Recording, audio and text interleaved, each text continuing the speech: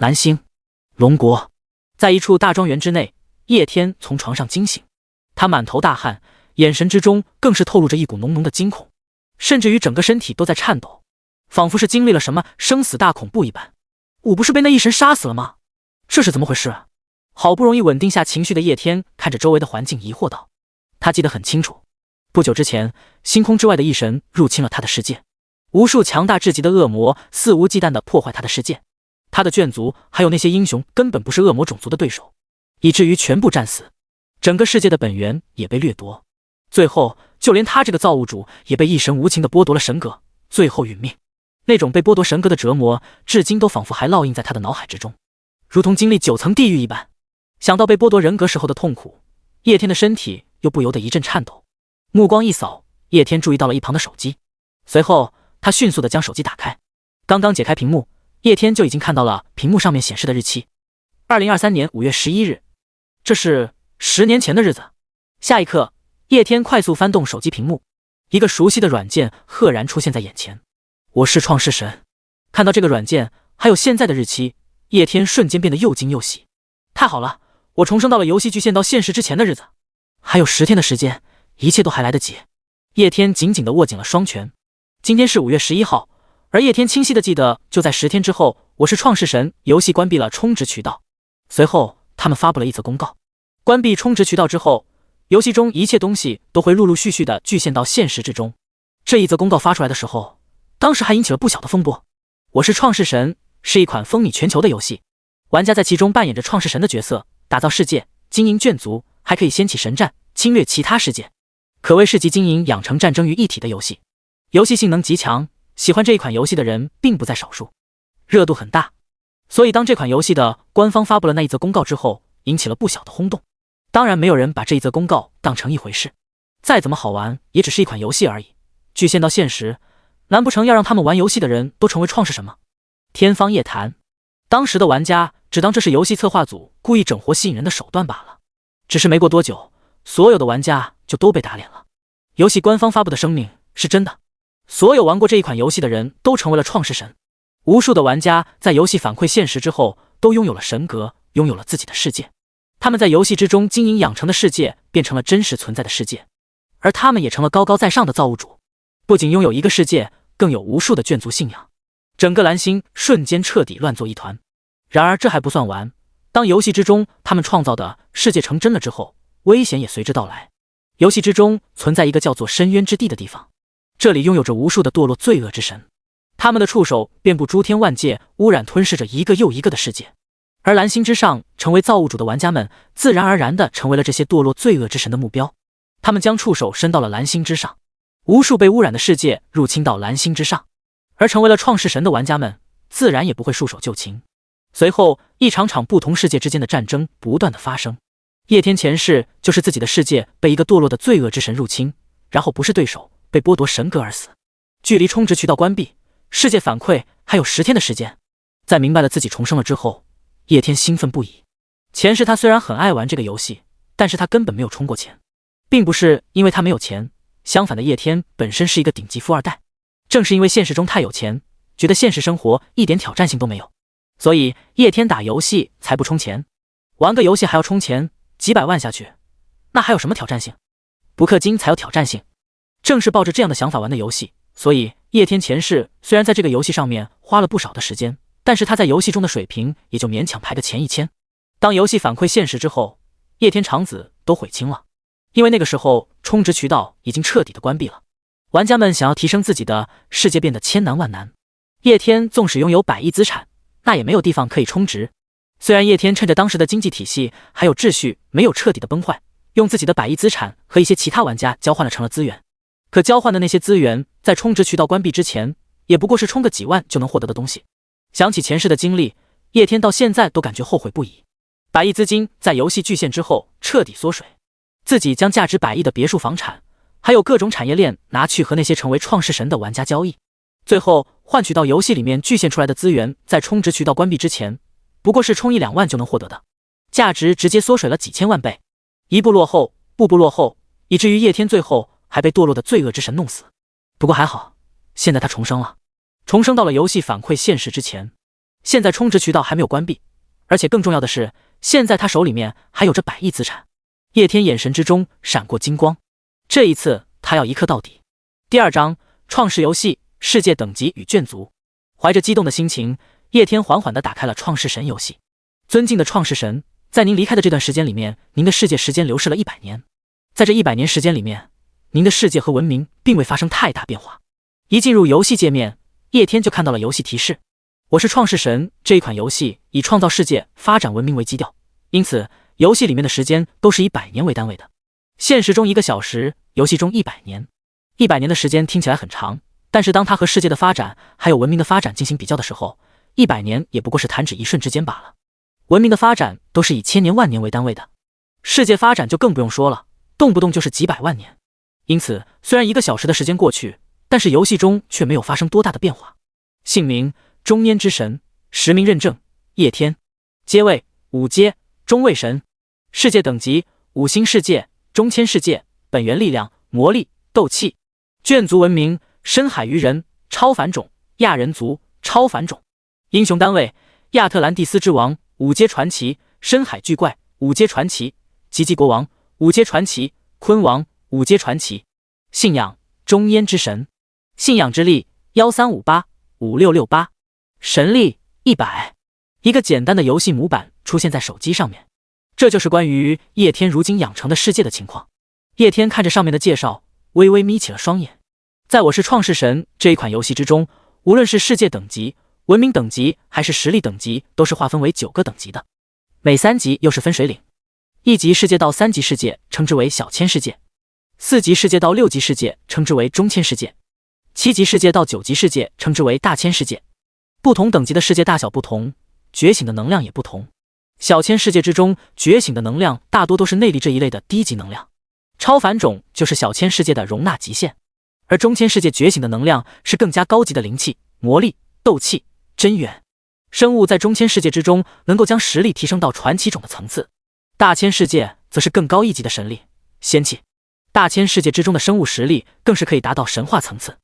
文明等级划分和世界等级划分类似，1星文明到3星文明称之为小型文明，4星文明到6星文明称之为中型文明，6星文明到9星文明称之为大型文明。不过文明等级的划分就要更加复杂一些，不仅要考虑该文明种族实力，同时也要考虑其科技发展、文化发展还有潜力等种种因素。我是创世神游戏有着其自己的评判规则。最后就是实力划分，创世神世界之中的卷族还有英雄单位，实力在1至3阶之内称之为超凡种，4阶到6阶之内称之为传奇种，7阶到9阶之内称之为神话种。如今叶天的世界就属于中千世界中的5级世界，觉醒的力量是魔力和斗气。而如今叶天的世界之中存在众多的种族和生物，不过在这些种族和生物之中，大多数生物种族是没有潜力成为超凡种的。拥有成为超凡种的潜力，能够被称之为创世神卷族的，也就只有深海鱼人和亚人族。这2个种族都是超凡种，基本上成年之后都能够步入超凡，其中的优秀者甚至有希望冲击传奇。至于英雄单位，可以理解为类似于世界位面之子一般的存在，他们一般拥有极高的潜力、极强的实力和领导能力，一般能够成为英雄单位的大多数都是卷族领袖。而叶天创造的世界之中，一共存在4个英雄单位。亚特兰蒂斯之王5阶传奇，属于深海鱼人的领袖，具有操纵海洋、控制水流的恐怖力量。深海巨怪5阶传奇，纵横深海的巨怪不是种族领袖，但是却拥有恐怖无比的肉身和力量。吉吉国王5阶传奇，亚人族领袖。亚人族是类似于半人半兽的存在，又细分为多个种族。吉吉国王就是属于亚人族之中猿人族的领袖，具有极高的智商。鲲王5阶传奇，亚人族之中鲲人族的领袖，擅长唱跳，具有极强的精神力，他的歌声可以迷惑控制敌人，同时还有极高的速度。叶天看着4大英雄单位，微微眯起了双眼。在前世游戏反馈现实之后，最能体现一个创世神战力的就是英雄单位和军团。英雄单位代表了一个创世神手下的最强战力，英雄单位阶位越高，战斗力就越恐怖。一个神话级别的英雄就可以轻而易举地攻略中位神的世界。叶天前世面对堕落罪恶邪神之时，那一位邪神就是派出了一位神话级别的恶魔，自己的4大英雄单位在其面前根本不是对手，仅仅是一招就被团灭，甚至自己调动世界之力都不是其对手，最后被他抓住，献给邪神，被剥夺神格而死。至于军团，那同样也十分重要。如果敌对世界的实力完全不如你的话，那么只需要派出英雄单位就可以攻略敌对世界。但是，当双方世界水平相差不大的情况之下，那军团就十分的重要了。到那时候，掀起的就是全方面的神战，兵对兵，将对将，在双方实力相近的情况之下展开世界之战。这种情况之下，个人极限武力的作用就会被削弱很多。届时，强大的军团将会成为主宰神战的主要因素。叶天如今拥有2大军团，亚人联军和鱼人军团，分别由亚人族和深海鱼人组建而成，实力并不算差，但是也强不到哪里去，毕竟1分钱没课。4大英雄单位还有2大眷族太弱了，我需要更加强大的英雄单位和眷族。叶天一边思考着，一边打开了游戏商店。他前世玩这个游戏就是单纯的娱乐，谁他妈能够想到这个游戏居然会反馈现实？既然有重来一次的机会，那么那些强大的英雄单位还有眷族，他当然都不会放过。第3章，贩卖股份，筹集资金400亿。赛亚人，传奇种，宇宙之中的特殊种族，被称之为赛亚人。每一个赛亚人都有极为强大的格斗能力和格斗天赋，具有着十分均衡的肉身力量，全能的五角星战士。在赛亚人的传说之中，每隔1000年才会出现一个能够变身成为超级赛亚人的赛亚人。赛亚人毕生成为超级赛亚人，需要拥有十分强大的战斗力，同时还有十分纯粹的武道之心。他们体内的 S 细胞增加之后，就可以通过情绪的愤怒，使 S 细胞在瞬间爆发性的增长，从而带来变身。售价1000万神币。焰火族，传奇种，山海经中记载的特殊种族，他们的形状如同猿猴一样，皮肤十分的黝黑，他们所食之物为碳，同时还拥有着喷火的能力，能够从口中喷出火焰。他们掌握着控火的能力，这是他们天生是掌管着火焰的眷族。售价100万神币。羽人族，传奇种，山海经中记载的奇特种族，俗称为屌人，他们的身上长着羽毛和翅膀，并且可以飞。羽化登仙的说法就是来自于屌人，在古代人们认为神仙就是长着翅膀的，因此羽人族通常会和神仙挂钩。售价100万神币。修仙人族，超凡种，神话种，该种族属于特殊人族，拥有灵根，可用灵根吐纳天地灵气，从而进行修仙。不同的灵根拥有的天赋不同，天赋优越者可修行到神话境界。售价1亿神币。奥特曼，传奇种，生活在 M78 星上面的巨人，他们拥有巨大的身体，强大的破坏力，还有优秀的战斗意识。不同的奥特曼又有自己独特的必杀技，潜力强大的奥特曼可进化成为不同形态。售价1000万神币。机车族，一连串眼花缭乱的生物种族出现在游戏商城之中，包括但又不限于机械生命、植物种族、妖兽，只有你想不到的生物种族，没有它没有的生物种族。他们的售价也是十分的昂贵，最低级的拥有传奇潜力的种族，想要直接购买的话，售价都要100万神币。神币与现金的兑换比例是1比1，这个兑换比例也一直为众多的玩家所诟病。游戏货币与现实货币1比1的比例，无数的玩家吐槽该游戏开发商是想钱想疯了。也就是说，想要通过氪金的方法获得强大的眷族的话，即使是传奇种族也需要消耗100万现金。在不知道游戏会巨献的情况之下，谁他妈会花100万买这样的一个游戏眷族？更何况这还不是游戏中的顶级眷族。从一个玩家的角度来说的话，充值性价比低得很。当然这是在游戏反馈到现实之前，游戏反馈到现实之后，别说是1比1了，就算是1万比1，都有无数的人恨不得冲爆。可惜那个时候已经彻底关闭充值渠道了。叶天一扫游戏屏幕，将游戏商店翻转到了另外一个内容上面。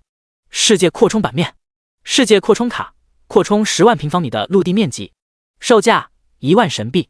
小型大陆，在你的世界之中添加一个大陆模板，售价500万神币。世界等级升级卡，能够提升一个世界等级，价格随着世界等级的提升而不断提升。5级世界提升到6级世界1亿神币，6级世界提升到7级世界5亿神币，7级世界提升到8级世界10亿神币，8级世界提升到9级世界20亿神币。冰天雪地卡，打造特殊环境冰天雪地，该场景对于冰系生物具有光环加持，销价10万神币。龙岩山脉卡，一连串的商品出现在商城之中，这里所售卖的东西更加的逆天，价格也更加的夸张。其中作用最大的就是世界等级提升卡，能够直接提升世界等级，不过价格也是恐怖无比。叶天如今的5级世界要升级到6级世界，就让足足投入1个亿。要不是叶天知道这个游戏能够反馈现实，这种钱他是绝对不会花的。花1个亿的现金去买一个游戏内容，这不纯纯的大冤种吗？不过游戏反馈现实那就不一样了，不要说是花1个亿了，就算是花上百亿、上千亿，叶天也在所不惜。先购买世界升级卡，将世界等级提升，世界等级提升之后，世界的大小也会随之发生变化，将如今自己的世界成为大千世界，届时世界大小将会是现在的100倍、1000倍，然后再进行眷族的购买。否则以我的世界现在的大小程度，就算是购买了那些强力眷族，也没有他们生存的地方。叶天看着游戏商店之中的世界升级卡，瞬间下定了决心。其他的游戏内容暂且不论，世界等级是必须要提升的，而且世界等级还要拉满。世界等级与他的神位挂钩，大千世界对应上位神，世界等级越高，神位就越大，到时候反馈过来，他的实力也就越强。上位神，这是叶天前世追求了一辈子都没有达到的境界。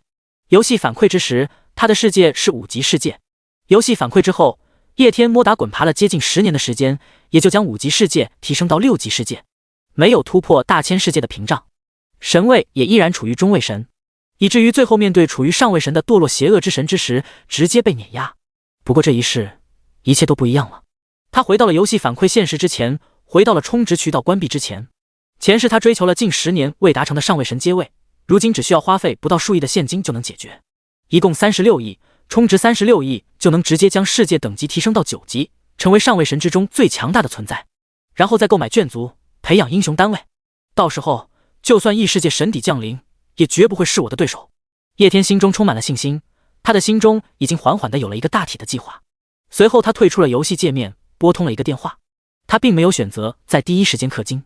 如今他手上的确有了不少钱，但是相比氪金所需要的数额还是太少了。如今的当务之急是要先聚集资金，将手上的一切资产都转化为资金。电话很快就接通了。李叔，告诉其他的族叔，我要抛售手上的全部股份，每1%的股份底价50亿，一口价300亿，让他们要买的在明天中午之前做出决定，准备好资金。叶天缓缓地说道。叶家在龙国之中也算顶级世家，叶氏集团更是价值5000亿的顶级财团，而叶天手中则是拥有叶氏集团5%的股份，市场价格高达250亿。叶天如今要抛售股份，不要说是平价抛售了，就算是溢价抛售，也会有无数人购买。叶氏集团这样的庞然大物，在其中多占有一份股份，就多了一份话语权，在利益划分时就能得到更大的蛋糕，这其中的好处远不是单纯的资金能够比的。因此叶天才敢将自己5%的股份一口价定价为300亿，溢价了50亿。即使如此，叶天也相信绝对会有人购买。叶天很清楚自己那些族叔的能力，300亿资金调动起来虽然有点麻烦，但是只要他们有心的话，一个晚上的时间足矣。前世叶天出售手上股份的时候，游戏已经反馈到了现实，当时的经济体系已经遭受到了巨大的破坏，以至于原本价值300多亿的资产只卖出了100多亿。但是现在不一样，如今的经济体系还是正常的，叶天完全可以平价甚至是溢价出售。电话里头的李叔听见了叶天的吩咐之后，也是出现了一刻的愣神，随后立刻开口：少爷，出售股份怕有所不妥，这代表了您在叶氏集团的话语权，若是将股份出售，我知道，这你不要管，你只需要按我的吩咐做就是了。叶天打断了李叔的话，紧接着又说道：另外，除去股份之外，统计一下我手下的其他资产，别墅、豪车，还有一些固定产业，能卖的都卖了，记住要快，最好在1天之内完成，可以适当降低一部分价格。电话里头的李叔又懵逼了，很明显叶天如今需要大量的资金，但是他实在想不通叶天需要这么多的资金干嘛。心中虽然疑惑，不过他听出了叶天语气之中的急切和坚定，所以即使觉得叶天的行为有些不妥，但他也决定照做。好的，少爷，我立刻就去办。听到李叔回应之后，叶天放心地挂断了电话。他相信以李叔的能力，很快就能将这件事情办妥。李叔是他的管家，也是他父母去世之后留给他最大的助力，不仅对他忠心耿耿，种种方面的能力更是出众无比。当初自己父母突然之间去世，年幼的自己背负他们巨大的遗产，如果不是有李叔的存在，自己早就被那些族亲吃干抹净了。在前世游戏反馈现实之后，李叔依然为自己世界的发展做出了不可磨灭的贡献，最后一战之中更是为了保护自己而死，其忠心不言而喻。叶天将事情交给他来办，放心的很。第4章初次充值，世界扩张10倍。将最重要的事情吩咐给李叔之后，叶天查看了一下现在自己银行卡还有微信之中的钱，银行卡之中的钱加起来有将近1个亿，微信之中也有接近5000万。加起来就是1亿5千万，有点少了，这也不算太少。叶天各种产业还有公司的分红加起来一年盈利有6、7亿，其中一部分要投入到下一年的运转之中，到手也就差不多1、2亿左右。这些钱叶天也不会留在手里面，而是交给李叔继续进行投资什么的。因此叶天虽然是个顶级富二代，但如今手上也就只有这1亿5千万。先把世界等级提升到6级，然后强化一下4大英雄单位。但明白了自己手上有多少钱之后，叶天随即打开了游戏，没有丝毫的犹豫，叶天直接将所有的钱全部刻了进去，1亿5千万现金全部转换成了神币。叶天看着能够将5级世界升级为6级世界的世界升级卡，直接选择了购买。购买之后，叶天切换到了世界界面，随后使用了世界升级卡。一瞬间，游戏屏幕上面的情况发生了变化，有些上面所显示的陆地板块还有海洋板块都在不断的扩张。关于陆地板块还有海洋板块的数值也在不断的增加。关于在2大板块之中生活着的种族们也陷入到了惊慌失措之中。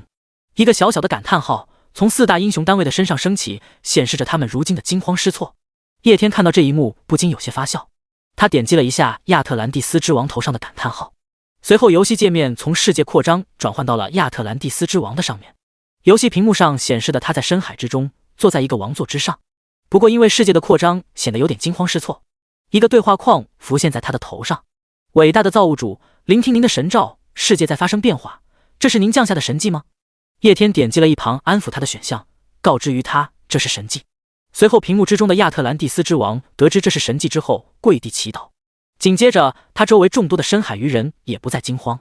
也跟着跪地祈祷。一串串信仰只在他们的头上不断的浮现。叶天滑动屏幕退出了深海，随后将目光转到了陆地之中，一样的对亚人族的2个首领吉吉国王和昆王进行了安抚，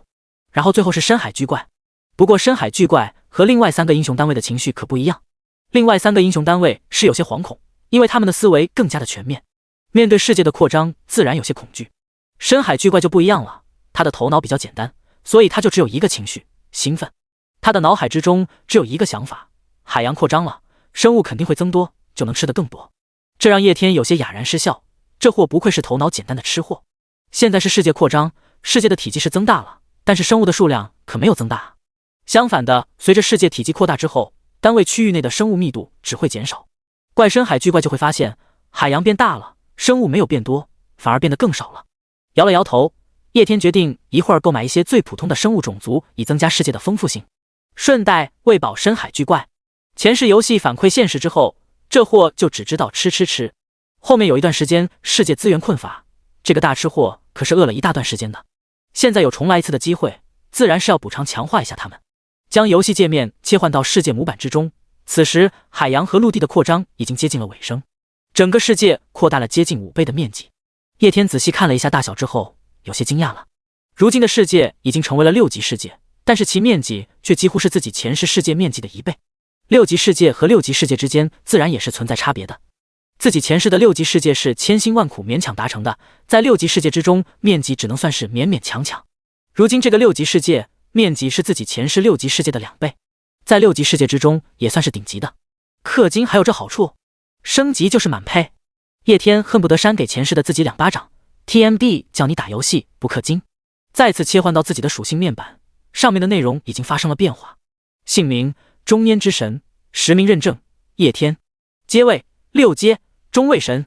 世界等级6级世界中千世界，本源力量魔力斗气，眷族文明深海鱼人超凡种亚人族超凡种，英雄单位亚特兰蒂斯之王5阶传奇，深海巨怪5阶传奇，吉吉国王5阶传奇，昆王5阶传奇，信仰中烟之神，信仰之力13885668，神力值100。虽然还是中位神，但是神位却已经从4级神变成了5级神，世界等级也提升到了6级。不仅世界大小提升了，他对其中生灵实力的限制也从传奇5阶提升到了传奇6阶。世界能量本源倒还没有发生变化，依然是魔力和斗气。唉，叶天看着提升到6级的世界，轻叹了一口气，他感觉到了一阵又一阵的空虚。前世自己在游戏反馈现实之后，把世界等级提升到6级，不知道受了多少的苦，而现在只不过是轻点了一下手指，世界等级就提升到了6级，而且氪金的6级世界还比自己千辛万苦提升的6级世界要大，这找谁说理去？这就是他打游戏不愿意充钱的原因啊！无聊、空虚，没有挑战性。想是这样想，叶天手上的动作却没有停止，继续氪金。开玩笑，这个游戏是要反馈现实的，空虚就空虚，没有挑战性就没有挑战性，他只要无敌。叶天看了一下自己还剩下的5000万，将系统商城调到了资源卡的界面。资源卡同样是该游戏的一大内容，其中富含的无数资源生物以及各种各样的物品。叶天要挑选一些普通生物种族，以丰富如今的世界。第5章，基础生物扩张，打造世界生态平衡。对于一个世界而言，生物多样性是至关重要的。庞大的生物基础不仅可以满足超凡种族的生存所需，同时在漫长时间的作用之下，这些普通生物种族之中也可能会诞生超凡种族的存在。叶天不氪金的时候，深海鱼人还有亚人族就是这样产生的。肉猪卡地级可以在世界之中生成肉猪，生猪肉可食用，皮可制造成为皮革，体肥脂短，性温驯，适应力强，易饲养，繁殖快，有黑、白、绛红或黑白花等色。猪出生后5至12个月可以配种，妊娠期约为4个月。猪的平均寿命为20年，售价100神币。紫花苜蓿卡地级有牧草之王的美称，它的营养丰富，含有蛋白质、维生素，是众多特殊植被进化的基础。而且它还是鲜嫩美味的，可以给很多的普通生命体提供食物价值，很好的促进草食动物的生长发育。售价100神币。鲫鱼卡地级简称鲫，是一种比较常见的普通淡水鱼，以水中的植物为生的杂食性鱼，具有着多种进化的可能性，喜欢群体行动，生活环境要求不高，并且肉质鲜嫩，营养价值高，具有大量基础营养物质，还有一定的药用价值，适合各种普通生命体生长发育所需的食物。售价100神币。一连串的生物资源卡出现在上面，都是一些普通常见的生物种族，现实之中都存在。这些是生物种族，并不存在什么特殊性，最大的特点就是可以吃，其价格比之超凡种族低了近100倍。叶天没有丝毫的犹豫，购买了大量可以被食用的生物种族的资源卡。这些资源卡片的单价虽然便宜，但是叶天需要的数量是十分庞大的。一张肉猪卡可以在一片区域之内生成一定数量的肉猪，随后经过时间的繁衍，其种族规模才能不断扩大，数量才能增多。只是如今叶天最缺少的就是时间，无论是现实之中的时间，还是游戏里面的时间，因此他可没有时间等一片区域内的肉猪慢慢的繁衍。更何况他还要购买更多的超凡种族，超凡种族都是要吃饭的，其基本食物要有保障。所以叶天一次性购买了接近1万张肉猪卡，随后使其生成在世界的各个角落里面。瞬间，一群白白胖胖的猪仔就出现在了世界各地的角落里面，蹦蹦跳跳，好不快活。肉猪的出现使得大陆之上原本生存的众多生物都懵逼了。叶天的世界之中是存在虎豹之类肉食动物的存在的，只是他们并没有成为超凡种族罢了。本来世界扩张就让他们惊慌失措不已，如今又看到是突然出现的肉猪，众多肉食动物一愣。一只老虎实在见不得这肉猪如此开心，当即就扑了上去，咬了一口，然后老虎眼神之中闪过欣喜，感谢大自然的馈赠。在购买了肉猪卡之后，叶天又接着购买了紫花苜蓿卡和鲫鱼卡，还有另外一些繁殖速度快、食用价值又高的动物，或者是结果丰富的植物，各自都购买了1万张，随后随机生存在了大陆的各个角落里面。叶天还购买了一种味道鲜美、体积又大的水产生物，专门将其生存在了深海巨怪的旁边。深海巨怪一睁开眼睛，就看着自己周围密密麻麻的都是鱼，甚至因为数量太多，有不少的鱼直接往自己嘴里面钻。深海巨怪更兴奋了，感谢创世神的投喂。经过一番操作之后，整个大陆的生物资源瞬间就丰富了起来。一系列生物花费了叶天近3000万的现金。叶天看着自己仅剩的2000万，陷入到了犹豫之中。他原本的计划是要强化一下自己的2大眷族，还有4大英雄单位来着。毕竟这在前世的时候，他们可是跟着自己汉立下了汗马功劳。这一世，即使自己可以直接购买更好的眷族和英雄单位，但是叶天也不想放弃他们，毕竟有感情了。不过想仅凭这2000万强化2大眷族，还有4大英雄单位，很明显是不够的。叶天想了想之后，还是决定等资金全部到位了之后，再对2大眷族和英雄单位进行强化。叶天继续将目光投放到生物资源之中。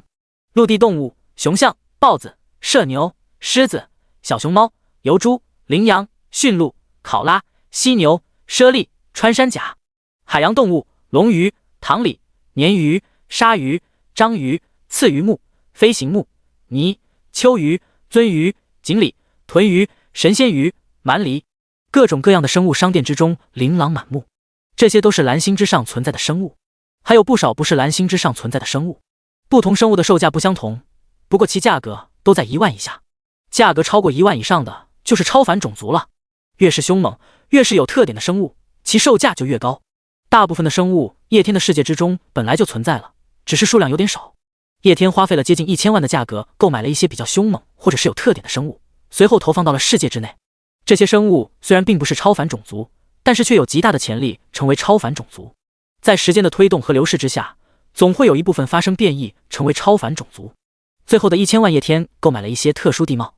火山地貌、冰雪地貌、沼泽地貌、毒物地貌。这些属于特殊的环境构造，在一定作用下，能够影响生活在该区域生物的进化方向，使其向着超凡种族的方向进化。因此，这一类的特殊地貌自然是越多越好。第6章，生意谈妥，300亿即将到账。实际上，直接购买超凡种族或者是传奇种族的花费是最高的。要知道，这一款游戏反馈现实之前，它只是一款游戏，游戏内容那么多，购买一个传奇种族都要几百万，玩家再有钱也不会去当这个冤大头。因此，除了直接氪金购买超凡种族之外，应该游戏还有另外一种微氪获取超凡种族的方式，就比如是雪人族，该种族属于超凡种族，具有冰雪魔法能力，而且身躯庞大，力大无穷。如果在游戏商店之中直接购买该种族的话，需要10万。但是你购买一个雪地场景，再购买猿猴种族，使其生活在雪地场景之中，最后再购买冰雪矿，同样布置在雪地场景之中。这样一来的话，猿猴大概率就会进化成为雪人族。后者的成本不过几千，而前者却足足需要10万。前者相当于直接购买成品，后者则是购买组成原料，然后自己制成成品，差距还是蛮大的。叶天如今就是想要通过后一种方式制作超凡种族。高级别的眷族，叶天已经决定要直接购买，毕竟如今距离充值渠道关闭游戏反馈现实就只有10天的时间，时间上已经不允许他通过第2种方式培养出传奇种族和神话种族。但只是超凡种族的话，那就不需要直接购买了，用第2种方式慢慢培养即可。反正到时候即使发生神战什么的，有着传奇种族还有神话种族的存在，也不需要超凡种族进行战斗。培养超凡种族主要还是为了丰富世界，因此慢慢培养就可以了。做完这一切之后，叶天这才有些遗憾地停了下来。10分钟不到的时间，1亿5千万全部花光，而他的收获也是巨大无比。世界提升为6级世界，而且还生活着各种各样的生物种族，而且许多的生物都具有成为超凡种族的潜力。他前世想要做到这种程度，不是要付出多少的努力，但是现在嘛，仅仅是氪了1亿5千万，这就是充钱的快乐吗？叶天感觉自己有些沉于其中了，氪金是真的爽呀！在将手里面所有的钱都花光了之后，叶天意味犹新的退出了游戏界面。刚刚退出了游戏界面，叶天就收到了电话，李叔的电话：少爷，股票的事情已经谈妥了，九爷一口价300亿将其买走了。只不过即使是九爷一口气拿出300亿也是有些困难的，他正在筹集资金，最晚明天中午就可以达成交易。刚接通电话，李叔的声音就传了过来。叶天听到这句话之后点了点头。九爷是他的一位族叔，在整个叶氏之中地位不低，更是占有叶氏集团将近20%的股份，多有一份股份就多一份话语权，自己5%的股份不算少。不管是谁吃下了这股份，今后在集团之中就能占领更多的利益。因此对于这位族叔能够在这么短的时间之内做出决定，叶天并不是意外。还有除去股份之外的其他资产，我统计过了，价值差不多在80亿。相比股份，这些资产价值同样很高，但是想要在短时间之内出手很难找到买家，只能低价出售。粗略估算了一下，如果要在短时间之内出售这些资产的话，损失差不多在10亿左右。李叔的声音接着从电话那头传来：好，损失一点没关系，但是一定要在短时间之内出售。对于股份之外的那些资产短时间之内出售会缩水这一点，叶天也并没有感到意外。叶氏集团的股份盯着他的人很多，但是其他的那些不定资产就不一样了，包括又不屑于别墅、豪车、产业这些东西，不可能随时都有人盯着。花时间找的话，肯定找到出高价的买家，但是叶天如今最缺的就是时间，想要在短时间出售的话，就只能放弃一部分的利益，这在叶天的接触范围之内。少爷，您需要这么多的流动资金，到底是要做什么？李叔还是忍不住发问了。如果仅仅是管家的身份的话，这个问题他是不该问的。但是叶天的父母有恩于他，叶天又是他看着长大的，不是亲人，但也胜似亲人了。叶天如今为了筹集流动现金，不仅出售股份，还出售大量资产，这实在是让李叔有些不放心。叶天听到李叔的询问也并没有意外，他就知道李叔会忍不住询问。想到前世游戏反馈现实之后，李叔为自己所做出的那些贡献，叶天心中不由升起了温情。在他心中早就将李叔当作长辈了。不过重生回来这种事情关系太大了，而且游戏会反馈现实，让人人成为造物主，这听起来更加的扯淡。叶天也无法向李叔解释，不过李叔终究是值得信任的人，叶天决定要向他透一部分的底。我现在急需大量的资金，至于用途，现在还不方便透露，届时你自然会知晓。我只能说，这些钱都用在了该用的地方，甚至是创造了几万倍、几亿倍的利润。叶天郑重地对着李叔说道。李叔听到这句话又愣了愣，接近400亿的资金，用它创造几千倍，甚至是几亿倍的利润。你是拿这些钱买下世界了吗？李叔觉得叶天说的话有些荒谬，不过他也没再说什么。叶天既然这样说，那这些钱肯定就是有用。好的，我知道了，我会尽力把那些不动资产卖出高价的。李叔回应道。不，那些资产能卖就卖，一些利益损失在可接受的范围之内，交给别人处理就可以了。你没有必要把时间花费在这种事情之上。我有更重要的事情需要您去做。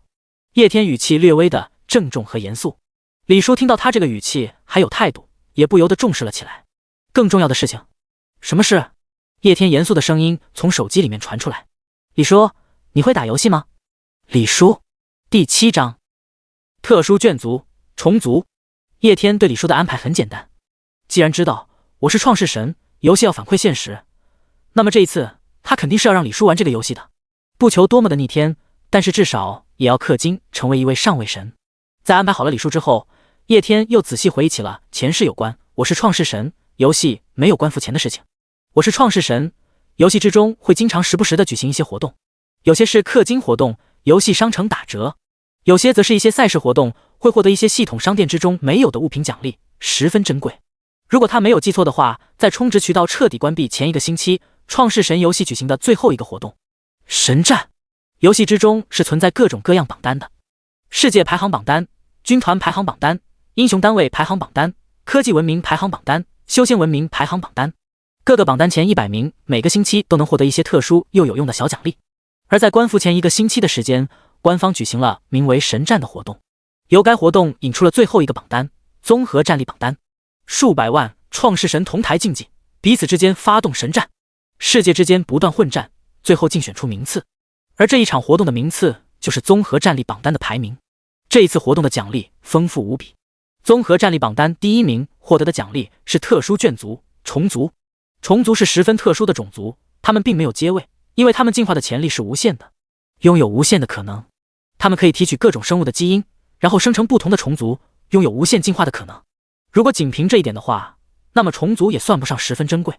其最珍贵的地方在于其信仰。虫族是信仰种族，他们绝对忠于他们的母虫，会绝对忠于创世神。每一个虫族的信仰等级都是狂信徒的层次。信仰是创世神游戏之中的一大亮点。创世神所创世界之中的生物信仰创世神，就会源源不断的给创世神提供信仰点。信仰点会转化为创世神神力，神力可以施展各种各样的神术，无所不能。信徒是存在等级划分的，分为泛信徒、浅信徒、真信徒、前信徒、狂信徒、圣灵。信徒的等级越高，他所能够提升的信仰值就越多。假设一个浅信徒能够每天提供1点的信仰值，那么当他成为真信徒时，一天能提供100点信仰值。而虫族全部都是狂信徒，他们能够源源不断的给创世神提供数量众多的信仰值，潜力无穷，再加上虔诚无比的信仰，虫族比之那些顶级的神话种都要珍贵许多。叶天上一次零氪党，世界不算弱，但是也算不上强大，最后综合战力排行排到了刚好1000名开外的地方，获得的奖励也说不上好。等到游戏反馈限制之后，可把他后悔死了。如今重来一次，虫族他一定要拿到手里面。上一世拿到虫族的人是杨汝昌，这家伙是创世神游戏的死忠粉，不仅能干，而且还能氪，在游戏之中充值进亿。如今在很多榜单之上都是第1名，7级上位神的程度。明天资金到账，而距离神战开启还有2-3天的时间，到时候他绝对不是我的对手。虫族归我了。一边思考着，叶天索性从床边书桌上取出了一个笔记本，然后在笔记本上面写起了笔记。他要做一个详尽的计划，最大限度的利用资金，将自己的实力提升到最强。创世神游戏之中的东西太多了，反馈到现实之后，更是生成了一个真实的世界。管理一个世界，那可是真的有的忙的。叶天要写出所有能够提升世界实力的东西，以防到时候游戏反馈现实之后有所遗漏。叶天首先写下了虫族2个字，这种特殊又强大的种族，他一定是要拿到手的。随后，叶天紧接着在虫族之后又写了天赋2个字。天赋的设定同样是创世神游戏之中的一大亮点，不同的天赋加载在世界之上，会产生各种各样神奇的效果。1级世界的创世神拥有1个天赋，2级世界创世神拥有2个天赋，以此类推，叶天如今是6级创世神，应当有6个天赋。不过他第6个天赋还并没有抽取，因此如今只有5个天赋，分别为能量活跃，紫色，你的世界之中能量活跃程度更高，生物更容易获得突破；水草生产，白色，大自然进化出的淡水资源更多，草类植物生命力更加的充沛，野火烧不尽，春风吹又生；海怪，蓝色，你的世界之中生活在海底的海洋生物有一定的概率进化成海洋巨兽；脑白金，蓝色，你的世界之中灵长类的生物智力水平进化加快；循环利用，白色，你的世界各种循环的速度加快，生态环境更加趋利于稳定，不易遭受污染破坏。天赋等级分为白色、蓝色、紫色、橙色、红色、彩色。天赋等级越高，该天赋也就越强大。叶天之前觉醒的天赋是2白2蓝1紫，天赋纯粹是随机生成的，氪金能够更改天赋。不过叶天之前不氪金，因此他这天赋都是纯粹自行生成的。其中作用最大的就是紫色天赋能量活跃，有着能量活跃的存在，他的世界之中的超凡种族突破境界都变得容易很多。因此就算是他不氪金，深海鱼人和亚人族的实力也并不弱。就稍微次一点的天赋就是脑白金和海怪，亚人族能够进化为超凡种族，其中就有脑白金一部分的功劳在里面。海怪天赋就更不用说了，自己4大英雄单位之中的深海巨怪就是由这个天赋所产生的。除去深海巨怪这个强大的单位之外，还有其他不少海中巨怪的存在，只不过他们的境界并没有深海巨怪那么高罢了。海怪体积大，肉身强，力量大，可谓是海中霸王一般的存在，只不过大部分都没有多少智商，因此并不被游戏判定为超凡种族，而且他们的战力只能在海中发挥作用，陆战的时候起不了任何的作用。毕竟就算成为海怪了，依然是海中生物，上不了陆地。没有淹死的鱼，但是却有干死的鱼。另外2个白色天赋就不用说了，有点作用，但是不多。一个强大天赋对于世界发展的重要性不言而喻。好的天赋不仅可以直接影响世界生物的战斗力，更是能够影响世界的发展。因此天赋板块是叶天提升自己实力必不可缺的一个板块。叶天想了想之后，缓缓在天赋后面写了30亿。他准备在天赋上面投入30亿的资金，全部用来洗天赋。到时候世界等级提升到9级，9个天赋位，叶天全部要把它刷成彩色。随后叶天又写了一些前世自己所听过的强大的天赋在笔记上面。第8章签订合同，300亿资金投资。1个小时的时间不知不觉的就过去了。叶天的笔记本更是写满了2、3页，密密麻麻的都是字，都是各种各样氪金的内容，还有就是一些强大的卷族，还有系统商店之中售卖的有用的道具的信息。这些都是资金到了之后他要购买的内容。如果有其他玩这个游戏的人看到叶天得笔记本的话，可能会觉得他疯了。就他笔记本上面的这些游戏内容全部购买下来的话，需要的资金近300多亿，这不是丧心病狂是什么？当然更丧心病狂的还是这个游戏价值300多亿的东西也只是其游戏的一部分内容罢了。这游戏开发商想钱想疯了。什么？你说游戏开发商叫天道开发商？游戏里面的东西都能反馈现实？那没事了。仔细检查了2遍自己写的东西，发现没有遗漏之后，叶天这才放心的重新爬到了床上。经历了被剥夺神格的痛苦，然后重生的兴奋，随后又一连串的操作下来，叶天此时的精神已经是有点绷不住了。何况如今已经是深夜，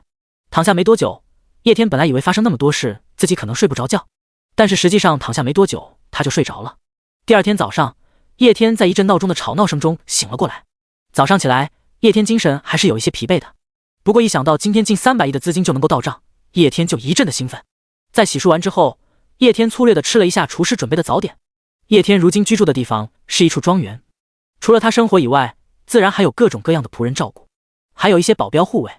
衣食住行都被安排的妥妥帖帖。在粗略的吃完早点之后，叶天又重新回到了卧室之内。他迫不及待地展开了手机，然后看看自己世界发展的变化。尊敬的创世神大人，您不在的这600年的时间里面，您的世界发生了些微的变化。深海巨怪实力提升到了传奇6阶，深海鱼人、亚人族之中有着近100人突破了传奇阶位，世界更加繁荣昌盛。一进入游戏之中，就弹出了窗口，告诉叶天他不在的这段时间所发生的变化。他睡了6个多小时的时间。游戏之中过去了近600年，因为之前叶天把世界等级提升到了6级的原因，世界容纳强者的上限也提升到了6阶传奇，因此深海巨怪实力第一个突破到了6阶传奇。除此之外，世界等级提升之后，可不仅仅是世界的大小提升了，魔力、斗气等特殊能量的浓度也大大提升。因此深海鱼人和亚人族之中不少的人都从超凡境界突破到了传奇境界，成为了4阶传奇。深海鱼人和亚人族都是超凡种族，但是这并不代表他们的实力就仅限于超凡。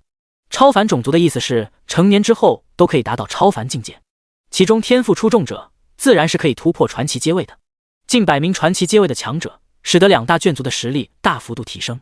而且随着时间的流逝，跨入传奇阶位的眷族只会越来越多。除了超凡眷族的变化之外，整个世界之中的其他生物也发生了很大的变化。叶天之前购买的大量肉猪，还有其他的一些基础生物的数量，在这100年之内迅速暴增。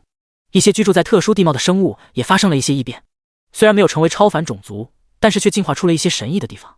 只要有足够的时间的话，他们一定能够成为超凡种族的存在。看着自己世界之中一片欣欣向荣的场景，叶天嘴角不由露出一丝浅笑。之前自己玩了那么久，世界发展一直不温不火，如今一氪金，仅仅是1天的时间过去，世界就发生了翻天覆地的变化。这就是氪金的魅力啊！叶天游戏的查看起了大陆各个地方的变化，时不时的使用1、2个神术对世界进行微调。不知不觉之间，几个小时的时间过去，在这个时间里面，成为传奇阶位的眷族也不断增多。就在叶天乐此不疲地体会着世界进化的快乐之时，下人前来通知有人来访了。叶天关掉游戏，随后连忙走到了客厅之中。叶天刚刚来到客厅不久，随后来访的客人也来到了客厅之中。少爷，交易大体内容差不多谈妥了，九爷已经将钱准备好，就差您签字了。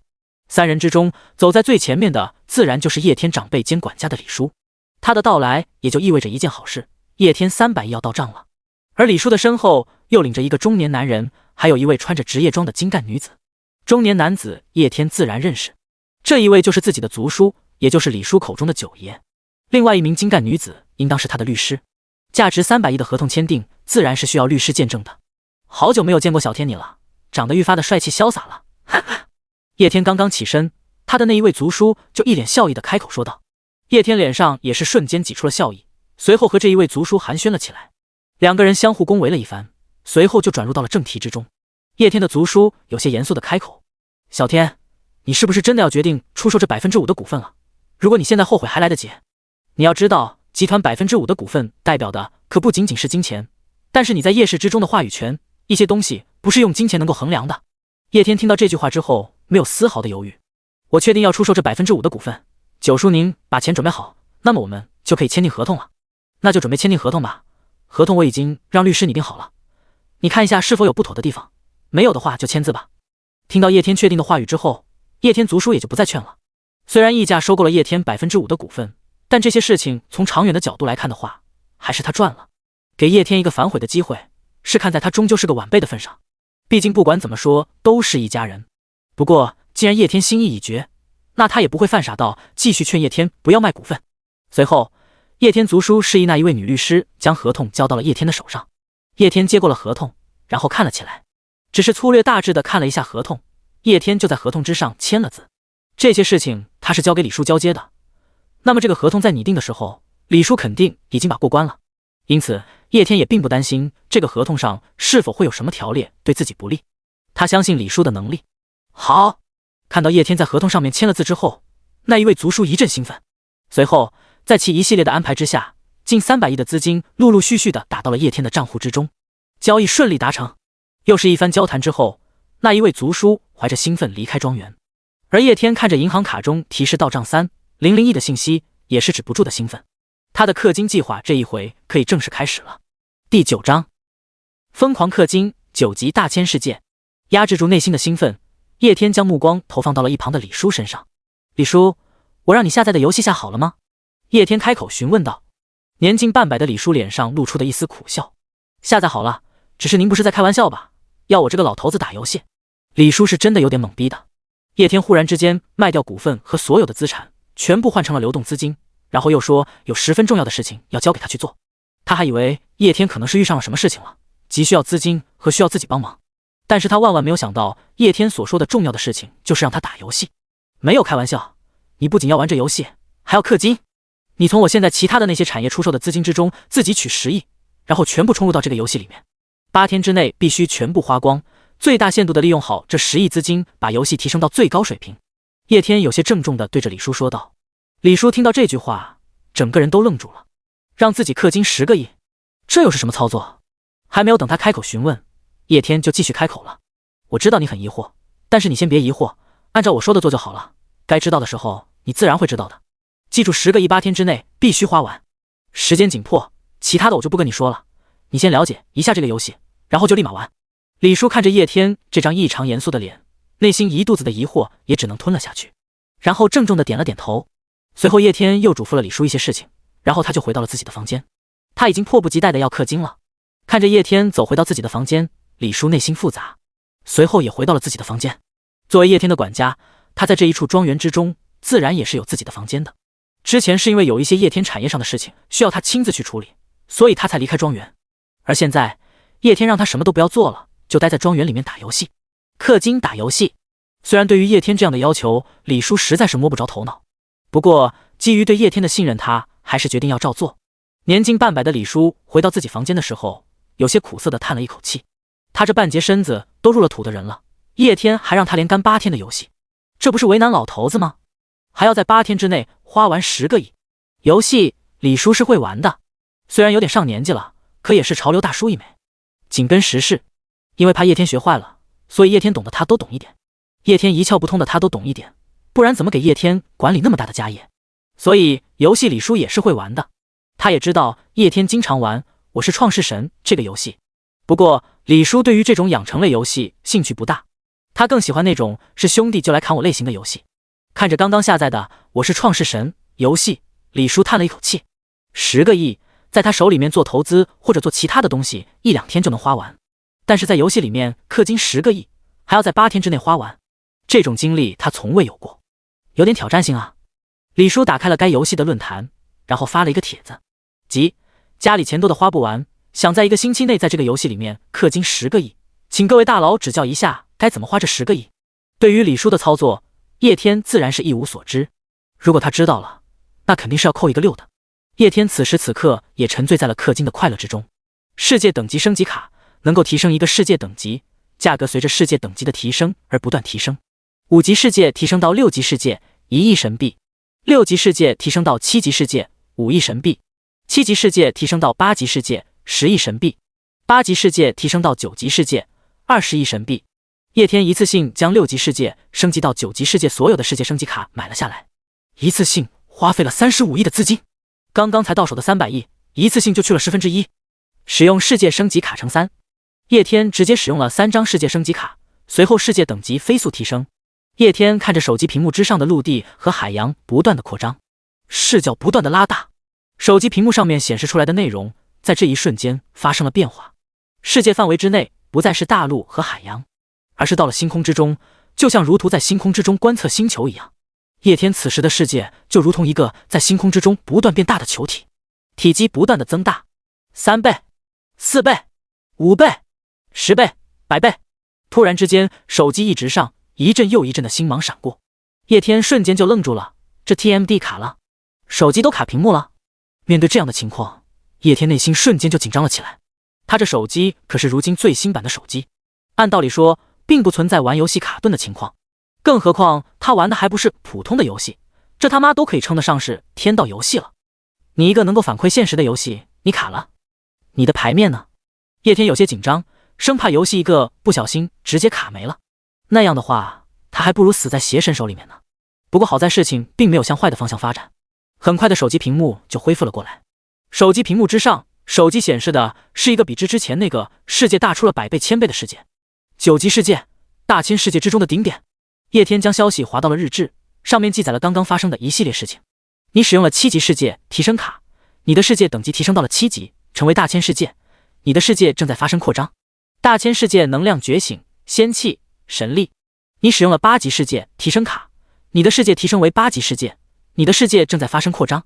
用了9级世界提升卡，你的世界等级提升到了9级，你的世界正在发生扩张。你有4个世界天赋待抽取之中，你的神位提升为9级创世神，解锁全部神术。第10章，氪金40亿引起的巨大轰动，游戏圈炸了。一连串的消息出现在日志之中，上面记载了刚刚发生的一切的变化。叶天的世界彻底提升为9级大千世界，他自己的阶位也提升为9级上位神。再次看向自己的游戏面板，下面的内容已经发生了变化。姓名：中焉之神，实名认证：叶天，阶位9阶上位神，世界等级9级世界大千世界，本源力量：魔力、斗气、仙气、神力。卷族文明：深海鱼人，超凡种，亚人族，超凡种。英雄单位：亚特兰蒂斯之王，5阶传奇，深海巨怪，6阶传奇，吉吉国王，5阶传奇，昆王，5阶传奇。信仰：中焉之神，信仰之力16585668，神力235。叶天看着自己的游戏面板，陷入到了沉思之中。如今自己的世界等级提升到了9级，自己也成为了上位神。不过现在的自己还是个水货，直接氪金达到的9级世界，世界大小比之前翻了100倍、1000倍乃至万倍。但是只是世界大小，还有世界的本源发生了变化，世界上生存的生物数目还没有发生变化。原本充满整个6级世界的生物，如今在这个9级世界之上，想要填满一个角落都难。大片大片的世界领土上面根本没有生物生存。对于自己现在的这个9级世界，叶天就只有一个字来形容：荒凉。虽然世界等级提升到了9级，自己也成为了上位神，但如果这个时候发动神战的话，他可能连个强一点的中位神都打不过。毕竟他手下的可战之兵依然只有深海鱼人和亚人族，一个上位神手上没有神话种的眷族就算了，甚至连个传奇种都没有，只有2个超凡种的眷族，用寒酸这2个字来形容都侮辱了寒酸这2个字。不过即使如此，叶天也并没有急着第一时间去购买那些传奇眷族还有神话眷族，他开始仔仔细细地查看起了扩大之后的世界。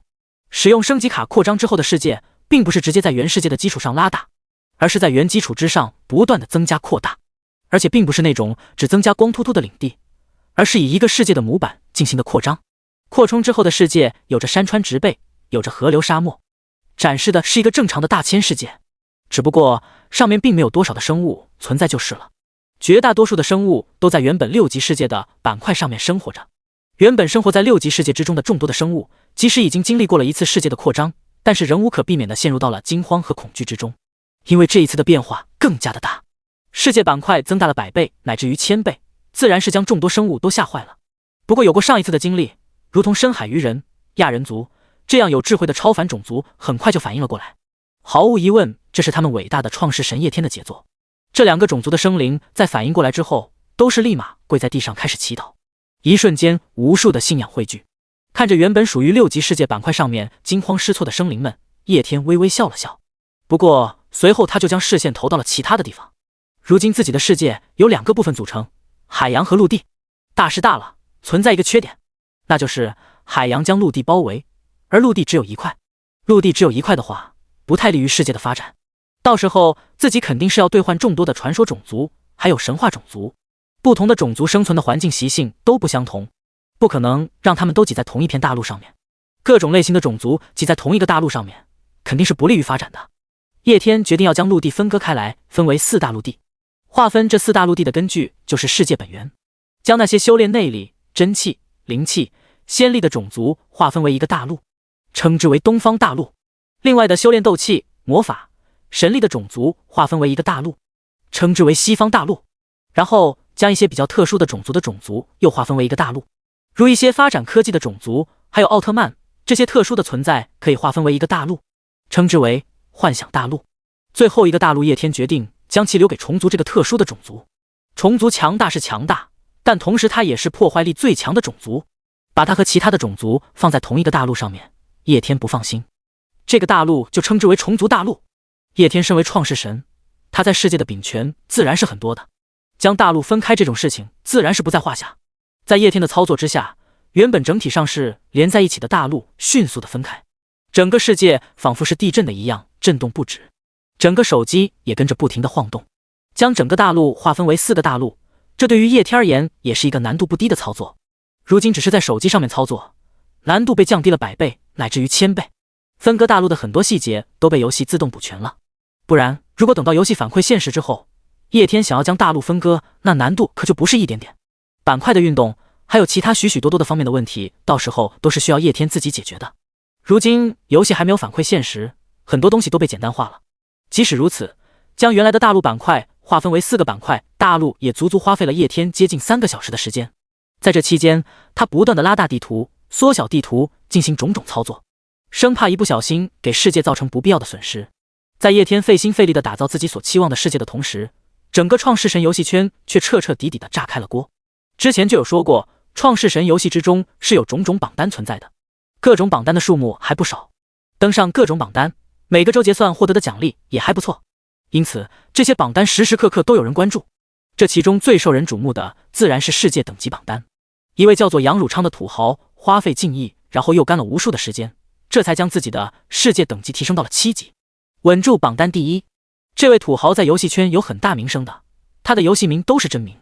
而就在不久之前，杨汝昌的第1名没了，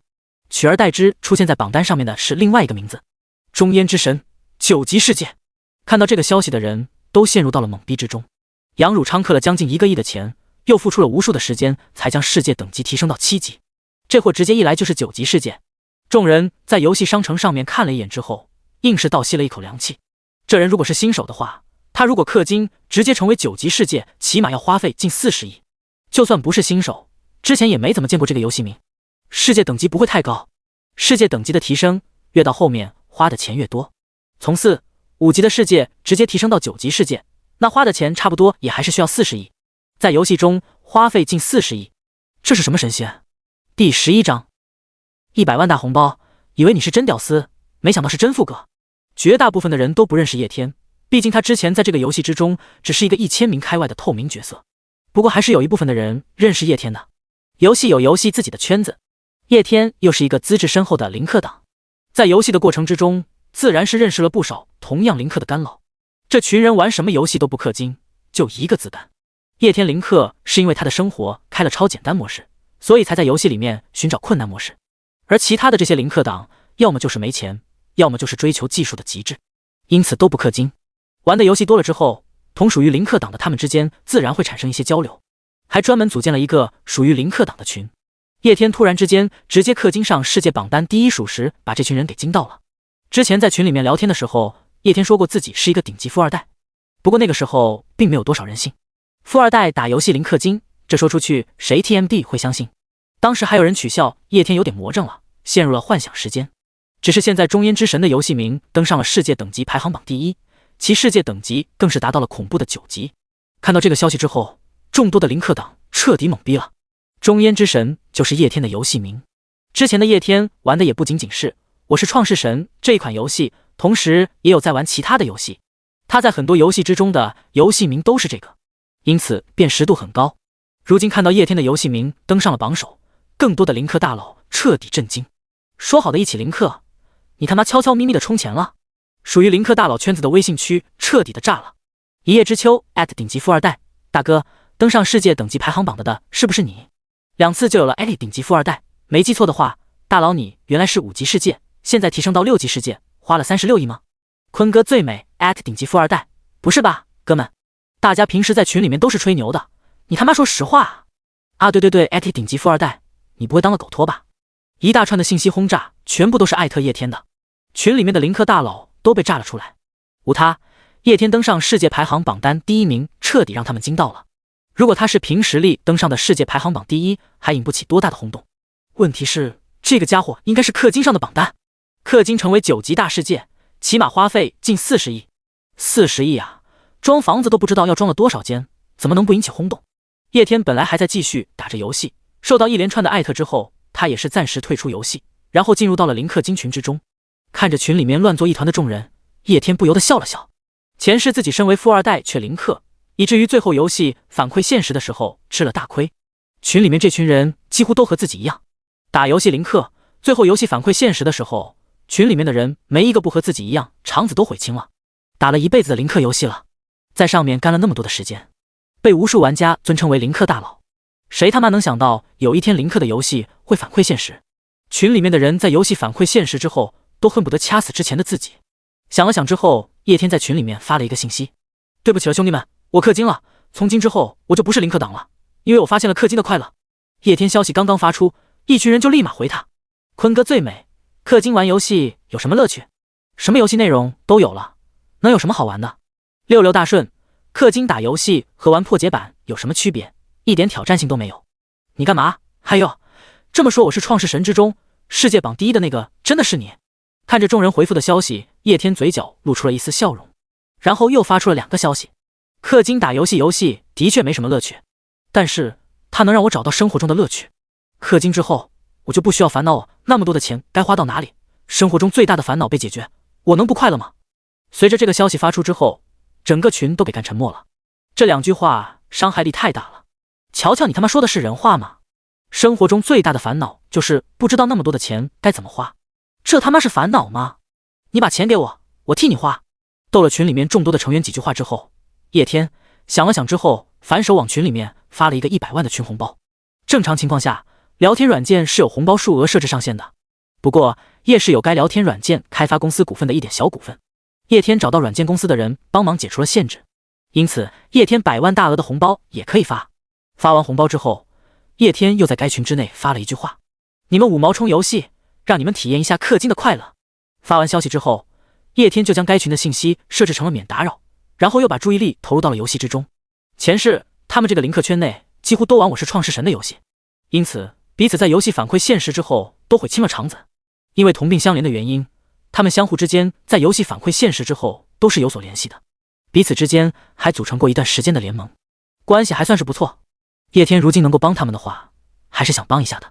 群里面20多个人，100万红包，一个人差不多可以领到4、5万。他们要是听自己的，拿着4、5万去氪金了，游戏反馈现实之后，实力不说翻上个2、3倍，增加个1半的实力还是没问题的。直接氪金的话，4、5万也买不了什么东西，但是拿着4、5万购买一些特殊材料，然后再花点时间的话，到时候培养出一个传奇阶位的眷族是没有问题的。叶天发完红包就又继续打游戏了，但是群里面却彻彻底底的炸开了锅。抢红包已经进化成为了人类的本能，因此在看到红包出来的那一刹那，群里的人手就已经点了上去，然后看着红包上面出现的数额，他们都懵逼了，1位数、2位数、3位数，足足5位数。群里面的人抢到的红包都是5位数打底的，还没有从这么大额红包的震惊之中反应过来，他们就看到了叶天发出来的消息，随后都是倒吸了一口凉气。这 TMB 叫 V5毛，明明是5万，原来有钱人管5万叫5毛，真是小刀划屁股，开眼了。杨树林看着自己账号上面突然多出的8万块钱，陷入到了懵逼之中。看到红包他就下意识抢了，抢完红包8万块钱就到账了，他反都没有反应过来，抢个红包抢了8万，这说出去恐怕都没有人会信吧。看着如今自己账号之中80667的余额，杨树林感觉自己的世界观好像被强行大力的撕扯开来，然后强塞了一些容纳不下的东西，然后世界观彻彻底底的坏掉了，只剩下这8万块钱。8万块钱他自己要赚的话，或许要花1年多的时间才能赚得到，可这只不过是富哥随手发的红包里面的一部分。这就是有钱人吗？原来有钱人是这样的，怪不得4、50个一说充游戏就充游戏了。杨树林连忙敲下了几个字：大佬牛逼，跪舔大佬。随后就仿佛是触发了什么开关一样，群里面一阵又一阵恭维叶天的话发了出来，他们是又激动又兴奋呀。谁能想得到群里面平时吹牛自己是2代的林克党，居然是真的2代，还他妈给他们包了个100万的大红包。虽然因为运气不同，每个人抢到的金额都不一样，但几乎每个人抢到的都是5位数。群里面大部分人都是普通人，就算是那些自诩为林克大佬的技术党，有钱谁他妈会去选择干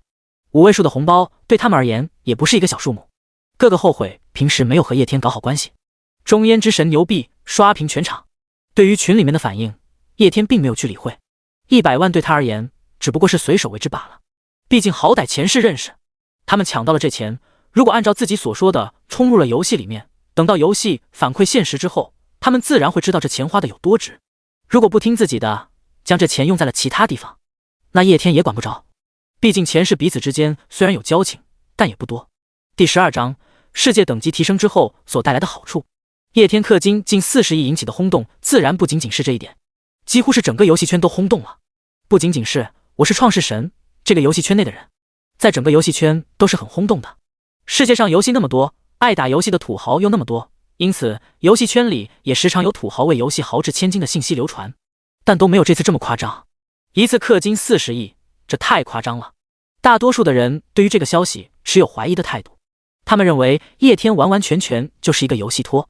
是游戏官方请过来，故意开挂登上各种榜单顶部，然后把原来的富豪挤下去，以此来激励富豪充值的。毕竟这样的行为在游戏圈内并不算少见，很多游戏都会专门请游戏托，然后开后门修改数据，到时候他们的战力就会碾压那些土豪。土豪被打败了，自然不会善罢甘休，肯定想着氪金找回场子。这样一来的话，业绩就有了。因此，请游戏托是游戏内常有的事。只不过之前我是创世神这一款游戏从来没有请过托罢了。如今官方肯定是看完这个游戏的人越来越多，然后故意请托来刺激消费。网友们一副已经看透了真相的样子。有些人骂游戏官方扰乱游戏环境，有些人骂叶天开挂，也有些人疯狂艾特叶天问他有没有当托的渠道。很少有人相信叶天真的充值了近40亿，唯一相信的就是林克群里面的那群人，他们深深的相信叶天的确的充值了近40亿。网上吹牛说自己年入百万千万，又或者是家产过亿的人不少，但是让他们 V 自己50的时候，他们都哑炮了。叶天不一样，一群因为打游戏聚在一起的水友罢了，叶天居然直接给他们发了100万红包。这不是富哥，谁是富哥？我富哥花个40亿充游戏不是很正常吗？游戏圈内除了叶天狂氪了近40亿的事情引起了一番关注之后，还有另外一件事情同样也引起了轰动，那就是有个人准备玩这款游戏，然后狂氪10个亿，甚至还专门发了个帖子向老玩家们请教。先不说真不真假不假，这个如何氪金10个亿的帖子，再加上叶天氪金40个亿，这两件事情结合起来，一下子就把我是创世神的热度超了起来，莫名的掀起了一次氪金狂潮。同时也有很多好奇的人下载了这一款游戏，一时之间我是创世神这一款游戏的玩家也变多了起来。虽然很大部分都是新人，但是终究在游戏里面注册了一个账号，创造了一个世界，游戏圈沸沸扬扬。不过这些却丝毫影响不到叶天，在他的眼里，除了氪金还是氪金，除了打游戏还是打游戏。在将整个世界划分为4个大陆之后，叶天又继续调整了许多的东西，一直忙活到晚上的时候，才把一些细节方面的东西敲定了下来。划分4个大陆不仅仅是把原来的大陆板块划分为4个板块就可以了，每个大陆上面计划居住的种族还有修炼体系不同，他们所需要的环境什么的也不同，这些都需要叶天进行微观上的调控。整个世界在他的操作之下不断的发生着变化，这些都是需要花费时间的。除去吃了2顿饭之外，其他的时间叶天都在整理自己的世界，以此为氪金购买传奇种族还有神话种族做准备。叶天有些庆幸自己没有急着去购买众多的眷族，否则如果居住在大陆上面的森林太多了的话，他进行微观调控的时候还要小心注意伤到这些生物，那样的话就会变得更麻烦。不过好在现在大陆之上存在的生物还并不多，而且都聚集在一个大陆板块上，叶天可以不用太过于担心他们会因为自己迁移大陆而受到伤害。在这个期间，游戏之中近1000年的时间过去了，由于整个世界的世界等级提高，本源力量也随之提高，因此在整个世界特殊能量的浓度也就更高。再结合着能量活跃天赋的存在，在这1000年时间之内，实力突破的生物大大增加。除去原本就突破到6阶传奇的深海巨怪，剩下的3大英雄单位修为也全部突破到了6阶传奇，仅差一步就可以进化成为神话生命。2大眷族之中，突破4阶传奇境界的普通生物也越来越多。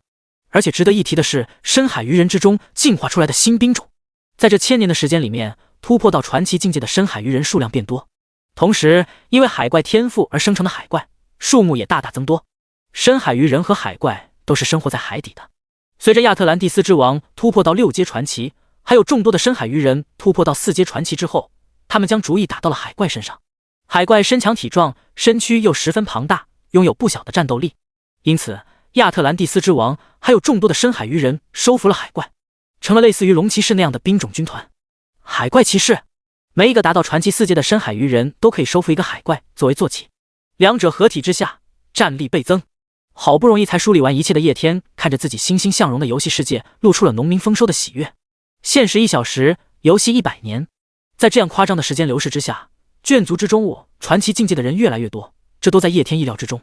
实际上，一个世界之中，生灵的实力是受到世界等级影响的。世界等级低的话，众多生灵所能够达到的境界也就低。表面上我是创世神，只是一个游戏，但是实际上这却是真真实实的创造了一个世界。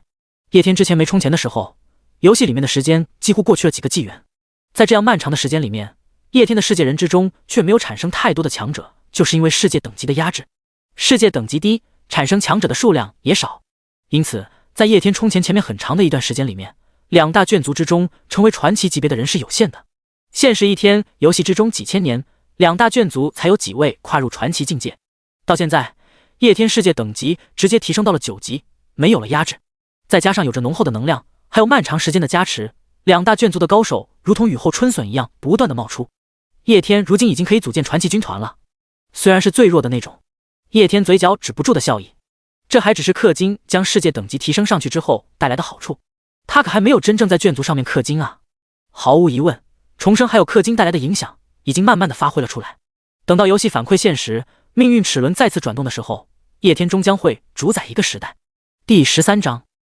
被质疑，氪金10亿是游戏托。将4个大陆彻底安置好之后，叶天又购买了近5个亿的生物资源，然后将其投放在4个大陆之上。近5个亿的生物资源十分庞大，但是稀释到一个9级大世界之中，那就很少很少了。不过好在叶天昨天购买的5000万的生物资源，经过近2000年的发育之后，规模扩大了许多，因此两者相加之下，勉勉强强算是让4个大陆上面都有了生物生存。领地、食物，一切都已经安排好了，接下来就是真正的重头戏了。卷族，叶天目光闪烁不已。卷族的重要性对于一个创世神而言无需多言，世界与世界之间发生神战，离不开卷族。创世神收集信仰更离不开卷族。如果说世界对于创世神而言是一栋参天大树的话，那么卷族就是这棵树牢牢扎根于土地的根，不可或缺。一个强大的创世神，有的不应当只是战斗卷族。诚然，一个具有强大战斗潜力的战斗卷族，无论是在神战还是保护战之中，都能发挥至关重要的作用。但是其他种类的卷族同样也是不可缺少，因为对于一个创世神而言，战斗并不是唯一，发展世界才是更重要的。因此，挑选一些擅长于发展世界、具有特殊能力的卷族也是必要的。叶天沉思，关于战斗卷族，昨天晚上他的脑海之中大体上已经思考的差不多了。但是发展一个世界的话，可不仅仅是战斗卷族就够了，世界需要去管理、去发展，要有文明的兴盛。叶天想要看到的是一个强大又百花齐放的世界，他不希望自己的世界太单调。揉了揉因为看了一整天的手机有些发胀的双眼，叶天退出了游戏，抬头向外面看去时，发现此刻几乎已经到了深夜。呼，叶天长长的舒了一口气，精神虽然有些疲惫，但是他的眼神之中却满是兴奋。有关于自己世界的格局已经彻底定了下来，等到购买的众多生物资源发育一段时间，数量扩大之后，就可以购买卷族了。到时候对于一个创世神而言，最重要的2个基础就搞定了，自己也有了面对堕落之地的底气。到时候一定要搞死那个前世整死自己的罪恶堕落之神，让他也尝一尝被剥夺神格的痛苦。又揉了一下眼睛，叶天再一次打开了手机。这一次他倒是并没有打游戏，而是查看起了其他的一些东西。首先就是我是创世神的游戏论坛，如果他没有记错的话，我是创世神游戏在举行最后一个活动神战之前，提前2天发布了有关于这个活动的内容。算一算时间的话，差不多就是今天。叶天前世参与这个活动的时候，只能算是一个过客，具体了解的也不多，再加上时间久了，有点模糊了。因此，他想看看官方是否已经发布了活动内容。一进入论坛，叶天就看见官方发布内容放在了论坛的横幅位置。重大活动通知：本游戏于2天之后举行神战活动，届时创世神们可以以模拟的方式进行世界之间的战争，模拟战之中一切损失不计入真实损失。100万玩家同时在台竞技，活动结束之后会根据活动名次开启综合战力榜单，综合战力榜单将会从第1名排到最后1名，上榜者皆会获得奖励，奖励从高到低逐步减少，第1名会获得神秘大奖。你还在等什么？带着你的英雄还有卷族冲吧！为了世界。仔细阅读之后，叶天发现活动和自己记忆中的相差不大，活动还有2天就开启。叶天下意识地舔了一下嘴唇，这个第1名的神秘大奖就是虫族，这个第1名他势在必得，毕竟自己连他们的家都给他们搭好了。还有2天的时间，时间可太够了。在心中鼓舞了一番之后，叶天将手机界面从官方信息上面划开，随后翻到了玩家论坛上面。一进来，他就看到了很多个热度很高的帖子。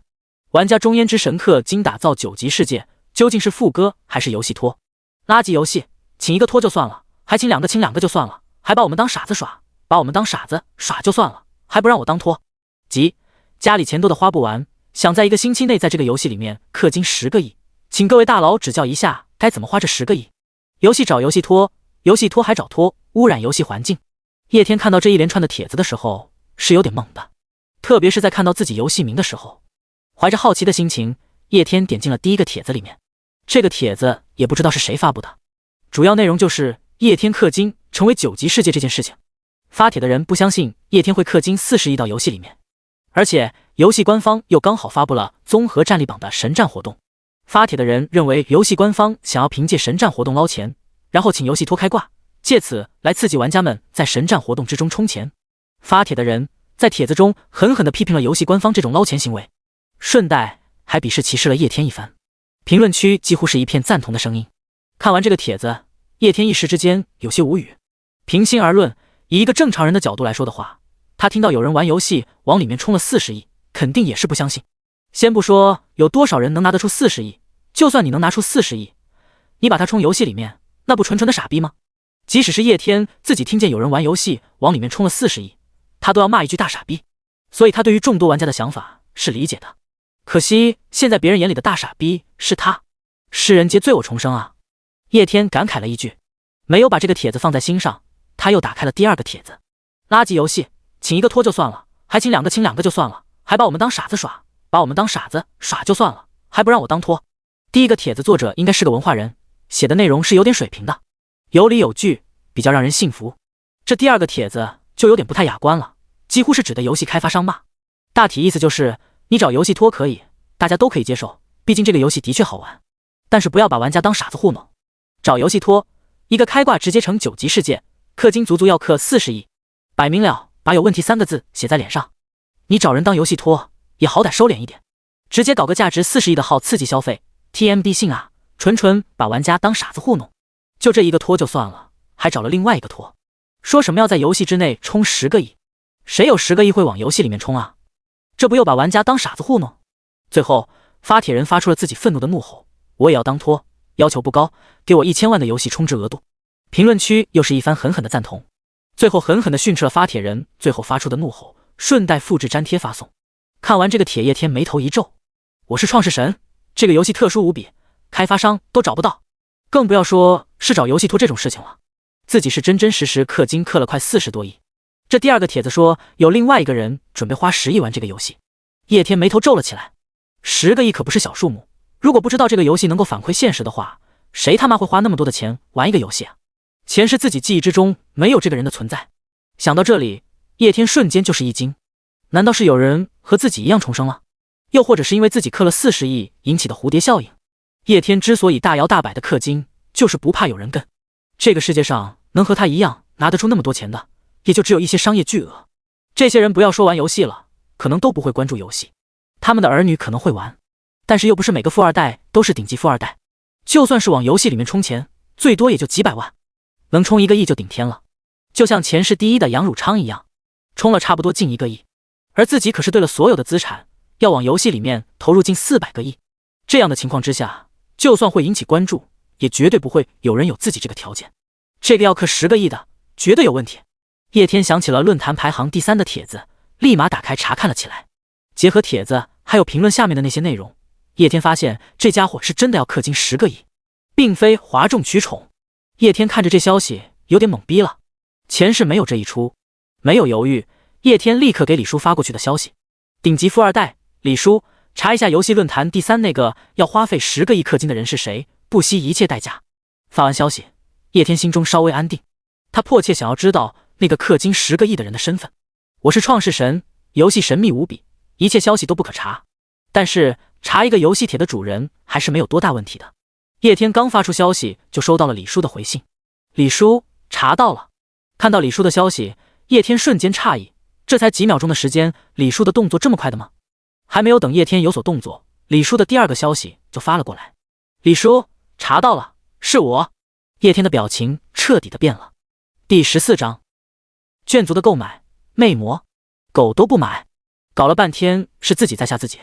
看着李叔的消息，叶天一时之间有些无语。他想起前不久之前自己的确给李叔批了10亿的资金，让他玩这个游戏。搞半天这个帖子是李叔发的，叶天还以为是有其他的重生者。这也不能怪我，你 TM 能想到李叔一个老头子玩互联网玩得这么溜，还想到发帖向玩家们请教怎么把10个亿氪金作用发挥到最大。说实在的，叶天感觉李叔的操作的确有点秀到自己了，自己有些小看李叔了。和他相比，自己才是真的 low 啊！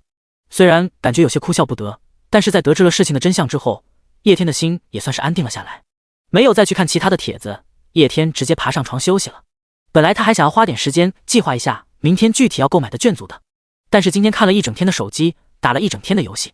眼睛实在有些熬不住了。爬上床没躺多久就直接睡着了。一夜的时间过去，第二日清晨，在早就定好的闹钟铃声之中，叶天悠悠的醒来。经过一天的睡眠，他的精神又变好了许多。在吃完早点，然后查看了一下李叔氪金的进度之后，叶天干了一杯咖啡，然后又将精力放在了游戏上面。赛亚人传奇种被称之为战斗民族的赛亚人，拥有强大的力量、体质、速度、全面发展。除此之外，还拥有超级赛亚人的变身形态。每1000年才会出现一个能够变身为超级赛亚人的超级战士。变身条件需要拥有较高的战斗力，且持有纯粹平稳的心来增加体内的 S 细胞，再通过情绪极度愤怒使 S 细胞在瞬间爆发性增长，从而成功变身。售价1000万神力。焰火族传奇种，山海经中记载的特殊种族，他们形似猿猴，皮肤黝黑，传说他们以炭为食，能从口中吐出火焰。当然，这不是魔术杂技，而是得益于焰火族天生的控火能力，就是长得丑点。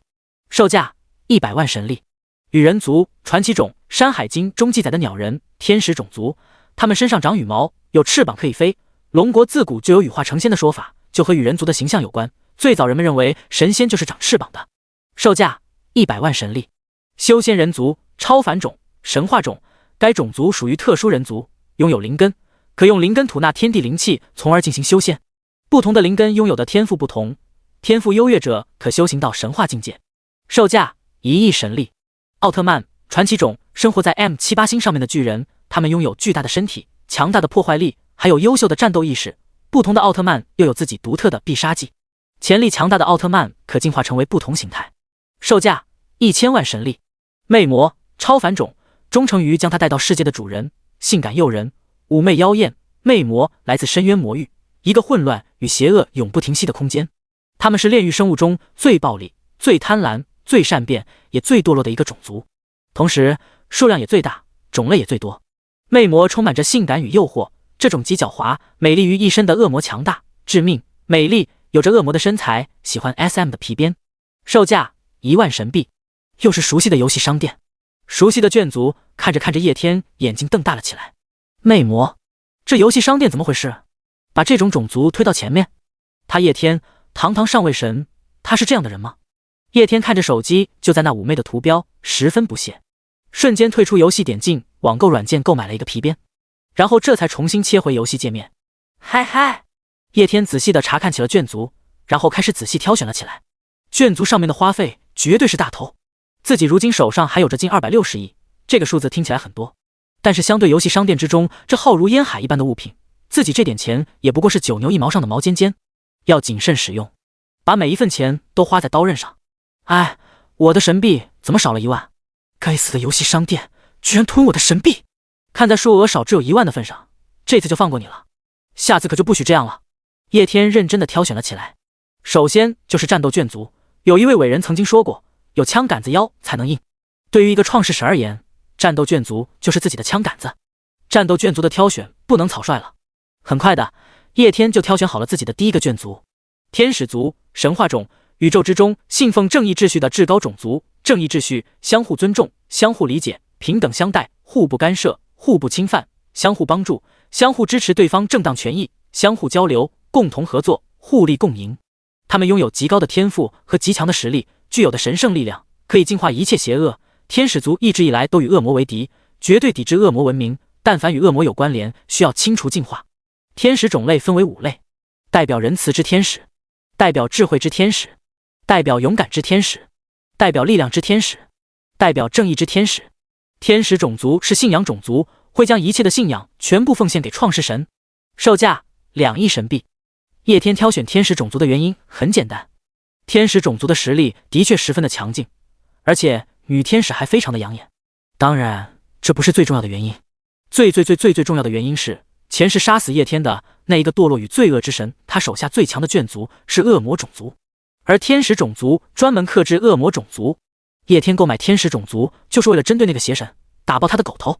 天使种族的售价很高，高达2亿神币，比一般的神话种族售价还要高出了一点。因为天使的种族不仅强大，它还是纯粹的信仰种族。他们和虫族一样，每一个天使都是狂信徒的层次。纯粹信仰种族对于创世神而言意义太过于重大了，他们能够提供大量的信仰之力。创世神世界内的众多种族都是无法背叛创世神的，有着绝对的忠诚。但是忠诚并不代表信仰，两者之间是有区别的。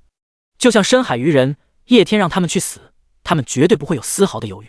可他们大多数的信仰层次都不高，能提供的信仰之力有限，和信仰种族完全没有变比。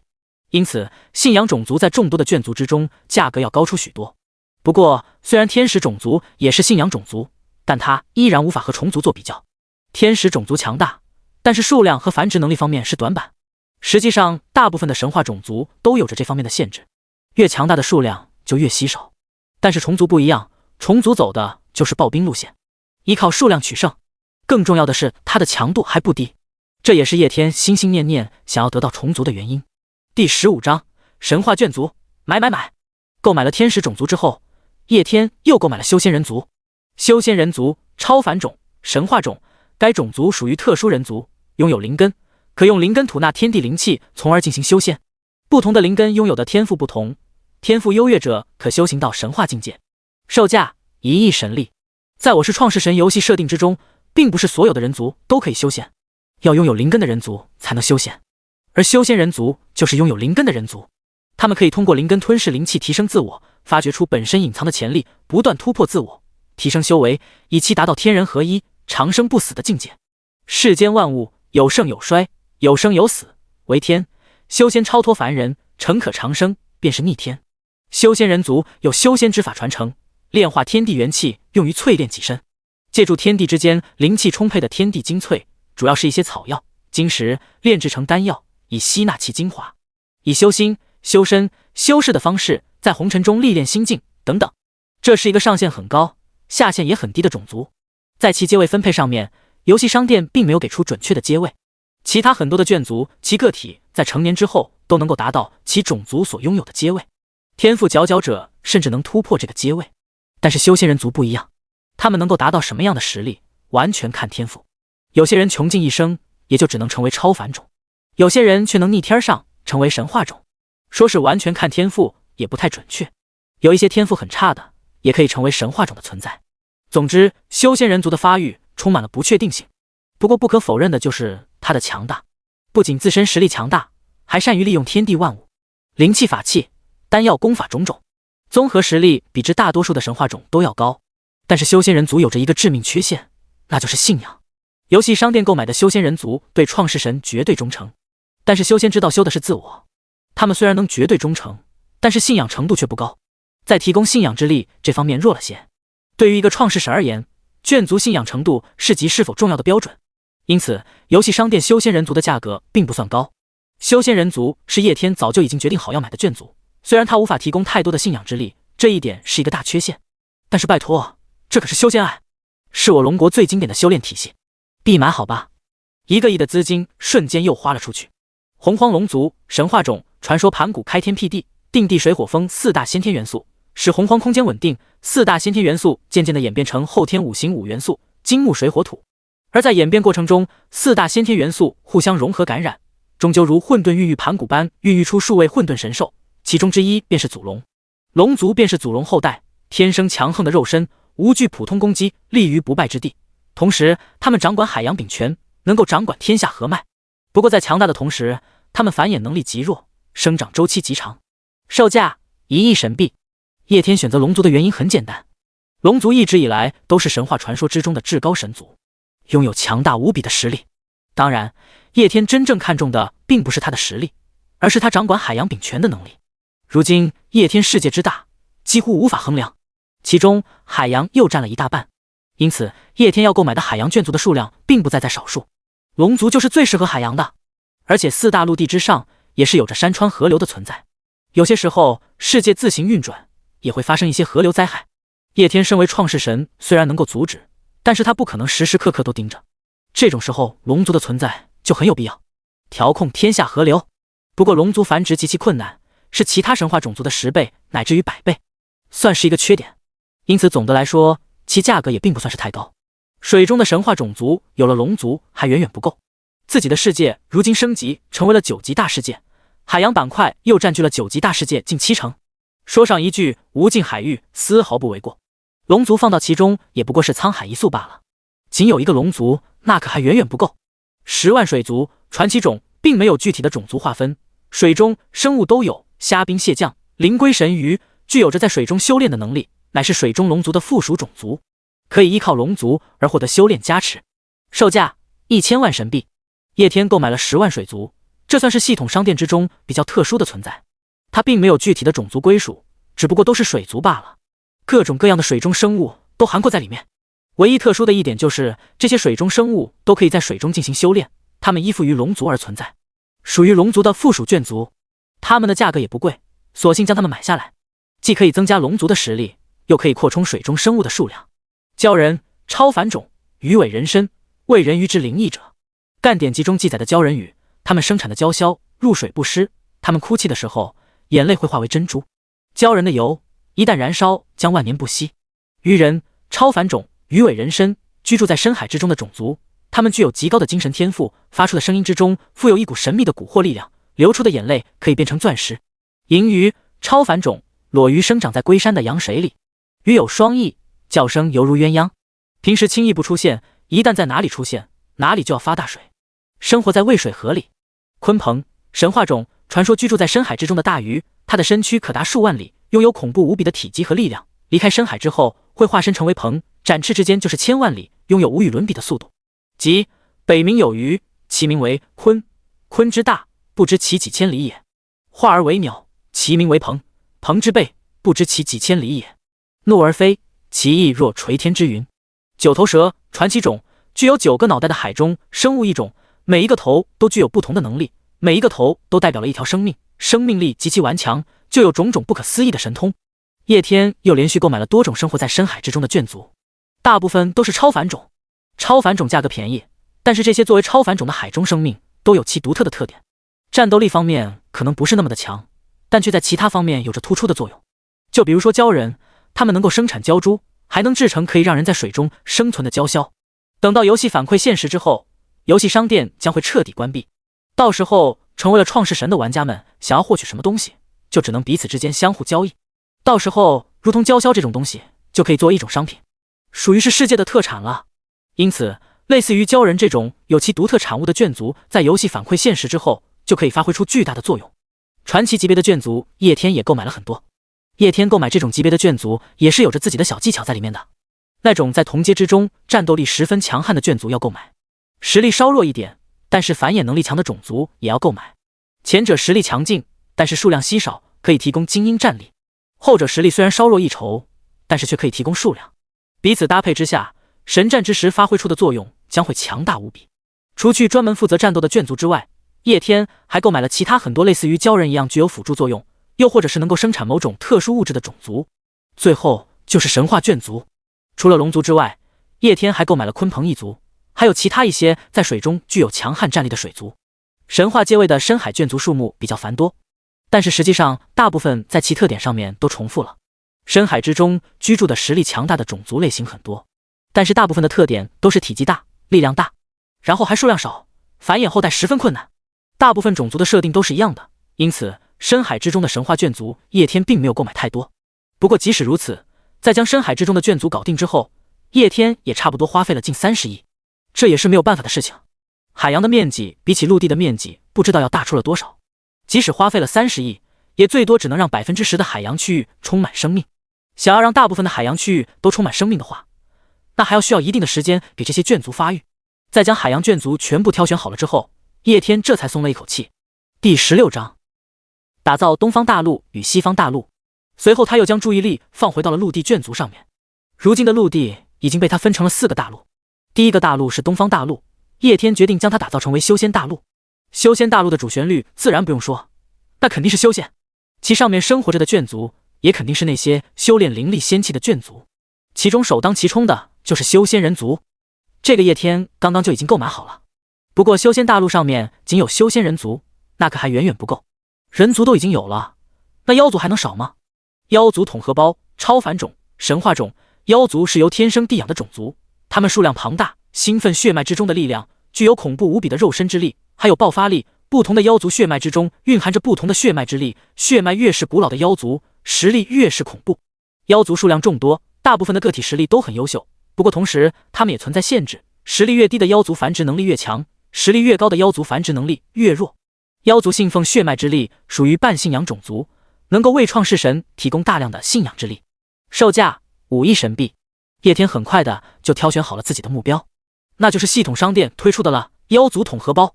妖族这个概念实在是太笼统了，其中包含的种类太多，狐妖、兔妖、虎妖，不知如此一个种类的妖族又还分为多个品种，什么震天虎，什么暗爪经验虎，那么多的类别，叶天一个一个购买的话，还不知道要购买到什么时候。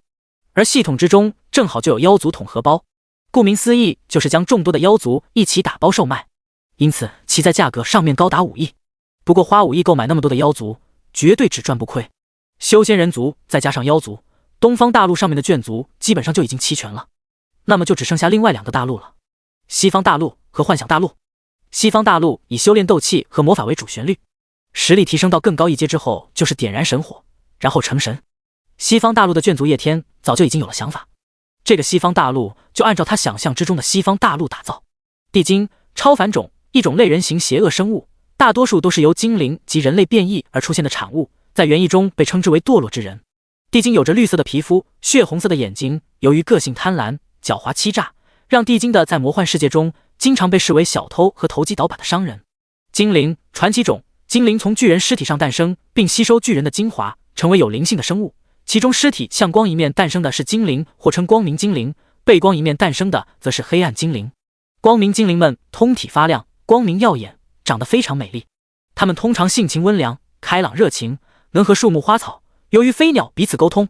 矮人，超凡种，一种身材矮小的类人形生物，它们脾气暴躁，但是同时又技艺高超，具有极强的锻造技术。它们单体实力不是很强，但是科技文明却十分的发达，每一个矮人都是一名天生的锻造大师。当然，每一个矮人都是一个酒蒙子。泰坦巨人，传奇种，一种拥有着庞大身躯的巨人，他们是古老的神族之一，拥有着极强的战斗意识和天赋，掌握有一部分大地柄权，同时还要有一定程度的精神天赋。神族，神话种，传说之中掌握众生的神族，每一个神族的成员手上都掌握着不同柄权的力量。天空、大海、陆地、战争、饥饿、森林、草原，不同的柄权赋予神族之人不同的职能和力量，点燃神火，成就神明。种种夜天记忆之中，应该存在于西方的眷族被他挑选了出来。人类、精灵、暗精灵、龙族、侏儒、地精、恶魔、天神、亡灵、兽族、吸血鬼，从超凡种到神话种都有，前前后后又花费了接近10个亿。没办法，西方的这些种族可没有统合资源包，没优惠，而且为了能让他们最快速度的繁衍扩大数量，有些种族叶天还进行了重复购买。仔细看了看自己所购买的西方种族之后，叶天嘴角微微露出了一丝笑意。这样一来的话，西方大陆就已经差不多了，只需要把这些种族安置好，然后再给他们的一定的时间繁衍生息，到时候就可以形成一个完整的大陆。在解决完西方大陆之后，叶天将注意力放到了第3块大陆之上，一共有4块大陆，最后那块大陆是留给虫族的，而东方大陆和西方大陆已经搞定，如今也就只剩下这第3块大陆幻想大陆。游戏商店之中售卖有众多的生物眷族，其中有很多的生物眷族有些特殊，就比如之前看到的传奇种族奥特曼，又或者是小精灵，还有机车族。这些种族比较特殊，他们是衍生于一些游戏动画作品之中，属于幻想生物。叶天是一个拥有很强收集癖的人，对于这种幻想种族，在现实之中他就十分的喜欢。如今能够真真实实的拥有他们，叶天怎么能够放过？不过这些种族各自都有其不同的特点，不管是放到东方大陆还是西方大陆，都有些不妥，所以叶天干脆才会打造这个幻想大陆，专门容纳这些幻想种族。叶天心中揣怀着一丝兴奋，比之前购买那些神话种族都还要兴奋。小精灵统合包，超凡种，传奇种，小精灵又被称之为宝可梦。宝可梦与人类一样，是通过几十亿年的进化而来的，在几十亿年的进化中，宝可梦逐渐进化出可以催化真空能量为物质或另一种形式能量物质。由于宇宙中存在几乎无穷尽的能量，宝可梦能量来源于宇宙之中，因此宝可梦并不存在生存条件，它们生命存在的价值可不只是存在与繁殖，所以宝可梦爱好和平。宝可梦能使出各种各样的招式，是因为他们体内存在能催化真空能量成某种属性的能量。宝可梦身体中存在组成自己身体的能量物质，是某种能量催化而成，其中附带某种属性能量的性质，这就决定了宝可梦的属性。不同的属性决定了不同宝可梦的力量，它们不同属性之间存在克制链。售价1个亿神币。叶天看着这个桶和包，口水都要流下来了。宝可梦系列的动画片是他童年的挚爱，宝可梦系列的游戏他也很喜欢。当初自己花在宝可梦卡片还有周边上面的钱可不少，如今能够购买宝可梦种族，叶天怎么可能错过？谁不想拥有一个皮神呢？价格看都没有看，叶天直接选择了购买。1个亿那叫钱吗？第17章购买宝可梦与奥特曼卷族。除去宝可梦的存在之外，叶天还购买了奥特曼，这可是代表着光的卷族，他怎么可能会错过？奥特曼属于传奇阶位的卷族，他们的实力还有能力的话，不需要再多说。奥特曼的身躯庞大，但是相比9级世界之中庞大无比的幻想大陆，也只能算是九牛一毛。购买了传奇种的奥特曼之后，叶天又购买了另外2个特殊卷族：机车族、超凡种、猛兽族、超凡族。这2大种族同样来自于童年之中所喜欢的一部幻想动画短剧，前者是由机车组成的机械生命，或者是由猛兽组成的机械生命。这2个种族的实力并不是很高，但对于叶天而言却是圆了一个童年的梦想，而且他们的价格也并不算是很高，买他们值了。随后叶天又陆陆续续的购买了一些存在于自己童年记忆之中的幻想卷族，零零总总购买下来花费了接近3个亿。不过这还没有完，这些幻想卷族也就勉勉强强占领幻想大陆之上1/3的陆地罢了，还剩下2/3的陆地是空缺着的。仔细寻找了一番之后，找到了一个同样有些特殊的种族——赛博朋克文明神话种，由各种科技种族所共同组成的文明，他们信奉的科技的力量，他们的科技水平达到了十分恐怖的地步。兽身苦弱，机械飞升，他们信奉科技才是宇宙的终点，拥有无数强大恐怖的机甲战舰，星空也是他们的领土。售价5个亿。叶天看着这个价格陷入到了沉思之中。赛博朋克文明属于比较特殊的文明，它并不像其他售卖的卷族一样是一个种族，而是以一个文明的方式，其中包含的生物可能有点复杂，也可以说不复杂。因为赛博朋克文明是信仰科技，肉身苦弱，机械飞升，他们文明的终点就是机械，不管是什么样的生命形式存在，最后都会进化成为一团数据，然后以数据操纵机甲航母。他们研制出的各种机甲还有武器，其威力达到了神话境界。如果只是这样的话，这个文明不可能会卖得这么贵。之所以卖得这么贵，就在于其复制性。无论是修仙体系，又或者是那种天生强大的卷族，他们的成长都是有一定限制的。一些修行体系成长到神话的境界，不仅对资源有着要求，对个体天赋悟性什么的也有极高要求。即使是那些成年之后就能够成为神话的神话种族，也有着限制。一方面就是他们数量不可能太多，另外一方面他们成长的周期很长，越是强大的神话种族进入成年期所需要的时间就越长。但是赛博朋克文明不一样，科技是可以复制的。神话战力的机甲武器对他们而言，只要有着足够的资源的话，就可以无限复制。科技的上限很难突破，但是一旦突破就不会有任何的难度。对于科技文明而言，最大的问题就是资源问题，而资源问题对于一个创世神而言，那能是问题吗？赛博朋克文明的存在就意味着叶天拥有了一个强大无比的机械军团，而且还是可以无限生产的机械军团，所以其售价很高，高达5个亿。叶天开始沉思了起来，要不要购买赛博朋克文明？赛博文明强大是强大，不过其特点上面和虫族有些冲突了。虫族也可以无限暴兵，只要有着足够的能量，还有强大的生物基因，虫族的实力也能够达到神话阶位。两者在这方面上面对功能有些重复了。不过我再三思考之后，叶天还是决定要买。原因无他，赛博朋克文明强大是强大在科技发展上面，而科技的强大可不仅仅是体现在机甲武器这些方面上面。赛博朋克文明发明出的各种强大的科技产物，对于整个世界各个卷族文明而言都有着极大的帮助。科技制作的发展对自己的世界而言百利而无一弊。价格高是高了点，但是谁让自己有钱呢？将该买的卷族都买得差不多了之后，叶天这才长长的呼出了一口气，随后看向世界的眼神之中充满了兴奋。如今3片大陆之上基本上都充满了各种各样的生物存在，这些生物都居住在大陆之上不同的区域之内，虽然是同居住于一个大陆之上的，但是叶天也并没有把它们全部丢在一起，是根据它们各自不同的特征，把它们丢到了不同的地域环境之内。前前后后购买众多的卷族，花费了接近60亿。因为再购买一些卷族，到时候他重复购买了。9级世界实在是太大了，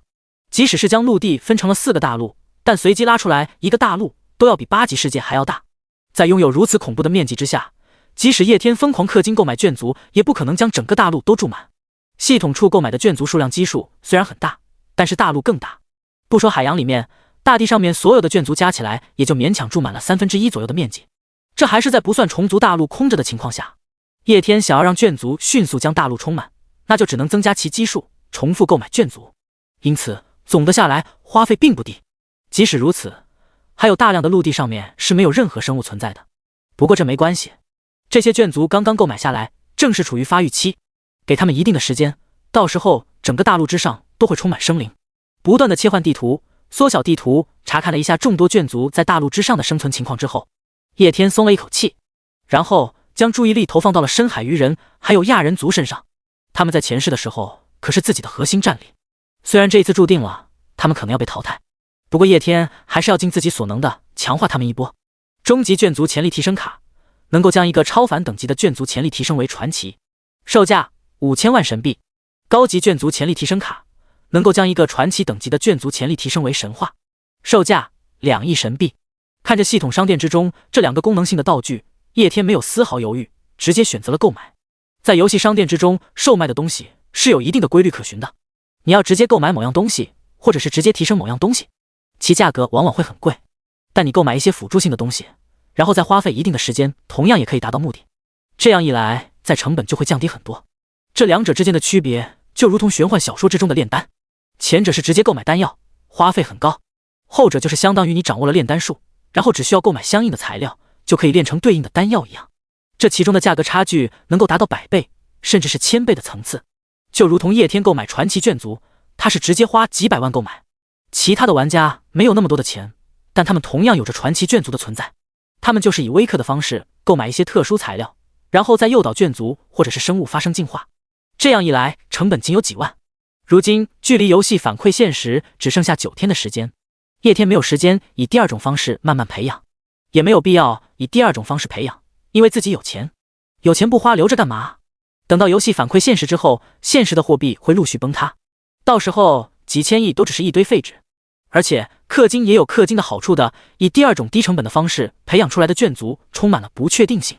超凡种、传奇种、神话种，即使2种卷族属于同一个阶位的情况之下，彼此之间也是属于差距的。叶天氪金购买的都是同阶位之中最强的存在，而以第二种方式培养出来的往往都是同一个阶位之中比较弱的，只能说会有贵的好处。在有钱的情况下，没有必要为了省那点钱而压制自己的实力。叶天如果选择以第二种方式提升深海鱼人还有亚人族的话，将他们提升到传奇阶段，最多就花费10多万。但这种方式进化之后，深海鱼人进化之后，实力在传奇阶段之中应当属于最弱的。而以第一种方式直接以潜力卡的方式提升的话，足足要花费5000万。但是同时，深海鱼人还有亚人族也会进化成为传奇阶位的种族之中强大无比的存在。对于前世跟着自己立下了赫赫战功的2大卷族，叶天自然不会小气。2张终极潜力提升卡，2张高级潜力提升卡，总共花费5亿，卷族直接将深海鱼人还有让亚人族的种族等级提升到了神话阶，并且即使在神话阶位之中，他们也是不弱的存在。这2个种族之人成年之后都会自动成为神话阶位。随着潜力提升卡使用之后，一股莫名的力量瞬间作用在了2大种族上面，瞬间2大种族的生命中心发生了巨大的变化。原本2大种族之中绝大部分的生命已经步入了成熟期，也就是成为了超凡种。不过现在随着他们进化成为神话种之后，他们的生命周期也彻底发生了变化。他们的年龄没有发生变化，但是生命本质提升之后，寿命拉长了。原本成熟期的退化成为了幼儿期还有青年期，种族之中许多的生命更是当场境界发生了突破。而作为这2个种族之中的英雄单位，亚特兰蒂斯之王、吉吉国王还有昆王，他们3个的实力更是发生了暴增。本来他们的实力就紧跟着深海巨怪突破到了6阶，如今更是更进一步跨入到了神话境界。第18章提升英雄单位实力。深海巨怪懵逼了，之前是他最先发生的突破，但是现在他的实力反而变成了最弱的。之前深海鱼人和巨怪们之间产生了联动，因此勉强能够算作巨怪们头头的深海巨怪自然也是和亚特兰蒂斯之王在一起的。所以他就眼睁睁地看着无数深海鱼人在自己面前发生了突破，还有亚特兰蒂斯之王在自己面前突破到了神话境界。深海巨怪整个怪都懵逼了，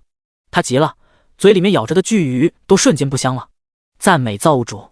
深海巨怪想要向叶天表达自己的忠诚，想要学着像那些深海鱼人一样跪拜祈祷，然后发现自己没有脚，他更急了，连忙把庞大无比的身子立了起来，巨大无比的尾巴弯曲了起来，做出了一副跪着的模样，疯狂赞美伟大造物主，希望造物者能够降下神迹，让他也突破神话境界。然后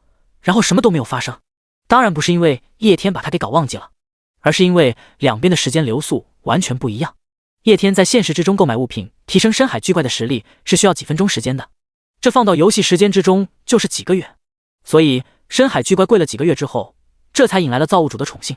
叶天花费实力提升卡，直接将他的实力提升到了9阶神话，万事俱备，只欠东风了。将一切都彻底处理好之后，叶天欣慰地笑了。如今自己氪金100亿多，世界等级提升到了9级，同时又拥有了各种各样的卷族，其中不乏有着神话卷族的存在。等到游戏反馈现实之后，蓝星之上绝无一人是自己的对手，随便派出一个神话卷族的人就足以横扫他们的世界。即使是那深渊堕落之地，恐怕也没有多少的堕落神灵是自己的对手。前世出现的那些堕落神灵，其中强大者能有1、2个神话卷族就不错了，他们的神话强者都是以个为计数单位的。如今自己购买的众多卷族之中，神话卷族就有10几个，而且都是神话卷族之中的佼佼者，甚至都可以组成一个神话军团。虽然前世入侵蓝星的只是深渊堕落之地一部分的神灵，但是叶天认为自己的实力就是在整个深渊堕落之地也绝对算得上是强者，至少前世轻而易举把自己碾死的那个邪神，自己如今也能轻而易举的将他碾压死。而这一切的都是他辛苦努力的功劳啊，氪金的功劳。但凡前世充个几百万，也不至于会沦落到那么惨的结局。叶天再一次为以前零氪的行为而感到后悔。随着叶天再一次的氪金之后，整个我是创世神游戏圈彻彻底底的炸了。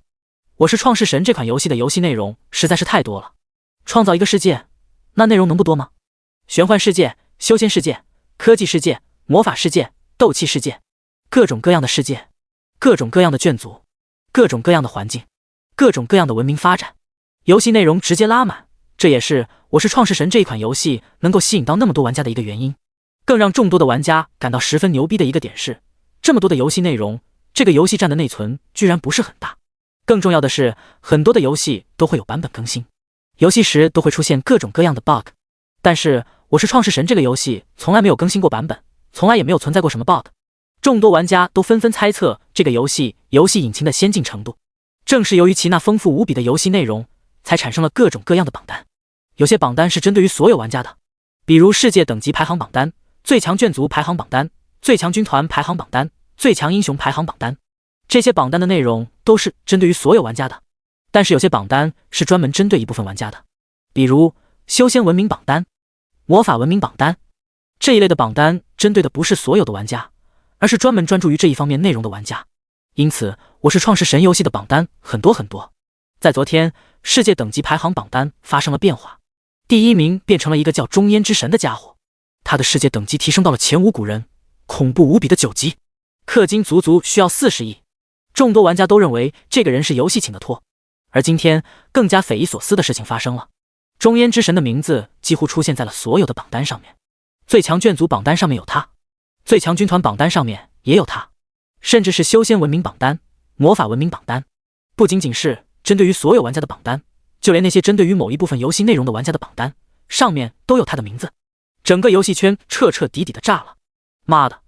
你他妈能告诉我这个中烟之神到底是谁？这游戏到底怎么回事？请托都请得这么光明正大了吗？游戏官方给个解释吧。游戏托把世界排行榜第1的位置占了也就算了，现在还让他上了所有榜单，这摆明了是破坏游戏环境。单走一个6，现在很多榜单几乎都被中烟之神占据了，他手下一堆神话卷族，这要氪金的话，最起码也需要几10个亿，加上之前提升世界等级的，总的加起来近100亿。这要不是游戏托，我直播吃翔。官方给个解释吧，中烟之神必须封号，开挂开成这个样子不封号，这游戏还怎么玩？就是中烟之神不封号，那我们就不玩了，明天就退游。无数的人冲击游戏官方账号，叫嚣着希望官方给他们一个说法，封了中烟之神的账号。整个游戏圈再一次的彻底轰动。第19章，再次氪金，氪金总额100亿，零氪群里面再一次彻彻底底的炸了。之前叶天充值50亿，在他们看来就已经很不可思议了，如今又紧接着充值了近50-60亿，前前后后总共在游戏里面充值了100亿，这可是100亿啊，兑换成现金都可以堆成一个10几层楼高的房子。如果他们不知道这其中的内情，肯定也不会相信有人愿意花100万玩一个游戏，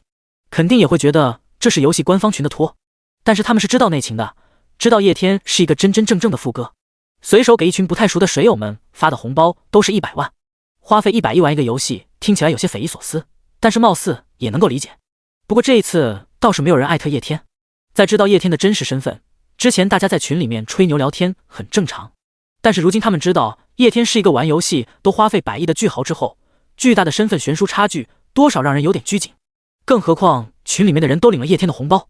俗话说吃人嘴软，拿人手短，叶天如今被大部分的玩家冤枉，成了游戏托，并且还要将他封号。群里面众多零氪党当即决定要为叶天发声，证明他并不是游戏官方请的托，只不过作用十分的弱。群里面这几个人相对比众多的玩家实在是太少了，没有多少的人会信他们说的话。他们唯一能够拿得出来证明的东西就是叶天发红包的记录，这玩意之前叶天氪金上世界排行榜第1的时候，他们就已经拿出来想要证明叶天真的是副歌，但是没有多少的人信。原因很简单，聊天软件发红包的上限才2万，你发一个100万的红包，这不是把大家当傻子耍吗？图肯定是 P 的。零氪群里面的众人之前为叶天发声，不仅没有起到任何的作用，还被当成了游戏托请的托。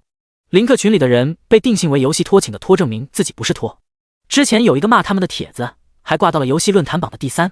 现在叶天又充值近60亿，更是被所有人定性为开挂，要求他封号。群里面的人想要替叶天说话，但是一时之间也找不到别的办法，只能在论坛上面舌战群儒。只不过敌人越打越多，众人说一句被骂几百句几千句，零氪金群里面的人骂了。毫无疑问，这件事情再次引动了整个游戏圈。叶天前后氪金接近100亿，这可不是一件小事情。100亿这个数额，无论是放在什么事情上面，都是要引起一番轰动的。放在玩游戏上面，那就更是炸裂了。如果叶天真的氪金了100亿，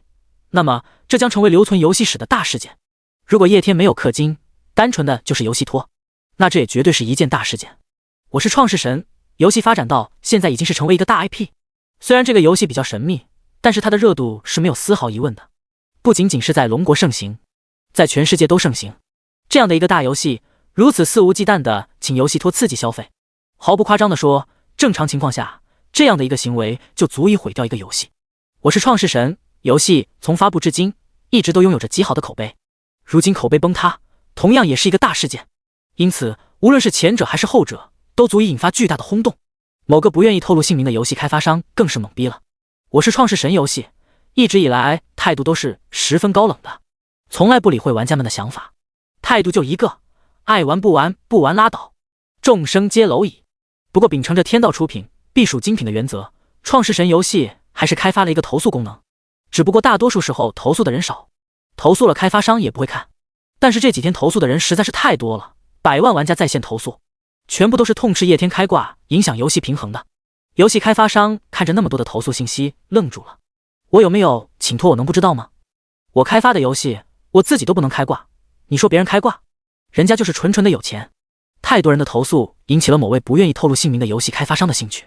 随后他将一部分注意力投放到了始作俑者叶天身上。随后游戏开发商震惊了，发现一股莫名的伟力笼罩着叶天，自己无法看透其命运。游戏开发商瞬间激动了起来，大道50，天眼49，遁去一切生机。现在这一线生机出现了，一念之下，一个小小的玩意突然的就出现在了叶天手机之中。同一时间，我是创世神游戏官网上面也出现了一则公告，本游戏从来没有存在过游戏托，顺带还附带了2个图表，分别是叶天支付40亿和支付60多亿的账单。闹哄哄的玩家们看到游戏官方出示的阵营之后懵逼了，1位数、2位数、3位数、4位数、5位、数6位、数7位、数8位、数9位、数10位、数11位数，妈的，11位数的账单！我擦，这居然不是托，居然真的有人打游戏氪金100亿！这个世界是怎么了？这游戏能有老娘好玩吗？别玩游戏了，玩我不需要11位数，我4位数就行了。楼上不要低估自己，你报个地址，我也有几个亿的生意要和你谈谈。虽然官方发布声明了，但我还是不敢相信，真的会有人花100个亿玩游戏吗？有钱人到底是怎么想的啊？不会是官方哄骗我们的吧？有一说一，虽然有点匪夷所思，不过创世神游戏官方一直以来都是很靠谱的，虽然高冷了一点，而他们发布了公告，那应该就是真的了。随着官方这一则公告发出来之后，整个游戏圈再一次彻底的震惊了。真的有人氪金100亿玩游戏，这 TMD 比这个人是游戏托还要让人震惊好吧？请游戏托开挂，然后刺激消费，这最多也就毁掉我是创世神的口碑。但是花费100个亿氪金，这钱都不知道能够打造多少个我是创世神游戏。某位不愿意透露姓名的游戏开发商，希望这句话在游戏反馈现实之后，你还能再重复一遍。随着游戏官方发出声明之后，当天晚上一个热搜就上了整个龙国，不知名富豪氪金100亿玩游戏，这背后究竟是道德的沦丧，还是人性的扭曲？一时间，关于富豪氪金100亿玩游戏的消息传遍全国，有质疑者，有震惊者，亦有嘲笑者，当然还少不了董哥。一时之间，我是创世神游戏热度再一次的被炒了上来。在富豪氪金100亿玩这个游戏消息的带动之下，那些玩了我是创世神游戏很久的老玩家也忍不住氪金了，玩家的数量再一次在短时间内激增。不管是否真的有人在这个游戏里面氪金100亿，但是毫无疑问，我是创世神游戏彻底火了。今天过去，距离游戏反馈现实仅剩下8天。第20章突然出现的神秘大礼包，新的游戏内容。回到叶天这一边，在将所有的卷族安排好之后，叶天发现自己的后台多了很多的消息，大部分的消息都是关于他登上了各种排行榜单的消息。看着这些消息，叶天倒也没有太过于将它放在心上。这些榜单从开服至今就一直存在，而且每个星期进行一次结算奖励，结算奖励的范围也很大，数量提上去了，质量突然就下降了。自己如今登上了这个榜单，差不多可以进行2次结算。这个周明天就结束，明天可以进行1次结算，最后在游戏内容反馈现实之前还可以进行1次结算。这些榜单上面就是要被自己霸榜了，到时候获得的奖励恐怕也不会太好。叶天真正看重的是那最后的综合战力榜单，那个虽然只进行1次奖励的结算，但奖励的可是重组。从后台众多的消息之中退了出来，叶天忽然注意到自己的游戏界面上面好像多了一样东西，一个金色的宝箱。看着这个东西，叶天陷入到了沉思之中。作为骨灰级的老玩家，他敢发誓这个金色宝箱之前绝对不存在，前世也并没有人说过游戏界面上会有这样一个七彩宝箱存在。难道我触发隐藏奖励了？叶天脑海之中浮现出一个念头，随后心跳猛然加速了起来。看着那诱人的七彩宝箱，叶天忍不住伸手点了一下。神秘大礼包，这是一个神秘无比的大礼包，里面不知道是装了什么东西，或许会很有用，或许会没有用。想知道里面装了什么东西吗？那就打开它吧。售价100亿神币。看着这个大礼包的存在，叶天整个人都愣住了。神秘大礼包里面不知道装了什么东西，售价100亿，这他妈到底是什么鬼？叶天犹豫了起来，他的直觉告诉他，这个所谓神秘大礼包恐怕很重要。这游戏是什么游戏？能够反馈现实的游戏。这样的游戏之中出现的大礼包，用屁股想想都知道肯定不简单。这恐怕是因为自己氪金太多了，触发了什么机制，所以才出现的这个大礼包。买还是不买？叶天略微犹豫。100亿对他而言也不是一个小数目，在花费了100亿之后，如今他手上可就只剩下200亿了。就100亿去投资一个到底不知道有没有用的神秘大礼包，是否划算呢？略微一思考之后，叶天还是决定了要买。这可是游戏里面的彩蛋啊，就算是亏了也买了。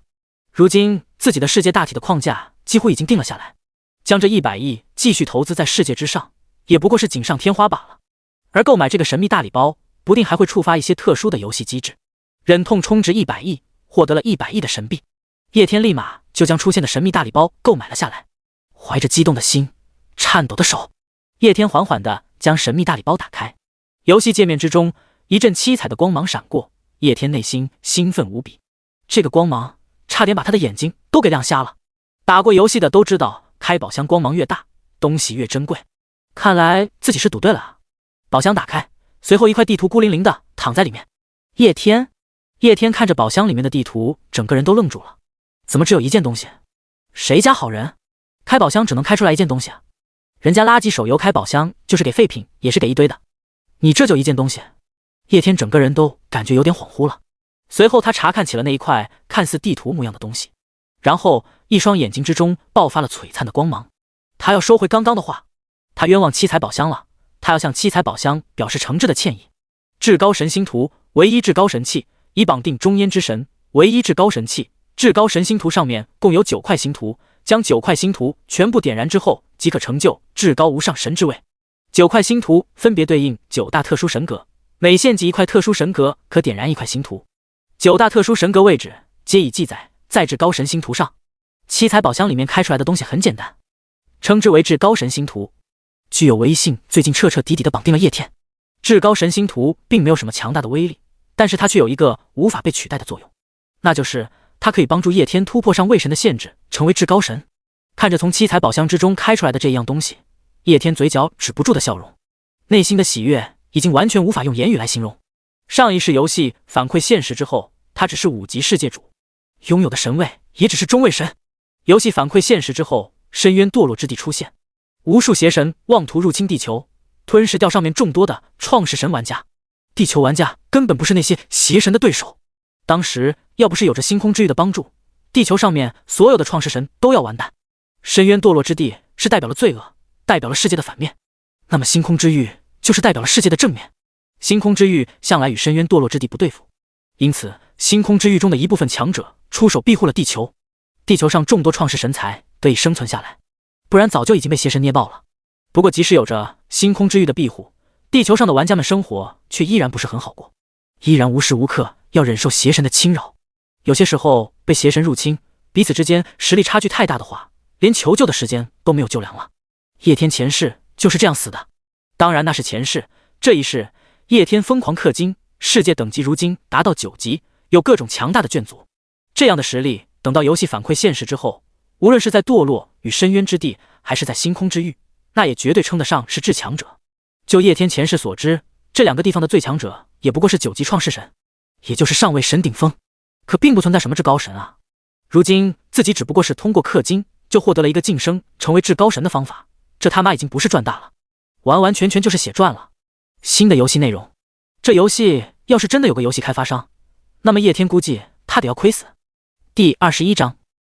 游戏需谨慎，猝死风险高。将心中的激动压了下来，叶天稍微平复了一下心情，然后他退出了游戏。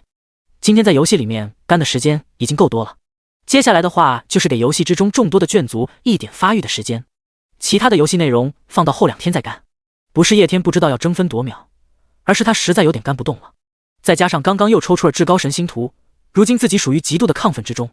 叶天都能够明显的感受到自己那颗噗噗噗噗噗噗不断跳动的心脏，就差直接弹出来了。这可不行啊，自己再这样兴奋，再这样干下去，万一猝死了怎么办？如今游戏可还没有反馈现实，自己还仅仅是一个普通人，这万一要是猝死了，那 TMD 就亏大了。氪金100亿富豪猝死在家中，这可不是什么好听的新闻啊。等到游戏反馈现实之后，新闻更进一步，9级创世神猝死在家中，那画面更美，不敢想象。虽然如今距离游戏反馈现实迫在眉睫，但还是要懂得劳逸结合的。我需要休息冷静一下，泡个澡吧。叶天感慨了一声，然后放下了手机，走到了自己别墅的泳池旁边，3两下脱的只剩下一条内裤跳了进去。如今属于夏天，天气略显得燥热，此时已经是到了晚上，晚上的天气十分闷热，泳池里面的水略有些凉意，不过这个时候在泳池之中却是格外的舒服。叶天在泳池之中来回游了几圈，感受着周围清凉无比的水，原本因为拿到了至高神星图而激动不已的内心也安静了下来。游了2圈之后，叶天将身体移在泳池边边上面，抬头看向天空之中。此时天空之中星光点缀，也有一番景象。星空之域，堕落与罪恶之地。叶天口中微微念叨了一下这个名字，眼神之中闪过了一丝难以好奇的光芒。星空之域和堕落与罪恶之地明明就存在于宇宙之中，但是在游戏反馈现实之前，人们的科技已经发达到了可以上月球的程度，但是对于这些东西却没有丝毫的感知，就仿佛地球和那个真正的世界隔绝了一样。直到游戏反馈现实之后，地球才和那个世界慢慢的融合，然后星空之域和堕落与罪恶之地才慢慢的出现。想要搞清楚的问题有很多啊。叶天悠悠的叹了一口气，不管是重生前还是重生以后，他想要搞清楚的秘密都很多很多。不过叶天也没有太过纠结于这些问题，重生就是自己最大的机缘。如今游戏没有反馈现实，他只是一个普通人，当务之急就是氪金增加游戏实力。至于这些问题，叶天相信早晚有一天所有的问题都会揭露在自己面前的。来日方长，秉承着既然放松的话那就放松到底的原则，叶天从泳池里面出来之后，又叫了2个仆人给自己按摩，是2个肤白貌美、大长腿的技术人员，按摩技术超一流。当然只是单纯的按摩，纯粹的放松肌肉，一些乱七八糟的事情叶天没有搞。开玩笑，自己好歹是一个创世神，就算是真的想做某些事情，也不可能找普通人，最起码要找个天使吧，又或者是魅魔。嗨嗨，仔细放松了一下心神，又调养了一下身体之后，叶天就躺在床上准备休息了起来。不过这个时候他的房门被敲响了，能在庄园里面这种时候敲响叶天房门的也就只有李叔了。而李叔在这个时候找叶天，其原因也只有一个，那就是叶天那些固定产业售卖的钱已经到账了，因为赶时间售卖，大部分的产业都没有卖出其应有的价格，如今基本上能卖的都卖了，总共卖了近80亿，其中先到的10个亿被我拿走了，剩下的70亿左右陆陆续续的会打到你的卡上，最多明天中午就会全部到账。李叔禀告说道。叶天点了点头，卖出了80亿，这比他想象之中要多了一点。虽然自己那些总产业价值100多亿，但是在短短2天之内出售，叶天原本以为能卖到60、70亿就不错了，没想到居然有80亿。叶天思考一下之后开口，那70亿之中，你再拿走20亿，然后挑选夜市主卖的人在这个游戏之中注册账号，看情况将这20亿充值入他们的游戏之中，然后我帮他们购买一些提升实力的物品。游戏用身份证号注册，找到夜市成员的身份证号，对你而言应该不难。李叔听到这个要求之后愣住了，不过他还是认真的点了点头。事到如今，李叔自然也是发现了一些不对劲的地方。他自然是知道叶天弄那么多的钱，就是为了氪进这个游戏里面。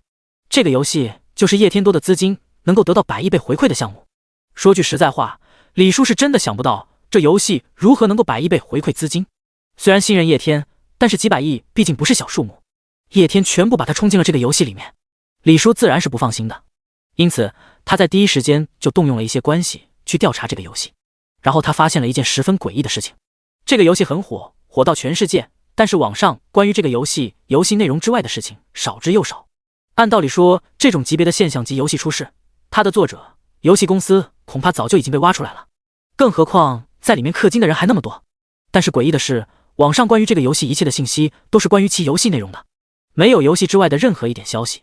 开发商找不到，游戏公司找不到，甚至是哪个国家开发的这个游戏都找不到，就连它最开始出现的游戏平台是哪一个都没有具体的信息，就好像是突然之间出现一样，然后一下子就火了起来，火了好几年。敏锐的经验告诉李叔，这个游戏绝对不一般，这其中绝对隐藏着更深层次的东西。如今叶天让自己给夜市的人注册账号还充钱，就更加证明了这一点。叶天恐怕知道这其中的真相，但是他不说。李叔自己想，怎么也想不出来这其中的奥秘。不过基于已经察觉到了这个游戏的特殊性，还有对叶天的信任，李叔知道自己只需要做好叶天让自己做的就好了，到时候真相他自然会知晓的。还有1个多星期，到时候就可以揭开这个游戏的面纱。想着叶天告诉自己的时间，李叔心中也是忍不住升起了一丝期待。看到李叔退出房间之后，叶天查看起了自己的手机短信，发现上面果然多了好几条资金到账的消息，这应该就是自己那些固定户业陆续卖出去之后的资金所得。提升世界等级花费了接近40亿，购买最多的眷族60亿，加起来总共花费了100亿。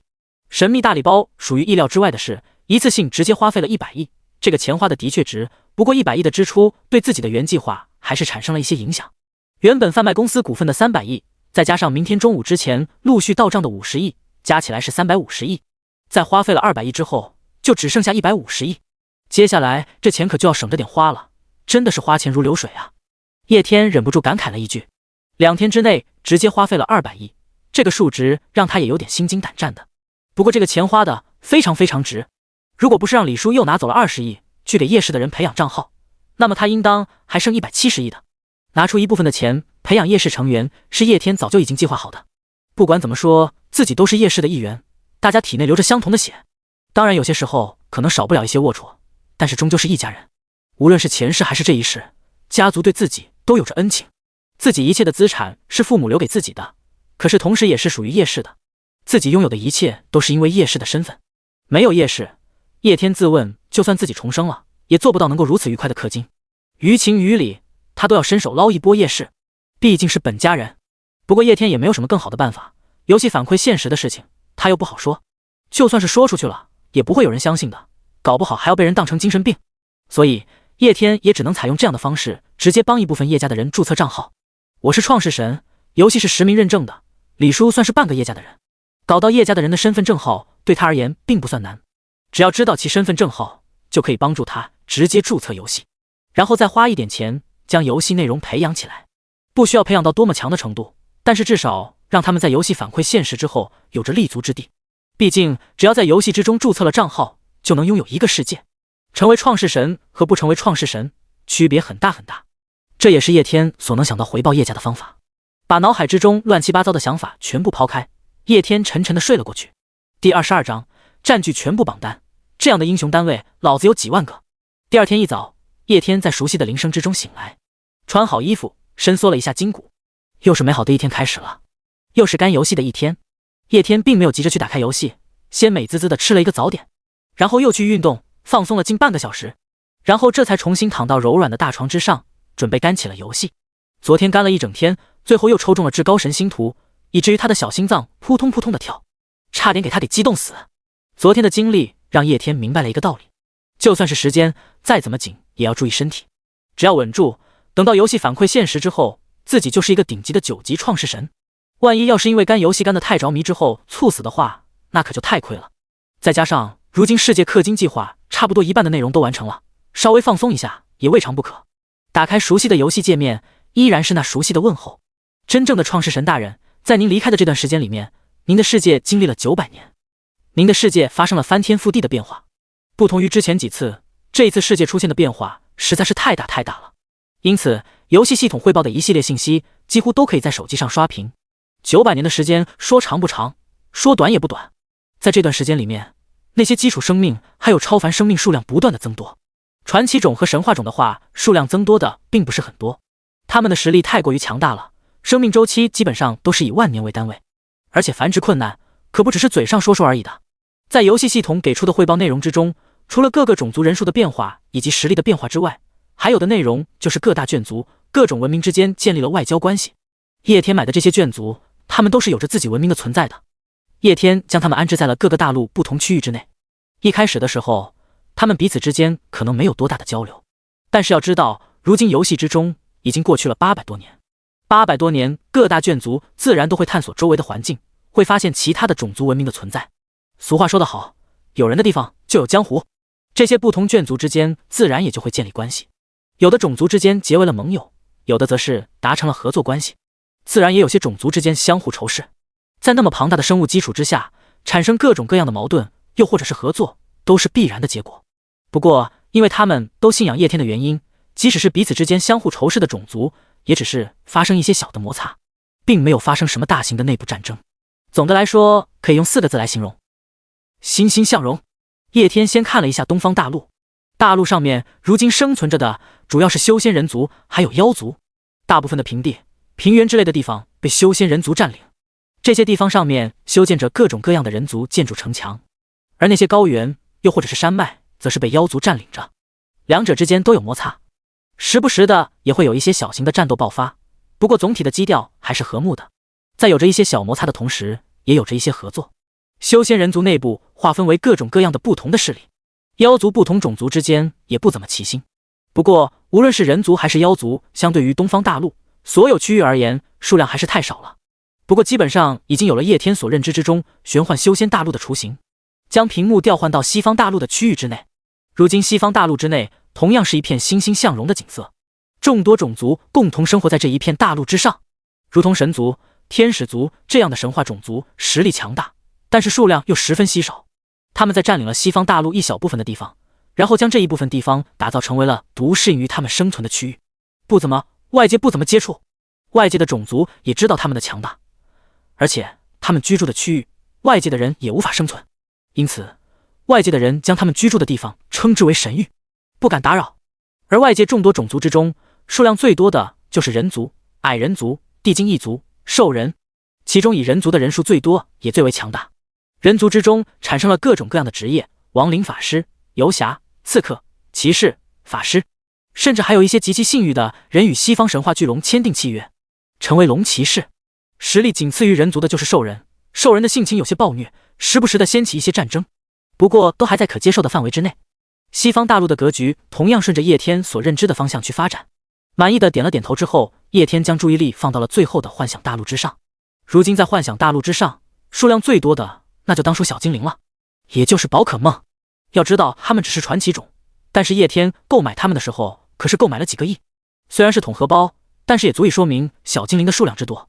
要知道宝可梦的种族数量可是超过了1000种。经过800多年的发展之后，它们的族群规模数量更是增多。自然环境之中不乏有它们的存在。妙蛙种子、鲤鱼王、火焰鸟、极冻鸟、闪电鸟、雷公，几乎大自然之中都可以看到它们的身影。叶天恨不得游戏立马反馈现实，然后自己进入其中抓几只宝可梦玩。除去宝可梦之外，还有着奥特曼等种族的存在。奥特曼已经组建了奇光之国的存在，在一块区域之上，他们打造了巨大的光之国。由于体型的巨大差异，这里也被周围正常体型的生物称之为巨人的国度。奥特曼是秉承着正义的种族，他们时常飞往幻想大陆各个地方主持正义，消灭邪恶。至于邪恶哪里来，那肯定是怪兽啊。奥特曼有了，怪兽叶天怎么可能会不购买一部分？除此之外，幻想大陆上面还有着铠甲文明的存在，就是铠甲文明、帝皇、修罗系列。叶天兑换的是整个铠甲文明，铠甲文明的生命体都有着能够召唤铠甲的能力。根据召唤出来，铠甲的强弱又划分为不同的等级。其中不仅有着叶天所知道的特摄剧之中众多的铠甲，还有着其他许许多多奇奇怪怪听都没有听过的铠甲。说实话，叶天在观测幻想大陆的时候是最激动的。东方修仙大陆和西方玄幻大陆自然让人激动，但是小精灵、奥特曼、铠甲更让人兴奋了。还有着赛亚人、忍者村的存在，幻想大陆就真的是幻想大陆。叶天游戏反馈现实之后，最想去的大陆就是幻想大陆。最后一个虫族大陆那没什么可以说的，如今上面除了山草树木之外，也是存在一些生物的，不过都是存在一些普通生物，数量倒也不少。不过总体来说的话，虫族大陆还是荒凉无比。没办法，自己现在还没有得到虫族。最值得一提的就是英雄单位的存在。英雄单位特殊于普通生命，英雄单位往往是一个种族的领袖，或者是其模板强大于其他生命。叶天没有氪金的时候只有2大眷族，因此他那会拥有的英雄单位也就只有4个。但是现在不一样了，如今自己英雄单位数量达到了极其恐怖的地步。自己购买了众多的种族，每个种族之中都有英雄单位的存在，而且有些时候一个种族能产生数十乃至数百的英雄单位。如今在游戏模板对自己的介绍之中，自己英雄单位那一栏都 TM 用上省略号了，将英雄单位拿出来组成一个军团都绰绰有余。如今英雄榜单上面密密麻麻的都是叶天的人，实力几乎全部都是神话。而且因为其实英雄单位的缘故，所以比一般的英雄单位还要恐怖出几十倍几百倍。人生寂寞如雪，叶天自己都不由得发出感慨。前世自己只有4个英雄单位，亚特兰蒂夫之王、吉吉国王、昆王，还有一个深海巨怪，自己恨不得把他们一个搬成2个用。深海巨怪跟着自己还 TMD 恶兽了。现在不一样了，局势逆转了，这样的守护灵老子有个10百千万几10万个。第23章世界天赋内容疯狂抽取。查看完自己世界如今发展的情况之后，叶天满意的点了点头，然后将注意力放到了这个游戏第3个大内容上面。世界天赋。世界天赋的重要性不言而喻，既能直接影响一个世界生物的能力，更影响一个世界今后的发展。叶天看向了自己的5个天赋。能量活跃，紫色，你的世界之中能量活跃程度更高，生物更容易获得突破。水草生产，白色，大自然进化出的淡水资源更多，草类植物生命力更加的充沛，野火烧不尽，春风吹又生。海怪，蓝色，你的世界之中生活在海底的海洋生物有一定的概率进化成海洋巨兽。脑白金，蓝色，你的世界之中灵长类的生物智力水平进化加快。循环利用，白色，你的世界各种循环的速度加快，生态环境更加趋利于稳定，不易遭受污染破坏。如今他已经升为了9级，一共可以搭载9个天赋。不过之前太忙了，他并没有去抽取世界等级提升之后的天赋，因此如今只搭载了5个天赋。叶天众多天赋之中唯一好一点的就只有能量充沛。紫级天赋能够增加生物突破的几率。紫色天赋在天赋品级之中只能排第3，紫色天赋之后还有橙色、红色、彩色。天赋等级越高，作用就越强大。在游戏反馈现实之后，天赋就彻彻底底的固定了。天赋的存在也是叶天前世的一大痛点。5个天赋就只有能量活跃，还有海怪，2个天赋稍微有点作用。其他的那些天赋说是废物也丝毫不过分。但凡有点好的天赋，叶天也不至于在6级神的位置上面困了那么久，说不定就能突破成为上位神。这一次重来，叶天一定不会重蹈前世的覆辙。这一次一定要将所有的天赋都刷成彩色天赋。叶天下了狠心。叶天先是在游戏之中购买了洗天赋的东西，然后把所有的天赋全部洗了，也包括能量活跃。能量活跃效果虽然不错，但是比起金色天赋、彩色天赋肯定是远远不足的。随后叶天将目光投放到了天赋奖池之中。天赋作为游戏一大亮点内容之一，天赋奖池的价格自然不一般。某位不知名的游戏开发商在设计天赋奖池这一方面吸取了众多垃圾网游的经验，将天赋奖池设计成了2个奖池，普通奖池和尊贵奖池。普通奖池只能抽出来白色天赋、绿色天赋、蓝色天赋，还有紫色天赋。单抽一次10块，随机出天赋，10连抽必出蓝色天赋，100连抽必出紫色天赋。然后就是尊贵奖池，到尊贵奖池这里直接翻了100倍，单抽一次要花费1000，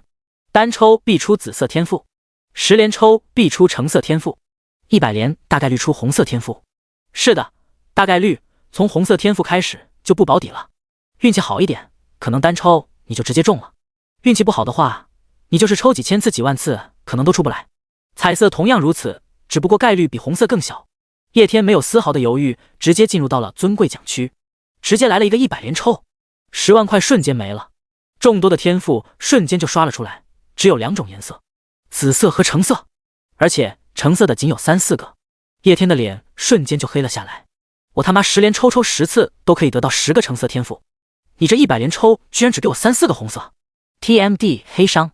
这游戏开发商到底是根据哪个2手网游设计出来的抽奖设置，这么坑人？叶天黑着一张脸，瞬间就又甩了10万。这次好了一点，橙色天赋的数量增多，但是依然没有看到红色，更不要说那彩色了。叶天的脸瞬间就更黑了，犹豫都没有犹豫，叶天直接来了100次100连抽，手指不停的点100连抽，奖池里面的球球不断的转，然后又是熟悉无比的白花花一片，游戏又 TMD 卡住了。叶天看到这一幕，这回倒是没有再慌张了。有句话说得好，一回生二回熟。对于这个游戏卡住的情况，他已经熟悉了。大概过了1、2秒之后，界面瞬间恢复了正常，一块区域上面密密麻麻数之不尽的球出现在上面，每一个就代表了一个天赋。绝大部分的球都是紫色，其中有一小部分是橙色的。然后最大的重头戏就是3个红色的球，代表了3个红色的天赋。至于7彩级别的天赋一个都没有。叶天看着这一幕，内心久久无法平静。说好的100连抽大概率出红色天赋呢？我这 TMD 抽了100次100连抽，你就给我出了3个红色天赋，感情你这大概率是把 0.3% 变成了 3% 是吧？叶天并不怎么认为这是自己运气差的问题，自己运气应该是好的很的，投胎投到叶家还不能证明自己的运气好吗？唯一倒霉的就是打游戏不氪金，然后导致自己游戏反馈限制之后弱的一批。不过虽然但是自己不是还重生了吗？不是谁都能撞上重生的，这还不能证明自己的运气吗？更何况现在自己已经改掉了打游戏不氪金这个缺点，已经没有什么东西能够让自己倒霉了。红色天赋和彩色天赋其意义恐怕比我想象之中要恐怖很多很多，不然也不至于抽中概率这么低。抱着如此想法，激动的心，颤抖的手，叶天缓缓地打开了那3个红色天赋，然后查看了起来。至于红色和紫色，那是什么狗巴玩意儿，狗都不要的天赋。关于3个红色天赋的消息迅速地出现在了叶天的面前，叶天当即就倒吸了一口凉气。绝对信仰红色，信奉你的眷族能够提供的信仰值提升5倍，任何一个信仰你的人信徒等级都是从真信徒，并且信奉你的信徒信仰等级更容易提升。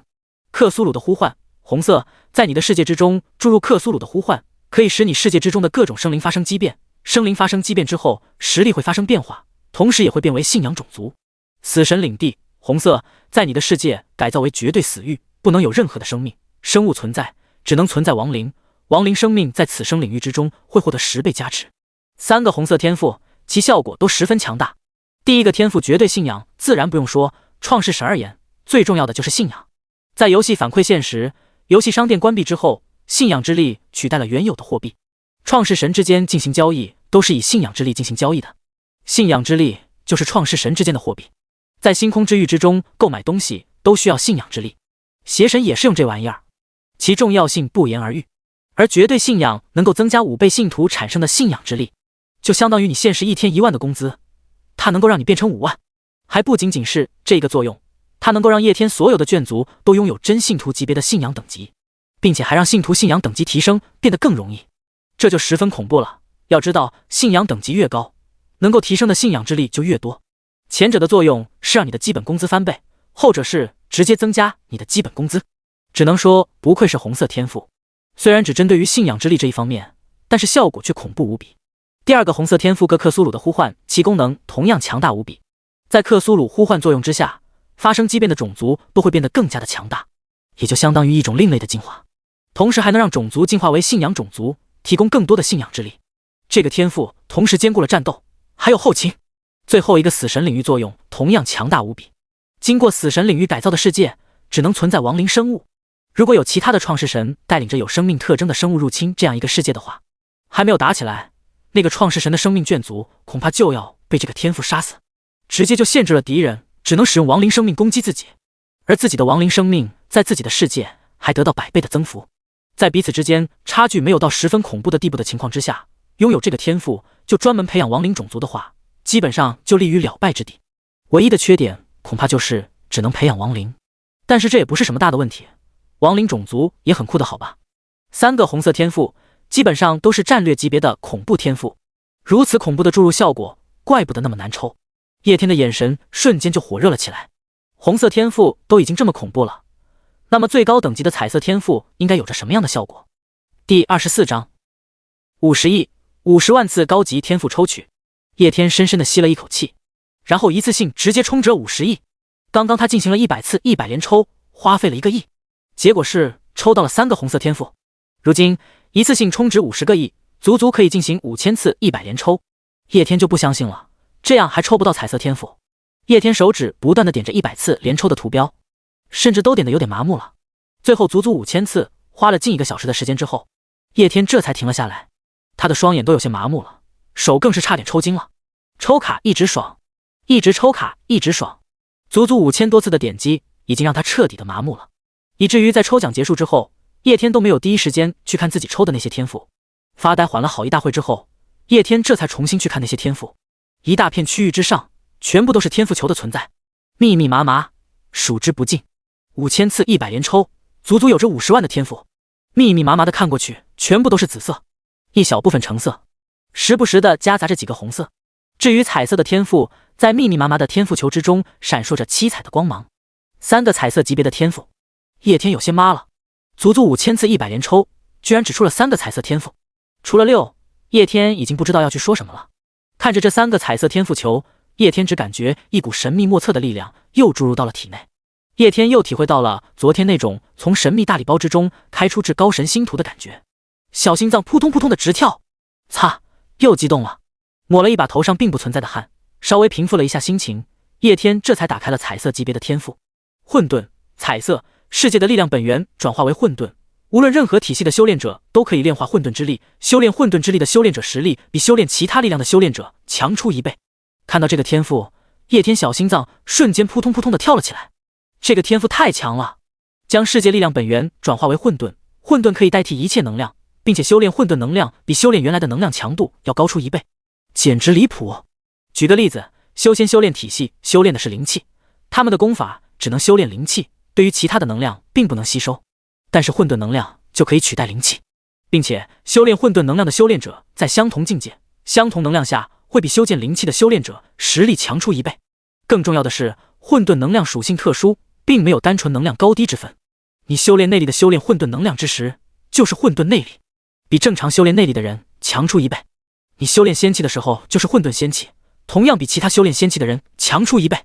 这也就意味着叶天世界之中，无论什么修炼体系的修炼者，都会高出其他创世神的修炼者1等。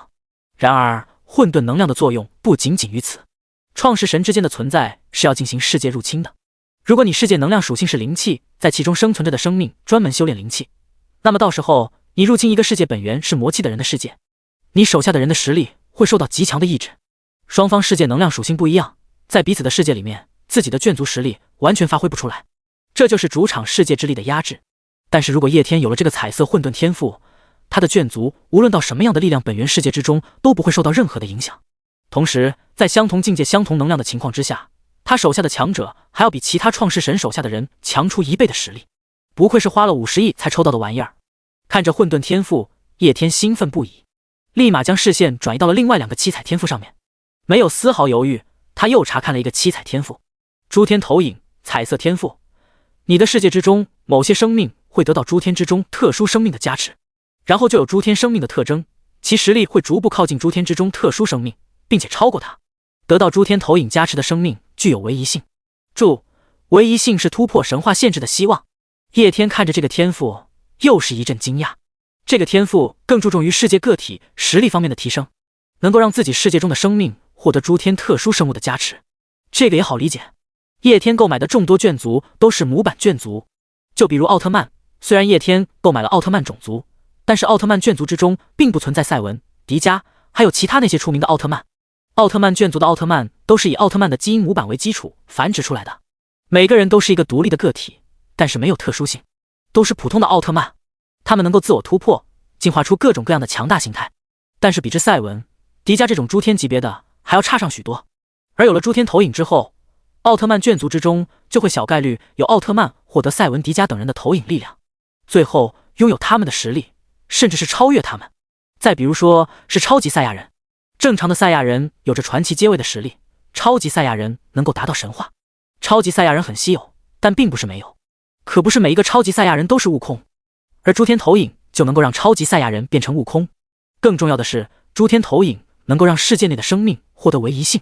叶天现在并不是很理解这个唯一性的意义，但是他也能够明白这个唯一性的重要性。唯一性是世界内的生命突破神话阶位的希望。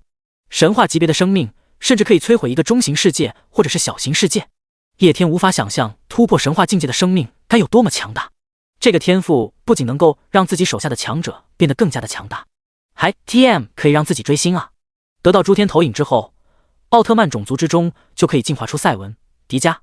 宠物小精灵中才会出现皮神，赛亚人中的悟空。谁能够抵抗猛兽族中能够出现一个金铁兽呢？第25章七彩级别天赋，红色天赋的选择。诸天投影这一个天赋的珍贵性不言而喻，不愧是花费了近50亿才抽取出来的七彩天赋。叶天深吸了一口气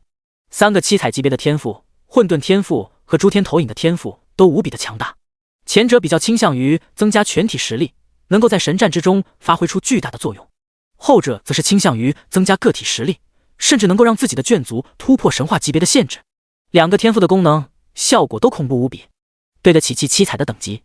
丝毫没有犹豫，叶天将这2大七彩级别的天赋全部加载在自己的天赋栏上面。随后怀着激动好奇的心情，他打开了最后一个七彩级别的天赋球。真实进化之眼七彩天赋，该天赋搭载对象为创世神，并不作用于世界。拥有该天赋之后，能够让创世神具有洞悉世界任务的能力，并且能使万物进化。叶天看着这个新刷出来的天赋，脑子有点转不过来。在他的认知之中，一般情况下创世神的天赋都是作用于世界的，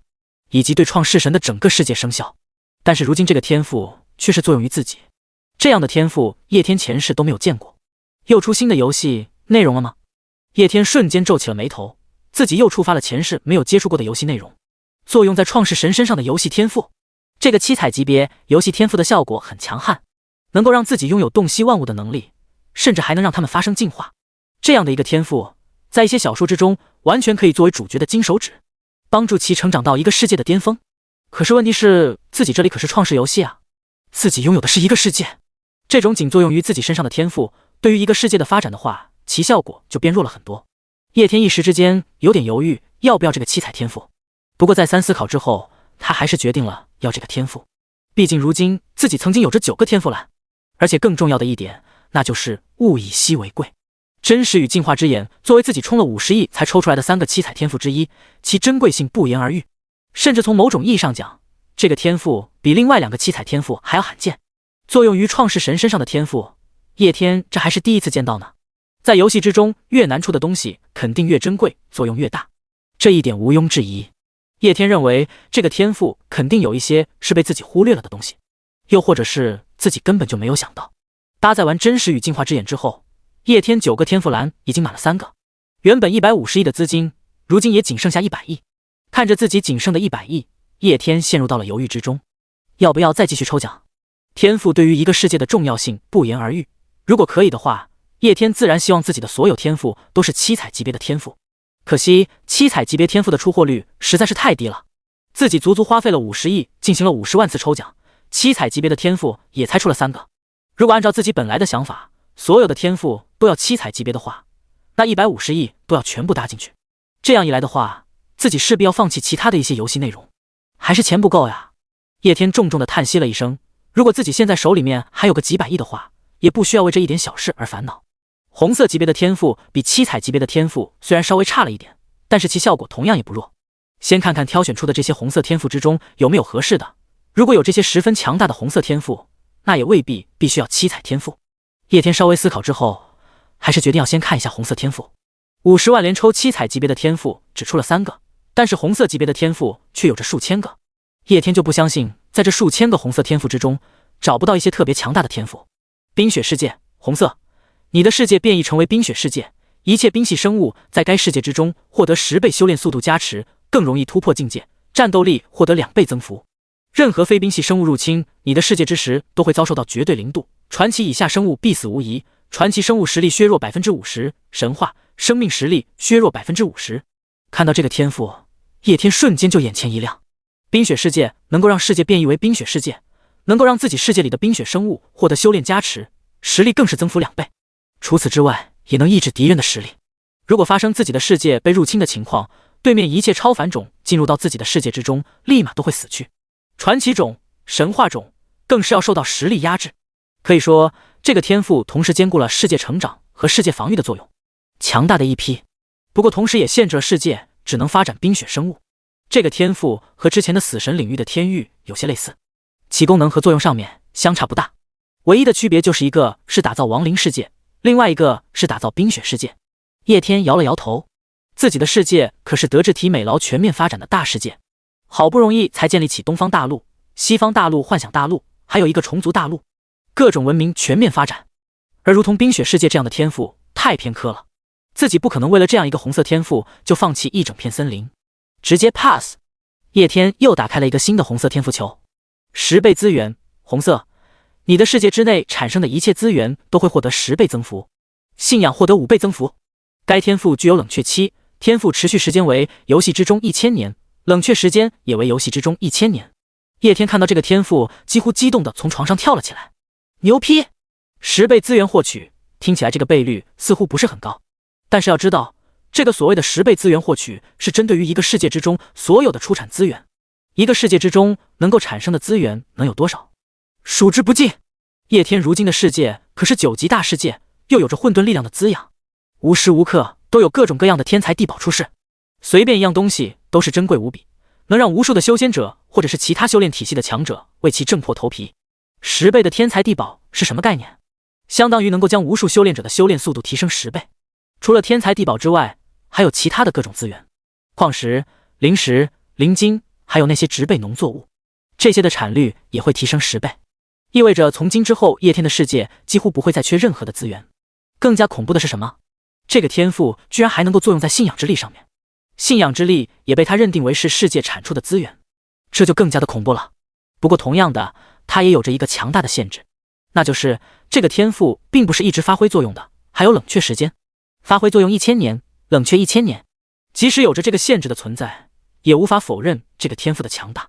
如果不是有着冷却时间的限制的话，他这个天赋就应该是红色天赋了。这个天赋我要定了。几乎是第一时间，叶天就已经下定了决心。从某种意义上而言的话，这个天赋的作用丝毫不逊色于彩色天赋。叶天没有丝毫犹豫，直接搭载了该天赋。然后出乎意料的事情发生了，叶天懵逼地发现自己天赋栏上面有关于10倍资源的红色天赋，其后面居然出现了一个加号，这是可以提升天赋等级。难道这个天赋还能够升级？看到那个加号的存在，叶天心中瞬间激动了起来。10倍资源效果强大，但也只是红色天赋，能够升级将它升级为7彩天赋，那又该是如何恐怖的效果？没有丝毫的犹豫，叶天直接点击了一下加号。10倍资源，红色，10倍资源，7彩。提升要求 1.800 个红色天赋， 2.8000个橙色的天赋， 3.1万个绿色天赋。一则消息出现在了手机上面，是提升10倍资源这个天赋的要求，要将红色级别的10倍资源天赋提升到7彩级别，要献祭800个红色天赋，8000个橙色天赋，10000个就是紫色天赋。看到这个要求，叶天倒吸了一口凉气。这个要求不能说是苛刻，只能说是非常的苛刻。只不过将其等级提升一个等级罢了，居然要消耗那么多的天赋。这还好是自己直接花了50亿抽取天赋，这要是换个其他的人来，就算是知道能够将世界天赋等级提升，那也只能干瞪眼。这纯纯的烧钱啊！但这个晋级的要求很苛刻，但是叶天也没有太过于求不去。自己足足进行了50万次抽奖，如今手上堆积的各种乱七八糟的天赋，足足有50万个，而自己却只有9个天赋栏。剩下的那些天赋用不到的话，等到游戏彻底反馈现实之后，也就没用了。如今能够用这些东西将10倍资源的天赋提升到7彩级别，那也算得上是废物利用了。第26章，5大红色级别天赋，效果恐怖逆天。虽然心中已经下定了决心，要将10倍资源的天赋升级为彩色级别的天赋，但是叶天却没有在第一时间就进行升级。升级10倍资源，这个天赋要消耗的紫色天赋和橙色天赋，叶天倒是并不怎么在意。但是这个天赋还要消耗800个红色天赋，如今自己手上的红色天赋近万，虽然说经得起消耗，但是自己点了升级，肯定是随机消耗。到时候要是一些强大的红色天赋被拿来用来升级10倍资源，那自己可要亏大了。叶天想了想之后，把之前的冰雪世界天赋也安装了上去，同样的出现了一个可升级的按钮。叶天脸上露出了果然如此的表情。10倍资源可以从红色提升为7彩色，没理由其他的天赋就不能。其他的天赋果然也能。天赋能升级，这在之前听都没有听说过。之前自己基础抽的那几个天赋后面也没有出现升级的图案。如今这些天赋能升级，其原因只能有一个。叶天将目光放到了自己刚刚才搭载的7彩天赋真实进化之眼上面，只能是因为这个天赋的原因。为了验证自己的想法，叶天直接将该天赋先卸了下来，然后再看向天赋栏的时候，10倍资源还有冰雪世界后面那个升级按钮已经消失了。看到这个现象，叶天眼睛瞬间亮了起来。果然是因为这个7彩天赋的原因，他居然能够让其他没有达到7彩级别的天赋发生升级，这就是所谓的进化之力吗？果然越是难出的货就越是珍贵。自己之前有点小看这个天赋了，仅凭它能够让红色天赋进化成为7彩天赋这一点，就已经媲美其他的7彩天赋。叶天眼神之中闪过金光，真实进化之眼能够让其他的天赋发生升级，这样一来的话，自己只需要在众多的红色天赋之中挑选出自己中意的天赋，然后再使用真实进化之眼将这些天赋升级为7彩级别，而消耗的只不过是一些自己并不需要的天赋罢了。自己完全没有必要再花钱抽取7彩级别的天赋，直接为自己节约了一大笔钱，这些钱可以花在其他的游戏内容上面。叶天开始仔细的在众多红色天赋之中挑选起了自己需要的天赋。看着手机屏幕上面数以千计的红色级别天赋球，叶天嘴角露出了一丝苦笑。本来以为抽取天赋会非常的简单，直接花费巨款抽一些7彩级别的天赋，然后搭载安装就可以了。万万没有想到7彩天赋的出货率那么的低，以致原因现在自己还要从这么多的红色天赋来搭载。几千个天赋，自己这样一一挑选下去，还不知道要挑选到什么时候，又是一个手艺活啊。叶天无奈，不过他也没有什么办法，只能老老实实的在众多红色级别的天赋之中挑选。时间飞速的流逝，在这期间，叶天还去吃了一顿中午饭，直到晚上的时候，他才揉了揉自己有些发胀的双眼，然后停了下来。近半个天赋之中，如今他看了差不多80%左右，还剩下20%的红色天赋没有看，但是叶天不打算继续看下去了。这 TMD 实在是太折磨人了，近万个红色级别的天赋，不可能每个天赋和每个天赋都不一样，有一些天赋甚至是重复抽取出来的，叶天都有些看腻了。很多的游戏之中都存在武器等级的设定，大多数情况下红色就是最高级别，大多数时候玩家开宝箱开出红色的时候都会十分的兴奋。叶天曾经也是这样的，不过一切都在今天发生了改变。红色天赋球就相当于是开宝箱一样，每次都是出红色。刚开始的时候叶天还有一些兴奋新奇感，但是随着自己打开的红色天赋球数目达到数百数千之后，叶天就已经麻木了。他发誓自己这一辈子都没有这么讨厌过红色过。那好20%的红色天赋球，他实在没有精力再去看了。自己如今挑选出的那些红色天赋就已经够好了，毕竟自己的天赋栏也就剩下了5个位置。深深地呼出了一口气，叶天将注意力放到了自己挑选出的那些强大红色天赋上面。叶天并不是只挑选出来5个红色级别的天赋，为他挑选出来优秀的红色天赋足足有50多个。这些红色天赋都各自有其效果，比其他的红色天赋要强出了许多。如果可以的话，叶天都想要。不过很显然，这是不可能的事情。所以现在，叶天要做的事情就是进行第2轮筛选，从这些强大的红色天赋之中挑选出最强大、最适合自己世界的5个红色天赋。揉了揉有些发胀的眼睛，叶天从床上爬了起来，坐到了一旁的书桌上面，随后随手将笔记本拿了出来，进行了第2轮的挑选。一些天赋的特点和优势被他不断的写在笔记本上，进行比较和筛选。悄然之间，又是1-2个小时的时间过去。在这1-2个小时的时间里面，叶天大部分的时间都在犹豫，太难选择了。因为已经经过第1轮筛选的原因，如今留下来的天赋都是十分强大，作用十分明显的，每一个叶天都想要。但你再在深田由美和三煞优雅之间选一个，你也肯定选不出来。因此，叶天大部分时间都在犹豫之中。不过最后叶天还是从这些天赋之中挑选出了最适合自己世界的5个强大天赋。科学是唯一世界观，红色天赋，在你的世界之中，一切的科学发展都可以被实现，理论可行，实际就可行，一切的科学定律都可以被打破。天赋共享，红色天赋，在你的世界之中，任何种族个体所领悟的天赋都可以搭载在整个种族天赋上面。上限为紫色，万灵合一，水土不服，红色天赋，在你的世界之中，任何类型的眷族都会获得5倍的修炼速度加持，在本世界之中会获得双倍战力增幅。其他世界的生命入侵你的世界之时会受到压制，压制程度是入侵生命的实力而定，入侵生命体的实力越强大，作用越微弱。死亡国度，红色，在你的世界之中生存阴暗面，死亡国度，所有神话级别的存在死亡之后都会进入到死亡国度之中。进入死亡国度之中的所有生物没有灵智存在，只知道游荡，但是当他们的创世神需要他们的时候，他们会再次披甲上阵，发起冲锋。绝对信仰，红色，信奉你的眷族能够提供的信仰值提升5倍，任何一个信仰你的人信徒等级都是从真信徒，并且信奉你的信徒信仰等级更容易提升。5个红色天赋。第一个天赋科学是唯一世界观天赋，是概念性天赋，它能够让自己世界的科学策发展更加的顺利。听起来好像没有什么具体的作用，但是实际上屌炸天了。就比如无尽能源，这是一个科学册上面的概念。无尽能源，顾名思义就是取之不尽，用之不尽泄的能源。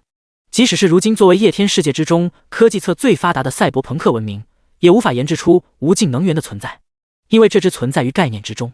无尽能源的概念本身就与科学的原理冲突，因此正常情况下，赛博文明再怎么发达，也不可能研制出无尽能源的存在。可是有了科学是唯一发展观，这个天赋就不一样了。科学是世界观这个天赋听起来是坚定的唯物主义，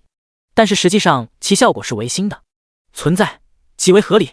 这个天赋对于科学册文明的发展的作用是无法用言语表达的。选择这个天赋是叶天深思熟虑后的结果。玄幻体系、修仙体系还有其他的体系比之科技体系丝毫不差，不过在对世界做出贡献这方面，其他的体系是无法和科技体系做比较的。你其他体系再怎么牛，你能懂持续发展，你懂怎么治理世界环境，你不懂，但是科技体系就懂。管理那么大的一个世界，即使叶天有着各种神术的辅助，那他也是有点管不过来的。但是有着科技文明的帮忙的话，叶天就可以少很多的麻烦。而且科技文明体系对于其他的修炼体系也是巨大的助力。科学修仙了解一下，人造灵根了解一下。总的来说，科技体系发达起来，和其他任何一个修炼体系都能碰撞出不一样的火花。所以叶天选定了科学就是唯一世界观这个天赋。第2个天赋是天赋共享，这个红色天赋效果同样恐怖无比。任何一个眷族之中，只要有人领悟了某个天赋，那么这个眷族所有的人都可以拥有这个天赋。创世神世界之中的生物都有其独特天赋存在，其等级同样分为白色、绿色、蓝色、紫色、橙色、红色、七彩。创世神世界之中生物所具有的天赋和创世神天赋不同的是，创世神的天赋大多数情况下都是作用于他所创造的世界的，而创世神世界之中生物的天赋则是只作用于他自身。以修仙文明为例，不同的人会觉醒不同的天赋。比如白厄运，身怀厄运，你会更容易遇上倒霉的事情。愚钝，天生比较笨。短命，你比较短命，你的寿命会比别人短。蓝，机灵，从小就机灵，修炼时候会时不时出现灵感爆发的情况，100年之内修炼效率增加 20%。指力惊人，指指点点个不停，指法类的武技修炼效率会更高。长寿，比其他人长寿一些。炼丹学徒，炼丹水平肯定比普通人好啊，丹药的炼化率正 10%。子火灵体，火型体质，拥有控火的能力，修炼火系功法效率正 50%， 威力增加 50%。金灵体，金型体质，拥有极强的杀伐能力，修行精细功法效率加 50%， 威力加 50%。木灵体，木型体质，拥有更多的寿元，修炼木系功法效率加 50%， 威力加 50%。水灵体，水型体质，拥有控水的能力，修炼水系功法效率加 50%， 威力加 50%。土灵体，土型体质，站在大地之上，能连绵不断的吸收地脉之力，拥有极强的防御力和续航能力，修炼土系功法效率加 50%， 威力加 50%。皮糙肉厚，你很耐打，同境界基本打不死你，不打架的时候没用。炼丹大师，炼丹的水平那可不一般啊，丹药的炼成率正 20%。第27章，挑选天赋，打造最强世界。这些天赋种类数目庞多，奇奇怪怪，不同的修炼体系，不同的眷族又会产生不同的天赋。不过毫无疑问的一点就是，拥有的天赋等级越高，其实力钱就会越强。创世神世界之中，生物能够成长到什么样的地步，就看他拥有的天赋是否强大。有些天赋是一出生就具有的，有些天赋则是后天形成的，充满了不确定性。白色的天赋甚至还存在一些负面 buff， 但是天赋的重要性不言而喻。而叶天创世神红色天赋，天赋共享居然能够让一个眷族共享其成员所领悟的天赋。虽然这个共享的天赋有着数量，还有等级的上限，但是依然无法否认这个天赋的强大。如修仙体系之中的水灵体或火灵体等天赋，这种灵体虽然属于最基础的灵体，但是也不是每一个修仙人族都可以拥有灵体。但是天赋共享却能让整个修仙人族都拥有灵体。其他的眷族也是一样的，眷族中那些拥有着金色天赋、橙色天赋的人，自然不会在意共享一个紫色天赋。但是这些人的存在，不管是什么眷族之中，都是少数的存在，普通才是绝大部分生物的基调。绝大部分生物所觉醒的天赋都是白色天赋、绿色天赋、蓝色天赋，但是加持了天赋共享这个创世神天赋，就代表叶天的世界可以做到全员紫色天赋。而且更加恐怖的一点是，天赋共享还可以升级成为7彩级别。升级之后，它能够共享的天赋等级上限如果提升到橙色或者是红色的话，那么到时候叶天的世界只能用4个字来形容：人人如龙。叶天挑选的第3个天赋是万灵合一，水土不服，红色天赋。万灵合一，水土不服，红色。在你的世界之中，任何类型的眷族都会获得5倍的修炼速度加持，在本世界之中会获得双倍战力增幅。其他世界的生命入侵你的世界之时会受到压制，压制程度是入侵生命的实力而定，入侵生命体的实力越强大，作用越微弱。这个天赋类似于冰雪世界、亡灵世界的弱化综合版，如同冰雪世界这样对某一个物种又有着极大程度的加持，并且还能针对于入侵者的红色天赋，叶天抽取到了很多。什么熔岩世界，什么扭曲世界，什么怪谈世界，这样的红色天赋对于某些特殊的眷族又有恐怖的加持之力，在面对不符合其规则的世界入侵者之时，这些天赋甚至可以直接抹杀世界入侵者。但是这些天赋局限性太强了，叶天想要的是综合发展的世界，偏科太严重了，他不喜欢。认真挑选后，他挑选到了万灵合一，水土不服这个红色天赋。这个天赋对于世界之中生存的所有生物都有着加持，只不过由于是作用于所有生物的，加持之力自然比不上冰雪世界那种只针对于特定生物的加持之力。在面对其他世界入侵者的防御之时也是一样，对入侵者有着一定的影响，但是无法直接抹杀他们。这个天赋在功能性之上，比之冰雪世界那样的天赋要更加的全面一些，但是效果上面就没有冰雪世界那种极端天赋强。不过这却是最适合叶天世界发展的天赋。叶天挑选的第4个天赋称之为死亡国度。这个天赋是战争天赋，它可以在叶天世界之中生成一个阴暗面的死亡国度。所有神话级别的生物在死亡之后都会在死亡国度之中重生，只不过会失去灵智。在叶天需要的时候，死亡国度之中所有的神话生命就可以为他再度征战，相当于一种另类的重生。这个天赋是很强大的，创世神世界之中的时间流逝速度是非常非常快的，再加上各种文明、各种强者之间不断的被碰撞，即使是神话强者也难免会有陨落的时候。1-2个神话级别的强者陨落进入死亡国度不算什么，可是一整个世界加起来呢？整个9级世界神话强者的数量都无法计算。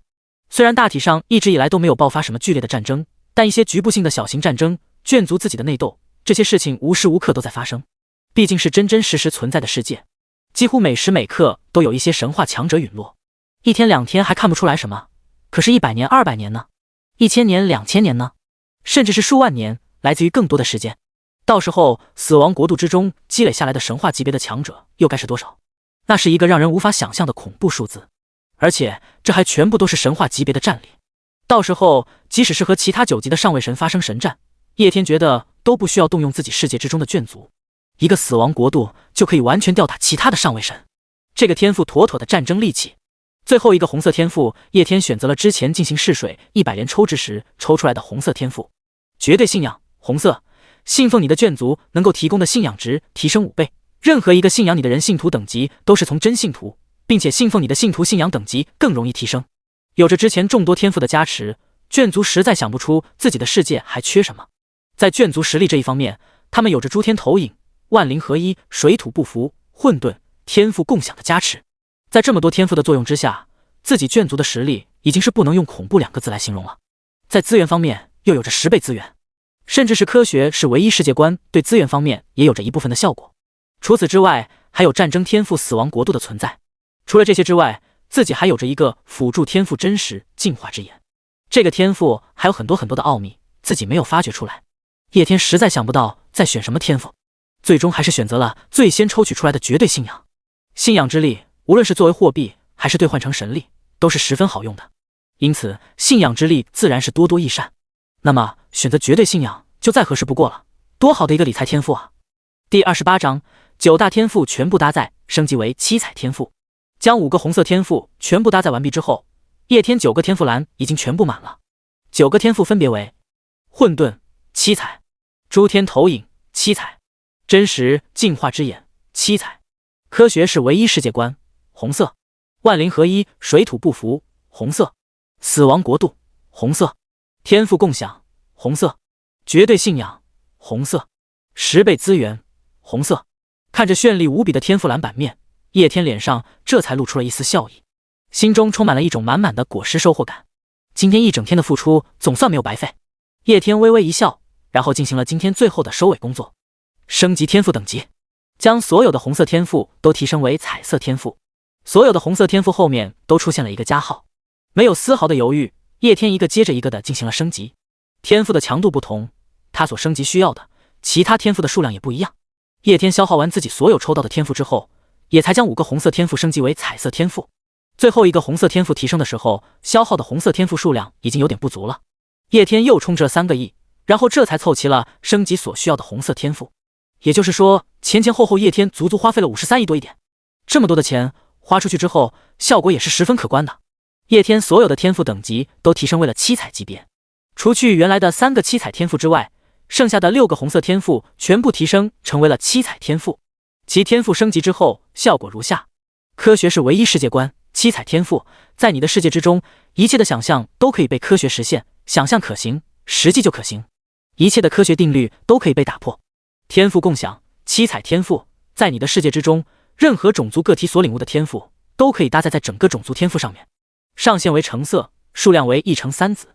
万灵合一水土不服七彩天赋，在你的世界之中，任何类型的眷族都会获得10倍的修炼速度加持，在本世界之中会获得双倍战力增幅。其他世界的生命入侵你的世界之时会受到压制，超凡种在你的世界之中完全无法生存，传奇总实力压制 90%， 神话总实力压制 50%。 死亡国度七彩天赋，在你的世界之中生成阴暗面。死亡国度，所有神话和传奇级别的存在死亡之后都会进入到死亡国度之中。进入死亡国度之中的所有生物保留一部分生前灵智，实力小概率在亡灵国度之中获得提升。当他们的创世神需要他们的时候，他们会再次披甲上阵，发起冲锋。绝对信仰七彩天赋，信奉你的眷族能够提供的信仰值提升10倍，任何一个信仰你的人信徒等级都是前信徒，并且信奉你的信徒信仰等级更容易提升。你可以更改其他创世神眷族的信仰。10倍资源七彩天赋，你的世界之内产生的一切资源都会获得10倍增幅，信仰获得5倍增幅。无冷却，小概率增加一些稀有的资源诞生的概率。看着自己众多天赋的信息，叶天脑海之中只有一个念头：无敌了！科学是唯一世界观从红色提升为七彩级别之后，概念性进一步增加，只要是想象中所存在的，都可以被科学所实现。这 TMD 彻底在唯心主义的道路上越走越远了。紧接着就是天赋共享。本来红色级别的天赋共享能够让整个种族共享一紫三蓝的天赋，如今升级为7彩级别的天赋共享，能够让整个种族共享1乘3子的天赋，作用直接翻了100倍，可以说得上是真真正正的实现了人人如龙。万灵合一，水土不服，在经过升级之后，在保全全面性的同时，效果增强，就如同是那些类似于冰雪世界这样红色天赋的整合体，取其全部优势，去其糟粕，全面升级了。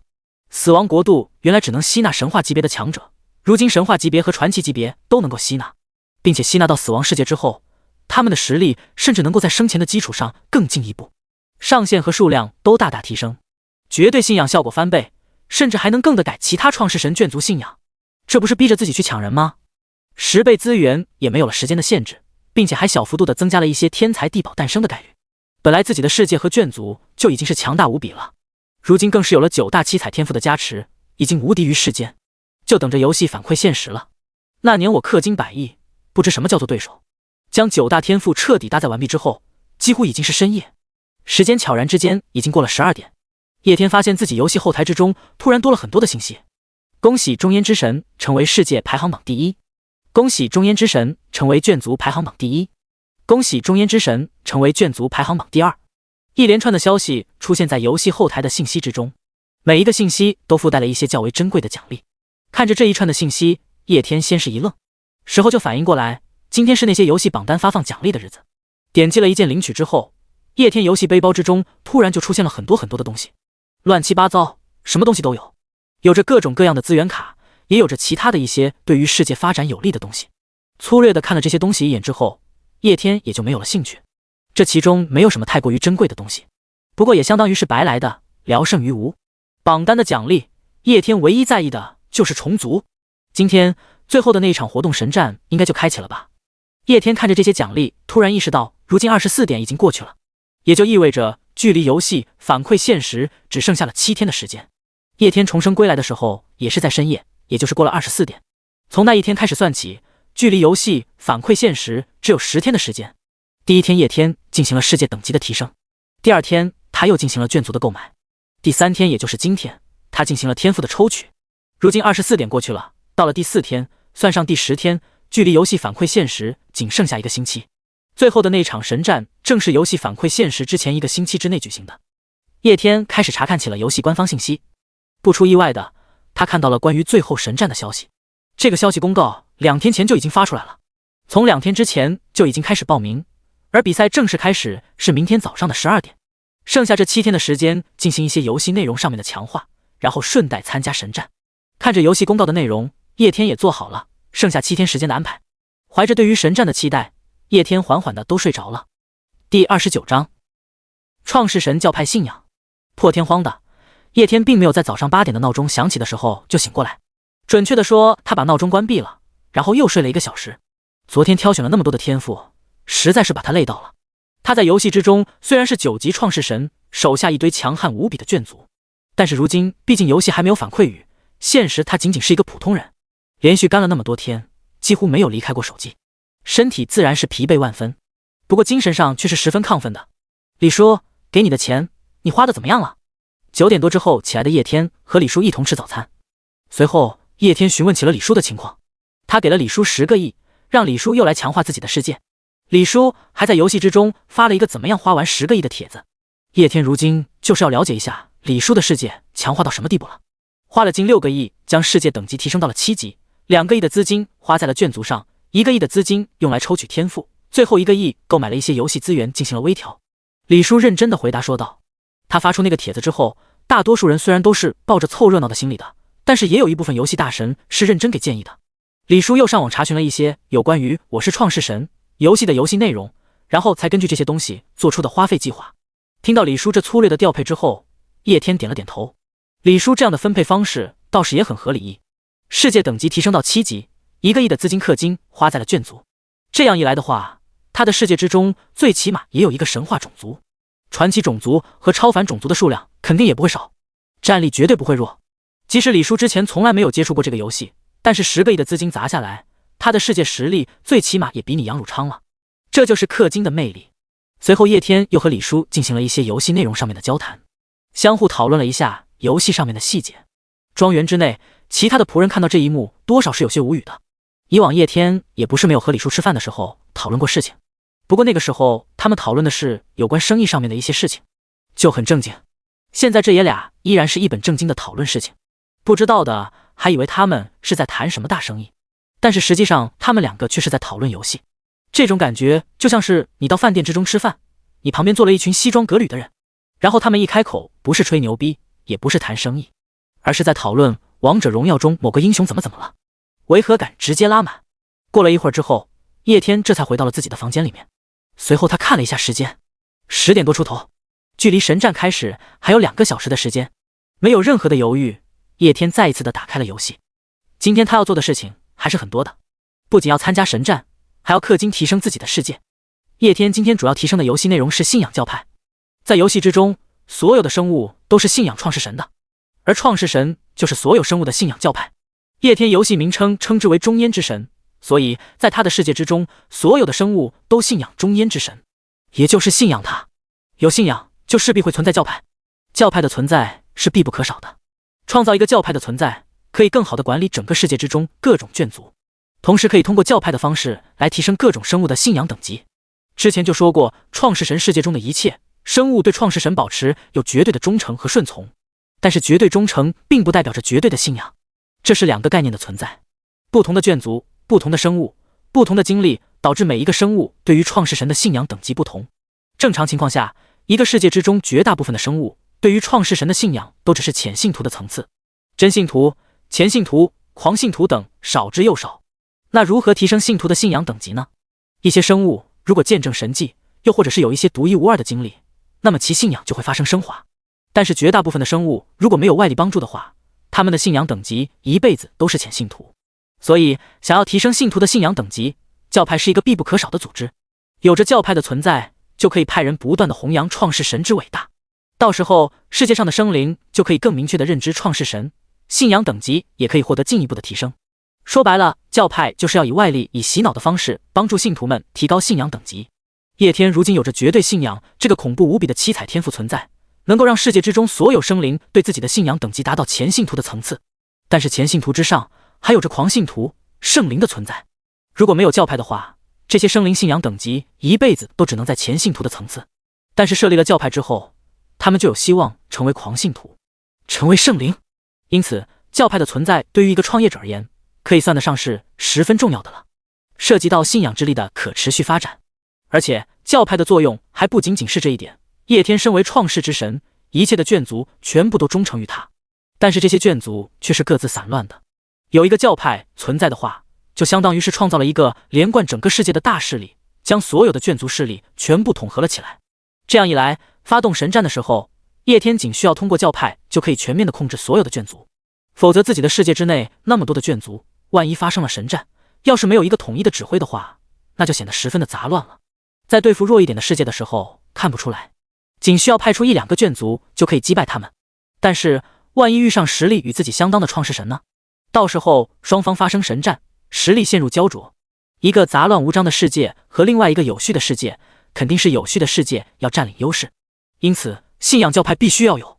除此之外，信仰教派作为游戏之中的一大内容，起作用不只局限于此。某不愿意透露姓名的游戏开发商在教派内容方面的设定，借鉴了一些垃圾二手网游之中公会、宗门等的设定，所以信仰教派之中还存在各种各样的建筑，这些建筑无一例外都有着各种各样的奇效，增加修为、提升信仰、传授知识、培养兵种。教派之中的一些建筑，其效果丝毫不逊色于一些天才地宝的存在。甚至在发动神战的时候，教派还可以给世界的人提供各种各样的正面 buff，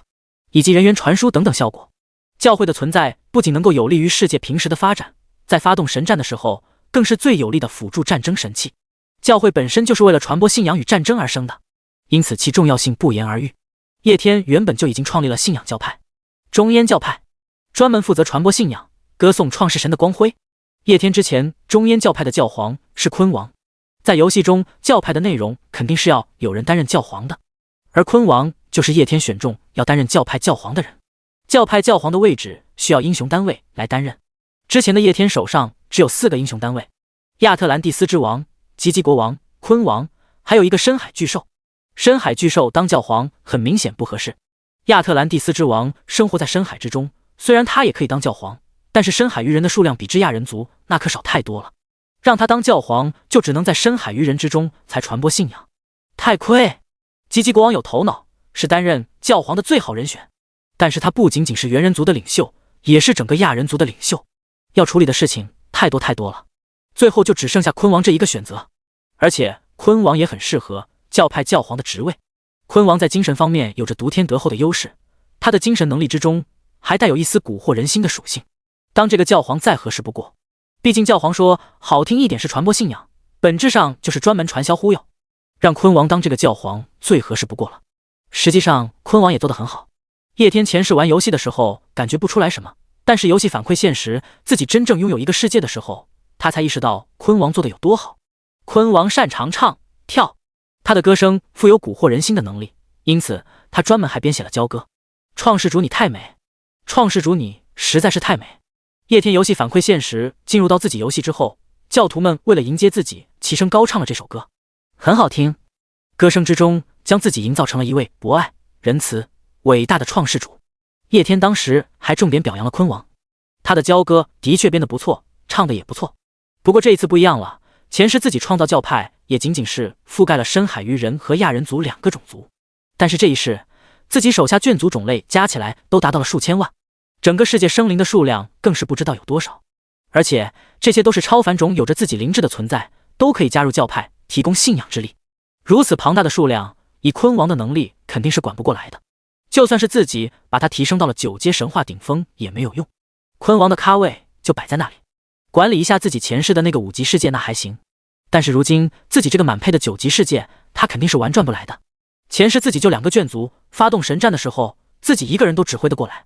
只需要安排他们一起乌泱泱的上就够了，因此也不需要昆王有指挥方面的才能。但是这一次不一样了，数以万计的眷族，每个眷族有着自己不同的性质和特点，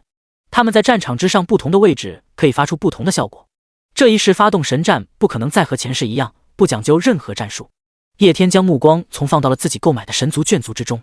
要说收集信仰之力经营教派的话，神族之人才是最擅长的。毕竟在西方故事之中，西方的神基本上都是有着自己的教派存在的，什么光明神、战争之神，西方的神大部分本来就是依赖信仰为生的。如今他们在西方世界之中也创立了自己的教派，神族的神系信仰和自己的创世神信仰并不冲突，只不过生物对于创世神的信仰优先级更高罢了。在信仰创世神的同时，生灵还可以信仰光明神、秩序之神、和平之神，将所有的教派统一为中焉教派，以中焉之神为第一信仰，然后其他的神系信仰又或者一些其他的信仰视之为第二信仰。中焉教派之中，一切的职位都由神族来担任，他们在中焉之神这个大的教派之中，又可以各自划分出自己小的派系。叶天立下了宗教的大体雏形，以神族为教派之根基，让他们各自传播信仰，在传播创世神信仰的同时，也传播他们自己的信仰。生灵对自己的信仰和对神灵的信仰还是有所不一样的，两者之间并不冲突。神族本来就是玩弄信仰的好手，让他们担任中焉教派之中的领袖最适合不过。同时他们自己也需要信徒，还能够形成一定竞争关系。而且一些神灵更是有着战争方面的柄权，吃的就是战争的饭。发生神战之时，这些神灵还可以充当战场指挥官，一举两得。第30章奇观建筑。没有过多的犹豫，叶天将自己的信仰教派等级提升到了9级。信仰教派内容是根据一些垃圾网游的公会、宗门制度设计的，自然就有着等级的划分。提升等级，除了完成一些教派任务之外，那就是氪金，而叶天长的就是氪金。信仰教派的等级提升倒是并不怎么的昂贵，不过一次性将其从5级提升到9级，也足足花费了叶天近3个亿。信仰教派的等级提升到9级之后，所能够带来的增益是巨大的。首先就是信仰教派的人员数量没有了限制，其次9级的信仰教派还可以给教派人员带来一定程度上修炼上的加持，以及提升了信仰教派人员的资质。这方面上的增幅多多少少与世界天赋的作用有些重合了。不过哪个创世神会嫌弃自己世界内的生物天赋更强呢？除此之外，9级的信仰教派还给叶天带来了9个信仰技能，这一点也绝对是从那些垃圾手游之中抄来的。信仰技能换个名字就叫做工会技能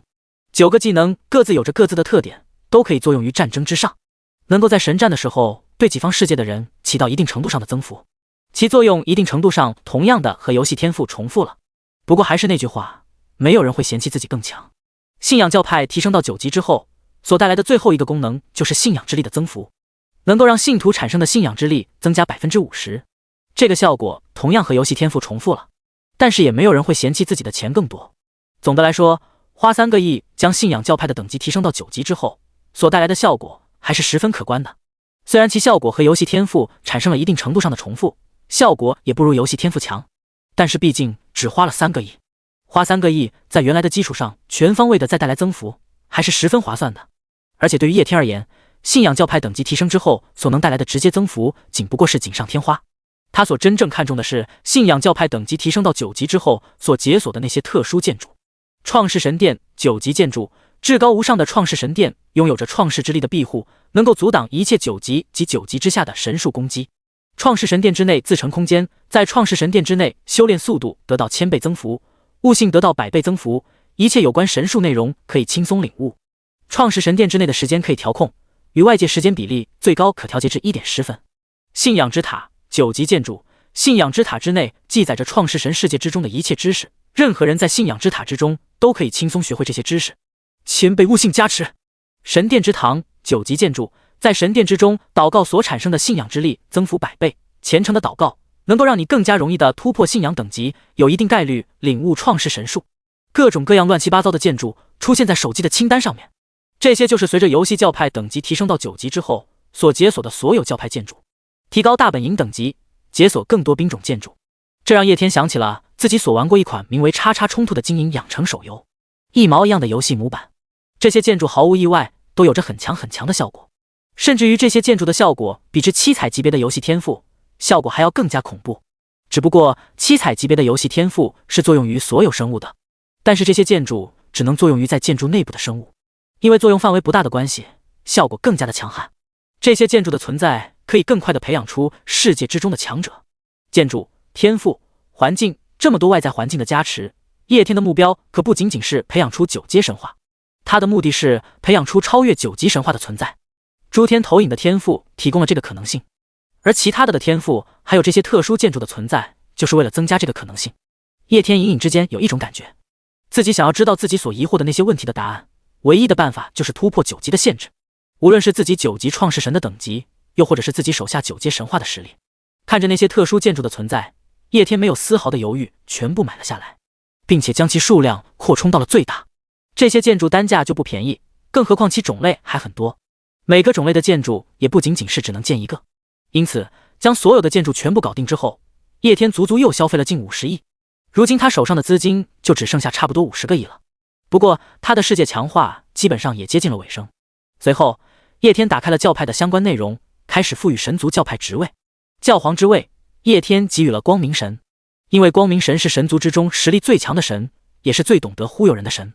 提升到9级的信仰教派，其重要职位自然不可能只有教皇一个，还有这副教皇、教宗、圣子、圣女，各种各样乱七八糟的职位。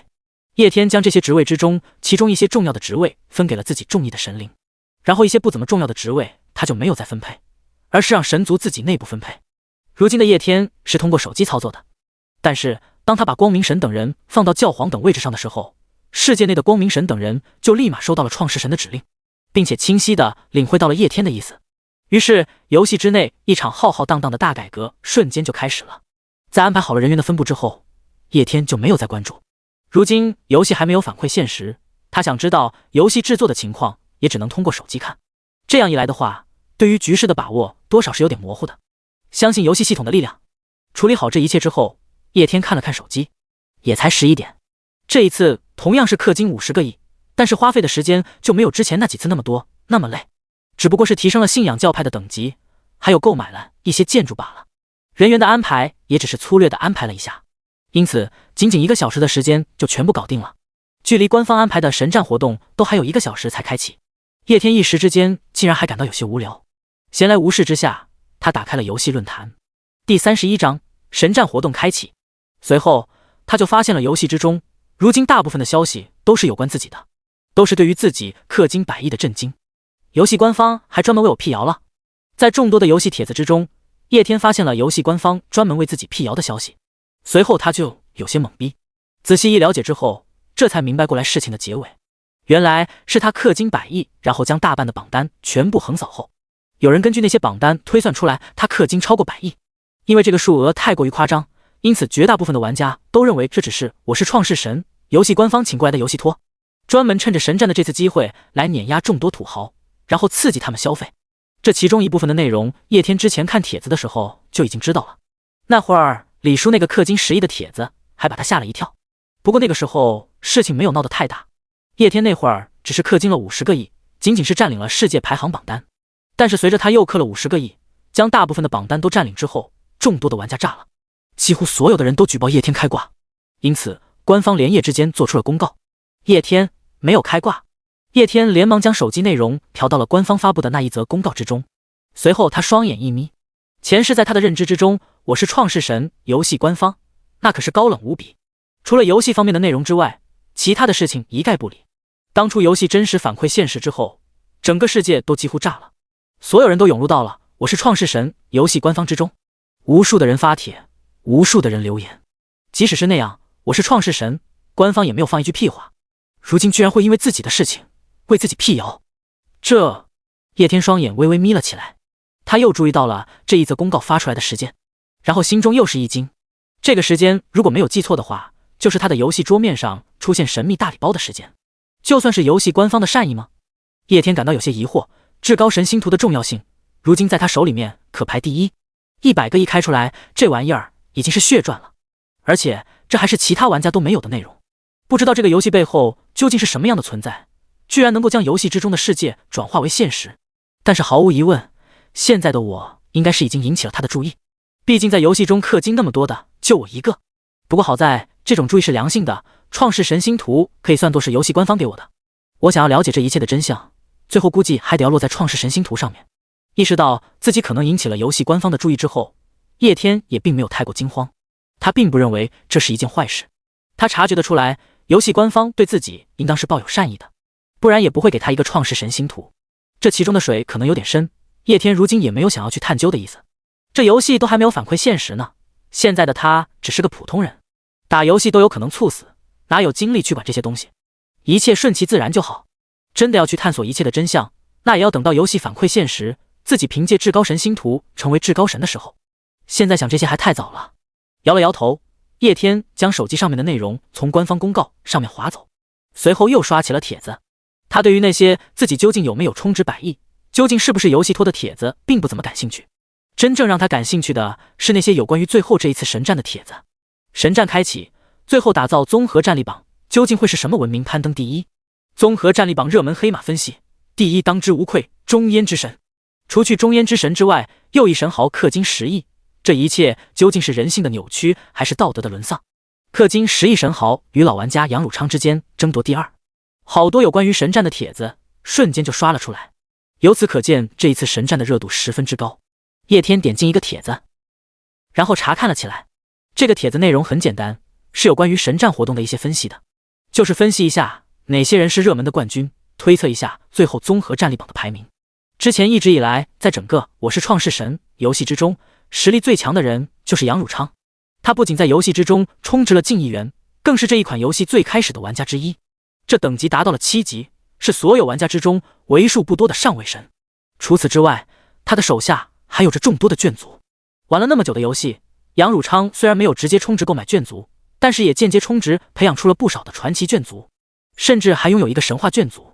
杨汝昌的世界主要走的是武道，以锻炼血液、提高肉身修为为主，主要讲究的就是一个一力破万法。他所拥有的神话眷族是一种修炼武道的一族，他们天生身躯就十分庞大，气血充沛，防御力强大无比，天生就肉身之力十分恐怖，在修炼武道之后，实力更是恐怖无比。不过同样的数量是硬伤，有着神话眷族再加上其他传奇眷族的辅助之下，杨汝昌世界之中的综合战力还是十分恐怖的。而且现实之中1小时游戏100年，杨汝昌游戏刚刚开始的时候就玩到了现在，他世界之中的发达程度远远不是其他人能够比拟的。如今在这个帖子之中，主要讨论的就是杨汝昌和那一位充值10个亿的土豪。至于叶天，发帖子的人已经默认他就是第一了。没办法，叶天氪金氪的实在是太多了，他手下的神话眷族几乎把整个眷族榜单都挤满了，世界更是9级世界，杨汝昌再怎么着也不可能使其对手。不管叶天是真的氪金了100亿，还是游戏托，如今几乎所有的人都默认他是综合战力榜的第一，所以唯一的看点就是第二，也就是杨汝昌和李叔之间，一个是氪金的高玩，一个是疯狂氪金的萌新。众人都非常好奇这两个人的实力。杨汝昌本身就充值了1个亿，又干了那么久的时间，世界实力强大。李叔呢，一个玩游戏不到3、4天的小萌新，但是耐不住他有钱呀。虽然氪金氪的没有叶天多，但是那也是足足10个亿。这两个人可以说得上是势均力敌了。因此众人都是十分好奇，杨汝昌和李叔究竟谁会登上战力榜第2的宝座。游戏之中还有其他一些出名的玩家，还有着其他一些上位神的存在，不过那些人终究没有杨汝昌还有李叔耀眼。他们要么氪金氪的少，要么干的少，和杨汝昌与李叔之间的差距还是有些大的，只能争夺第4名的位置。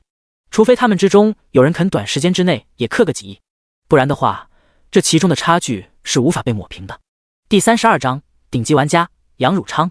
由于是多年的老玩家，杨汝昌的底库都被其他的玩家扒出来了，他的世界等级还有卷族、修炼体系全部都被扒拉出来分析。李叔的由于是不久之前创立的号，这么2、3天的时间虽然狂氪了10个亿，但是众多的玩家们也看不出个深浅。关于第2名的归属，大部分的任务人都认为是杨汝昌的，他毕竟是老玩家，而且氪金也氪得多。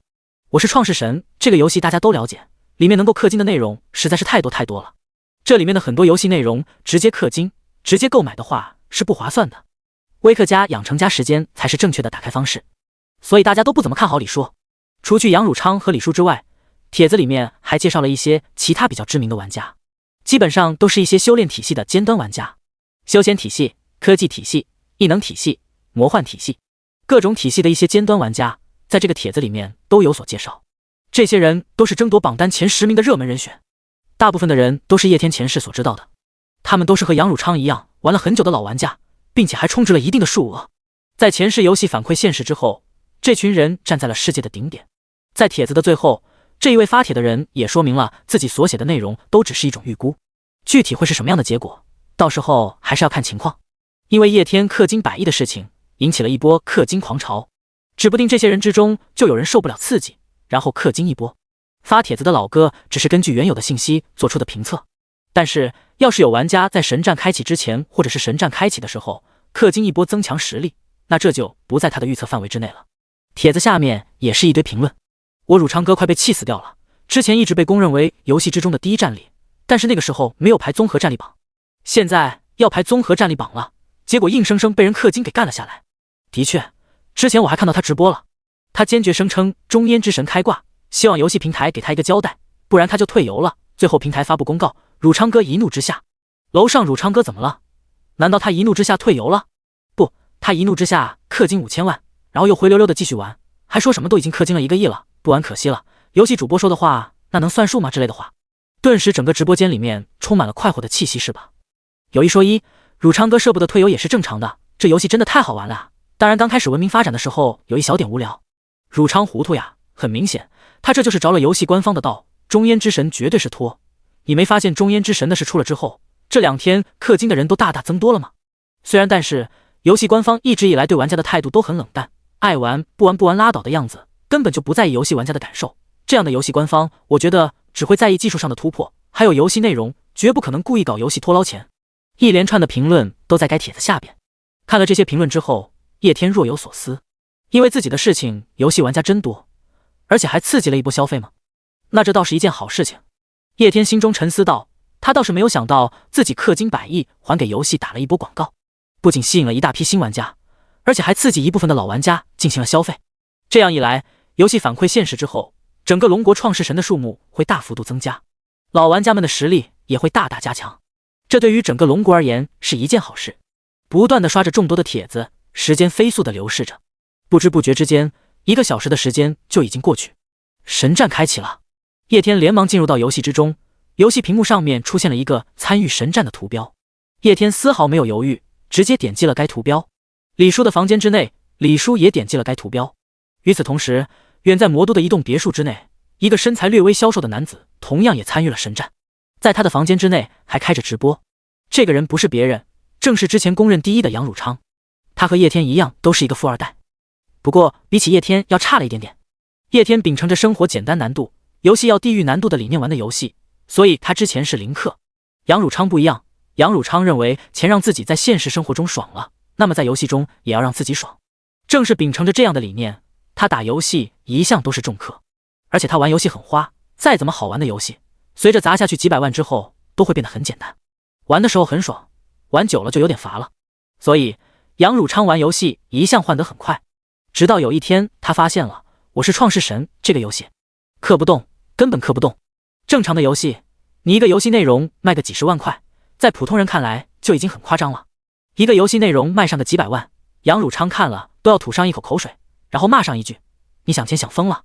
当然，如果游戏特别好玩的话，几百万几千万也不是不能花。但是不管是什么样的游戏，内容有多大，有多好玩，你游戏内容卖个几百万几千万就顶天了，几百万几千万砸下去，基本上就已经是游戏巅峰了。但是我是创世神这个游戏不一样，几百万几千万砸下去，一个水花都溅不起来。游戏货币与现实货币充值1比1，你敢信？一个8级世界提升到9级世界的世界提升卡卖20亿，你敢信？游戏商店里面东西动不动就1万起步，你敢信？杨汝昌表示根本氪不动。看到我是创世神游戏商店里面卖的东西的价格之后，杨永昌当即骂了一句：“想钱想疯了！”然后就要删除游戏。但是他越想越气，混了游戏圈这么久，他还没有见过他氪不动的游戏。然后勉强上手试了一下，看看这个游戏到底 TMD 为什么标价那么高，上手就彻底着迷了。又是氪金又是肝的，这才勉勉强强混出了游戏圈公认第一的名号。没想到就在几天前，游戏发布了举行活动最后排综合战力榜的公告。游戏公告刚刚发出，就他妈有人在游戏里面氪金100亿。之前自己在很多榜单上面都有名，现在全部被氪金的人挤出去了。起初杨汝昌也认为这是游戏起的托，一度很生气，甚至又退网来威胁游戏官方。但是他发现游戏官方根本不鸟自己，这要是放在其他的游戏之中，自己在里面氪金氪了近1亿，游戏官方恨不得把自己供起来，生怕自己走了。但是我是创世神这个游戏鸟都不鸟自己，甚至于自己主动给他们后台发的消息都没有人回。杨汝昌动用自己的力量查了一下游戏公司，结果什么都没有发现。他遇上了和李叔一样的情况。不过杨汝昌并没有想那么多，他猜测这游戏背后公司背景可能很强大，推出这个游戏也可能是为了测试什么新型技术。这样一来，这样的公司目的肯定不在于赚钱，也不可能会请游戏托。也就是说，真的有大佬氪金100亿。得出这个结论的杨汝昌是懵逼的，那可是100亿啊，全部氪金到游戏之中。即使本身就身为富二代的他，也不得不感慨一句神豪。然后秉承着比不过别人也不能弱了声势的想法，杨汝昌又氪了5000万。而如今他也参加了神战，目的就是为了见上叶天一面。以他的实力，就算是打不过叶天，肯定也是要和叶天对上的。他想要看看这一位神豪究竟是何人，氪金100亿之后的世界实力又有多强大。第33章赛博文明机甲大军。直播间里面一大群的谁友，其中一部分人是对我是创世神这个游戏非常感兴趣的，还有一部分人则是我是创世神之中的玩家。不过他们的实力太弱了，知道自己参加神战也掀不出什么波浪，所以干脆在群里面看杨汝昌操作。神战很快开启。神战主要分为2个部分，第一部分呢就是淘汰赛，也就是所谓的100万创世神同台竞技，然后竞选出最后的排名。第二部分就是竞选出最后排名之后，游戏官方会把它挂起来，然后对于比赛结果不服气，觉得有实力的可以再次挑战排行榜上面的玩家。第一部分有6天的时间，第二部分则是1天的时间。虽然说是说100万玩家同台竞技，但是实际上不可能所有的玩家都有资格参加。如今我是创世神，仅仅是中国的玩家群体加起来都有几千万，这么多人全部都参加，然后一一淘汰的话，不要说是6天了，6个月都不一定能比完。因此要参加神战也是有要求的，那就是要求最起码达到中位神的程度。这个要求还是蛮高的，实力达到中位神程度的玩家真的不多。叶天前世参加游戏的时候，只有数万名玩家的实力达到了中位神水平，而且大部分的中位神玩家只有1个卷族。这也不怪他们，我是创世神游戏之中的卷族实在是太贵了，直接购买超凡卷族的话，那也需要几万。即使是要以第二种方式培养卷族，那也得需要大几百大几千的材料费，并不是每个人都能舍得花1000块玩游戏。如果不是游戏设定必然会进化出一个超凡卷族的话，可能有些创世神 TMD 还要喝西北风，去操控一些不入超凡的动物野兽。叶天在必进化出一个超凡卷族的情况之下，还偶然进化出了另外一个超凡卷族，这已经是走了狗屎运的事情了。而且不管是亚人族还是深海鱼人，在超凡卷族之中都属于最顶级的存在，所以他才能在不氪金的情况下，在众多玩家之中跻身1000多。在比赛开始之前筛选了一波参赛人员，然后在淘汰赛正式开始之后，淘汰赛的方式也与众不同。正常淘汰赛彼此之间都要打一场，然后才能结算出正确的排名。但是我是创世神不一样，你在淘汰赛之中只要输了一局就彻底的出局，也就是说一场比赛就要淘汰一半的人。就算你实力强劲，有着前10的水平，如果第一局遇上了第一被淘汰，你就直接淘汰。不过游戏也并非不讲公平，因此才有了第2部分活动的内容，让觉得自己有实力的玩家挑战第1轮淘汰赛定下来的排名。只要你能够将他击败，那么你就可以取代他的排名。淘汰赛是需要实时参与的，是挑战排名不需要。游戏系统会复制排名上面的人的世界，然后要挑战者挑战其复制的世界实力即可，还可以让多人同时进行挑战。依然无法保持公平，但这却是短时间之内决定出排名的最好方式。在叶天看来，这个活动是存在很多漏洞的地方，与之前官方举办的活动的质量完全无法比较。活动规则上面有点仓促，时间上面也有点仓促，就像是在游戏反馈限时之前，硬生生的赶着时间塞给玩家一波福利一样。毕竟最后这一个榜单的奖励可是很丰富的。随着参加这个活动的所有玩家都准备就绪之后，淘汰赛迅速开始。随着一个匹配界面出现之后，叶天很快的匹配到了自己的第一个对手，一个4级世界的小卡拉米。然后双方的模拟世界出现在手机上面，对面的4级玩家瞬间就呆住了。偌大的一个手机上面全部都是对手的世界，他自己的世界一个影子都看不见。仔细寻找之后，4级玩家才发现自己被逼成了一个小点的世界。他呆了，2个世界的模拟世界的通道迅速的连接在了一起。叶天迅速的调换到了双方入侵世界站的画面之上，一个个恐怖无比的高达机甲侵入到了那一名4级玩家的世界之中，如同火炬一般的激光射线从那些高达机甲的身上发射而出，那一名玩家的4级世界瞬间就被彻底切割开来。这一名玩家只有一个超凡卷族，他手下也有着3、4个英雄单位的存在，英雄单位都有着传奇级别的实力，但是没有用，在实力已经达到了神话级别的高达机甲面前，几乎没有任何的还手之地。这些高达机甲是赛博朋克文明的科研成果，每一个高达机甲装备有最为先进的歼星炮，歼星炮顾名思义，一炮打出一个星球都能被打破。叶天的世界是9级世界，而这个玩家的世界只不过是4级世界，4级世界的面积大小仅有9级世界的1000万分之一，甚至是更小。因此4级世界的面积对于叶天的世界而言，还真的就和一颗星辰差不多，彻彻底底的碾压。不到3分钟的时间，另一名4级玩家的世界彻底被摧毁。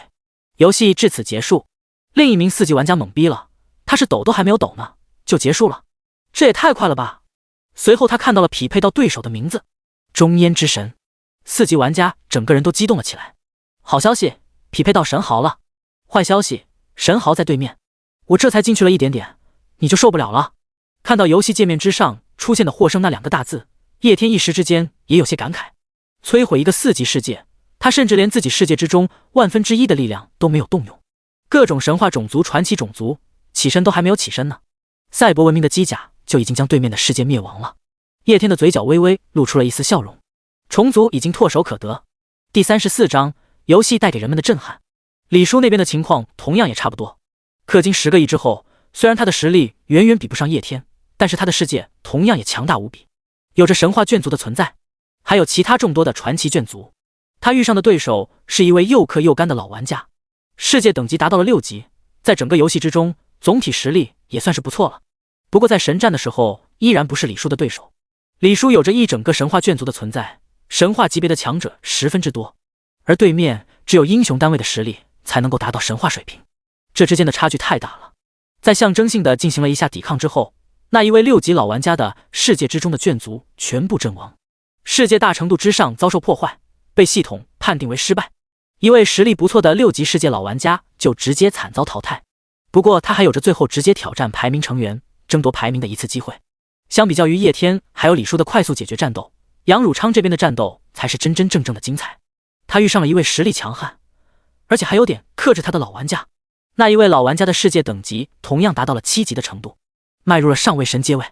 同时他的世界发展走向是灵异侧，所拥有的卷族大多数都是倾向于诡异灵异这一方面的，对物理攻击的免疫程度10分之高。而杨汝昌的世界恰好走的就是武者路线，最擅长的就是物理攻击。虽然武者的气血之力对于灵异鬼怪之类也有着一定的作用，但是在一定程度上终究是受克制的，因此杨汝昌这一战打得很难。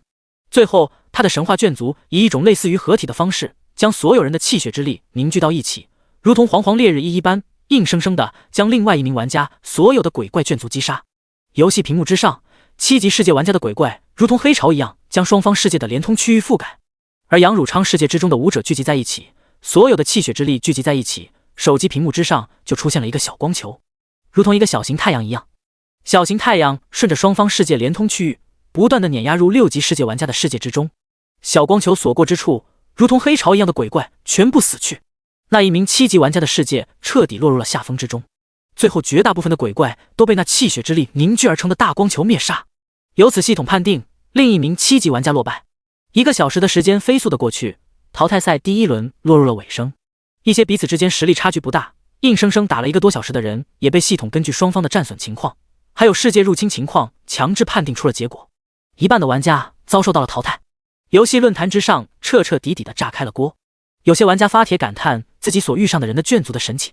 有些玩家则是表示不公平，因为自己的实力如果正常情况下说不定可以排到前1000，但是随机抽取对手让他硬生生抽取到了有名玩家，然后失败。总之第1场淘汰赛打完之后，整个游戏的热度都很高，一些玩家更是惊叹于我是创世神这个游戏细节的处理。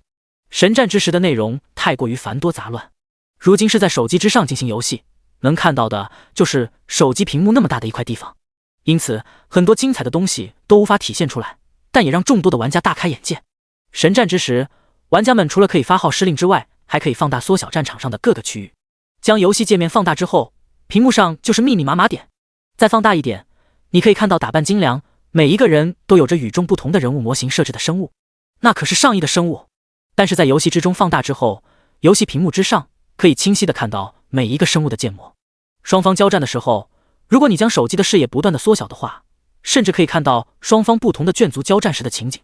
2个小人在不断打斗，甚至还会放技能。如此恐怖的战斗细节，让一些刚刚接触《我是创世神》游戏，还有一些想要了解这个游戏究竟怎么样的人惊讶无比。排兵布阵的游戏，他们并不是没有玩过，但是哪个游戏能做到每个基础兵的建模都不一样，甚至是2个不同种族眷族打架的时候所使用的技能套路都不一样，还有那种各式各样的地貌特征，在双方神战的时候把视野彻彻底底的拉近，就如同是在看电视一样。甚至双方的眷族还可以借助地理环境的优势进行战斗。一些懂行的游戏玩家在看一些人直播的时候，注意到这些细节之后彻底懵逼了。这妖牛的细节，游戏的服务器那该有多牛逼。第35章托管模式。淘汰赛的第1场结束之后，休整了1个小时的时间，随后第2场游戏就开始。看起来游戏有些频繁，影响到了玩家们的正常生活。毕竟大白天的举行游戏活动，很多玩家都是要上班的，他们要上班就不能参与这个活动了。但是实际上并不是如此，某不愿意透露姓名的游戏开发商还是很人性化的。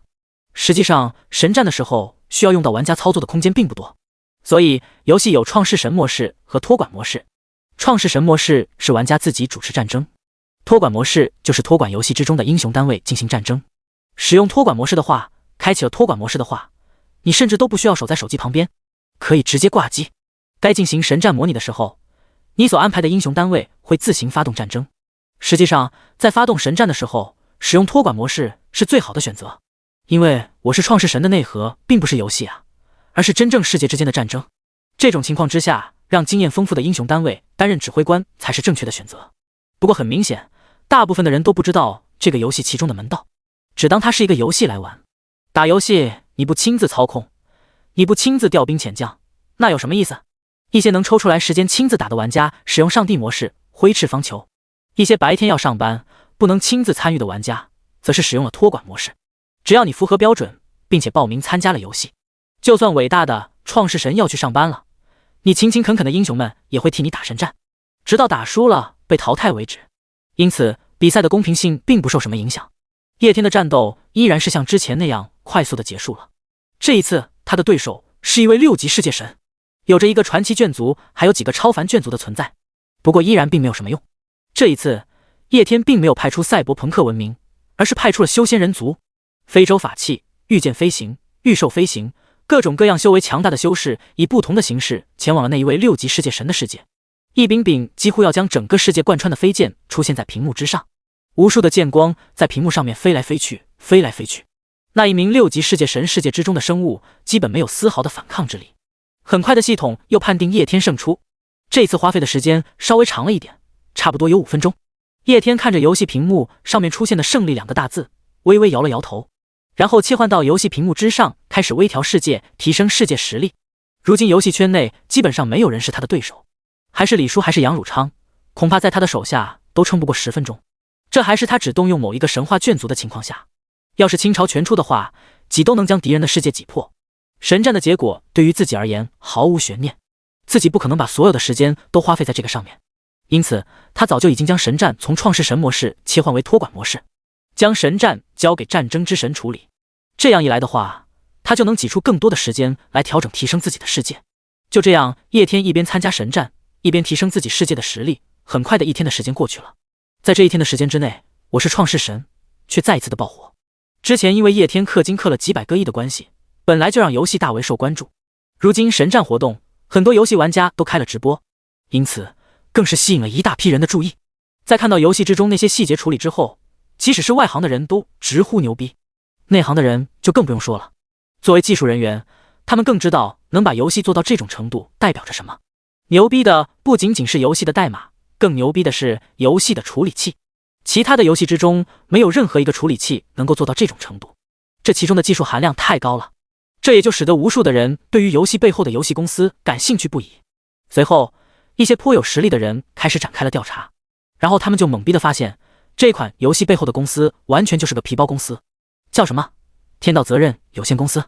旗下的游戏就只有这一款。更加诡异的是，明明公司都注册好了，公司老板没有，游戏制作成员也没有，那么多的玩家在游戏里面氪了那么多的钱，资金的流向也找不到。这 TMD 已经不是3无游戏了，简直就是全无游戏。打广告没有打，推荐也没有推荐位。问起一些能够下载这个游戏的游戏平台老板都是一脸懵逼，这游戏是什么时候在他们平台上架的？这么火的游戏居然是从他们平台上架的。所有调查游戏的人都愣住了，然后开始了自己的脑补。能够如此神通广大，并且还有个这么恐怖技术的，恐怕也就只有各个国家的官方了。游戏又风靡全球，难道是各个国家联合？如此一来，游戏的热度越来越高，加入的新玩家不断的增多，氪金的人也越来越多。叶天氪金那么多手带来的蝴蝶效应终究还是来了。不过叶天却一点都不慌张，游戏的热度越高，大家的实力越强，游戏反馈现实之后，对龙国乃至于对整个世界都只有好处没有坏处。至于自己会不会被人超越，那更不可能。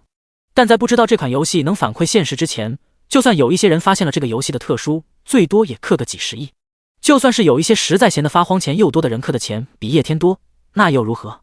先不说如今只剩下6、7天的时间，叶天已经拿到了游戏之中唯一性的至高神星图。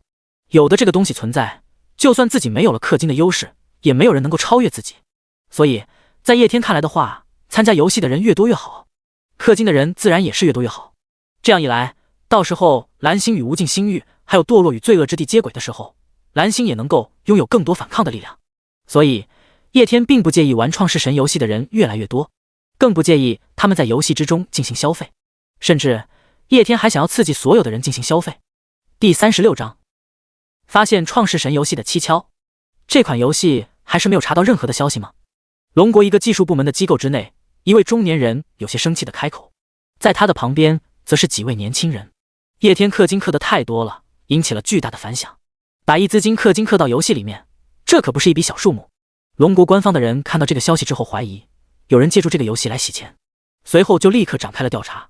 结果呢，什么调查结果都没有。然后今天技术部门的人又注意到了这个游戏内神战时候的情况。技术部门的人员是懂行的，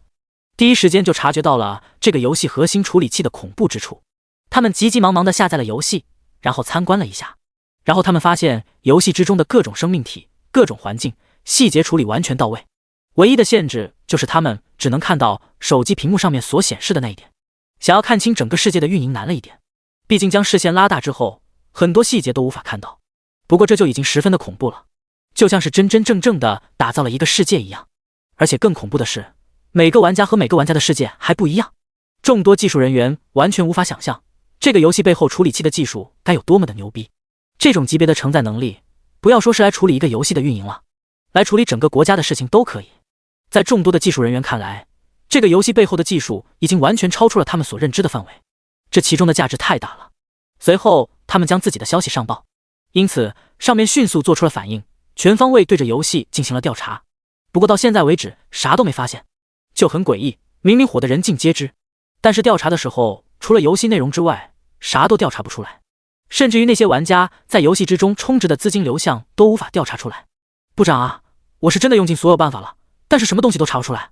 就查到了注册公司的名字天道责任有限公司，然后就啥也没有了，甚至于这公司什么时候注册的都查不出来。这个游戏的很多东西就像是忽然一下子钻出来一样，玩家们充的钱也不完全不知道去向。一个戴着眼镜的小胖子苦着一张脸开口说道。听到小胖子的话，中年人部长更加的愤怒了。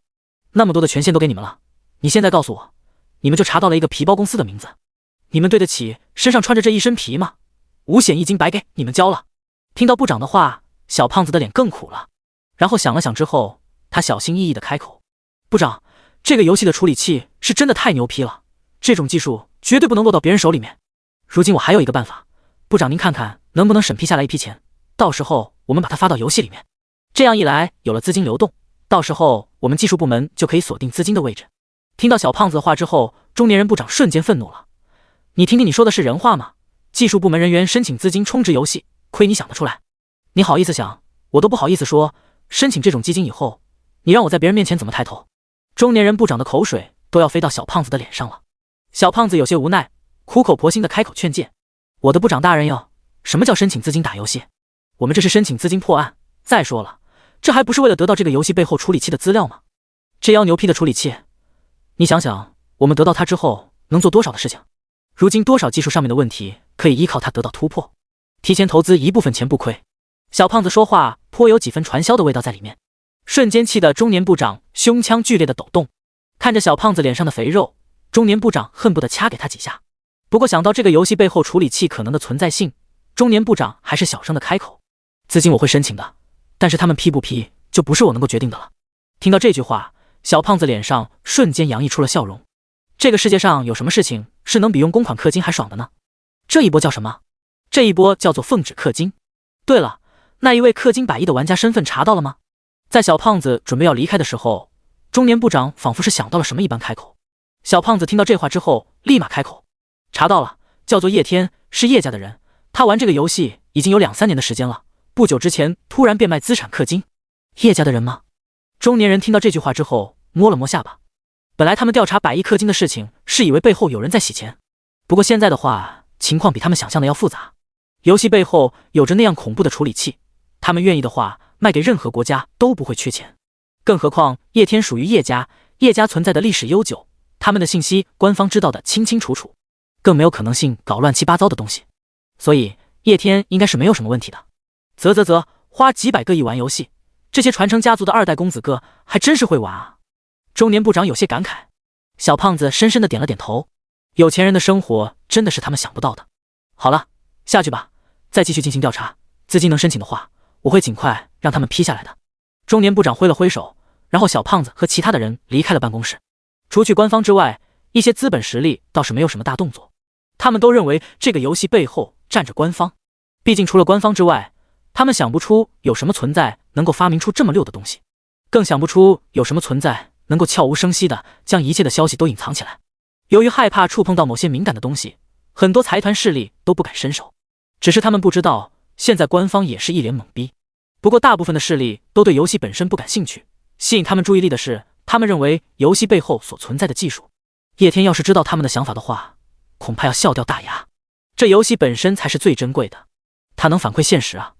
游戏背后的技术有个机枪的技术。第37章新的游戏内容，创世神器。外界风云变化莫测，不过这一切都没有影响到叶天，即使是外界的风云是由他引起的。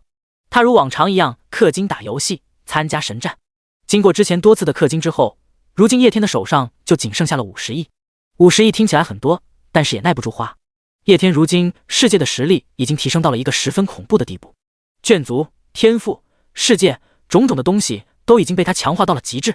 如今叶天缺少的并不是什么强大眷族，又或者是什么资源，他现在最缺少的就是时间。现实之中1个小时的时间，游戏之中100年。如今距离游戏反馈现实不到5、6天的时间，这个时间折算到游戏之中，最多也就过去1、2万年。1、2万年听起来很多，但是相比较于一个世界的发展的话，那也仅仅是沧海一粟罢了。叶天世界之中的神话眷族成长起来所需要的时间都不止1、2万年，所以叶天如今最缺少的就是时间。有足够的时间，他的那些恐怖无比的天赋才能发挥出作用，各大眷族才会有时间繁衍生息。必须要提升现实与游戏之间的时间流速比例。叶天很清楚自己如今最需要的就是时间，因此他将自己的目光放到了游戏板块的最后一个内容之中——创世神器。创世神器顾名思义就是创世神所拥有的武器。不同的创世神器有着各种各样不同的作用，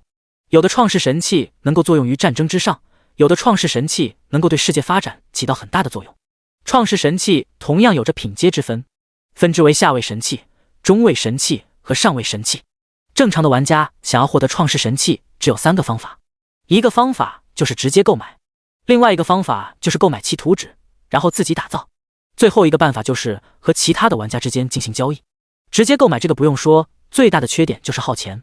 其他的都是优点。自己购买图纸自己打造，图纸的价格比之真正神器的价格低了近千万倍，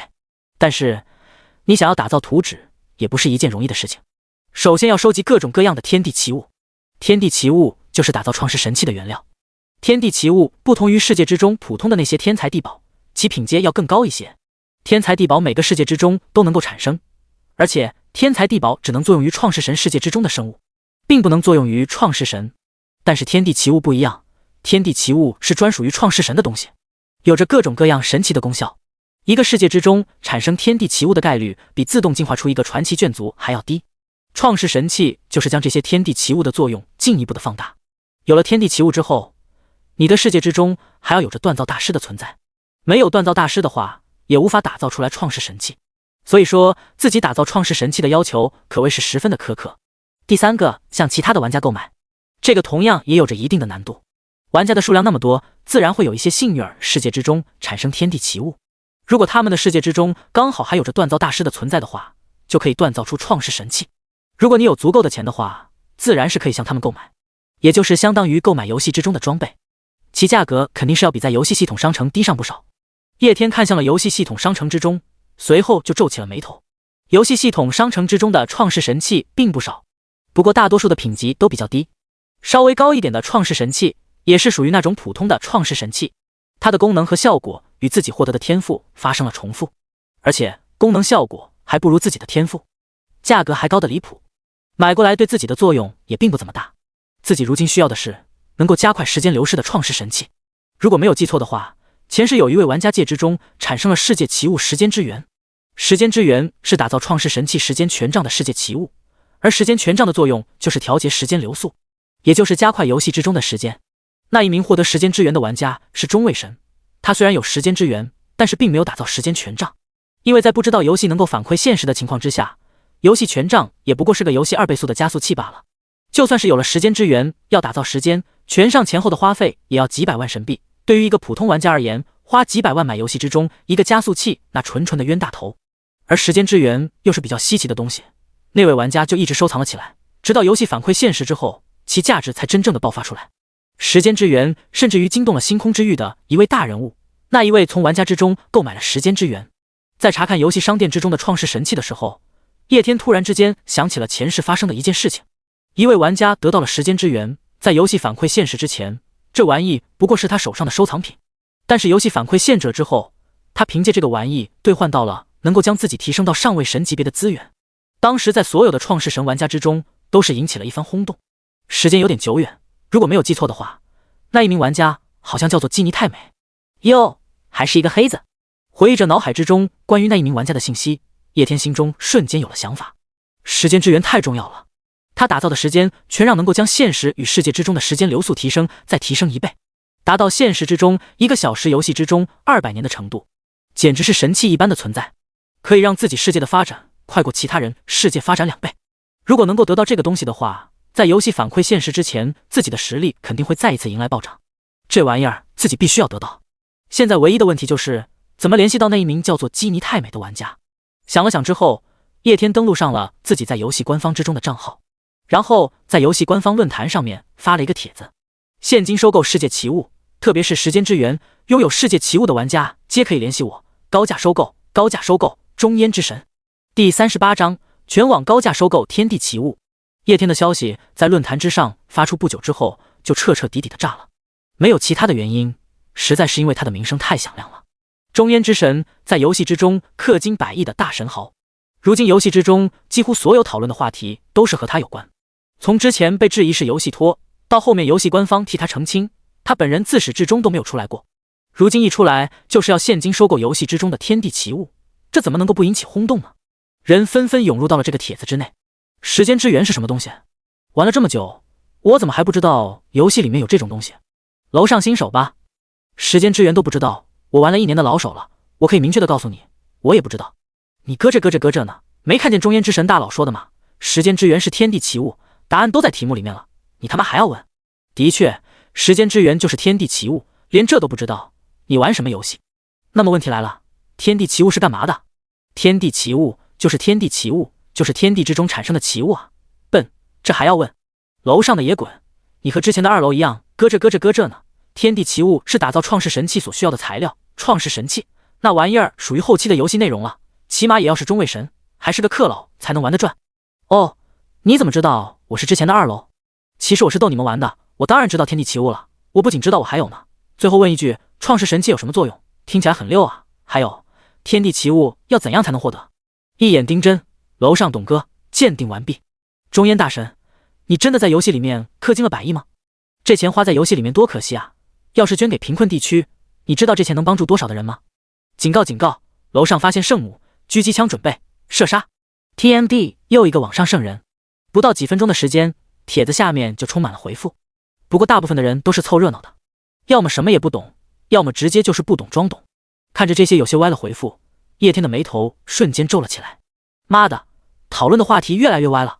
这样一来，对自己的收购计划肯定是有影响的。不过好在扯了10几楼之后，有人把话题又重新给拉回来了。中烟大神要用现金收购天地奇物吗？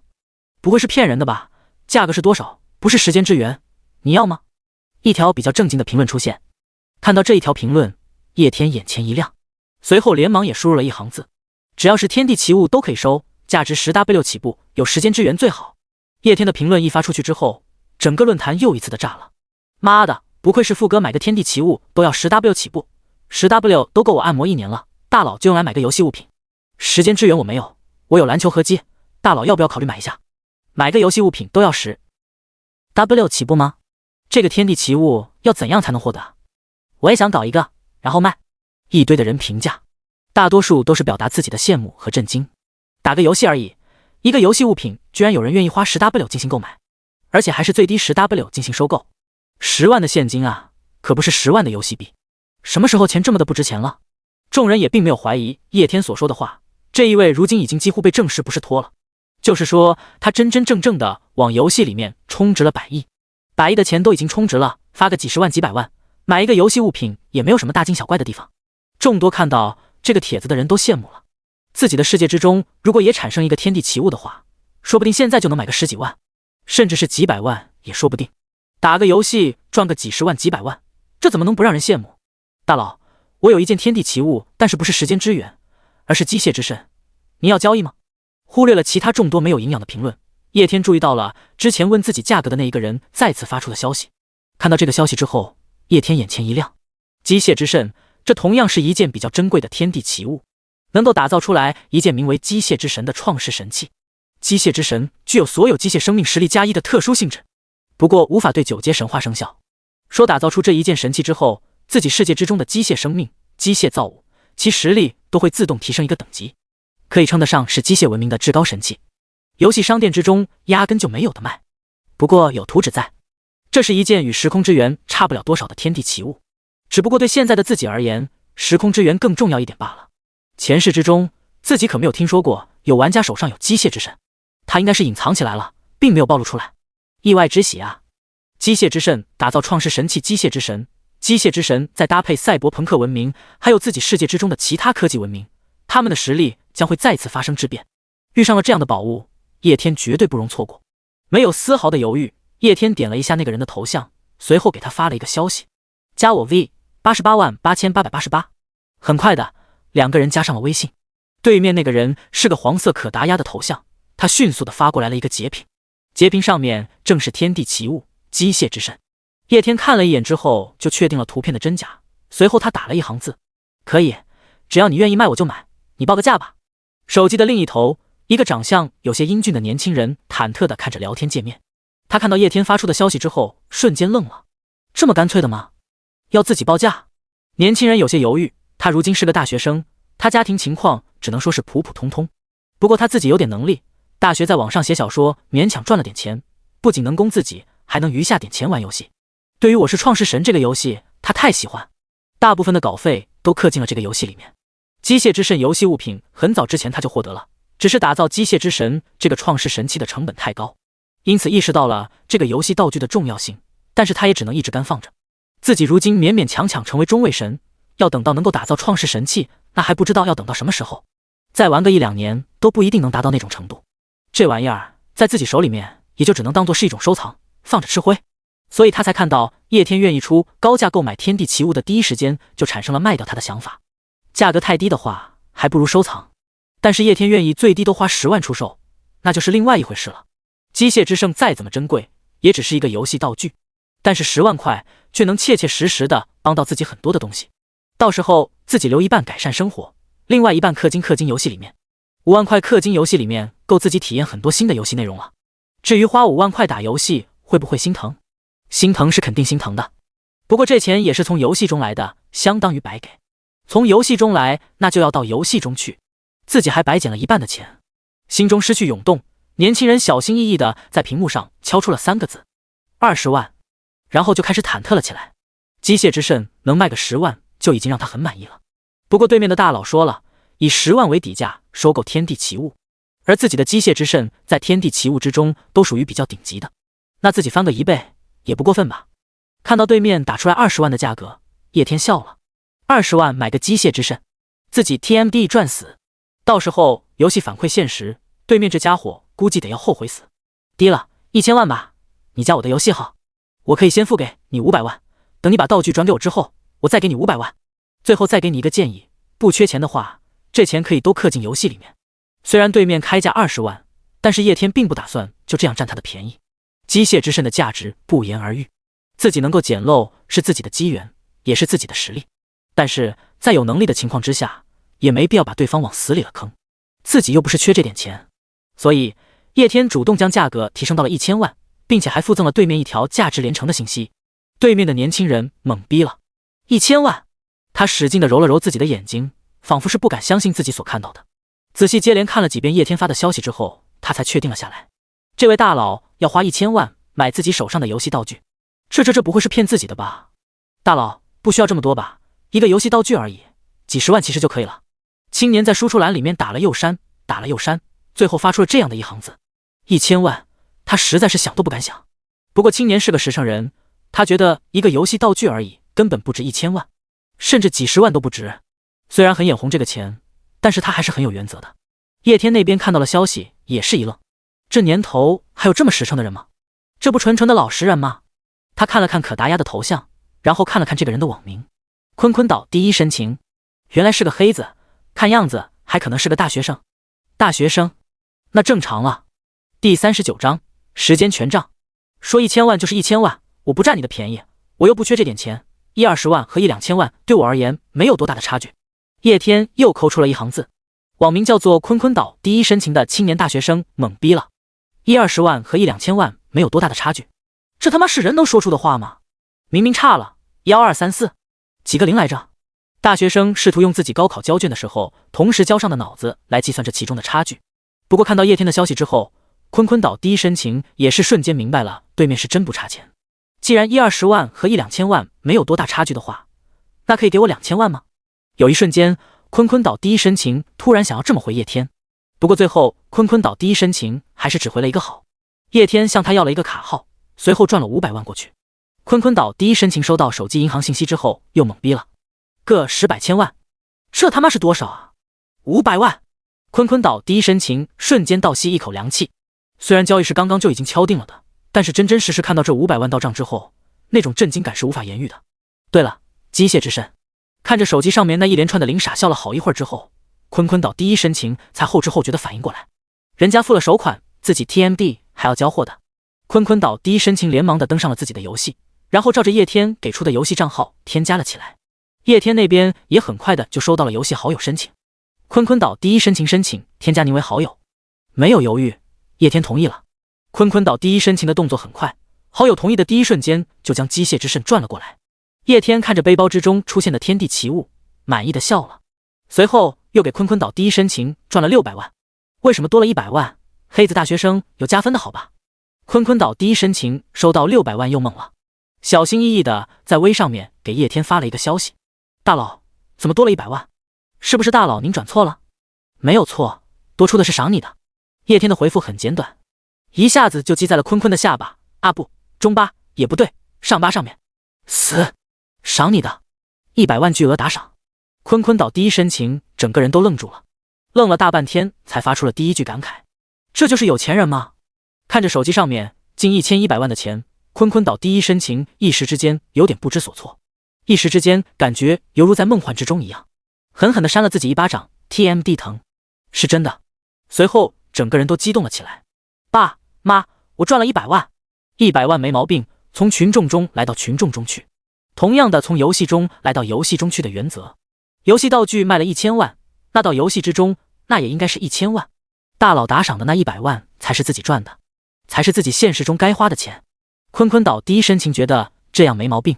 拿到机械之肾之后，叶天没有犹豫，立刻购买了创世神器机械之神的图纸，还有其他的一些辅助材料。这些辅助材料有些稀有，但也不是很珍贵，在游戏商店之中就能买到。只不过天地奇物这种东西，游戏商店之中没有罢了。将所有的材料还有图纸都准备好之后，叶天命令自己的眷族开始进行了打造。锻造大师对于其他的创世神而言，培养一个锻造大师可能有点难，但是叶天这边锻造大师一堆，他这里有着各种顶级天赋的加持，还有着那些加物性加各种能力的建筑，培养出一批锻造大师再简单不过。很快的，游戏世界之中的人就开始忙碌了起来，全力打造创世神器。叶天看了一下打造创世神器所需要花费的时间，100年，换算过来现实之中那就是1个小时的时间，不算长，但是也不算短。叶天退出了游戏，随后又查看起了论坛。至于神战，他现在使用了托管模式，时间到了，自己手下的眷族自己会参与。叶天回到了论坛之中，此时他在论坛之中发的那个帖子已经彻彻底底的火爆了，所有的玩家都知道了他是一个神豪，也知道了他以底价10万的价格收购天地奇物。有着之前充值100亿的消息，没有人会质疑叶天购买天地奇物信息的真假，几百亿的钱都拿得出来，拿个几十万几百万买游戏道具也不是不能接受，所以帖子里面异常的热闹，无数的人都私信叶天。叶天开始查看起了众多的私信，不过看了一会之后，他整个眉头都皱了起来，自己的热度太大，给自己发消息的人实在是太多了，各种各样乱七八糟的信息都有，反而是那些可能真心有天地奇物要出售的人的消息，反而被埋藏在了这些乱七八糟的消息之中。看着这些杂七杂八的消息，叶天揉了揉自己的眉心， TMD 女的自己推销自己就算了，男的也 TMD 自己推销自己，在你们的认知之中，有钱人到底是什么样的？看了好一会儿都没有看到什么有营养的信息，叶天摇了摇头。随后他又在帖子里面发出了一个消息：真心交易者加 V15866，附带你拥有奇物的具体信息，不然不会通过好友。没有天地奇物的人不要乱加，到时候加了 V 又拿不出来天地奇物，我会让你们知道一个1000亿富豪的影响力。消息发完之后，叶天走出了自己的房间。他在帖子上面给出的微信号是自己的备用微信号。叶天从庄园之中叫了一位仆人，然后将备用机交给了他，并且告知他一些事项，让他去筛选人。将事情交给庄园之中的人之后，叶天又重新回到了自己的房间之内，然后又开始了一些游戏方面的调整。大概到了晚上的时候，负责帮叶天筛选的那一人敲响了叶天的门。叶天发出的帖子经过一整天的发酵游戏之中，大部分的玩家都已经知道了有天地奇物并决定出售的玩家都纷纷联系上了叶天。没有联系的人的话，可能是并不缺钱，因此并不打算出售，又或者是没有登录游戏，也没有看游戏贴吧，因此并不知道这件事情。不过总的来说，收购天地奇物这件事情已经落入到了尾声。叶天看了一下微信上面新加的人，大概有10多20个，这些都是拥有着天地奇物的人。这个数量比之参与游戏的人的数量的话，那就真的是很少很少了。由此可见，天地奇物产生的概率有多么的低。叶天给那一位负责替自己筛选的女仆发了10万奖金，然后就让她退下了。随后，叶天一个一个的联系起了那些玩家。这些玩家手上的天地奇物，大多数情况下并不算太好。叶天出价也没有出得太高，也就在几十万到几百万之间波动。唯一一个价格出到1000万级别的，那就是时间之源。没错，就是那一位名为基尼太美的玩家，他也找上了叶天，要出售手上的天地奇物。叶天自然是没有犹豫，直接就购买了下来。一番交易之后，他的钱少了1个亿，但是手上却多出了一大批的天地奇物。随便一个天地奇物拿出来，在游戏反馈现实之后，都能卖出不菲的价格。这些天地奇物之中，最珍贵的就是时间之源，还有之前的机械之神。其他的天地奇物虽然也不算差，但是终究还是缺了点什么东西。有些天地奇物能够打造的创世神器，在游戏之中就有的卖，品质算是普通，自己打造也就是省了一批钱。啧，最珍贵的2个天地奇物，居然都掌握在2个黑子手里面。叶天有些感慨。机械之肾来自于坤坤岛第一深情，时间之源则是来自于基尼太美。这2个玩家很明显都是师出一脉啊！难道小黑子有什么特殊的运气加持不成？叶天摸了摸自己的下巴，开始思索了起来。第40章，所长，要不再氪2个亿？将所有的天地奇物所需要的图纸，还有其他的辅助材料都购买了下来。随后，一股脑的全部丢到了世界之中进行打造。不同的创世神器所需要的打造时间并不相同，品阶高一点的打造需要的时间更长一点，品阶低一点的打造所需要的时间就短一点。至于那么多的创世神器，锻造大师够不够？那毫无疑问肯定是够的。修仙文明有锻造大师，玄幻文明有锻造大师，甚至连西幻文明都有锻造大师，更不要说擅长科技、能够流水线生产的科技文明。叶天的世界锻造大师的数目数之不尽，不可能会出现缺少人少的情况。将打造创世神器的任务交给了自己世界之中的生灵之后，叶天看向了自己的银行存款。购买这些天地奇物所耗费的成本可以忽略不计，如今自己手上的钱还有着近50亿。叶天一时之间也找不到有哪些可以花钱的地方。自己世界之中该强化的东西都已经强化到巅峰了，世界等级提升到了9级，卷族什么的也买的足够多了。9个天赋如今全部都是7彩级别，教派等级也提升到了9级，所有的特殊建筑也全部修建。如今最大的问题就是大陆之上的生灵还是有点少了，但是有了时间之源，就可以打造时间权杖，到时候修改游戏之中的时间流速，到时候现实之中1个小时，游戏之中200年的时间流逝。虽然在时间上面还是有一些吃紧，但是也足够自己世界里的生物水平发展到一个新的阶段。总的来说的话，如今自己的实力水平应当是进入了一个稳定增长的阶段，只需要静静的等待其发展即可，已经不需要太多的资金投入。如今自己手上的这50亿听起来很多，能做的事情也很多，不过大部分的事情都只不过是锦上添花罢了，无法让自己的世界再获得阶段性的突破。一时之间想不到这50亿更好的花法，叶天也不急着继续消费，留一部分资金继续收集天地奇物，然后打造创世神器。到时候在游戏反馈现实之前，如果没有找到更好的用途的话，将这一笔钱投入在家族之上。心中有了大致的想法之后，叶天开始继续又干了起来。与此同时，在国内某科技研究所之内，中年男人再一次的暴怒，说好的查出结果呢？给你们审批了1000万，冲进游戏里面，然后钱呢？不是说能够时刻监测钱的流向吗？书桌上面的茶杯都被拍得溅起了阵阵的涟漪，由此足以可见中年男人此刻内心的愤怒。他面前的小胖子还有其他的研究人员不敢出声。师姐，你来说，你告诉我1000多万的经费到哪里去了？那么大的一笔钱呢，冲进游戏里面了，然后呢？小胖子瞬间瑟瑟发抖，然后他委屈了。老大，这也不能怪我呀，也不能怪技术部的人，真的在转账之前，我们已经时刻注意着资金的流向了，甚至还动用了警方那边的一些关系，所有的权限都开了绿灯，时时刻刻盯着那一笔1000万的资金。但是那钱冲入游戏之后，瞬间就不见了，就仿佛是从来没有存在过一样，技术部的人连他的影子都没有见到。不过虽然钱没了，但是我们也并不是没有任何的收获。这个游戏背后的技术比我们想象的要更加恐怖，能够轻易躲过众多系统的监测，把那么多钱直接就吞没了。如果我们能够找到游戏背后的官方，从他们手里面获得技术的话，那么那带来的收益是无法想象的。小胖子说着说着，声音就变得信誓旦旦。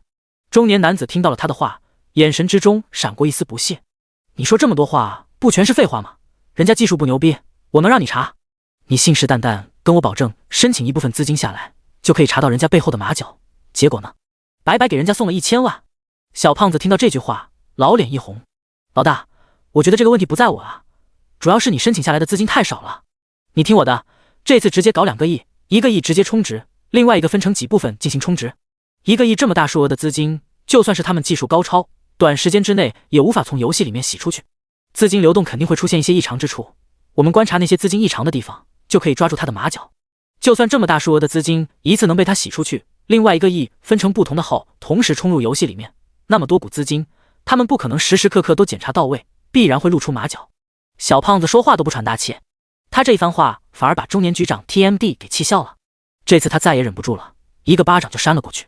1个亿1个亿，你 TM 倒是敢说，老子赚一辈子都赚不到几百万，你 TM 张口闭口就是1个亿。小胖子摸了摸自己被打的头，看着愤怒无比的中年局长，脸上有些不差，不敢大声说话，只敢小声逼逼。人家一个富二代都能往游戏里面充值几百个亿，咱们好歹是正正经经的科研机构，1、2个亿都审批不下来。舍不得兔子套不着狼，胡萝卜都不想给，还想要狼，想得美。小胖子说话虽然小声，但是那是他自己认为的，他所说的话中年局长听得清清楚楚，瞬间再一次的愤怒，又是狠狠的一巴掌打了过去。不过这一次被小胖子以不符合身体的灵敏给躲过去了。所长啊，咱这是前期投入啊，只要抓住了这个游戏背后的人的尾巴，到时候不仅可以把钱拿回来，说不定还能得到他们的技术。专门审批填下来可能有点难，但是咱不是有其他科研方面的科研资金吗？抽出来一部分钓鱼，那总没问题吧？咱技术部门的人如今可是都把那个游戏给下来了，每天都研究里面的细节，我就不信你没有下载。玩过一点你就知道这游戏背后的处理器有多么的牛逼。别说又来搭载一个游戏的运行了，来大战各种火箭的预算都没有问题。别告诉我这种技术你不馋。中年所长沉默了，他自己也是技术人员之一。玩游戏，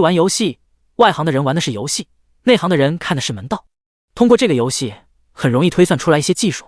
正是因为知道这些技术的牛逼，所以所长才逼小胖子他们逼得那么紧。小胖子的话虽然太生草了，但是的确是有几分可行性的，特别是在他们现在这种两眼一抹黑的情况之下。不过所长还是有顾虑的，毕竟有句话叫做肉包子打狗一去不复返，1、2个亿砸进去，里面要是一点水花都砸不出来，那不就像之前的1000万一样白给了吗？我考虑考虑。中年局长疲惫地留下了一句话，然后挥了挥手，把小胖子等人赶了出去。第41章诸天投影，齐天大圣。又是一天过去，第2天早上闹钟响起的时候，叶天神清气爽地爬了起来。这2天他的世界之内的一切情况都已经迈入到了正轨之中，不需要他再像之前那样那么赶，因此少了游戏的操劳，整个人的精神状态都变好了很多。看了一下今天的时间，神战开启之后的第3天，距离游戏反馈现实还剩下4天的时间。看到还剩下4天的时间，叶天顿时内心有一些振奋，他可太期待游戏反馈现实了。游戏反馈现实之后，不仅他能够成为强大无比的9级创世神，更重要的是他可以进入到自己的世界之中，同时也可以将那些眷族从自己的世界之中召唤到现实世界之中。奥特曼、铠甲勇士、宝可梦，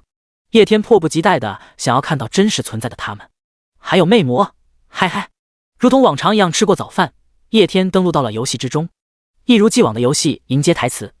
阐述了叶天离开了这段时间游戏世界之中所发生的变化。昨天叶天花了差不多1个小时的时间，将所有的创世神器打造完成，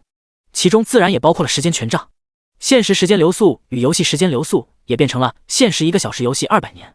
因此1个晚上的时间过去，游戏之中已经是将近2000年的时间，大部分眷族数量都发生了扩张。在这期间之内，实力获得提升的人更是数不胜数。叶天仔细查阅了一下众多的日志消息，然后眼前一亮，在众多的消息之中出现了一条与天赋有关的消息：诸天投影，自己世界之中有生物触发了诸天投影。英雄单位吉吉国王触发诸天投影传承，齐天大圣实力发生进化。英雄单位诸天单位，注：诸天单位具有唯一性，他们拥有着能够超越神话的性质，离开创世神世界之后依然可以保持生存。注：诸天单位对创世神信仰值达到圣灵级别，永远不会发生背叛。看到这一则消息之后，叶天整个人都吊住了。齐天大圣，吉吉国王。一时之间他有一点沉默。吉吉国王是他一开始就拥有的英雄单位，乃是由猿猴进化而来，也就是亚人族之中的猿人族。游戏界面之上，吉吉国王的模样就是一只猴子，而且更巧的一点是他使用的武器也刚好是棍子。玩游戏嘛，培养出这种英雄单位，肯定是要对其寄托有特殊期望的。猴子又玩棍，叶天当初第一时间想到的就是孙悟空。当时给他命名的时候，叶天想的就是给他起个齐天大圣的名字。不过当时的吉吉国王太逊了，纯粹的一个野猴子的模样，而且他成为英雄单位的时候，实力才是超凡，太逊了，以至于叶天都不好意思给他取那么霸气的名字。最后叶天想起了某款游戏之中悟空的某款皮肤，某部动画片里面的某只猴子，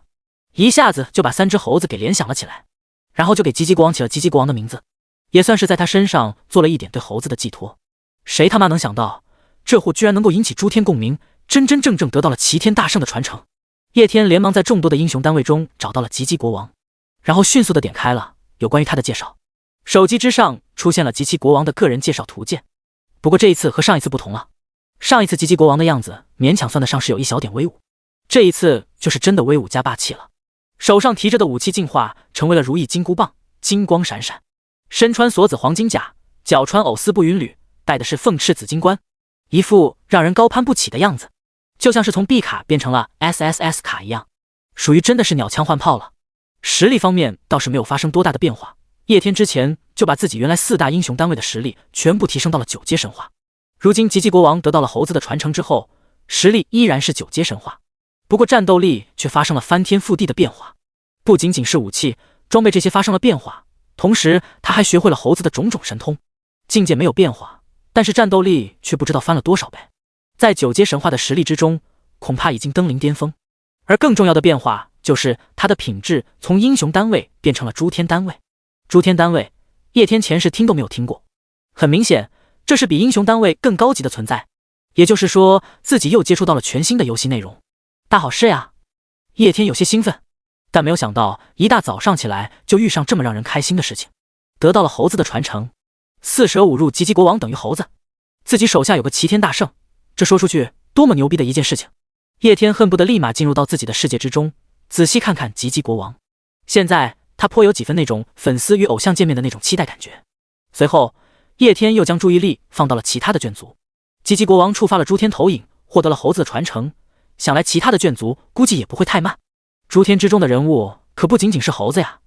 叶天重点关注了一下，除了吉吉国王之外，另外3位自己刚开始就拥有的英雄单位：亚特兰蒂斯之王、深海巨怪、鲲王。亚特兰蒂斯之王是深海鱼人，种族刚好和传说之中的亚特兰蒂斯文明类似，所以自己才给他取了亚特兰蒂斯之王的名字，期待他们像亚特兰蒂斯一样打造真正的海中王国。诸天之中应当也存在亚特兰蒂斯，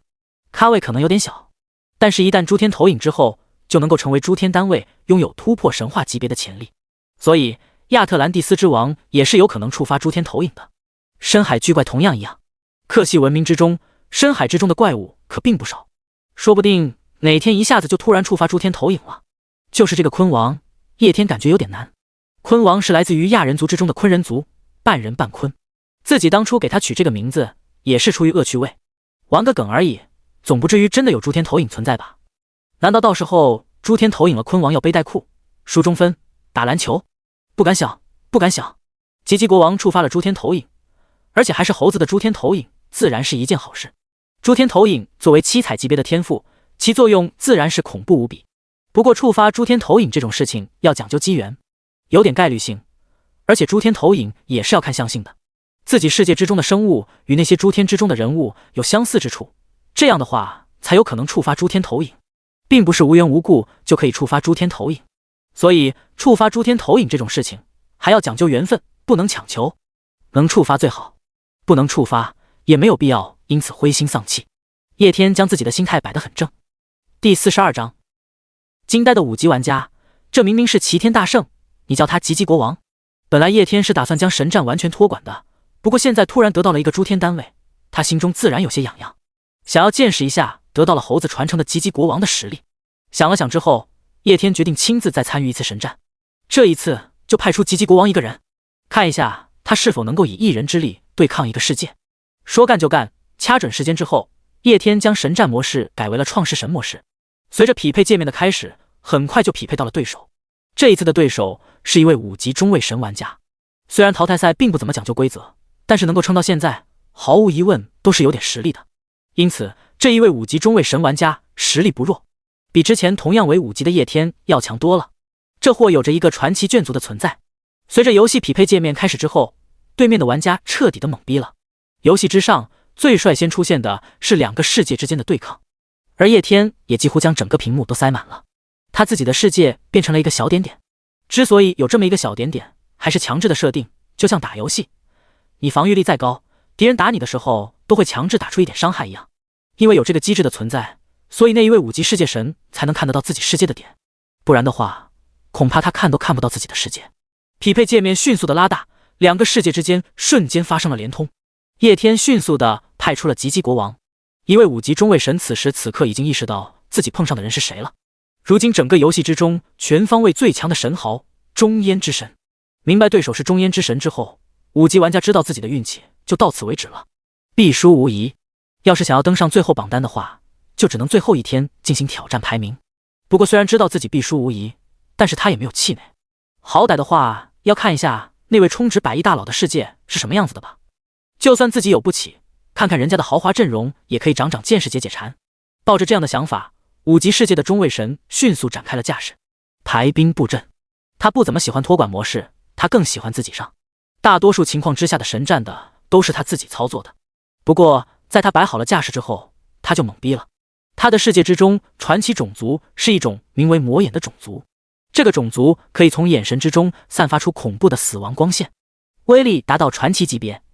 5级世界中位神将所有的魔眼布置在了双方世界交接口的外围，蓄势待发，随时准备发射死亡之眼。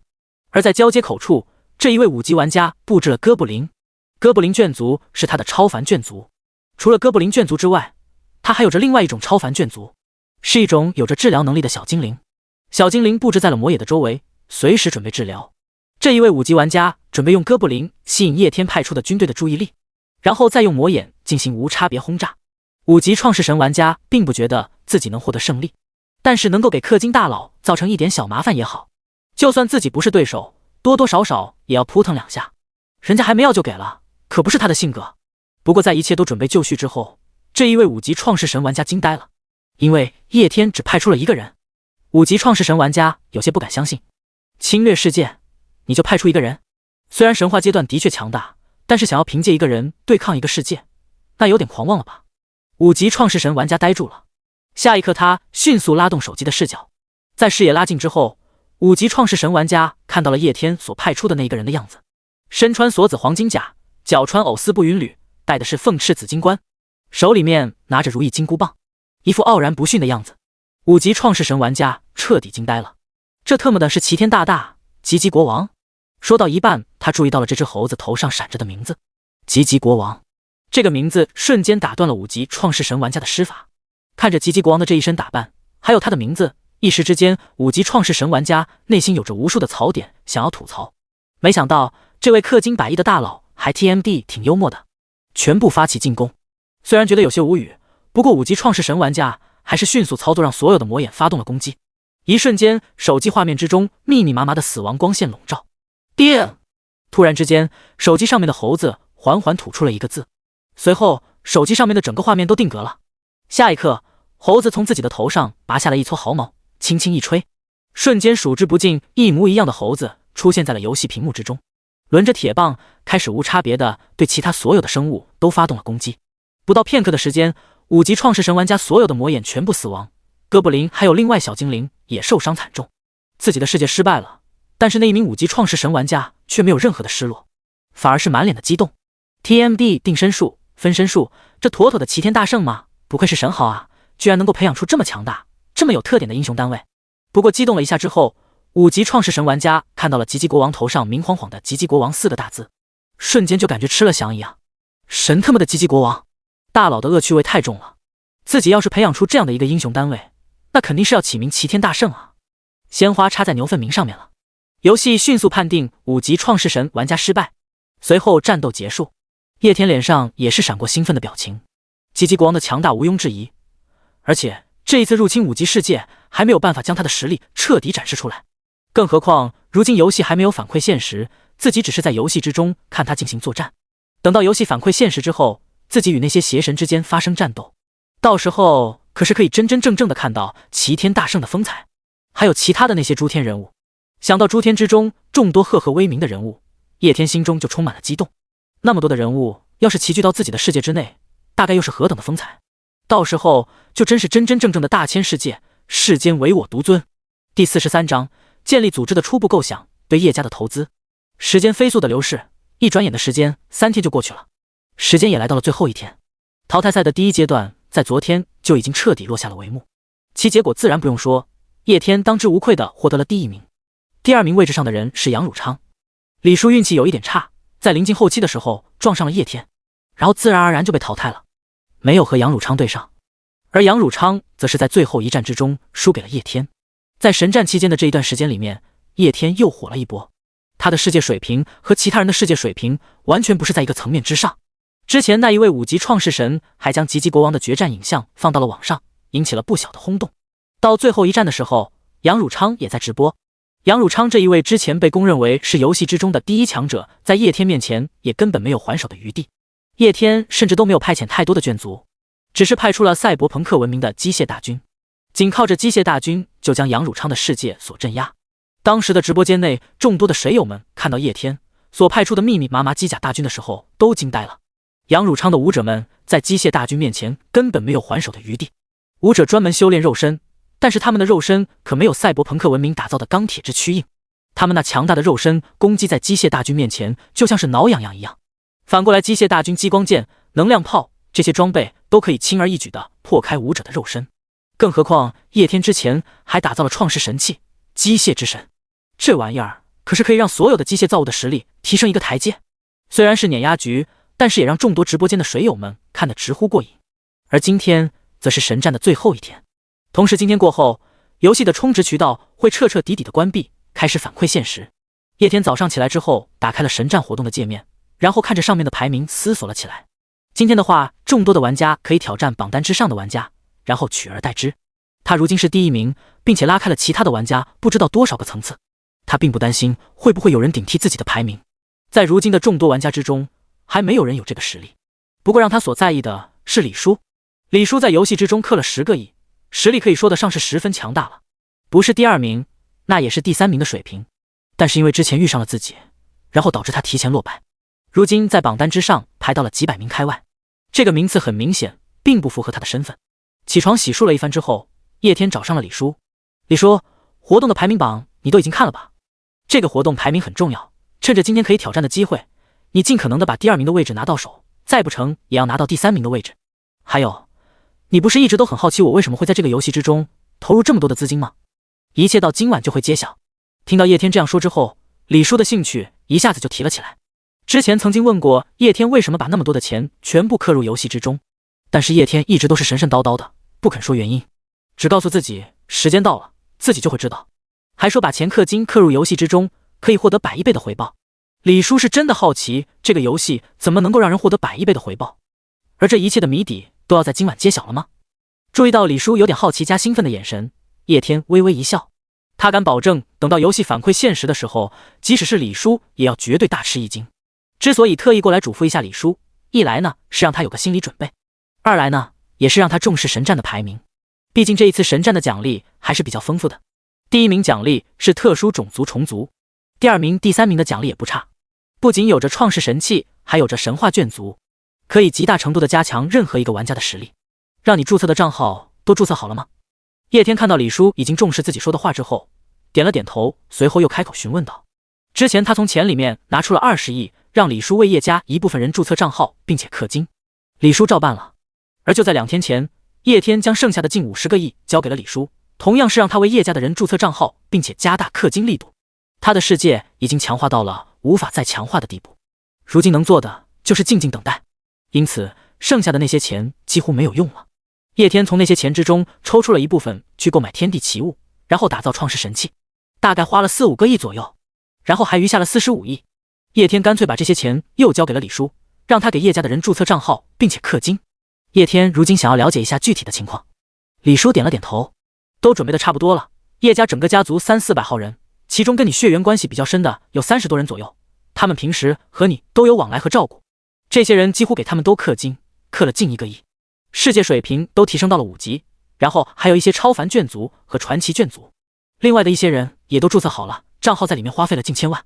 世界水平同样达到了中签世界的水平，不过只有4级世界，同时也购买了一些超凡眷族和传奇眷族，并且在游戏世界之中已经签订了契约。李叔认真地回答道。叶天听完之后点了点头，4级世界5级世界的话，那还算不错。为叶家的人注册账号是叶天深思熟虑过后的结果，自己的一切都受制于叶家，有着叶家祖祖辈辈的人的努力，自己才能过得那么舒服，才能氪金氪得这么爽。否则即使自己重生了，没有着叶家那么恐怖财力的支持，就算是自己知道这个游戏能够反馈现实，又能怎么样呢？能够往里面氪金几十万几百万就是极限，哪能像现在自己一样在里面氪金几百个亿，甚至氪金氪到没有东西可以买的程度。叶天虽然父母双亡，但他不是孤狼，更没有悲惨的童年。在叶家的庇护之下，叶天一直以来都是过得很滋润的。如今新时代来临，游戏反馈现实，叶天不可能只想着自己一个人单飞。叶家的人都是他的亲人，能拉的话自然是要拉一把的。无论是前世还是这一世，叶家从来没有亏待于他。重生的事情叶天不太好说，就算是说了也不会有人信，但是花点钱为叶家的人注册一个账号，让他们在游戏反馈现实之后也能成为创世神，这一点叶天还是能够做得到的。而且游戏反馈现实之后，就算自己的世界如今已经很强大了，但是面对堕落与罪恶之地还有星空之域，终究还是有些单薄了。如果能有些同伴在身边的话，那自然是更好。把叶家的人培养起来了，今后他们也将是自己的一大助力，以叶家为基础成立一个势力，将来在星空之域和堕落与罪恶之地也能掌握更多的话语权。这是叶天初步的一些构想。他的实力再怎么强大，那也是孤狼，身旁有着势力，有着其他的创世神支持，才会更加的有威慑力。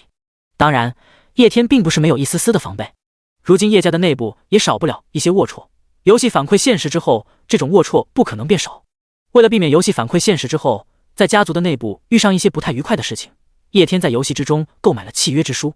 并且使用契约之书和所有叶家之人的游戏账号进行了绑定。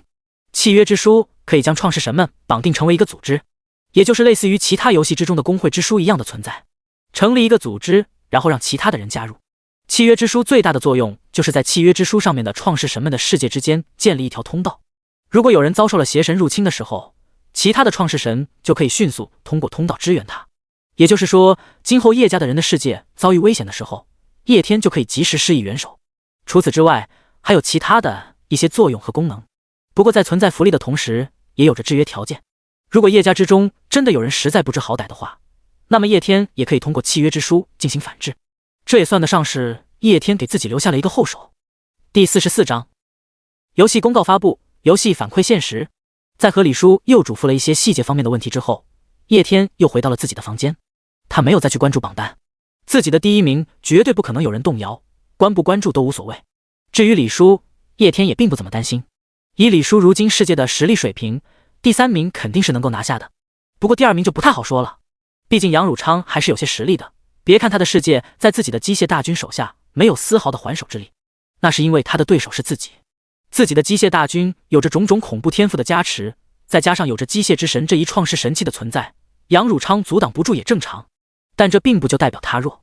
要知道他也是玩了好几年的老玩家，并且还在里面氪金氪了1亿多。在前世的时候，这一位才是当之无愧的第1高手。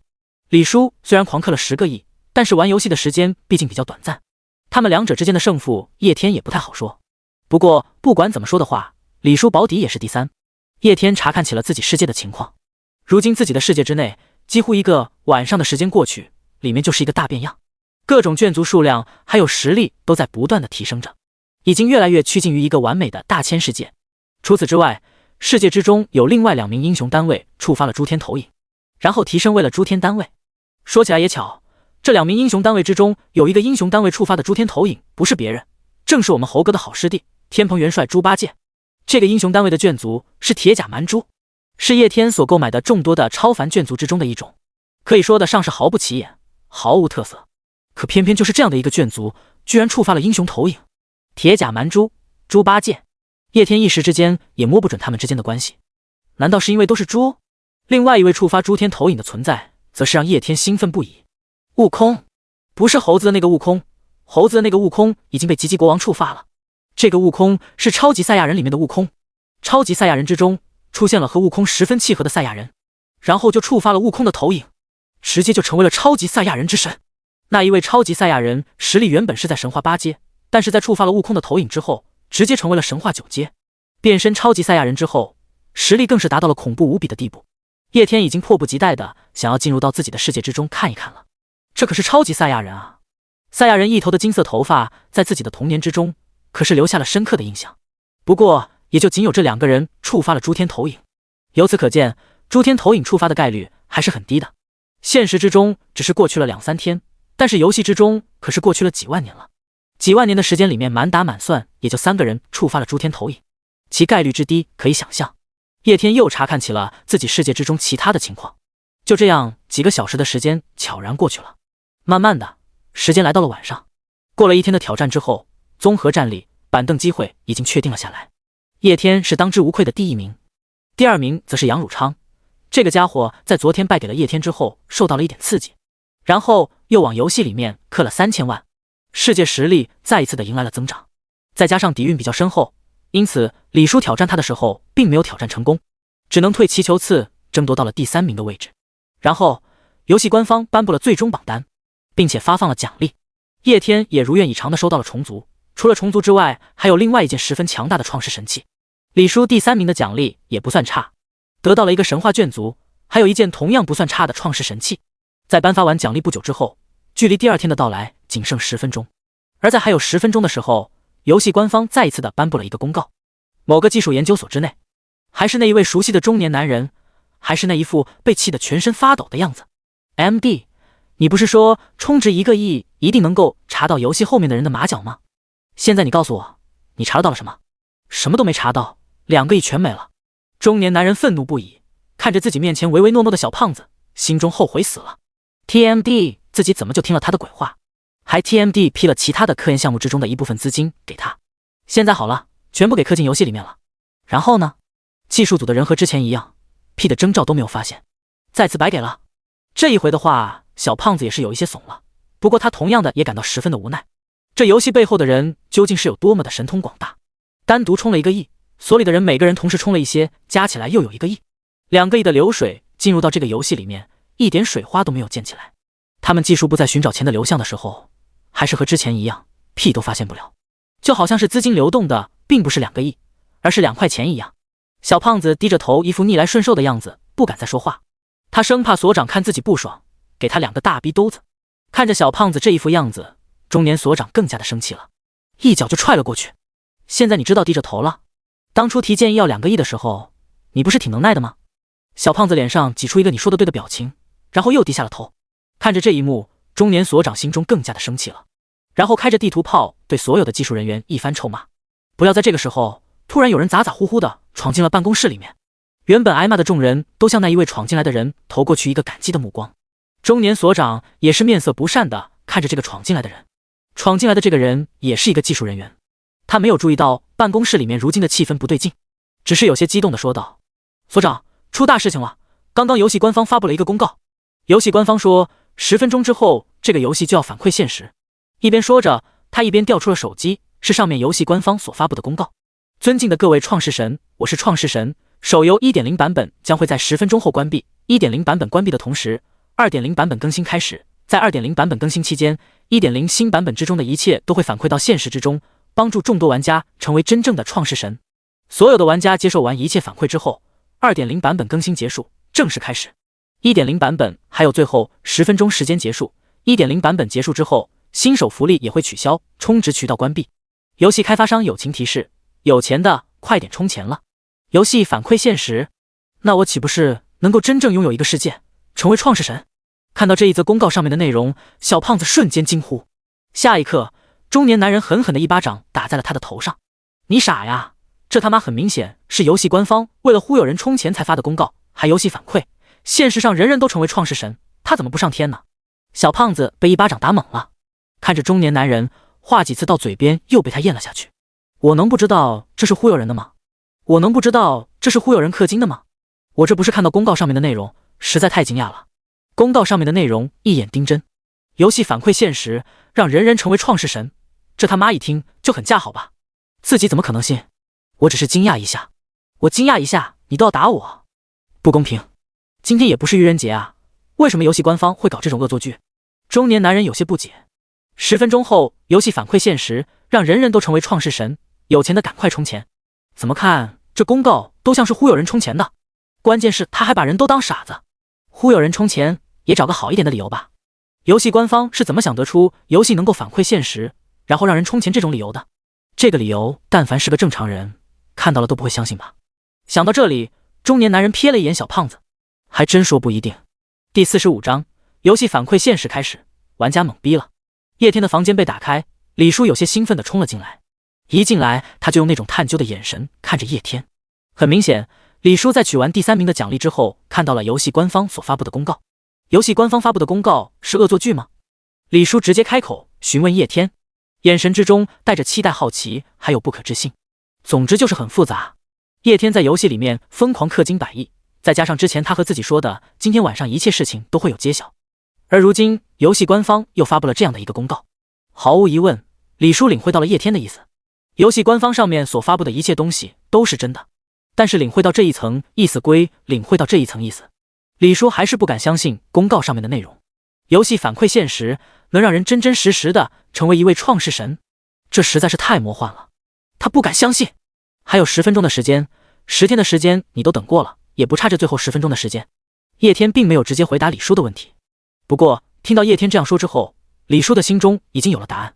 他整个人都激动了起来。理智告诉他，公告上面的内容绝对不可能是真的。可是既然不是真的，那么神秘的游戏官方为什么会发出这样的公告？叶天为什么又会往游戏里面狂氪100亿，还让自己往游戏里面氪了10亿？李叔发誓，这10分钟绝对是他这一辈子过得最为艰难的10分钟。彼此同时，游戏论坛之上也是彻彻底底的炸开了锅。我的天哪，游戏官方颁布的排名奖励让我的小兄弟把口水都流出来了。刚发完奖励，又看到了游戏官方发布的公告，游戏反馈现实，有钱的赶紧冲。你这 TMD 就算是要忽悠我们充钱，也得找个好一点的理由吧。虽然我是大学生，虽然我觉得你这游戏还是怪好玩的，但是这并不代表着你就能把我当成傻子忽悠。游戏反馈现实，狗都不信，连大学生都不相信，可想而知游戏官方这个玩笑开得有多么的拙劣。还有，今天不是愚人节，我可以接受游戏官方高冷的态度，你可以不把我当回事，把我当傻子。你私发这样的一个帖子整活可以，直接发成公告太过分了，除非你给我送一个传奇卷族，不然我就退游了。整个游戏圈内彻彻底底的炸了。本来他们看到 1.0 版本结束，要开启 2.0 版本的时候，心中还一阵的激动。创世神游戏从发布到现在，一次更新都没有过，一次 bug 也没有出过，而到现在为止，游戏之中游戏内容玩家们才探索了不到1/3。叶天不算，他氪金了100亿，不能算进正常玩家里面。1.0 版本就已经让众多玩家欲罢不能， 2.0 版本又该有多么的牛逼？只是还没有高兴完呢，玩家们就看到了公告上写的游戏反馈现实，让所有玩家都成为创世神的消息。这 TMD 谁信啊？他们的世界比蓝星还要大，世界之中又有着各种各样的卷族。这公告要是真的，那不就意味着他们每个人有着一个世界，可以支配无数的生灵、魅魔、狐女。嗨嗨，偏题了。这 TMD 和你走路走到一半捡到了100亿有什么区别？人家爽文之中的主角都只敢绑定系统，慢慢的征服一个世界，到你这里打个游戏就能够成为创世神，谁要是信了，我笑他一辈子。这已经是深夜了，但是大部分的玩家都还在线的，因为刚刚游戏官方才颁布了综合战力榜的排名，然后还颁发了奖励。凑热闹是所有人的天性，举行了一个星期的神战落下帷幕，众人自然是要凑这个热闹的。而刚刚颁发完奖励，游戏官方又紧接着发布了公告，所以几乎所有的玩家都看到了这个公告，所有的玩家之间彻彻底底的炸了，整个论坛之上都乱作一团。10分钟的时间很快的就过去了，几乎所有的玩家都不把游戏公告的内容当一回事，纯粹把这当成了一个笑话，因此并没有把它放在心上，反而都在论坛上叫嚣着游戏官方颁布这个公告伤害了他们幼小的心灵，要求游戏官方赔偿。不过当12点的钟声敲响的时候，一切都在悄然之间发生了变化。天空之中有星辰划过，一股莫名的力量瞬间作用在了所有的玩家的身上。本来还在论坛上面撒野的众多的玩家在这一刻愣住了，他们的意识被带到了一片虚无的空间之中，周围一片漆黑，仿佛什么都看不到一样。随后突然之间，天地之间发出了一声惊雷，白色的光闪过，仿佛要将整个黑色的世界劈成两半一样。白色的光芒闪过之后，硬生生的在漆黑无比的世界之中劈出了一片天地。整片黑色的天地之中产生了第一抹光，然后这一抹光不断的扩大，扩大，扩大，扩大。在光照之处，要有陆地生存。很快的，一个世界就产生了。在这一个世界之上，开始发生着最原始的进化过程。世界的面积不断的增大，然后开始产生了各种各样的元素，其中自然而然的产生了包括生命之源的水。有了水之后，就开始进化出了生物。一开始是最基础的单细胞生物，然后进一步的产生多细胞生物，再接着各种各样奇奇怪怪的生物开始出现。本来原本已经惊呆了的玩家们，顿时想起了游戏背景，这不就是他们创造一个世界的时候的情景吗？每一个玩家玩创世神这个游戏的时候，创造的世界都是一点一点开始进化的。如今这就是世界刚开始产生的雏形。可是这样的世界连一级世界都不算，从世界刚刚诞生到成为一级世界的过程都被所有的玩家给跳过了。因此一开始的时候玩家们没怎么想起来，但是随着世界雏形进化越来越快之后，众多的玩家也是纷纷醒悟了过来，这个世界进化的过程就是自己玩游戏的时候世界进化的过程。 TMD 游戏反馈现实居然是真的。众多玩家在漆黑的虚空之中看着世界的进化，瞬间愣住了。如今虚空之中世界的进化时间流速不知达到了多少倍，一瞬之间就是几纪元的时间过去。很快的，世界雏形慢慢的进化成为了一级世界，一些世界的基础生命还有一些实力达到超凡级别的眷族也开始出现，不过他们的实力都被压制在了超凡一阶。随后画面轰然消失，所有玩家的意识回到了现实之中。意识回到现实之中之后，所有的玩家都陷入到了呆愣之中。意识一动，所有的玩家都感知到了一个世界的存在，世界之中的一切他们都能清晰地感知得到。普通生物、超凡眷族、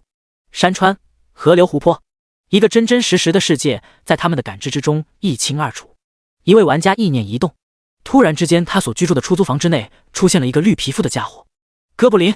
看着这突然出现的生物，那一名玩家瞬间吓了一跳，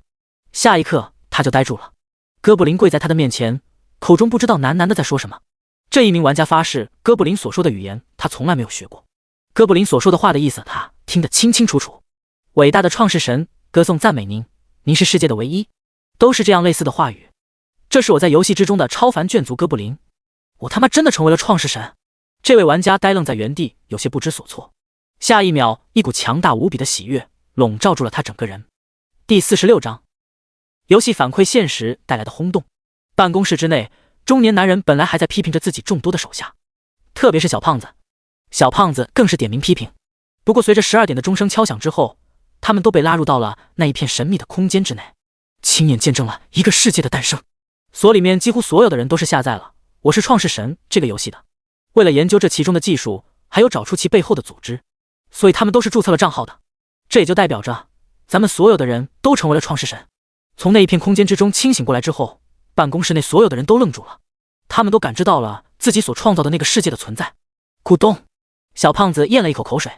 然后手一翻，手上突然的出现了一块石头。看着手里面的这块石头，小胖子嘴角都合不拢了。所长，游戏公告好像是真的，我真的成为创世神了。看到小胖子凭空生物，办公室里的人都直愣住了。他们仔细一感知，发现自己也可以。瞬间办公室内就出现了一堆杂七杂八的东西。中年所长又狠狠拍了一下小胖子的头，这 TMD 还用你说，我也成为创世神了，我感知得到。小胖子被拍了一个踉跄，从这一个踉跄之中就可以看得出来，中年人所长有多么的用力。不过之所以用力，不是因为他生气，而是因为他太震惊了。你赶紧统计一下，手里面有多少的人下载了这个游戏，成为了创世神。事情大条了，从今之后恐怕整个世界都要乱套了，我要赶紧把这件事情告诉上面。中年男人一边说着，一边连忙走了出去。他意识到这件事情彻彻底底的大条了，游戏反馈现实啊，这么荒唐的事情居然就真真实实的发生了。游戏反馈现实，自己成为了一名创世神，这对自己而言的话自然是一件好事，但是对于整个龙国而言的话，不一定是一件好事。特别是在创世神还可以从自己领土之中召唤一切物品的时候，包括那些眷族。中年所长清晰地认知到，这一切都会对如何体系造成剧烈的冲击。他要赶紧把这些事情禀告上面，然后让上面做好准备。中年所长离开之后，小胖子等人的面色也开始凝重了起来。很明显，他们也意识到了这件事情背后所代表的含义。创世游戏反馈现实，这对他们这些创世神而言，那绝对是一件好事。天大的机缘。但是对于整个世界而言，对于龙国而言的话，是好是坏真的说不一定。卧槽，如今游戏反馈现实了，这不就代表着叶家那个在游戏之中狂氪100亿的二傻子成为了9级世界神？小胖子突然之间发出了一声惊呼。之前他们调查，在游戏之中充值最多的时候就调查到了叶天，顶级富二代硬生生玩游戏，在游戏之中氪金100亿。自己当时还感慨，他在游戏之中氪金100亿的行为太 TMD 冤大头了，没想到这游戏居然能够反馈现实，那家伙赚大了呀！几百个亿氪入游戏里面，那么他现在该有多么的强大？呼，还好申请了公款氪金，不然凭我们玩这个游戏的时间，就算是成为了创世神，那也是最 low 的。随后小胖子又有些激动了起来。之前为了调查这一款游戏背后的人的马脚，他几次建议中年主任拨款冲入游戏之中，以此借助资金的流动查出背后之人的情况。前前后后下来也是氪了几个亿的，其中大部分是分摊到了各个同事的游戏账户之上，而其中有一大笔则是冲到了他的账户之上，也就是那巨额的1个亿。当时他以自己的账号还有1个亿为诱饵，想要以此来调查出这个游戏转移资金的方式，谁知道啥也没查出来。而现在居然发生了游戏反馈现实这种事情，自己 TMD 赚大了。叶天别墅之内，李叔也见证了自己的世界成长的过程。回到现实之后，李叔的眼神之中满是震惊，看向叶天的目光之中充满了不可思议。公告上面的内容居然是真的，自己居然真的成为了创世神。李叔只感觉自己从小到大所有的价值观在这一刻彻彻底底的崩塌了，被强行一点一点的撕碎，然后把另外的一些东西塞了进来，也不管自己受不受得了。心念一动之间，李叔的手上就出现了一撮泥土，这是他从自己的世界之中召唤出来的。这一撮泥土无时无刻不在提醒着李叔所发生的一切都是真实的，并不是他的臆想。小天，李叔看着叶天，震惊的几乎说不出话来。今天早上叶天给他提示的时候，他曾经想过无数的场景，但唯独没有想到如今这样的情况。成为一名创世神，他们何止是1000亿倍的利润反馈，这其中的价值完全无法衡量。虽然心中震惊无比，不过好歹有了叶天那么多天的铺垫，李叔很快的还是接受了。看着脸上还留有震惊表情的李叔，叶天微微的一笑，随后开口：除了拥有了一个世界之外，你还可以看看你自己如今的身体，还有你拥有的能力。听到这句话，李叔一愣，然后仔细感知了起来，随后他的目光之中出现了惊讶之色。之前从那一片空间之中醒过来的时候，他最先感知到的是那一个世界，如今再仔细感知，他发现自己的身体也发生了巨大的变化。他感觉自己可以轻而易举地做到很多很多的事情，比如飞行。甚至李叔有一种感觉，只要自己愿意的话，整个庄园甚至都会在自己一念之间摧毁。他感觉自己变成了传说之中的仙人。这种力量，李叔感受着身体的变化，惊叹不已。叶天在一旁淡淡的开口解释，这就是游戏之中的境界体系，创世神的实力和他世界的极限挂钩，世界等级是几级，他拥有的境界就是几级。同时，创世神还拥有神灵位格，有着接近永生一般的寿命。不过境界这玩意儿对于创世神而言并没有多大的作用，在自己的世界之中，一切的生灵都会忠于自己，有没有实力都一样。在现实世界之中，你也可以召唤游戏之中的眷族，不管是在哪里，真正比拼的都是世界的底蕴。而且创世神真正强大之处在于其神术，以信仰之力为根基施展的神术，举手之间可以毁天灭地。所以境界对于创世神而言并无多大意义，真正决定一个创世神强大与否的是他的世界实力，还有他的信仰等等。至于他本身的境界，聊胜于无。看着李叔若有所思的表情，叶天笑了笑。创世神的位格很强大，不过你成为了创世神，只是代表着你拥有一个世界。创世神本身并不就意味着无所不能。创世神在获得神位的同时，也还会获得境界。神位是其独有的位格，境界就是世界之中超凡体系实力的划分。无论是神位还是境界，都是由世界等级所决定的。世界等级是7级，那你的神位就是7级上位神，你的境界也是7阶神话。相比代表这位格的神位而言的话，境界就单纯的只是附带的东西。神位赋予创世神一个世界，还有永恒的寿命，以及无数强大无比的神术，是如同秉权一般的存在。境界的话，就是让创世神自身拥有伟力。只是对于创世神而言的话，自身的实力不是很重要。一位7级创世神，他拥有7阶传奇的实力，而他的世界之中更是有着无数7阶传奇的存在。他在现实之世界之中可以召唤这些7阶传奇的存在，他自己有没有实力无所谓。创世神真正强大之处在于其神位所带来的神术，一个3级创世神，其境界不过是3阶超凡，但是如果他有着足够的信仰的话，就可以使用种种恐怖的神术。即使是传奇阶，又或者是神话阶，在一个拥有着足够信仰之力的创世神手下，只有死亡一个下场。叶天之所以这样提醒李叔，就是为了防止李叔迷失在如今的实力之中。游戏反馈分为10天，每天反馈1/10。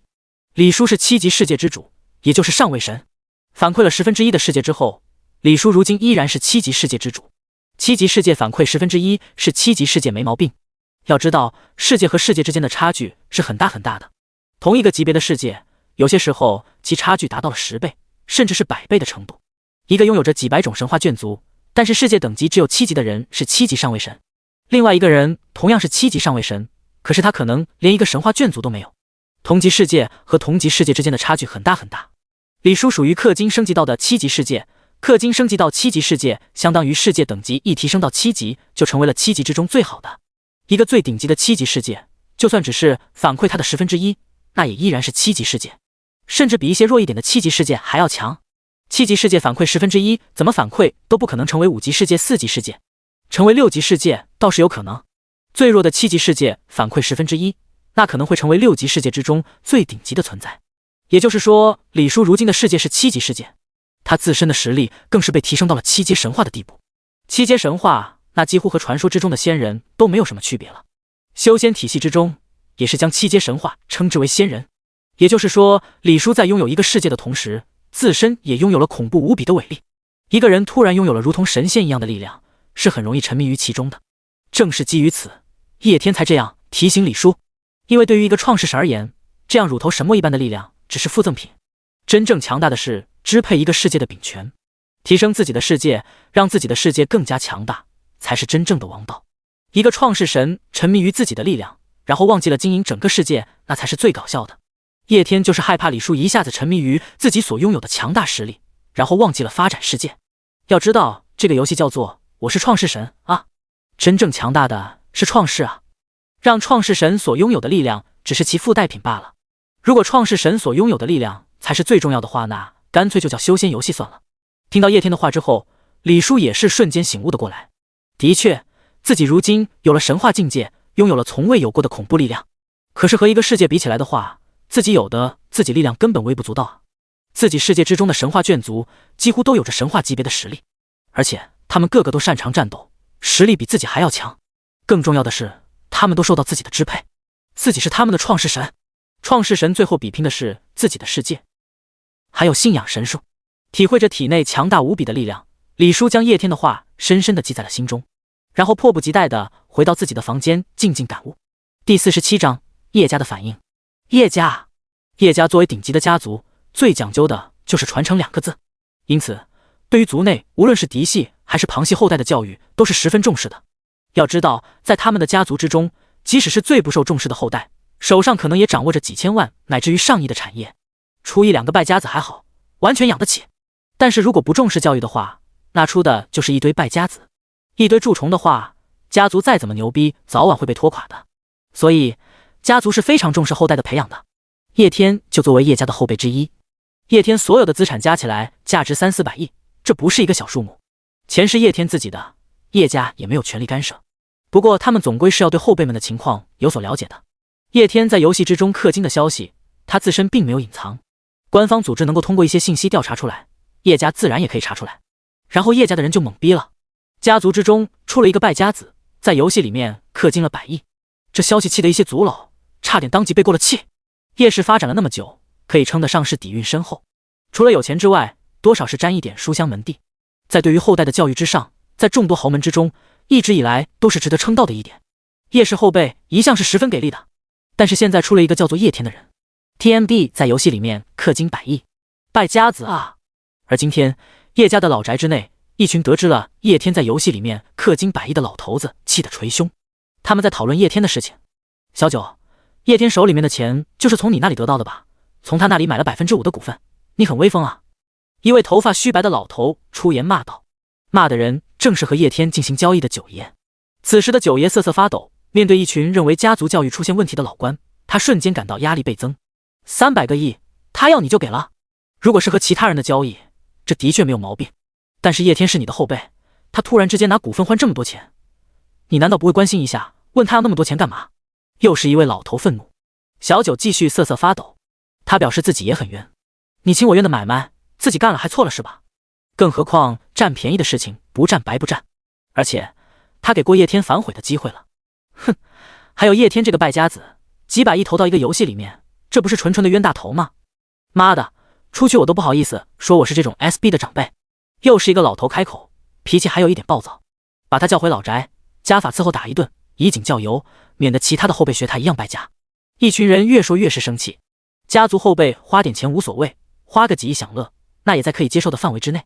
毕竟赚那么多钱就是为了享乐的，他们半个身子都入土了，也花钱享乐。但是你花个几百亿玩游戏，那就过分了。拿几百亿的钱买一堆游戏数据，这他妈纯纯傻逼。有钱也不是这么花的，又当了败家子，又当了冤大头，还 TMD 当了 SB， 这是他们不能够接受的。家族名声都要被败坏的累。如果没记错的话，叶天这孩子是老三亲孙子，老三走得早，只留下了一个儿子和这么一个孙子。他儿子夫妻俩人也出了车祸，不然叶天也不会这么年轻，手上就有那么多的钱。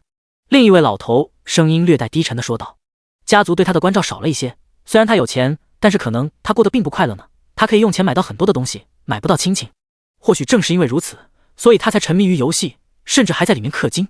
这个老头说完话之后，其他本来有些生气的人也安静了下来。有钱的家族并非都是为了争夺财产而不讲亲情，实际上他们是很注重亲情的。以家族的形式发家的，讲究的都是一个团结就是力量。虽然少不了一些龌龊，但是总体上的氛围终究是好的，不然也不可能传承那么久。而且人越是老的话，越是会注重亲情。如今这群叶氏的老头就是叶天，不管怎么说都是他们的后辈。如果他真的是因为亲情的关系逃避现实，在游戏之中氪金的话，那么这和他们这些长辈多多少少都沾点关系。不管怎么说，在游戏之中花费100亿这种行为太败家了，传出去也丢人，而且容易带坏后辈风气。联系叶天，问问他为什么在游戏之中花这么多的钱，就算真的是因为亲情方面的问题，那也要治。逃避现实，这是心理问题，得也。一个老头拍板做出了决定。叶天拿300-400亿，就像是去做生意，亏了他们都不会这么生气。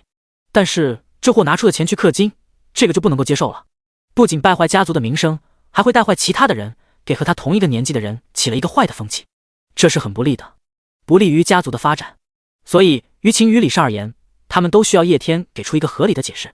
但如果他真的是因为亲情缺失而将感情寄托于游戏之上的话，那这钱花了也就花了。叶天因为亲情这种事情心里有问题，他们做长辈的都有责任。不过乱花钱的事情可以不计较，但叶天必须要接受心理治疗，把感情寄托到游戏之中，逃避现实，这是病，得治。几个老头刚和九爷说完，让他找最好的心理医生给叶天测试一下。猝不及防之下，就被拉进了那一片神秘的空间之中，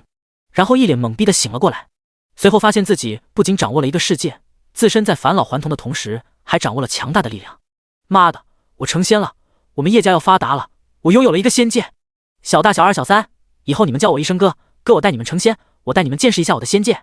之前几个老头子中脾气最暴躁的那个人兴奋地开口。他脾气虽然是最暴躁的，但是在几个老官之中却是最小的。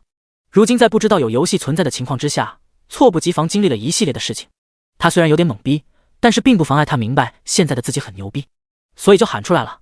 虽然他老了，但是现在他想翻身当大哥。不过下一刻他就惊呆了，面前的几个老头都 TMD 返老还童了。这脾气暴躁的老头不敢自信。看到这种情况，他自然是明白特殊的不是他一个人。难不成咱叶家祖上出了个先帝，以至于他的所有血脉都成仙了？不对啊，先帝也不能让自己的后代都有一个世界啊！暴躁老头懵逼了，其他几个老头和他一样都懵逼。虽然他们人老，但还是紧跟时事的。别以为老头就是老顽固，特别是有钱人家的老头，玩的比你想象的要花多了。因此对于现代的一些元素，什么修仙了，什么系统了，什么机缘了，他们都了解一些。如今他们这种情况，单独一个人遇上那妥妥的天命之子，都可以写成一本书。半只脚进棺材，突然成为创世神。但是所有人都这个情况，那就有点让人迷茫了。快查清楚到底发生了什么。这种情况在叶家不是个例，他们自己没有玩过游戏，自然不知道一切变化都来自于游戏，因此突然之间经历了这样的事情，都以为自己成为了天命之主。摊牌了，富二代身份只是掩护，实际我是创世神。由此而来，演了很多的事情。一个倒霉孩子更是出言挑衅自己的父母，要求自己父母拿出几百个亿给自己这个创世神玩玩，要封他们做自己世界之中的左右护法，然后被男女混合双打了。由于力量刚反馈还无法彻底掌握的原因，下手有点狠，即使成为了超凡的倒霉孩子，屁股也被打得肿得像山一样，真的就像山一样。超凡之下，一切皆有可能。第48章，惊呆了的坤坤岛第一深情。灰暗的房间之内，坤坤岛第一深情正趴在床上享受着技师的按摩。正经技师，自从售卖了机械之肾给叶天之后，坤坤岛第一深情小日子就变得滋润了起来。1100万，其中的大头被他氪金氪入了游戏里面，坚决贯彻从游戏中来到游戏中去的政策。不过除此之外，也还有叶天打赏给他的100万。那100万块钱，他交给了自己父母50万。即使如此，他自己也剩下了50万。50万也已经很多很多了。一下子有那么大的一笔钱，坤坤岛第一深情也不知道该怎么花。他想着拿这点钱好好改善自己的生活，享受一下。然后偶然之间，他接触到了按摩，体会到了其中的乐趣。从此之后，坤坤岛第一深情乐此不疲。而今天他恰好出来放松，放松到一半，大事不妙了。突然之间，意识被拉入到了那一片神秘的空间之内。从那一片空间出来之后，自己不仅掌握了一个世界，本身还拥有了强大的实力。坤坤岛第一深情有点懵逼，因为按摩按的有点投入，因此虽然知道今天是活动最后结束的日子，但是他也没有去看，也没有看到那个公告。因此如今突然又有了实力，他是真的懵。不过他是知道有游戏存在的，从自己所拥有的世界之中联想到了这个游戏。然后清醒过来之后，他迅速的拿出了手机登录查看了起来，然后就看到了那个公告的存在。游戏反馈现实，让每一个玩家都真真正正的成为创世神。我没有看错吧？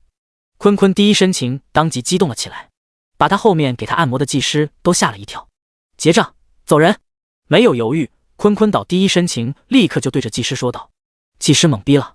时间还没到就要结账走人的他还是第一次见。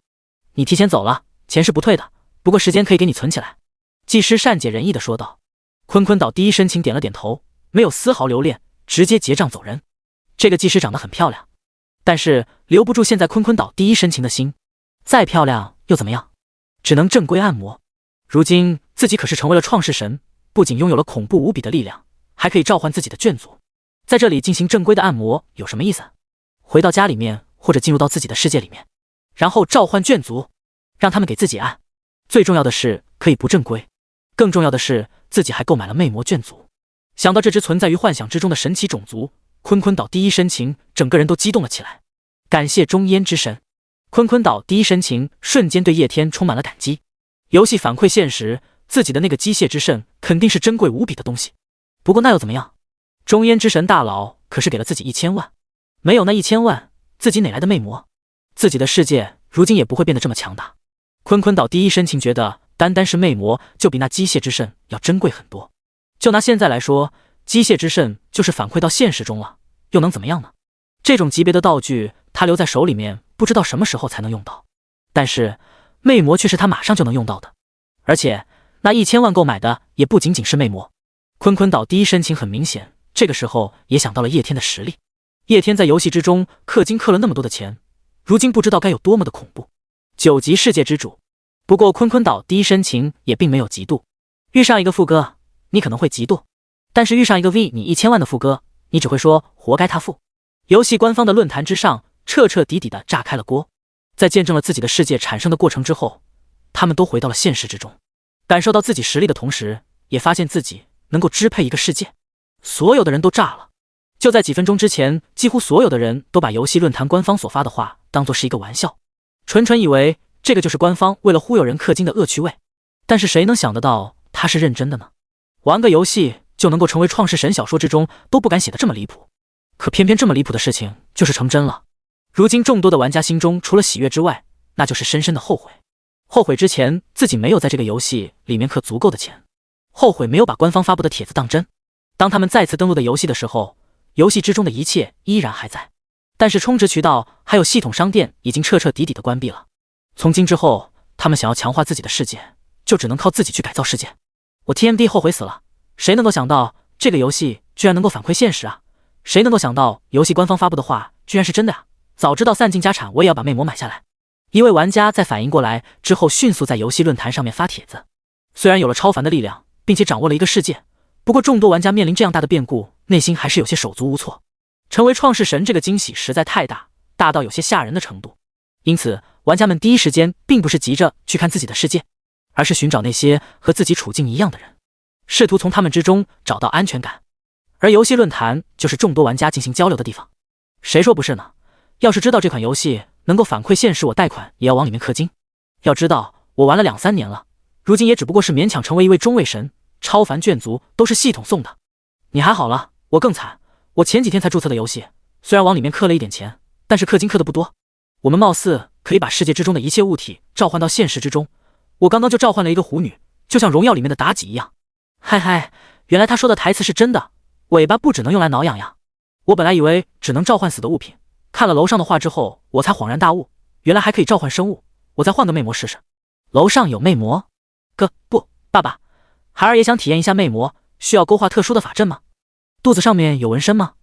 上楼，爸爸加1，我也想要体验一下魅魔。楼上的你们够了啊，清醒一点，你们已经不是以前的屌丝了，现在你们是伟大的创世神了，让你们世界之中的眷族知道，你们这些创世神是这个样子，他们得羞愧的自杀。所以楼上就根本不配有魅魔这样的眷族，只有我这样正气凛然的创世神才配得上。所以楼上把魅魔转给我吧。这游戏太牛逼了，除了让我们拥有了一个世界之外，还让我们拥有了超凡实力。我的世界反馈1/10，现在是2级世界，我也有了2阶超凡的能力，并且我的世界之中一切在2阶之内的能力我都能够拥有，简直逆天。不说了，我要体验一下我的世界之中的金枪不倒神功。一群色批创世主，简直丢了创世主的人，能不能正经一点讨论一些现实一点的问题？游戏充值渠道关闭以后，我们就只能靠自己提升世界了。玩游戏的时候还行，真提升世界起来那就难了。我觉得我们可以打造一个玩家自己的交易系统，所以楼上有魅魔的愿不愿意交易？艾特官方能不能让他把充值系统打开啊？我可以把我的所有的钱都充进里面。强烈建议官方重新开启充值渠道。一个游戏没有充值渠道，那能叫游戏吗？求求你那把充值渠道打开吧，不要让我们逼你让我们充钱。说起充值渠道，中烟之神大佬不知道往游戏里面充了多少钱，现在的他应该是9级创世神吧？那游戏反馈到现实之中，整个论坛区域彻彻底底的热闹了起来。各个话题并不相同，老色批的话题居多。不过毫无疑问，论坛的存在缓解了很大部分玩家突然得到力量之后的不知所措的情绪。论坛之上，除了一些不能写的内容还有体验之外，讨论最多的就是游戏 2.0 版本还有中烟之神。叶天在游戏里面氪金氪了100亿之前，何止是引起一点点的轰动，几乎玩这个游戏的人都知道这些事情。不玩这个游戏的人也知道有个大佬花费100亿资金在游戏里面。之前他们谈论起叶天之时，多是羡慕嫉妒，自然也避免不了一些嘲笑的声音。把几百亿氪金氪进一个游戏里面，那不是纯纯的大冤种吗？很多人除了给叶天贴上了隐形富豪沉迷游戏的标签之外，还给他贴上了败家子标签。但是现在游戏反馈现实了，所有的人都没话说了。叶天足足在游戏里面氪金氪了100亿，众人无法想象他强大到了如此和恐怖的地步。这回就只剩下嫉妒羡慕了。正常情况之下，嫉妒羡慕某人的话，肯定避免不了有一些人酸上那么几句。不过今天却没有人敢酸叶天。以前他们敢在网上BB，那是因为不需要承受任何的结果。但是现在不一样了，游戏反馈现实，他们自己的世界并不怎么强大，但是反馈到现实之后，也让他们有了非人一般的力量。而叶天，他可是9级大世界，不知道把第2名的杨汝昌甩开了多少条街。游戏反馈现实之后，他究竟有多么的恐怖，众人无法想象。网上酸他几句，不小心被他看到了，他顺着网线真的找过来怎么办？没有人敢酸叶天，讨论的话题都是猜测大他该多么的强大。除此之外，也有很大一部分人对叶天心中充满了感激。这些人之中一部分是新玩家。叶天在游戏里面氪金100亿的事情，在社会实质上引起了广泛的关注。之前要不是被这件事情所吸引的话，他们怎么可能会对这个游戏感兴趣？不对这个游戏感兴趣，如今他们也不可能成为创世神。从某种意义上而言，叶天看得上是改变了他们一生的人。另一部分则是老玩家。老玩家们受到了叶天氪金100亿的刺激，也在游戏里面氪了不少的钱。这也就使得他们在游戏反馈现实之前，自己的世界综合实力得到了很大程度的增幅。毫不夸张地说，叶天对他们也有着再造之恩，所以很多人心中都是十分感激叶天的。悄然之间，叶天在众多玩家心目中的地位达到了一个极高的程度，不仅仅是因为他如今是游戏内的第一强者，还因为他影响了很多的人。第49章，兄弟成了创世神，可是他请我魅魔。对于众多的玩家而言，今天注定是一个不眠之夜；对于整个蓝星而言，今天也是一个不眠之夜。全国各个地方，玩我是创世神这一款游戏的人全部获得了反馈，成为了创世神。巨大的变故使得全国各地乱象丛生。成为创世神之后，玩家们不仅掌握了世界，手上也掌握了强大的力量。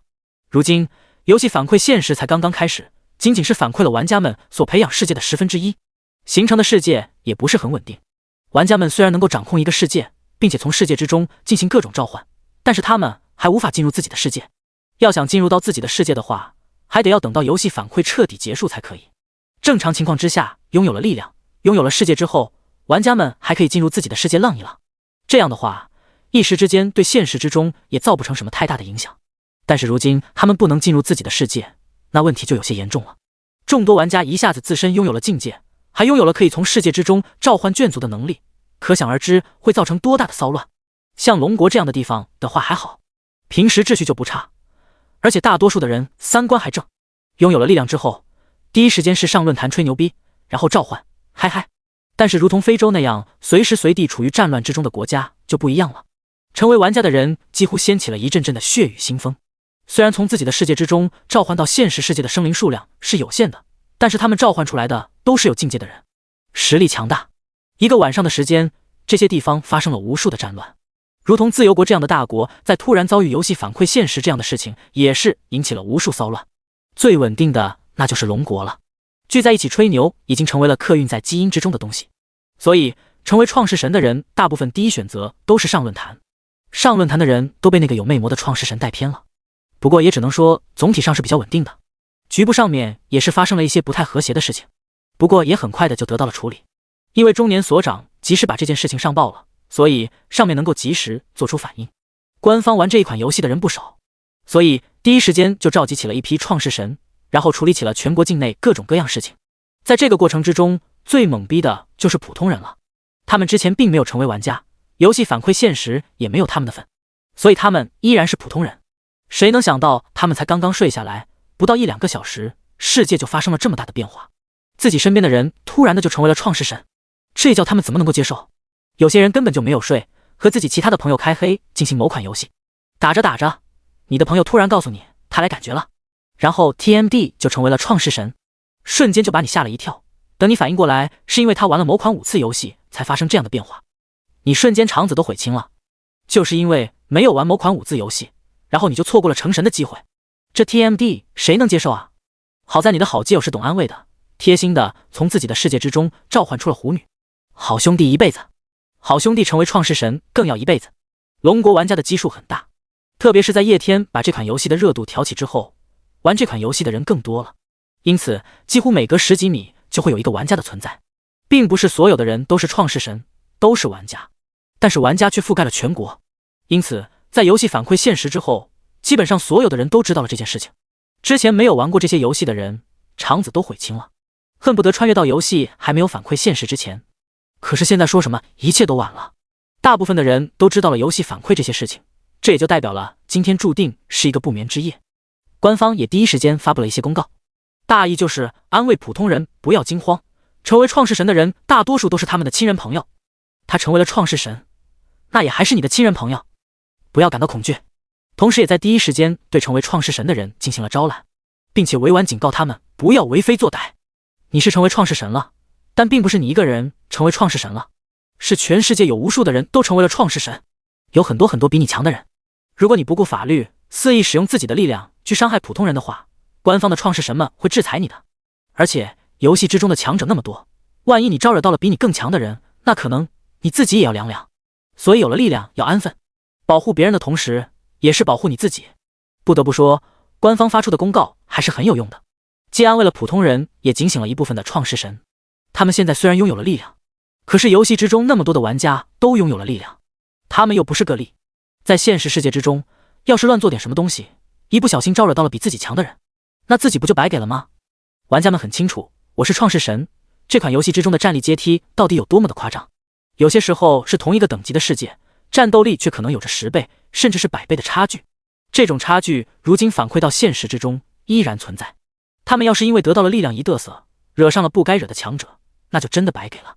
游戏之中，强中自有强中手，谁也不敢保证自己身边会不会有大佬存在。自己要是一做刚好遇上他们，那么美好的生活还没开始就结束了。还是要听官方的话，安稳一点。这个晚上几乎没有多少的人进行睡觉，当然也有一些人睡着了，对于外界的一切事情都不知道。不过想来他明天起来的时候会很懵逼的。叶家，此时众人也从游戏反馈现实的震惊之中清醒了过来，并且根据如今网上的情况，很快就找到了他们成为创世神的罪魁祸首。我是创世神。得知是这一款游戏之中的内容反馈现实之后，叶家众多的人是懵逼的。游戏反馈现实的确是很荒谬的事情，不过现在它真真实实的发生了。发生了也就算了，可是现在的问题是，他们压根就没有玩这一款游戏啊！见了鬼了！几乎所有的叶家的人都受到了游戏反馈。这个老头们很快的就反应了过来，他们没有玩，但是有人替他们玩了。整个叶家玩这个游戏的也就只有一个人，叶天。他不仅仅玩，还在游戏里面氪金氪了近100亿。这件事情几个老头都是知道的清清楚楚的。游戏反馈现实对现在制度的破坏是毫无疑问的。游戏反馈是一件好事，但这仅仅是对于那些玩游戏的人而言。对于不玩游戏的人，那就不太友好了。旁边人人都成神了，就你一个普通人怎么玩？特别是对于如今体制之下的富人而言，原本他们有钱，可以说是站在社会的上层，但是游戏反馈现实之后，一切的秩序都将重新铸造，新的经济体系还有种种秩序都将重新改写。有钱能买到什么？豪车别墅，人家都成创世神了，还会看上这种东西？所以说，富人将不再是富人，如同叶家这样的大家族所遭受到的打击绝对是致命性的。有钱人的家族之中，玩这种游戏的人真的很少。正常情况之下，叶家绝对是遭受打击的家族。游戏反馈现实之后，就代表着新时代的到来。而像叶家这样的家族，在新时代之中注定是要衰落的，因为他们没有创世神。但是如今不一样了，他们所有的人都成为了创世神，有人替他们注册了账号，并且还氪金了。思来想去，有着这样动机并且有着这样能力的，也就只有叶天一个人。他或许是提前得知了什么别人不知道的消息，又或许是预言。如今游戏反馈现实这样离谱的事情都发生了，叶天有点特殊能力也在可接受的范围之内。几个老头对视了一眼，心中大致已经有了思量。他们明白新的时代已经彻彻底底的到来了，而可能因为叶天的原因，他们叶家即将成为在新时代之上一艘不可沉沦的巨船。我记得家族进入现代之后，废除了之前家主的制度。一个老头突然之间出声，叶家是传承已久的大家族，在很久以前就已经存在，起源追溯到封建王朝。在那种时候，家族是存在家长这样的制度的，族中的一切都由家主所决定。在封建时期之中，一个王朝决策者是皇帝，那一个家族的决策者就是家主。只不过这个制度随着进入现代之后被废除了，叶家采取了股份制度，股份越多的人话语权就越大。不过即使股份再多，也只能代表着更多的话语权，并不能像家主那样掌握整个家族的所有事情。做出事情还是要经过绝大部分人的同意。如今这个老头提起这件事情，其意思很明显了，叶天应当就是为他们注册游戏账号的那个人，并且他还可能有着某种特殊的能力。而且之前他在游戏之中狂氪100亿，如今游戏反馈现实之后，他是全国乃至于全球的最强者。新时代来临，叶家作为新时代的巨船，应当是需要一位船长的，而这一位船长毫无疑问应该是叶天。不能用之前的思维看待如今的情况，从今之后整个世界都会发生巨大的变化。家主的制度应当重启了，现在的秩序恐怕很快就会面临崩塌，新的秩序会重启，今后的秩序恐怕是强者为尊。另一个老头也开口，他们身为叶家的族老，经历了很多的事情，看得自然也很远。强者为尊，优胜劣汰，一直以来都是自然的秩序，无论是哪个时代都是一样的。只不过在平时的背景之下，这一条秩序是隐性的，但是在游戏反馈现实之后，有着超凡力量干涉现实，这一条规则就会变得露骨，会被明明白白的摆在明面上，现实会变得十分的残酷。这种情况之下，追随强者就是最好的选择。毫无疑问，叶天就是老头们所认定的强者。三言两语之间，几个老头就敲定了一件事实：重启家主的制度，并且这个家主的位置由叶天担任。虽然没有明确的证据证明是叶天为他们注册的账号，但是几个老头是明白人，哪有那么巧合的事情？叶天在游戏之中氪金100亿，游戏就反馈现实了。他们都没有玩这个游戏，但是有人却给他们注册了游戏。没有玩游戏却被注册了游戏的人，到如今为止就只有叶家的人。很明显，叶天是提前知道了点什么东西，然后为此做出了准备，并且替家族的人也做出了准备。知道这一点就够了。至于叶天是怎么知道的这款游戏会反馈现实，几个老头们并不想去深究。去深究这个问题只会导致一些不好的结果。他们只需要知道叶天有一些特殊的能力，又是如今的第一强者，能够带领整个叶家走向一个不可企及的巅峰就够了。小九，把我们的意思传达下去给所有的人，如果有人不满意，觉得自己牛逼了，你让他过来找我们，我们会让他知道什么叫做孝顺。从今之后，叶天成为家族的家主，他的决定就是整个家族的决定，任何人都不能忤逆他。想要忤逆他，就是和我们这些老头子过不去。脾气暴躁的那个老头有些阴狠地说道。带领着叶家这样的一个大家族走到如今，他绝对不是什么一合之辈。对于自己的后辈，他会庇护保护，但是如果实在不知好歹的话，自己身为一个长辈，打给晚辈一顿怎么了？叶天如今已经被老头认作是叶家以后的希望了，新时代之中的超级大腿，所以老头认为一切都应该听叶天的。毕竟他是如今的第一强者，同时他可是让叶家成为了一个创世神家族啊。第50章创世神管理局的成立。回到叶天这一边，他自然而然也得到了世界的反馈。他的世界是9级世界，而且还是强大无比的9级世界。如今即使是1/10的反馈力度，依然是9级世界的程度。如果把综合数据1个亿当作是9级世界的门槛的话，那么叶天的世界综合数据最起码是50-60个亿。50-60个亿就算是只有1/10，那也是5-6亿，妥妥的超越了9级世界的门槛。不可能存在9级世界反馈1/10是1级世界那样的情况。这也就意味着叶天如今已经是9阶神话的实力。9阶神话的实力有多么的恐怖？站在一个世界的最顶峰，修仙体系之中是最顶峰，被称之为先帝一般的存在。武道体系之中，那也应当是个武道圣人。这样的实力，一念之间，整个星球都在自己的掌握之中。叶天仔细体悟着自己如今所掌握的力量，这就是神话级别吗？9阶神话，如此恐怖的力量，即使是泄露1/10，恐怕也足以将一个小千世界所摧毁。怪不得前世面临那神话级别的恶魔的时候，自己几乎没有反抗的余地。不过这次的话，一切都彻底的改写了。叶天体会力量的同时，意识不断的外延而去，月球、太阳一直向外扩展而去。叶天妄图找到星空之域的存在，星空之域之中存在众多的创世神文明。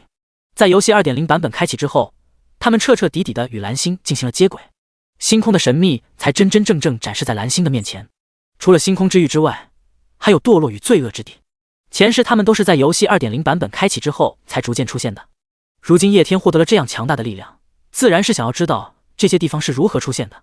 只是可惜，即使他的意念达到了太阳之外，都没有任何的发现。看来是真的被隔绝了。收回了自己的意念，虽然没有发现那些地方，但是叶天也没有太过于失望。该来的终究会来的。等到游戏反馈的10天过去，那些地方将会再一次的和蓝星接轨。不过这一次的话，绝对会和前世不一样的。如今地球的综合实力增强了不止一点点，更重要的是有着自己的存在。自己这种级别的，在创世神之中绝对也属于最顶级，放到星空之域之中，也没有多少人敢得罪。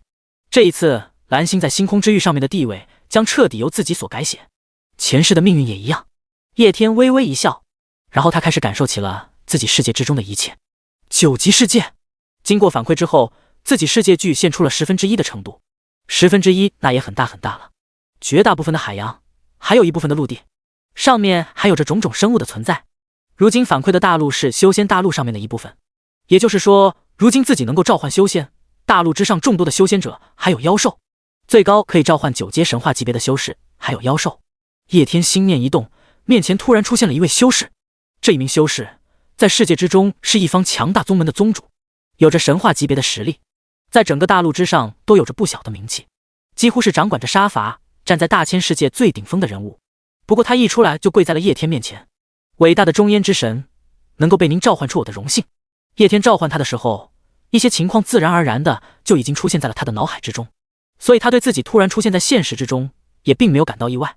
早有准备。叶天在决定要召唤他的时候，他自然而然就已经有了感知。看着面前跪着的神话级别强者，叶天心中不由得也是一阵激动。虽然知道游戏能够反馈现实，虽然知道自己在游戏之中拥有无数神话级别的眷族，但是如今看到他们切切实实的出现在自己的面前，叶天还是忍不住的激动。神话级别的眷族，自己前世想都不敢想啊，如今却轻轻松松的实现了。心念一动，这一名神话级别的强者就又回到了世界之中。叶天眼神之中透露出一丝遗憾，如今自己的世界反馈出来的部分，绝大部分都是海洋，因此世界之中也是海洋生物居多，海洋生物都不太好召唤。如今也只反馈了东方修仙大陆的一部分，能够供自己召唤的大多数也是修仙人士，还有妖兽，如同奥特曼赛亚人还有宝可梦这些种族，自己都无法召唤。无法召唤他们确实有些可惜，可惜了，在游戏反馈结束之前，自己不能进入到自己的世界之中，否则自己一定要进入到世界之中，体验一下修仙世界的风土人情。叶天神识依然在关注着全球的情况，在前世游戏反馈现实之后，整个蓝星也在不断的发生变化，其体积不断的增大。体积要是一直一成不变的话，早就已经被成为创世神的玩家们给玩坏了。在叶天的神识之中，整个世界的确都在不断的扩大，同时叶天还隐隐约约感受到如今的世界对自己存在一股压制。如今自己神话级别的实力，一念之间整个蓝星都在自己的掌握之中，但是出了蓝星就不太行了，就仿佛周围隔了一层虚无的膜一样。果然是被隔绝了吗？下一刻，叶天收回了自己的神识，如今以他的实力能够轻而易举地察觉到周围的变化，整个蓝星仿佛是与世隔绝一般。怪不得在游戏反馈现实结束之前，蓝星都没有接触过星空之域，原来是被隔绝了。除了隔绝之力之外，叶天明显还感受到了世界对自己的压制。世界是有等级存在的，越强的等级对修炼者的实力压制就越强。小千世界之中，或许一个三阶超凡就能够撕破虚空，但是三阶超凡到了中千世界之中，不要说是撕碎虚空了，打破一个小山丘都难。到大千世界之中就更是了。自己9阶神话的实力，不借助创世神的身份和柄权，在大千世界之中，如同蓝星这样大小的星球可以轻而易举的摧毁。但是在现实之中，叶天却感受到了一股压制。以他9阶神话的实力，可以将整个蓝星上面的所有事情都一览无遗，可是要想做到摧毁星球什么的，根本无法做到。由此可见，现实世界的位格比大千世界的位格还要更胜一筹。将自己的神识收了回来，叶天开始仔细感悟起了身体的变化。如今游戏反馈现实正式开始，实实在在是让他松了一口气。要是他氪金氪了那么多，花费了那么多的精力，结果游戏却不反馈现实了，那么自己就成小丑了。不过好在现在一切都向好的方向发展。如今游戏已经反馈了现实，自己拥有了神话级别的实力，不需要担心猝死了。悄然之间，一夜的时间过去，那些昨晚没有被惊醒的人，今天早上一起来就懵逼掉了。他们看到了官方所发布的公告，创世神是什么鬼？境界是什么鬼？仔细在网上了解了一下昨天晚上所发生的情况之后，就更加的懵逼了。肯定是奇猛了，一不小心就做了一个梦幻的梦，身边的人都成为创世神了。肯定是我起得太猛了，还在梦里面。躺下来重新睡，再次睁开眼睛，心情美美的。哎，这个梦怎么还在继续？续梦，今天做的这个梦还是有点有趣的。再睡，3重续梦。难道我崛起了什么了不得的超能力？再来一次，4重续梦。再三的折腾之后，他们才反应过来，压根不是自己有超能力能够一直续梦，而是如今的世界已经真真实实的发生了变化。这是一件何等生草的事情！这种感觉就好像整个蓝星带着所有的人偷偷的进化，唯独漏了他们一样。一时之间，无数的普通人涌入到了我是创世神游戏官网之中，不断的艾特游戏官方询问他们有没有再成为创世神的机会。不过现在某位游戏官方并没有心情理会他们。在那所熟悉的科技研究所之内，众多的技术人员齐聚一堂。中年所长坐在中心位置之上，他的表情十分的严肃。各位，经过昨天一整天的商讨，上面已经决定成立一个特殊组织，名为创世神管理局。如今的局长由我所担任，副局长由杨伟昭担任。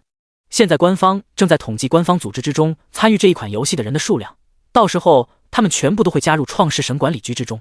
大家也知道，在成为了创世神之后，不仅我们自身会获得强大的实力，我们还可以召唤自己世界之中的眷族。无论是拥有强大实力的创世神，还是他从世界之中召唤出来的眷族，对于龙国而言都有一定潜在危险性。而我们的职责就是维护龙国的安全。如今在这里的各位都是之前机缘巧合之下注册了账号，得到了反馈，成为创世神的人。现在请大家各自汇报一下自己的世界等级，还有反馈之后的世界等级。就从我先开始吧。我现在是3级世界，拥有5个超凡眷族，游戏反馈现实之后是2级世界。中年所长一边说着，一边将目光投向了旁边的小胖子，也就是杨伟昭。小胖子的脸上闪过一丝腼腆，之前的氪金计划是他提出来的，其中最大的一个游戏资金也是氪进他的游戏里面的，结果屁都没有找到。当时可把小胖子吓坏了，是他和所长建议向游戏里面氪金，然后查询资金的流向，结果什么都找不到，那么多钱白打了水漂。本来他还担惊受怕，生怕自己要担什么责任，却没有想到突然之间就游戏反馈现实了。而因为他在游戏中氪金氪了1个亿的原因，如今他在所里面的实力最强，自然而然的被任命成为了副局长。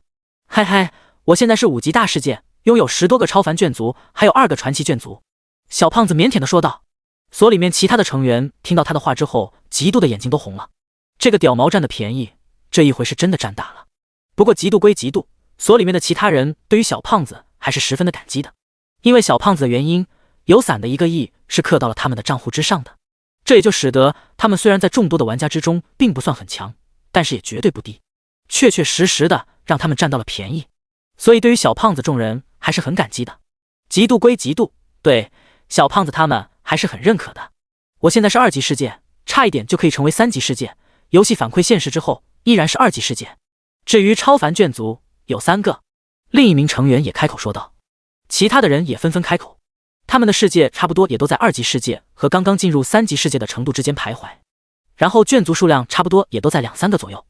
1个亿的资金即使是分散开来，对于他们世界的帮助也是巨大的。所以总的来说，他们的实力在游戏反馈现实之后，在玩家之中也并不算太弱。很快的，整个技术所所有的玩家都统计完毕，实力最强的自然是小胖子，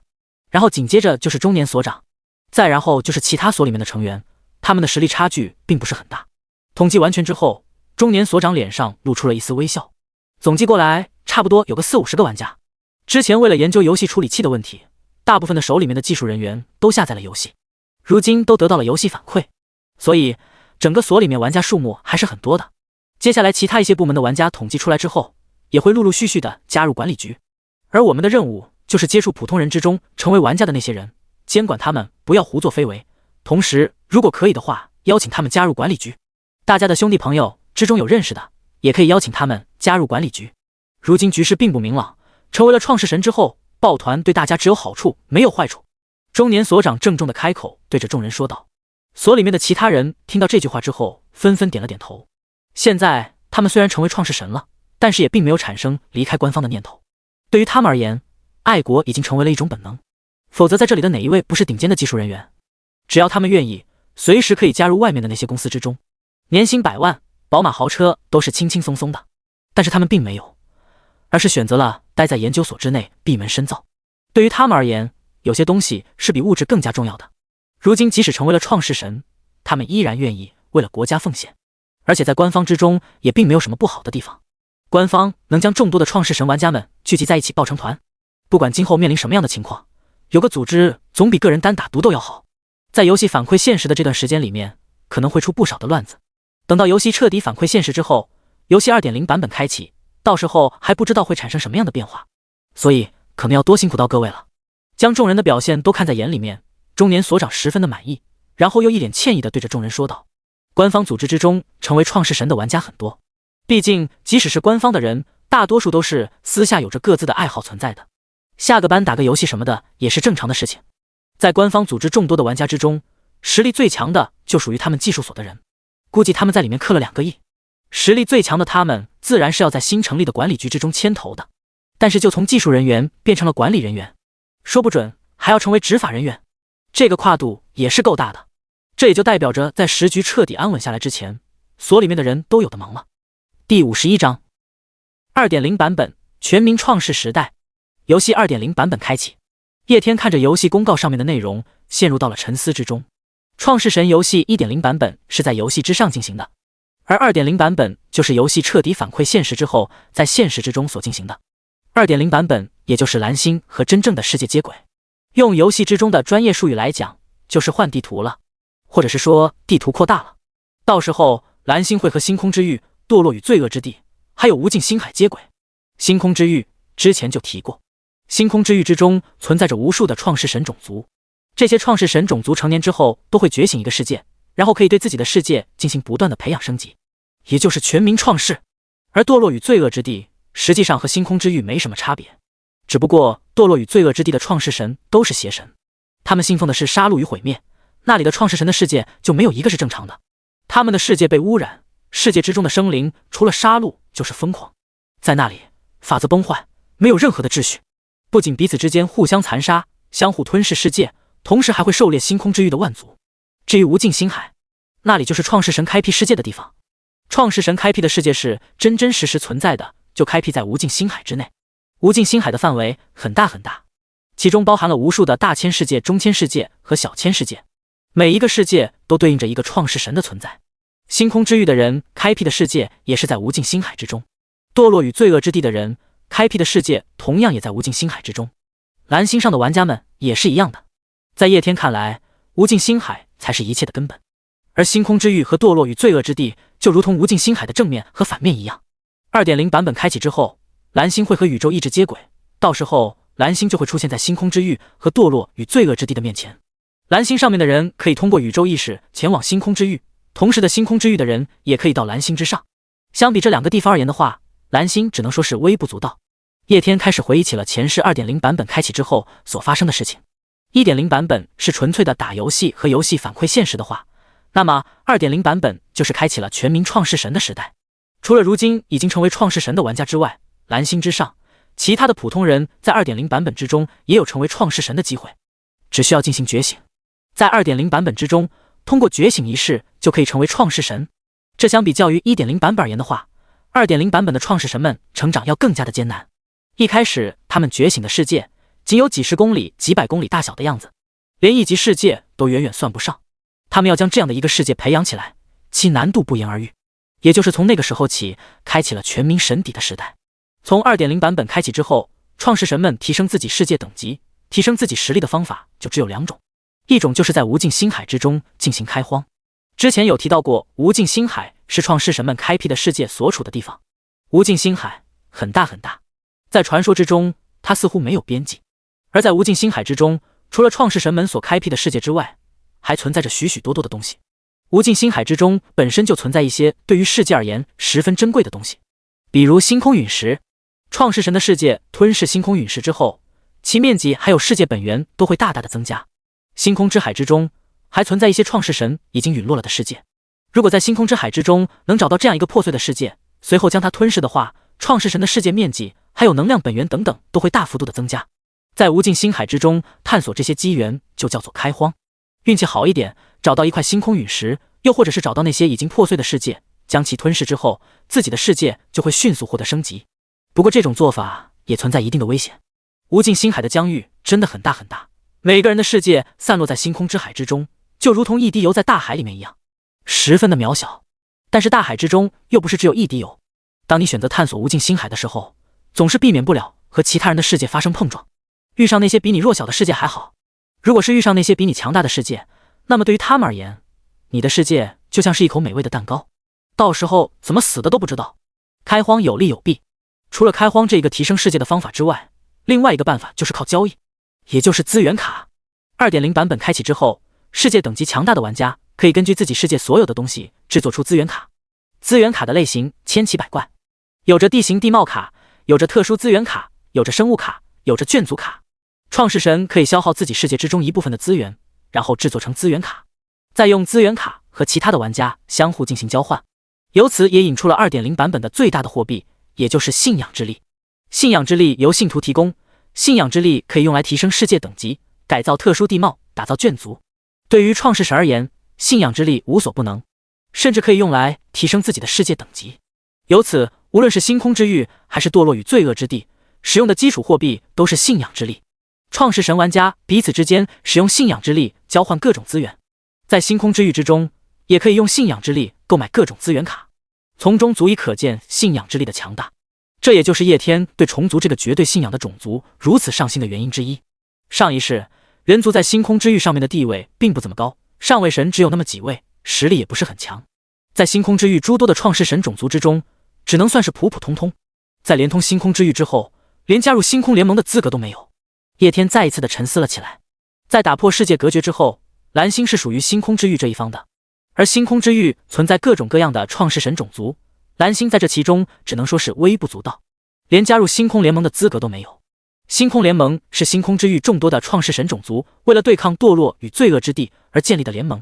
他们手上掌握着各种各样的资源，还有强大的技术，甚至于对于无尽星海的开发都达到了一定的程度。加入其中的创世神种族能够享受种种的福利。前世的蓝星在连通了星空之域之后，就提出要加入星空联盟，不过最后在创世神文明评定赛上落败，少了星空联盟的种种资源技术方面的支持，蓝星上面的创世神实力提升就变得十分的艰难。拿这个游戏所抄袭的那些垃圾网游来举例子，就是 1.0 版本是在新手村混，而 2.0 版本则是开通了城镇，然后没有加入星空联盟，就相当于你在那些垃圾手游之中开通了城镇地图，但是无法进入城镇。你单独在外面打怪升级是可以的，但是你想要进入到城镇之中接任务，在商店之中打造武器、买技能书什么的，就别想了。前世不仅仅是叶天混得很惨，整个蓝星的人都混得很惨。星空联盟是必须要加入的，加入星空联盟对于蓝星而言只有好处没有坏处，而且我自身也需要星空联盟之中那些有关于无尽星海还有堕落与罪恶之地的相关资料，毕竟我的至高创世神星图需要屠杀9位特殊创世神才能激活。我现在的实力虽然很强大了，但是对于无尽星海和堕落与罪恶之地一无所知。虽然有着星图能够指引方向，但是也不知道无尽星海最终会存在什么样的危险。如果能够得到如今星空之域对于无尽星海所掌握地区的地图，那自然是最好。一些其他的资料也可以从星空联盟之中获取。我现在虽然很强大了，但是对于世界的了解却很浅薄。毕竟前世的我临死之前也只不过是一个6级中位神的渣渣。回忆着前世所发生那些事情的同时，叶天也在思考着 2.0 版本到来之后自己应该做什么。在谋取至高创世神星图成就至高神的同时，也要为蓝星谋取一些福利。前世面对堕落与罪恶之地的威胁之时，蓝星之人抱成团。叶天在彻底陨落那一战之前也遇上了不少的危机，其中几次都是得到了官方组织的帮助。这一世重生，有能力的话，他不仅仅要拉叶家的人，整个蓝星的人他肯定都是要拉一把的，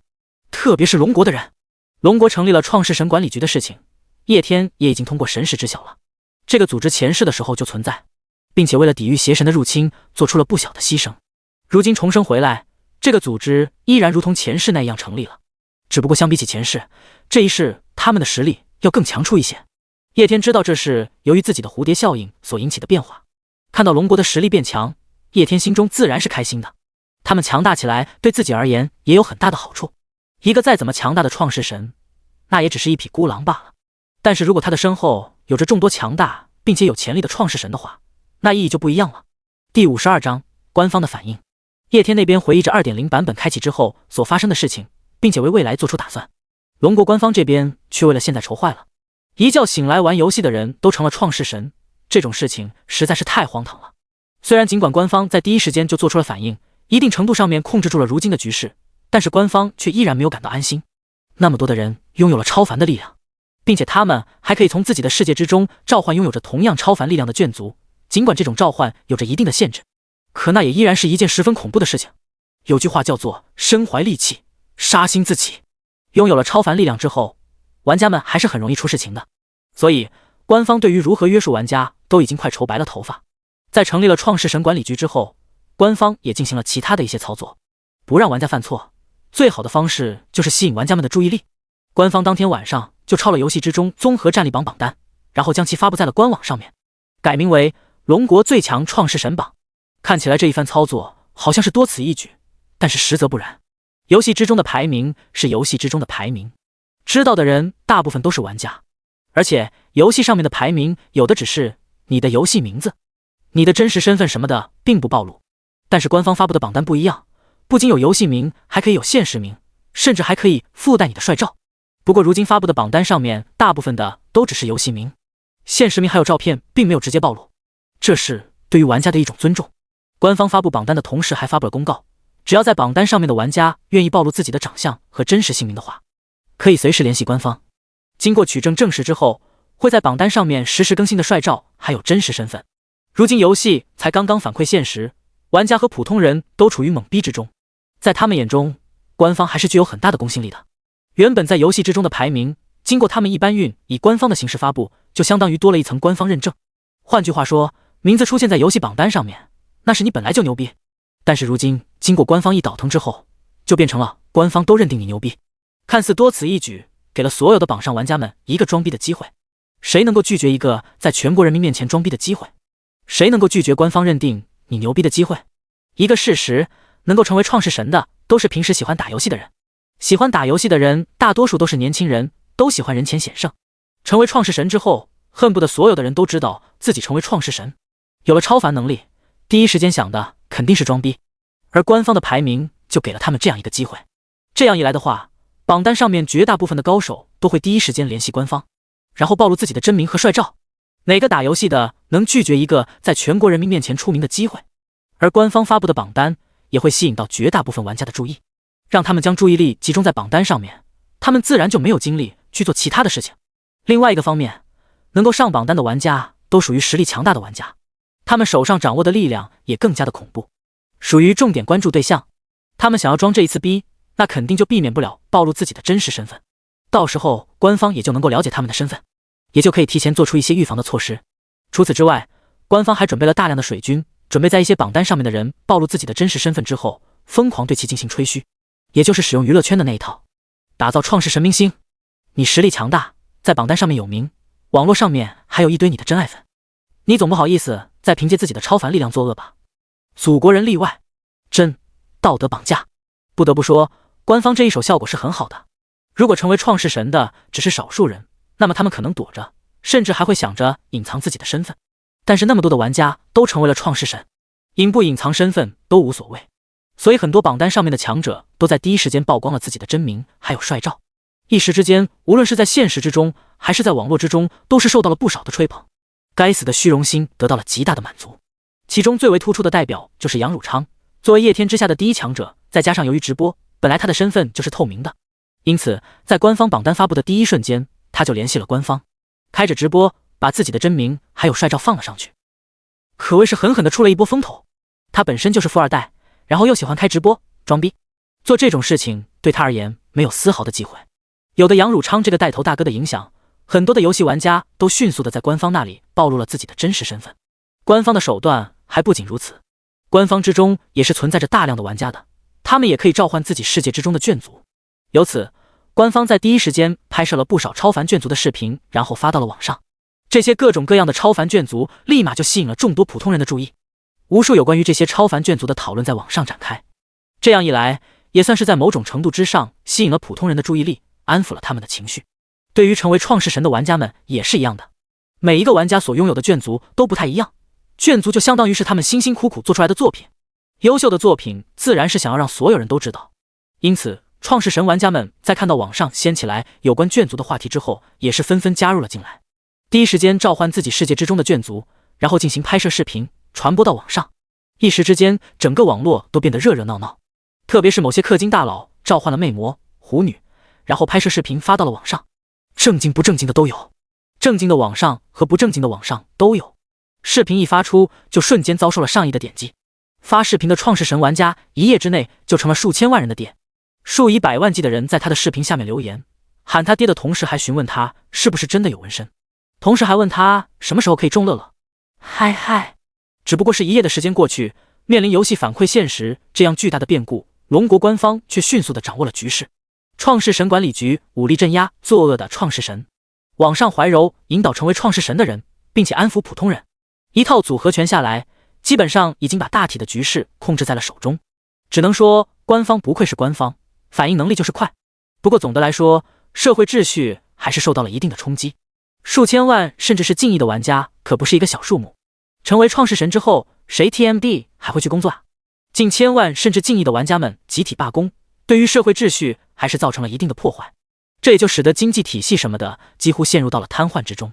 不过在游戏反馈现实这样巨大的变故面前，这种也只能算是小问题了，官方也没怎么将其放在心上。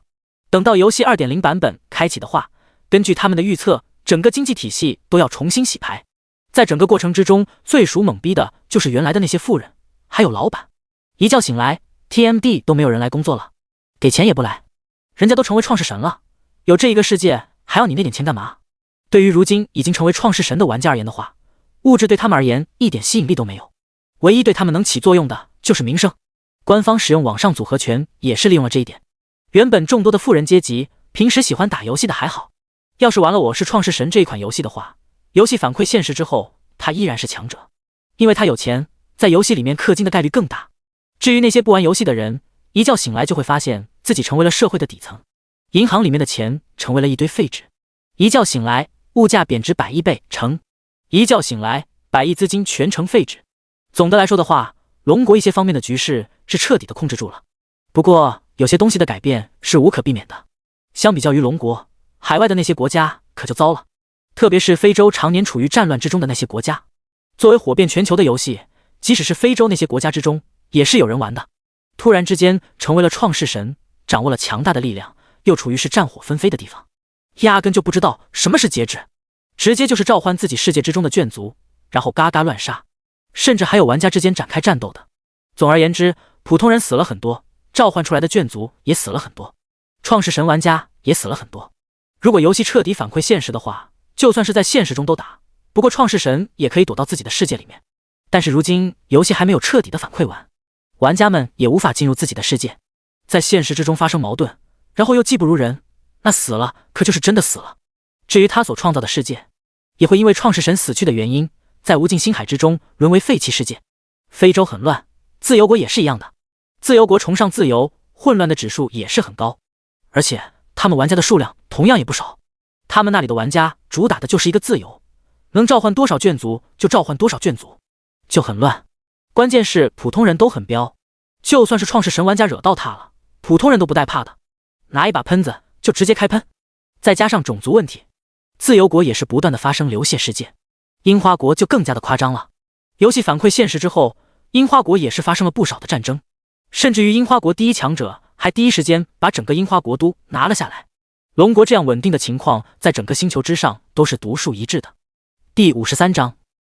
坤坤岛第一深情任老大。对于官方所做出的种种行为，叶天也并没有感到意外。他前世的时候，官方对于这一系列的变故所做出的措施和这一世相差不大。叶天也不得不佩服官方的动作，真的很快。游戏反馈不过一个晚上的时间就做出了那么多的决策，把国内的局势稳定了下来。神识基本上能够观测整个星球，叶天可是很清楚如今其他国家的情况。说上一句混乱，都是有点夸奖他们国家的情况了，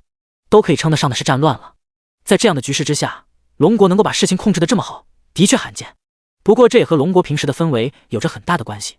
红旗之下长大的人，大多都有着正确的认知，一下子获得了超凡的力量，大多数情况下想着的也是炫耀和装逼，不会像国外一样想着破坏。你在国外成为了创世神，父母朋友都可能会挨你2逼兜子，但是你在国内成为了创世神，依然要挨你父母2逼兜子。关注了一下如今国内的局势之后，叶天就重新将注意力放到了自己的世界之上，再次登录进游戏里面。游戏里面的世界依旧，并没有因为反馈了1/10，游戏之中就发生了什么变化。游戏反馈现实，又不是将游戏之中的东西转化为现实，不存在转换出现时1/10，游戏之中还剩下9%的情况。世界一开始就存在，与其说是反馈了1/10，不如说是玩家们如今只能感知到1/10。所以游戏之中的一切和之前依然一样，只不过玩家们不能再对其像之前一样进行一些操作，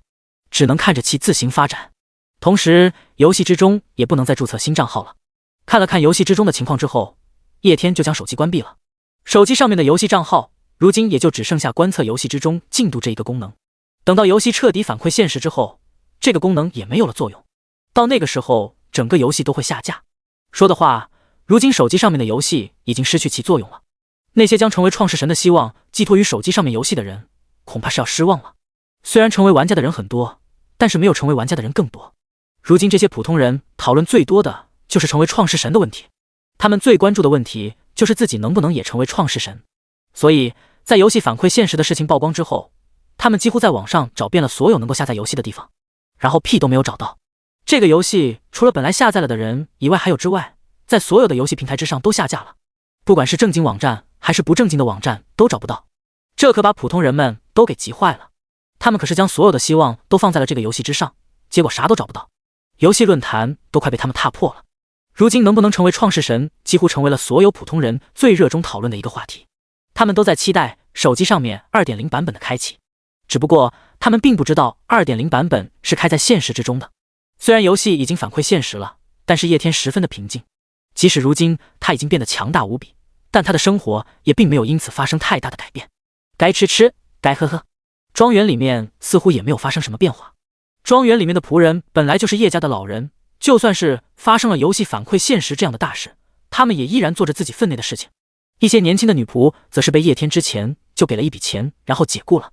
如今手机上面的游戏机会已经没有了太多登录的价值，一时之间不能干游戏，叶天还觉得有些无聊。随后他打开了自己的聊天软件，微信上面几乎已经彻底的炸了，特别是林克群里面一大堆的人后悔，他们这个时候已经彻底的炸开了锅。妈的，谁他妈能够想到这个游戏居然能够反馈现实啊？这不是专门针对我们林克的吗？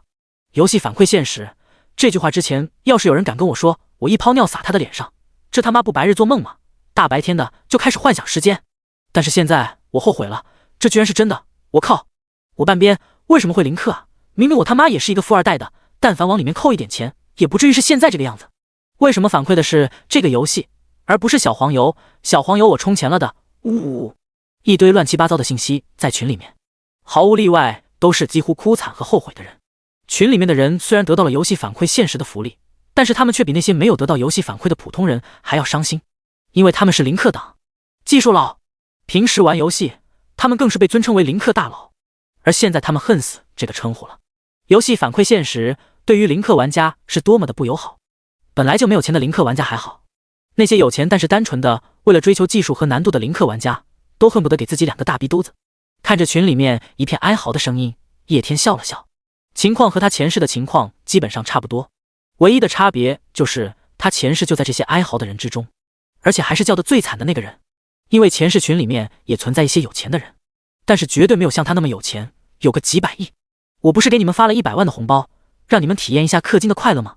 想了想之后，叶天在群里面冒了个泡，瞬间整个局再一次的炸开。大神，中烟之神大神冒泡了！大佬，我错了，之前我还觉得你氪金100亿是你傻逼，现在我才知道是我傻逼啊！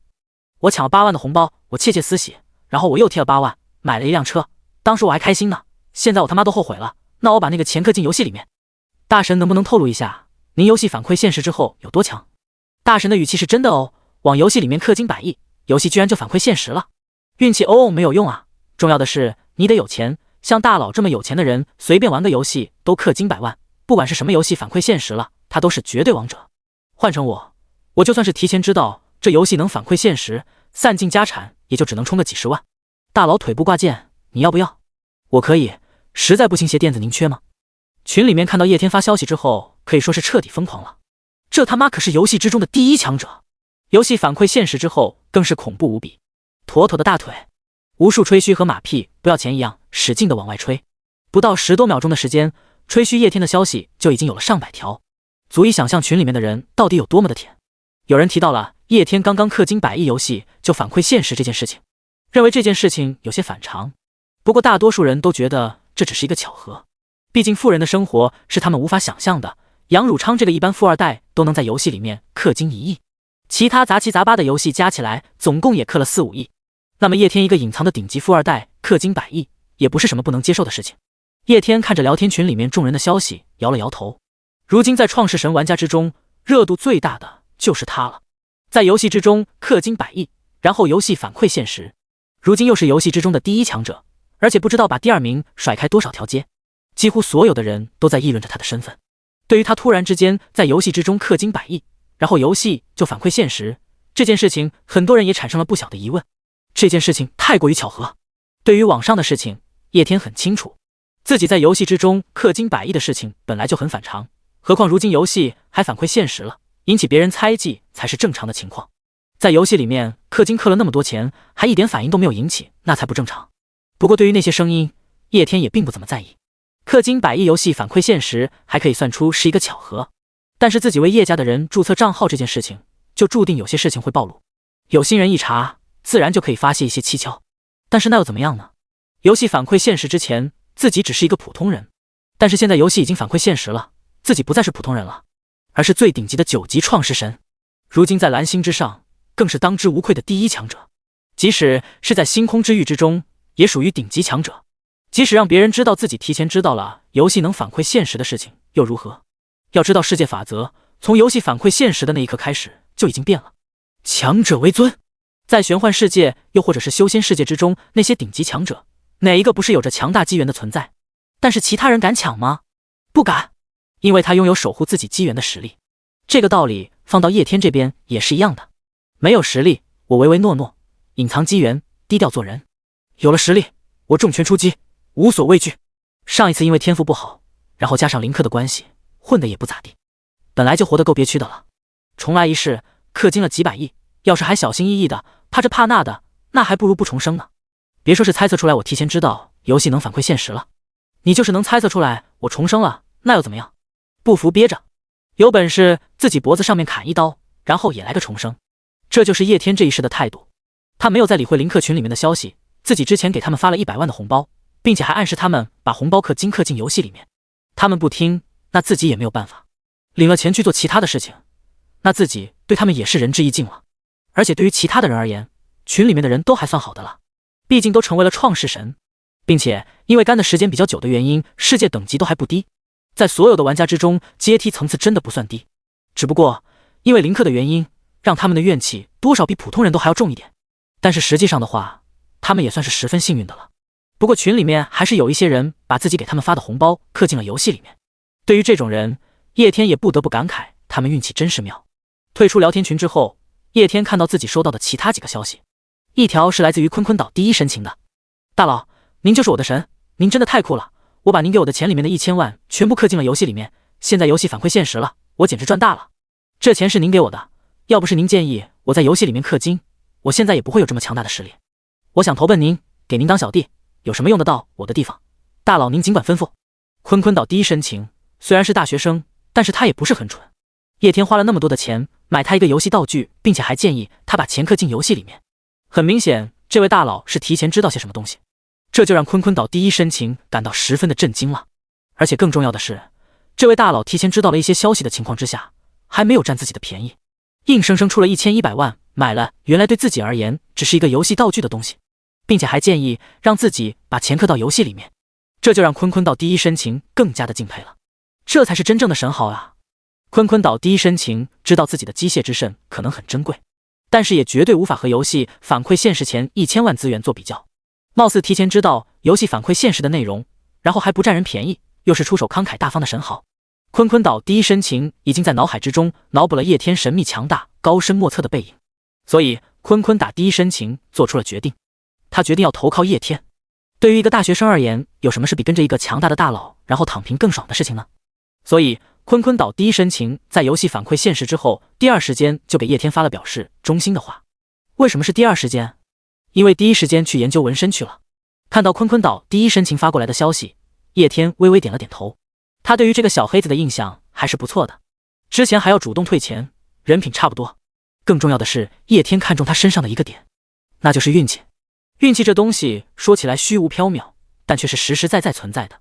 运气不好的话，坤坤岛第一深情的世界之中，怎么可能会产生机械之肾那样强大的天地奇物？天地奇物产生的概率本来就低，更不要说是机械之肾这样珍贵的天地奇物了。如果他运气不好的话，更不可能会将1000万氪金氪进游戏里面。正常人赚了1100万，怎么可能会把1000万氪进游戏里面？但坤坤岛第一深情偏偏就这样做了，具体什么原因也说不上，就是4个字：鬼使神差。这就是他的运气的体现。对于一位创世神而言，运气还是很重要的。有些人在家里面坐着，有些星海陨石都能够平白无故的掉落到他的世界里面，白给他吞噬升级。有些人在家里面坐着坐着，世界 TMD 就被别人入侵了，一手凉凉。自己购买天地奇物的人并不少，但是能把得到的钱氪进游戏里面，还氪了那么多的，也就坤坤打第一深情一个。这就一定程度上说明了这家伙真的有运气，不然哪来那么巧的事情？总不能因为他是小黑子吧？黑我家哥哥只会越来越倒霉，不可能会变幸运的。第54章，接受坤坤岛第一深情的投靠。可以 2.0 版本彻底开启之前来魔都找我。想了想之后，叶天在微信上面输入了一行字。坤坤的第一深情也算是老玩家，又得到了自己的帮助，在游戏里面氪金了1000万。这样一来的话，综合实力也并不算低。更重要的是他运气还很好，妥妥的一个加分项，还是个黑子，这就更是加分项了。收他这么一个小弟，对自己而言有利而无害。既然自己已经决定了要建立组织的话，那么自然是要吸收一切可以吸收的力量。有着叶家还不够，其他的创世神玩家自然也是越多越好。手机的那旁，坤坤岛第一深情一直在等着叶天的回复，他是有点担心自己被叶天拒绝的，毕竟叶天在游戏里面氪金100亿，实力不知道有多么的恐怖。如今游戏反馈现实之后，更是强大的离谱。这么粗的一根大腿，不一定缺自己这么一个腿部挂件。不过现在他看到叶天明确的态度之后，也是放心了下来。大佬并没有拒绝我，那真是太好了。好的，大佬，处理完一些事情之后，我就会前往魔都找您。坤坤岛第一深情几乎秒回了消息，回他女神的时候都没有这么快。虽然他现在已经没有女神了。叶天淡淡的回了一个字，高高在上的姿态，那是拿捏的死死的。坤坤的第一深情看到这个字之后，心里面却是彻底安定了下来。他并没有再发消息，和女神的聊天让他懂得了很多的人情世故。比如这个 N 字，一般就代表了对面有事情，没时间和你说话，或者是不想和你说话。一个成熟的男人要懂得不打扰。已经得到了确切的答复，坤坤岛第一深情自然不会再继续去打扰叶天。Yes， 从今之后跟着大佬，我就有人罩了，有他一口肉吃，就有我一口汤喝。坤坤岛第一深情激动。游戏反馈现实，他也知道新的时代要开启了，而叶天绝对就是新时代之中的主角，自己只需要紧跟着他，也能够成为新时代的弄潮。忽然之间，坤坤岛第一深情的手机一震动，有人发过来了消息。我记得你以前就玩《我是创世神》这款游戏，对吧？一个标注为女神的人发过来一条信息。看着这条信息，坤坤岛第一深情不屑一笑。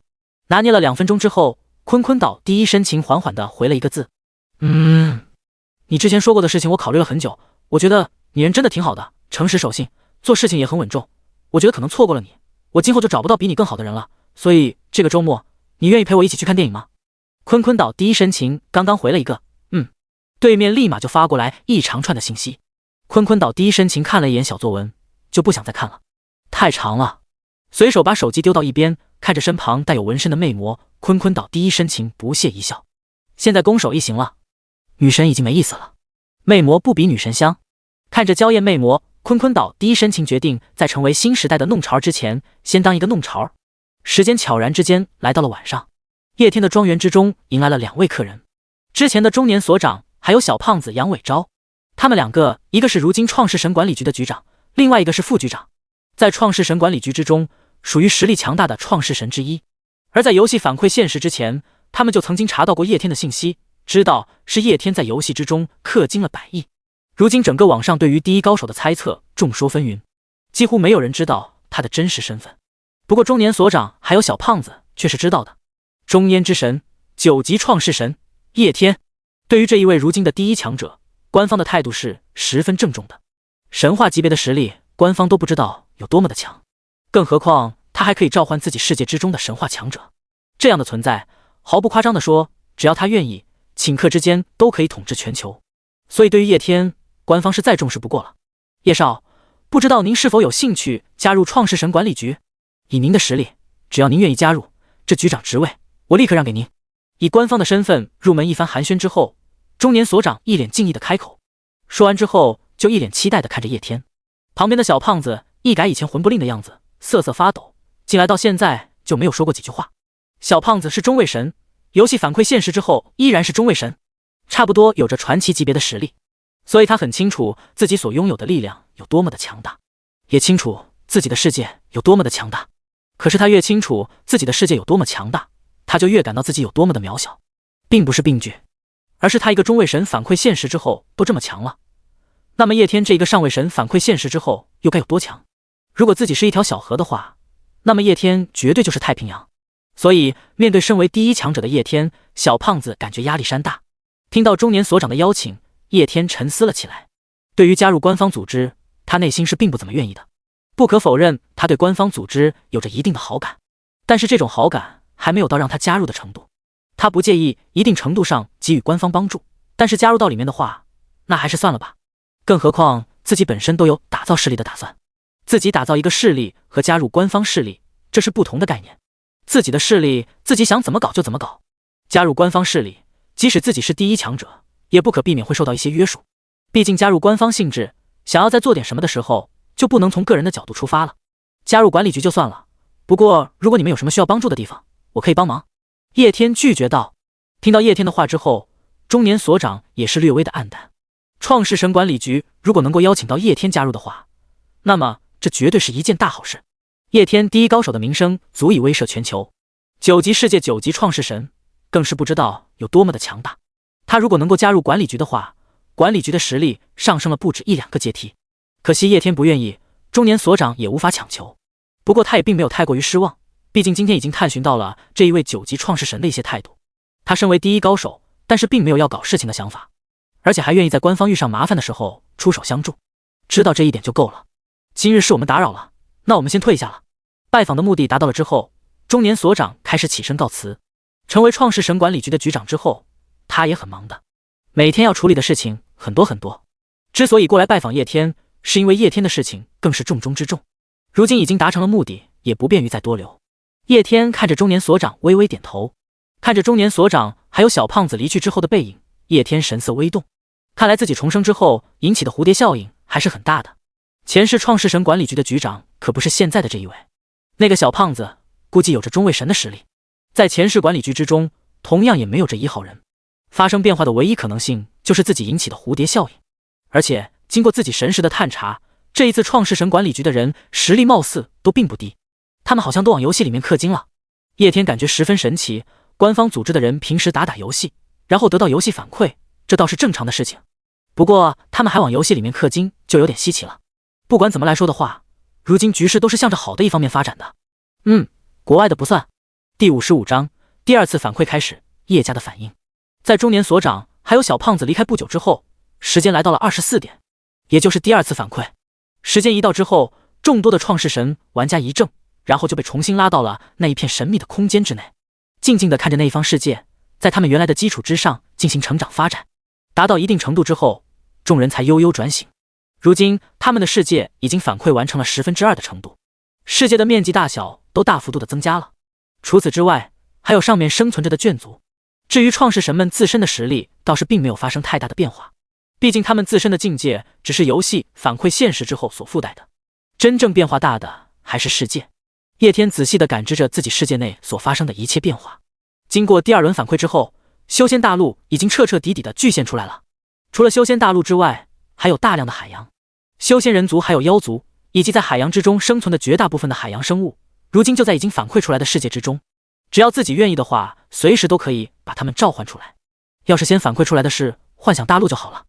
叶天还是感觉有些遗憾，相比现在已经反馈出来的大陆和文明，他更加期待的是幻想大陆上面的种族和文明。不过如今距离游戏彻底反馈现实也就仅剩下7、8天的时间，也很快了。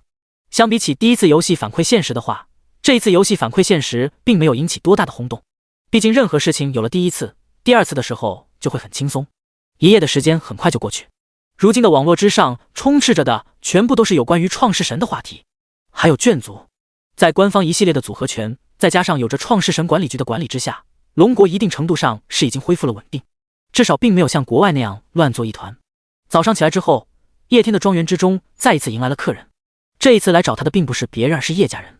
出现在这里的除了九爷之外，就是之前几位叶家的长辈。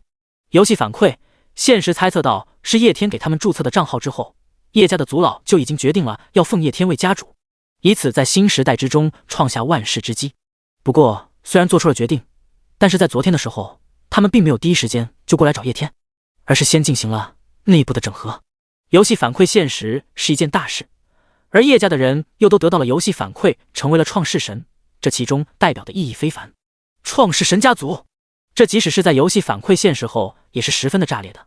要知道，如今龙国的其他秩序虽然没有完全崩坏，但是经济体系等制度却已经彻底崩坏了。有着创世神的存在，原本的富人阶级已经彻底发生了洗牌。如今游戏反馈现实才刚刚发生，那些富人就失去了原有的地位。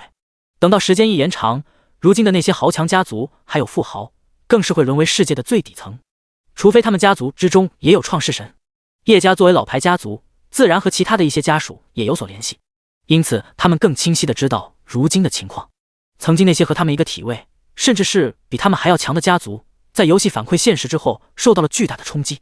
如今他们能凭借钱财等种种东西，还勉强能够指挥得动一部分的普通人，可是创世神鸟都根本不鸟他们。甚至于他们偌大的一个家族，若是一不小心惹上创世神，甚至还有着灭门的风险。一些平时为富不仁的家族，在游戏反馈现实当天晚上就遭受了灭门，因为在他们平时所欺压的人之中，就有人成为了创世神。虽然这种事情即使被创世神管理局平息了下来，但这其中暴露出来的东西是值得深思的。如今龙国的局势虽然是安稳的，但是在游戏反馈现实之后，旧社会的秩序就已经崩坏，新的秩序已经在悄然之间建立，那就是强者为尊。准确的说的话，秩序一直以来都是强者为尊，但是它的定义已经发生了改变。旧社会也是强者为尊的世界，但是旧社会的强势才是权。而在游戏反馈现实之后，强者为尊的强只有一种解释：力量，超凡力量，成为创世神的超凡力量。游戏反馈现实之后，个人武力的作用将会被凸显到极致。一个创世神就足以比拟一个普通的国家，甚至比一个普通的国家还要强，因为他有一个世界，即使是他从自己世界之中召唤的生物的数量有限，可是他召唤出来的生命却是超凡生命。普通生命与超凡生命之间是不可跨越的层次。在这样的情况之下，一个创世神就可以比你千军万马。这样的情况之下，原本富人所拥有的钱和权又能算什么？权，人家是掌握一个世界的创世神；钱，人家有一个世界。今后的世界将会是创世神的世界，普通人将会沦为最底层。无论你在游戏反馈现实之前是什么样的地位，这是叶家的老头们根据现在的情况得出来的结论。正是因为见识到了原本和叶家一样属于大家族的那些家族如今的惨状，叶家的老头们才更加懂得他们玩家资格的珍贵，更何况还是氪了金的玩家资格。而让他们拥有玩家资格的人是叶天，这一份珍贵自然就转换成了对于叶天的重视，所以他们要奉叶天为家主。第56章，成为家主，并不是简简单单的给一个称呼，而是要将家族全盘交到叶天手上。整个家族即使是成为了创世神，也要完全听从叶天的命令，既是一种感激的态度，同时也是一份投资和对强者的尊重。这就是叶家的老头们所做出的最终决定。不过叶家的老头们也很清楚，他们能够做出这样的决定，是因为他们经历的很多，并且还知道了一点内幕。但是想要让叶家的所有人都和他们做出一样的决定，那就难了。并不是所有的人都能够像他们一样看清楚如今的形势。一个大家族教育再怎么好，再怎么讲规则，人数多了，什么事情都可能发生。正所谓林子大了，什么鸟都有。突如其来成为创世神，难免会有人心态膨胀。连几个老头之中，年龄最小最暴躁的那个，在成为创世神之后都想翻身做老大。那些年轻的人就更不用说了，突然之间告诉他们要重启家主的制度，把家族所有的权力都交到叶天手里面，肯定会有人不接受，甚至会露出一些不愉快的事情。老头们昨天花了一天的时间去做的，就是扫清这些不愉快的事。这些不愉快的事情和他们这些长辈之间发生没关系，他们都已经习惯了。身为长辈嘛，后代之中总是会有几个混小子，不听话打一顿就过去了，他们老人家能容忍。但是到时候如果家里面的其他人和叶天起了冲突，就麻烦了。既然要以叶天为家族，那么家族之内就只能有他一个声音。所以老头们在一天的时间内迅速地整合了家族，并且教训了一些不怎么和谐的声音。然后在今天，他们才过来找叶天。几个老头坐在庄园的客厅之中，纷纷对着叶天嘘寒问暖。叶天看着这一幕，不禁感到有些熟悉。这一幕在前世的时候也发生过。在前世的时候，叶家之中只有自己一位创世神，而在游戏反馈现实之后，家族的族老们第一时间找上了自己，并且表示会全力的支持自己。游戏反馈现实之后，钱对玩家已经失去了吸引力，但是如同别墅、游艇这些东西对玩家还是存在一定吸引力的。还有其他的一些资产，玩家自己成为了创世神，他们也有自己的亲人朋友父母。创世神自己不需要别墅啥的，他们的父母也是需要的，因此如同别墅这样的东西还是存在一定的价值。再者，现实之中很多东西对于玩家们发展自己的世界也有一定的好处，所以当时叶家借着自己还有一些影响力，几乎是举足之力与那些玩家进行各种资源交换，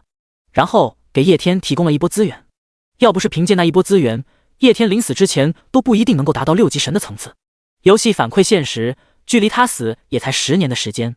10年时间听起来很长，但是实际上真的不长。即使是世界之中的时间，也就才过了几百万年。这点时间，如果是要培养单个的生灵的话，他的实力恐怕会成长到某种十分恐怖的层次。但是叶天要培养的可是一个世界，培养提升一个世界需要的资源，那是海量的。一个世界的等级提升，哪有那么简单啊？要不是有着叶家倾家荡产初期提供的一些资源，叶天能不能达到6级神还说不一定呢。叶家的人如今已经全部成为了创世神，如今发生了游戏反馈现实这样的事情，即使如今有着创世神管理局在管理，但是随着时间的推移，创世神管理局也是压不住的，早晚有一天要乱起来。更何况这个世界上并没有白吃的午餐，突然之间成为创世神是一件好事，但是恐怕 2.0 版本开启之后也会发生一些不好的事情，届时就是真正的乱世。我们叶家虽然全部成为了创世神，但是要在乱世之中生存，还需要抱成团。所以经过我们几个老头子的讨论之后，我们决定要重启曾经的家主制度。而小天你又是如今的第一强者，我们决定这个家主就让给你来当。从今天起，叶家要做什么该怎么做，全部听你的。在寒暄过后，老头们开始切入到了正题之中。说话的同时，他们也在打量着叶天的神色。叶天在听到叶家所有的人都成为创世神之后，没有一丝的惊讶，一副理所应当的样子。这样几个老头更加确定了心中的想法。对于几个叶家老头的话，叶天也没有感到丝毫的意外。以他如今自身的实力而言，整个星球都在掌握之中，叶家所发生的一切他也知晓。他很清楚几个老头的打算，也清楚几个老头为什么现在才找上他。果然能够成为大家族是有原因的。叶天在心中微微感叹了一下，叶家的这一群老头，别看他们平时的时候都不怎么管事，整天浪的一批，但毕竟是大家族的人，而且经历的事情也多，对于时局的把控太敏锐了。前世在游戏反馈现实之后，第一时间就将心血放在了自己身上。这一世在自己的帮助之下，他们都成为了创世神，掌握了强大的力量，有强大的世界。但是他们依然做出了和前世一样的选择，认自己为家主。好，我为叶家家主，星空之域之中必有叶家一席之地。叶天并没有拒绝，而是认真地看着几个老头说道：这和加入创世神管理局可不一样。加入创世神管理局，就算自己成为了老大，那毕竟是官方组织，会有很多隐性的约束。但是成为叶家的家主，整个叶家都会听自己的话，并且也不用受什么约束。有着叶家的存在，自己要做很多事情都会十分的方便。毕竟叶家的实力并不弱，自己可是给他们氪了很多钱的，30多个人氪了1个亿，剩下的人也是1000万打底。叶家实力最弱的人，在如今所有的创世神之中，实力也属于中等阶段。而且自己本身培养叶家，也不仅仅只是为了报答恩情，还想要能有个势力供自己驱使。如今老头们主动提出来，那自己断然没有拒绝的理由。看到叶天同意了之后，几个老头喜上眉梢，然后相视一笑。有些事情尽在不言之中。第57章星海试炼。达成了某种程度上的默契还有约定之后，叶天自然而然地开始透露起了一些有关于 2.0 版本的事情，并没有说得太详细，不过却也和几位老头讲了邪神入侵的事情。除此之外，还告诉了他们另外一件更加重要的事情，那就是星海试炼。星海试炼，游戏 2.0 版本开启之后，所有的玩家都要面对的试炼。等到游戏彻底反馈现实之后，玩家们就可以进入到自己的世界之中，也就是进入到无尽星海之中。到时候原本存在的某种隔阂就会被打破，玩家们的世界自然而然的就会吸引无尽星海之中某些东西的存在，可能是游荡于星空之中的怪物，又或者是游荡于星空之中的世界，甚至有可能吸引到邪神的目光。到时候所有的玩家都要面临来自于无尽星海的恶意，这是一个巨大的威胁。到时候玩家们的世界将会遭受入侵。不过与威胁同在的是机缘。对于无尽星海而言的话，那些破碎的世界还有游荡的怪物，某种程度上都是他身上的污垢。玩家们清理了这些东西，就相当于是给无尽星海做了个大保健。到时候无尽星海也会给出奖励，各种提升世界等级的资源，以及能够让其他的普通人觉醒成为创世神的觉醒石。不同的创世神在游戏彻底反馈现实之后，所面临的威胁也是不同的。一些太强大的敌人或者是存在会被无尽星海屏蔽其感知，不会让创世神们遇上。创世神们遇上的都是和其实力等级比较匹配的敌人。毕竟星海试炼的本质是给无尽星海做大保健，而不是要置创世神们于死地，给他们分与他们实力相近的污垢，让他们处理才是真谛。不过这并不代表着就没有威胁了。世界等级还好说，但是如果你的眷族实力太弱，还有信仰之力不足的话，那么你的世界依然有被攻克的风险。全市 2.0 版本开启之后，在星海试炼之中死去的人并不少，而叶天和老头们所说的就是让他们在自己的世界之内组建好军队，甚至可以搭建一定的防御工事，还有一些建筑，以此来面对到时候的星海试炼。这个老头得罪了这个消息之后，面色都十分的严重。不过同时他们也确定了一些事情，叶天的确知道一些这个游戏的内幕。虽然不知道他是如何知道这些内幕的，但是毫无疑问，这些消息对于叶家而言有着巨大的好处。所以在得知这个消息之后，他们就匆匆忙忙的离开了，要回去将这个消息告诉叶家的人，让自家的人提前做好准备。同时也要把这个消息泄露出去。这是叶天的意思，也是几个老头一致的想法。叶天透露给他们的消息并不多，但是他们也知道了，等到游戏 2.0 版本开启之后，整个蓝星面对的就是浩瀚星空。2.0 版本并不只是蓝星的个人秀，并不只是蓝星自己的进化，相反的，蓝星也只是星海之中的一个小角色而已。而相对于浩瀚星海而言，到时候他们蓝星上的人就是一体的。如果 2.0 版本开启之后，地图依然是蓝星的话，这个消息他们绝对不会泄露出去的。凭借这个消息，叶家能在新时代之中能够占领更大的先机。傻子才往外说，可惜 2.0 版本的地图很大很大，大到需要蓝星所有的人抱团。在这样的情况之下，消息传播出去能够让蓝星的实力更强。毕竟在地图扩大之后，蓝星就被视作是一个整体，眼光要放长远一点。增加蓝星的实力，就是在增加他们自己的实力。老头们集体表示，我们的征途是浩瀚星海。时间一点一点的流逝着，短短几天的时间，整个世界几乎发生了翻天覆地的变化。国外的势力在经历了最初的动荡之后，也是逐渐稳定了下来。与其说是稳定了下来，不如说是镇压了下来，被那些成为创世神的人镇压了下来。漂亮国的第一高手名为乔沃德，实力可以说是和杨汝昌不相上下，甚至实力还要比杨汝昌强出一点。本来他的实力是不如杨汝昌的，因为在游戏反馈现实之前，杨汝昌受到了刺激，狂氪了5000万。但是漂亮国服务器在排漂亮国的综合实力排行榜的时候，乔沃德获得的是第1名，第1名的奖励比之第2名的要高出不少。而在龙国这一边，因为有着叶天的存在，杨汝昌只拿到了第2名，因此乔沃德的实力反而要比杨汝昌高出一点。乔沃德和杨汝昌一样有着7级创世神的等级，而他的世界实力要比杨汝昌还要高出一些。在游戏反馈现实之后，直接获得了7阶神话的力量，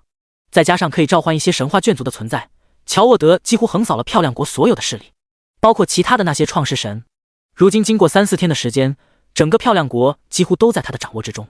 由他还成立了一个组织——创世神盾局，一个很难听、很别扭的名字。取出这个名字的时候，还遭到了其他成员的一致反对。不过其他的成员最后都被物理说服了。樱花国、阿三国这些国家面临的情况都是差不多的，要么就是国内的第一强者将其他的强者都甩开了好几条街，然后整合了整个国家的势力，要么就是国内的强者之间的差距并不大，然后就形成了其他的各种势力。有的纯粹就是个人势力的大乱斗，有的是官方势力和个人势力并存的结合体。游戏反馈现实引起了很大很大的动荡，几乎不亚于开启第3战。不过这个动荡很快的就平息了，因为武力值水平之间是真的不相等，彼此之间实力相差不大的情况之下，战争还可能陷入焦灼的状态。但是有了超凡之力的介入，彼此之间的实力差距被拉到了一个很夸张的地步，因此即使是引发了巨大的动乱，也在短时间之内就被绝对的武力镇压。几天的时间过去，但却已经是换了人间。第58章，游戏彻底反馈现实。即使是龙国，也不可避免的产生了一些民间创世神组织，比如修仙世界联盟会，就比如科技世界帝国。每一个创始人的世界所侧重的方向都是不一样的，有的是发展玄幻世界，有的发展武道，还有科技和魔法。世界的主旋律不同，就代表着创世神们彼此之间也被划分出了不同的类别。一些世界主修的力量相等的人，自然而然的就凑到了一起。正所谓抱团取暖，就是这个意思。当然也有一些不是因为力量体系一样而造成团的组织，就比如魅魔发展研究会，其成员并不是因为力量体系相同，而是因为都有着共同的理念和梦想。总而言之，龙国之内也不可避免产生了很多很多的民间创世神组织。不过最大的组织还是创世城管理局，毕竟这是官方组织，而且其创世神的人数规模都是最大的，几乎所有原来官方成为创世神的人都加入到了这个组织之中，还有一些普通人之中觉醒的创世神也加入到了官方组织之中。虽然如今发生了这样巨大的变故，但官方毕竟还是官方有着公信力的存在，很多普通人成为创世神之后还是比较信任官方的，所以选择加入其中。其创世神成员几乎达到了数百万名，几乎遍布整个大江南北。不过其成员的实力普遍都不怎么高，大部分都是小千世界、下位神的程度。毕竟大部分的人玩我是创世神这一款游戏的时间还短，并且这个游戏还是重氪，没点钱的人就只能硬干，所以大部分人的等级都偏低。不过毕竟成员的基数就摆在那里，创世神管理局乃如今当之无愧的第一势力。其他那种由于修行力量体系一样而抱成团的组织实力也不算弱，一般情况下都有着一个强者牵头，再接着就是无数的小势力。叶家在这些势力之中算是一个比较另类的存在，它是以家族的形式存在的，而且叶家的实力普遍都在中位神的位置，即使是在下位神的那些人，也是下位神之中最强的。经过后面几天接连的反馈，再加上时局的变化，创世神管理局终究也是发现了叶家的异常情况。一个家族的人都成为了创世神，实力还都那么的强，真 TM 的见鬼了！创世神管理局的领导都并不是什么傻子，结合一些已知的信息，他们也很轻而易举的就推测了出来，叶家或者是说叶天很明显是提前知道了一些东西，或许是掌握着特殊能力，又或者是提前从游戏里面得到了提示，也有可能是其他的原因。叶天好像很早就能知道这个游戏能够反馈现实，得出这个结论的时候，创世神管理局的人是懵逼的。不过想到连游戏反馈现实这样离谱的事情都发生了，叶天掌握语言优或者是未卜先知的能力也并不是不能接受。很快的，创世神管理局的人将这件事情列为了绝密。就算知道叶天或许提前知道游戏反馈现实，又能怎么样呢？难不成还要把他抓起来切片研究吗？别闹了，被抓起来切片的还指不定是谁呢。正确的做法当然是要抱大腿了。之前中年所长和杨伟昭试探过叶天的态度，知道他并没有做坏事的打算，并且还对官方抱有好感。这样一个实力强大而且神秘，同时又对官方抱有好感的人，脑子抽了才会想着和他作对。官方迅速的和叶家展开了合作，并且组成了一定程度上的联盟，也算是对叶天的一种示好，同时还表达清楚自己的态度。在这样的情况之下，官方的人很快的也从叶家那里得到了要进行星海试炼的消息。得到这个消息之后，官方欣喜若狂。这个消息对他们而言无疑是非常重要的，一方面能够让众多的创世神玩家们提前做好准备，以免到时候被打得措手不及；另外一方面就是让他们知道普通人也可以成为创世神。星海试炼之中可以获得觉醒石，而觉醒石可以让普通人觉醒成为创世神，这个消息对官方真的很重要。有了觉醒石，官方就可以做到全民创世神，到时候创办创世神学院，进行创世神觉醒仪式，全民创世的时代不就开启了吗？到时候官方的秩序将会再一次的重新建立。对于整个蓝星上面的人而言的话，游戏反馈这10天的时间过得很慢很慢，明明只是10天的时间，却让绝大部分的人都觉得这10天的时间比自己之前活的所有的时间都还要长，因为这10天过得太刺激了。还有就是因为有着期待 2.0 版本的到来，任何人有了期待之后，都会获得传说之中的时间禁术，时间感知延长，过去1秒钟却让你感觉过去了1年。此禁术往往在学生时代早饭和晚饭前面的那节课最后几分钟才会生效，但是这一次却足足生效了10天，真的就是度秒如年。不过再怎么难消磨的时间终究还是会流逝的，时间很快的就来到了第10天的夜晚，12点的钟声准时敲响。早就已经做好了准备的众多创世神一脸的期待。叶天正襟危坐在自己房间的书桌上，他原来是躺在床上的，不过随着最后游戏反馈时间的到来，他也是激动的从床上爬了起来。虽然已经成为了9级创世神，不过如今能够彻彻底底的获得一个世界，叶天内心也是止不住的激动。随着12点的钟声敲响之后，叶天的意识再一次被带入到了那一片神秘的空间之中，准确的说是被带入到了无尽星海之中。不像刚刚进来的时候一片漆黑，如今这一片空间之内已经被大片大片的光亮所笼罩，而光亮所笼罩的地方就是叶天世界的位置。大千世界几乎冠绝整个星海，叶天目光所能及之处全部都是自己的世界，不过在他所看不到的那些地方依然是一片漆黑，仿佛是没有边际一样。在叶天的目光之下，自己的世界继续发展着。经过9天的反馈之后，如今呈现在他面前的世界几乎已经和游戏之中的世界一模一样了，不过还差了一点边角料。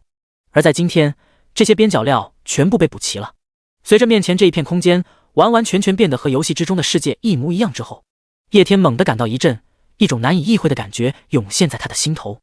无所不能，言出法随，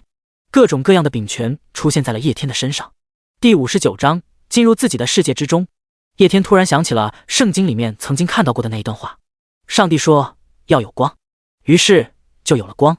上帝把光和暗分开，把光称为白昼，把暗称为黑夜。夜晚过去后，清晨接着来临，这是第1天。上帝说诸水之间要有穹苍，将水分为上下，于是创造了穹苍，把水上下分开，他称穹苍为天空。夜晚过去，清晨接着来临，这是第2天。这一段话在圣经之中是为了用来传播形象，刻画上帝的伟大的。曾经看到这句话的时候，叶天只是觉得这句话很有逼格，现在自己面临的情况让自己理解了这句话，上帝是真 TM 的牛逼，而现在自己就相当于是上帝。叶天的思维在这一瞬间升空了，不是抽象意义上的，而是具体意义上的。他的意识仿佛是受到了一种恐怖的牵引之力，慢慢的升空，慢慢的升空。原本庞大无比的世界，在他的视野之中变得越来越小，变得越来越小，然后变成了一个亮着的大点。在大点的周围是无数黑暗的区域，还有其他亮着的点。那些点比起自己的那个点，不知道小了多少倍。每一个点就是一个世界吗？叶天脑海之中突然出现了一种明悟，所以我看到的就是无尽星海。叶天心中浮现出一丝震惊的情绪，他的那个大千世界真的已经很大很大很大了，如同毫无边界一样。可即使是大千世界，在这无尽星海之中，也只不过是一个光点罢了。在意识上升到某种程度之后，忽然叶天脑海之中轰的一下，然后他就回到了现实之中。与此同时，所有的玩家意识也回到了现实之中。游戏反馈彻彻底底的结束，玩家们真真实实的成为了创世神。创世游戏 2.0 版本开启，欢迎来到全民创世的时代。蓝星天道意志连接星海，世界意志屏蔽正在消除之中，1天之后屏蔽正式解除。希望各位玩家们做好迎接大世界的准备。游戏公告在这一瞬间适时的发布了出来，不过并不是发布在手机之中，而是如同电子提示音一样响彻在每一位玩家的脑海之中。游戏 2.0 版本正式开启，限时开启全民创世时代。从游戏彻底反馈之中刚刚走出来的玩家们听到了这声音之后都是一愣，随后明白了过来，原来游戏 2.0 版本并不在手机上面开启，而是在现实之中开启。星空之域、无尽星海、堕落与罪恶之地，对于这些地方的信息全部灌输入了玩家的脑海之中。这些信息就相当于是游戏版本升级之后的公告通知，自然是要让所有的玩家都知道的。一时之间接受了如此庞大的信息，众多成为创世神的玩家都有些愣住了。以游戏之中的术语来说的话， 2.0 版本的开启带来了更大的地图，不过同时也相当于在玩家的身上浇了一盆冷水。游戏反馈现实并不纯纯的是好事，危险和机遇是并存的。玩家们成为创世神，掌握了一个世界之后，自然而然的也要面临来自于星空之中的威胁，甚至一不小心的话还可能面临死亡。龙国官方更是在第一时间发布了一条官方公告，那就是有关于游戏1天之后解除所谓的世界屏蔽的事情。游戏解除世界屏蔽之后，玩家们的世界就会吸引来无尽星海之中生命的目光，到时候各种各样的怪物就会进攻玩家们的世界。官方在公告上面告诉众多的玩家们，在世界屏蔽彻底没有解除的这1天的时间里面，要尽快的在自己的世界之内构筑防御工事，以免到时候被那些突然入侵的怪物打一个措手不及。众多玩家们在看到官方发出的公告之后，也是感到十分的震惊。游戏公告都没有给出具体的内容，没想到官方居然能够知道 2.0 版本开启之后要发生的事情。众多的玩家们将这一件事情放在了心里面，然后就急匆匆的进入到了他们的世界。现在对于众多的玩家而言，游戏版本更新也好，开启了更大的游戏地图也好，又或者是即将面临危险也好，都比不上一件事情，那就是现在的他们可以进入到自己的世界之中了。很多玩家的身影几乎是第一时间就消失在了原地，进入到了无尽星海的世界之中。叶天也不例外，他同样的也进入到了自己的世界之中，就像是简简单单的传送一样，只是一个意念，所有的玩家就从蓝星进入到了无尽星海的世界之中。一方大千世界的海洋之中，无数的巨怪横行，各种各样千奇百怪的海洋生物都盘踞在深海，随便一头怪物，其体态躯体都达到数万丈，巨大的身躯之中更是蕴含着强大无比的力量。一头八爪章鱼肆无忌惮地在海洋之中宣泄着自己的力量，一只数千丈的巨鱼被它的触手缠住之后，就会被其强大的力量所绞杀，化作其口中之食。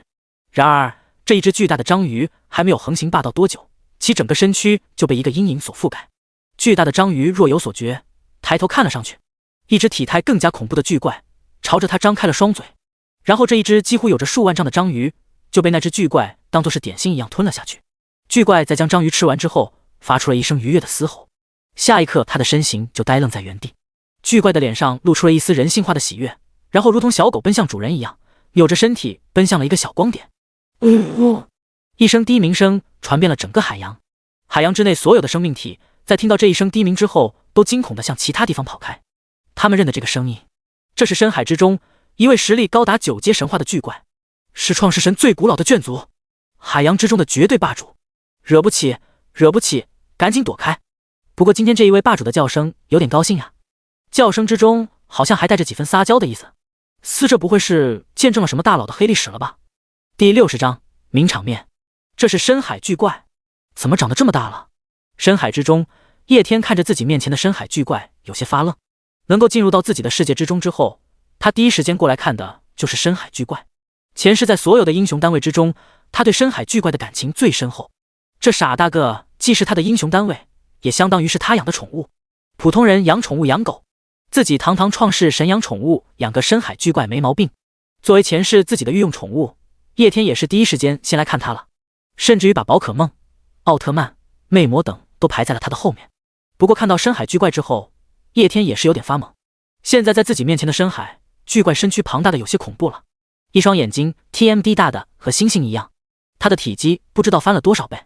前世反馈现实之后的深海巨怪都没有现在深海巨怪的眼睫毛大。呜！深海巨怪看着渺小无比的叶天，又低吼了一声，尾巴不停的如同小狗一样晃动，语气之中充满了一股撒娇的味道。深海巨怪实力提升到了9阶神话，再加上有着种种天赋的加持，如今的实力达到了一种恐怖无比的层次。不过由于某种限制，智商没有进步多少，只有着幼童或宠物一样的思维能力。如今感知到叶天出现在自己面前，他高兴坏了。之前很长的一段时间里面，他的情绪都很低落，因为叶天很长时间都没有关注过他了。之前的叶天虽然是在玩游戏，但是对于这个世界的生命体而言的话，却是创世神真真实实的创造了他们。而在之前叶天没有重生回来疯狂氪金的时候，叶天零氪，然后又干，天天都关注着深海鱼人还有亚人族的发展，同时也关注着4大英雄单位，也就是相当于天天和4大英雄单位做互动。在深海巨怪的视野之中，就是创世神每天都宠幸自己。不过自从叶天开始疯狂氪金之后，他要做的事情太多了，不可能再将注意力放到原来的4大英雄单位之中。将他们的实力提升之后，叶天就没有再管。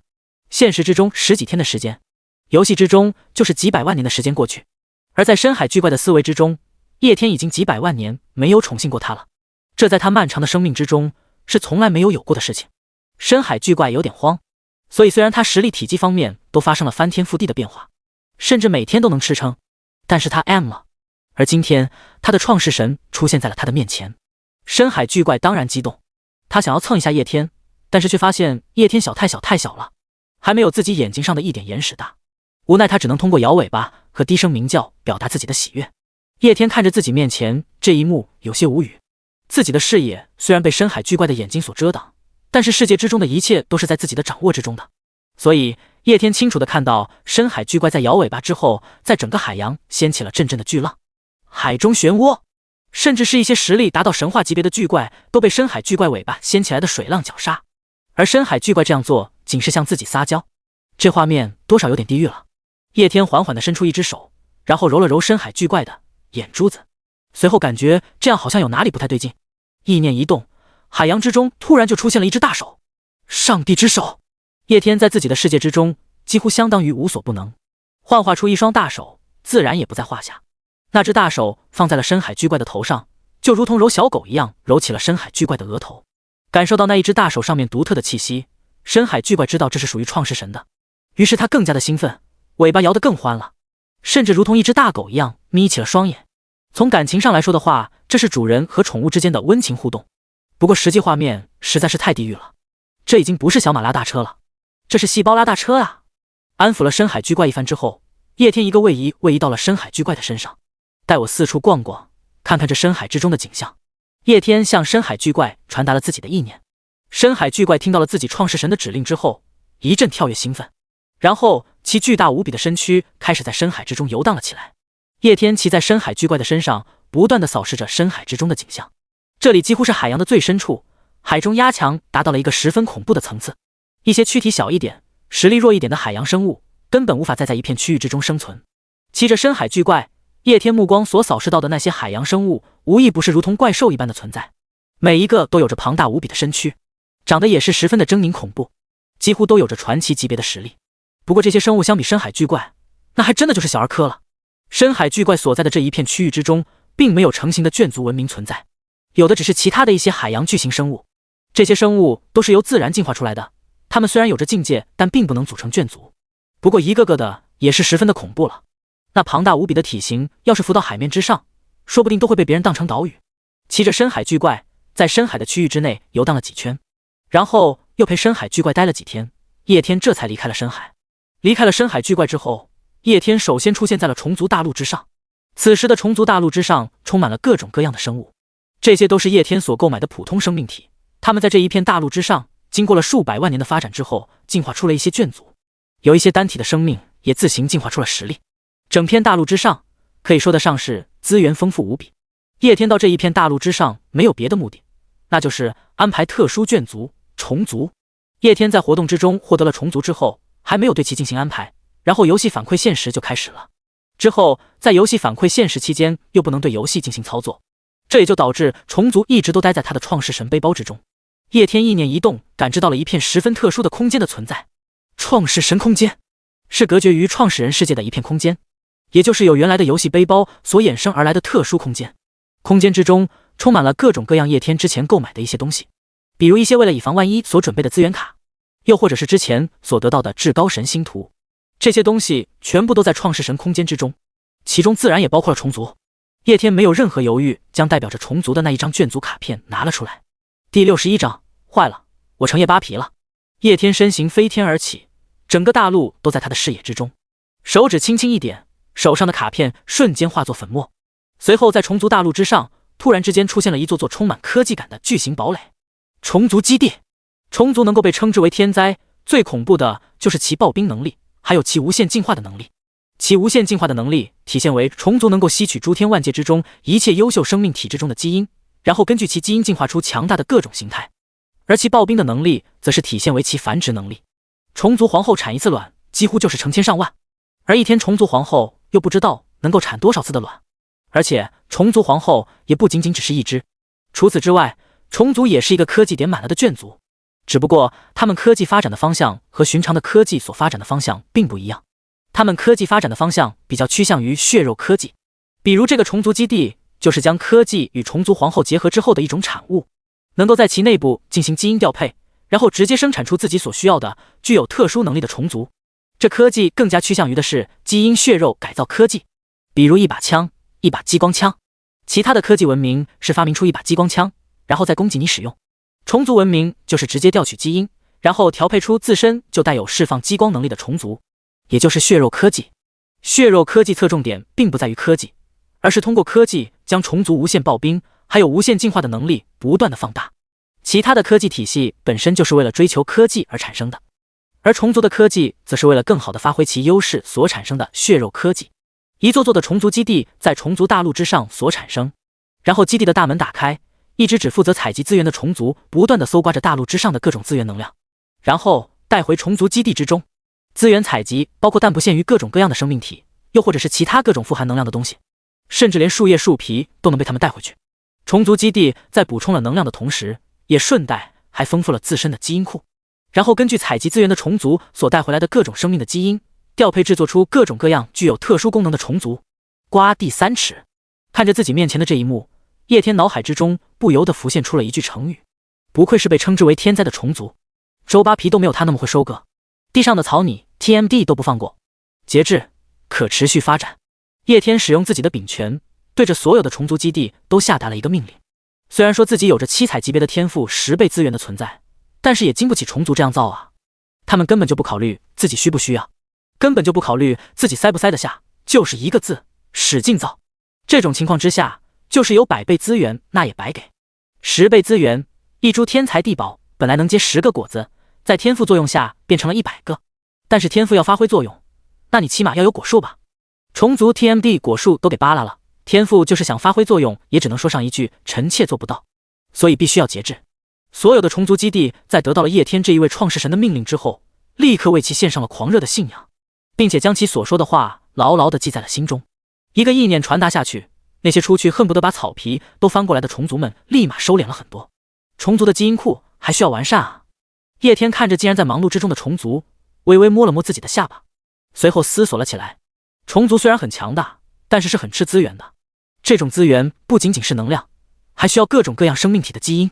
没有足够优秀生命体的基因，有再多的能量产生的虫族也只是有数量没有质量。自己的虫族是从游戏奖励之中获取的，不是从游戏商店之中获取的，因为没有氪金服务，没有那么的周到。如今自己的虫族的基因库什么东西都没有，有的一小点基因还是刚刚的那些虫族从大陆上面获取的。对于这一点，叶天想要给个差评。系统商店之中购买的那些眷族该有的东西都有，一应俱全。叶天敢发誓，要是虫族是自己从游戏商店之中购买的，那么其基因库肯定都是满的。毕竟游戏商店一分钱一分货。不过像是这种活动获取的东西，那态度就有点差了。毕竟没有氪金，所以虫族的基因库里面什么东西也没有。通知其他神话眷族，如果他们的种族之中有人陨落的话，保留其尸体，每隔万年就过来虫族送货一次。到时候虫族的基因库就完善了。关于虫族基因库的问题，叶天很快的也就想到了办法。其他3个大陆之上都有神话眷族的存在，而在漫长的时间之中，即使是神话种族之中，也不断的有人死去。死后把他们的尸体保存起来，然后每隔万年就收过来重组一次，那妥妥的废物利用，真是个好办法。我可真是一个机灵鬼。叶天感慨。不过想着想着，他就感觉哪里好像有些不太对劲一样。那些神话眷族活着的时候要为自己效力，死了之后也会被带入死亡国度之中，依然为自己效力，然后他的尸体还要贡献给虫族发展。坏了！叶天一拍脑袋，我 TMD 成周扒皮了，比资本家都还要资本家了。第62章虫族特性。虽然但是资本家能够存在还是有其一定的道理的。当你被资本家压榨的时候，你肯定是不愿意的，但是如果你成为资本家的时候，你只会说一句真香。不管怎么说，虫族的基因库是必须要补全的。虫族的强大一半就体现在它就可以汲取其他种族基因这一点上。如今虫族基地才刚刚在地上安置了那么短的一段时间，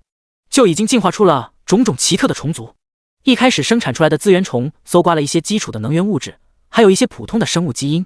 以这些资源虫的能力为虫族基地获取一些普通的生命体还有其能源是轻而易举的。但是面对那些拥有超凡力量的超凡生物，这些为收集资源而生的资源虫就不是对手了。因此如今的虫族基地已经根据所收集到的普通生命的基因制作出了新的虫族，掌握了战斗能力的虫族，有吸收了螳螂的基因，生前长出了巨大的超凡镰刀的螳螂虫，又有后肢发达具有强大弹跳能力的弹跳虫，还有一些能够放出具有致幻作用和毒性气体的毒虫，还有一些能够钻地，能够为虫族基地搜索特殊矿石的钻地虫。其他的种族成长起来是需要很长的时间的，但是虫族基地从诞生到如今产生超凡级别的虫族所花费的时间仅仅不到几个小时，而且还是游戏里面的时间，足以想象虫族有多么的恐怖。叶天在继续嘱咐了虫族基地一些事情之后，就离开了虫族大陆。虫族这边不需要做太多的安排，现在只需要不断的积累资源即可。到时候其他眷族强者的尸体送过来，虫族的基因库就能瞬间充实。虫族不同于其他的眷族，其他的眷族成长起来要耗费大量的时间和精力，但是虫族只要有着足够优秀的基因，还有足够的能量，那么短时间之内就可以催生一个强大的虫族大军。因此虫族这边的发展没有多少可值得注意的，让其他的眷族每隔1万年就给虫族送一次货就可以了。离开了虫族，叶天这一次出现在了修仙大陆之上。此时的修仙大陆一片繁华无比的景象，修仙人族与妖族之间各自有各自的统治区，他们生存的区域彼此之间划分开来，有些地方又相互重合，既存在妖族也存在着人族。经过数千万年的发展，修仙人族的数量也达到了一个十分恐怖的地步。更加恐怖的是其质量，用小说之中比较常见的一句话来形容，就是地仙满地走，天仙多如狗。如果是一个正常的修仙世界的话，除了那些修仙的人之外，可能还有很多的普通人。而修仙世界之中，个人的实力也各不相同，天赋强的人能够修炼到更加高深的境界，天赋弱一点差一点的人，资源好的话或许也能修炼到很高的境界。不过绝大部分的普通人都只能在低境界挣扎。但是叶天修仙世界中的修仙人族不是这样的，他的世界之中的修仙人族各个实力都强大无比，天赋出众，几乎每个人都有着能够修炼成仙的资质，也就是所谓的人人如龙。之所以会出现这样的情况，完全归功于叶天之前说抽取的7彩级别天赋。天赋共享，天赋共享能够让一个眷族之中的某人所拥有天赋成为整个眷族都拥有的天赋，相当于把个人所拥有的天赋复制到了整个眷族之上，这也就营造了如今修仙人族全体强大的情况。一成三子，天赋共享能够让一个眷族的人保底都有一成三子的天赋，也就相当于让整个眷族的人都成为天才，不可谓不强大。天赋共享这个7彩级别的天赋对于世界顶级战力并不能产生太大的影响，但是却大大的强化了一个世界的战力下限。那些超凡眷族本身实力弱小，潜力也小，产生的紫色天赋的都可以称之为天才。有一个紫色天赋超凡眷族甚至都可以打破自身的基因限制，突破传奇。而天赋共享这个天赋的存在，能够让那些最低级的超凡眷族都拥有一成三子的天赋。也就是说，仅仅是这一个天赋，就强行将所有的超凡眷族都变成了传奇眷族，对于世界下限的提升是很大很大的。不仅仅是修仙人族，人人如龙。叶天整个大千世界都是人人如龙。叶天身形闪动之间，就出现在了修仙大陆的最中心。中域，这里是整个大陆之上被划分出来最富饶的地区。在这个地方，传奇满地走，神话多如狗，是修仙大陆之上作为富饶也是最为强大之处。无论是妖族还是修仙人族，都有人汇聚在这里。这里有着各种各样圣地以及各种圣朝的存在，是修仙大陆上面所有的修仙人士心目之中的圣地。而今天，叶天来到了这个地方，看着这样一个真实的修仙世界出现在自己的面前，叶天内心还是感到十分震撼的。虽然之前修仙世界的一切都已经被他所感知，但是感知归感知，感知到的远不及如今自己亲眼所见到的，就真的如同是小说之中所描写的横跨无数疆域的巨型城市，各种各样强大无比的修士穿梭于其间，有着长发如墨、身穿古袍的人族修士，还有就是一些奇形怪状的妖兽。除此之外，也还有一些见不得人披着黑袍的修炼人士，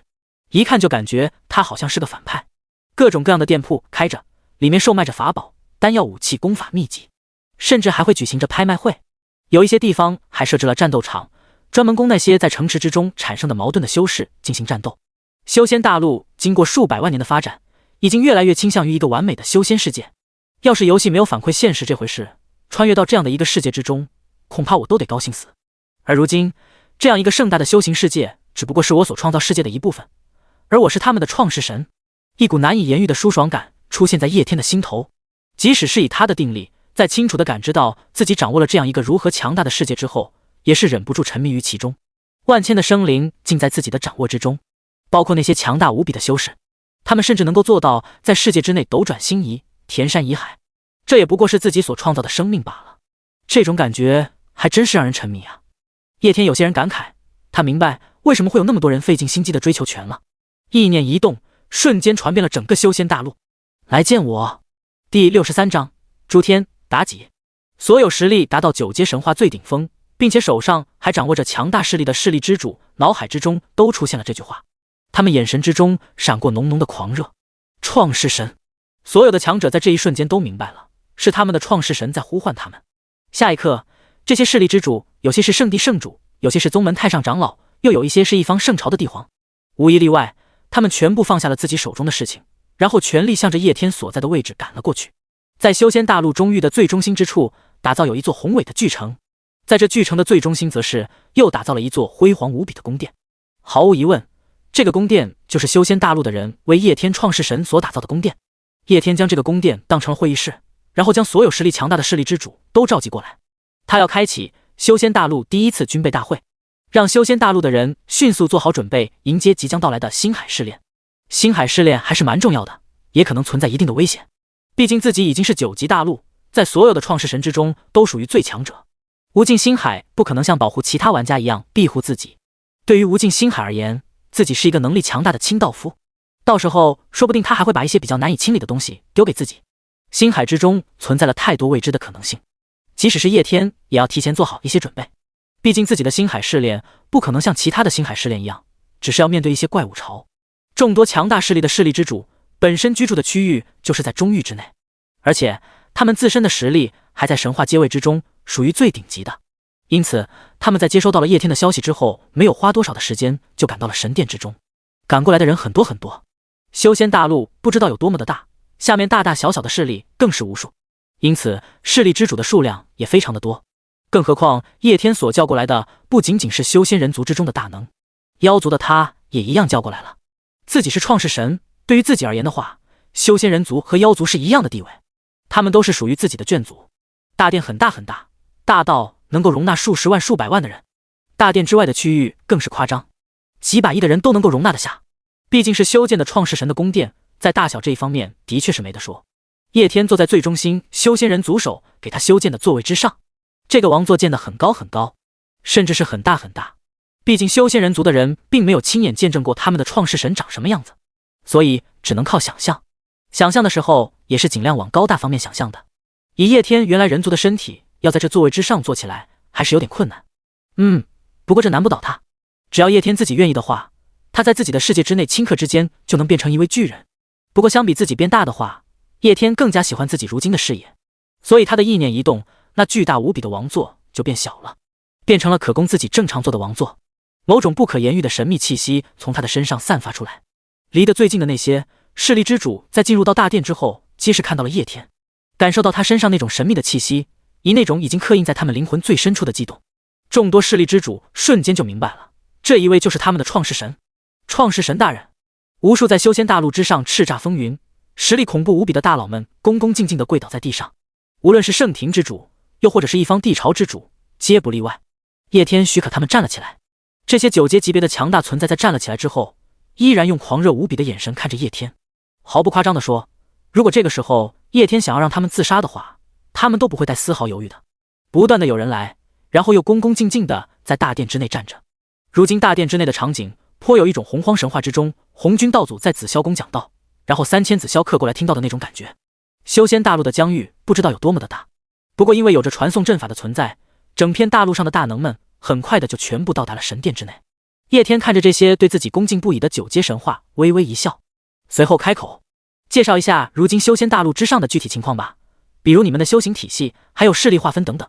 众多的9阶神话级别的存在在听到了叶天的询问之后，瞬间激动，都纷纷想要开口说话。一时之间，整个大殿突然显得十分的杂乱，各种各样的声音响了起来。不过这声音不到1秒钟的时间就又全部停止了，因为说话的人全部意识到了不对，那么多人说话太杂太乱了，在创世神的面前，这成何体统？所以所有的人都自觉地闭嘴了，彼此之间开始进行了眼神交流。瞬间他们就交流出了代表人物，那是一位如今在宫殿最前方的女子。这位女子乃是一名妖族之人，是属于妖族之中的9尾天狐，本身就实力强大，更加重要的是她还觉醒了诸天投影。觉醒的人物也是诸天之中一位十分有名气的存在，妲己，在神话之中那一位祸国殃民的妖妃。9尾天狐本身就实力非凡，再加上觉醒了诸天投影，实力更是爆表，在如今这里的众多9级神话之中属于顶级，是属于诸天级别的单位，因此此时此刻自然而然地被选出来作为代表回答叶天的问题。妲己如今保持的是人身，一张脸充满了魅意，举手投足之间透露着一股难以言喻的诱惑感，她的声音之中带着一种激动和尊重，能够回答叶天的问题对她而言是一种莫大的荣幸。第64章备战星海试炼。创世神大人，如今大陆之上除了我妖族之外，还有人族存在，除此之外还有另外2个大陆之上的一些生灵，无论是我妖族还是人族，皆是强大无比，两族之间平时小有摩擦，战力水平相近。我妖族最擅长肉身之道，天生就强大无比，人族则是。妲己开始详细的给叶天讲解起如今修仙大陆之上的情况。经过了几百万年，修仙大陆和另外几个大陆之间都有一些交流，彼此之间都有一些人因为各种原因到了另外一个大陆之上生存，各种各样不同的修行体系之间也因此发生了一些激烈的冲突变化。正常情况之下，这些不同的体系之间肯定是要起冲突的。修仙大陆这边的大部分传承都是要依靠灵气和仙气来驱动，另外的大陆之上又是其他的力量体系。不过不要忘记了叶天有着一个天赋的存在，混沌。混沌是7彩级别的天赋，它能够将所有力量体系的依靠全部转化为混沌，混沌能量高于所有的能量体系。有着混沌能量的存在，即使是完全不同的修炼体系之间也不会产生任何的冲突，可谓是一法通万法。以混沌属性为内核，任何的修炼体系都可以适用。因此除了虫族大陆之外的3个大陆，在这100万年的时间之中产生了不少的交流，彼此之间相互借鉴学习，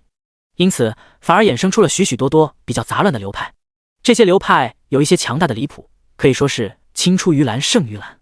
而有一些也是弱的离谱。3个大陆之上文明相互产生了一些融合之后，反倒有些趋近于百家争鸣那样的场景，由此产生了不少的恩怨，有大小势力之间的，也有3个大陆之间的。毕竟有人的地方就有江湖，不可能会是一阵和谐。不过有着叶天之前所颁布的神谕，因此倒是也没有产生那种大陆之间的大型侵略战争什么的。所有的人都谨记着叶天所说过的话，他们真正的敌人是其他世界的人，而不是彼此。对于3个大陆之间这样的情况，叶天倒是也乐于成见，只要3个大陆之间不爆发太大的战斗，没有太大的内耗就可以。至于彼此之间产生一些小矛盾，小摩擦，完全在可以接受的范围之内。这些小矛盾、小摩擦，在面对外敌的时候，只会让3个大陆的人表现得更积极。妲己对于修仙大陆之上的情况可谓是了然于心。九尾天狐实力虽然不差，但是真正出名的是智慧还有美貌。对于妖族整体来说的话，九尾天狐种族的存在就如同是妖族的脑子，因此妖族之中不少的种族都是听命于九尾妖狐的。更何况九尾妖狐的族长妲己更是觉醒了诸天投影，实力强大无比。有实力，有脑子，又有美貌，自然是让所有的妖族都心服口服。掌握大半个妖族，就相当于掌握了大半个修仙的大陆，对大陆之上的情况自然了解。所以九尾妖狐妲己说得很详细，叶天也听的是很认真。之前他能够通过手机了解大陆之上的情况，但是那种了解比较笼统，一些具体细节的方面根本不清楚。如今自己确确实实的已经成为了创世神，对大陆、对自己的世界了解的更加细致一点，总归是没有坏处的。听完了妲己的汇报之后，叶天总结出了4个字：大势之争。修仙大陆之上的情况就只能用这4个字来形容。在一些玄幻又或者是修仙的小说作品之中，大势之争常常用来形容那些妖孽辈出、资源无数的时代，也就是主角出没的时代。而自己世界之中的修仙世界也是一样的，有着那些七彩级别的恐怖天赋加持，再加上那些对修炼有着特殊加持的建筑，自己整个世界之中，不管是哪个修炼体系，都可谓是妖孽横行，人才辈出。资源方面更是不用说，10倍资源是开玩笑的。自己的世界是9级世界，9级世界已经是如今所知世界等级最高的世界了。越高级的世界所能够产生的天材地宝也就越多越珍贵。自己的世界就本来无时无刻都在产生各种各样的天材地宝，如今更是有着10倍资源的加持，可以说自己世界之内的生灵修炼就没有缺过资源，天材地宝吃到你想吐。说是大事，一点都不为过。仅仅是给叶天汇报修仙大陆的上的情况，妲己就差不多用了1天的时间。说完了一切之后，妲己乖巧地闭上了嘴巴，随后看着叶天。其他的人在此时此刻也是纷纷抬头看着叶天。叶天在椅子上面敲了敲自己的手指，随后想了想之后，缓缓地开口：5000年之后，我们将要面临一场十分庞大的战争，也许敌人会很强，也许敌人会很弱，但是无论如何，我们要做好万全的准备。这一次不同于上一次的模拟战争，是真实战争，我们要守护好我们的世界。我需要你们在4000年之内组建一个实力最强的修仙军团，届时与另外3大陆地还有海洋之中的眷族一同灭杀所有世界的入侵者。1天之后，游戏对于玩家们世界的屏蔽就会彻底消失，到时候星海试炼就会开启。1天的时间换算到游戏之中就是2400年，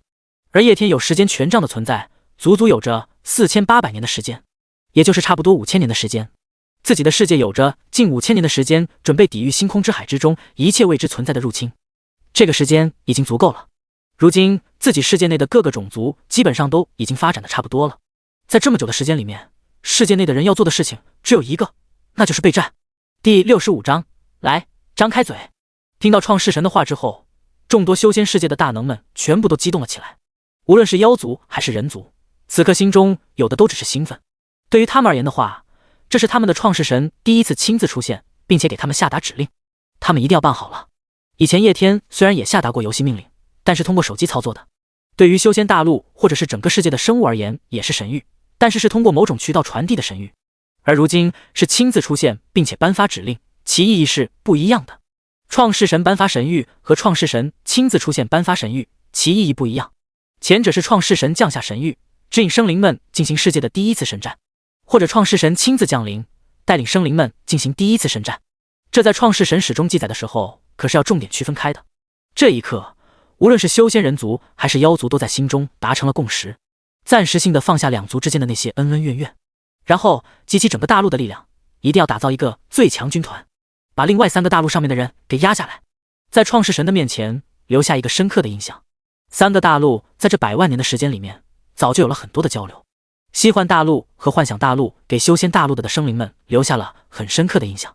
西幻大陆之上存在着各种各样奇特的种族，还有那些神灵的存在，那些神灵手上掌握有各种柄权，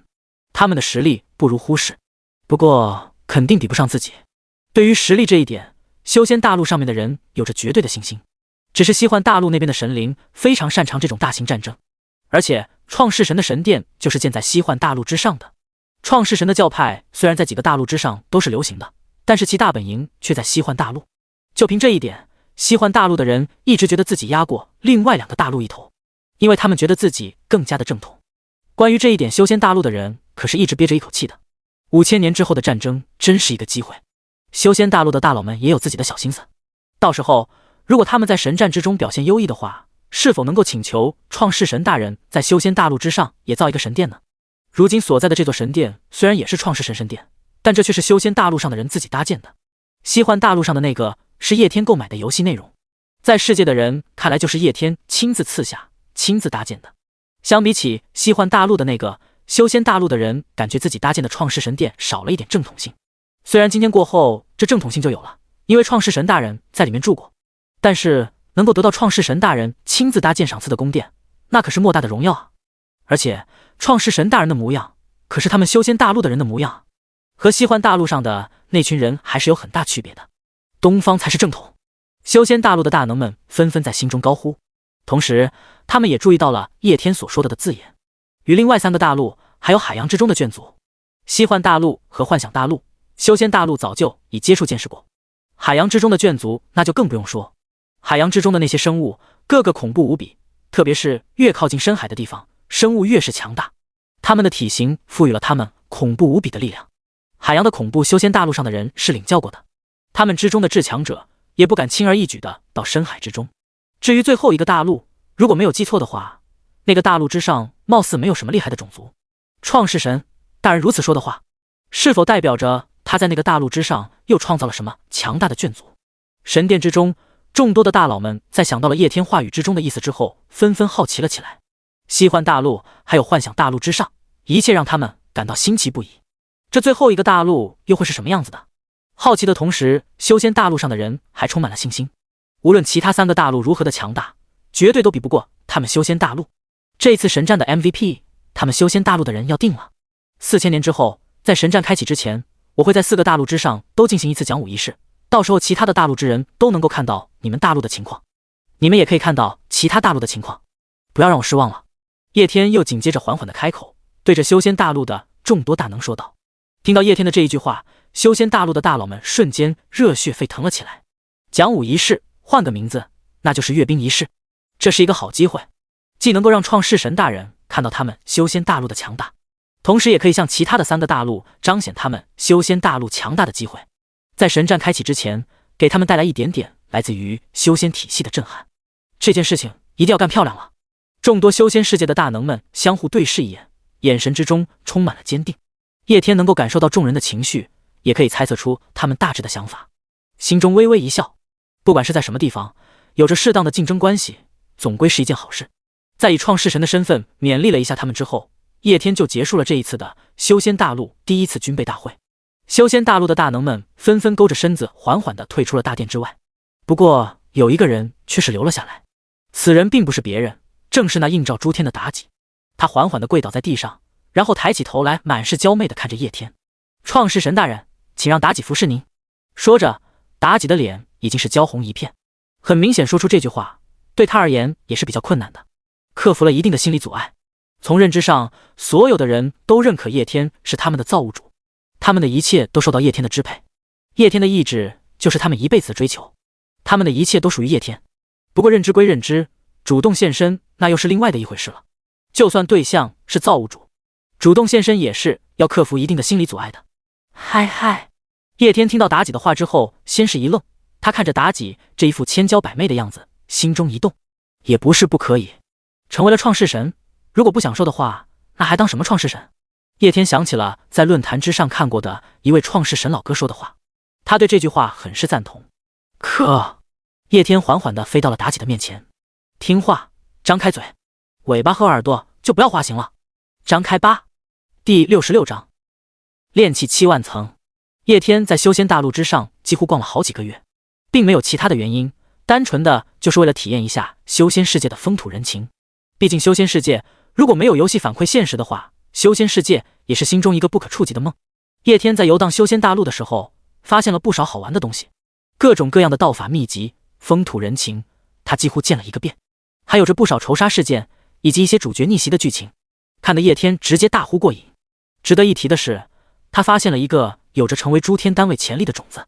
那是在修仙大陆之上一个宗门里面的太上老祖。这个家伙是个奇葩之中的奇葩，他的修为完全无法以正常的境界来衡量。修行了几万年的时间，修仙大陆上是头猪都可以修炼到仙道境界了。可是这个家伙的实力却依然是炼气期。没错，就是炼气期。以如今修仙大陆之上灵气的浓厚程度，还有其他种种天赋的加持，修仙人族一出生就能够拥有着强大的天赋。很多人一出生就达到了凡间修行体系的金丹期，又或者是元婴期。这个家伙出生是个奇葩，他出生之后居然是个凡人，然后以凡人之姿踏上修炼之途，跨入了炼气境界。然后他这一辈子都在炼气境界挣扎，几万年的时间，硬生生没有突破筑基期，但是却突破到了炼气7万多层。从境界上来说的话，他只是一个超凡种，但是从实力上说的话，他却媲美如今大陆之上9阶神话的存在。面对这样的奇形种，叶天也是不得不说上一句溜。这熟悉的套路，不正是一些网文之中的天命主角吗？而且叶天的一个天赋，在此时此刻也发挥了它的作用。全知进化之眼，他窥视出了这个家伙进化到诸天单位的路线，那就是突破炼气10万层。等到他突破炼气10万层的时候，就可以引动诸天投影，成为诸天级别的单位。在发现全知进化之眼能够看出英雄单位进化为诸天单位的功能之后，叶天使用这个功能又看了其他很多的英雄单位，不过并没有看到能够让英雄单位进化成为诸天单位的路线，有的只不过是能让他们的实力获得突破的方法。叶天有一些失望，他猜测全知进化之眼能够看出英雄单位进化为诸天单位的方法是有着一定前提存在的。首先，全知与进化之眼观测的生命体要与诸天之中的一些存在有着一定的契合度，这样的话，全知进化之眼才能看得出来这些生命体触发诸天投影的条件。在修仙大陆之上连续待了几个多月之后，叶天这才准备要离开修仙大陆。不过在离开修仙大陆之前，叶天给修仙大陆上的人传递了一个消息，那就是让他们在100年之内给虫族大陆上面的虫族送去一批尸体。离开了修仙大陆之后，叶天首先来到了幻想大陆上面。他到幻想大陆上之后，第一时间去见了自己2位最早的英雄单位，吉吉国王和昆王。吉吉国王和昆王都是亚人族，原本是属于超凡种族，不过后面被自己用钱硬生生的堆成了神话种族。亚人族的存在是半人半兽，由于当初西幻大陆之上已经有了兽人，所以叶天并没有把他们安排在西幻大陆上。修仙大陆也不太适合亚人族，半人半兽在修仙大陆上面多少有点杂种的意思在里面，所以叶天干脆就把亚人族安排在了幻想大陆上面。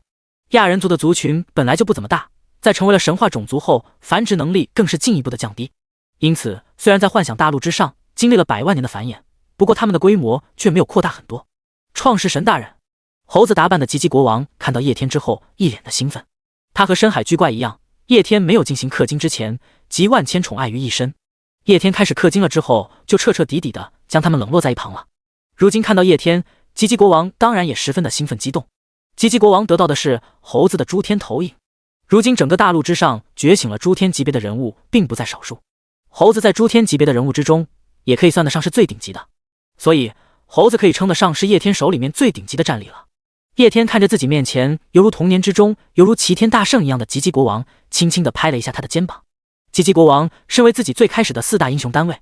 也是前世一直陪着自己的英雄单位，叶天对他们的感情是十分深厚的。即使如今叶天有了很多很多的眷族，还有很多很多的强者，但是最开始的4大英雄单位在他心中一直占着极大的分量。叶天对深海巨怪、昆王、吉吉国王还有亚特兰蒂斯之王依然抱有深切的期望。看着已经和前世完全不一样了的吉吉国王，叶天突然之间意识到自己所改变的不仅仅是自己的命运，还有自己的世界的命运。前世跟着自己的眷族，他们的命运也被自己彻彻底底的改写了，同时自己的身上也背负了更深的责任与命运。如今自己的世界成为了9级世界，而这个世界之中的一切生灵生命都将依附于自己。竟然发生了那么大的变化，那么再叫你吉吉国王这个戏剧性的名字就有点不太好听了。从今之后，你就叫齐天大圣这个名字吧。我希望你能够成为真正的齐天大圣。叶天认真地对着齐天大圣说道。听到叶天的话之后，猴子兴奋了起来。实际上对他而言的话，叫齐天大圣还是叫吉吉国王都没有什么区别，因为这个名字都是叶天亲自赋予的。别看如今叶天的世界之中强者的数量那么多，眷族之中产生的英雄单位更是数之不尽，即使是诸天单位在整个世界的数量也不低。可是那么多的存在，他们的名字都是由他们自己又或者是其他人取的。唯有吉吉国王、亚特兰蒂斯之王、深海巨怪昆王这4个名字是叶天亲自取的，这就代表了莫大的荣耀。创世神亲自取名，这多大的荣耀啊！对于世界之中的任何一个生灵而言，能够得到创世神大人的亲自取名，那说出去都能够吹个几千万年。不要说是吉吉国王这个名字，只是有点戏剧性，叶天是给他们取名叫做一坨屎，传出去，其他的那些强者也只会羡慕嫉妒。所以对于齐天大圣而言，是叫齐天大圣还是叫吉吉国王都没有多大区别。不过他毕竟是触发了齐天大圣的投影，相比较吉吉国王这个名字，他还是更喜欢齐天大圣。第67章昆王的机缘，谢创世神大人赐名。猴子瞬间高兴的上蹿下跳。恰逢在此时此刻，猴子所居住的地方外面响起了一道声音：吉吉国王，你在哪里？我来找你玩了。声音带着几分稚气。一个长着一根尾巴，头发是个条形爆炸头的小孩走了进来，他的衣服上面还写着一个范字。看到这个家伙之后，叶天目光微微的一扫，随后眼神之中透露出了一丝震惊和欣喜。这个小屁孩是一个英雄单位，而他的父亲则是一个诸天单位。他的父亲并不是别人，正是觉醒了诸天单位的超级赛亚人悟空。哇，创世神大人，您怎么会在这里？小屁孩赛亚人进来之后，看到叶天瞬间兴奋激动了，一下子跳过来抓住叶天的腿。创世神大人，您可以给我取个名字吗？小屁孩的行为有一点冒失，一旁的猴子连忙拎着他的脖子把他抓了起来，然后挠了挠自己的头。创世神大人，这小家伙的父亲也叫悟空，也是一个诸天单位，他们是一个叫做赛亚人的种族，在激发形态之后可以爆发出很强大的力量。我们亚人族与他们赛亚人之间相隔不远，彼此之间经常有交流，一来二去我就和这个小家伙的父亲熟了，然后他就天天来我这里。听到了猴子的话之后，叶天笑了笑，他知道猴子是想为小家伙的冒失行为做解释，他并没有把自己的事情放在心上。自己世界内的生灵们对自己的确保持绝对忠诚，还有敬畏，但是不同的生灵性格不同，所表现出来的情况也不同，他们自身的性格就决定了他们对自己不同的态度。就比如深海巨怪，他把自己当成了主人，给自己的定位是宠物，对待自己的态度是讨好。修仙大陆上面的那些大能对自己的态度是敬畏。妲己在除了敬畏自己的同时，还想服侍自己。绝对的忠诚是内核，但是世界之中的生灵都是确实存在的，他们有着自己的思维。不同的人在对叶天的忠诚这方面表现出来的就不一样。就比如这个小家伙，其表现更像是把自己当成了某种崇拜的偶像。想到赛亚人个个都能吃的特点，叶天看着面前的小家伙起了一丝恶趣味。我赐名给你饭桶如何？话一出，小家伙彻底的兴奋了起来。耶，创世神大人给我赐名了，下次老爹再说他比我吃的多，我就告诉他创世神大人给我取的名字。看着面前有些高兴的小家伙，叶天突然有些哑然失笑。好吧，恶趣味没人能体验到。他倒是忘记了赛亚人脑回路有些不太正常。又逗了小家伙几句之后，昆王也迅速赶了过来。昆王在中焉之神教派是有着职位的，专门负责在幻想大陆之上传播创世神信仰，因此一开始的时候他并不在亚人族的领地之内。叶天本来是想要先见完猴子之后再去见昆王的，不过猴子却通知了昆王，然后昆王急忙赶了回来。创世神大人，昆王看着叶天，一脸的狂热与激动。在原来的4大英雄单位之中，就属于昆王对叶天的信仰最疯狂，并不是说他的信仰程度最深什么的，而是说他表现的最疯狂。因为这家伙本来就担任着传教的职责，传教士、营销头子，能不疯狂才怪。看着昆王狂热无比的目光，叶天都感觉有一些无语。此时此刻，他真的很想和昆王说一句：励志一点行不行？看到昆王之后，叶天下意识地启动了全知与进化之眼，然后就懵逼了。昆王的身上居然出现了一条进化成为诸天单位的路线，这条路线名为卯日星官。卯日星官在神话传说之中是28星宿之一，住在上天的光明宫，本相是6、7尺高的大公鸡，神职是司晨体小。其最经典的传说就是在《西游记》之中，女儿国之时，猴子等人都被一只蝎子精击败，最后还是请来了卯日星官之后才降服的蝎子精。卯日星官作为远古神话中的神邸，自然也算是强大。不过这些都不重要，重要的是卯日星官的原身乃是一只鸡。昆王本来就是半人半鲲，觉醒卯日星官好像也不是一件不能接受的事情，但是怎么总感觉好像哪里有些不太对劲。太阳之精，荡魔之音。叶天看着昆王进化成为诸天级别的条件，微微一笑。要想成为卯日星官，那就要待日而行。首先要拥有太阳之精，将自己的力量转化为纯净纯阳之力。这个倒是个小问题，自己世界所有的生命体修行的都是混沌之力，混沌之力完全可以代替太阳之力。卯日星官神职是司晨体小，听起来有些高大上，实际上就是攻击打鸣，需要名为荡魔之音的力量，以荡魔只因洗涤世间一切邪恶，以此迎来光明。这也不是什么难达成的条件，只需要花费叶天一点信仰之力即可。信仰之力，他现在最不缺的就是这个，赐予你之音的力量。从今之后，你就是带日行走的男人。叶天神神叨叨地对着昆王说道，然后将荡魔之音通过信仰之力赐予了昆王。第68章幻想大陆的会议。满足了前置的进化条件之后，昆王已经拥有了可以成为诸天单位的潜力。不过成为诸天单位也不是一时半会的事情，就算是硬性的条件已经全部都具备了，那还是需要一点孕育的时间。叶天估计昆王在星空试炼来临之前就可以成为诸天单位，这算得上是一件好事。跟着自己的4个老员工，如今算上昆王的话，已经有2个都成为了诸天单位，还剩下一个亚特兰蒂斯之王和深海巨怪。亚特兰蒂斯之王还好，诸天之中就有着亚特兰蒂斯之王的存在。虽然如今亚特兰蒂夫之王还不能触发投影，但是好歹还有希望在。深海巨怪的进化就有点困难，如同他这种体积大又恐怖的存在，所能够进化的诸天单位只有克苏鲁体系之中的那些邪神。克系里的东西多多少少都有一点魔障。如今深海巨怪的样子虽然说有一点狰狞了，但是多多少少身上还有点萌萌的感觉在的。看着这么一个大怪物像一条小狗一样的性格，颇有一种反差萌的感觉。若是向着克系方向进化了，那就真的不容直视了。克系的东西都有一点畸形，遍地的触手怪。叶天是想要遛狗，但是他可不想遛触手怪。叶天摇了摇头，虽然他想把这4个最开始就跟着自己的英雄单位全部进化成为诸天单位，不过他也不想深海巨怪变成那种畸形的模样，就保持现在的模样就好。在继续勉励了一下昆王还有猴子之后，叶天干脆的在猴子所在的这一个地方向整个幻想大陆上的所有种族都发布了消息。幻想大陆和修仙大陆的情况并不一样，修仙大陆上面主要就只有人族和妖族，而整个大陆上面的势力分布则是以各种各样宗门或者是王朝的形式存在的。化石人是各种组织的老大，而玄幻大陆这边则是因为聚集了各种各样的种族，势力的分布主要以种族的方式分布，百族林立。所以现在叶天通知信息的方式基本上就是通知各大种族的王者。之前王者在收到消息之后，迅速的向着猴子所居住的地方赶来，也就是亚人族的方向。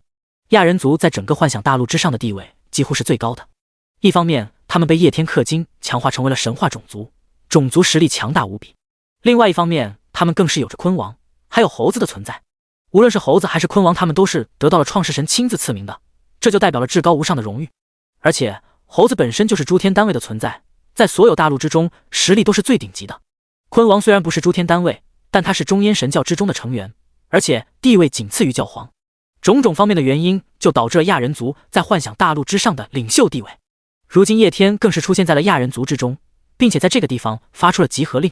这就更加的证实了亚人族在创世神眼中的地位。同样的，因为有着传送阵法的存在，一些强大族群的族长们迅速的到达了亚人族的领地，然后前来拜见叶天。相比之前在修仙大陆之上的会议，如今在幻想大陆上的会议展开就有一点奇葩了。修仙大陆之上，无论是人族妖族都是保持的人身，但是幻想大陆不一样，幻想大陆的种族取自于各种影视动漫还有其他的东西之中，充满了梦幻性还有奇葩性，所以基本上形态都不一样。有着本身就是机械的机械族人，头发金黄金黄的赛亚人，也就是饭桶的父亲悟空，还有宝可梦之中的创世神阿尔宙斯，光之巨人，甚至还有铠甲。最引人注目最强大的那还得是赛博朋克文明的代表，他喵的是个数据人，被数据化了的身体。叶天突然有点好奇，赛博朋克那边的文明究竟发展到了什么层次？赛博朋克的科技文明本来就很高，自己更是有着一个科技方面的七彩级别天赋，科学是唯一发展观。然后随着3个大陆之间相互进行交流之后，赛博朋克文明的科技又接触到了修真还有魔法种种力量体系。叶天记得听妲己提过一嘴，有一部分修真大陆上的人跑到了幻想大陆上，加入了赛博文明，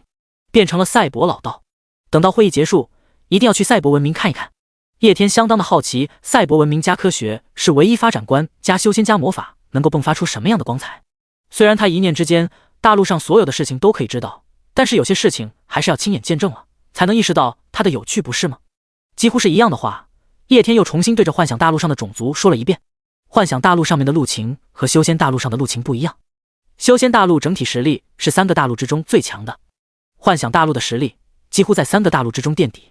要不是有着赛博朋克文明的存在的话，连跟另外2个大陆掰掰手腕的能力都没有。毕竟幻想大陆主打的是一个百花齐放，各大种族之中不乏有好战的种族存在，但是更多的种族是爱好和平的。因此，相比修仙大陆上那尔虞我诈的情况，幻想大陆上面的情况要更加的稳定和平。这也就导致了幻想大陆上面生存者的各大种族性格都比较趋近于和平，对战争的渴望并没有修仙大陆上面那么的强。不过对于即将到来的星海试炼，幻想大陆上面的种族们也会做好万全的准备，因为在他们看来，这是守卫自我世界之战，反抗侵略者之战，是正义之战。幻想大陆上的种族大多是爱和平，不喜欢发动侵略战争，但是对于这种所谓自己世界的正义之战，他们绝对会竭尽全力。听起来有些中二，但是的确如此。幻想大陆上的种族都是取决于各种动漫影视，动漫都避免不了的一个主题，那就是中二。第69章机械灵魂体系统。幻想大陆第一次备战大会获得了圆满的结束，各大幻想种族在叶天的勉励之下，做好了最全的准备，面对邪恶的入侵。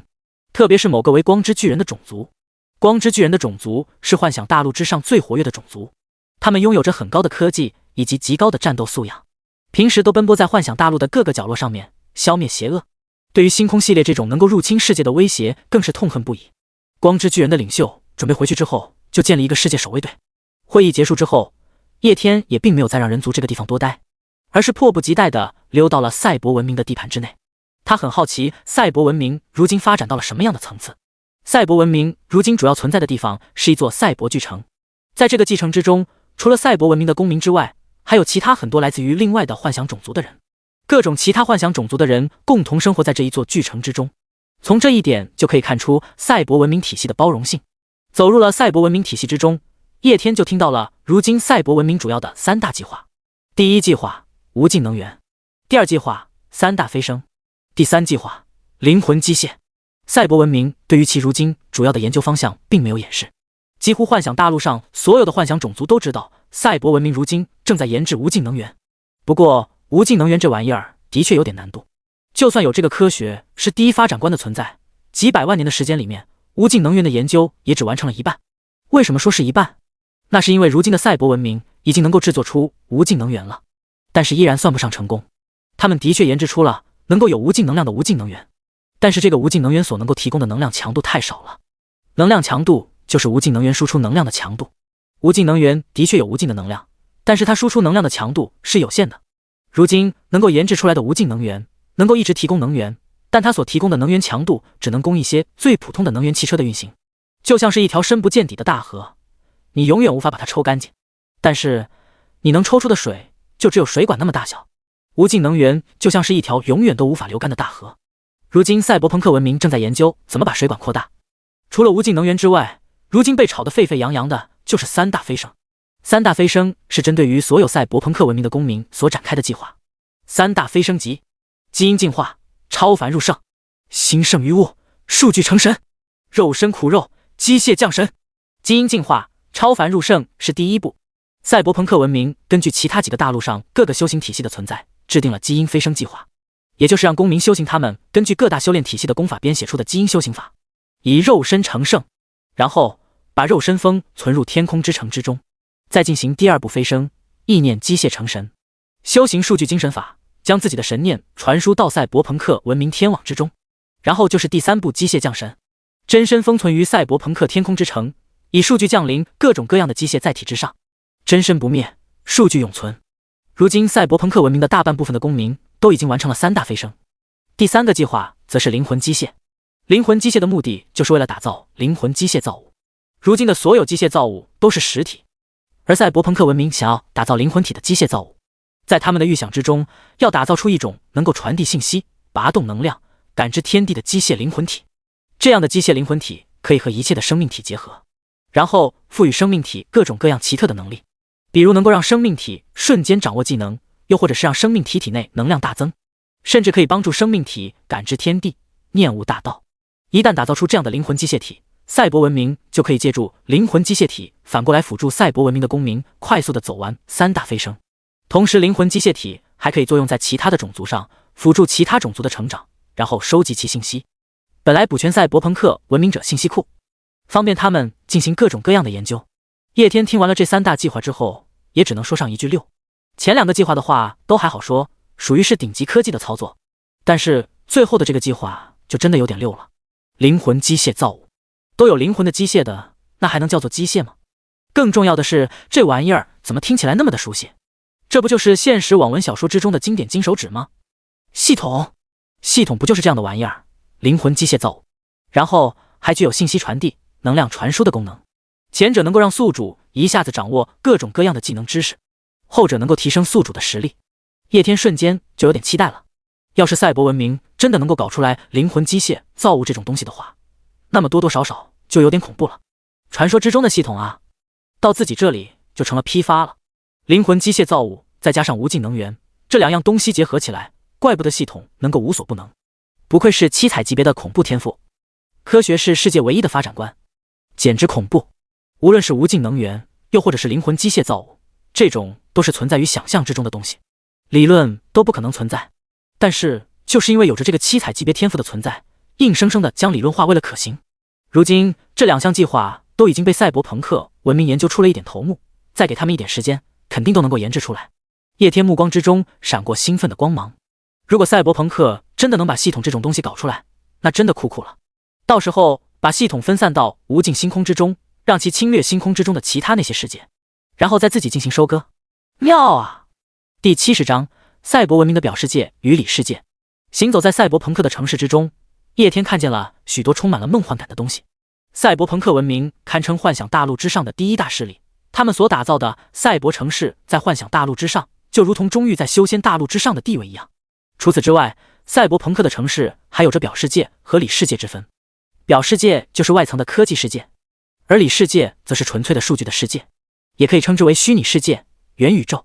但是又不单纯的是虚拟世界，因为赛博朋克所打造的里世界是有着能量的存在的，相当于是能量数据和精神结合而成的虚拟世界。更加牛批的是，赛博文明所打造的里世界不仅仅是一个，人们除了可以将自己的意识搭载进入里世界之外，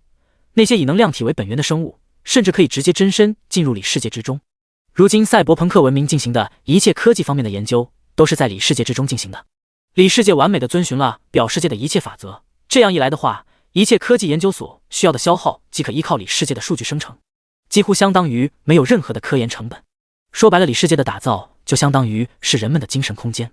在精神空间之中，时间可以被无限的拉长，人们可以在精神空间之中进行无限制的学习，强化自己。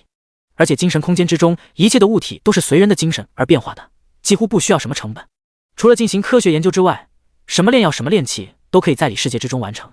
一切的材料全部靠数据生成。叶天在了解完关于里世界的一切之后，又有些懵逼了。这不就是妥妥的金手指吗？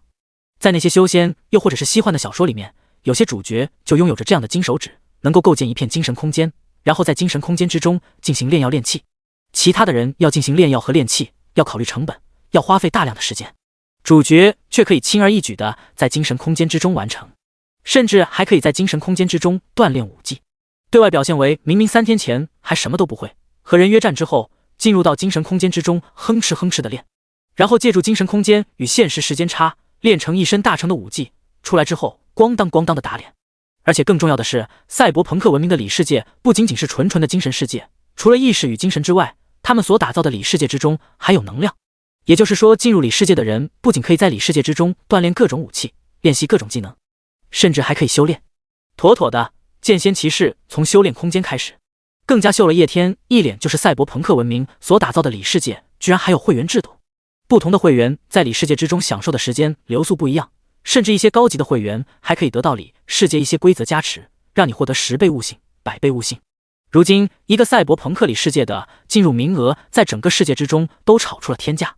无论是西幻大陆还是修仙大陆上的人都慕名而来，要搞一个名额。没办法，太诱人了。在你世界之中可以炼丹炼器，学习各种各样的技能，甚至还可以进行功法的创作，只有你想不到的，没有在你世界之中做不到的。赛博朋克文明如今可是3个大陆之上炙手可热的香饽饽，这也就是叶天最初选择赛博朋克文明的原因。因为像赛博朋克文明这样的科技文明真的太重要了。科技文明的强大不仅仅在于其科技的强大，科学的本质就是理解万物、解析万物，其他任何的修行体系在科技文明面前都会被解析，会被理解，然后以科技的方式进行优化，也即科学修仙、科学魔法。对于任何的修炼文明而言，科技体系就相当于是一个巨大的助推器。只要他们的修行体系被科技体系所理解了，科技体系立马就能够对其进行优化。因为很多的修行体系对于自己体系的修行都是知其然不知所以然，他们只追求变强的结果，而不追求变强的过程。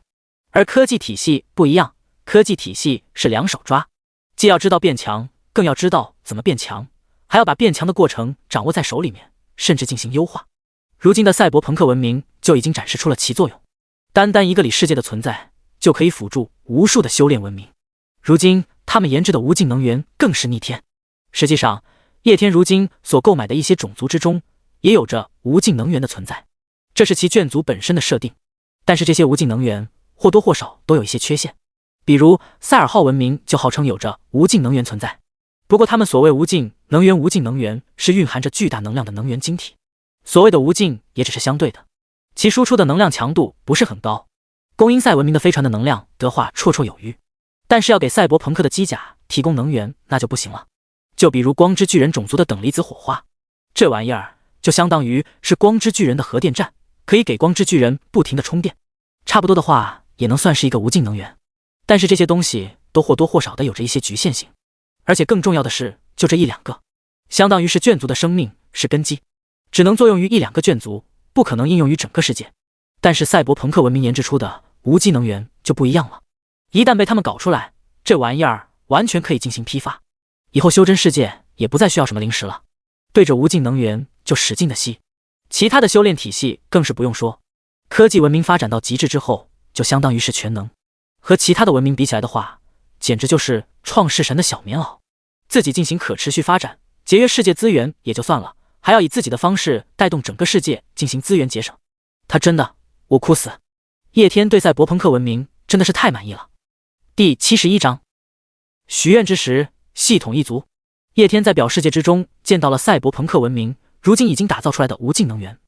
是一块能源结晶，如同太阳一样不断的放射着能量。由于混沌天赋的存在，世界之内的仪器能量都会被进行转换，也就是说无论是修仙的还是练魔法的，又或者是其他的修行体系，在吸取无尽能源的能量的时候，都会自然而然地转换成混沌灵气、混沌魔力，不存在任何能量冲突的问题。这也就使得即使是任何势力也可以使用无尽能源，无尽的能量。不过能量的波动只有一阶超凡。感受着这个无尽能源其中蕴含的力量，叶天心中有点惊奇。这玩意儿其中的能量仿佛就根本没有边际一样，好像是形成了某种循环，无时无刻都不在消耗，无时无刻都不在生成。如果说单单是无尽能量这一点的话，赛博朋克文明已经成功了，只不过这些能量似乎已经达成了某一种固态，很难将它吸取出来。如今这一块无尽能源水晶对外扩散的能量只有超凡一级的水平，虽然源源不断，但是其作用局限范围太小了，只能供超凡级别的进行修炼，又或者是给一些一阶的机械造物提供能量。见识到了无尽能源之后，叶天又去看了看如今赛博朋克文明的三大飞升。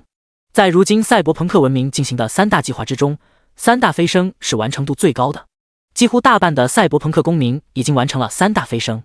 他们的身体大多数上交国库，放在天空之城之中进行保养，然后他们的精神则是化作数据上传到了互联网天网之中，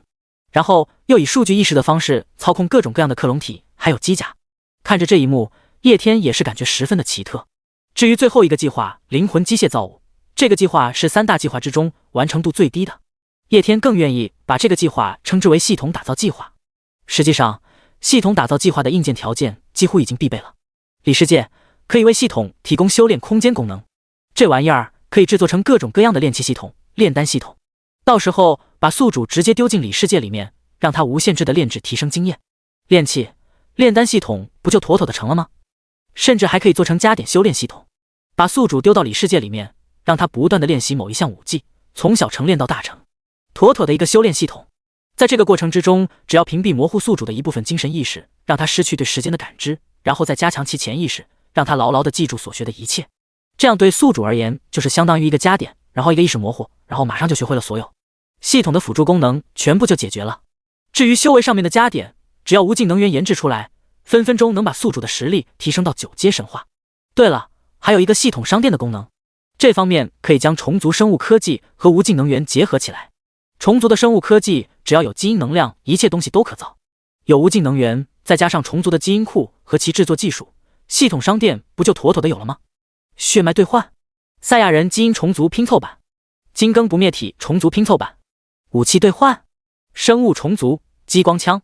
生物重组开天斧，生物重组黑光战衣。你的兵器没有发出奇怪的声音，你又怎么能知道它是一个生物，而不是一件兵器呢？你发现你的兵器好像是生命体，那也没毛病啊。高级法器都是有着器灵存在的，这难道不是常识吗？系统出品必属精品，懂不懂啊？所以说，如今赛博朋克文明的灵魂机械生命打造计划所需要的硬性技术基本上已经具备了，里世界技术再加上重组技术，还有尚未完成的无尽能源技术，几乎就已经形成了系统的雏形。不过如何制作机械灵魂体，也就是这些技术的搭载物，到现在为止，赛博朋克文明还是一头的雾水。叶天沉思片刻之后，拿出了一件创世神器。这是一件高级创世神器，不过比机械之神还有时间权杖要差了很多。这一件创世神器的名称为许愿之石，顾名思义，就是能够让人许愿、实现愿望的。只不过，并不是所有的愿望都能够实现。大概每隔10万年的时间，叶天就可以使用这一件创世神器许一个愿望。但是许的这个愿望要在一定的范围之内，这样的话，许愿之石就可以把愿望实现。比如叶天许愿让某一个传奇眷族进化成为神话眷族，这样的愿望，许愿之石就能够实现。不过也不是立马的实现，而是需要一定的时间，在固定的时间之内让传奇眷族进化成为神话眷族。但如果是太超标的任务的话，许愿之石就实现不了。比如让所有的传奇眷族都进化成为神话眷族，许愿之石存在很大的限制，但是也不可否认它的强大。在一些特定的时候，它能够发挥出很大的作用。就比如现在，我许愿让赛博朋克文明发明出完整的无尽能源。叶天使用了许愿之石，许愿之石上面迸发出了一股七彩的光芒，随后就消失，融入到了世界之中。叶天知道这是许愿之石生效了。有着科学是世界唯一发展观这个七彩级别天赋的存在，赛博朋克文明早晚都能够发明出无尽能源，只不过时间可能有点长罢了。如今又有了许愿之石的加持，他们发明出无尽能源所消耗的时间就会缩短。无尽能源这种对整个世界都有着极大好处的东西，当然是越早发明出来越好。无尽能源技术早晚都会实现，再加上重组技术还有里世界的技术，只差最后一个机械生命体的技术，赛博朋克文明的第3计划就能够完成。到时候或许自己就能获得一个特殊的眷族，系统一族。叶天脸上闪过一丝笑容。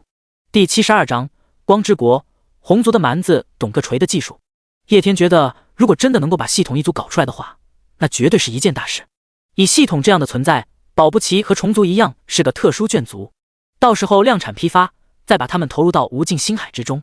让他们在无尽星海的无数世界之中不停地收刮资源给自己，那画面想想就美。不过很明显，这可能是一项长期的工程，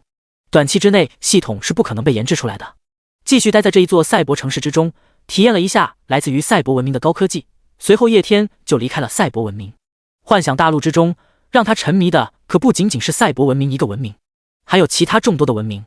这些文明可都承载了他童年时期的梦想。离开了赛博文明之后，叶天来到了光之巨人的国度。此时光之巨人的国度之中正在进行着一场盛大的会议，光之国备战会议。场下2种不同形态的光之巨人站立着。如今在得知了5000年之后将展开世界神战的消息之后，2种不同形态的光之巨人神态反应各不一样。左边身上充满了红色纹路的光之巨人一脸的激动，脸上都是狂热。他们并不喜欢战争，不过对于这种保卫自己国家、保卫自己世界的战争，他们将捍卫到底。右边则是身上为蓝色纹路的光之巨人，这些光之巨人脸上的表情都略微的凝重，他们明白一个世界级别的战争将会给这个世界带来多大的灾难，所以对于这场战争，他们是忧心忡忡的。此时光之巨人的一些领袖们正在进行着争吵。红色纹路的光之巨人是如今光之国宇宙军事局局长，他的主张就是全民备战，到时候就一个字，狠狠的打。蓝色纹路的光之巨人是如今的光之国宇宙科学局局长，他的主张同样也是打。两者之间唯一差别就是红色纹路的光之巨人认为凭借光之巨人强大的战斗素养还有能力，到时候硬刚就可以了，以自身为主。蓝色纹路的光之巨人则认为应该运用好科技，应该运用好宇宙战舰还有其他的宇宙武器，以科技为主。你们研制出来的宇宙战舰难道比我的宇宙光线还要强？上次有宇宙护卫队人员开着宇宙战舰在大陆之上执行任务，结果还没有见到面，宇宙战舰就被敌人摧毁了，我们的战士还被宇宙战舰给炸伤了，导致其实力下降，使一部分敌人逃走。红色纹路的光之巨人如此说道。说到这些事情，他就想笑。当初那邪恶势力在面对护卫队的时候，开局就炸了宇宙战舰，他们以为摧毁了宇宙战舰就大功告成了，没想到从宇宙战舰里面跳出了几个光之巨人大汉，直接一阵激光扫射，犯罪团伙都被这情况给整懵逼了。事实证明，蓝族的人发明的那些科技还没有他们战士的本身强，就纯纯的多余。蓝色纹路的科技局局长听到这句话，脸色发青，然后开口痛骂红纹巨人：你的意思是我们蓝族发明的技术没有用吗？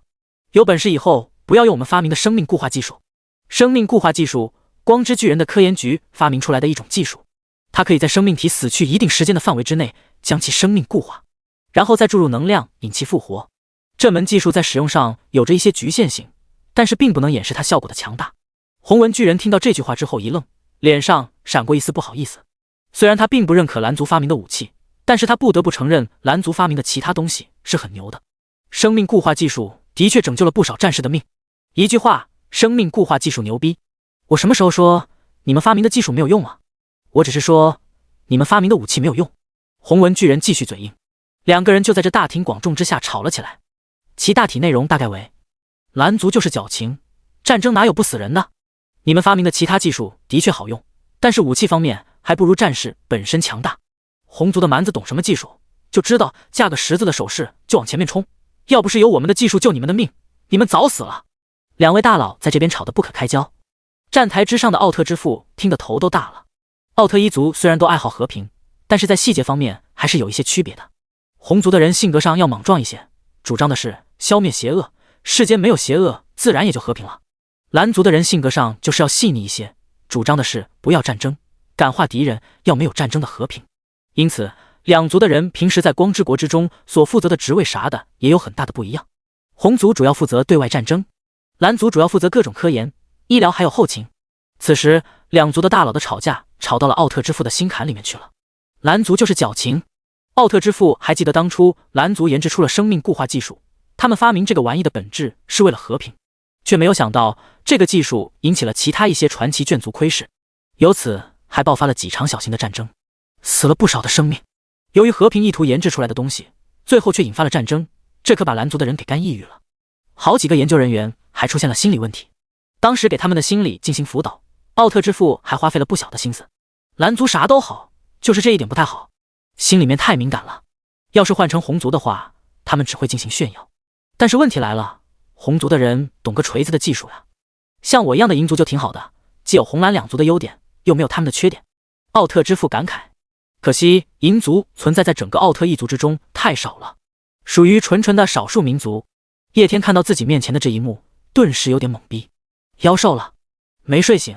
我居然看到两个光之巨人在吵架。在了解了一下光之巨人的两大种族不同的特点之后，叶天差点忍不住笑了出来。看着面前这些熟悉的光之巨人，叶天忍不住有些感慨，这些可是自己童年最深刻的回忆啊。只不过有一点比较可惜，如今光之国的巨人之中并没有族形诸天投影的存在，因此自己记忆之中那些存在的光之巨人都不存在，有的只是趋于光之巨人种族之上衍生出来的新奥特曼。第73章西幻大陆创世神殿。叶天饶有兴趣地看着两位光之巨人在这个看似严肃的会议之上进行争吵。如果是其他的眷族，族内还划分了一个蓝族和红族，然后两大族群的领袖还在这种高级会议上进行争吵的话，那就代表着这个种族的种族矛盾已经达到了一种很深厚的地步。不过光之巨人就不一样了，光之巨人是真正爱好和平的种族，他们自己内部也是和平一片，并没有什么权力之争，也更没有什么党派之争。如果光之巨人都会拉帮结派的话，那就真的有点搞笑了。这两位大佬在这里进行争吵，纯粹只不过是因为他们两个各自看不过眼罢了。这也算是光之巨人都具有的一个特性，在一些事情上面他们能够展示出不同寻常的成熟，但是在一些事情上面又会显得十分的幼稚。最后在奥特之父的调解之下，光之国军事局局长和光之国宇宙科技局局长顺利达成了一致的协定，以自身能力为主，以科技为辅。实际上蓝族发明出来的科技并不差，对大部分的光之巨人都是有作用的。不过能够加入护卫队的那都是什么人？光之巨人里面千里挑一的，基本上实力都是顶级的，所以那些科技对他们才没有太大的作用。但是对于那些基础的光之巨人就不一样了，这些科技对他们的帮助还是很大的，能够增强其总体的实力。实力弱的人要用，实力强的人也要用。实力弱的人能够借助科技武器发挥出更强大的实力。至于实力强的人，你拿个科技武器，好歹能够迷惑一下敌人，一个激光枪扫射过去，破不了防，让敌人瞬间放松警惕性，然后立马把激光枪换成奥特激光。再悄悄地看了一会儿光之巨人，圆了自己童年的梦想之后，叶天就离开了光之国。随后他又跑到幻想大陆的各个角落，分别见识了各种各样的种族，还特地研究了几天纹身的种类。最后在准备离开幻想大陆之前，叶天来到了自己最期待的一个幻想种族的地盘上面——宝可梦。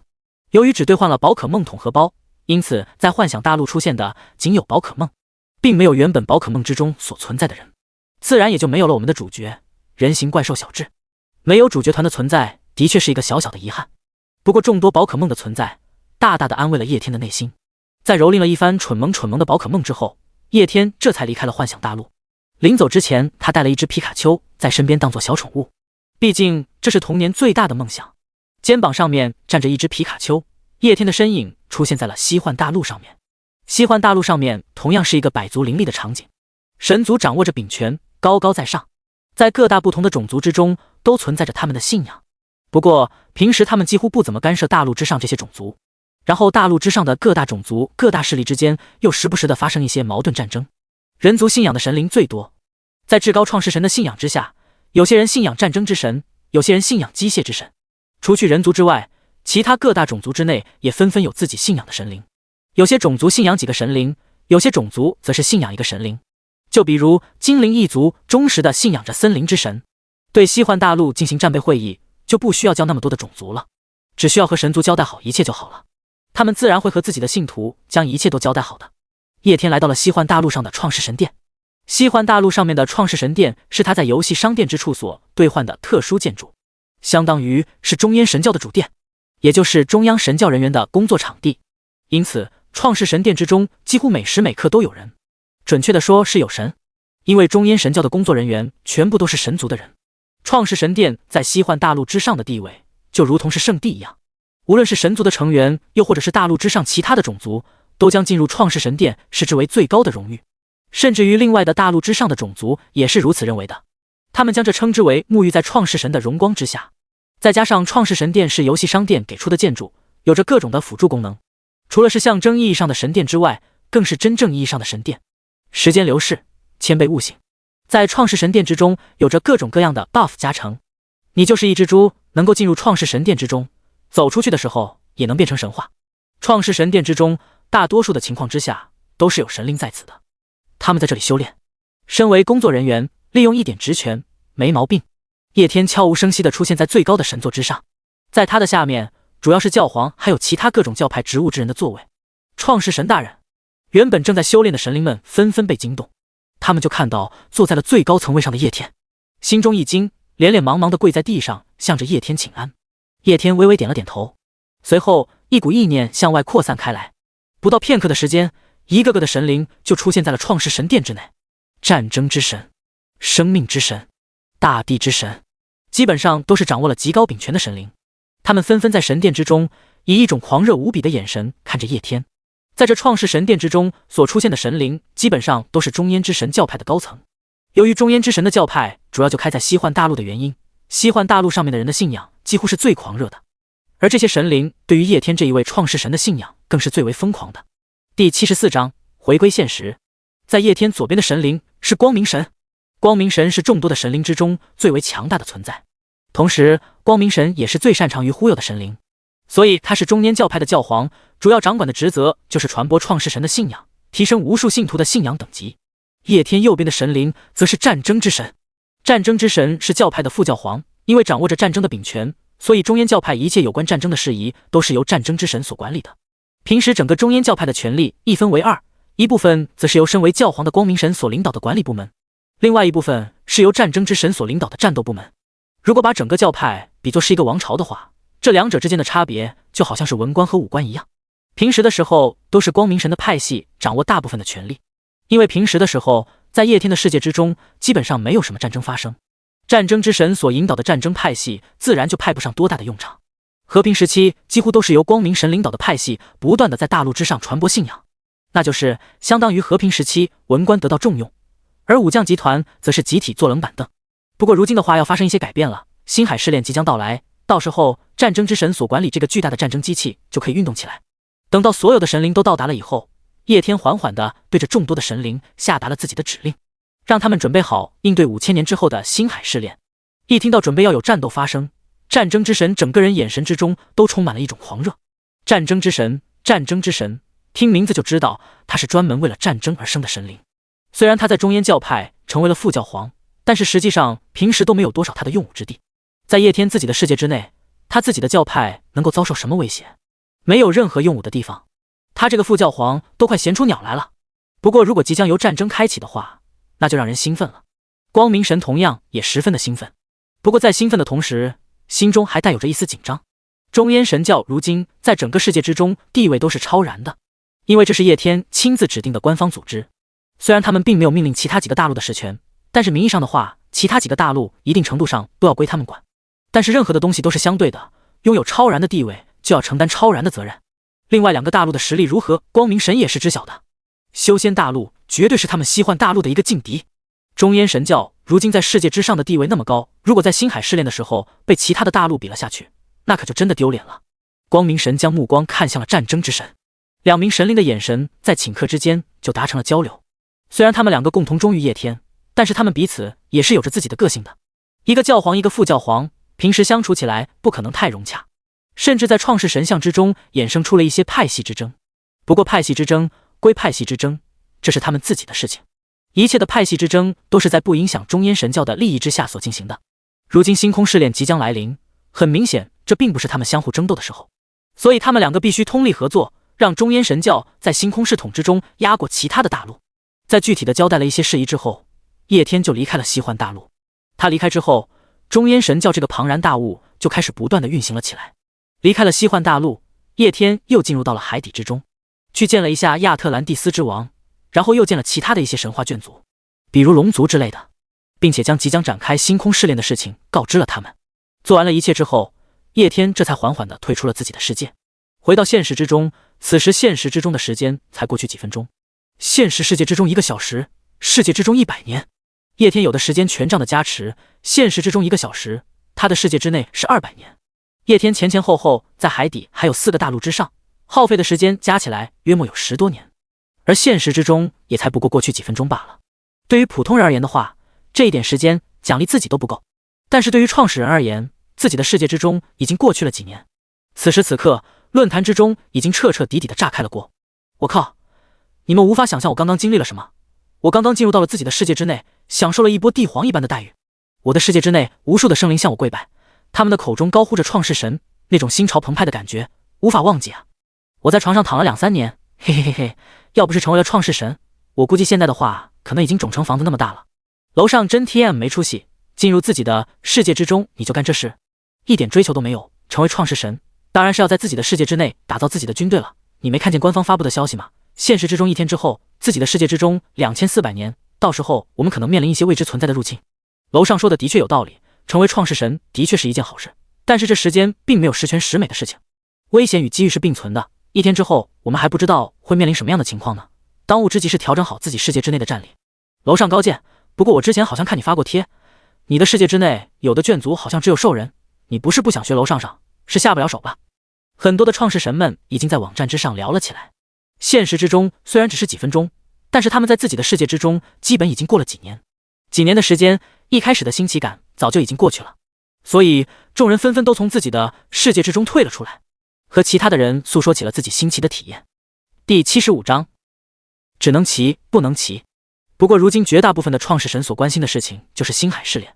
官方所发布的公告之中可是明明确确的说了，等到1天之后，在他们世界之上的屏蔽之力就会被撤去，到时候他们的世界就会暴露在无尽星海之中。无尽星海就是世界彻底成型之时，他们灵魂飞升时所看到的那个庞大无比的星海。无尽星海到底有多大，众人可是都亲眼见证过的。他们的世界在其中就仿佛是尘埃一样，微不足道。星空之中稍微发生一些小的变故，可能都会波及到他们，然后让他们的世界尸骨无存。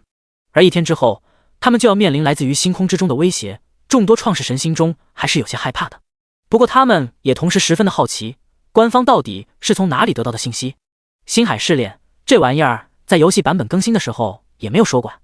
官方是从哪里得知的消息？不过也没有多少的人质疑这个消息的准确性。龙国官方一向是有着公正力的，既然他们敢发布公告，那就意味着肯定存在这件事情。这样一来的话，如今如何抵御星海之中的威胁，就成了众多的创始人所要面临的最大问题。官方对于无尽星海的描述很清楚了，无尽星海之中存在着无数强大无比的星空生物，这些星空生物甚至能够做到以世界为食。除了星空生物之外，还有这无数的破碎世界，这些破碎的世界既是机缘，同时也是天大的威胁。一不小心，自己的世界可能就要被这些破碎的世界吞噬。再者，还有专门狩猎星空之域创世神的堕落与罪恶之神。成为创世神第一，他们想象的要好，但是也没有那么的好，让他们拥有了无限的可能性，但是同时也要面对无尽的危险。大多数的情况之下，星海试炼开启之后，创世神的世界所引来的敌人水平和世界水平是相近的。在自己的世界之内做好防御工事，同时培养好抵御外敌的军队，到时候就能大概率的度过星海试炼，还能从星海试炼之中获得不少的好处。众人看着官方论坛上面所给出的具体内容，纷纷开始做起了准备。越来越多的人从自己的世界出来之后，看着官方的公告，开始做起了战备的准备。有战争，自然就有着需求。这个道理对于创世神而言也是一样的。每个创始人世界之中的情况并不相同，每一个创世神都有着自己的眷族，但是并不代表着所有的创世神都有着能够战斗的眷族。眷族的种类千奇百怪，有很多的眷族基本上都是不善于战斗的，有些是专门辅助的，有些是治疗的，有些是搞后勤的。你总不能指望这些眷族进行正面的战斗吧？没有拥有战斗眷族的那些创世神自然而然的就慌了，手下没有能够拉得出来战斗的人，就算是成为了创世神也肯定要慌。遇事不决，上网摇人。于是就是出现了很多求助的帖子。救命啊，我可能要凉了，我手上只有2个眷族，一个眷族是魅魔，这是我唯一氪的一次金买的，另外一个眷族是系统送的自然进化出来的一种眷族，能够生产一种土系的宝贝，这种宝贝可以凝聚成地形卡。2个眷族基本上都没有掌握什么太强大的战斗力，到时候我拿什么来阻挡星空之中的威胁？一个玩家率先发出了自己求助的帖子。这个玩家玩的时间也并不算太长，世界等级才提升到了2级。他的世界之内自行产生了一种叫做食人的眷族。食人种族并没有多大的战斗力，但是他们却能够产生一种叫做食灵的东西。这个玩意儿本来这个创世神不知道它有什么用，不过在世界反馈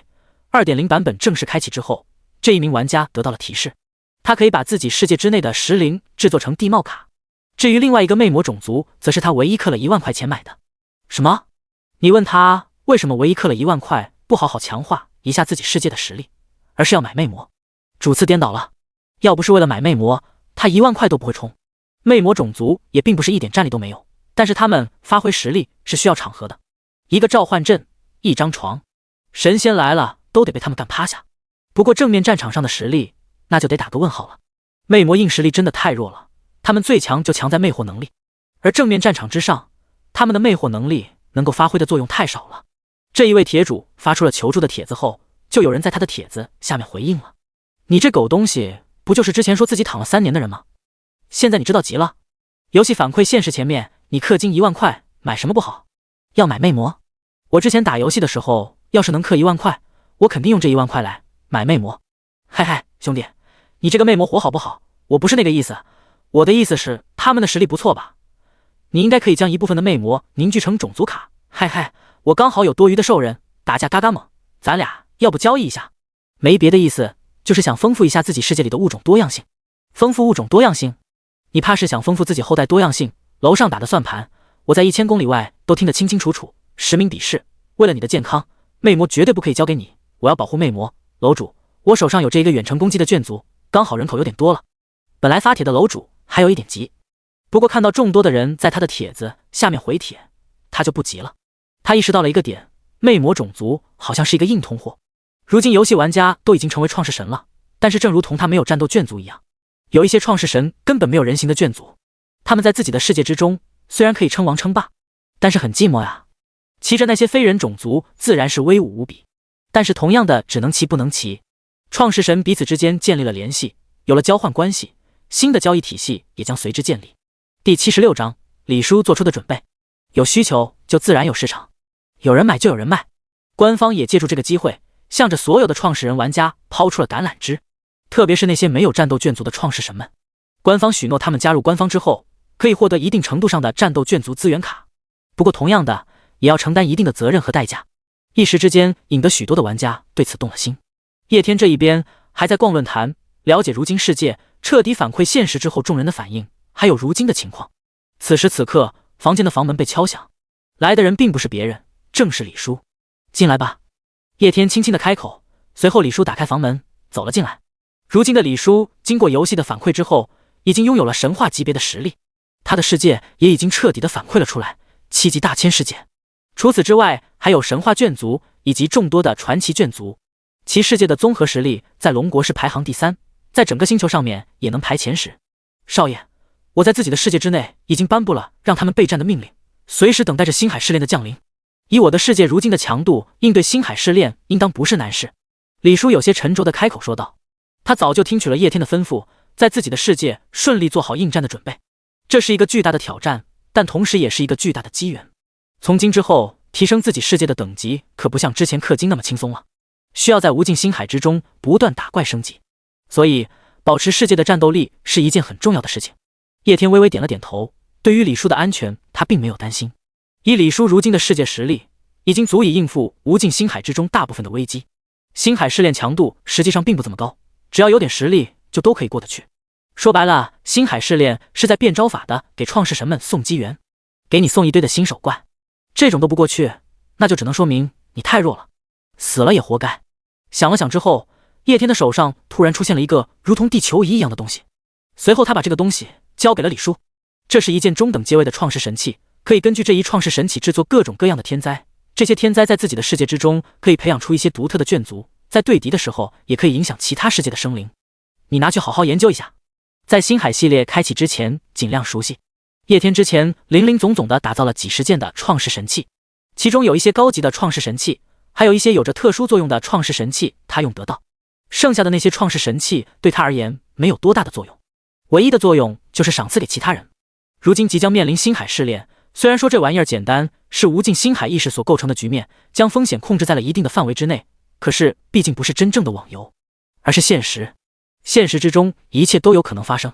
倒霉一点的话，没有遇上新手怪，直接遇上 BOSS 怪也是有可能的。所以赏赐给李叔一件创世神器也好增强他的抵御，不过更多的就不能给了。如今自己决定要成为叶家之主，有些制度就需要讲。成立一个组织，最重要的就是赏罚分明。李叔跟自己干了那么久，忠心耿耿，肯定是需要赏的。自己给了他10个亿，并且让他在游戏之中氪金成为了上位神，这是对他上辈子对自己忠心的奖励。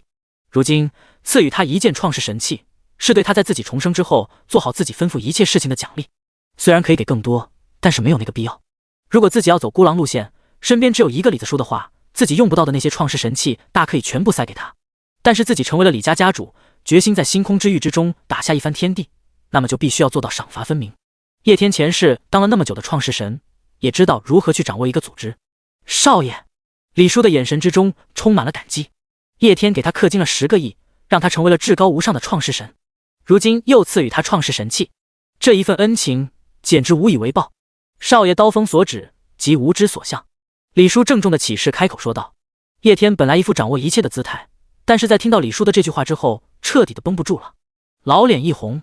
太 TMD 尴尬了。他实在无法想象李叔平时那么严肃的一个人，嘴里面会说出这么中二的话。李叔，你这话到底是从哪里学的？太尴尬了，以后不要再说了。李叔一顿，难道是少爷不喜欢这句话？不对啊，当初少爷打其他游戏的时候就喜欢喊这句话，喊得贼欢了。跟您学的，你以前很喜欢这句话的。李叔一直以来都是一个实诚人，有什么就说什么。他就是想起叶天以前打游戏喊这句话喊得贼欢，所以才会用这句话来宣布自己的忠心。否则要是以他自己的话来说的话，那他肯定是要说，是主仆，你要我砍谁我就去砍谁，这才是他的风格。没想到少爷现在长大了，曾经的爱好都变了。听到了李叔的话，叶天一时之间感觉有些无语。仔细一回忆，自己穿越之前好像的确做过一些中二的事，不过那个时候年纪还小。没想到如今成为了创世神，李叔还记得，一失足成千古恨呀，至高创世神一辈子的黑历史呀。摇了摇头，将这些乱七八糟的想法甩出了脑海。叶天看着李叔缓缓开口，准备一下，我们前去叶家。第77章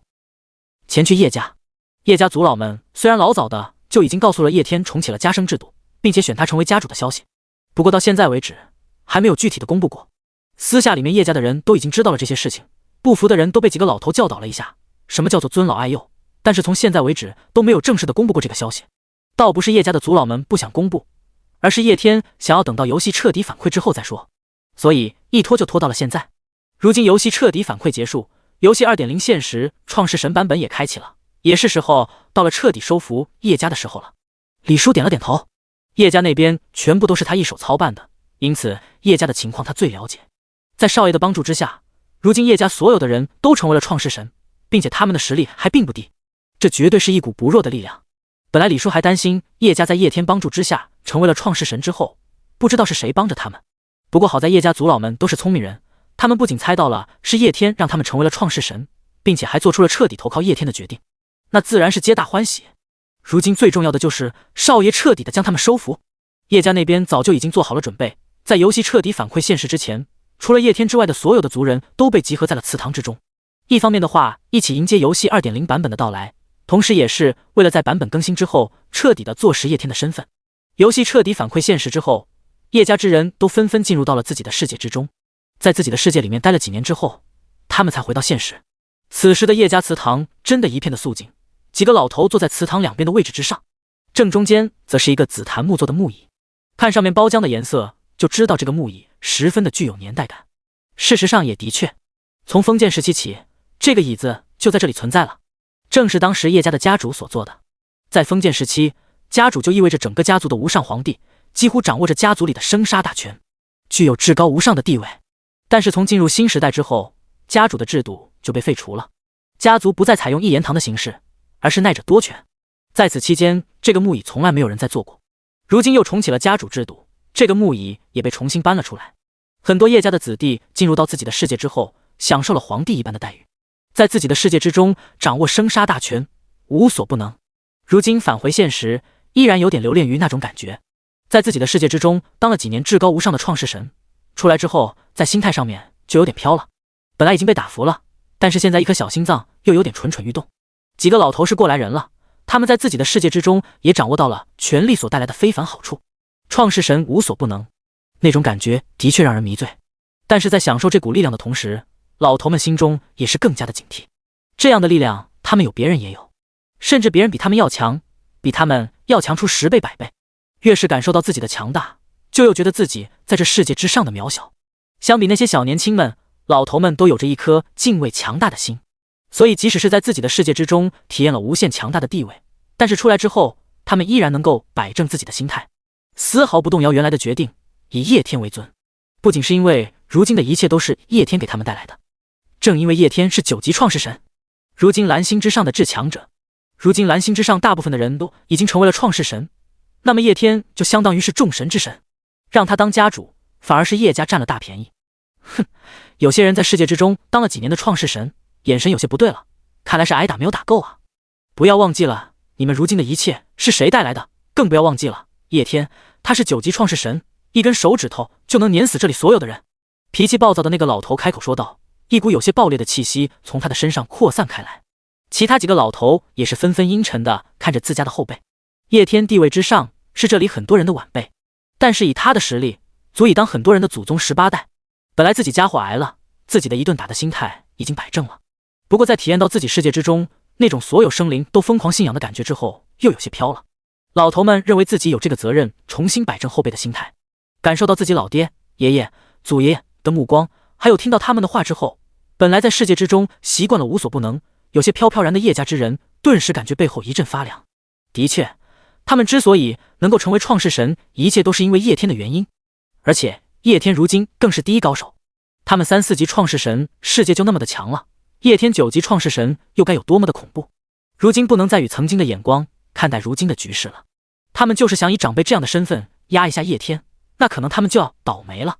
一时间，那些心态飘了的人又重新的沉稳了下来，恭恭敬敬的等待着叶天的到来。第78章，打造星空财团的想法。叶天只不过是一个念头就到了叶家的祠堂之内，李叔紧紧地跟在他的旁边。叶天没有丝毫的客气，坐在了叶家的老头们专门为他准备的那一把椅子上面。李叔如同是一位专业的保镖一样站在他的旁边，面对着突然出现的叶天，这老头倒是没有多大的意外，不过其他的人倒是吓了一跳。叶天以审视的目光扫视着祠堂之内的叶家众人。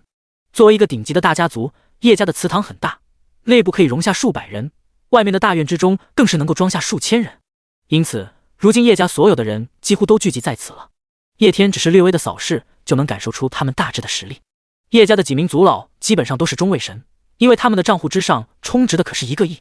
除了几名族老之外，还有其他的一些人账户之上充值的也是1个亿，都是一些在血脉关系上和叶天比较亲近的，又或者是平时的相处比较好的，水平同样也是属于中位神，基本上都有着传奇级别的战斗眷族，还有着其他的一些眷族，综合实力在中位神这个档次也能算是不错。感受着叶天的审视，叶家的人内心深处无端的升起了一股敬畏。叶天这个年轻人身份上虽然是这里很多人的晚辈，但是如今他的实力是顶级的9级创世神，9级创世神的实力天然的就对他们这些低级的创世神有着一种压制。汇报一下如今叶家整体的情况吧。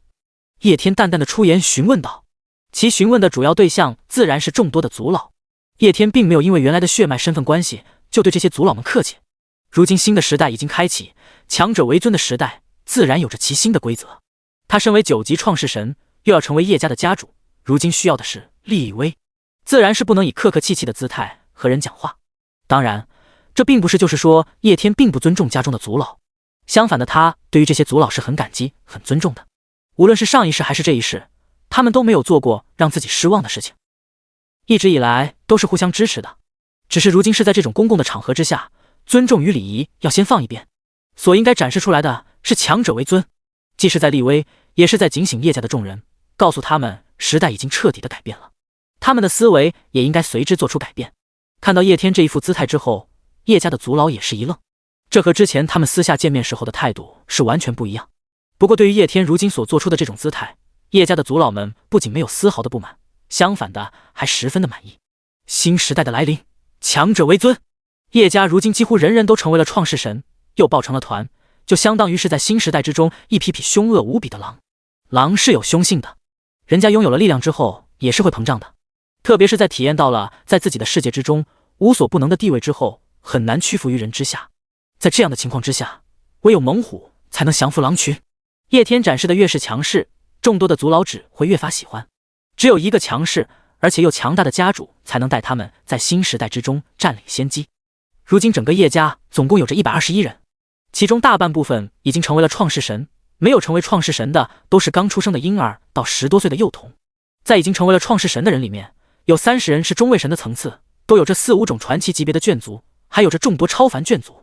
剩下的有50多人是下位神，这个层次的人实力参差不齐，有些人实力属于下位神的顶端，有些人实力则是稍微低了一些，不过基本上也拥有自己的超凡眷族。族老之中年纪最大的那个人开口说道，他是一群族老之中的老大，甚至是见证了叶家从民国时期走到新时期，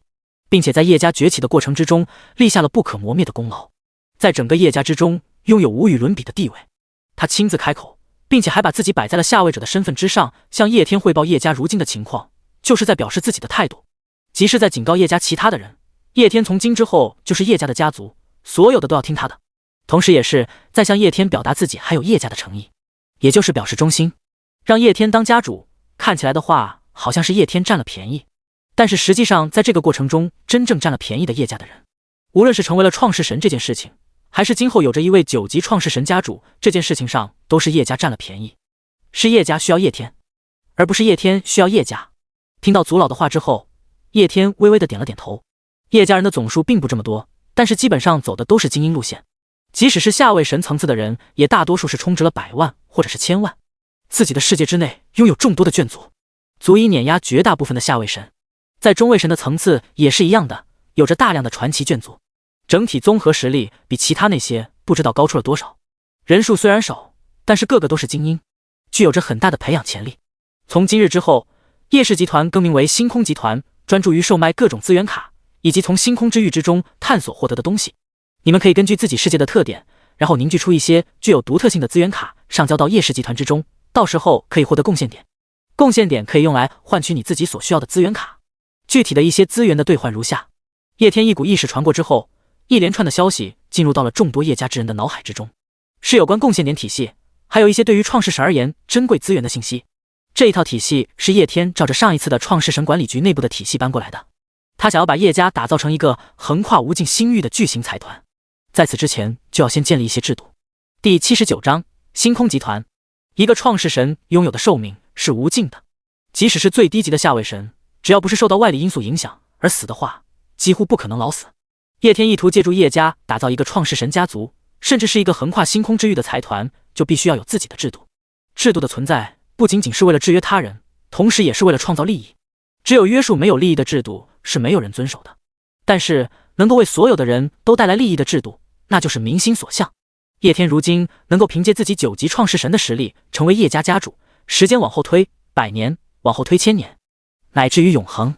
叶天都有信心继续凭借自己的实力担任叶家的家主。可是想要成为一个永恒组织的领袖的话，光有实力是不够的。如今所有叶家的人都成了他的恩，叶家的那些族老都对他无比的忠诚。可是人心是会变的，如果没有足够的利益能够牵扯到所有的人的话，今后叶家族老也会有改变想法的一天。所以建立能够给所有的人都带来利益的秩序是最重要的。叶天预计打造2个秩序，一个秩序应用于星空集团，主要就是进行人才投资还有资源交易。成立星空集团，然后可以不断的搜罗民间那些有能力有实力的创世神们加入其中。今后就是全民创世的时代，即使是那些在以后觉醒为创世神的人，只要其天赋够强的话，星空集团都可以对其进行一定的投资，等他强大之后再反馈星空集团。这样一来的话，星空集团的规模就会越来越大，甚至还可以邀请星空之域之中的一些种族也加入，将星空集团打造成为横跨整个星空之域的大势力，然后再以第2套秩序狠狠地将星空集团的核心掌握在自己的手中，也就是叶家。在叶天的构想之中的话，星空集团就相当于是上市公司，允许其他的势力人加入其中，然后对其进行投资，这样的话他就能迅速的壮大。而叶家就是上市公司的最核心，叶天仅需要将叶家掌握在自己手里面即可。星空集团之中一切的资源都使用信仰之力进行交易，而叶家的内部的资源交易则是使用贡献点的体制。前者交易那些创世神们都能够使用的普通资源，后者的话专门交易一些更加珍贵的创世资源。简单的说，一些珍贵的东西只有贡献点才能兑换。这样一来的话，叶家的人做事的时候也就会尽心尽力。其他一些天赋强大的创世神如果想要获取这些珍贵的资源的话，那也就只有一个选择，那就是加入叶家，包括但又不限于入赘、签订契约。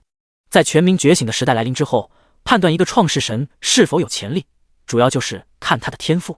天赋越强大的人，他能够走的就越远。叶天前世的时候，就有人是在 2.0 版本之后通过觉醒成为创世神，并且觉醒的第一个天赋就是红色级别的天赋。凭借红色级别的天赋，他的世界等级很快就提升了。之后连续觉醒的几个天赋都是比较高的，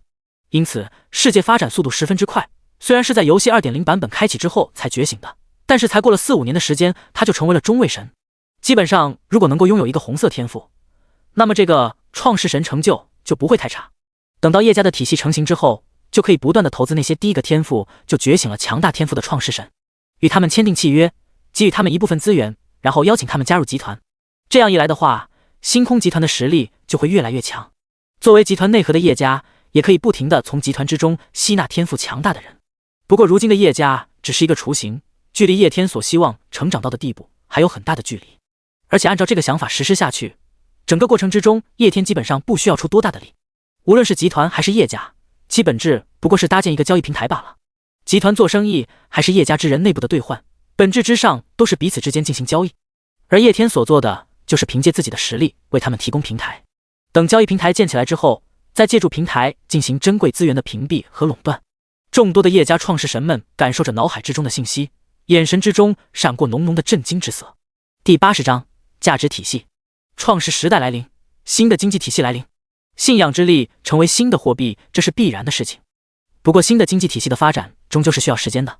需要人们不断的进行磨合。不同东西有着不同的价值，有些东西在某些人看来很珍贵，在另外的人看来又像一坨屎。这就导致如今虽然创世神们彼此之间已经进行了交易，但是都是进行的以物易物的交易。有些人可能拿着十分珍贵的东西，然后我换取了一般般的东西。资源卡、眷族卡，不同资源的价值差异，不同眷族的价值差异，这些如今都没有一个准确的体系。只有经历漫长时间的发展之后，人们才能明白过来这些东西的价值。然后为其明码标价。每个东西都有了自己的明确的价格之后，一个经济体系才能算是彻底成型。在叶天前世的时候，有关于创世神经济体系的形成，那也是在游戏反馈现实后好几年。现在人们手里面都捏着东西，捏着自己世界的特产，却不知道这些东西的是否珍贵，价值几何，这就导致他们只能凭感觉进行交易。但是叶天如今直接在众多叶家人的脑海之中灌输了前世那已经成型了的经济体系，一下子就让叶家的人对如今的世界资源价值有了一个明确的了解。他们怎么能不震惊？叶家的族老很激动。别看叶天给他们灌输的只是一份简单的价值表，但是凭借这东西，他们星空集团能够迅速地建立起一个新的经济体系。到时候可以以这个新的经济体系为平台，吸引无数的创世神玩家进行交易。这样一来的话，叶家就可以从中获取无数的利益。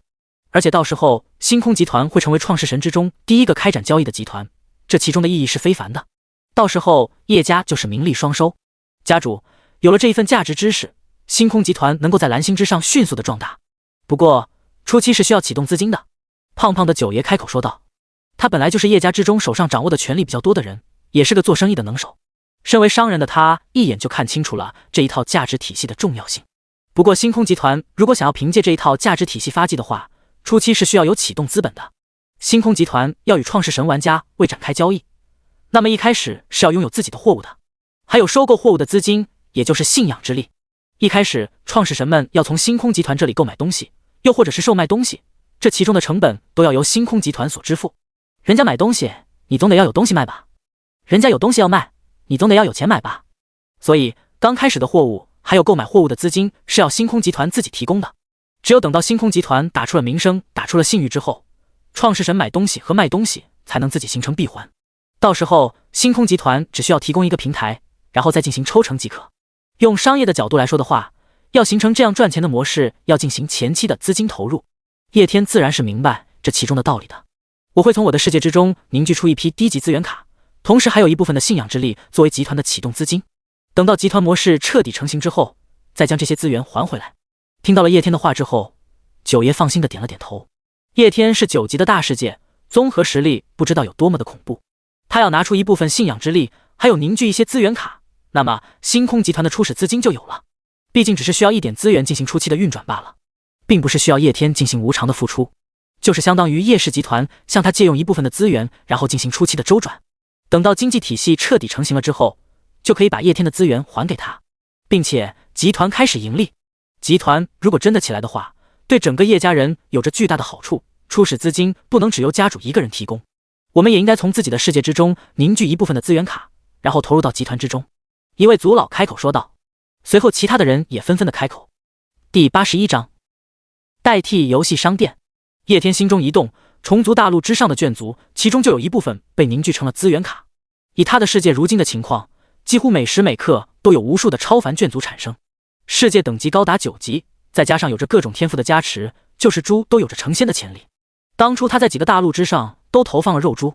如今这些肉猪之中也进化出了十分强大的品种，甚至有着传奇眷族的存在。就是一头猪在那么好的修炼环境之下都会变得这么强，就更不要说其他的生灵了。用小说之中的话说，就是他的世界能量等级太高，能量资源无时无刻都不在滋补的那些生命体，在高级能量的滋补之下，任何生命体都有着进化的可能。所以他的世界之中一切的生命体几乎都成为了超凡。如今超凡级别的眷族遍地都是，特别是在虫族大陆上面，本来由于没有虫族生物自行繁衍，如今在混沌能量的滋养还有其他天赋的加持之下，产生了无数的超凡眷族，还有传奇眷族。虽然现在虫族大陆已经有了虫族，但是虫族才刚开始发育，还影响不到这些生命体，刚好可以拿他们之中的一部分凝聚成资源卡。至于信仰之力，那就更不用说了，自己的信仰之力都快爆了。自己信仰之力方面加持的天赋有很多，世界生灵的基数又那么多，一个普通的眷族给他所提供的信仰之力，甚至都比一个下位神世界之内的生灵给他提供的信仰之力还要多。叶天可以毫不夸张地说上一句话，整个蓝星所有的创世神信仰之力加起来都比不上他的，这就是氪金大佬的魅力。很快的，叶天还有叶家其他的人就敲定了一些事情，几乎决定了今后叶家所要发展的道路。所以叶天又提醒了一下叶家的人，要准备好应对星海试炼。随后他才离开叶家。离开叶家的时候，他把李叔留了下来，让李叔和叶家的人进行具体的交接，还有计划。他凝聚出来的资源卡还有信仰之力交给了李叔。叶家人的动作很快，在敲定了具体的相关事宜之后，星空集团就立马成立了。很快的在叶家原来各种产业的渠道之上展开了宣传，公开售卖各种各样的创世神资源，以信仰之力作为货币，同时还回收各种各样的资源。消息一出之后，整个龙国的人都炸了，心中纷纷在猜测这星空集团到底是何方神圣。如今这个时期，绝大多数人都在处于懵逼之中，很多人都还搞不清楚情况呢。星空集团就已经开始贩卖各种各样的创世神资源了，这个多多少少有点夸张了吧？肯定有内幕啊！不仅仅是众多的创世神玩家被惊动了，创世神管理局也被惊动了。如今游戏 2.0 版本才刚刚开启，他们官方都是一头雾水的，居然就有公司开始进行各种创世神资源的贩卖了。惊讶之下，创世神管理局迅速的展开了调查，然后就发现星空集团背后不是别人，正是叶家。叶家背后站的是哪一位大神，他们还能不知道吗？那一位疑似有着未卜先知能力的大神。惹不起，只能舔。惹不起归惹不起，创世神管理局还是迅速的对星空集团所贩卖的资源还有其价格进行了了解，然后迅速的通知了一堆的经济学大师，让他们对这些资源还有如今创世神管理局所掌握的资料进行分析其价格的合理性。经过分析之后，经济学专家得出了一个合理的结论，创世神管理局瞬间就惊了。随后他们就意识到了星际集团所展示出来的价值体系的重要性。夸不夸张的说说，这一套价值体系能够让蓝星上面新的价值体系提前好几年建立，一个完善的经济体系能够更加有利于蓝星秩序的稳定。创世神管理局内部也根据星空集团所给出的资源价值体系，迅速的对内部的资源价值进行了整改。这样一来，也就避免了很多内部的人员进行资源交换的矛盾。那些创世神玩家在发现了星空集团之后，迅速的查看起了星空集团的内部资源。在这种敏感的时期，出现了星空集团这样一个能够进行物资交换的地方，其重要性不言而喻。游戏 2.0 版本开启。游戏 2.0 版本开启，在现实中，本来游戏里面有的很多东西现在都没有了，最重要的东西就是游戏商店。2.0 版本开启之后，现实中压根就没有游戏商店的存在。星空集团的出现毫无疑问代替了游戏商店，由此可想而知星空集团的火爆程度。第82章虫族就应该是这样子的了。星空集团那边的事情有了安排之后，叶天就没有再去管，他相信叶家的人还有李叔不会让他失望的。回到自己的住所之后，他就静静的等待星空试炼的到来，直到临近晚上的时候，他才重新进入自己的世界之中。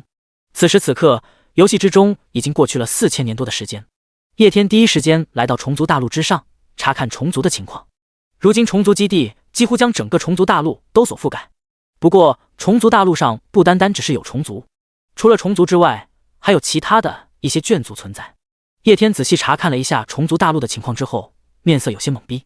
如今虫族的发展情况有点超出了他的预料。由于上一次自己离开之前，给虫族的人下达了可持续发展的政策，所以自己世界之中的虫族发展出现了一些偏差。叶天原来构想之中的虫族，宇宙天灾，无限暴冰，横推一切，所过之处寸草不生。如今自己世界之中的虫族发展，同化，可持续发展。他们将其他的眷族圈养了起来，不是把他们当成牲畜圈养，而是把他们当成了劳动力圈养，让他们进行各种各样的种植养殖的活动，再通过其生产不断的供应虫族。虫族征服整个大陆的过程如下：虫族大陆上的眷族刚刚发现存在虫族之后，卑鄙的虫族居然入侵我们的地盘，要抢占我们的资源。虫族基地，我给你发老婆，让你永生。其他的眷族懵逼，虫族太君请往里面请，我知道一条小道可以直通我族后方。虫族基地，从今之后整个大陆上所有的眷族就都被我们统治了。在我们的统治之下，你们每天都要工作8个小时，一天只提供3顿饭，然后加牛奶，午休只有1个小时，周末只有2天的时间调休，最重要的是1年才给你们发2次奖金，1个星期也只有1次心理辅导。我会奴役死你们。其他的眷族欢迎虫族。叶天看着自己的世界之中和其他的眷族和谐相处的虫族，属实是有点懵逼。这么个奴役法，这么一个侵略世界法，属实让自己有点措手不及。看着那些被奴役的眷族脸上洋溢着的幸福的笑容，叶天一时之间也只能感慨事态变迁。身形一闪，然后他就到了如今虫族领袖的面前。如今虫族领袖是从众多的虫族女皇之中所脱颖而出的一位虫族，拥有9阶创世神最顶峰的实力，模样上面多多少少有点狰狞，各种各样奇奇怪怪的器官都长在他的身上。虫族领袖在看到叶天出现在自己面前之后，身体突然的发生了一阵的蠕动，然后化作了一个中年女性的人族样貌，随后跪在了叶天的面前。不过他周身被一种特殊的壳质盔甲覆盖。创世神大人，你就是如今虫族的领袖？叶天看着自己面前的虫族领袖，有些好奇。借助创世神的柄权，叶天很轻易的就知道了，如今虫族发展的变化，大部分都是由这一位虫族领袖所带来的。该说不说，这个虫族领袖多少有点秀了。是的，创世神大人。虫族领袖的面色十分的恭敬。不错不错，你能把虫族发展成这个样子，是我都没有想到的。叶天由衷的感叹道。本来他以为虫族就只知道暴兵，然后破坏，没想到这其中居然出了一个真正领会了可持续发展的家伙。还有这种其他的方式奴役其他的眷族，让其他的眷族给虫族打工。感谢创世神的赞誉。得到了叶天的夸奖之后，虫族领袖的脸上闪过兴奋的神色。随后虫族领袖又继续兴奋的开口：创世神大人，如今亿万虫族已准备就绪，随时可以为您抵御外敌。叶天微微点了点头，他心念一动之下，自己的整个世界之中突然出现了众多的光屏，屏幕上面一行的字突然浮现：中烟世界第一次阅兵大会正式开启。突然出现的光幕引得4个大陆之上的生灵纷纷震惊。一开始他们还以为是遇上了什么事情，不过仔细一感知之后，才发现这原来是创世神大人的手笔。随后各大世界的领袖们就想起了叶天之前所说过的战前阅兵，向其他3个大陆的生灵展示自己大陆的强大。如今时间已经到来了吗？各大世界的无上强者们看着光幕上的神情，都闪过了一丝激动和好奇。除了虫族大陆之外，其他3个大陆彼此之间都有交流，彼此对彼此的修行体系都有一个了解。不过对于虫族就没有多大的了解了，唯一的了解就是创世神让他们给虫族送去了很多的尸体。如今另外3个大陆的人对于虫族大陆可是好奇的很，而且他们自身也是很激动的。4个大陆都要大阅兵，到时候他们就可以向其他的大陆展示他们的强大。光幕上面叶天的身影突然出现，随着他一同出现的是虫族领袖。叶天身形飞了起来，来到了虫族基地外面的天空之中。随后他的目光直视着整片虫族大陆，随后他又将目光放到了虫族领袖的身上。那么接下来就向整个世界彰显你们虫族的强大吧。第83章，虫族的实力，3个大陆的震惊。叶天的话音落下，虫族领袖的眼神之中就闪过了一丝激动，他整个人发出了一声嘶鸣，然后人形的外壳在这一瞬间被撕裂开来，整个人瞬间就体型暴增了数百倍，变成了一个各种基因融合的巨型怪物，残暴狰狞，但是又有一种别样的美感。浑身包裹着一层暗黑色如同金属一样的外壳，这看似普普通通的外壳是融合了数十种神话眷族鳞甲基因而成的，拥有着神话9阶几乎无法打破的恐怖防御力。虫族领袖虽然是虫族女皇，但是她早就已经将生殖的全能交给了虫族基地，而将自身改造成了一个融合了无数强大生物基因的战争机器。随着虫族领袖发出了一声嘶鸣之后，所有的虫族基地仿佛是接收到了某种命令，随后无数虫族嘶鸣的声音响起，无数的虫族基地拔地而起，化身成为一个个巨大无比的战争机器。一个个虫族的卵被它生产了出来，下一刻这些卵就破壳而出，各种各样奇形怪状的虫族从其中钻了出来。对天发出了一声嘶鸣，然后其基因迅速的发生了升华，无数的天地灵气向着他们席卷而去。不到片刻的时间，一个个神话级别的虫族就成型了。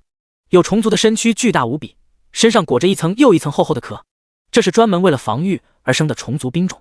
也有虫族脑袋很大，然后四肢略微的渺小，这种虫族又叫做脑虫，拥有着强大的精神控制能力。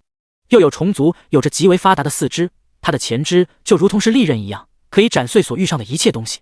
这是如同刺客一样的流光虫。其他的眷族各自有着自己各自的特点所在，虫族同样有着自己的特点所在。所有的虫族都有着一个特点，那就是为了战争而生，他们身上所有的基因都是专门为了战争所准备的。除了这些之外，所有的虫族身上都安装了生物科技，他们的口腔又或者是其他的一些部位经过了特殊改造，具有着一些特殊眷族的能力，比如能够发射死亡之光，直射魔眼。本来的话，虫族大陆上面虫族的数量都是不怎么多的，由于叶天所说的话的原因，虫族领袖一直在抑制虫族数量，但是这一刻战争即将来临，再也不需要对其进行抑制，所以虫族的真正恐怖之处也展示出来了。无限暴兵，有着足够的能量，还有优秀的基因，即使是神话级别的虫族也可以无限的生产，甚至是把它们当成炮灰。如今仅不过片刻的时间，所产生的虫族的数量就已经超过了1万。整个虫族大陆之上，密密麻麻的都是虫族的身影。看到光幕之中所出现的那些形态各异又狰狞无比的虫族，另外3个大陆上的人吃惊了。那么多恐怖无比的虫族，大部分都是神话级别，还有传奇级别的。而且这些神话级别，甚至是传奇级别的虫族，不过是刚刚才诞生的，实在是太恐怖了。而且这些虫族基本上实力都并不弱，在加在了优秀的生物基因之后，他们身上还有着生物机械的存在，可以说个个都是精英模板。在这些虫族刚刚诞生的时候，局面还有一些混乱，但是等到他们都成长起来了之后，突然一下子就变得有序了起来。虫族皇后指挥脑虫，脑虫再用他恐怖无比的精神力支配各种各样的虫族，甚至还排出了一些阵容，那些皮糙肉厚专门为了扛伤而产生的虫族在最前面，然后紧接着其后是一些远程输出的虫族。每一个虫族基地所培养出来的虫族就如同是一个独立的军团一样，但是这些独立的军团彼此之间又构成了一个整体。这第4个大陆居然只有一个眷族虫族，这虫族居然如此的恐怖，无限暴兵，个体的实力还不弱，怪不得能够独占一个大陆。其他3个大陆之中，有关于虫族的讨论声响起。第4个大陆之上，差不多只有虫族这一点之前他们就已经知道了，毕竟彼此之间有了接触，只是这虫族具体有着什么样的特征，他们倒不是很了解。如今通过这个光幕，他们算是了解到了虫族的强大。如果真的要形容的话，那么只能说这种族就是专门为了战斗而生的种族。仅从如今的画面上来看的话，虫族的整体实力和其他的3个种族也就不分众薄。可是不要忽略的一点是，这些虫族是随时随地可以无限产生的，只要有着能量还有资源。简单的说就是虫族的命可以不当命。但是另外3个大陆可不一样，另外3个大陆上面的强者都是经过漫长的时间修炼来的，挂了也就挂了。如今4个大陆纸面实力虽然都相差不大，但是如果这个时候面临一场艰难的战争，战争结束之后，另外3个大陆肯定避免不了伤亡，实力会受到一定的损失，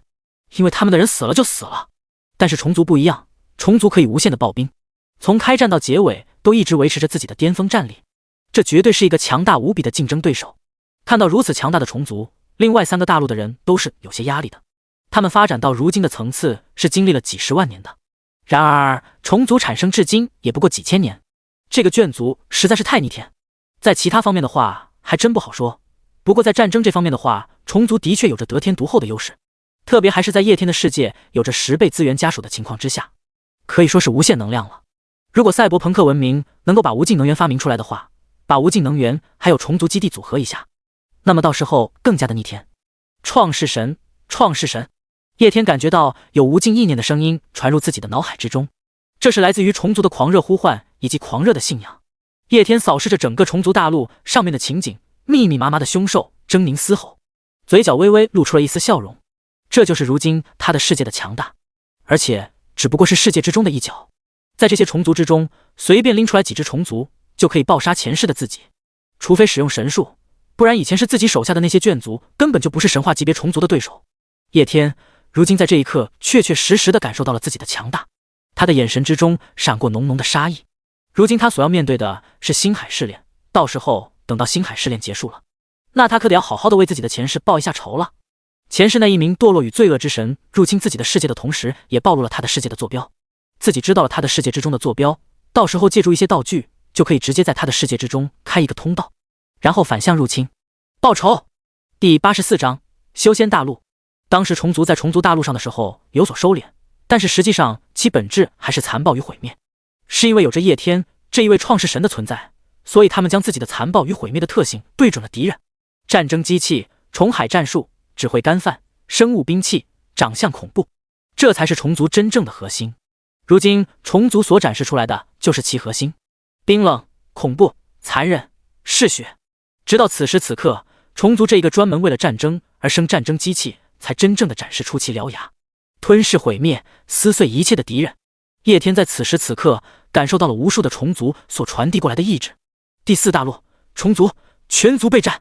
照映着整个世界的光幕之上，肆无忌惮地展示着虫族的强大。其他3个大陆之上的强者在感叹虫族强大的同时，心中也燃起了浓浓的战意。虫族这个专门为战争而生的种族的确强大恐怖，可是他们也不弱，他们有着传承了千万年的修行体系，有着自己的文明，有着自己的武器。虫族固然强大，但是在面对星海试炼之时，绝对不会仅仅是虫族的独秀。叶天在虫族之上进行了阅兵之后，他他就离开了虫族，然后来到了修仙大陆之上。此时此刻，修仙大陆之上的修士早就已经做好了万全的准备。中域、东域、南域、北域、西域，5大修仙地域上的人族修士还有妖兽在，此时此刻都已经做好了准备。有的是以宗门的形式，有的是以皇朝的形式。小宗门被大宗门领导，大宗门被圣地领导，王朝被皇朝领导，皇朝被帝朝领导，以这样的方式形成了一支强大无比的军队。这些修仙大军之中，实力最弱的也是传奇级别的存在，超凡级别甚至连入伍的资格都没有。整个修仙大陆之上，密密麻麻的都是人，还有无数的法宝非洲。一艘艘巨大无比的法宝非洲在天空之上漂浮着，这些法宝非洲每一个上面都透露着一份沧桑的气息。这些法宝非洲上面铭刻着无数强大无比的阵法，除此之外还搭载着许多的仙气。密密麻麻的修士簇拥在这些法宝非洲的旁边，一股股强大无比的气息从这些修士的身上迸发出来。修士之间彼此不同的位置，不同的灵根，再加上不同的实力，隐隐约约构筑成了各种各样的大阵。每一个修士身上都有着强大无比的法宝。修仙体系作为最传统的修行体系之一，其强大之处不言而喻。除去那些各种各样强大无比诡异莫测的功法之外，修行体系之中还有着众多其他的传承，比如炼气炼丹、阵法符咒。一个修士的实力不仅仅取决于其修为境界，还要看他的法宝秘术、丹药符阵。如今这些各个方面在这修仙大军之中就完全体现了出来。除了修仙大军之外，还有着另外一个妖兽大军的存在。各种种族的强大妖兽全部排列在阵，他们的身上透露着一股股强大的气息。不同于修仙人族有那么多的花里胡哨的东西，妖兽有的仅有其恐怖无比的身躯，庞大的身躯赋予了它强大的力量，坚硬的外壳给予了它防御力，一双利爪足以撕碎一切的东西。他们不需要其他任何的武器，他们自身就是最强大的武器。无数妖兽汇聚，冲天的煞气几乎仿佛要毁灭一切一样。不知道的人看到这一幅情景，还以为是要掀起什么灭世受潮。整个修仙大陆越是靠近中间的位置，就越发的恐怖。叶天离开了虫族之后，直接来到了修仙大陆的最中心。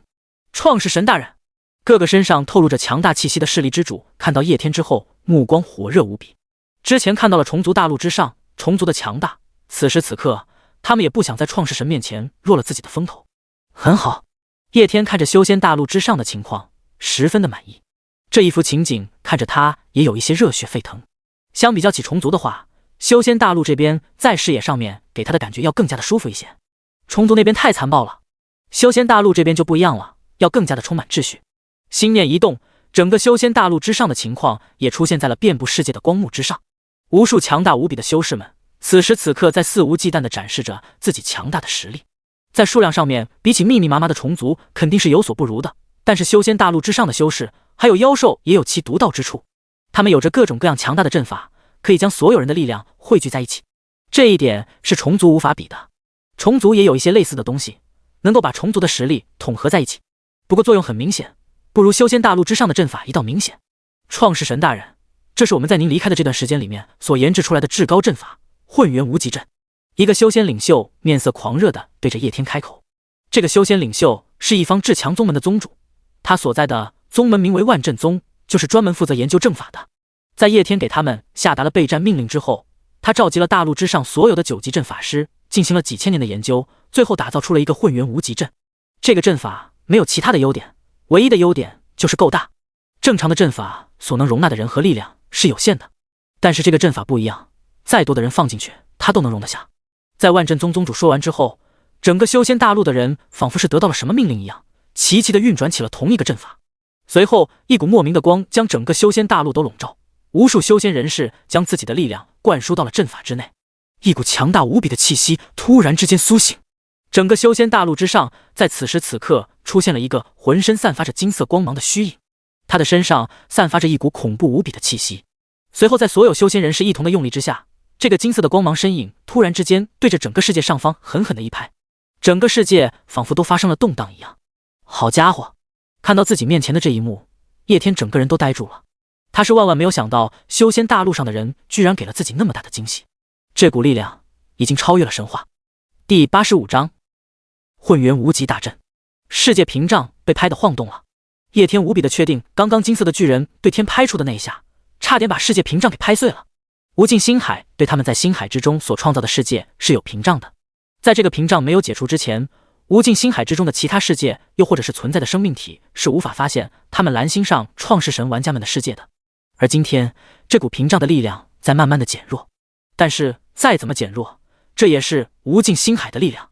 而刚刚修仙大陆使用阵法召唤出来的金色巨人，一拍居然把这屏障都差点拍碎了。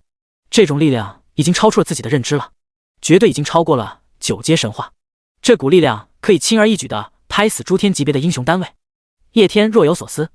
如今他的世界之中众多存在生命体的实力是以9阶的方式进行的划分，超凡3阶、传奇3阶、神话3阶。但是又不仅仅是这9阶的划分，比如一个正常的生命体，他的实力达到了9阶神话的层次，但是他又没有进阶成为英雄单位，那么他的实力就比那些是英雄单位的神话9阶弱了不止一点点。而成为英雄单位的神话9阶实力上，又比诸天单位的9阶差了一个层次。在诸天单位这个层次又有着很大的划分，根据他们所映照诸天的对象，实力有着一定的区别。就像是映照诸天的悟空，打不过映照诸天乐的悟空。而如今整个修仙大陆使用阵法所召唤出来的金色巨人展示出来的力量，不知道甩开了映照诸天的英雄单位多少个层次。这一巴掌拍下去，最起码也能毁掉一个中千世界。这个阵法很溜，但是消耗也很大。叶天对着修仙大陆之上的这个阵法做出了自己的评估，的确强，聚集了修仙大陆之上所有修士的力量。别看打在世界屏障之上，只是把世界屏障打了一个踉跄，要是打到其他的地方，就这一巴掌就可以把一个中千世界给毁灭。不过使用这阵法消耗也是蛮大的。叶天感受了一下修仙大陆之上众多修士如今的状态，他们在使用阵法发出了这一击之后，大部分人体内的灵气都损失了接近50%左右，不过仅仅不到1-2个呼吸的时间，就又全部恢复了。这就是七彩级别天赋混沌带来的好处了，让所有人的力量本源都直接接近大道，几乎没有炼化的过程，吸进来就直接用，而且彼此之间也没有任何的能量冲突，不然那么多属性相冲的人一同使用这个阵法，阵法早就爆了。估计这个阵法主要也就是利用了混沌属性，很强大，而且还可以频繁的使用。叶天乐了，修仙大陆的确给了自己一个大大的惊喜，很好，很强大。此时此刻，叶天丝毫都不吝啬自己的赞美。当着其他大陆还有整个世界所有生灵的面，修仙大陆上的人得到了赞美之后，脸上的表情都显得有些嘚瑟了。其他世界的人看着这一幕都是纷纷的惊叹。修仙体系他们一直都在接触，各种修仙的功法秘诀，还有炼器炼丹，这些他们都有所了解，包括阵法，其他几个大陆上的人多多少少也了解学习了一些。但是他们万万没有想到，修仙世界的阵法一道居然强大到如此地步，能够汇聚众人之力，就如同虫族天生是为了战场而生的一样，修仙体系之中的阵法同样也就是天生为了战争而生的。特别是大规模的神战，将无数人的力量汇聚在一起，这样的力量在战场之上是恐怖的。其他类似的手段，其他大陆之上或多或少都有一些，不过作用都没有修仙体系的阵法一道这么好。看来不仅要发展自家的体系，其他人的体系也要拿过来好好的研究啊。几个大陆之上的人都是纷纷生出了这样的感慨。每个大陆之上主要修行的体系并不相同，但是体系自信大多数人都是有的，都觉得自己修行的体系很强大，有着这样的想法是对的。不过现在看到了阵法一道的强大之后，他们的观念也发生了一些改变。在坚持自己修行的体系是最强大的前提之下，不断的学习其他体系之中的优秀之处，这样一来的话，自己的修行体系就会更加的强大，反过来坚定了自己修行体系是最强大的信心。拿来主义，逻辑满分，没毛病。除了集齐所有人的力量发出一击之外，混元无极大阵还有着其他的强大之处，它可以借助整个世界之中一切的力量。在神话传说中有一大阵名为周天星斗大阵，乃是古妖族大阵，上古天庭的护戒大阵，由太阳太阴两星做阵眼，365颗太古星辰做阵基，河图洛书2件顶级宝物和365根星辰幡，加上365位妖族高手布下大阵。这一个阵法，其真正强大之处就是以阵法为基盘，然后牵引星辰之力。混元无极大阵同样如此，它不仅可以牵引星辰之力，还可以牵引太阴、太阳之力，以及世界之中一切的力量。阵法接引力量是需要它与这种力量之间存在相信，但是叶天世界属性是混沌，一切力量的本源都是混沌，所以就不需要阵法的力量，契合自然的力量。不管是什么样的力量都可以拿过来用，因为其本源都是混沌，都契合。混元无极大阵可以请来各种力量的加持，然后使得所有修仙人士的实力都暴增。除此之外，还可以结成防御阵，可以阻挡一切的攻击，甚至在必要的情况之下，也可以变成幻阵。主打的就是一个海纳百川，在把修仙大陆上的人的力量发挥到极致的同时，也把混沌这个七彩级别天赋的特性发挥到了极致。第86章，创世失败的我转至修仙。在所有的修仙人士一同展示完混元无极大阵的强大之后，不同的修炼人士又各自分别展示了自己不同的道。修仙体系虽然是总的一个体系，但是实际上内部还要划分出众多体系：佛修、道修、体修、剑修。每一个细致的修仙体系的划分都有其独特之处。在混元无极大阵散了之后，只见修仙大陆的光幕之上，西域阵阵的梵音响起。西域是修佛之人主要所在的区域，那里有着无上佛国，可谓是万佛来朝。整个西域之地，除了无尽的梵音之外，还有阵阵的金光。一尊如来之像在所有人的关注之中从西域之地升起。在这巨佛的身后，足足有着32种佛家的法相，有金刚之怒的护法，有慈眉善目的菩萨。无尽的威势，明明是一尊佛，但是却给了一人一种上天下地唯我独尊的感觉。这一尊巨佛不仅有着恐怖无比的战斗力，更加厉害的是他那夺命梵音，这是一种精神层次上面的攻击，又可以称之为度化。凡是听到这无尽梵音之人，如果无法抵抗住的话，就会被这梵音洗脑，成为佛的信徒。这就是佛修，有金刚之怒，肉身不败的金刚之身，同时也有夺命梵音，渡人成佛的度化之功。与西域所对应的是东域，东域之地乃是天下剑修盛行之地。剑者，心之刃也，既可为杀，亦可为护。杀与护只在一念之间。剑修一直以来都以锋芒、攻击力强大闻名。修习剑道之人多以刚正无私、坚韧不拔为特点，出门则有所为有所不为，具有浩然正气。修行之际，图之于除强扶弱、匡扶正义、追求天下大道之梦想，乃是无数修仙人士心中所持之道。东域之地，无数的剑修在此时此刻展露出其锋芒，无数的名剑皆是拔地而起义，在整个东域之上空汇成了一片的剑海。在这一片片的剑海之中，是无数面色坚毅却又强大无比的剑修。没有了混元无极大阵之时，东域的剑修们并没有再修持其他的阵法。和西域的佛修抱团取暖不同，东域的剑修皆是各自为战，他们不需要阵法，不需要合击之计，甚至不需要那些奇奇怪怪又有些强大的法宝，他们有的仅有手中之剑，持此手中3尺清风，可斩天下一切不平。这就是东域剑修们的信仰。所有人强大的意念直冲天际，就如同是一把在世间宁则不屈的剑，这就是东域之魂。南域之地乃是天下旁道之地，在夜天世界之中的修仙大陆之中流传着一句话：天下护身之物皆出之于南域。修行一道不仅讲究持身，还讲究护身。持身指的是修行一道，其意为个人修为；至于护身，指的就是法宝丹药这些辅助于修为的东西。神兵利器可为护身之物，丹药法宝亦可为护身之物，阵法符咒同样的也是护身之物。而这些东西在大陆之上都有着一个认知，全部出自于南域。如果说中域是天下修士心目之中的圣地，那么南域就是天下所有的炼丹师、炼器师、辅助施阵法师心目之中的圣地。在这里，丹药法宝不要998，不要888，只要68，因为炼丹师、炼器师盛行，是这些旁系传承最为繁华之地。万阵宗就是出于此。此时此刻的南域之地，这些旁系传承都在彰显着其独特风采。阵法一道，结阵于天地，以天地之力为根基，可杀可镇可守。炼器一道，以地火为脉，天地为灵，锻造有灵神兵，甚至有人以身为器，以炼器之法入体修之道。符咒一道，炼天雷为符，以量取胜，万千天雷符咒轰炸而开，如临雷劫。炼丹一道，取天地之精华及丹药，可毒可杀可医，乃是最强辅助之道，更是有奇才研制出了炸炉功法。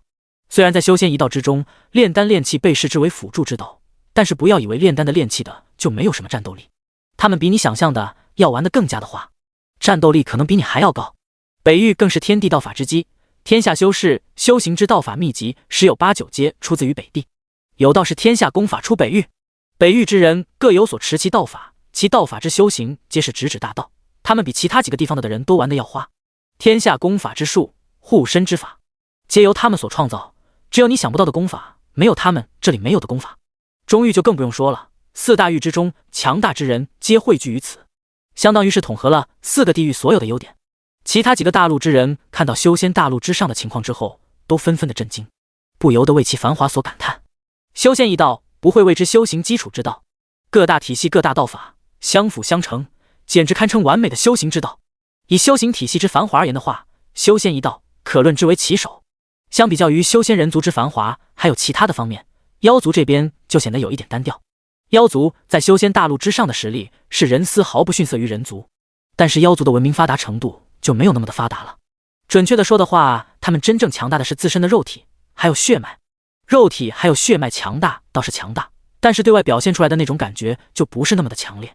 叶天看着修仙大陆之上的一切，满意点头。修仙大陆之上的发展完全符合他对于修仙世界的想象。如此繁荣之世界，放在游戏反馈现实之前的那些小说之中，那也是一个完美的世界了。如果自己从蓝星上面抓一个没有成为创世神的人，丢到自己的世界之中，到时候赛博朋克的系统族发明出来了，再给他一个系统，妥妥的一篇爽文。创世失败的我转职修仙。第87章，依然稳定输出的赛博朋克文明。修仙大陆阅兵仪式，叶天勉励了修仙大陆之上众多的修仙人士，随后他就离开了修仙大陆，来到了幻想大陆之上。幻想大陆之上的万族此时此刻也早就已经做好了准备。在叶天下达了要进行星海试炼的命令之后，赛博朋克文明牵头成立了科学联盟，将幻想大陆之上大部分的眷族都邀请加入到了科技联盟之中。相比较于虫族大陆还有修仙大陆的话，幻想大陆这边的整体实力要稍微弱上了一点，主要的战力全部靠赛博朋克的文明支撑着。叶天幻想大陆之后，首先看到的就是赛博朋克文明做好的战斗军团。如今的赛博朋克文明主要有着两大军团的存在，第一大军团那就是机械军团，也就是机甲大军。赛博朋克文明所打造的机甲全部都是9阶神话级别的存在，每一个机甲身上几乎都安装了一个武器库。打造这些机甲所需要到的材料，皆是世界之上最为珍贵的材料，世界之星、星辰之类。每一个机甲各个方面的性能皆是最顶级的。除此之外，每一个机甲都有一个完成了3大飞升的赛博朋克文明的公民所操控。意识操控，密密麻麻的机甲大军悬浮在幻想大陆之上，科技感直接拉爆了。这些机甲大军除了最基础的实力之外，还有着一个进阶版的功能，那就是合体。机甲大军各个零件可以进行再组装，然后彼此之间可以组装成一个超大型的机甲。不同数量的机械大金属能够组成的机甲的型号也不一样。最高层次的组合型机甲的实力同样的也超越了9阶神话的层次。不过要组成最高层次的组合型机甲的话，几乎需要所有的机甲大军一起组合，不是我来组成头部，我来组成腿部，在强大的基数之下，应该是我来组成鼻毛，我来组成腿毛。最高级别的组合机甲可以轻而易举地毁灭一个中千世界。而且机甲大军和虫族几乎有着一个相同的共同点，那就是可以无限制造。一台机甲破损了，完成3大飞升的赛博朋克公民从其中逃走了就行，分分钟赛博朋克文明就能制作出一台新的供使用。除此之外，赛博朋克文明所制作的机甲还有着机械之神的加持，境界+1，已经是9阶神话级别的机甲，在机械之神的加持之下，肯定是无法突破9阶神话的瓶颈的。但是战斗力方面肯定是得到巨大增幅的。正常情况是9阶神话，得到机械之圣的加持之后，9阶神话加机甲大军是赛博朋克文明独有的战力。但是赛博朋克文明除了打造了机甲大军之外，还打造了另外一个特殊的军团。这个军团的打造是在叶天下达了命令之后才开始的。军团之中的成员不仅仅限于赛博朋克的公民，其招收成员的准则是向整个幻想大陆之上所有的种族一起开放的，任何的种族都可以加入这个军团之中。这个军团名为数据军团，同时也可以称之为游戏军团。看到这个数据军团的存在的时候，叶天几乎整个人都惊了，因为这个游戏军团的存在与他经历的游戏反馈现实颇有一些相似。游戏军团的人都经历了赛博朋克数据化技术，也就是所有的人都进行了3大飞升之中的灵魂飞升。在变成了数据化的人之后，赛博朋克文明耗尽无数的资源打造了里世界、游戏世界。游戏世界以现实整个世界为根基，截取不同的修行体系，不同的眷族创造了一个拥有着各种各样世界的游戏世界。简单的说，就是在游戏世界之中有着各种各样的世界，这些世界以游戏的方式存在，虚拟但是又真实。那些数据化了的人可以不断的进入到这些世界之中，打怪升级，然后提升自己的实力。游戏之中的数据是虚拟的，但是因为有着里世界的技术存在，可以将这些数据完全具象化，随之而来可以反馈到现实之中。修炼的话可能还有一点难度，需要一点时间，但是打游戏的话那就没有多大的难度了，需要的时间也不会太长。因此，以这样的方式，赛博朋克文明借助幻想大陆之上众多的眷族，打造了他们的第二个军队——数据军队，也可以称之为游戏军队或者是玩家军队。这个军队名义上是属于赛博朋克文明的，但是实际上是整个大陆之上的眷族共同努力的结果。然后，由于是在游戏世界之中进行打怪、升级、提升实力的原因，数据军团的人就有点千奇百怪了。他们本身已经进行了数据化，一切的外观、形状、实力都与他们所经历的游戏世界有关。所以，有些人装扮是一副是兄弟就来砍我一刀999的沙城即视感，有些人则是浑身的装备都在冒着七彩的光芒，晃着旁边的人睁不开眼睛。打游戏穿好一点的装备，好一点的装备放点光，这不是很正常的事吗？又有人骑着千奇百怪的宠物，还有的人头上顶着各种各样的称呼，还有成就。说句实在话，在此之前，叶天已经十分的敬佩赛博朋克文明了。赛博朋克文明3大飞升、3大计划的确让他开眼了。光是赛博朋克文明差点就把系统搞出来这一点，就足够叶天吃惊的了。没想到赛博朋克文明还能搞出来这么一个家伙，更加离谱的玩家军团。他是真的觉得赛博朋克文明的强度有点超标了。你就一个眷族，你玩的这么花，你让其他的眷族怎么办？从上个赛季一直强到这个赛季了。不过不得不说，赛博朋克文明的发展的确有着其独到之处。毕竟他们独享着科学是世界唯一发展关于这个七彩级别的天赋，其他的那些天赋对大陆上的其他生灵都生效，对赛博朋克文明也生效。但是科学是世界唯一发展观这个七彩级别的天赋却只对科技发展体系生效，其中最大的受益者就是赛博朋克文明了。赛博朋克文明再加上科学是唯一世界发展观，简直就是小母牛坐飞机，牛逼上天了。第88章幻想大陆阅兵结束。其他几个大陆上的生灵此时注视着幻想大陆之上的一切，面色也是有些凝重。幻想大陆之上唯一值得让他们所重视的眷族就是赛博朋克文明。虽然其他的那些文明也各自有着各自的特点，但是真的算不上强大。唯有赛博朋克文明让另外几个大陆上的人都十分的关注，因为在这漫长的时间里面，众多的大陆之间彼此都不止有过一次的交流，所以其他大陆之上的文明对于赛博朋克文明也是有着深刻的了解。这个文明太强大了，其本质就是解析万物、理解万物、制造万物。如今赛博朋克文明只有一个机甲大军，还有一个数据大军，表面上看似是机甲，实际上其内核却是这个世界的道。机甲大军是3大飞升之后的产物，3大飞升则是吸取了其他大陆的众多功法修炼之道之后所设计制定出来的飞升计划，灵魂、肉身、灵能各方面都得到了极致的升华。如今他们已经达到了不拘于物的境界，机甲只不过是其表现方式罢了。如果愿意的话，他们可以是大道之体的炼气士，可以是古神之躯的神灵，甚至还可以是一念幻化万物的至强精神体。其他大陆之上，除了虫族的修行体系之外，其他的修行体系都被他们解析。他们可以是赛博朋克，但是也可以是其他的任何一切，既是机甲大军，也是修仙大军，也可以是神灵联盟。只不过后两者要制作的是特殊的生化人群外壳躯体，而且要给这些躯体注入到，在成本花费之上比不上机甲，机甲的实用性更高，而且更重要的是，机甲能够得到机械之神的加持。数据大军更是在各种各样以几大文明的修行体系，还有文明为基础创造的世界之中进行打怪升级了。所以，不同的数据大军的成员所修行的体系不同，但是同样的也是另外众多文明修行体系的缩影。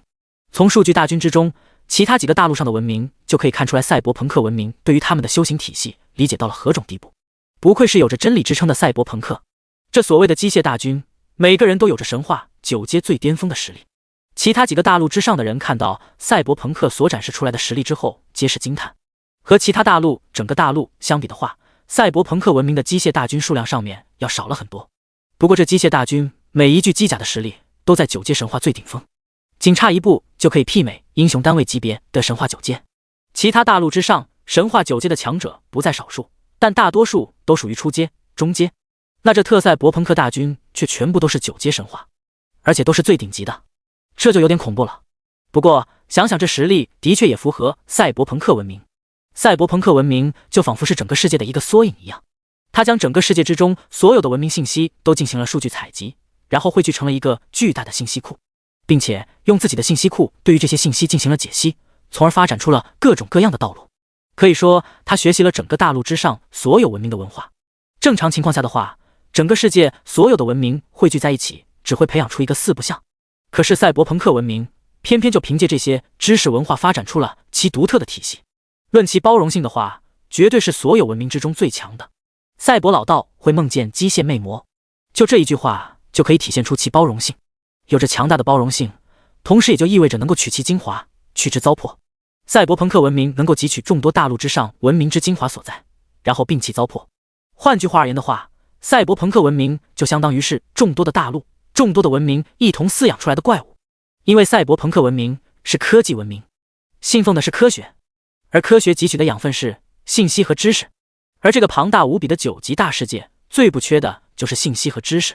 正是在众多的眷族，还有文明的修行体系，还有知识的饲养之下，赛博朋克文明才能在这数几十万年的时间之内发展成如此巨大的一个怪物。有着赛博朋克文明这么大的一颗明珠在前，幻想大陆之上其他众多的眷族就显得有一些暗淡了。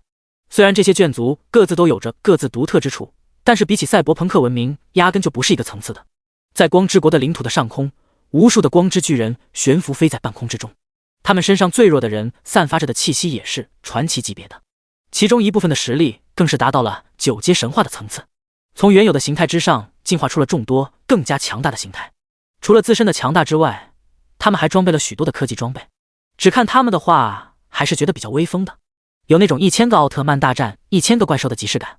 如果是拍成特摄剧的话，足以拍成名场面。只不过这个名场面和整个幻想大陆还有其他的大陆比起来的话，就太过于渺小了。毕竟光之巨人也只不过是幻想大陆之上的一个眷族，在其他的地方都有不同的眷族做好了战斗的准备。不过几乎幻想大陆之上所有的眷族都有着一个共同点，那就是他们都装载了科技产物。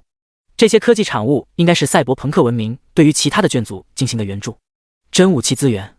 主体上来说的话，幻想大陆之上眷族整体实力要比其他的大陆都要弱出许多，全靠着赛博朋克文明支撑着。不过即使是这样，幻想大陆之上的力量也是不如小觑的。扫视着幻想大陆之上的一切，叶天满意的点了点头。赛博朋克文明十分让他满意。其他的那些眷族总体实力上虽然差了一点，但是没有关系，毕竟幻想大陆之上很多的眷族一开始自己购买他们的时候，就不是奔着让他们去战斗的想法。比如光之巨人、赛亚人还有着铠甲，自己购买他们的时候只是为了圆童年的梦想。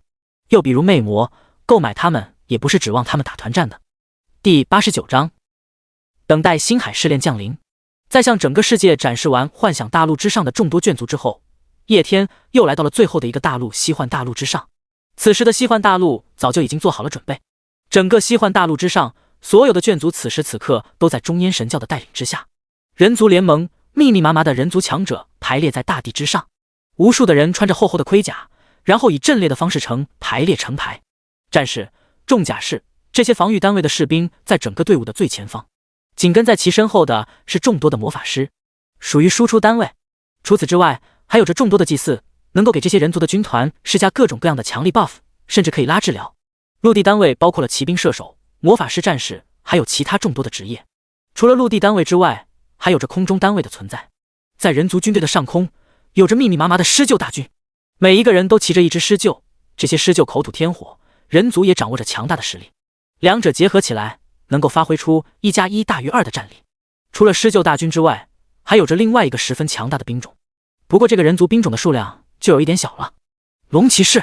降服了西方五色龙的龙骑士，西方巨龙庞大的身体飞翔在天空之上，上面坐着龙骑士。每一个龙骑士的实力都是9阶神话的层次。从整体上来看的话，高端战力到低端战力一应俱全，各个兵种还有阵团之间的搭配也达到了完美的层次。这就是人族联军。除了人族联军之外，还有着一群身躯庞大无比的巨人——泰坦巨人。他们庞大无比的身躯为赋予其强大的力量，坚硬的皮肤更是给予了他们无与伦比的防御能力。丝毫不夸张地说，在大规模的团战之中，泰坦巨人就是无敌的存在。只要他能够闯入敌人的阵容之中，那完完全全就是坦克，可以肆无忌惮的碾压。叶天的目光被另外一个天空之中的军团所吸引。天使大军，一群长着羽翼的天使，他们所在的地方有着无数的科技所打造的宇宙战舰。宇宙战舰的前方有着一个巨大的炮口，炮口之内有着一股巨大的能量汇聚在那里，一旦发射出来的话，足以摧毁一切。不过叶天的注意力并不是在这些武器上面，他注意力主要在天使族自身上面。天使族的男女比例好像有点失调啊。叶天看向天使族的目光有些疑惑。自己之前在游戏商店之中所购买的天使族是十分正常的天使族，男天使女天使都有，按道理说应该十分均衡才是，甚至应该男天使要比女天使还要强那么一丢丢。可是如今出现的这天使大军之中，男天使的数量好像有点少。下一刻，叶天的目光之中闪过一丝浓浓的惊喜，他从这天使族之中貌似发现了一位理想型天使呢。诸天单位，耶！没想到天使族之中居然也有人觉醒了诸天投影。叶天感觉有些惊喜，为了部落，为了世界，一声巨大的吼叫声突然达到了叶天的思绪。他抬头看过去之后，就看到了密密麻麻的兽人。兽人具有着暴烈、侵略性强的属性，同时他们也是最喜欢战争的种族。他们所信仰的神灵就是战争之神。鹰粉面临着即将到来的星海试炼，兽人族的人高兴坏了。无数的兽人族强者在陆地之上嘶吼。兽人族和人族一样，也划分出了不同的兵种：兽族斧兵、兽族火筒、兽族雷法、兽族猎手、猪骑兵、独眼巨人，还有一个祭祀萨满。战斗力同样很强，整体的实力仅次于人族。叶天看着兽人们战意昂扬的样子，心中微微点了点头。在很多西幻世界的背景故事之中，兽人族基本上都是充当反派的，而且还是属于那种强大的反派。从这一点之中就可以看得出兽人族的战斗力的确强大，而且他们天生就喜欢战争，也是专门为了战争而生的种族。他们越能打，叶天就越是高兴。除去兽人族之外，其他的种族也纷纷在展示着自己的强大。矮人族还有地精制作出了各种各样的魔法机关产物，还有各种魔法战争机器摆在那里。虽然他们自身的实力比之其他的种族略有不如，但是有着魔法造物的辅助，也是十分强大的存在。此时此刻，几乎虚幻大陆之上所有的眷族都已经做好了战斗的准备。不过要论其真正强大的，那还得是神族。无数的神族强者在此时此刻也展示出了其强大。光明之神的光辉笼罩万物，所有被光明之神的光所照到的生灵瞬间身体得到了愈合，心中升起了无比坚定的信念。战争之神高举手中的战锤，然后一个巨大的光环升起，凡是在这个光环之内的所有的生灵都得到了战争之神战争之力的加持。大地之母高举着双手，大地之中有着源源不断的大地之力传递到整个西幻大陆所有人的身上。只要处于大地之内，他们就可以得到极强的防御力的加持，甚至一定程度之上还可以汲取大地之力，大地之力不断绝，他们不倒。还有其他众多的神灵，可以称之为诸神时代。叶天看着西幻大陆之上的一切之后，满意的点了点头。其他几个大陆之上的人看着最后一个西幻大陆，同样也是感受到了其棘手之处。西幻大陆如同幻想大陆一样，上面有着众多的眷族，都是百族林立的情况。不过幻想大陆之上是赛博朋克文明一枝独秀，但是西幻大陆之上众多的眷族实力都不弱，都很强，再加上有着神族的存在，给其他大陆之上的生灵都带来了很大的压力。西幻大陆阅兵仪式，在结束了最后的阅兵仪式之后，叶天关闭了投影，随后目光直视于天空之中，星海试炼即将到来。第90章战争开启。在自己的世界之中完成了阅兵的仪式之后，距离星海试炼来临，以世界之中的时间计算的话还有几百年，但是现实之中的话只需要几个小时。叶天不可能在自己的世界之中等上几百年，所以在完成了阅兵仪式之后，他就退出了世界，然后回到了现实之中。此时现实之中的气氛也是十分的凝重，因为众多的创世神都知道他们即将面临着成为创世神之后的第一个挑战，而在这个挑战之中，不仅有着危险的存在，同时还有着巨大的机缘。星海试炼之中不仅有着能够增加他们世界实力的东西，同时还有着能够让人成为创世神的觉醒石。如今成为创世神的人毕竟只是在少数，他们都有着自己的亲人朋友存在，他们这些亲人朋友在游戏反馈现实之前并没有进行游戏，自然而然也就并没有得到反馈，到现在为止依然只是一个普通人罢了。如果自己能够在星海狩猎之中得到觉醒石的话，就能够让他们也成为创世神，拥有永生一般的寿命。除非是独行侠，不然其他的人都对觉醒石是十分重视的。毕竟就算是成为了创世神，有了一个世界，他们在现实之中的那些亲人依然是很重要的人啊。对于普通人而言，觉醒石都十分的重要，对于官方而言就更不用说了。掌握了觉醒石，就可以让大批的官方人员进行觉醒，增强官方的实力。这样一来的话，他们就能迅速的重新建立起新的秩序，保证普通人还有弱小的创世神的权益。这是官方一直以来所坚持的东西。所有的龙国创世神们都严阵以待，等待着星海试炼的到来。随着现实世界12点的钟声敲响以后，所有的创世神们身躯一震，他们能够明确的感受得到，自己世界之中一直所笼罩着的那一层神秘的膜，在这一瞬间消失了。他们的感知可以探出他们的世界之外了，同时他们的世界也暴露在了无尽星海之中。下一刻，所有的人都进入到了自己的世界之中，他们所在世界之中的生灵也严阵以待。叶天的9级大世界之中，4个大陆的种族这个时候皆已经做好了战斗的准备。除此之外，海洋之中的眷族也全部做好了准备。世界之外的光芒在这一刻消失了，整个星海就这样展示在了叶天世界之中的生灵面前。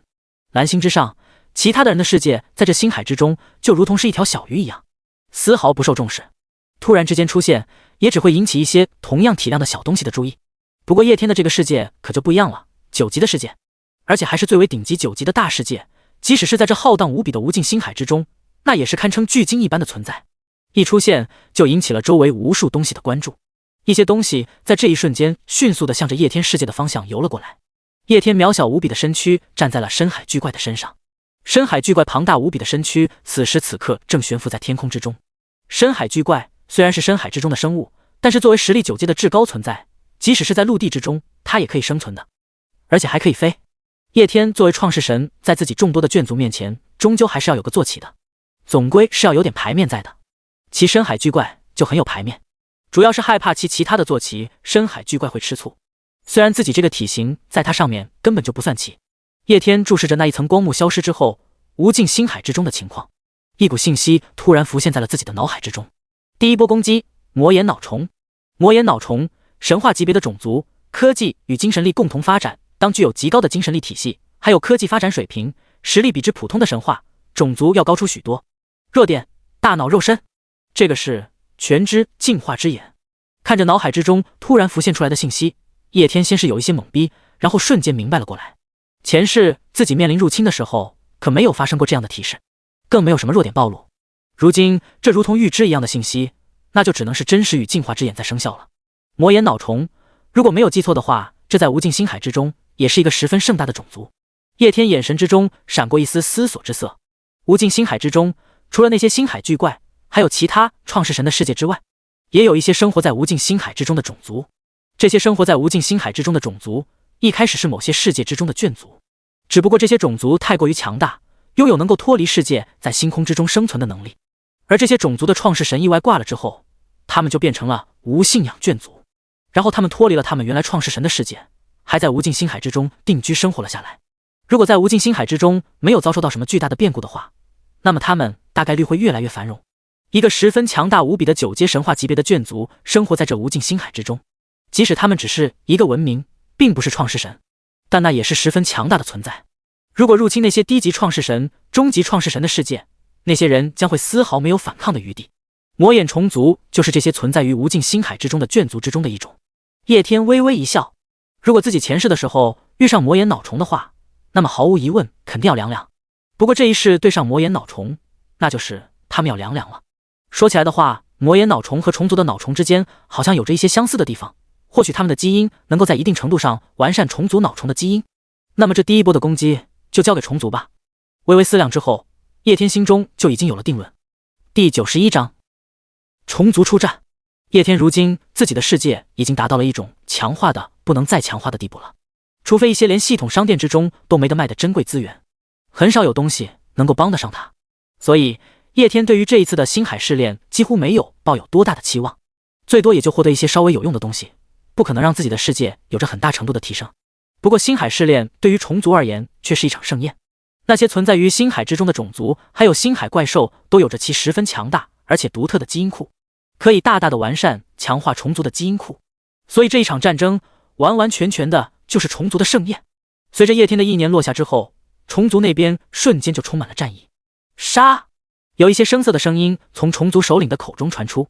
此时的他变身成为了战斗形态回声甲靠覆盖，所以发声系统也发生了一些改变。不过这些都不影响其强大。随着他的命令发出了之后，一座座的虫族基地在这一瞬间拔地而起。虫族基地本来就是血肉科技，除了繁殖之外，同时还兼顾有堡垒一样的作用，活脱脱的一个战争机器。具有飞行的能力也是再正常不过的事情，毕竟它又不是固定不动的。而且同一时间，无数的虫族都从基因之中进化出来的翅膀，然后密密麻麻的虫族飞到了天空之中，已经做好了战斗的准备。魔眼脑虫在此时此刻也通过已经彻底解封了的世界壁垒进入到了叶天的世界之中。魔眼脑虫是在无尽星海之中十分强大的种族，他们曾经侵占和攻略了无数创世神的世界。虽然他们是无尽星海之中的眷族，没有创世的能力，但是通过战争的方式，他们手上也掌握了无数的世界。而如今毫无疑问，他们看上了叶天这个资源无比丰富的9级大世界。不过很明显，这次的话，他们碰上硬茬了。衡量一个创世神的强大，除了他的眷族之外，最重要的就是他的天赋。战争天赋、战略天赋、世界成长天赋，每一个天赋都能在各个领域之上发挥出十分重要的作用。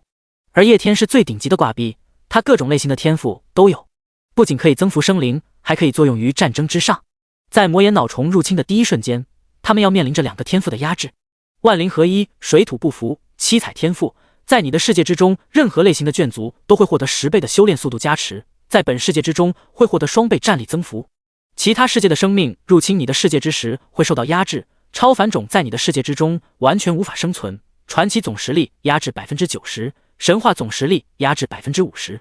混沌、彩色世界的力量本源转化为混沌，无论任何体系的修炼者都可以炼化混沌之力，修炼混沌之力的修炼者实力比修炼其他力量的修炼者强出1倍。万灵合一、水土不服直接对他们进行了实力上的压制，混沌天赋又对他们进行了能量本源层次上的压制。一瞬间，他们的实力就遭受到了大幅度的削弱。魔眼脑虫是有脑子在身上的，能在无尽星海之中生存，他们的智商不低，所以在进来的第一瞬间就感受到了大事不妙，当即驾驶着无数的星空飞船就想要离开。不过这个时候已经晚了，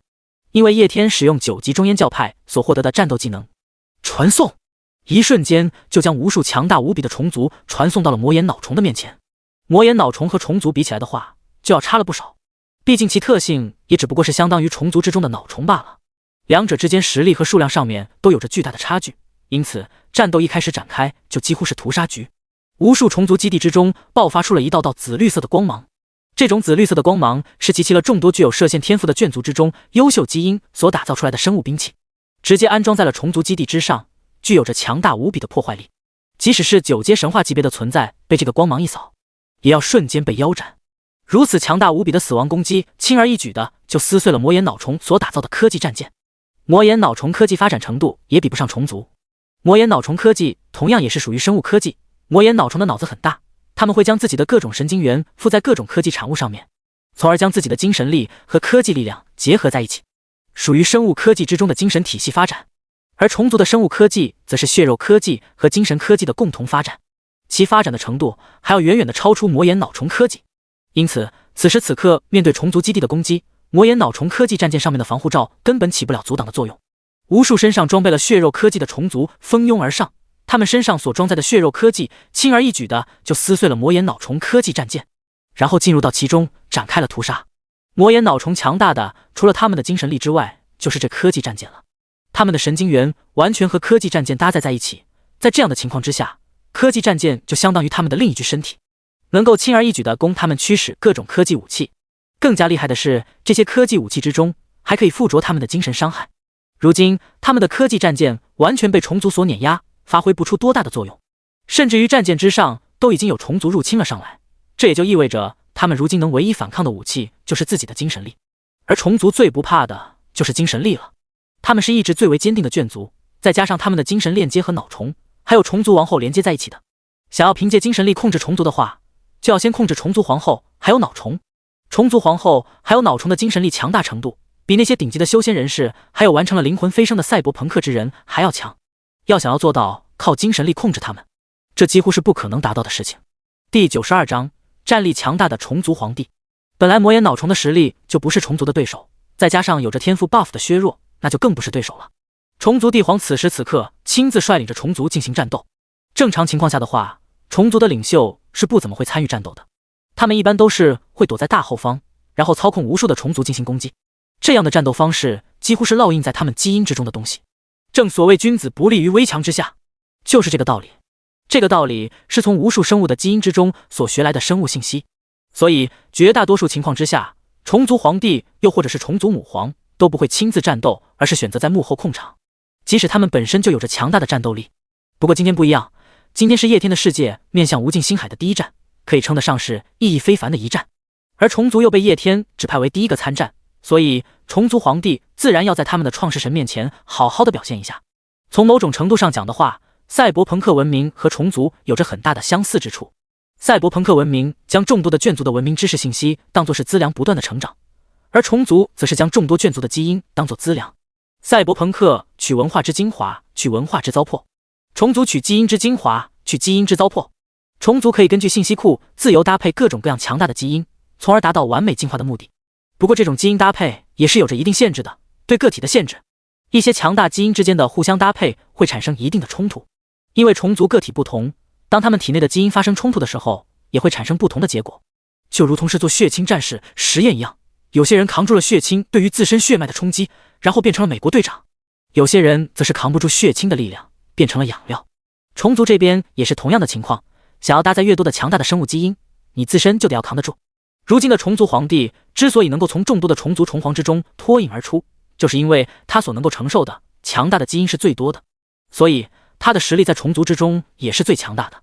虫族皇帝背后进化出的翅膀锋利如刀刃一样，轻而易举地切开了魔眼脑虫的战舰，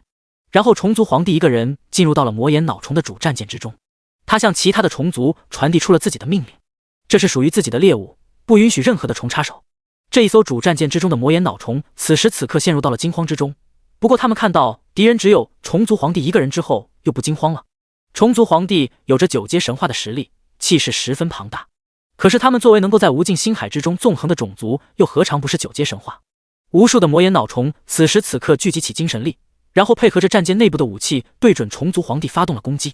精神力结合着科技光线，立刻就对着虫族皇帝射了过来。面对这些攻击，虫族皇帝本来就有些恐怖的身躯，在这一瞬间再一次的发生了异变。本来在他的体外那一层恐怖无比的甲壳迅速的膨胀，身体之上长出了密密麻麻的节肢，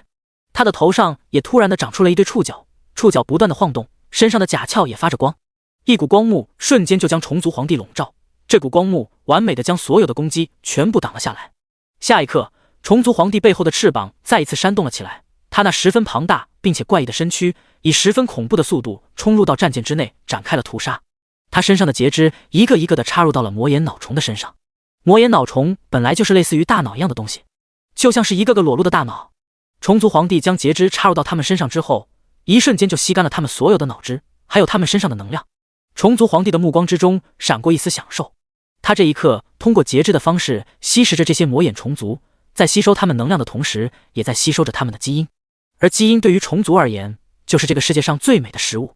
虫族皇帝这边一个人单挑了一个战舰，其他的虫族同样也不甘示弱。魔眼脑虫相比虫族来说的话，实在是太弱了。当他们的武器破不了虫族的防御，而他们的科技又防御不了虫族攻击的时候，就注定了他们的命运。无数的魔眼脑虫被虫族屠杀，然后尸体被吞噬，重新提供给虫族皇后，然后制作成新的虫族。这是一场碾压的不能再碾压的碾压剧。参与战斗的虫族只有虫族的1%左右，一大部分的虫族还在虫族大陆之上，没有被传送到战场之中。被传送到战场之中的虫族，又有一大部分是正飞在路上。叶天氪金的强大在此时此刻彻彻底底地展示了出来。在入侵世界的所有的魔眼脑虫都被消灭了之后，虫族皇帝带走众多的虫族来到了叶天的面前。这个时候的虫族皇帝又化作了人的形态，在他的手里面正拿着一个金色的宝箱，而在他的后面，无数的虫族手里面又拿着各种颜色的宝箱。这些宝箱打怪升级掉下来的，也就是魔眼脑虫被杀死了之后，无尽星海所给出的奖励。看着自己面前数之不尽的宝箱，叶天顿时感到有些头疼。星海试炼不可能只有一轮的攻击，是创世神还有其世界强度的不等，所遭遇到的攻击的次数也不一样。每经历了一轮的星海试炼，都可以获得无尽星海给出的奖励，也就是打怪掉宝箱。叶天前世的时候，林林种种的经历了差不多3波攻击，他手下的4大英雄单位还有2大眷族，杀死了数以百万计的生物，总的加起来，最后战场拾取所获得的宝箱也不过几百个，而且大部分都是普通的宝箱。如今自己只不过是经历了一轮魔眼脑虫的攻击，就获得了这么多的宝箱，粗略一看都估计有着数百万个，而且等级都还不低，对比起来差距实在是太大了。不过有这个差距也是应该的，毕竟自己如今世界的实力比之前是何止是高出了几百万倍。第93章清点战利品。如果是在前世的时候能够开这么多的宝箱的话，叶天肯定要笑得合不拢嘴。几百万个宝箱，其中不知道要有多少的资源能够提升他的世界。不过这一世嘛，就只能说是洒水了。如今已经真实的成为了创世神，开宝箱什么的不需要再像之前在手机上面操作一样，一个一个的开。一念之间，所有的宝箱就全部的都打开了。从这些宝箱之中所开出来的东西千奇百怪，有些是丹药法宝，有一些又是功法秘籍。这些玩意在正常的情况之下是可以帮助创世神提升他的世界的眷族的实力，又或者是提升其英雄单位的实力。这些东西是来自于各种各样的休闲体系里面的东西。除了这些东西之外，还有一些比较高级的，是能够对整个世界生效的，比如一些特殊的地形卡，又或者是其他的一些资源卡，一些十分珍贵的卡片，甚至可以直接增加一个创世神的世界的领土。叶天扫视了一眼这些玩意儿之后，就对这些玩意儿不怎么感兴趣了。那些丹药武器什么的，如果是自己前日的时候获得的话，或许可以让自己培养出神话级别的英雄单位，可以增加自己英雄单位的实力，培养出至强者。不过这一次的话，这些东西完全没有作用，自己世界之中的眷族就可以进行生产，并且生产出来的东西还要更好。至于那些能够增强世界实力的资源卡什么的，倒是勉强还有一些作用。不过自己的世界有着10倍资源的加持，也不缺这一点资源，只能说聊胜于无吧。叶天一念一动，那些能够作用于整个世界的资源，还有能够扩充世界大小的卡片全部使用。至于其他的那些世界内部的资源，什么功法秘籍，什么丹药，叶天将其重新装回到了宝箱之中，然后全部扩散到了大陆之上的各个角落里面。这些东西对于自己的眷族作用不怎么大，但是对于眷族之中的个体生命还是有一些作用的，特别是那些比较弱小的个体。自己把这些玩意分散到世界的各个角落里面，如果那些弱小的个体有那个运气的话，说不定就可以从某个角落里面找到一些宝贝。叶天还有一些恶趣味，他把大部分的东西都藏在了类似于断崖这样的地方。这样一来的话，今后说不定自己的世界之中还会出现一种恶趣味桥段。某个大陆之上，一个弱小的生灵被其他人欺压，然后被逼到了悬崖上面，最后实在急得不行，从悬崖上面一跳，说不定就能够碰上这些由魔眼脑虫所掉落的宝箱，到时候再从其中开出一些丹药功法武器啥的。那样的话，说不定还能在大陆的某一个角落里面留下一个传奇故事。第1章跳崖奇遇，大结局成就神话。想到那样的场景，叶天就感觉到一阵的有趣。在收拾好了一切的战利品之后，叶天将自己的目光重新放到了无尽星海之中。此时此刻，全知进化之眼再一次的发挥出了作用，8级破损大千世界即将和世界连通。叶天看到这个信息之后，眼神之中闪过了一丝振奋。好家伙，没想到第2波世界就来了一个破损的大千世界。这破损的大千世界可比魔眼虫族要好多了。魔眼虫族虽然能够掉落宝箱，但是开出来的东西对自己而言意义不大。8级的大世界可就不一样了，世界里面存在的生物可以掉落宝箱。除此之外，8级大世界本身就是一个巨大的宝库，自己和它连通之后，完全可以对其进行侵略，到时候完全可以将这个8级的大世界吞噬。这样一来的话，自己世界之中就要多出一个8级大世界的领土，吞噬一个世界才是世界进化扩张最快的方式。所以说8级大世界本身就是一个十分珍贵的存在。叶天嘴角微微露出了一丝笑容，这一波的入侵总算没有让他失望。8级的大世界和叶天世界之间的连通还没有完成呢，刚刚经历了一场战斗的虫族就已经完成了整顿，特别是虫族之中的脑虫，他们已经完美的吞噬了魔眼虫族的基因信息，并且在这短时间之内对自己做出了优化。虫族皇帝来到了叶天的面前，他狂热无比的对着叶天开口：神，我从魔眼脑虫的脑海之中探知到了消息，知道了他们的种族主要所在的位置和他们所侵略的世界的坐标。我请求您允许我们在神战结束之后入侵他们的世界，我会将他们世界之中的一切资源掠夺过来献给您。叶天听到了虫族皇帝的话之后微微诧异，不过想了想之后就明白了过来。魔眼脑虫毕竟是在无尽星海之中生活了很久的种族，刚刚入侵自己世界的仅不过是他们的一部分，他们的大本营还存在于无尽星海之中，并且他们还入侵了好几个世界的虫族，连他们的基因都能够吞噬，得知他们的记忆也不是什么难事。几乎没有犹豫，叶天点头答应了下来。如今自己的世界和无尽星海之间已经彻底接轨，那自然是要让自己世界之中的眷族搜刮无尽星海之中的各种资源的，让他们开拓无尽星海的市场是本来计划之中的事情。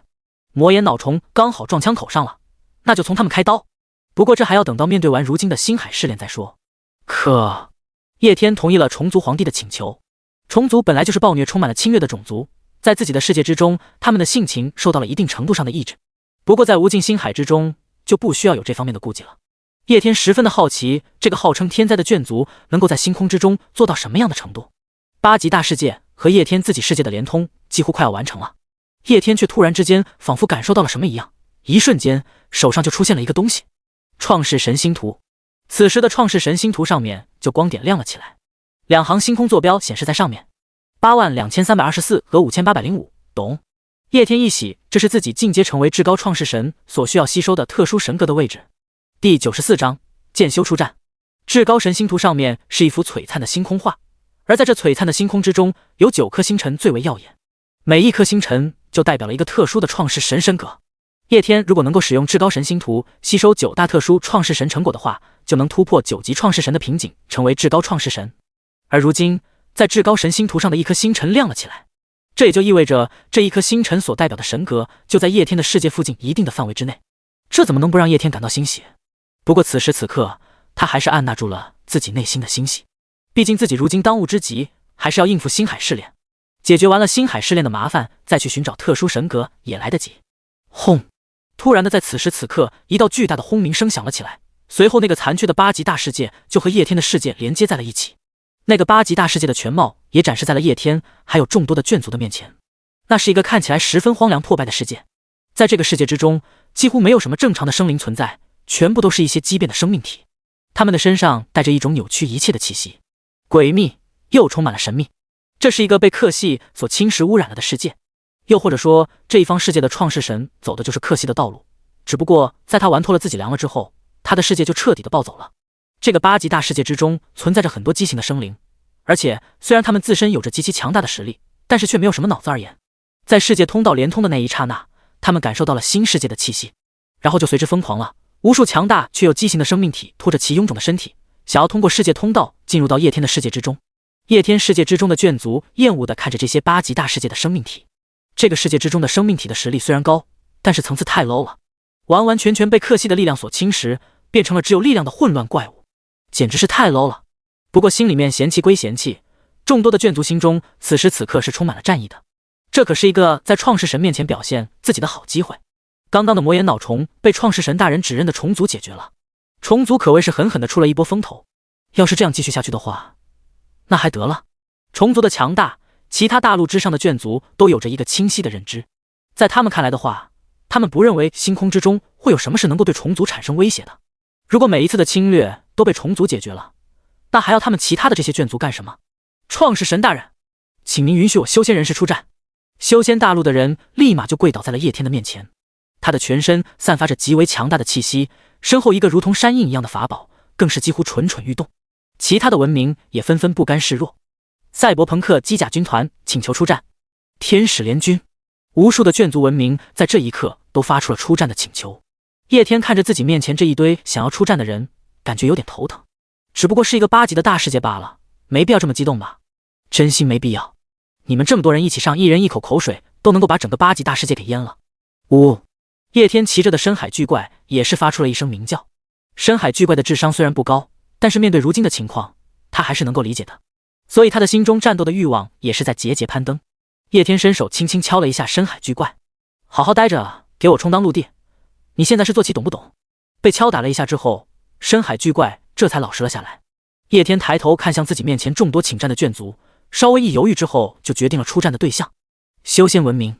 准确的说是修仙文明之中的剑修。一个小小的8级大世界罢了，还轮不到整个修仙文明的人都出手，让修仙文明之中的剑修去一趟这个世界，然后把里面那些乱七八糟的存在都给砍了，应该也就差不多了。东域剑修听令，斩杀这一方世界的所有生灵，一个不留。叶天一开口就已经决定了一个8级大世界之中所有生灵的生命。听到了他的话之后，东域的剑修脸上瞬间露出了兴奋的表情。是，无数的剑修在这一瞬间发出了震耳欲聋的声音。最后一声剑来，所有的剑修在这一刻拔地而起，御剑飞行，直挺挺的向着2个世界之间的通道飞去。此时2个世界通道所连接的地方，无数畸变的怪物想要通过通道进入到叶天的世界之中，而在这一刻，他们和无数的剑修们碰撞在了一起。剑修们在高空之中手掐剑诀，随后无数的飞剑席卷成如同龙卷风一样的剑雨，排山倒海一样的向通道之中的怪物们杀去。利剑入体，血肉横飞。只不过是一刹那的时间，2个世界相互连接的通道之处，无数的怪物就会密密麻麻的际遇切割成了肉末。这些怪物的肉末甚至还在原地蠕动的想要复原恢复，不过都被其上面覆盖着的剑气所克制，动了2下之后就死得不能再死了。剑气和此时此刻，无数的剑修之中，一位青山如是发出了一声低喝。一瞬间，无数的剑修重掐法诀，他们的仙剑之中瞬间抒发出了一道道的剑气，无数的剑气汇聚在了一起，汇聚成了一把巨大无比的巨剑。斩！下一刻，这一把由剑气所凝成的大剑狠狠地通过两个世界之间的通道，斩入到了这一个8级大世界之中。第95章，诸天投影，太白金星，剑气所过之处，天地崩塌。这一个8级大世界之上，瞬间就出现了一个巨大无比的裂缝，整个世界都如同天崩地裂了一般。顷刻之间，这个8级大世界之中就下起了血雨。入境，杀！那一名青山如是再一次发出了命令，随后众多的剑修听到了他的话之后，纷纷通过通道进入到了这个8级大世界之中。这个8级的大世界，创世神虽然陨落，但是他世界基本的机制却还摆在那里。此时此刻，他也察觉到了自己被入侵了，然后无数的黑气笼罩在了众多剑修的身上，这是来自于世界意志的厌恶。任何人在被这黑气所笼罩了之后，浑身的修为都会下降一身的。世界之间的神战就是如此，如果是在对手的世界之中作战的，那么你的眷族就要受到巨大的压制，也就是所谓的主场优势。毕竟对于另外一个世界而言，你的这些眷族就相当于是入侵者，对待入侵者自然不可能给什么好脸色。斩！在被这黑气笼罩之后，青山如是不屑一顾，轻轻地发出了一声低吼，然后他的身后无数的剑意凝聚，这些剑意凝聚成了一把无形之剑，然后一下子就斩到了这些黑气的身上。其他的剑修也有样学样，各种各样的剑意笼罩在身上，将黑气斩落。斩去这些黑气的同时，也斩去了这个世界对他们的压制。叶天在自己的世界之中将这一切看得清清楚楚，心中也是忍不住的有些惊叹，不愧是修仙一道之中攻伐最强的剑修，连另外一个世界意志的压制都可以斩。进入到敌人的世界之中，客场作战肯定必须要被敌人的世界意志压制的，毕竟入侵敌人的话，肯定是要付出一些代价的。只不过叶天是并不怎么害怕世界意志的压制的，自己有着各种各样的天赋存在，那些天赋完全可以让自己的眷族免疫世界的压制。可是现在这些剑修还没有等天赋发挥作用了，他们自己就把世界意志的压制黑气给斩掉了，主打的就是一个猛。不愧是剑修，进入到8级大世界之中的剑修全部都是神话级别的存在，不过倒不是全部都是9阶，可即使是这样也很强了。这个8级世界之中所存在的那些畸变的生命体根本就不是剑修的对手，任凭你的躯体再什么的庞大，被污染的程度再怎么的高，只要是被利剑划过，那也逃不过一个死亡的下场。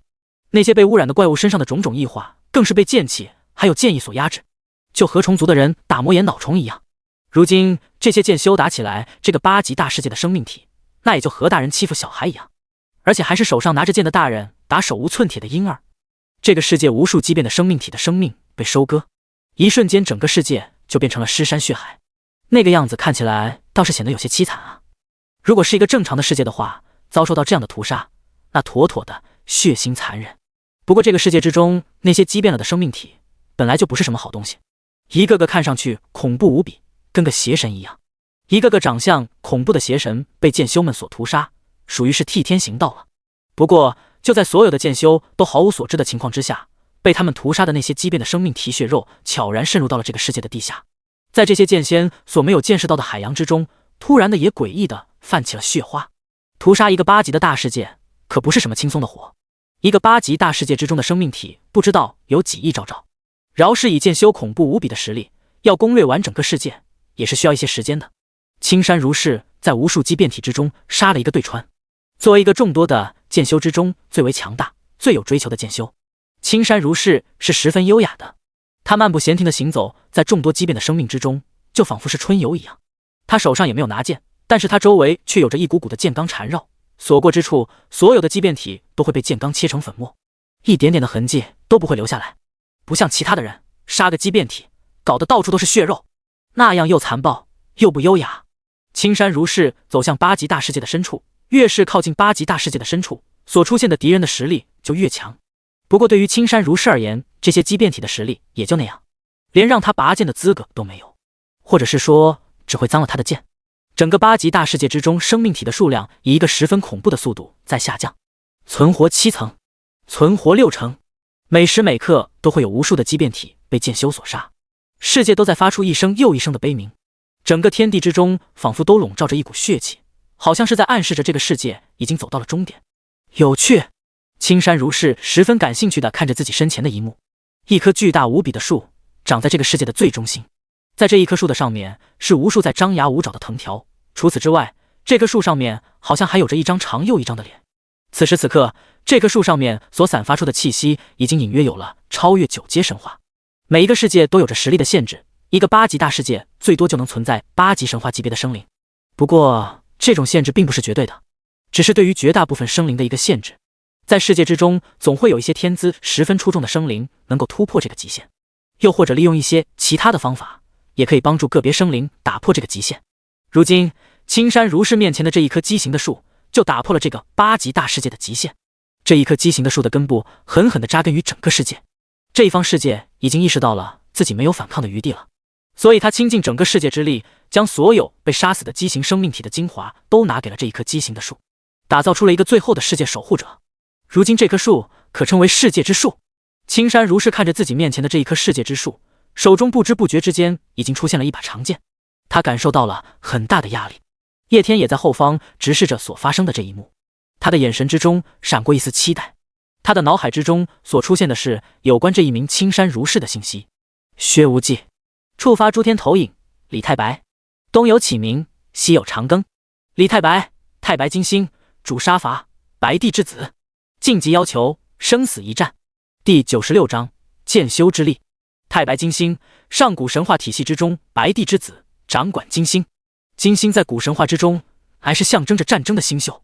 太白金星也是掌管着杀伐的神话神灵。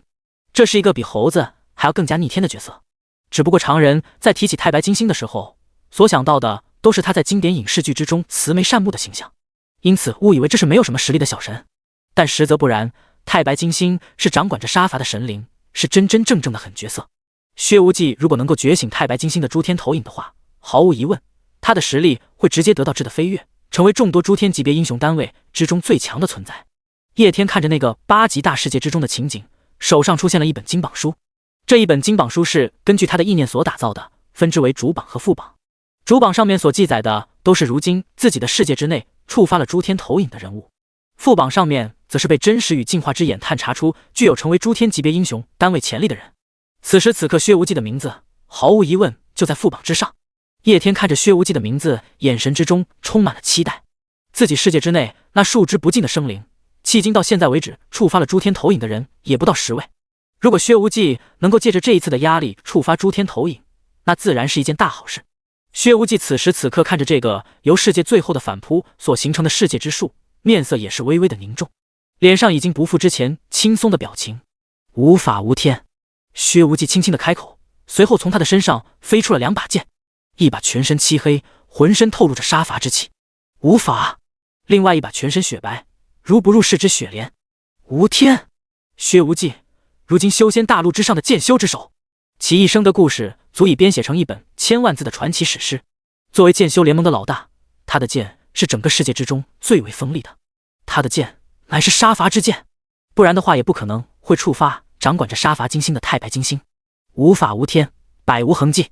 这就是薛无忌所行之剑道。斩！薛无忌发出了一声低吼，随后无法无天瞬间爆射而出，2把飞剑在天空之中如同飞龙舞动，凌厉的剑光将8级大世界的空间都切割开来。畸变的世界之树躯体乱舞，各种各样的藤条耍来耍去的，而这些藤条在触碰到2柄飞剑的一瞬间就被齐齐斩断。2柄飞剑在空中迅速飞舞，一道道的剑光从无法无天身上散发出来，迅速的形成了剑气龙卷风。最后这个剑气龙卷风将整个畸变的世界之树所笼罩，仅仅是一瞬间畸变的了，世界之树身上就出现了无数的伤口，并不如同正常的树一样，这个畸变的世界之树那些被切开的伤口之中竟然流出了鲜血。畸变的世界之树上面所长着的那些脸，此时此刻也露出了痛苦的表情，随后这些表情全部转化为愤怒。上一刻被无法无天所切断的藤条再一次的长了出来，并且其上面还笼罩着一层又一层的血气，无数的藤条扑面而来，硬生生的将无法无天所化的龙卷风击溃。无法无天2柄飞剑飞出，薛无忌自己也在这一刻动了起来，双手一招，2柄飞剑就落入到了他的手中。随后薛无忌身躯一震，一股强大无比的剑意从他的身上扩散开来。杀！下一刻他整个人也飞天而起，手中的无法无天挥动，无数的剑光将世界之树所笼罩。之前无法被斩断的血色藤条，在这一瞬间被剑光所斩落。再强的神兵利器，只有在他主人手里面的时候，实力才会发挥到最大。畸变的世界之树上面的那些脸，又发出了痛苦的表情。下一刻，他们发出了一声声的哀嚎。这哀嚎之中带着一股强大的精神攻击，不仅仅是单纯生灵的精神攻击，甚至还携带着世界意志的精神攻击。无数充满着黑气的藤蔓再一次的向着薛无忌扫去。薛无忌目光冷冽无比，眼神之中满是战意，手中的无法无天不断的挥动，一次又一次的与那些黑色的藤条撞击在一起。攻击他的藤条成千上万，他无法无天拿在手里面，却能防得一个密不透风。不过在那些哀嚎声传过来的时候，薛无忌还是中招了，意识出现了那么一瞬间的恍惚，然后无数黑色的藤条就打在了他的身上。这些藤条上面带着刺核，如同章鱼一样的吸盘，一打到他的身上刺，就将他的血肉刺破。然后那些乳头吸盘一样的器官迅速的吸收着薛无忌体内的一切血肉和灵气。等到薛无忌反应过来的时候，他几乎已经被切成了一个干尸一样，原本那一副如剑仙的样子也不复存在。叶天的世界之中正在观战的众多强者看到这一幅情景之后，也是微微的吃惊。这个8级的大世界虽然不算什么，不过他倾尽整个世界之力所培养出来的这一棵世界之树个体实力已经达到了一种十分恐怖的记录，可以说是站在了世界生灵实力的最顶端。即使是他们一些触发了诸天投影的存在，也不敢说可以打得赢世界之树。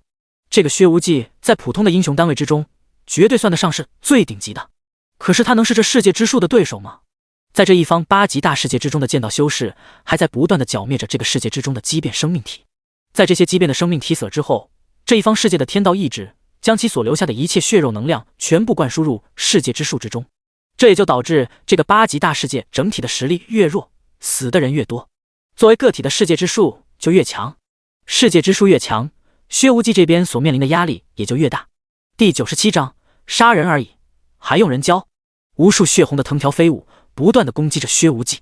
薛无忌此时此刻身上已经看不出一点点血肉存在的痕迹，被吸成了类似于干尸一样的玩意。不过他的动作却依然十分的坚定，挥剑斩击。现在的他已经不能够将所有的藤条都防御下来了，每时每刻都有无数的藤条打在他的身体之上。他身体的血肉被吸干了，但是还有骨架在，而他的骨架也不是一般的骨架，而是剑骨。每一根藤条打在他的剑骨之上之后，他的剑骨仿佛都会变得凌厉几分。世界之树很强，但是因为体型太过于庞大，力量被分散了。他的身上有着数以亿计的藤条，每万根藤条就能缠住一个类似于薛无忌这样的一个绝世强者。力量层次上面无法获得突破的话，来再多薛无忌也不会是这畸变的世界之树的对手。可惜这世界之树虽然强大，但力量也太分散了，无法凝聚成直接秒杀薛无忌的力量，所以这就给了薛无忌机会。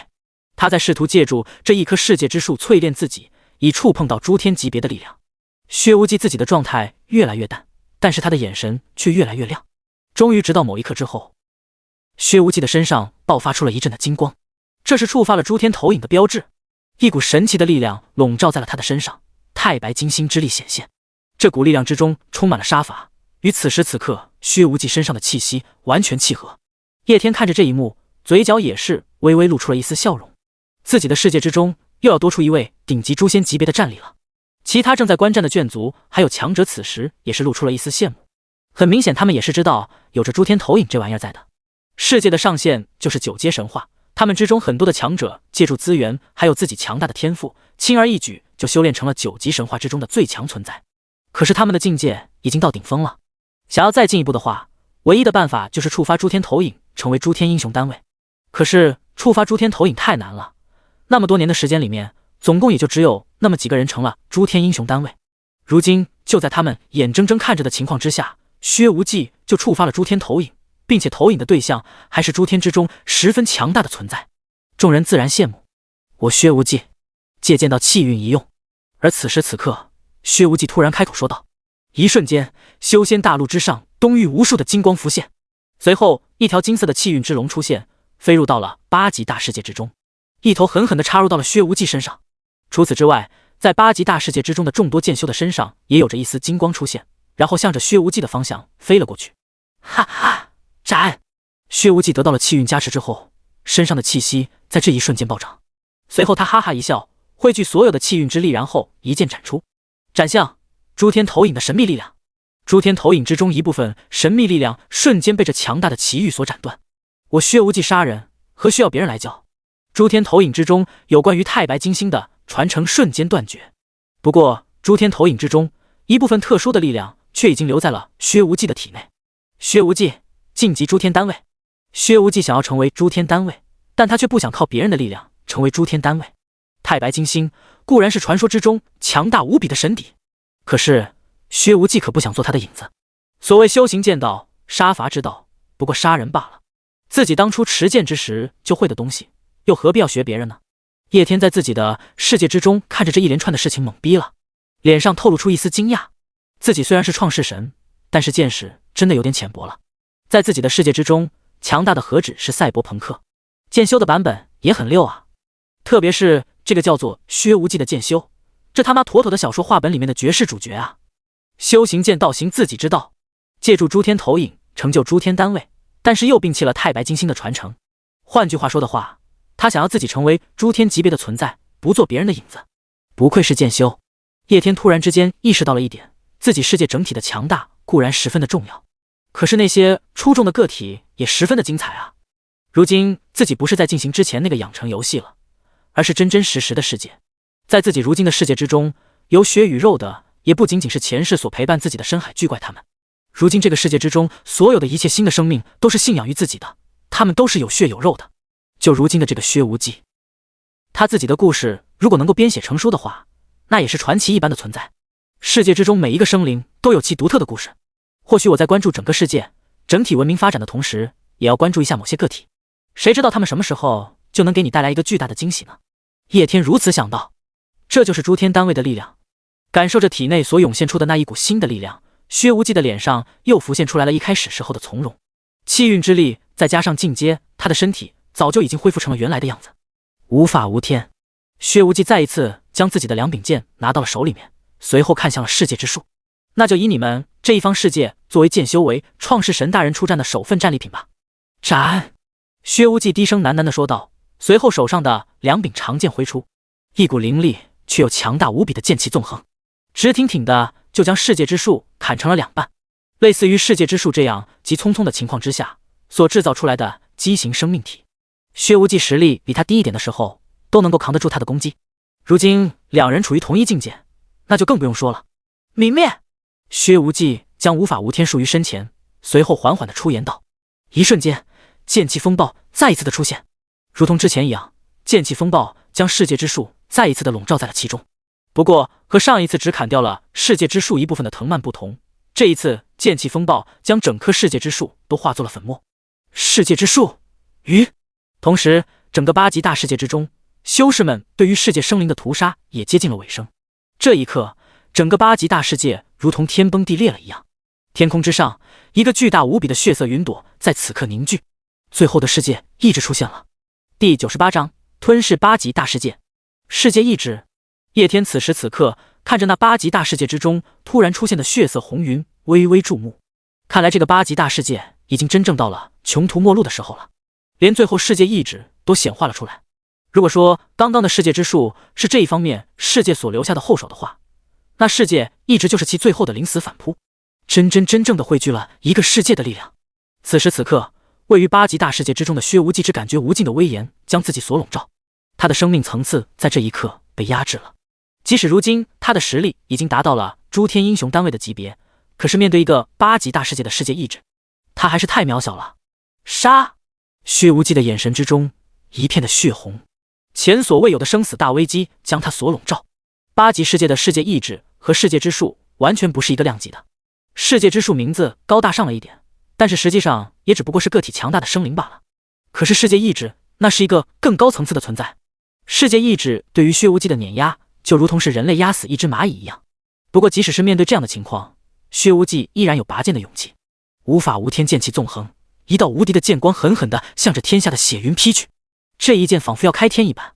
不过并没有什么用，剑光没入了血云之后就不见了。紧随着而来的是血色云朵，仿佛是受到了什么挑衅一样，一道血红色的雷迅速地向着薛无忌劈了下来。薛无忌全身被天道意志所压制，无法动弹，就眼睁睁地看着那道雷落在了他的身上。只不过是顷刻之间，薛无忌整个人就化作了焦炭。甚至他那一身的剑骨也从原来的翡翠色变成了焦黑的颜色。一道雷劫，薛无忌生死垂危，这就是天道意志的恐怖。即使是比他高出了一个等级的映照诸天级别的强者，也在他手下撑不过1秒，因为生命层次差的实在是太大了。又是一道血红色的雷劫在顷刻之间落下，只要落到薛无忌的身上，这一位如今修仙大陆之上的剑修领袖，成为诸天单位的至强者，就会立刻陨落。不过这一道雷劫被拦了下来，叶天出现在了这一方8级大世界之中，他微微伸手，那一道血红色的雷劫就落入到了自己的手中。原本凶猛无比的雷劫，瞬间就在他的手上乖巧无比，一股强大无比的气息从叶天的身上散发出来，甚至是抑制住了天空之上的血云。2个世纪的世界之力在这一瞬间进行了交锋，结果自然是8级大世界完败。创世神大人，属下无能。没有了这一方世界意志的压制，薛无忌强行拖着强迫的身体跪在了叶天的面前，随后开口请罪道：“这是世界意志，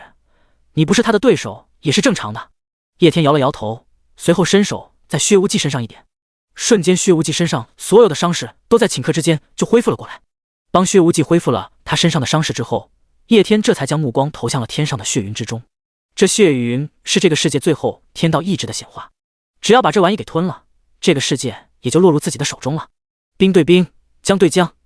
你的对手是我，快到碗里来吧。叶天看着天空之中的血云，微微的一笑，随后身上强大的世界之力涌现出来。天上的血云在感受到叶天身上强大等世界之力之后，开始躁动了起来。无数血红色的雷劫从天空之中落下，轰击在了叶天的身上。不过他的攻击并没有卵用，叶天是9级大世界创世神，而血云只不过是一个残缺的8级世界的世界意志。正如同薛无忌和这个世界意志之间的位格差距一样，这世界意志和叶天之间也有着不可弥补的差距。叶天伸手一挥，就将所有的雷劫之力都化入了手掌之中，然后身上一股光芒浮现，一瞬间血红色的雷劫之力就变成了白色的雷劫之力。看着手上被净化了的雷劫之力，叶天微微的一笑，这个雷劫之力毕竟是一个世界最后的手段之一，还是蛮不错的。如今其中混乱的力量被自己净化了，剩下的雷劫刚好可以喂给皮卡丘，毕竟如今皮卡丘可是自己的2号萌宠。将这些雷劫收了起来，叶天一伸手，无数的世界之力显化，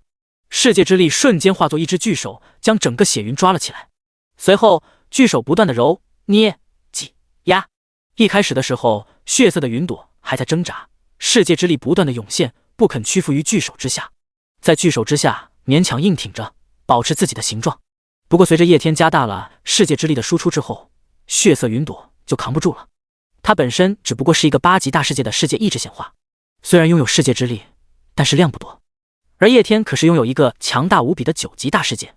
，9级大世界世界之力对于8级大世界的世界意识而言太大了，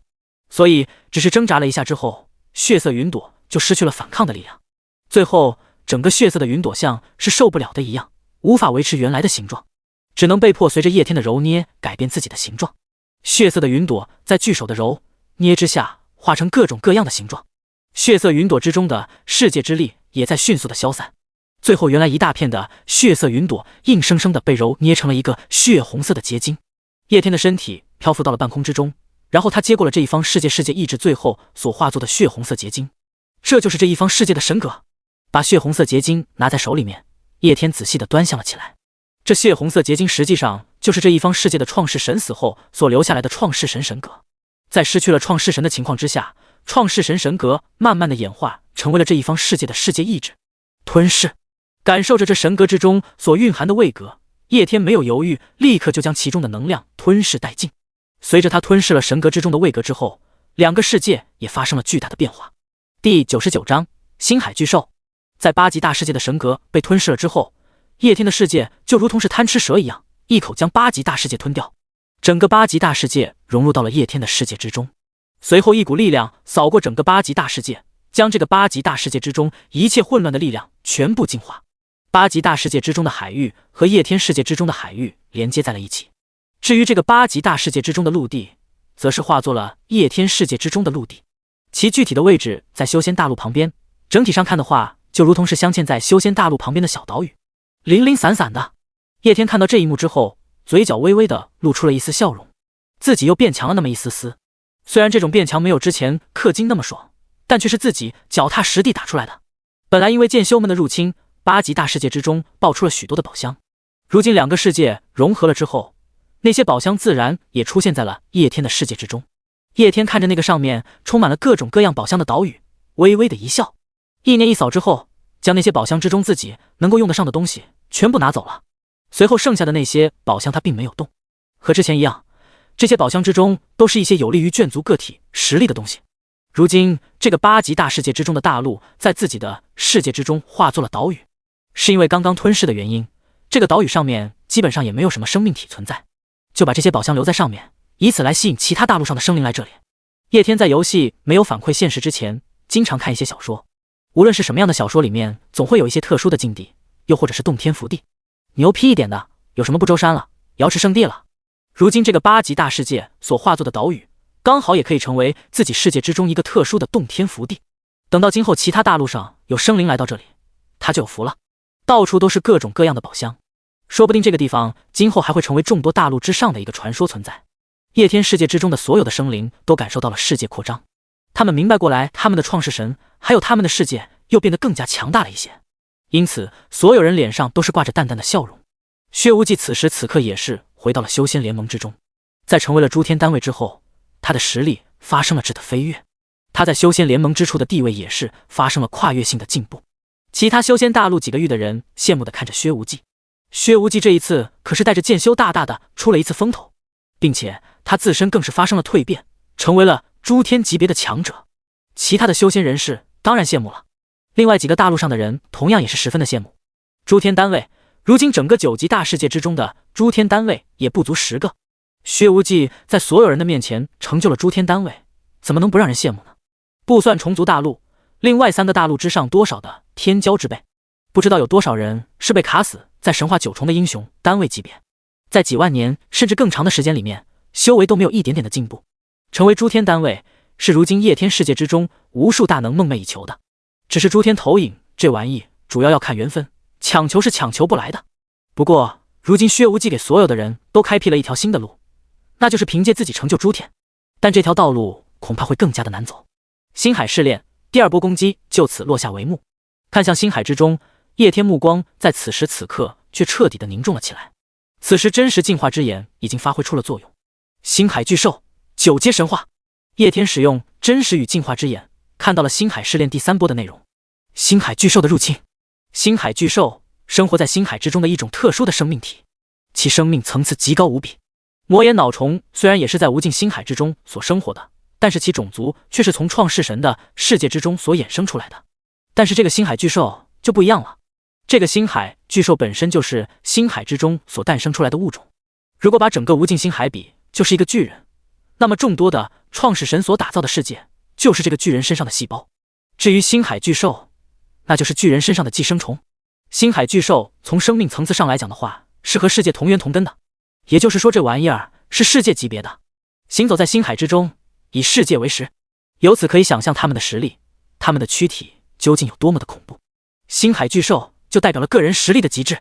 星海巨兽的9阶神话就相当于是一个9级世界，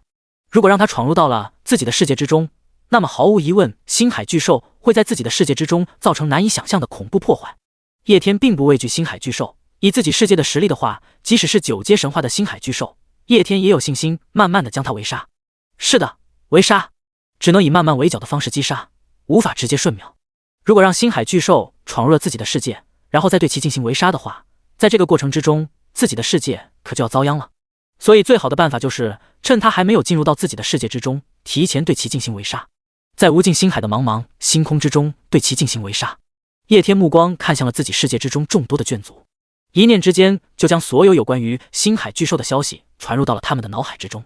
众多眷族之中的强者此时也是面色凝重，他们也意识到了他们所要面对敌人的强大。杀星海巨兽不难，但是想要无伤推 BOSS 就难了。这一波或许需要4个大陆的人共同齐心协力。赛博朋克的机械巨人，修仙大陆之上的混元无极大阵，再加上虫族和西幻大陆上面的至强者，无伤推 BOSS 应该是可以做得到的。叶天默默地在心中盘算起了自己的实力。第100章法剑器。世界之外的无尽星海之中，每一个闪烁着的光点就代表了一个世界。叶天的世界在这些光点之中极为璀璨，可正是因为这种璀璨，吸引了星海之中一些不知名存在的窥视。星海巨兽就是其中之一。作为星海之中的霸主，以世界为食粮的巨兽，一个9级大世界的存在，对他而言就如同是一个无比美味的蛋糕。而如今，这个美味的蛋糕就近在咫尺。星海巨兽游动着如同世界一般庞大的身躯，缓缓地向着9级大世界靠近。诸位，随我一同迎敌吧。叶天盘算了一下自己如今的力量，确定可以在星海之中截杀星海巨兽之后，也就不再犹豫，对着自己大陆之上众多的眷族发布了宣战的指令。随后他使用世界之力将所有的人都传送到了世界屏障的位置，随后打开了世界屏障。顿时一只巨兽映入到了众多强者的眼前。4大陆地上的强者们纷纷惊呆了，他们在世界之中也并不是没有见过巨兽，虽然他们都是生活在大陆之上的，但是实力达到一定程度之后，对于海洋肯定是也有所探究，因此他们在海底之中见过的巨兽也不少。海底之中的巨兽最出名的就是鲲鹏一族，一只鲲鹏化作原形的话，其真身可达到数千万里，在大千世界之中也可以称之为巨兽。还有叶天一直所骑着的深海巨兽也是一样的，深海巨兽的2个眼睛就像是世界之中的星辰一样，茫茫深海之中亮着的2个大灯。不过深海巨怪和星海巨兽名字虽然只有2字之差，但是2者的体积却根本无法做比较。深海巨兽是霸主级别的，可是星海巨兽却是世界级别的。所以此时此刻看到星海巨兽之后，4个大陆之上的强者皆是陷入到了震惊之中。他们的个体相对着星海巨兽而言的话，就像是星海巨兽上的寄生虫一样，就连深海巨怪也只不过是一个大一点的寄生虫罢了。浮游撼树，4个大陆的高手面对星海巨兽就只能用这4个字来形容。不过在实力上可不是谁大谁就有理的，再大的同时还要硬。结阵，修仙大陆之上的人在这一瞬间结成了混元无极大阵。中阵诸天，修仙大陆之上炼气一脉的人此时此刻祭出了一个巨大的大钟，以中阵诸天，这就是他们炼气一脉的手段。剑道3000，薛无忌所带领的众多剑修们也丝毫不甘示弱，在此时此刻纷纷凝聚出了自己所修的剑道，无数不同的剑之真意凝聚在一起，汇聚成了剑道3000。3000柄巨大无比的剑悬浮在了无尽星海之中，每一柄剑上面都有着一股难以言喻之锋芒。3000柄剑又汇聚成了一柄巨大的剑。剑来，此剑可撼天动地，倒挂星河，吾等剑修皆可死战。无数剑修发出了铿锵有力的声音。法，浴火行风，引星空之力加之无身。众多的法修们也不堪示弱，他们所持之法便是道法。道法3000，可以控风御水，牵引星空之力，引雷劫加身。万道以法为尊，此法既为修持之法，也为杀伐之法。顷刻之间，无尽星海之中的星空之力就被牵引到了众多法修的身上。除此之外，周围还有熊熊的火焰燃烧，此火名为三昧真火。西域之上的佛修们口中念叨着各种经书，无数种佛家的法相出现在他们的身后，一阵阵的梵音更是凝聚成了金色的音符。混元无极大阵主要讲究的就是牵引众多修仙大陆之上修士的力量。之前在阅兵的时候，混元无极大战已经展示出了前一部分的威力，但那并不是全貌。直到此时此刻，他才真真正正的展示出了全貌。各个域不同的修士彼此之间相互搭配，各有其特别所在。同时，所有的修士又共同召唤出了一个巨大的金色人影。只见这个金色人影傲立于星海之中，他的身后是佛家之人所召唤出来的各种佛祖法相。他左手所持的是炼气一脉所召唤出来的大钟，左手拿着一把大剑，剑道3000。他的脚下所踩的是由水火之法所凝聚而成的风火轮。剑、法、气、道，这才是真真正正的混元无极大阵的全貌，同时也是修仙大陆之上修仙一脉的精华所在。而修仙大陆之上，除了修仙人族之外，同时还有着妖族的存在。妖族自然也有其独特之法，妖族所修持之法是血脉之法。此时此刻，无数的妖族大佬混聚在一起，凝聚他们血脉之中的血脉之力，然后召唤其血脉之中的远古妖族。一只巨大无比的异兽浮现在星海之中，此兽似虎非虎，似龙非龙，仿佛集万千血脉于一身。明明是各种血脉的混杂体，却仿佛如同浑然天成一样。这只巨兽的身上同样散发着无边的威势，无论是修仙人族所召唤出来的金色人影，又或者是妖族所召唤出来的远古妖兽，和这个星海巨兽比起来的话，还是十分的渺小。不过好歹的话，也可以进行比较了。其他3个大陆的人看着修仙大陆所展示出来的实力，皆是一惊。他们没有想到，当初在阅兵之时，修仙大陆所展示出来的实力，居然不是他们的全部，居然还留了一手。不过此时此刻也顾不上其他的，另外3个大陆上的人都是纷纷展示出了其手段。第101章战斗触发，团战 BOSS。首先就是幻想大陆之上的赛博朋克文明。赛博朋克文明的机甲大军在这个时候也开始了组装，他们的机甲大军分则为9阶神话，合则可以组装成为机甲巨人，而机甲巨人的实力更是超越了神话级别。搭载天网，将所有机甲的数据库进行连接，晋升成为超星巨人。随着赛博朋克文明首领一声令下，无数赛博朋克的机甲汇聚在了一起，随后机身发生了一阵又一阵的变化，密密麻麻的机甲彼此组合在了一起，组合成了一个巨大无比的机甲。在星空之中，巨大无比的机甲睁开了眼睛，由机械所打造的眼睛之中散发出了一阵又一阵的红光。搭载合成歼灭炮，合成超正钢机械剑，能源驱动成功。在巨型机甲的内部，无数已经完成了3大飞升的赛博朋克公民数据意识汇聚在一起，形成了一个巨大的内部网络。然后众多的赛博朋克公民通过内部网络操控着机甲巨人的一切，各种各样的机械武器也被打造了出来，有着样式夸张的机械巨剑，还有着各种黑科技歼星炮。除此之外，这个巨大的赛博朋克机甲还获得了一定数据化的能力，它身上的任何机械部位都可以进行再组装。也就是说，这个地方本来肯定是腿，但是下一秒就有可能变成大炮。本来是手上拿着的机械巨剑，但是需要的时候，这机械巨剑可以变成是机甲巨人的头，它可以随意改变自己的形态。相比之下的话，赛博朋克的机甲比起修仙大陆凝聚出的金色巨人，还有妖族的远古妖族要小上很多。和庞大无比的星海巨兽比起来的话，那就是一个袖珍牌的手办。不过虽然形态上面有着巨大的差异，但是赛博朋克文明的机甲巨人实力却丝毫不容小觑。这可是如今夜天世界之中最强大文明的智慧造物。数据大军的话，倒是并没有什么拿得出手的核心手段，毕竟他们每个人都是以升级打怪的方式把实力提升上来的，每个人都有自己独特的技能构造和核心，因此并没有什么拿得出手的核心手段。但是面对如今这样的战局，数据大军也有着自己一些独特的战斗经验。应对强大无比的星海巨兽，对于在游戏之中成长起来的数据大军而言，就如是推游戏之中的大 boss 一样，而且还是世界级别的大 boss。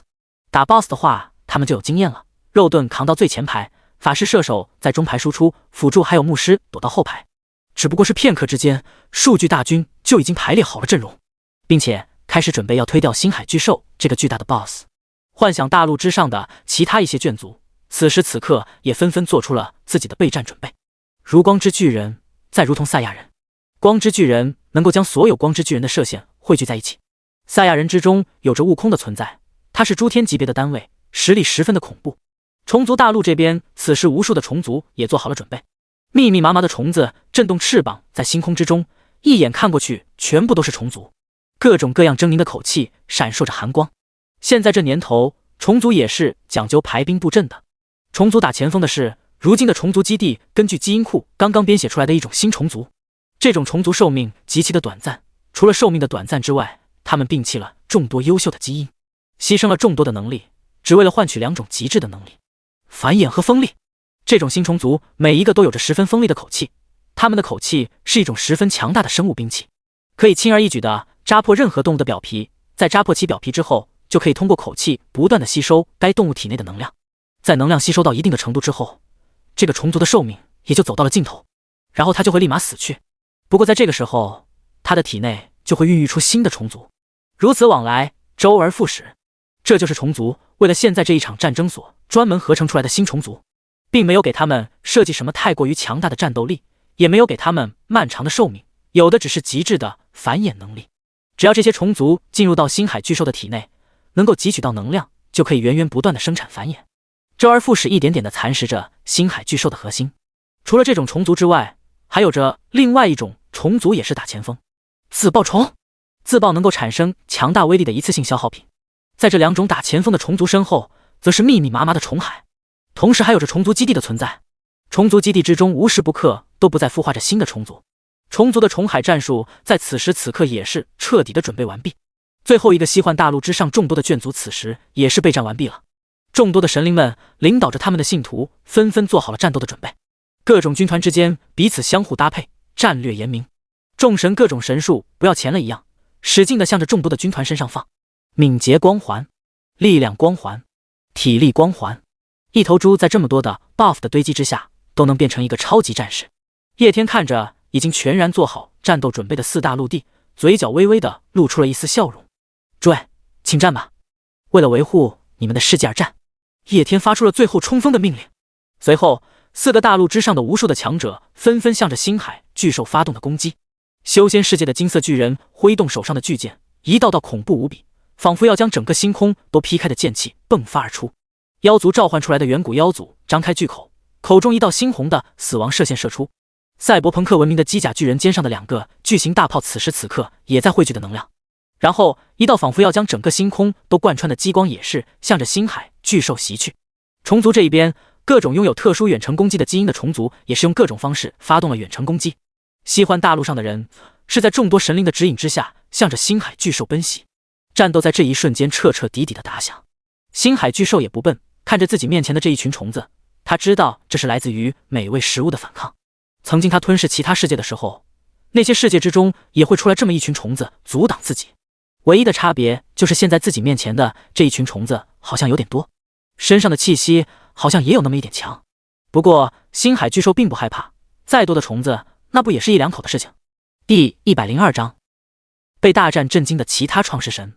星海巨兽丝毫没有把4个大陆的人放在眼里，在他看来的话，这只不过是一群挣扎的蝼蚁罢了。可是很快的事实就给予了他沉重的一击。一个9阶神话的攻击并不能对星海巨兽造成多大的影响，即使是诸天单位级别的神话也无法对星海巨兽造成多大的影响。可是数以亿兆计的神话单位一同发出的攻击，星海巨兽却不能忽视。这种层次的攻击打到他的身上，已经足以让他破防。修仙大陆金色巨人的剑气瞬间贯穿了星海巨兽，在他的身上留下了一个深可见骨的伤疤。伤疤的大小相对于星海巨兽庞大无比的体积近乎于无，可是确确实实的伤到了星海巨兽。越是体积庞大的怪兽，除了拥有恐怖的力量之外，还拥有着极为强悍的生命力和自愈能力。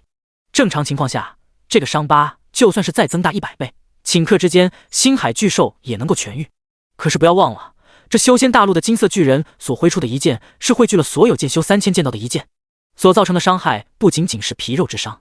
而是剑痕。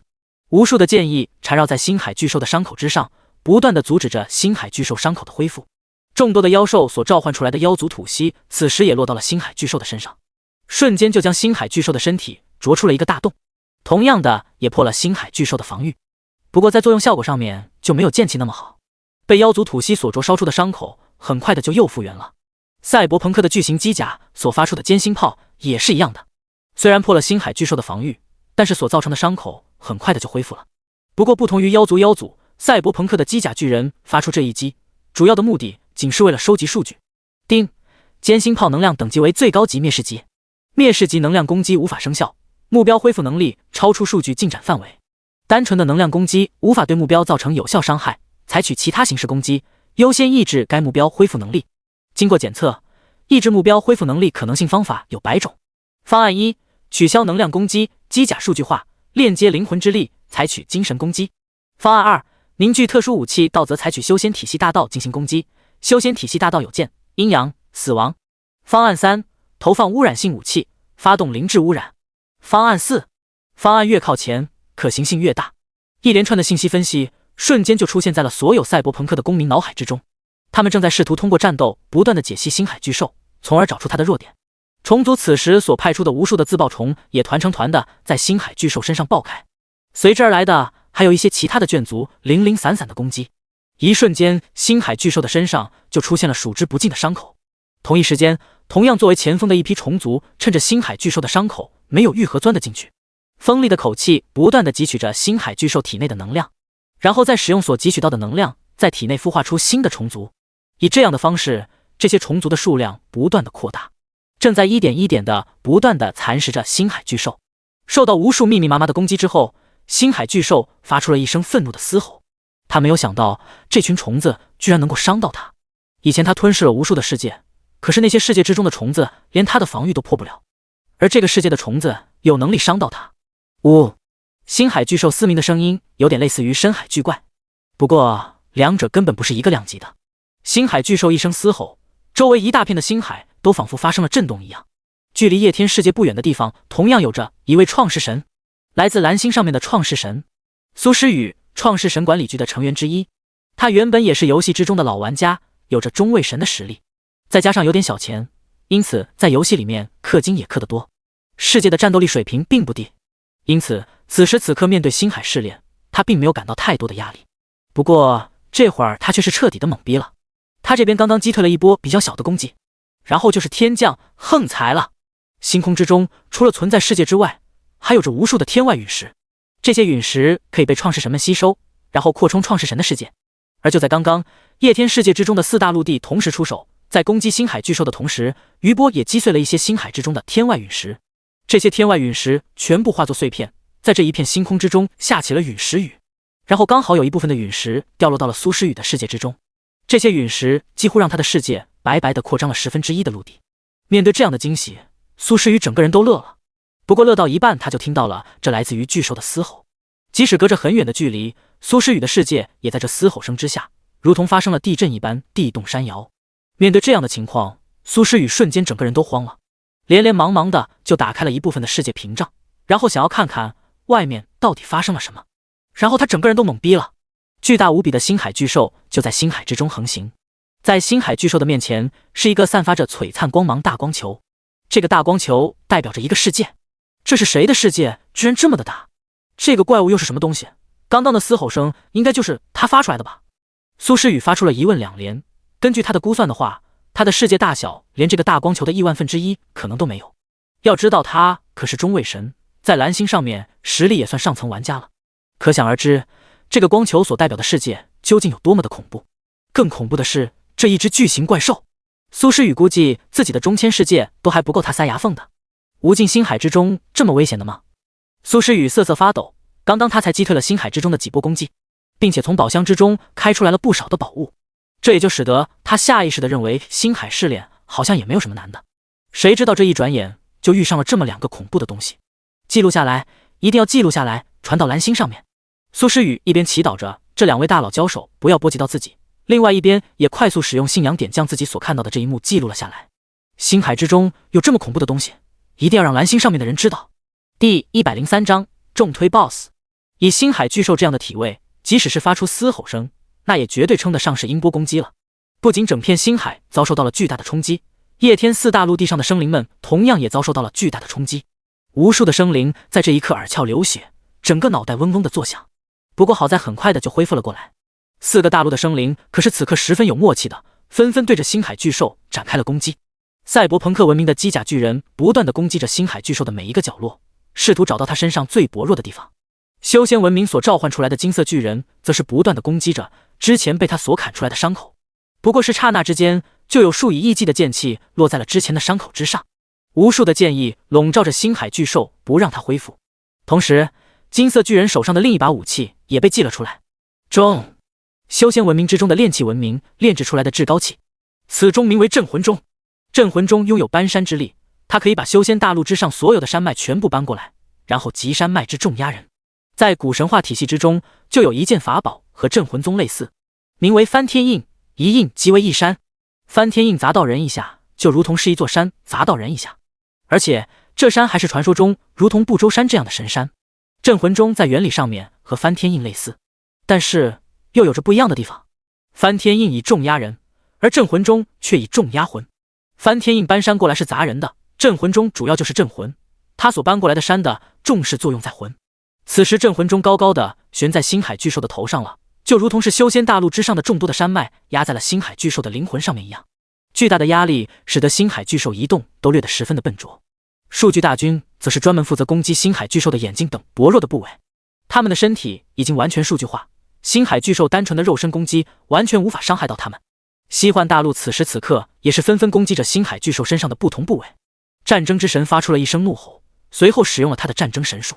无数的战士排列成阵，他们的骑士意志汇聚在一起，然后凝聚出了一个巨大的骑士虚影。骑士虚影向着深海巨兽发动了攻击，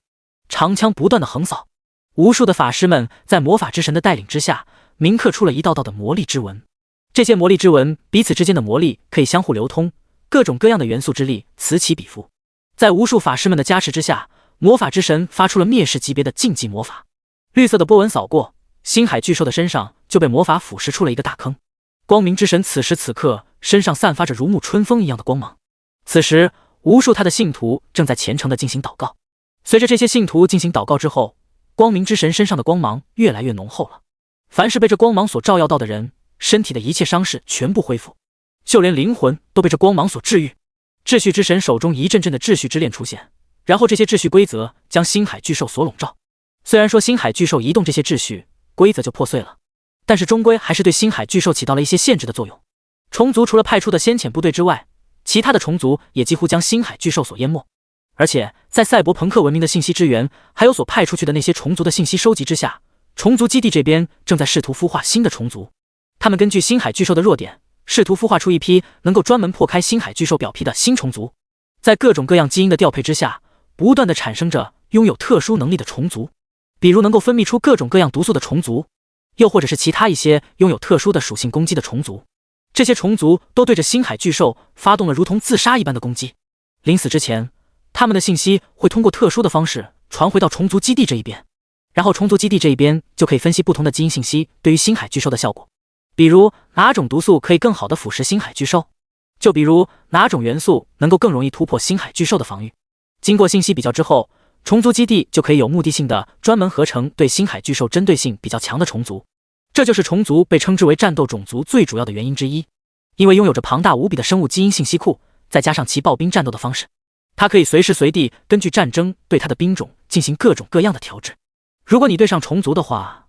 你最好是没有任何的弱点，否则一开始打着的时候，你可能只是觉得虫族的数量有点多，但是打着打着你就会发现虫族的兵种变了。你害怕火，那么和你对上的就是各种火属性的虫族；你害怕毒，那么和你对上的就是能够喷出各种毒的虫族。庞大的基因库能够让他们制作出各种各样专门针对于你的生物兵器，不然如果仅凭暴兵这一点的话，虫族可不会被称之为天灾。毕竟那么多的眷族，能够暴兵的眷族并不在少数，可为什么都不如虫族强大呢？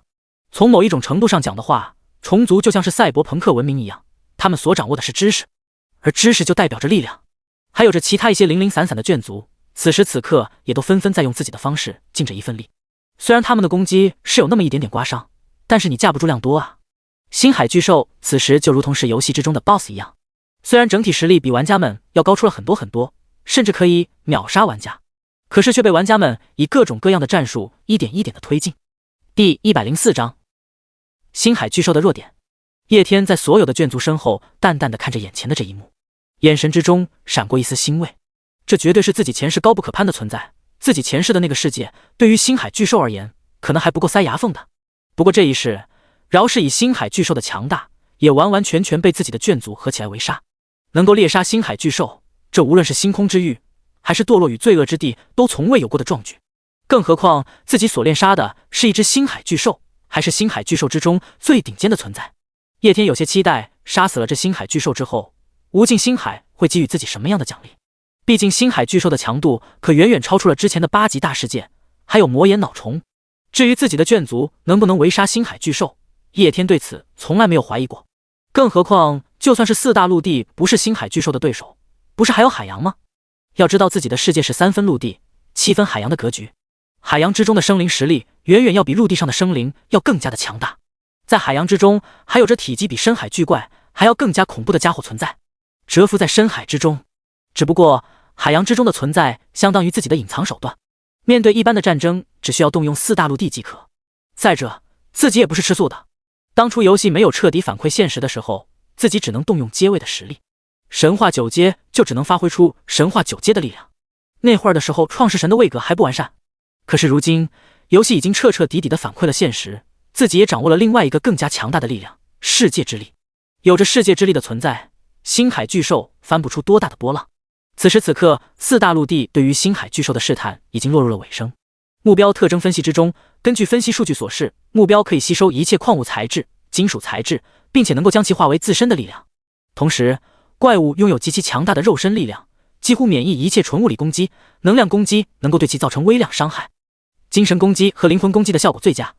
解除一切带有矿物材质、金属材质的武器攻击，采取精神攻击与灵魂攻击。赛博朋克文明首先解析出了星海巨兽的弱点，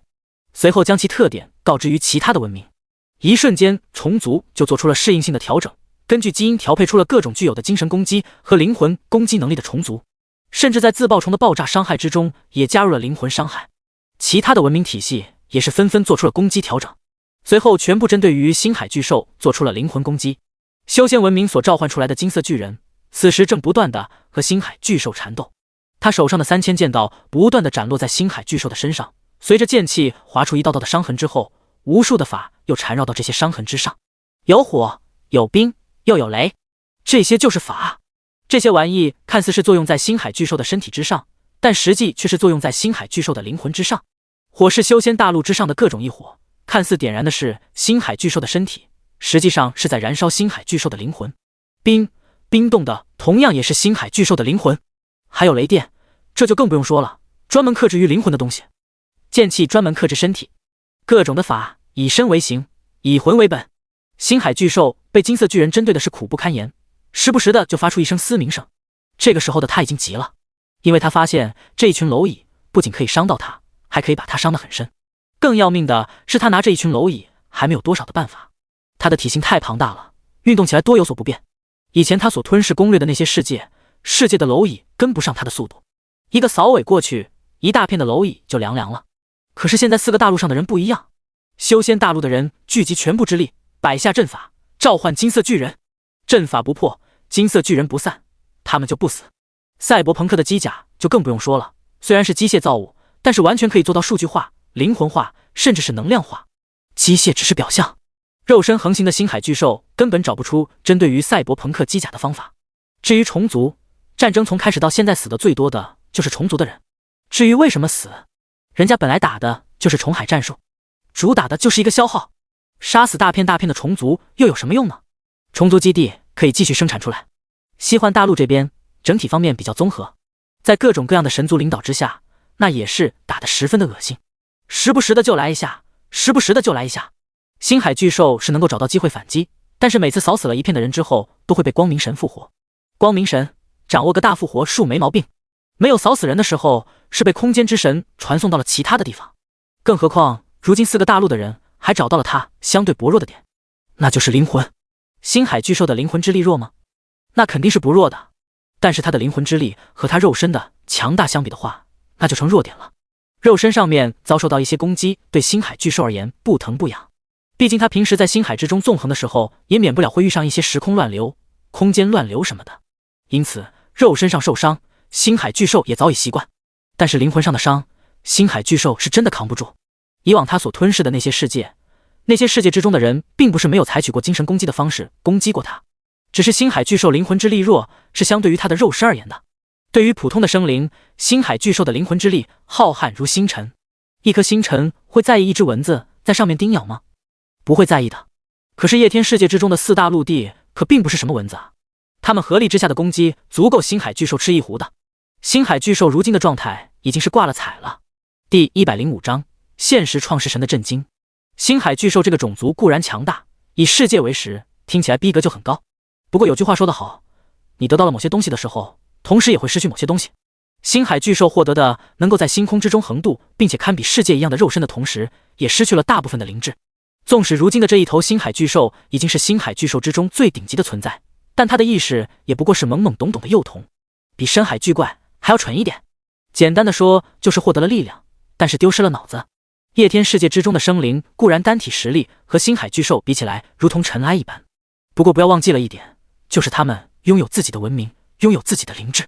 知识永远都是最强大的力量，就如同是普通世界的普通人借助工具就可以围杀几百吨的鲸鱼一样。4个大陆上面的生灵彼此合作，也可以围杀强大无比的星海巨兽。星海巨兽在4个大陆的人的共同攻击之下，很快的就受了重伤，肉身上面留下了大大小小不同的伤疤。不过这些伤疤对于他的损伤都并不怎么大。星海巨兽主要受到的伤害还是基于灵魂之上，他的灵魂之上有着各种来自于修仙文明的术法攻击，西幻大陆之上的各种诅咒、魔音污染，还有赛博朋克文明的各种各样的精神炸弹。虫族这边的话更加恐怖，甚至专门制作出了一种能够蚕食精神力的虫族。星海巨兽肉身上面所受到的伤害很快的就能够恢复，就算是有着剑气还有其他力量的腐蚀，但是这些玩意也不过是延缓了恢复的速度罢了。可是精神上面就不一样了，精神上面有着很多的防御手段，但是这些防御手段，星海巨兽一个都不会。对于精神上的一切攻击，星海巨兽都是借助他那庞大的灵魂之力扛过去的。以前面对那些弱小的生灵的时候，这一招当然可以。你在一颗星星上面挖一个小洞，能有什么影响？可是四大陆地的攻击可不仅仅是挖一个小坑那么简单啊！星海巨兽的灵魂之力就这样不断的被蚕食着。叶天与星海巨兽之间的战争听起来很短，但是实际上已经是几十年甚至几百年的时间过去了。要一点一点的蚕食星海巨兽这样的怪物，这可不是一个便捷的活，是要靠着水墨工程的。而这么久的时间，其他创世神的星海试炼早就已经过去了。有些人在星海试炼之中受到了很大的损失，不过保住了一条小命；有些人则是准备充分，狠狠地捞了一波资源。也有人成为创世神之后，还没有高兴几天，就在星海试炼之中挂了。所有的人在星海试炼之中出来之后，无一不是在各种论坛、网络之上发表自己惊心动魄的经历，有炫耀自己的收获者，也有表达自己恐惧的人。而在这众多的信息之中，毫无疑问，一个信息彻彻底底的在龙国炸开了。起因就源于苏诗雨。苏诗雨星海试炼也早早的结束，不过对他而言，星海试炼不是真正的危机，真正的危机是他所在的那一片星海之中交战的那位大佬，还有那一头巨兽。虽然度过了星海试炼的危机，但是苏诗雨生怕那个恐怖无比的世界与那巨兽的交战波及到自己。两个人打架才死一只蝼蚁，再正常不过了。所以苏诗雨在星海试炼结束之后依然十分的慌张，生怕一个不小心自己的世界就寂了。而他在关注着自己所在的一片星海中发生战斗的同时，还抽空回到现实之中，把自己的所见所闻传递给了创世神管理局。苏诗雨好歹也是个创世神，虽然星海之中的战斗是他无法插手的，不过记录下来还是没有什么问题的。截取了星海之中的一部分画面之后，苏诗雨把这一部分画面交给了创世城管理局，然后自己又回到世界之中，关注起了战局。而他所在现实之中所传播出的画面，却彻底的让整个龙国都炸开了锅。创世神管理局对于那一部分的画面也并没有隐藏，毕竟如今他们极其需要威望，吸引众多的创世神加入。现在绝大部分的人都缺失对于无尽星海的认知，而这恐怖的战争片段毫无疑问就能够增加所有人对星海之中的认知。他们官方在这种时候将这画面公布出来，就能迅速的拉起一波威望。战争片段并不是视频的形式，毕竟都是创世神了，截取一部分的片段还要录屏，那就太 low 了。苏诗雨采用的是一种神术记录的画面，这个神术可以让接触到这个神术的人都能够以他的视角感受到自己所看到的一切。所以在创世神管理局公开了这个神术，让所有的创世神都看到了星海之中大战的场景之后，所有的创世神们彻底的炸了。什么东西？无尽星海之中为什么会有这么恐怖的巨兽存在啊？我他喵的一个6级世界还不够他塞牙缝的。和那一只巨兽对上的是一个创世神的世界，这个创世神该有多么的强大啊！9级创世神，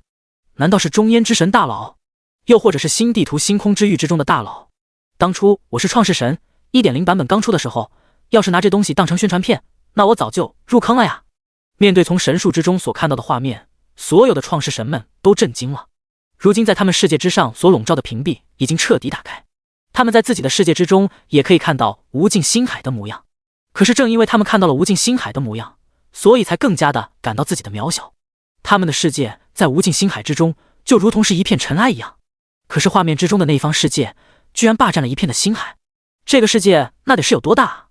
这个创世神又该有多么的强大？还有星海巨兽，尽管之前创世神管理局就提示过他们星海之中有着很多的威胁，可是创世神管理局也没有告诉过他们星海之中有着这种怪物的存在。这种怪物几千几万个中千世界对他而言那也只是嘎嘣脆，就像是啃豆子一样。星海之中有这样恐怖的东西在，这让他们怎么玩？无数的创始人在看过画面之后，脑海中都产生了2个问题：不知道画面之中的那个世界是不是这怪物的对手？还有，这个世界会不会是大佬中烟之神的？第106章，控制星海巨兽。战斗进行得很顺利，虽然说是在推 BOSS， 但又不是真正的在游戏里面。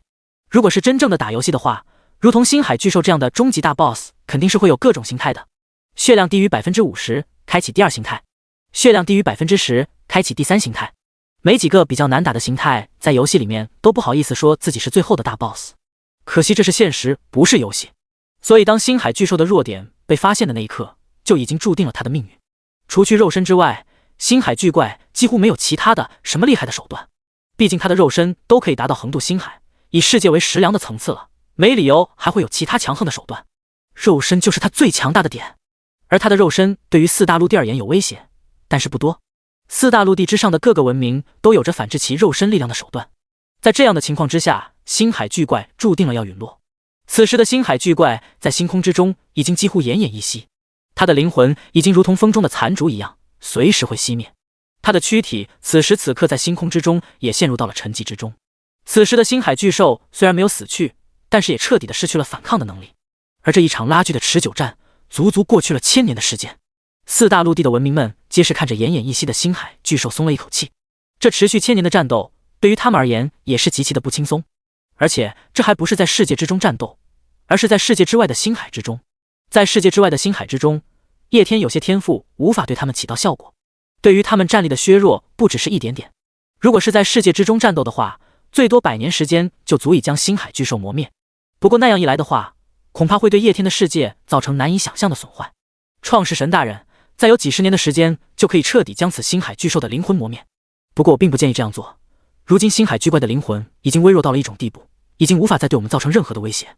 我请求暂时不磨灭他的灵魂，将他带回到世界之中，然后供我们研究。星海巨兽如此恐怖的存在，其身上的一切都蕴含着无穷的秘密，而且它本身战力恐怖，可以横渡星空。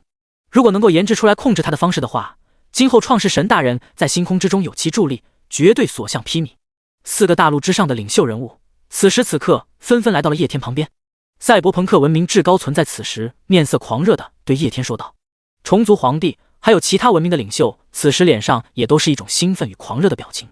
以他们4大陆地那么恐怖的实力，也足足花了近1000年的时间，才将这星海巨兽打得奄奄一息。从中就可以看出，这星海巨兽究竟有多么的强大。能够将如此恐怖的巨兽狩猎，他们心中自然是有着一股荣誉感的。而且如今经过了1000年的战争，战争终于结束了，自然而然的也就到了收割战利品的时候了。这战利品自然就是星海巨兽。星海巨兽作为星海之中独一无二的存在，其价值无法衡量。用一句修仙大陆上的烂俗话说，就是此兽浑身都是宝。虫族想要获取它身上的星空基因，赛博朋克文明想要把星海巨兽切片研究，修仙文明也想从星海巨兽身上割东西下来炼器。用这玩意身体上的材料炼器，那不妥妥的超越9阶神话级别。而且更重要的是，星海巨兽本身的实力就恐怖异常。如果他们能够研制出来控制星海巨兽的法子的话，那么叶天的世界之中就会立马多出一个恐怖无比的战力。掌握一只星海巨兽，几乎顷刻之间就可以让叶天手上的战力增幅几成。星海巨兽的生命力极其顽强，4大陆地的文明可以一边寻找控制它的办法，一边从它的身上割点材料，这两者又不冲突。所以几大文明的领袖都不想直接杀死星海巨兽，他们一致认为留着半死不活的星海巨兽给创世神带来的利益要比杀了他要大，而且杀死了他们只能得到一个尸体。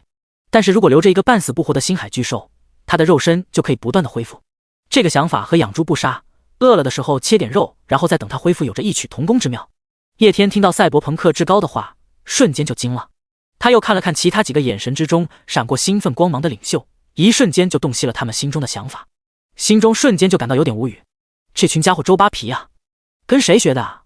圈养起来，一边寻找控制他的办法，一边不断的切割他身上的材料。撒旦来了都得叫你魔鬼，星海巨兽都得被你们薅秃噜皮了。可以。稍微思考过后，叶天点头答应了众多文明领袖的请求。百利而无一害的事情，为什么不答应呢？而且对于赛博朋克的至高领袖所提出来的建议，叶天心中也是十分的期待的。如果4大陆地的人真的可以鼓捣出来控制星海巨兽的办法，那么毫无疑问，这是一件天大的好事情。星海巨兽的实力究竟有多么的恐怖，他也亲自见识到了。集其4大陆地之力，也足足花了1000年的时间才能够推掉。自己的实力几乎是9级创世神之中最强大的存在。以4大陆地的实力，即使是推掉一个弱一点的9级创世神的世界，都不需要这么久的时间。从中就可以看出星海巨兽的强大。如果4大文明真的能够控制它，那对自己世界实力的增幅可不仅仅是一点点。以后别人神战的时候都是派出眷族，自己神战的时候派出世界级别的星海巨兽，叶天都能够想象得到那些和自己对战创世神们震惊的面容，妥妥的维度碾压了，好吧。第107章探索之眼。在确定了针对于星海巨兽的处理方法之后，4大陆地的人就开始了收尾的工作。他们要把半死不活的星海巨兽拖回到叶天的世界之中。虽然说星海巨兽是世界级别的，中千世界都不够他塞牙缝，可是叶天的世界可是大千世界，而且还是大千世界之中最为顶级的存在。容纳一个星海巨兽是没有任何问题的。在四大文明通力的合作之下，花了几十年的时间，他们终于将星海巨兽搬回到了叶天的世界之内。叶天使用神力将星海巨兽固定在了一片海域之上。单单一个星海巨兽，其体积就比四大陆地之中的任何一个陆地都要大。在将星海巨兽安排好之后，四大陆地之上所存在的文明迅速的就展开了行动。修仙大陆、赛博朋克文明、虫族，还有西幻大陆的人都纷纷抽选出了一部分的人，然后让他们定居在了星海巨兽的身上。只不过几十年的时间，星海巨兽的身上就创立了众多文明的分公司。这些在星海巨兽上的眷族，一方面要时时刻刻的监察星海巨兽的灵魂强度情况，防止它恢复过来；一方面还要对它展开各种各样的研究，以求能够找到控制它的办法。在这段时间里面，叶天一直都待在自己的世界之中，直到星海巨兽的一切都被安排妥当了之后，他才松了一口气。想要控制星海巨兽，绝对不是一朝一夕能够办到的事情。即使是以四大陆地如今的发展程度，想要找到控制星海巨兽的办法，恐怕也需要十分漫长的时间。不过，只要能够控制星海巨兽的话，这一切都是值得的。叶天这一次并没有获得无尽星海的奖励。星海巨兽如同是无尽星海身上的寄生虫，叶天如果把它杀死的话，肯定会爆出价值不菲的宝物。不过对于现在的叶天而言的话，再怎么好的宝物肯定也比不上星海巨兽本身。毕竟星海巨兽本身的战斗力是真的恐怖，也就是遇上了自己，否则换一个9级创世神，还真不一定是星海巨兽的对手。自己的赛博朋克文明、虫族、修仙大陆还有神族，随便一个拿出去都是最顶尖的眷族，再加上有着各种天赋的加持，可即使有这么多的 buff 加持，对付星海巨兽也足足花费了1000年时间。其他的9级创世神肯定没有自己这种实力。在嘱咐了自己世界之中众多的文明眷族一番之后，叶天这才离开了自己的世界，回到了现实之中。此时的现实之中再一次的炸开了锅。苏诗雨时刻关注着星空战场的情况，叶天在星空之中打了1000年的时间，他差不多也在旁边偷瞄了1000年的时间。不关注不行呀，毕竟这关系到自己的生命安全。要是回到了现实，有着时间流速的存在，万一在场出了什么情况，他怎么死的他都不知道。而在世界之内时刻关注着星海之中的情况，要是战斗真的扩散了，那他好歹也能死个瞑目。所以在这期间，他一直都是提心吊胆地关注着星海之中战斗的一切。好在他最担心的事情并没有发生，星海之中的战斗并没有扩散开来波及到他，反而是叶天眷族在与星海巨兽战斗之时，打碎了众多的星海陨石，掉落在了他的世界之中，让他的世界扩大了不少。在战斗结束之后，他立马就退出了自己的世界，然后回到了现实之中。可是现实世界之中的创世神管理局，还有众多龙国的创世神等他，等到花都要谢了。之前他出来丢了个战斗的画面，就又回到了自己的世界之中，一待就是待了1000年的时间，换算到现实之中，那也是10多个小时。这算是可把现实之中看到过星海之中战斗画面的那些创世神给急坏了。他们迫切的想要知道，这种级别的创世之战，最后的赢家是谁？是那星海之中恐怖的巨兽，还是那个强大无比的世界？无数的人纷纷翘首以盼，就等着一个结果。这就导致苏诗雨一回到现实之中，就发现自己被众多创世神管理局的同事们给围住了。回来了，诗雨回来了，谢天谢地，他并没有被大佬的交手波及到。诗雨，你快说说，那场战斗最后到底是谁赢了？还有你有没有看到那个世界的创世神是谁？一出来，苏诗雨就被这一堆的问题给问懵逼了。看着自己众多激动的同事，苏诗雨的脸上闪过一丝无奈之色。不过他也明白自己同事们激动的原因，这种级别的盛世大战，他在旁边有生命危险，都看得那么的激动。最后是那个9级世界赢了，你们自己看吧。苏诗雨使用神术截取出了自己所看到那场战斗最后的画面，在那部分的画面丢给了众多同事之后，苏诗雨内心也是闪过一丝兴奋。如今他已经大致猜到了那个恐怖世界的主人到底是谁了。如今中国的第一强者，中焉之神。苏诗雨在星空之中虽然看不真切叶天的模样，但是也看得出来叶天的种族，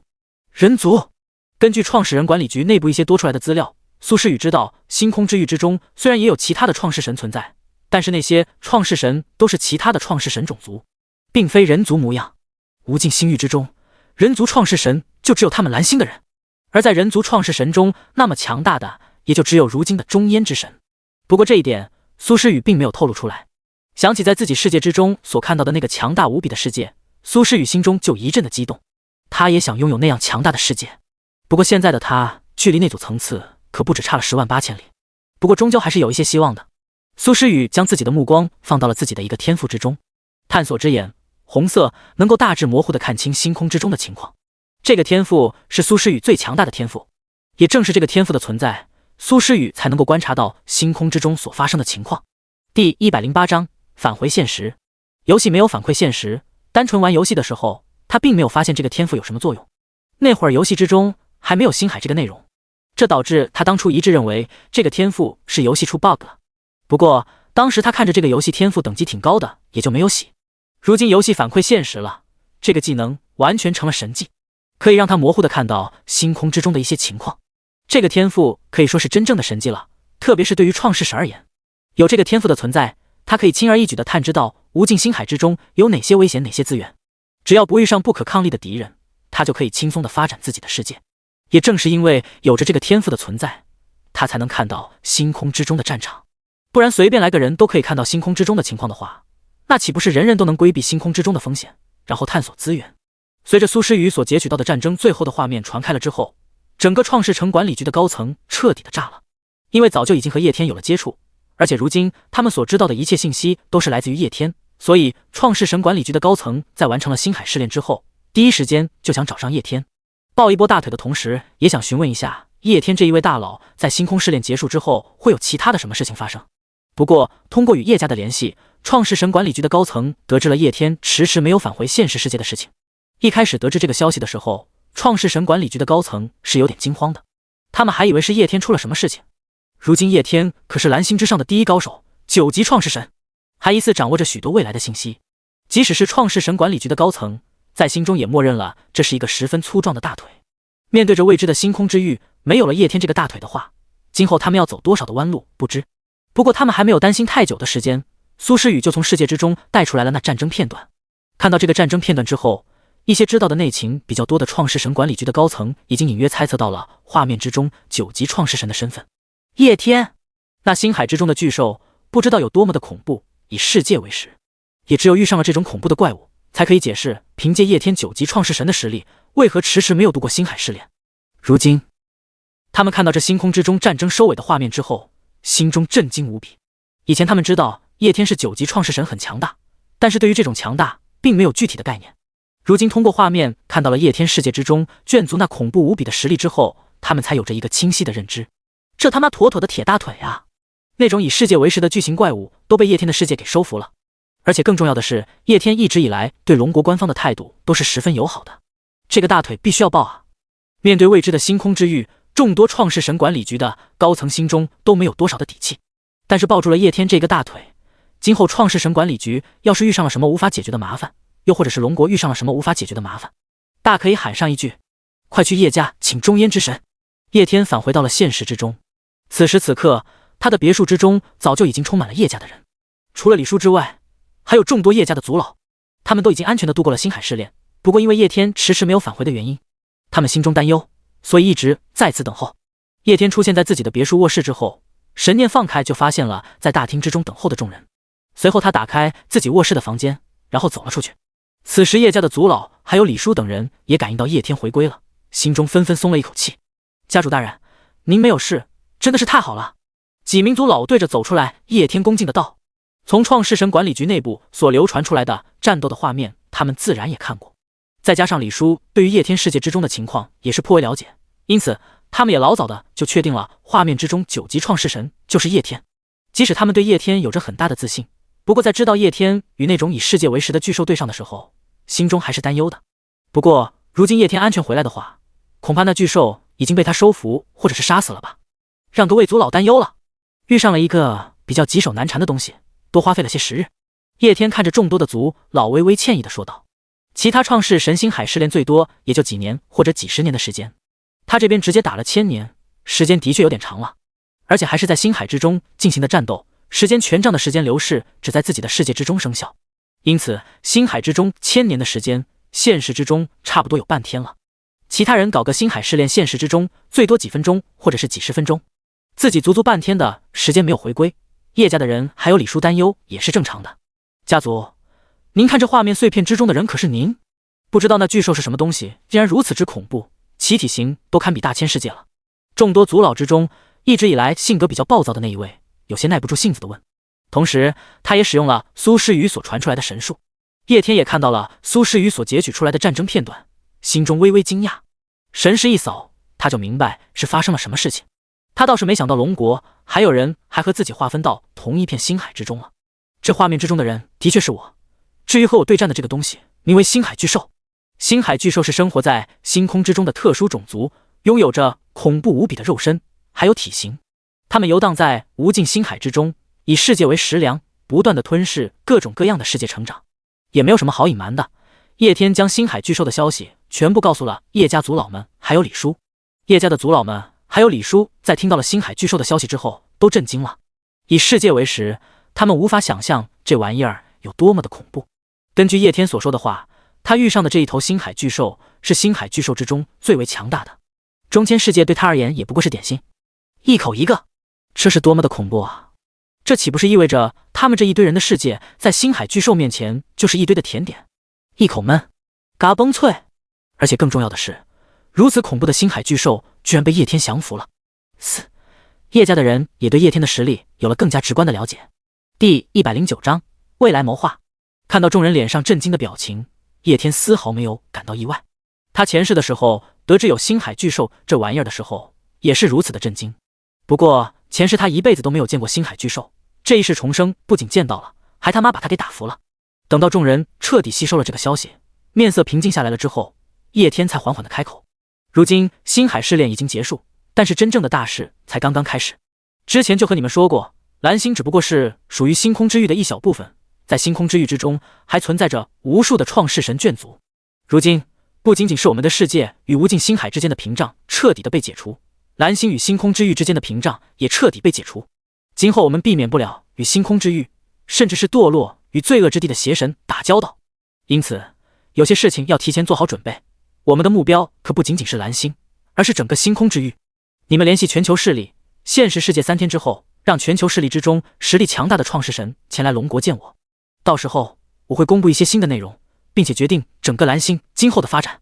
告诉他们，3天之后，但凡有势力没有到来，我会亲自抹杀他们。说到最后，叶天眼神之中闪过一丝凌厉之色。如果依然以游戏的说法来理解的话，星空之域是一个很大很大的地图。游戏之中开启大地图之后，都会有主城存在，星空之域之中也不例外。星空之域之中存在24主城，这24主城由24个至强的创世神种族所打造。这些创世神种族强横无比，为了对抗堕落与罪恶之地，24主城的创世神种族们又联合打造了创世神联盟。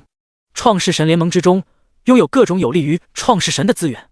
既有着提升创世神整个世界的资源，也有着提升创世神世界内个体实力的资源。除此之外，还有着各种各样宝贵的信息。蓝星想要在星空之域之中占据立足之地，就必须要加入创世神联盟，唯有这样才能享受到各种各样的福利加持。叶天自己的成长，还有收集创世神星图所需要的9大神格，也必须要借用到创世神联盟的力量。所以蓝星必须要加入到创世神联盟之中。而要加入到创世神联盟之中，有的个体强横的实力还不够，还需要蓝星上的人共同齐心协力。所以叶天如今的目的就是要整合整个蓝星上的创世神。在这个过程之中，如果有人不服或者是反对的话，那么叶天也只能送他们上路了。听到了叶天的话之后，叶家众多的族老们兴奋了起来。他们自然听出了叶天的意思。从游戏反馈到现在，叶天一直以来都很低调，整个龙国的人都知道中焉之神牛逼，但是到现在为止，知道中焉之神到底是谁的人寥寥无几。叶天低调之后，他们叶家也跟着低调。虽然说成立了星空集团，但是叶家并没有摆到明面上面。如今叶天这样说的话，那就代表着他不想再低调，而要走到所有人的面前。这也就代表着从今之后叶家也会走到整个蓝星的人的面前。叶家要真正的崛起了。是，家主。几个老头恭恭敬敬的应声，心中是止不住的振奋。叶天微微点了点头，随后想了想之后，手一挥，别墅的地上瞬间就出现了一堆散发着璀璨光芒的玉石。这玩意儿不是别的东西，正是能够让普通人觉醒成为创世神的觉醒石。叶天又继续开口，这些觉醒石你们收着，放入星空集团之中。如今叶家大部分的人虽然成为了创世神，但是还有一小部分的人并没有成为创世神，特别是那些年纪还比较小的人。等到他们18岁之时，便可以拿出觉醒石为他们觉醒，觉醒石的等级越高，觉醒的概率就越大。这一批觉醒石品质几乎都是最高的，叶家有适龄的人的话，免费使用一次，其他的则是作为星空集团的珍贵资源拿去运营。怎么运营？我想你们比我更清楚。叶天之前在收集掉落宝箱的时候，能使用的他都当场使用了，适合眷族使用的东西则是放在了自己世界的各个角落里面。除此之外，从宝箱之中还开出了众多的觉醒石，叶天所对上的几乎都是神话级别的存在，因此掉落的宝箱品质也是很高。宝箱之中开出来的觉醒石也是最顶级的，觉醒石的等级越高，能够让人成为创世神的几率也就越大，而使用觉醒石的最低年龄是18。叶家之中还有一大批的小娃娃不是创世神，可以使用觉醒石觉醒，整个龙国更是有无数的人等着使用觉醒石。如今没有成为创世神的那些人，谁不希望成为创世神？成为创世神的人，谁又不希望自己的亲人都成为创世神呢？而觉醒石第一次使用的时候，觉醒的概率最大，第二次的话，你使用再好的觉醒石基本上也没有希望觉醒，所以谁不希望第一次就直接使用高品质的觉醒石？从这其中就可以看得出来觉醒石的市场有多么的大。更重要的是，这玩意儿的爆率真的低。叶天剿灭了数以亿兆计的生命，才爆出来那么多觉醒石。其他的那些创世神，他们能够爆出几个十几个就差不多了，实力弱一点的，甚至压根就爆不出来觉醒石。有着觉醒石的存在，星空集团的号召力将会更上一个台阶。对于叶家内部的人，更是能够牢牢地拴住他们的忠心。第110章，虫族巨虫和虫族暴君。看到叶天所拿出来的觉醒石之后，几个叶家的族老脸上闪过一丝欣喜的神色。觉醒石这玩意儿，他们可太稀罕了。如今整个叶家是以叶天为首，是一个整体，但是内部肯定也是有着一些关系的划分的。如他们这几个老头，各自都有着自己各自的后代。如今叶家没有成为创世神的晚辈之中，有些就是他们的亲孙子亲孙女，他们也想要自己的亲孙子亲孙女也觉醒成为创世神。而觉醒成为创世神又有着概率的问题，觉醒石自然是要使用最好的。他们自己的实力不错，在星海试炼之中也爆出了不少的觉醒石，不过他们所爆出来的觉醒石品质都不怎么的好。如今叶天这一批顶级的觉醒石对他们而言就十分的重要。是，家主。众多的族老们对于叶天这一位家主瞬间变得更加的恭敬了。随后叶天又嘱咐了众多的族老一些其他方面的事情，然后就将族老们给打发走了。李叔也和着一众的族老一起离开，协助他们做一些事情。在安排好了现实之中的事情之后，叶天这才重新返回到了自己的世界之中。他在现实之中待了几个时辰的时间，游戏之中又是几百年的时间过去，叶天出现在了星海巨兽所画的第5大陆之上。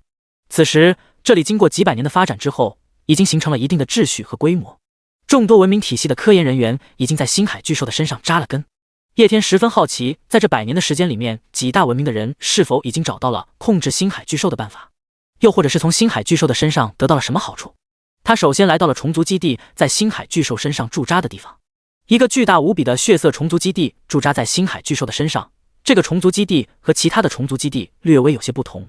其大小是叶天之前所见那些虫族基地的几十倍，甚至是几百倍。虫族基地的下端是深深的如同触须一样的东西，扎根在星海巨兽的体内，然后不断的从星海巨兽的身上汲取能量，还有基因，就仿佛是大树扎根于土地一样。叶天感受着气息进入到了虫族基地的内部，一片巨大无比的空旷场地之上，虫族皇帝直视着面前一堆的虫卵，周围还有着众多其他的虫族，他们貌似正在等待着这些虫卵的孵化。叶天直接出现在了虫族皇帝的面前。创世神大人。在发现了叶天的存在之后，虫族皇帝还有其他众多的虫族狂热都跪在了地上。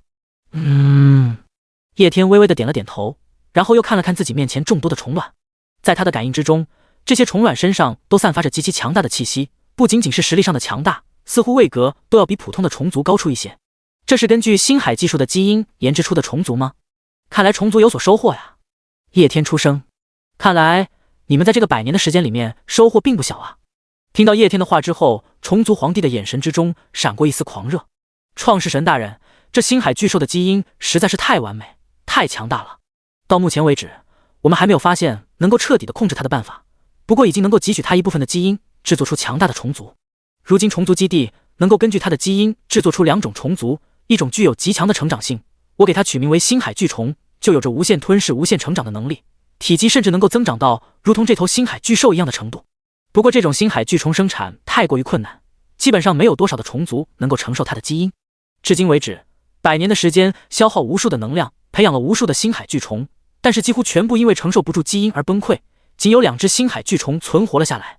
如今正在虫族基地之中吞噬能量提升等级。另外一种使用星海巨兽制作出来的虫族实力强悍无比，一出生就能够媲美诸天单位，具有着至高级别的战斗力。不过同样的，因为星海巨兽的基因太过于强大，很少有卵虫能够承受得住。相比较于星海巨虫，这种虫族的成活率更高，不过基因基本上会在10年到100年的时间之内缓慢的崩溃。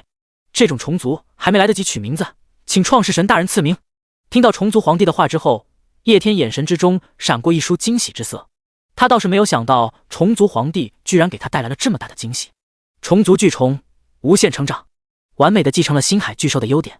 这是完完全全虫族版的星海巨兽啊。唯一的缺点就是成活率太低，成长周期比较大。但是这能叫缺点吗？在游戏反馈现实之前，他最缺的就是时间，但是如今他最不缺的就是时间。能够得到星海巨兽这样强大的战力，就算是等上个100万年、1000万年又如何？星海巨虫就相当于是幼年版的星海巨兽，直接血赚好吧。至于另外一个由星海巨兽的基因所改造而成的虫族，同样也是十分的恐怖，一出生就有着诸天单位的实力，而且还能够量产。唯一的缺点就是最多100年的时间基因就会崩溃，就相当于是玄幻小说之中以秘法催生了一批短时间之内无敌的强者，效果同样十分的逆天。诸天单位啊，这种级别的战力，如今自己整个世界之中也不过是10指之数，虫族却能够批量催生，虽然实际上可能比正常的诸天单位稍弱了那么一丢丢，而且存在的时间也有限，但这依然无法掩盖这种虫族的强大。仅仅是这2种虫族的存在，几乎就将虫族的实力翻了1倍。不过这也是正常的事情，虫族本来就是靠基因信息吃饭的。星海巨兽又是星海之中最强大的种族，毫不夸张地说，它的基因也是所有种族之中最强大的。除非有着超越大千世界级别的存在，突破了神话阶位的限制，否则不会有任何的存在基因能够比星海巨兽还要强。虫族得到了星海巨兽的基因，不变强才怪。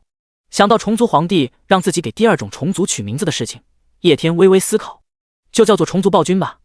虫族暴君这个名字挺适合第2种虫族的，符合它强大恐怖的特点。毕竟论单体实力的话，可能虫族暴君的实力比如今虫族皇帝还要强。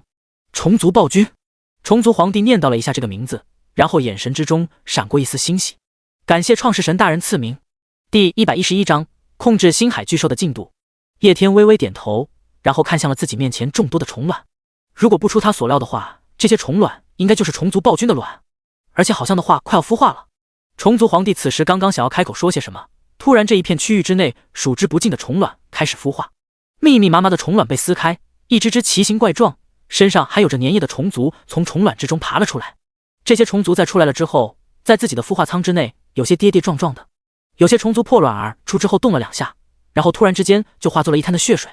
一瞬间，这些孵化出来的虫族就死了一大半，全部化作了血水。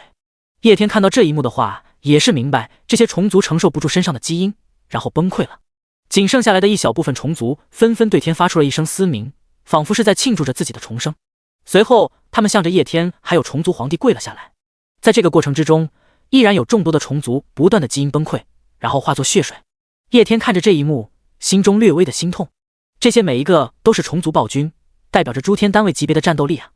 创世神大人，这些就是虫族暴君。虽然说虫族暴君刚开始的成活率比星海巨虫要高出许多，不过他们体内的基因却不会稳定下来，都会慢慢的随时间而崩溃。星海巨虫存活率虽然极低，但是在存活下来之后，他们体内的基因就是趋近于稳定，不会崩溃。相比之下的话，星海巨虫才是真真正正完美的基因个体。虫族皇帝在一旁做出了更加具体的解释。听到虫族皇帝的话之后，叶天微微点了点头，这倒也是在情理之中的事情。毕竟虫族暴君一出生就拥有着诸天单位级别的实力，要是一点缺陷都没有的话，那就真的太恐怖了。叶天直视着自己面前众多的虫族暴君，就在他听虫族皇帝说话这么短的时间之内，又有着不少的虫族暴君崩溃化作了血水。果然强大是要付出代价的，你们能够取得这样的成果已经很不错了。叶天毫不吝啬地夸奖众多的虫族。听到叶天的夸奖之后，虫族皇帝还有其他的虫族脸上都是浮现出了十分狂热欣喜的表情。控制星海巨兽方面，如今你们研究到什么程度了？稍微想了一下之后，叶天又开口询问。创世神大人，星海巨兽太过于强大，如今虫族基地可以制造神经虫，通过寄生星海巨兽然后控制其行动。不过这样的控制方式需要海量的神经虫，而且这样的控制方式只能控制死尸。一边说着，虫族皇帝的脸上一边浮现出了懊恼的神色。他为自己无法完成创世神的吩咐而感到懊恼。叶天听到这句话之后，微微皱起了眉头。虫族的确有着控制星海巨兽的办法，不过他们只能控制星海巨兽的尸体。星海巨兽如果变成了尸体的话，其价值就会大打折扣。不说别的，星海巨兽强大的力量，还有它恢复能力等方面，都需要它活着才能发挥出来。如果只是控制它的死尸的话，星海巨兽的实力起码要削弱一半。创世神大人，属下有罪。作为最为狂热的眷族，在看到叶天皱起眉头的那一瞬间，虫族皇帝还有其他的虫族就跪在了地上，大有一副要以死谢罪的样子。叶天看到虫族皇帝的反应之后，有些哭笑不得。我并没有责怪你们，控制星海巨兽一事并不着急，你们先好好的将它的基因吸收消化，其他的事情慢慢的来即可。叶天轻轻的开口说道。听到他如此话语之后，众多的虫族这才重新起身，又继续在虫族基地这边待了一会之后，叶天这才离开了虫族基地。叶天来到了修仙文明在星海技术身上所创立的基地的地方。在这100年的时间里面，修仙文明在星海巨兽的身上修建了一座巨大的东方城池。在这个城池之中，存在着不少的修仙人士。修仙大陆之上有不少的宗门都在这里开了分店。叶天对于修仙文明是抱有很大的期待的，毕竟修仙文明对神魂方面的研究是最深的，他们说不定有办法能够控制星海巨兽的灵魂呢。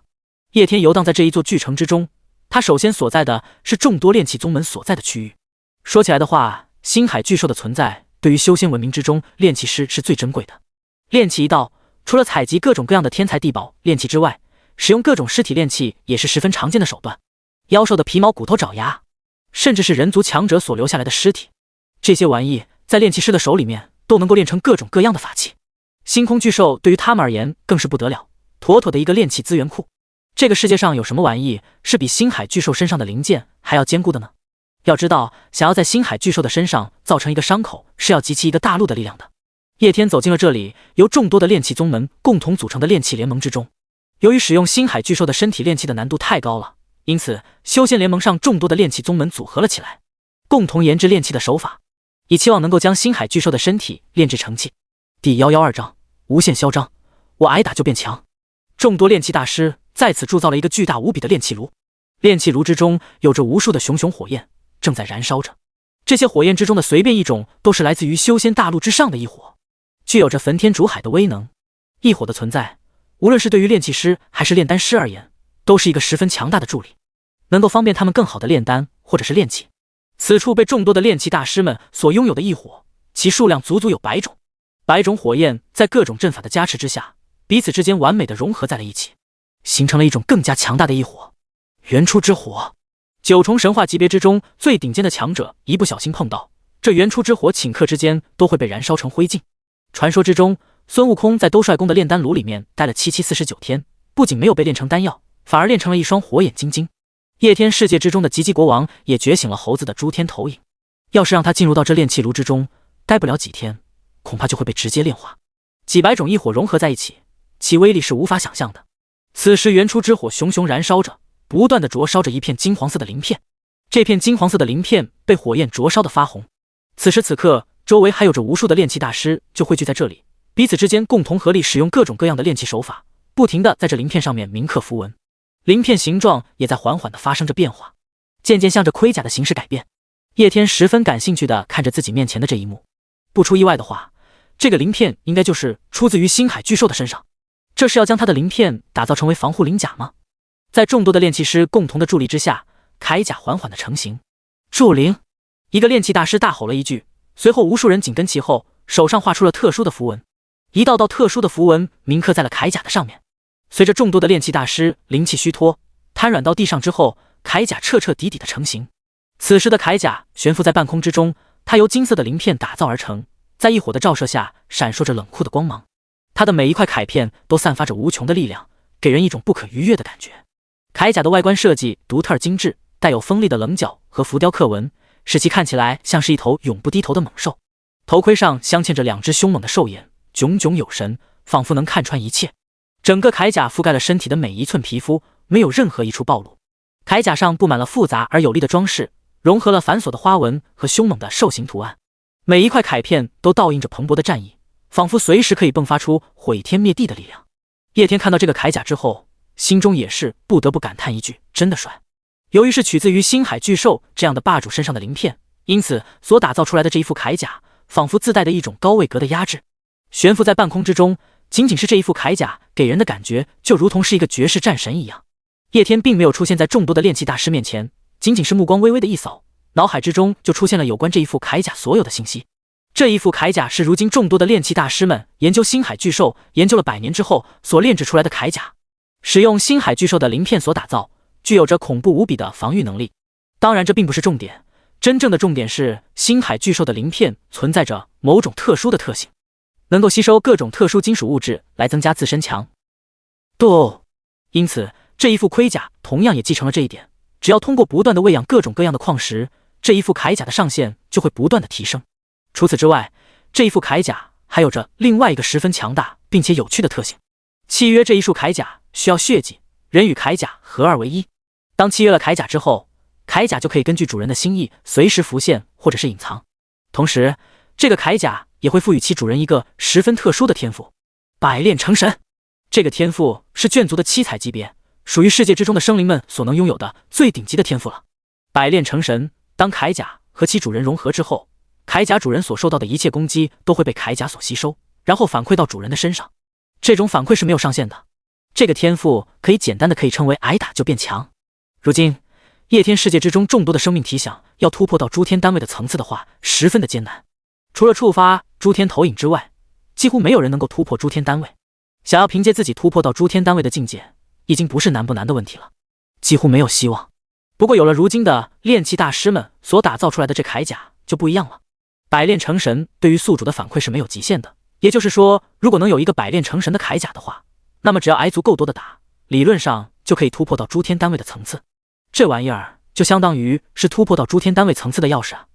叶天此时此刻都不知道自己是要感叹一下星海巨兽太牛逼了，还是要感叹这些炼器大师们太牛逼了。星海巨兽这一波真的是让自己赚大了，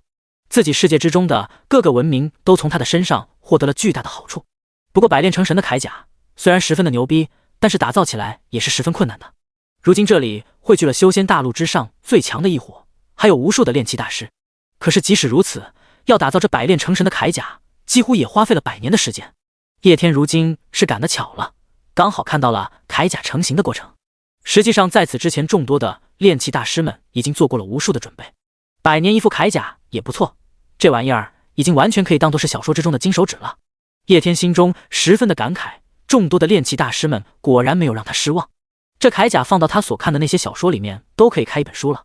无限嚣张，我挨打就变强。第113章血肉大丹。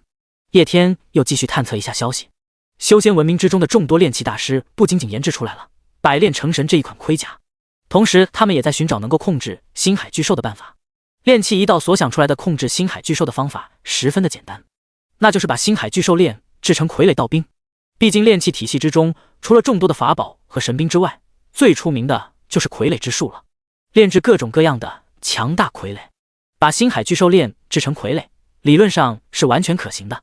如果星海巨兽被炼制成傀儡的话，实力肯定有所削减，但也不会削减太多，在利用率上远远大于虫族的方法。不过想要把星海巨兽炼制成傀儡，难度实在是太高了。星海巨兽这恐怖无比的体积，再加上它这么强大的肉身，众多的炼器大师们想要炼化它身上的鳞片，那都得付出一分不小的心思，更不要说是把它整个都炼制成傀儡了。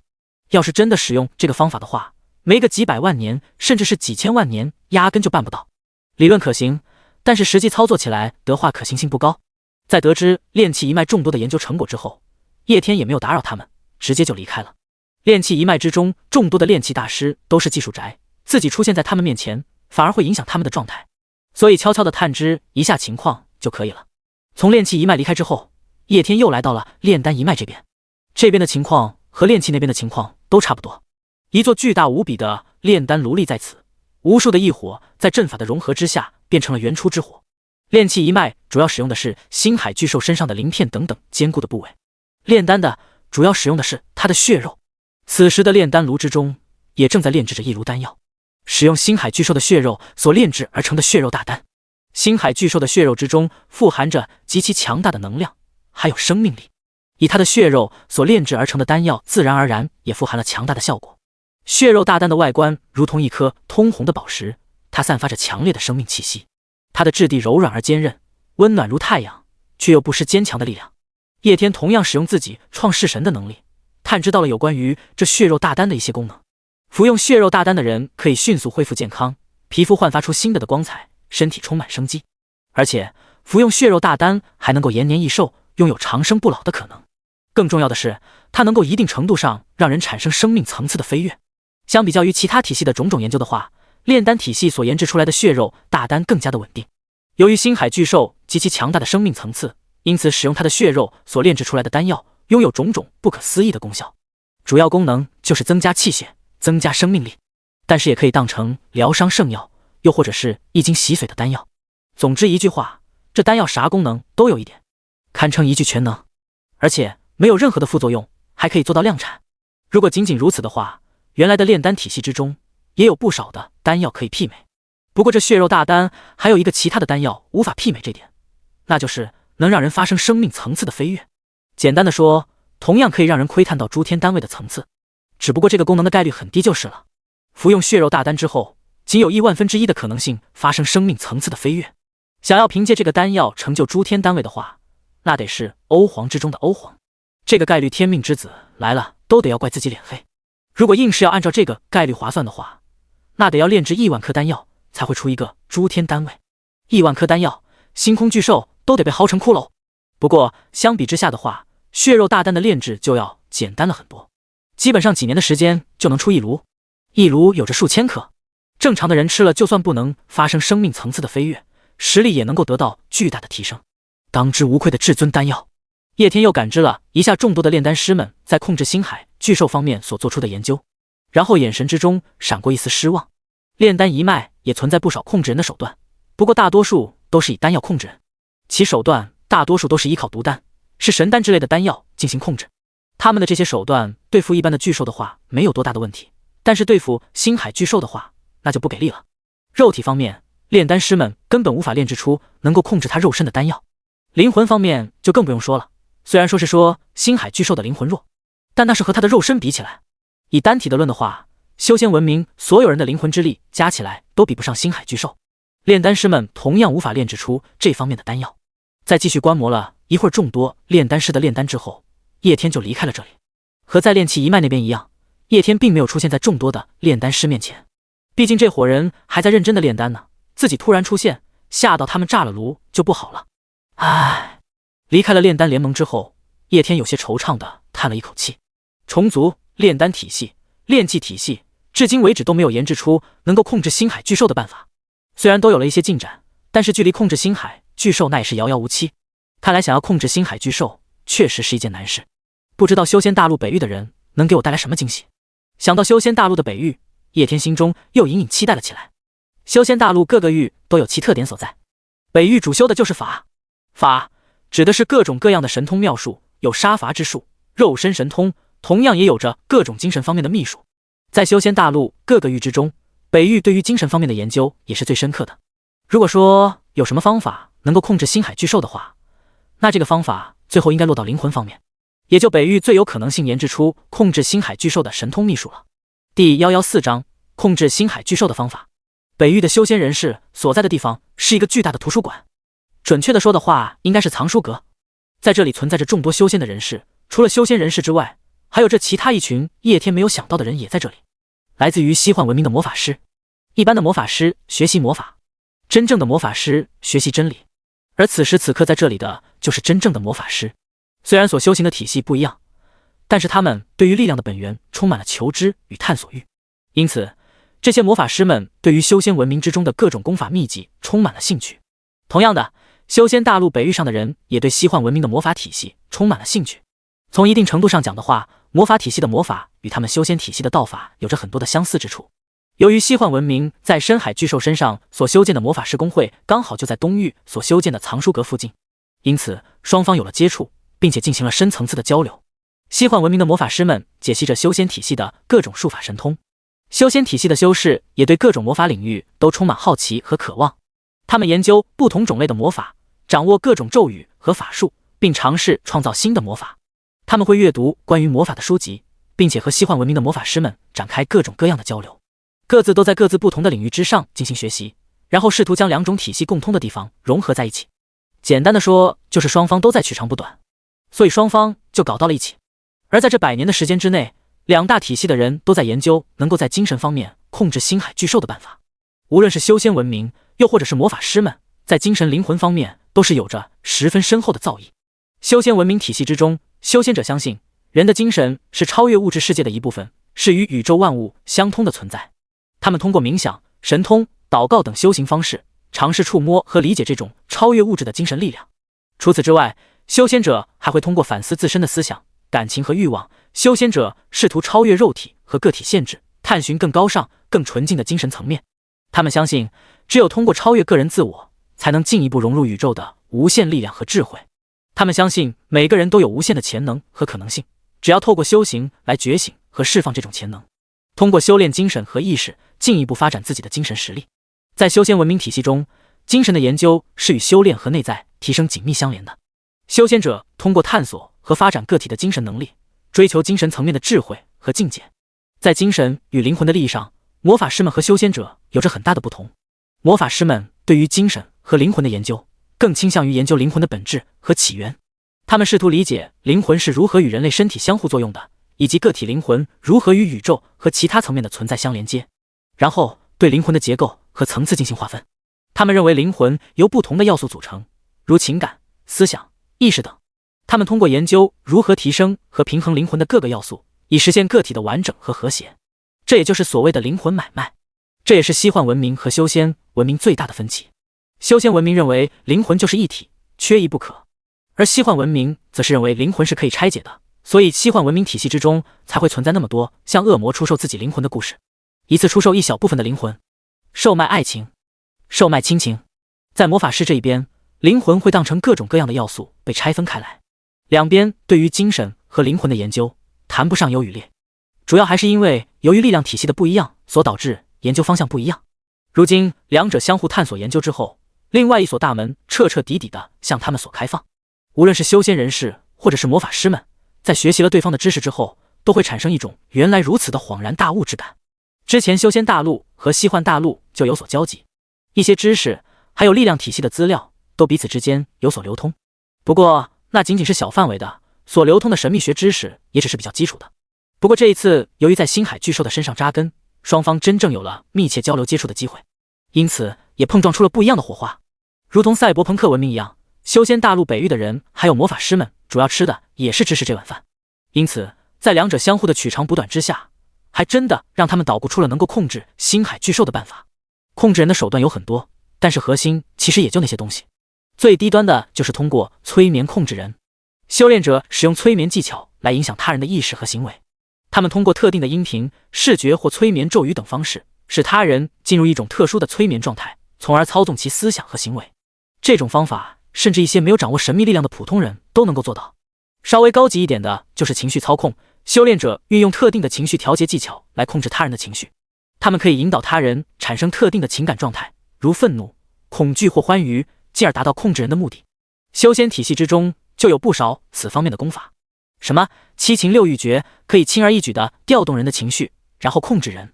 难度最高的就是心灵控制，修炼者可以通过心灵控制技巧来影响他人的思维和决策，甚至可以读取他人的思维、意图和情感，或者植入特定的思想和指令。北域还有魔法师们所研究出来控制星海巨兽，就是以量取胜。先使用催眠方面的技巧，把星海巨兽的灵魂洗成白板，去除他所有的七情六欲，然后再通过情绪控制的功法掌管星海巨兽的七情六欲，最后再通过心灵控制的方法来影响星海巨兽。星海巨兽的灵魂力量太过于强大，无法完美的控制它。而魔法师们还有北域的人的方法，就是把星海巨兽变成一个大傻子，然后再忽悠大傻子。在很多的影视剧之中都会有一些赤子心性，然后用实力强大的这样一个人设，为了让观众看着糟心，往往这样的角色都会被反派利用，然后作为主角前进路上的绊脚石。同样的道理，反派无法彻底控制那些实力强大但是又赤子心性的人，但是却可以忽悠他们为自己做事。魔法师们还有北域的人也是准备用同样的方法对付星海巨兽。如今的星海巨兽不听话，那就让它变成傻子听话。第115章，系统的数据测试。叶天探查了一下两大文明体系共同所制定的针对于星海巨兽的一系列计划，随后使用神术推演了一下这个计划的可行性，发现这个计划的确靠谱，而且实行这个计划所需要的时间周期也不是太长，顶多也就100年的时间。看着因为某一个问题争吵得面红耳赤的修仙人士还有魔法师们，叶天同样的也悄悄地离开了。技术宅，惹不起惹不起。叶天探查了一下赛博朋克文明所在的地方，然后就向着那个地方瞬移过去。修仙文明还有众多的魔法师们联合起来，这是他没有想到的。不过两者联合起来的效果不错，的确鼓捣出了能够控制星海巨兽的办法。这个办法可行是可行，不过还存在着一些隐患。叶天想要看看赛博朋克文明这边有没有什么更好的办法能够控制星海巨兽，毕竟赛博朋克文明可是全能小天才啊。叶天进入到了赛博朋克文明在星海巨兽的身上所打造的赛博城市，这里同样的也运用了里世界的技术，赛博朋克一切的科研都是在里世界之中所进行的。叶天一念之间就进入到了赛博朋克的里世界之中。赛博朋克的里世界是仿照无尽星海所打造的一片星空，中间有着一大片的区域，这里有着各种各样的机械仪器，周围时不时具有赛博朋克的科学家们在操作的。而天空之上不是星星，而是一片又一片的光幕，每一片光幕就代表着由里世界的技术所打造的一个世界。在整片区域的最中心则是有着一个十分巨大的光幕投影，各种各样赛博朋克文明的科学家们操作着各种仪器，不断地观看着这个巨大投影上面的情况。创世神大人，这一次叶天并没有再隐藏自己的身形，直接出现在了赛博朋克文明的高层面前。赛博朋克文明的高层看到叶天之后立即行礼，叶天微微点头，示意众多赛博朋克之人站起身来，然后他面色惊讶无比地看着这里最大的一个光幕。此时的这个光幕就像如同电影一样浮现着画面，画面之中是一个面色刚毅的年轻人。年轻人行走在无数的星空之中，漫步在茫茫宇宙，他的自身散发着一种十分特殊的气场，似乎与宇宙之中的各种星球甚至是星系产生了某种共鸣。这就是你们的研究成果，真 TM 的牛逼啊！没有等赛博朋克文明的人进行解释，叶天就已经探知到了他们在这半年时间之内的所有研究成果。赛博朋克文明并没有研究出能够控制星海巨兽的方法，准确的说，他们压根就没有研究如何控制星海巨兽，他们在研究另外一个更加炸裂的东西，那就是星海巨兽的修炼体系。赛博朋克文明想要通过探知星海巨兽的信息，然后试图模拟星海巨兽的修炼体系。星海巨兽虽然同样也是以1至9阶的阶位划分的，但是星海巨兽的1至9阶是无尽星海之中的1至9阶，星海巨兽的一阶媲美一级世界，而夜天世界之中的一阶仅仅是超凡罢了。简单的说，就是一个是星空之海的编制，一个是创世神所创造的世界的编制，两者从本源上而言就完全的不一样。而如今赛博朋克文明所研究的就是星空之海之中的境界，他们试图开发无尽星海之中的境界修炼体系。这玩意儿要是一旦成功，那就真的是炸裂了。到时候别的人的世界之中的一阶仅仅是意味着跨入超凡，夜天世界之中的生灵跨入一阶，那他妈堪比一个一级世界。所以在知道如今赛博朋克所研制的东西之后，叶天这才忍不住爆了粗口。而且更加关键恐怖的是，赛博朋克文明如今的确研制出了一些皮毛，他们搞出了一个宇宙修炼体系，直接像星海巨兽那样开局就以世界级别的形式进行提升。赛博朋克文明做不到，但是赛博朋克文明可以先让人以星球的形式进行修炼，普通级、行星级、恒星级、环级、星系级，修炼的人一步步的模拟星球，从行星到恒星，再到更高级别的星系，以模拟宇宙的方式进行修炼。如今叶天面前这一块大光幕，就是赛博文科文明进行修行体系推演而创造出来的世界，为的就是运行这个修炼体系是否合格。为了收集更加准确的数据，每隔几年的时间，赛博朋克文明就会从众多完成了3大飞升的公民之中挑选一个人，让他进入到这个世界，然后封印他的原本记忆，给他制作虚假记忆，让他在这个世界之中模拟宇宙修行体系，一路成长，然后再记录他成长所遇上的一切数据。里世界所创造的数据世界，时间流速属于可控的范围之内，因此外界不到100年的时间，里世界所创造的数据世界之中都不知道过了多少年，已经有无数的人进入到这个世界之中，使用宇宙修炼体系成长收集数据。如今这画面之中的人是进入这个数据世界模拟的第1000人，他被封印了有关于赛博朋克的记忆，然后又捏造了游戏反馈现实之前蓝星的人的记忆之后，才进入到了这个数据世界之中，也就是给他造成了穿越的假象。而且这一次的数据测试还有一些特殊，之前的人进行数据测试的时候仅仅是进行了记忆方面的处理，不过如今这个人进入到数据世界之中，除了收集宇宙修炼体系相关方面的数据之外，他同时还要测试系统的相关数据。第116章悟性100倍暴击系统。没错，就是系统。赛博朋克文明在系统的研制方面取得了突破性的进展，如今已经制作出来了系统的半成品。而如今正在里世界的模拟世界之中进行数据测试的那一位赛博朋克公民身上，就搭载了一个系统的半成品。他在收集宇宙修炼体系可行性的同时，也在测试系统的稳定性。如今的这个半成品系统的能力比较趋向于推演和计算方面。这个半成品系统的存在，也是为了更好地测试宇宙修炼体系的可行性。这个系统名为悟性100倍暴击系统，其内核主要倾向于推演与计算，自身携带了一个银河超脑计算器。除此之外，还搭载了一些其他的小功能。不过主要的功能就是进行功法秘籍方面的推导和领悟。王八拳、玄天拳、庚金不灭神拳、挨打、铁布衫、金刚不坏身体，大体就是对功法进行推导还有升级。除此之外，内部还附带着修炼空间，能够进行时间加速，还有悟性的加持。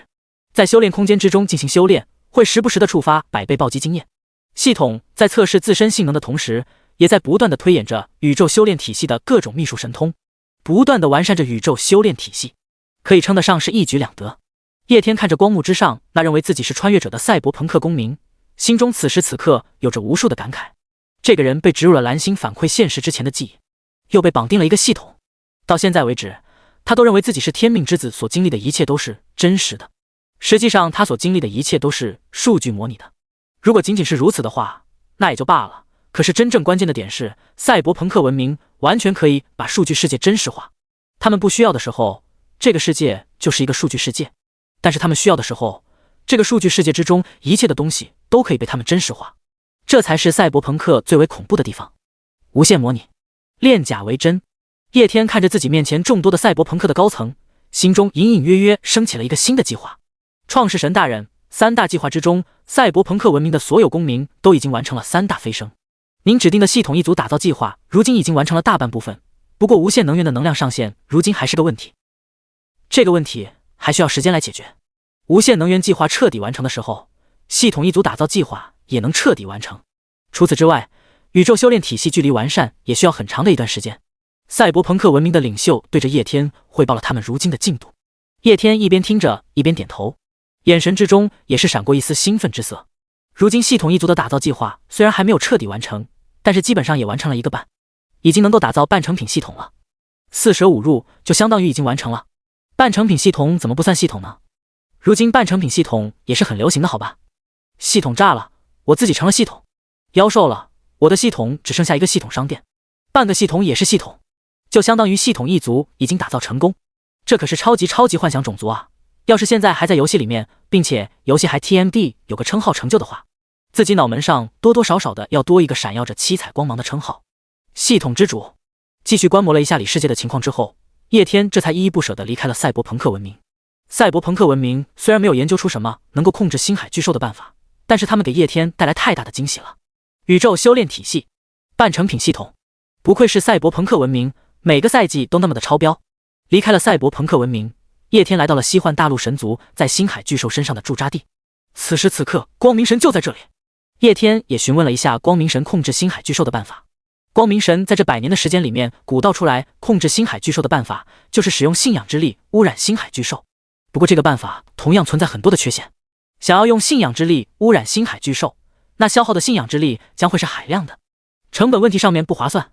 所以被叶天给否决了。一整圈下来之后，叶天发现还是修仙文明还有众多的魔法师们所给出来的建议最靠谱，花费的时间还有成本最少。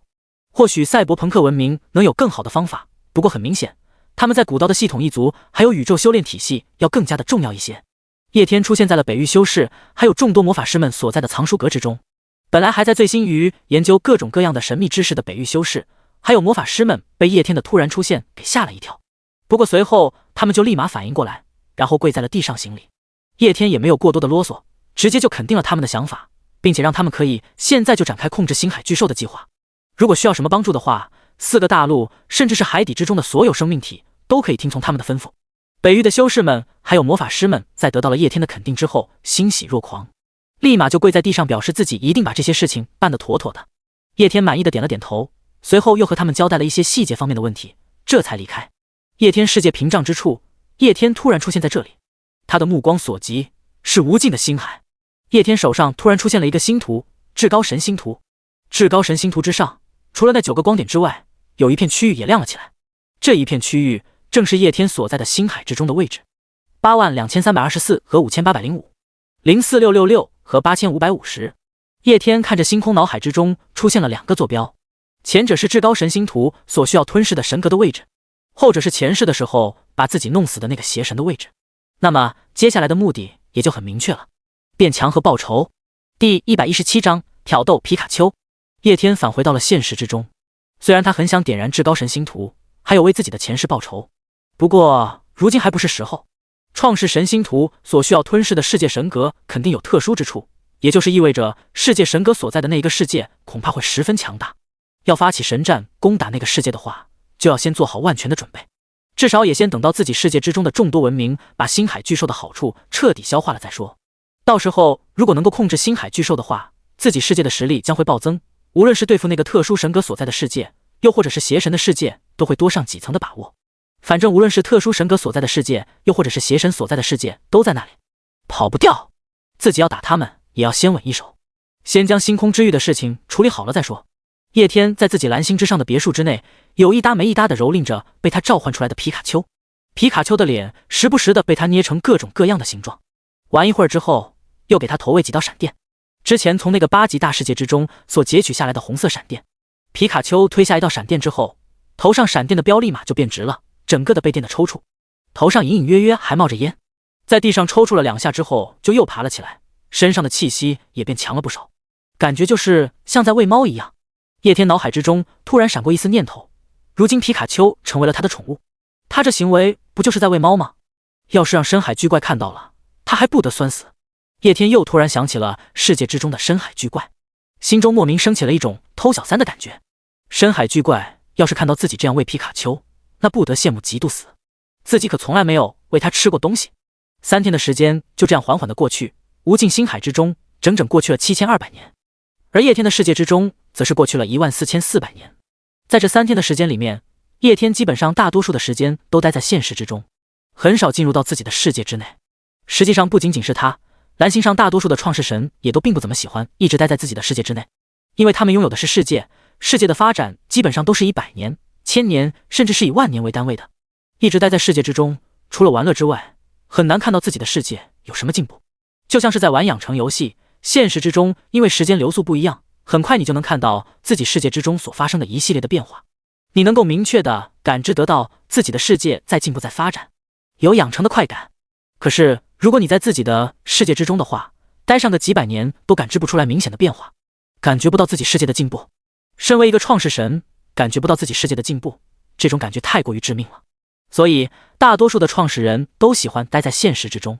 现实之中1-2个小时就能够看到自己世界的进步，但是他们待在世界里面的话，几百年的时间才能看到那么一小点的进步。在这3天的时间里面，叶天是整天过得很悠闲了，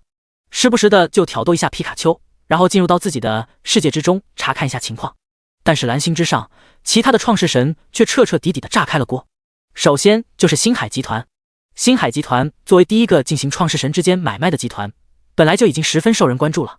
没想到在星海试炼结束之后，他们居然拿出了一大批觉醒石，同时还联合创始人管理局一起公布了觉醒石的等级划分。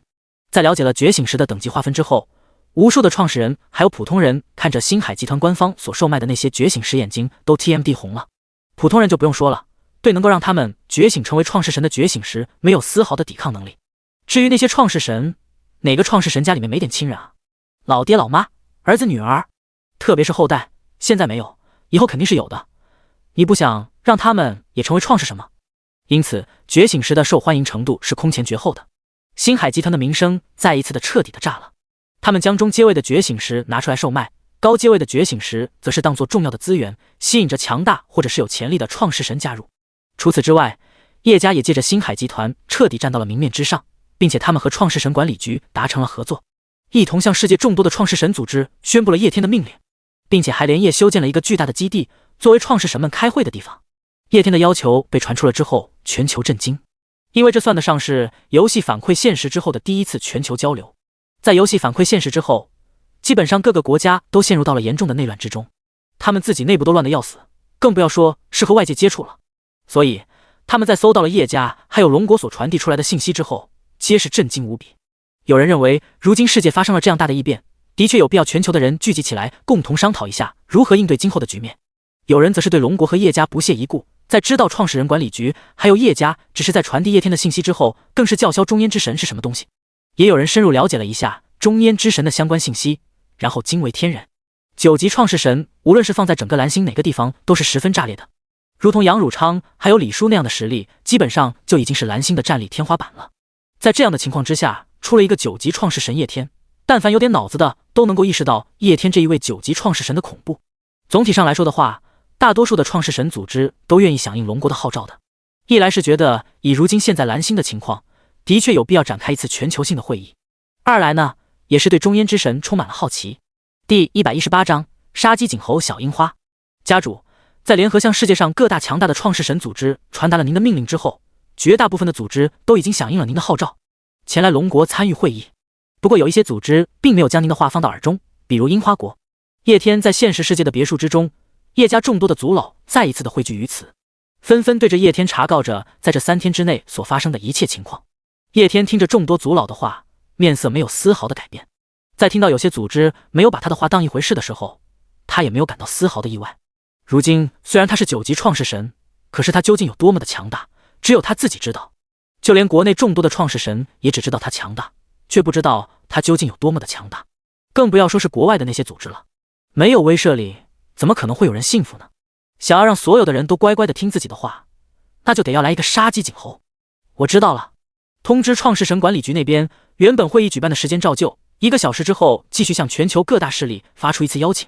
叶天一边说着，一边站起了身来，随后目光投向了海外的地方，樱花国。既然要杀鸡儆猴的话，那么还有什么地方是比樱花国更适合当那一只鸡的呢？叶天漂浮到天空之中，神识扩散开来，樱花国的一切情况都映入了他的眼眸之中。樱花国之中自然也有着创世神的存在，而且樱花国创世神的实力还不弱，差不多有个7阶创世神的阶位，一个大千世界之主。如今他统治整个樱花国，手下有着无数的樱花国创世神，除此之外还有许多他从自己的世界之中所召唤出来的忍者。樱花国顶级强者的实力丝毫不逊色于其他的大国，不过因为他们国土面积太小，人数也太少，因此成为创世神的人的数量也十分的有限，也就只有几万人。樱花国整个创世神组织的实力都是由那一位7阶创世神撑起来的，他在这个小国之中称王称霸，乃至于他的实力放到全球之中也不算弱，因此个人心态自然是膨胀的。对于叶家还有创世神管理局所发出的邀请，也是不屑一顾。叶天轻而易举的就找到了这个樱花国第1创世神的位置，神识刚刚探知到其位置的第一眼，叶天脑门上就出现了一条黑线。妈的，草率了，长针眼了，这他妈小日子的创世神玩的实在是太花了。叶天对于所看到的场景感到十分的无语，太他妈的变态了。樱花国7级创世神居住在一个打造出来的巨大宫殿之中，这时宫殿之内正上演着一出捆绑的好戏，无数身穿着特殊制服的女忍者、女护士、女搜查官被绳子以夹的形式捆绑吊在半空之中。而樱花国的那一名7级创世神更是改变了自己的生命形态。以7级创世神的能力的话，是能够轻而易举地改变自己的生命形态的。只要生命层次不发生变化的话，生命形态怎样改变都可以。他把自己的生命形态改造成了一种类似于触手怪的生命体，这些触手并不是真的触手，而是被改造成触手形式的鲲鲲，所以他如今的生命形态有的不仅仅是一个鲲鲲，更加关键的是他还使用了一个忍术分身术。可想而知，这宫殿之内的情况究竟是何等的生草。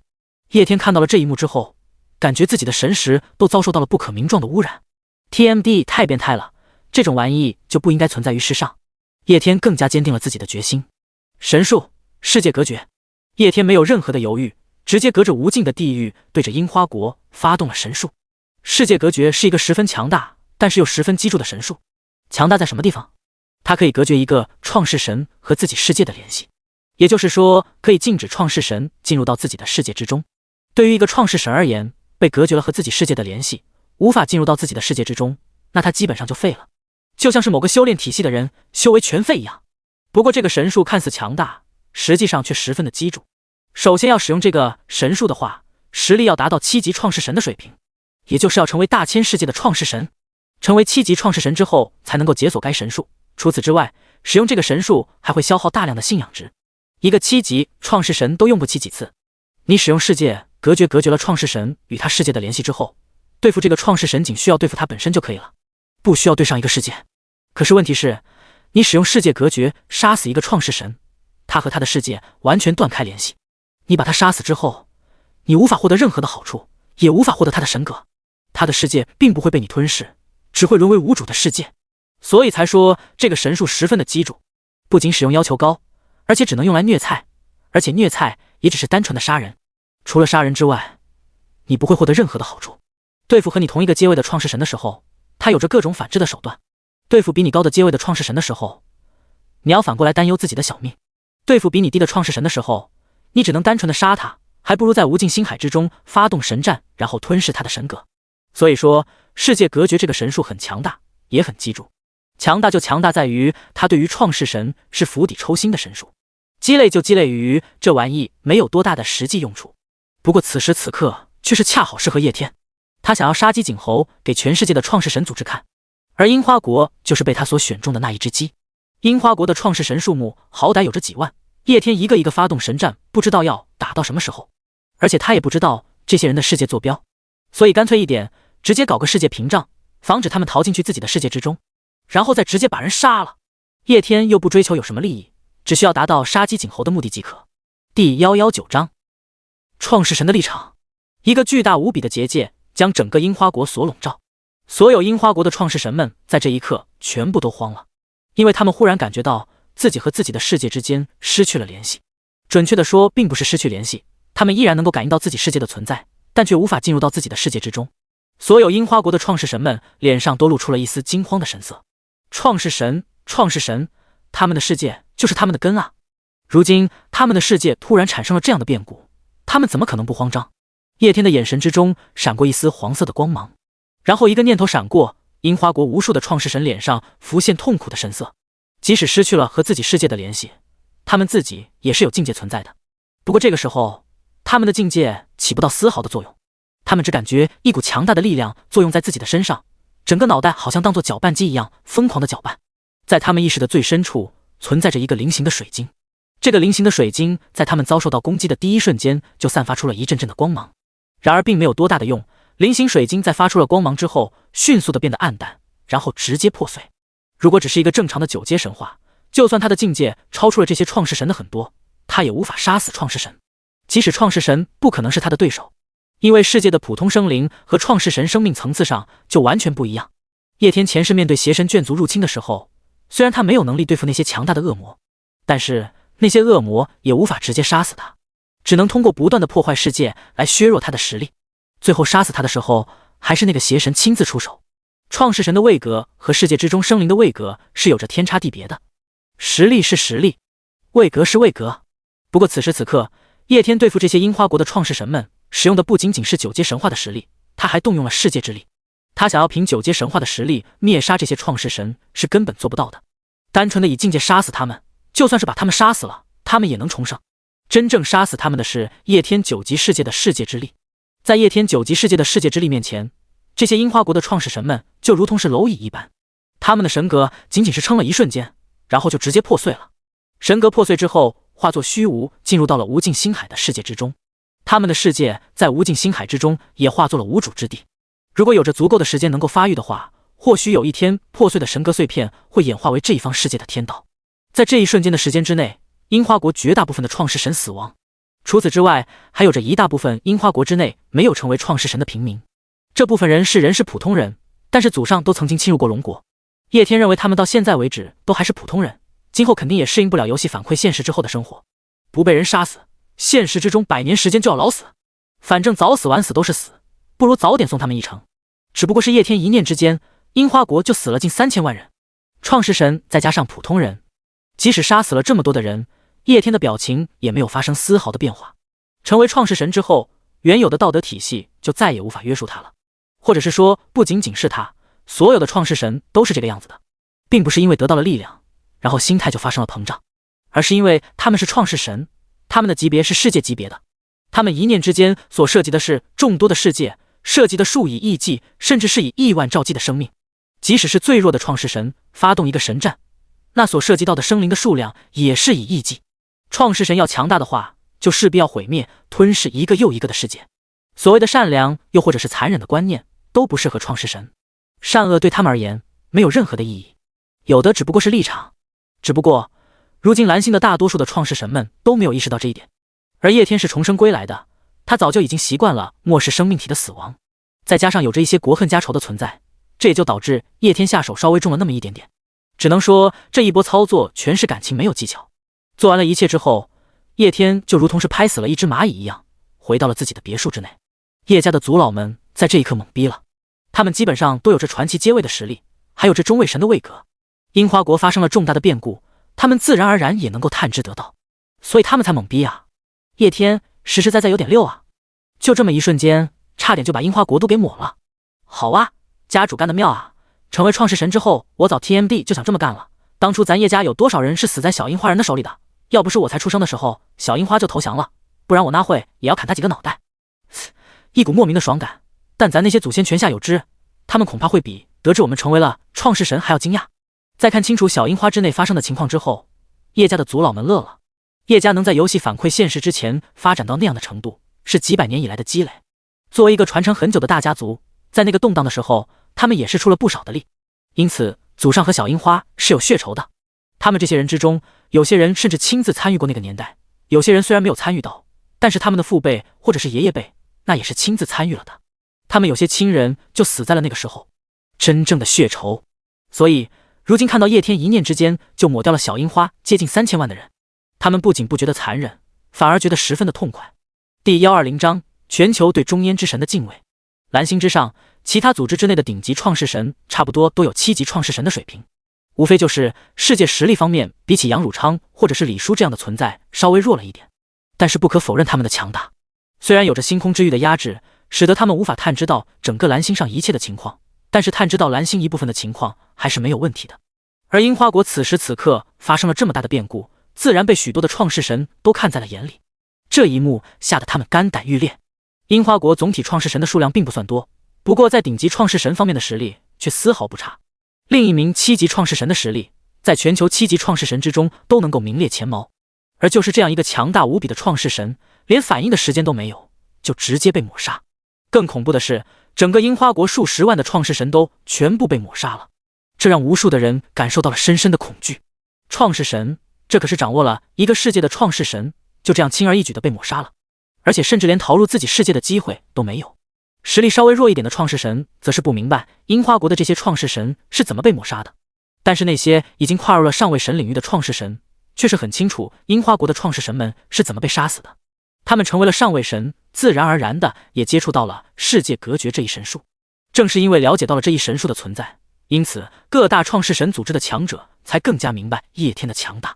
叶天能够使用世界隔绝灭杀樱花国的创世神，那就只能说明他的世界实力达到了一种十分恐怖的地步。也就是说，从龙国传出来他是9级创世神的消息，恐怕是真的。海外无数的强大创世神在悟到了这一点之后，内心胆寒。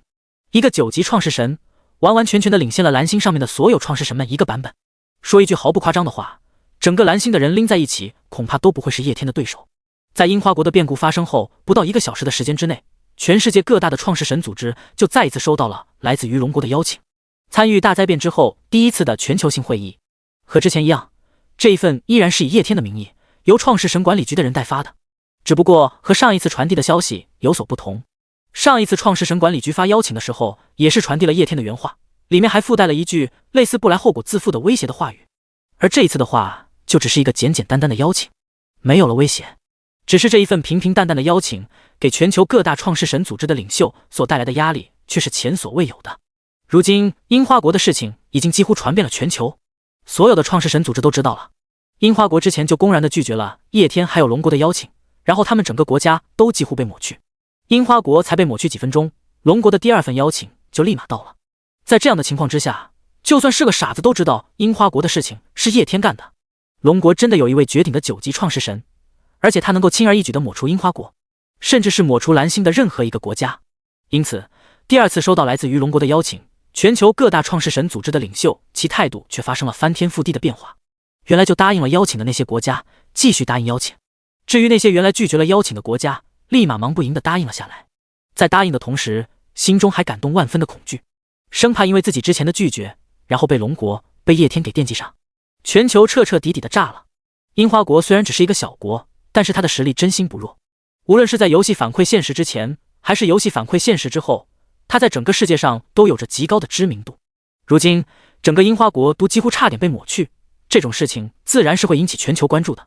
因此，几乎所有的创世神都将目光投放到了龙国，都将目光投放到了叶天身上。所有人都知道了，叶天是如今蓝星唯一的一位9级创世神，甚至他一个人的实力就可以抹杀蓝星之上的所有创世神。这样恐怖的实力，让无数的创世神都心惊胆战。在恐惧害怕的同时，他们的心中又充满了敬仰，还有向往，对强者的敬仰，以及对于实力的向往。各个国家因为游戏反馈现实，之前创世神游戏火热程度不一样，氪金程度也不一样，因此游戏反馈了现实之后，各个地方和各个地方的创世神的实力也不一样。可是如今，所有人都明白了一件事，或许整个蓝星之上的创世神们有实力争夺世界第2的人的数量很多，但是世界第1只有一个，中焉之神。此时此刻，叶天所召开的这一次游戏反馈现实之后的第一次全球会议，世界瞩目。第121章，全国庆祝，今天是个好日子。震惊的又何止是其他的国家，此时此刻，龙国也是彻底震惊。龙国距离樱花国本来就近，因此在樱花国发生了这么大的变故之后，龙国的创世神们第一时间就发现了。一瞬间，论坛上面就彻彻底底的炸开了锅。我靠，有大佬对小日子出手了，几十万的创世神被彻底的抹除，就连普通人也被抹除了几千万，总人数加起来差不多3000多万，真 TMD 爽。卧槽，3000多万，大佬狠角色呀，刚好就100倍奉还了。话说对小日子出手这么狠的人，也就我们龙国的人了吧？整个龙国或者是整个世界有着这个实力的人，也就只有中焉之神大佬一个人了。大佬牛逼！内部消息，纯纯的内部消息，除了那些被抹杀的创世神之外，其他被一同抹杀的那些普通人都是战犯后裔。大佬是真 TMD 牛逼，大佬这样牛逼的吗？真的好羡慕小日子啊，他们总是能够在各种各样的地方取得第一。比如第一个小男孩发火的地方，嘿嘿，如今他们又成为了第一个游戏反馈现实之后被国灭的地方。中焉之神大佬是真的顶，不出手则已，一出手则一鸣惊人。我宣布，从今天开始，中焉之神就是我的神。小日子的创世神，还有大部分的人都被抹除了，我的老师们不会也被抹除了吧？现在肯定有大量的老师孤苦伶仃。我想，创世神论坛之上瞬间就充满了无数的信息，所谈论的事情无一例外都是有关于叶天灭了樱花国的。自古以来，龙国就和樱花国之间有着不可磨灭的血仇，有些东西是硬生生的烙印在血里面了。龙国之人一直以来对樱花国的人都深痛欲绝，而如今叶天做了无数龙国的人一直以来都梦寐以求的事情，可想而知，如今龙国之人对于叶天的敬仰。原来龙国的创世神们都知道叶天是9级创世人，实力非常恐怖，所以他们一直以来都对叶天充满了敬畏。只不过这种敬畏之情是基于对叶天实力的敬畏，是源自于弱者对强者的敬畏和服从。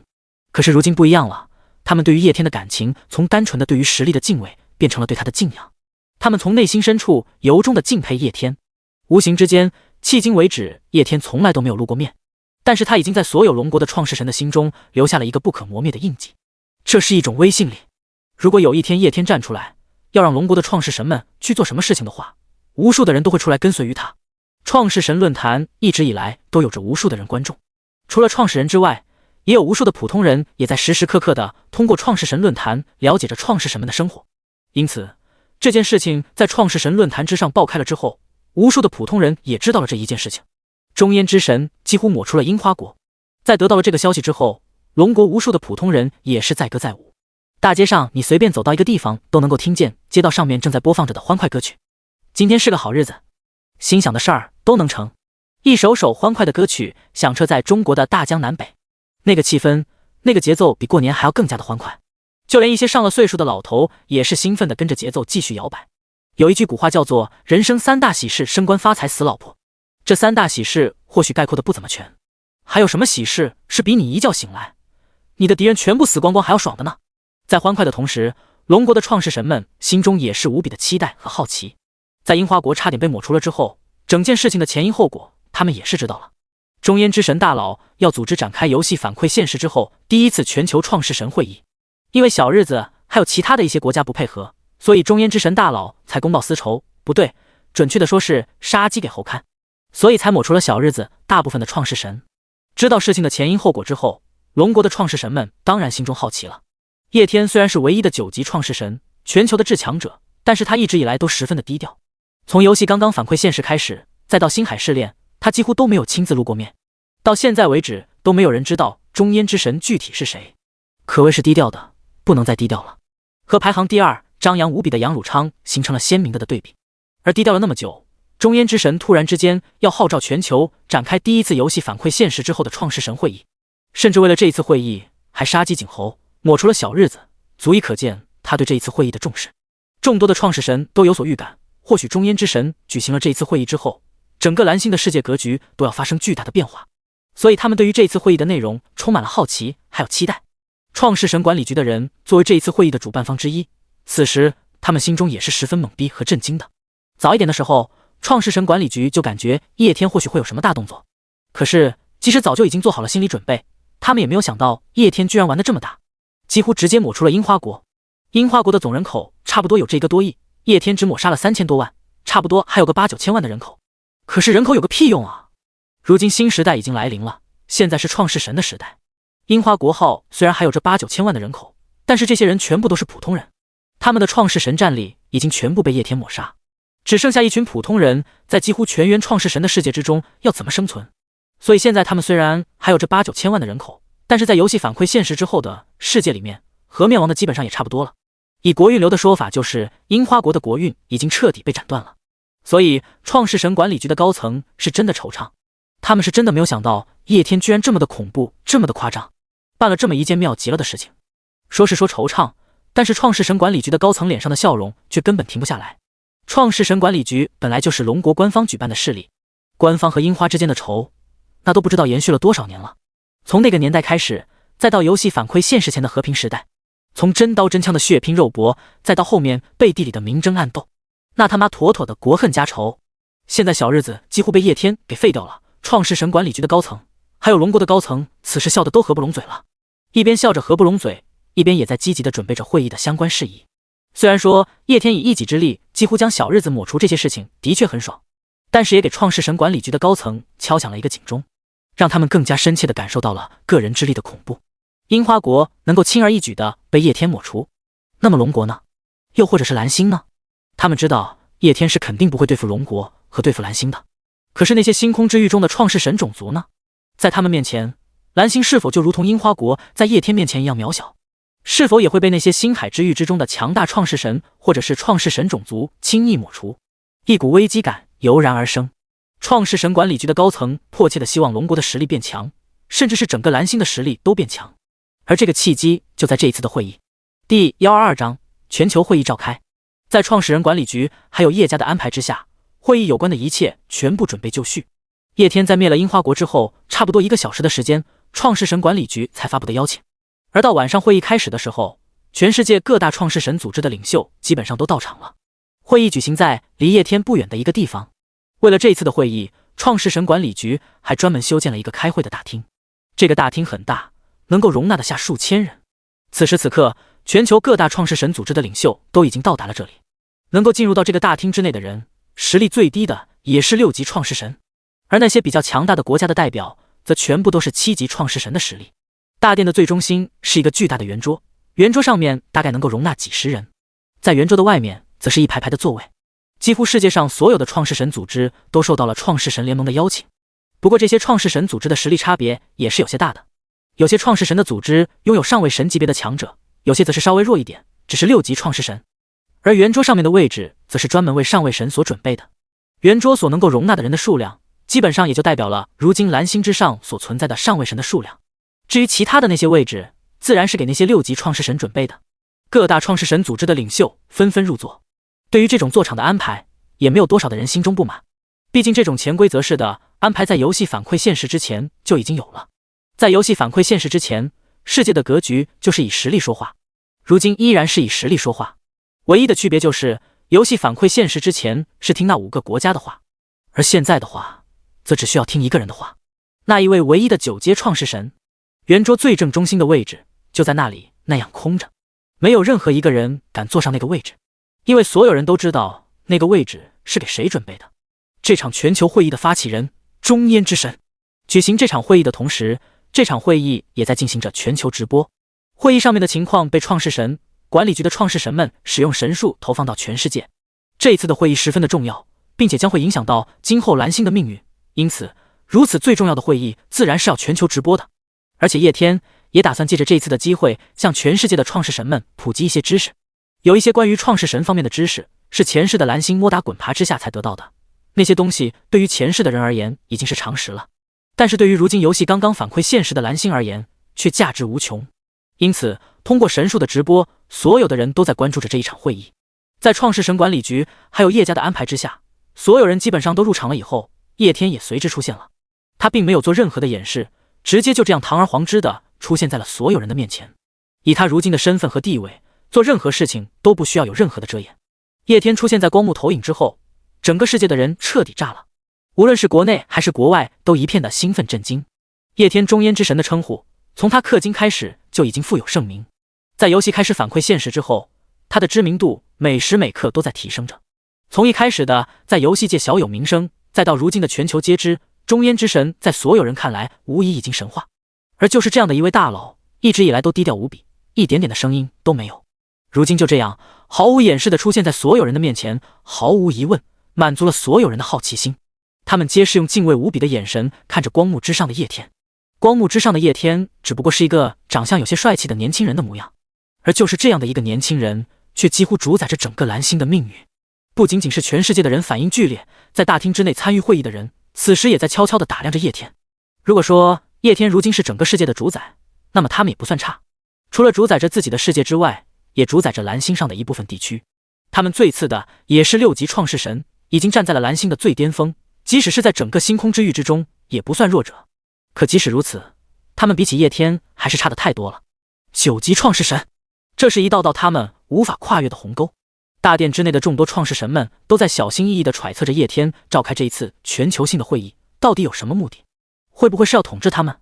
如果叶天要统治他们的话，他们是要服从呢，还是服从呢？至于反抗，没有人想过。开玩笑，樱花国的前车之鉴就摆在那里。在所有人的注视之下，叶天坐到了圆桌最中心的位置。他坐直了身子，随后抬头看向了自己面前众多蓝星的顶级创世神们。很多人的相貌他看着都有一些熟悉，在前世的时候，这些人就是蓝星有名的创世神强者。在游戏反馈现实之后，在蓝星与星空之域的接轨之中，这些人都是充当着独立的存在，每一个在前世的时候都是闻名世界的强者。沃特法克，魔法系闻名7阶创世神；达吉巴，超能系闻名7阶创世神。看到一些身影的存在，叶天都能够想起前世的时候有关他们的介绍。当时在游戏反馈现实几个月之后，蓝星接触到了星空之域的存在，因此也曾经展开过全球性的会议。当时就是这群人在会议之上大放异彩，只不过前世的时候自己的实力并不出众，并没有资格参与会议，只是做了观众。而这一世游戏才彻底反馈现实之后3、4天，自己就提前召开了全球性的会议，并且这一次自己不再是观众了，而是成为了主宰会议的那个人。脑海之中回想着前世的一些信息，叶天的表情没有发生任何的变化，他面向众人微微一笑，最后开口。第123章，无尽星海之中的威胁。各位，新的时代已经来临了，曾经的旧时代已经过去，如今我们迎来的是全民创世的时代。新的时代代表着新的机遇，各位都是创世神之中比较强大的存在，你们都知道新时代给我们带来了多么大的好处。不过机缘与危险是并存的，这世界上并没有白吃的午餐，我们在成为创世神的同时也会面临许多的风险。叶天一边说着，一边改变了面向整个世界的投影。他把原来进行着现场直播的投影切换成了那一位创世神管理局的女创世神记录下来的有关于他与星海巨兽战争的场面。虽然我们成为了创世神，理论上又有了无穷无尽的寿命，但是实际上我们依然会死亡。在无尽星海之中，我们要面临许多的危险，在无尽星海之中存在着邪神星海巨兽。叶天一边播放着他与星海巨兽战争的画面，一边给全世界的创世神们开始普及无尽星海情况。他需要让全世界的创世人们都意识到危机的存在，要让他们知道成为创世神并不是成为全能之神，创世神一不小心也是要死的。叶天很了解人的秉性，无论各个国家的人的秉性都是差不多的，如果不给予他们外界的压力和威胁的话，即使有着自己的武力镇压，他们也不可能由衷的听自己的话团结在一起，只会内耗和内斗。所以叶天要让他们知道如今蓝星的真正情况，只有这样，他们才会有危机感，才会自发的抱团到一起。叶天需要的是一个团结一致的蓝星，需要的是一个团结一致的创世神种族。龙国的创世神们大多数都已经看过了叶天和星海巨兽战斗的战斗片段，因此此时此刻他们看到了光幕上面的情况之后，也并没有太过于意外。他们的重心一直都放在叶天给他们普及的星空之域，还有无尽星海的话语上。不过除了龙国之外，其他国家的创世神看到光幕上面的内容之后，他们彻底的惊呆了，都进入过自己的世界，都粗浅的对无尽星海的情况有了一丝的了解，因此他们在看到这恐怖的战斗画面之后，彻底的震惊了。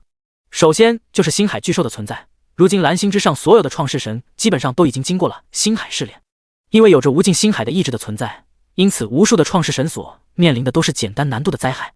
除了一些特别弱特别坑的人之外，基本上很多的人都轻而易举的度过了星海试炼，并且还从中得到了不小的好处，因此他们内心对于这个无尽星海的危险程度，心中还是有一些蔑视的。不过此时此刻在看到星海巨兽如此恐怖的存在之后，他们彻底懵逼了。他们所面对的敌人无非都是一些臭鱼烂虾，一些迷失在无尽星海之中的黑暗种族，也就是一群勉勉强强超凡的小怪，所以他们自然觉得无尽星海的危险也不过如此。但是现在谁能告诉他们这个如此恐怖的巨兽是怎么回事？这巨兽在无尽星海之中比他们的世界还要大，他们的世界连给这个巨兽塞牙缝的资格都没有。本来他们以为无尽星海之中只有一群臭鱼烂虾，现在你突然告诉他们星海之中还有这么恐怖的巨兽，一口就能够吞掉中千世界。看着画面上面所出现的星海巨兽，蓝星之上无数的创世神为之胆寒。然后更加让他们感到恐怖的是与星海巨兽战斗的那个世界，稍微中等一点的人的世界，在无尽星海之中也就一个小光点，这个世界居然占领了无尽星海的一片区域，这该有多么的大？这个世界上面的生灵实力更是夸张，居然能够和星海巨兽这样以世界为食的东西打得有来有回，简直恐怖的让人发指。很快所有人就都反应了过来，这个与星海巨兽这样恐怖的生物作战的世界，恐怕并不是别人，正是龙国的这一位。大厅之内，各大创世神组织的老大们看着叶天的目光之中充满了恐惧，他们在这一刻对于叶天的实力也有了一个更加直观的了解。虽然都是上位神，虽然拥有的都是大千世界，但是他们和叶天之间的差距实在是太大了。他们的大千世界在星海巨兽这种级别的怪兽面前，肯定沦落不到点心的地步，但是估计也就够星海巨兽吃个1-2天。而叶天的世界不仅能够轻而易举的和星海巨兽周旋，最后甚至还能够将他反杀，这种差距简直就是天与地。怪不得叶天能够那么轻而易举的就抹除掉樱花国。在播放了一部分星海巨兽的片段之后，叶天又将光幕切换成了自己的世界攻略的那个8级大世界，还有魔眼脑虫时候的一些片段。这些片段的重点都在8级大世界的强大，还有魔眼脑虫的强大之上。遮天盖日的魔眼脑虫，强大无比的实力，以及那些恐怖无比的机械造物。8级大世界之中各种诡异的黑暗生物，以及最后强大无比的世界之树，这些一个个的都出现在了光幕之上。这些碎片化的画面片段再一次深深的震惊了全世界的创世神们。8级大世界的诡异生命，还有魔眼脑虫的存在，虽然比不上星海巨兽，但是这些玩意儿更加的常见。星海巨兽如此恐怖，但是整个无尽星海也不见得能有鸡头。可是如同这种被污染的8级大世界，又或者是在无尽星海之中繁衍生存的魔眼脑虫之类的种族，那就很常见了。蓝星上的创世神们随时都有可能遇上，更加关键的是，他们一旦遇上了这些玩意，那就只有凉凉一个结局。看过这些碎片化的画面之后，无数创世神的心态悄然发生了变化。叶天将所有人的变化都看在眼里面，他心中微微一笑。他播放光幕要的不就是这个效果吗？一来呢是展示危险，让整个蓝星的创世神们都有危机意识，然后抱成团；二来呢就是展示自己的实力，同时也是为了确定自己的领导地位。第124章成立创世神殿。在看完光幕上面所展示的画面之后，整个蓝星之上的创世神们面色全部变得有一点难看，因为从游戏反馈现实到现在，他们一直沉浸在成为创世神的喜悦之中，丝毫没有意识到无尽星海之中的危险。而叶天在光幕上面所播放的这些短暂的画面，的确的警醒了所有的人。他们虽然成为了创世神了，但并不代表他们无敌了。他们在无尽星海之中就如同蝼蚁一样的渺小，就算是成为了一个世界的创世神，那也有着随时陨落的风险。或许叶天是已经无敌了，但是叶天是叶天，他们是他们。除去无尽星海之外，在星空之域之中也存在着无尽的威胁。除此之外，还有着堕落与罪恶之地。看到众人在观念上已经发生了改变之后，叶天也就不再卖关子，开始给全世界的创世神们都普及了起来。无尽星海，无尽星海的光明面，星空之域；无尽星海的黑暗面，堕落与罪恶之地。各个地方的格局以及彼此之间的一些仇恨，叶天将自己前世所知的消息全部告知了全世界的创世神们。一个波澜无比的世界就这样摆在了全世界的创世神面前。无论是龙国的人，又或者是其他区域的创世神，在听到叶天所描绘的格局之后，彻底惊呆。世界之大，远远超乎他们的想象。这是真真正正全民创世的世界。有关于世界格局介绍的信息很多，叶天林林总总，差不多花了1个多小时才给所有的人都普及完毕。而且这还是他尽可能的精统化了的结果。要知道，在前世的时候，有关于创世神、星空之域的这些信息，可是足足划分出了好几门学科。每一个人在进行觉醒之前，都要学习好几年有关于创世神的常识。这些信息对于星空之域中的创世神而言，只不过是再普通不过的信息。不过对于刚刚成为创世神的蓝星之人，却是十分珍贵的信息。毫不夸张地说，这些信息会让整个蓝星在与星空之域接轨的过程之中少走很多的弯路。叶天在说完了一切他所知的消息之后，就静静地坐在自己的座位之上，等待着全世界的创世神们消化这些信息。整个世界陷入了一片的寂静之中，他们都在努力地消化着叶天所告知他们的信息。叶天不仅仅是给他们介绍了世界的格局，还给他们普及了一些强化自己世界方面的常识。信息量大的同时，这些信息还十分的珍贵。感谢中焉之神大人，今后我陈国愿意听从您的一切命令。良久之后，众多创世神组织的领袖反应了过来，然后开始表态。他们都不是蠢人，自然能够意识得到叶天给他们透露的这些信息的珍贵。而且在了解了如今世界的格局之后，他们也知道如今蓝星首要做的就是抱团在一起。抱团的话，那肯定是需要有着一个领袖的。叶天召开了这一次全球性的会议，并且还一次性给他们透露了这么多珍贵的信息，其目的已经很明确了。再加上他那恐怖无比的实力，与其到时候被动的臣服，还不如现在主动的表态。而且有着叶天这么一个强大的领袖，面对未知的星空之域，也会很让人安心啊。随后越来越多的人都表达了自己的态度，都是愿意听从叶天的命令。看到各大组织如此上道之后，叶天微微一笑。星空之域之中存在无数的创世神种族，如今我们蓝星与星空之域的屏障被打开，这也就意味着我们与星空之域的交流不可避免。而我们又是星空之域之中唯一的人族创世神，面对未知的星空，我们必须要团结在一起。所以我欲成立人族创世神殿，统管整个星球的创世神们。叶天继续开口阐述起了自己的想法。他的想法很简单，就是成立一个创世神殿，然后以创世神殿统御全球。不过这个创世神殿是联盟性质的，并不是说它就是一个的势力，然后让所有人都加进来，而是一个类似于全球联盟一样的东西。蓝星上面的创世神组织纷纷加盟。平时的时候你们自己管自己的，创世神殿并不会干涉你们。各大势力国家还是单独的势力。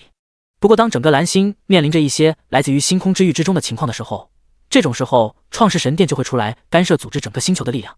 创世神殿就相当于是武侠小说之中的武林联盟，而叶天就是这个武林联盟的盟主。当出现了什么大问题的时候，叶天这一位武林盟主就把所有的人都叫过来，然后集齐所有门派的力量一起处理。平时的时候各个门派自己搞自己的，叶天所提出的意见毫无疑问很快就得到了所有人的同意，他们也并没有拒绝的理由。在如今这样的情况下，蓝星的确需要一个创世神殿。就算是没有叶天今天召开这一次的全球会议，等到蓝星接触到星空之域之后，肯定也会召开类似的会议，然后也会成立类似的组织。唯一的区别是，到时候如果成立组织的话，各大创世神强者肯定会为了武林盟主这个位置抢得头破血流。而如今武林盟主这个位置没有丝毫的争议，就是叶天。全世界众多的创世神们在看到成立了创世神殿之后，心中也是十分赞同的。在意识到星空之域还有无尽星海的危险之后，在慌张的时候，心中也是一团的乱麻。如果能有创世神殿这样一个全球性的组织领导的话，毫无疑问会让他们安心很多。对于所有的人都同意自己的意见，叶天也没有感到丝毫的意外。他提前做了这么多的铺垫，要是这种时候还有不长眼的人出来和他唱反调的话，那就真的搞笑了。叶天面色微微的一顿，随后才说出了自己的最终目的。第125章序列之位。之前有提到过，星空之域之中存在24至强创世神种族，他们在整片星空之域之中成立了创世神联盟。这个创世神联盟十分之重要，24至强创世神种族在其中占据了至高序列的位置。而在至高序列之下，还有着1等序列、2等序列、3等序列级别的创世神种族联盟位置。凡是能够在创世神联盟之中享有序列之位的创世神种族，都能够获得创世神联盟的种种便利。我们人族要在星空之域之中占据一席之地的话，那就必须要加入创世神联盟，至少也要冲击3等序列之位，甚至是2等序列。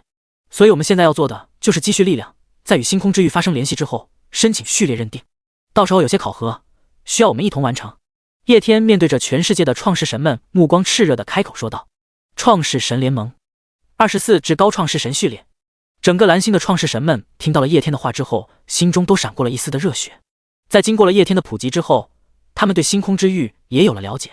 所以也知道了创世神联盟究竟是一个什么性质的组织，也知道加入这个玩意能够拥有多大的好处。所以在听到叶天的目的是冲击3等序列，甚至是2等序列之后，蓝星上的人自然振奋无比。大殿之内众多参加会议的蓝星创世神强者心中也是激动。创世神联盟之中有着许多的珍贵资源，还有一些有关于创世神的高等知识，这些玩意对于他们而言帮助甚大。如果蓝星能够冲击3等系列，甚至是2等序列加入到创世神联盟的话，到时候他们也能够从创世神联盟之中找到变强的契机，这对整个蓝星而言都是一件好事。所以他们同样也是目光灼灼地看着叶天，希望他能透露更多有关于创世神联盟考核的相关信息。叶天也没有要隐瞒的打算，这又不是什么隐秘的消息。再说了，要冲击序列之位的话，是需要整个蓝星的创世神们一起努力的。创世神联盟的考核要求十分的简单，首先就是报名资格，只要是拥有10位上位神级别创世神的创世神种族都可以申请考核。冲击序列之位，第一个考核就是要至少攻略10个来自于堕落与罪恶之地的大千世界。第二个考核则是要积累够足够数量的联盟积分，需要积累够足10万的创世联盟积分。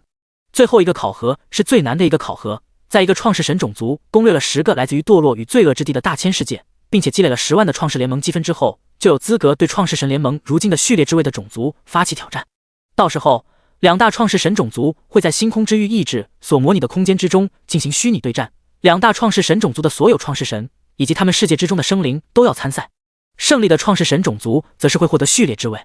失败的创世神种族则是会被剥夺序列之位。叶天给整个蓝星的人详细的普及起了有关于序列之位考核的一切内容。创世神联盟的序列之位考核内容并不是很复杂，一个也就3个要求，内容和要求就摆在那里，只要你达到了要求，就可以冲击序列之位。不过这3个要求不是那么好实现的。第二个要求的话还好，积累10万的创世联盟积分，这玩意儿等到蓝星接触到星空之域之后，就可以从创世联盟之中接取各种各样的任务，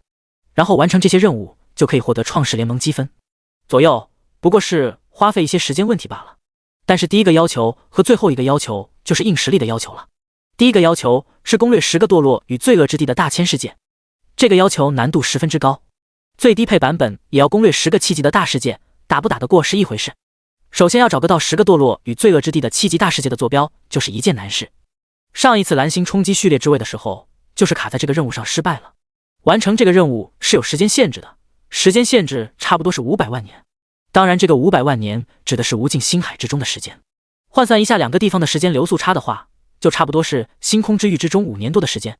蓝星就是一直卡在了这个要求上面。无尽星海之中过了500万年，整个蓝星才刚刚攻略了3个7级大世界。创世神联盟积分倒是攒够了，只完成了考核2，考核1没有完成，考核3更是开都没有开始。不过这一次的话，结局肯定不会再和前世一样。有着叶天的存在，这3个考核的内容对蓝星而言并没有多大的难度。不过叶天并不打算直接包办这些考核，他完成一部分，剩下的还是要交给蓝星的人来完成的。他又不是全职保姆，既然要培养蓝星，那肯定是要给他们自己发挥的空间的，不能什么事情都自己给办了，不然的话培养他们有个屁用。创世神联盟的考核存在一定的难度，但是在进行考核的时候，进行考核的创世神种族也能够从其中得到很多的珍贵信息。这是考核，但是同时也是机缘。如果能够把握好这一次考核的话，蓝星的整体实力也能够借助这一次的考核得到很大的提升。蓝星越强，叶天今后要办什么事情也就越方便。全世界的创世神们都在认真地听着叶天所说的一切内容，没有成为创世神的普通人也在认真地聆听着。毕竟这玩意一定程度上也关系到了他们的命运。现在他们不是创世神，但是今后他们也可能会成为创世神。如果蓝星能够加入到创世神联盟之中的话，那么今后他们成为创世神所享受的福利待遇也只会更好。第126章虫族见娘。很快的，这一次全球性的会议就结束了。在成立了创世神殿之外，也确定了之后蓝星今后所发展的方向，那就是全力冲击序列之位。叶天给整个蓝星的创始人们都确定了目标。天空之上的光幕被熄灭，会议虽然已经结束了，但是大殿之内的众人还没有散去。大体上的内容在会议的时候已经商讨完毕，不过一些细节方面的问题还需要会议结束之后仔细商讨的。比如说创世神殿，要建立一个全球性的组织创世神殿，那可不是嘴上说说就可以的，还得要搞一个章程。除去创世神殿之外，如何完成系列的3大内容也是一个十分重要的事情。因此在会议结束之后，创世神管理局还有其他各国的创世组织领导展开了商讨，确定创世神殿的权力框架还有制度。而叶天则是在给众人确定了一个大体的章程之后就离开了。这些事情在他看来都只不过是小事，交给创世神管理局还有叶家的人商讨处理就可以了，他不可能把时间花费在这些事情上面。如今处理完了蓝星上面的事情，他可以集中注意力处理自己的事情了。叶天回到了自己的世界之中，从决定开会的会议结束，整整3天的时间已经过去。现实世界之中3天，无尽星海之中就是7200年。叶天自己的世界又有着时间权杖的加持，因此他的世界之中足足过去了14000年。14000年的时间，他的世界之中各大文明的实力成长到了十分恐怖的地步。各大文明已经彻底将星海巨兽所带来的好处吞噬消化。经过了1万多年的时间，星海巨兽早就已经被修仙文明还有魔法师们系统入侵。每一个虫族航母的身上都搭载着叶天世界之中各大文明的生命体，有修仙文明的成员，有赛博朋克文明的成员，还有其他各个大陆之上的成员。不同眷族、不同体系的文明都分别派出了一部分十分优秀的人登上了虫族星空战舰，他们都做好了探索无尽星海的准备。他们会跟着虫族星空战舰一起投入到无尽星海之中，然后在寻找9大特殊神格的同时，也会不断的掠夺无尽星海的资源。在供给虫族星空战舰成长的同时，也会不断的发展自身的文明。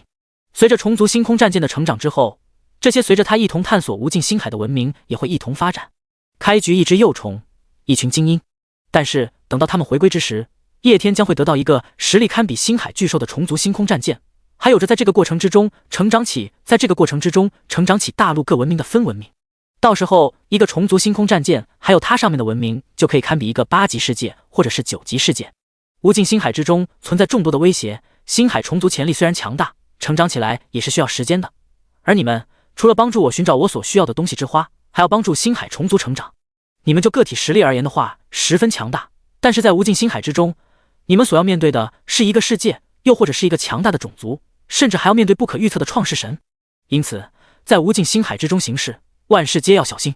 叶天认真地嘱咐自己面前众多文明之中被挑选参与方舟计划的至高存在。能够参与方舟计划和星海虫族一起游荡无尽星海的，无一不是各大文明眷族之中的佼佼者，绝大部分都有着英雄单位的9阶实力。再加上星海虫族的话，整体实力已经足以攻略一些有着创世神存在的中千世界。不过无尽星海之中存在着太多不可预测的事情了，因此该苟的时候还是要苟，毕竟他们主要的目的还是发育。诸多被参选为舰长的存在纷纷点头，并且狂热地向叶天表示他们一定会完成任务。创世神大人无需担忧，有关于星海虫族的成长计划，我等早就已经做好了详略的安排。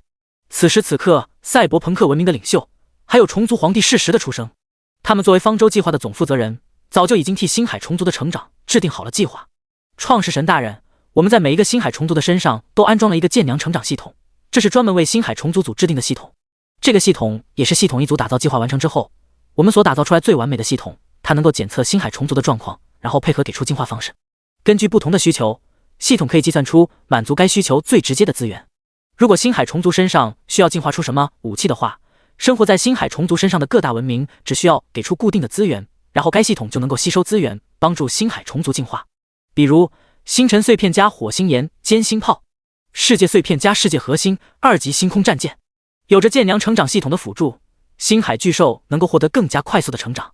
而且更重要的是，舰娘成长系统还具有着强大的侦查能力，它能够在无尽星海之中判断那些世界的世界核心强弱，然后再决定是否攻略这些世界，极大程度地保证了星海虫族的安全。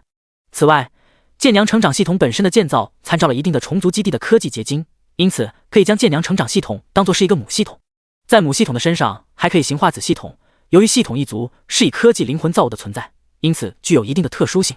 放到其他世界之中很难被其他世界的天道又或者是创世神察觉。在此基础之上，我们为方舟计划又制定了一系列小的侵略计划。星海虫族在无尽星海之中所遇上的一切可战胜的世界，可以全部吞噬掠夺。遇上那些暂时无法战胜的世界，可以派入子系统记录坐标，同时慢慢的蚕食世界。等到星海虫族实力成长到一定地步之后，可以反过来与子系统里应外合，一同吞噬世界。赛博朋克文的领袖一边说着，一边将一些他们所制定有关方舟计划的内容传入到了叶天的脑海之中。方舟计划是叶天亲自制定的，不过他也只是指了一个大体的方向，真正落实还是靠赛博朋克文明的领袖还有虫族皇帝等存在。一个完整的计划，这里面包含着的东西自然不是三言两语就能够概括的。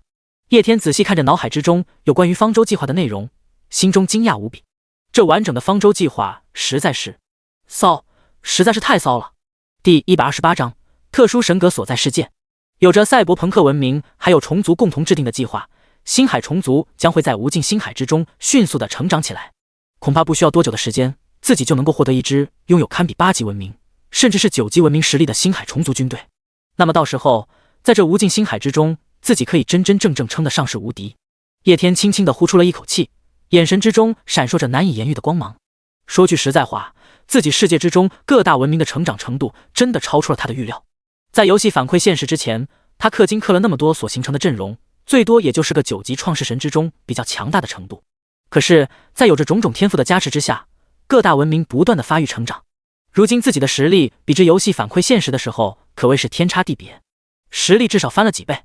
叶天感觉整个无尽星海之中已经没有多少的9级创世神会是他的对手。赛博朋克文明、虫族、神族、修仙文明，种种陆地之上的文明给予了叶天极大的自信。至少以他世界如今的实力，整个无尽星海之中已经没有多少东西能够威胁到他。各位，就此启程吧。你们的目标是征服无尽星海。叶天对着众多方舟计划的领袖开口，随后下达了出发的命令。在众多文明领袖的操作之下，星海虫族所化作的星空战舰发出了一声鸣笛，随后浩浩荡荡地向着无尽星海驶去。叶天还有其他众多的文明领袖默默地注视着他们离去。方舟计划将会是叶天的世界迈向无尽星海的第一步。星海巨兽所化作的第5大陆之上，叶天正坐在一个宫殿之内，在他的周围则是众多文明的领袖。叶天手微微的一挥，在这大殿之内突然出现了一个小型的投影。这个投影的内容并不是别的，正是无尽星海之中叶天等人所在的区域。在这一片区域之中，有2个光点格外的璀璨夺目，其中一个光点正是叶天这世界所在的位置，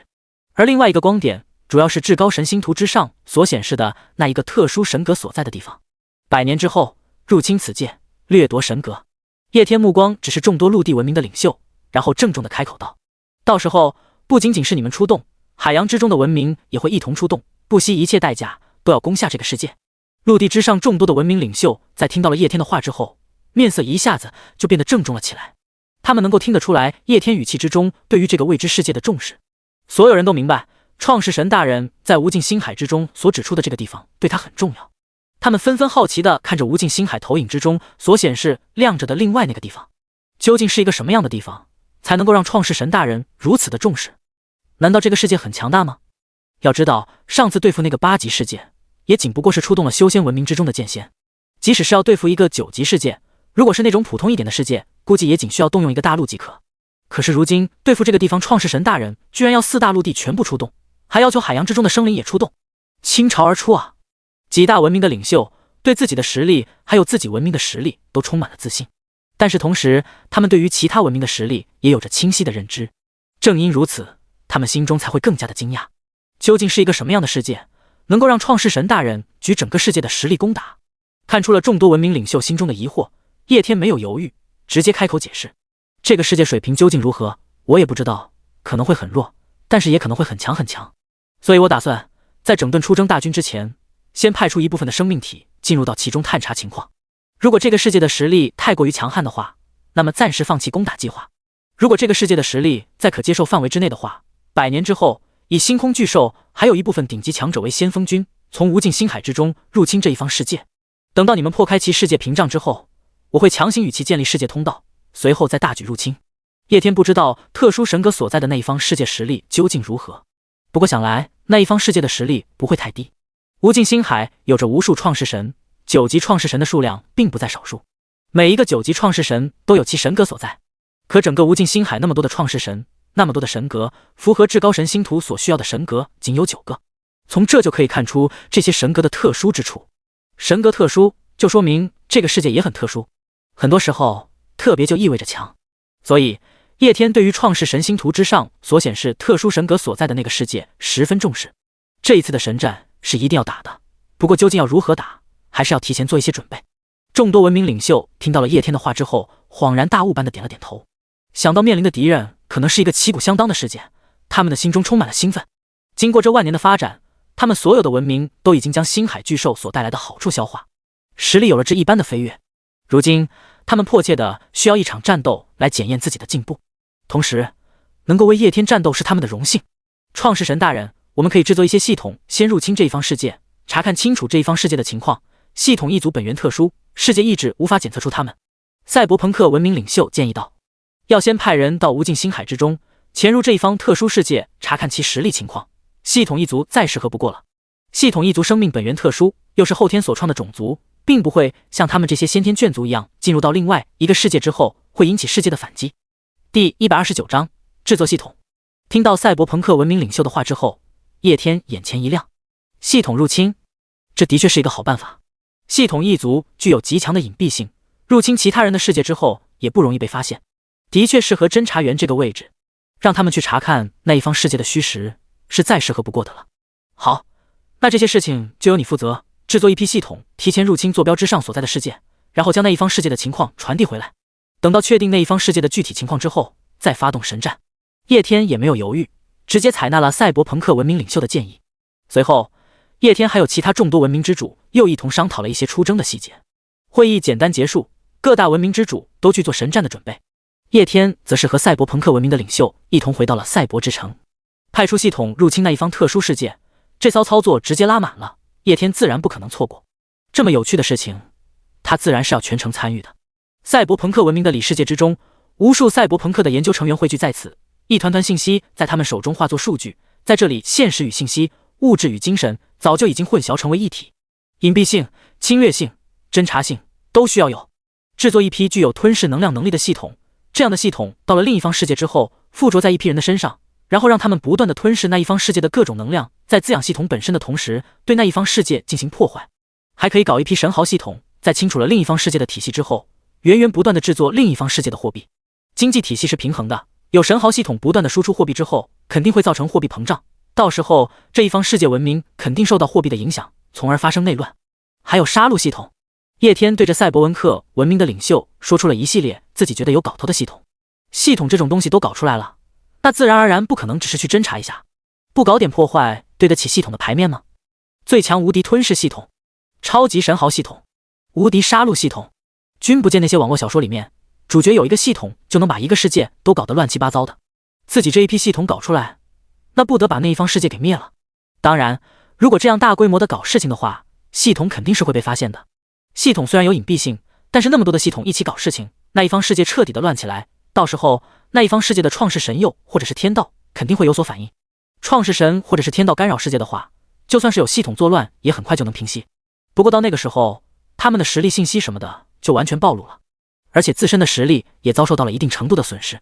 届时直接发起神战就是了，再与系统里应外合，就可以以最少的损失一举拿下那一方世界。听着叶天所提出的建议，赛博朋克文明的领袖也没有过多犹豫，直接就下令让赛博朋克的科研人员直接制作叶天所要求的系统。除此之外，赛博朋克文明的智囊团还研制出了一个更加详细的系统入侵计划。考虑到叶天所说的另一方世界可能存在的特殊性，赛博朋克文明还研制出了其他一些类型的系统。这些系统主要的性能侧重只有3个方面，一些系统功能比较侧重于探测那一方世界的整体实力，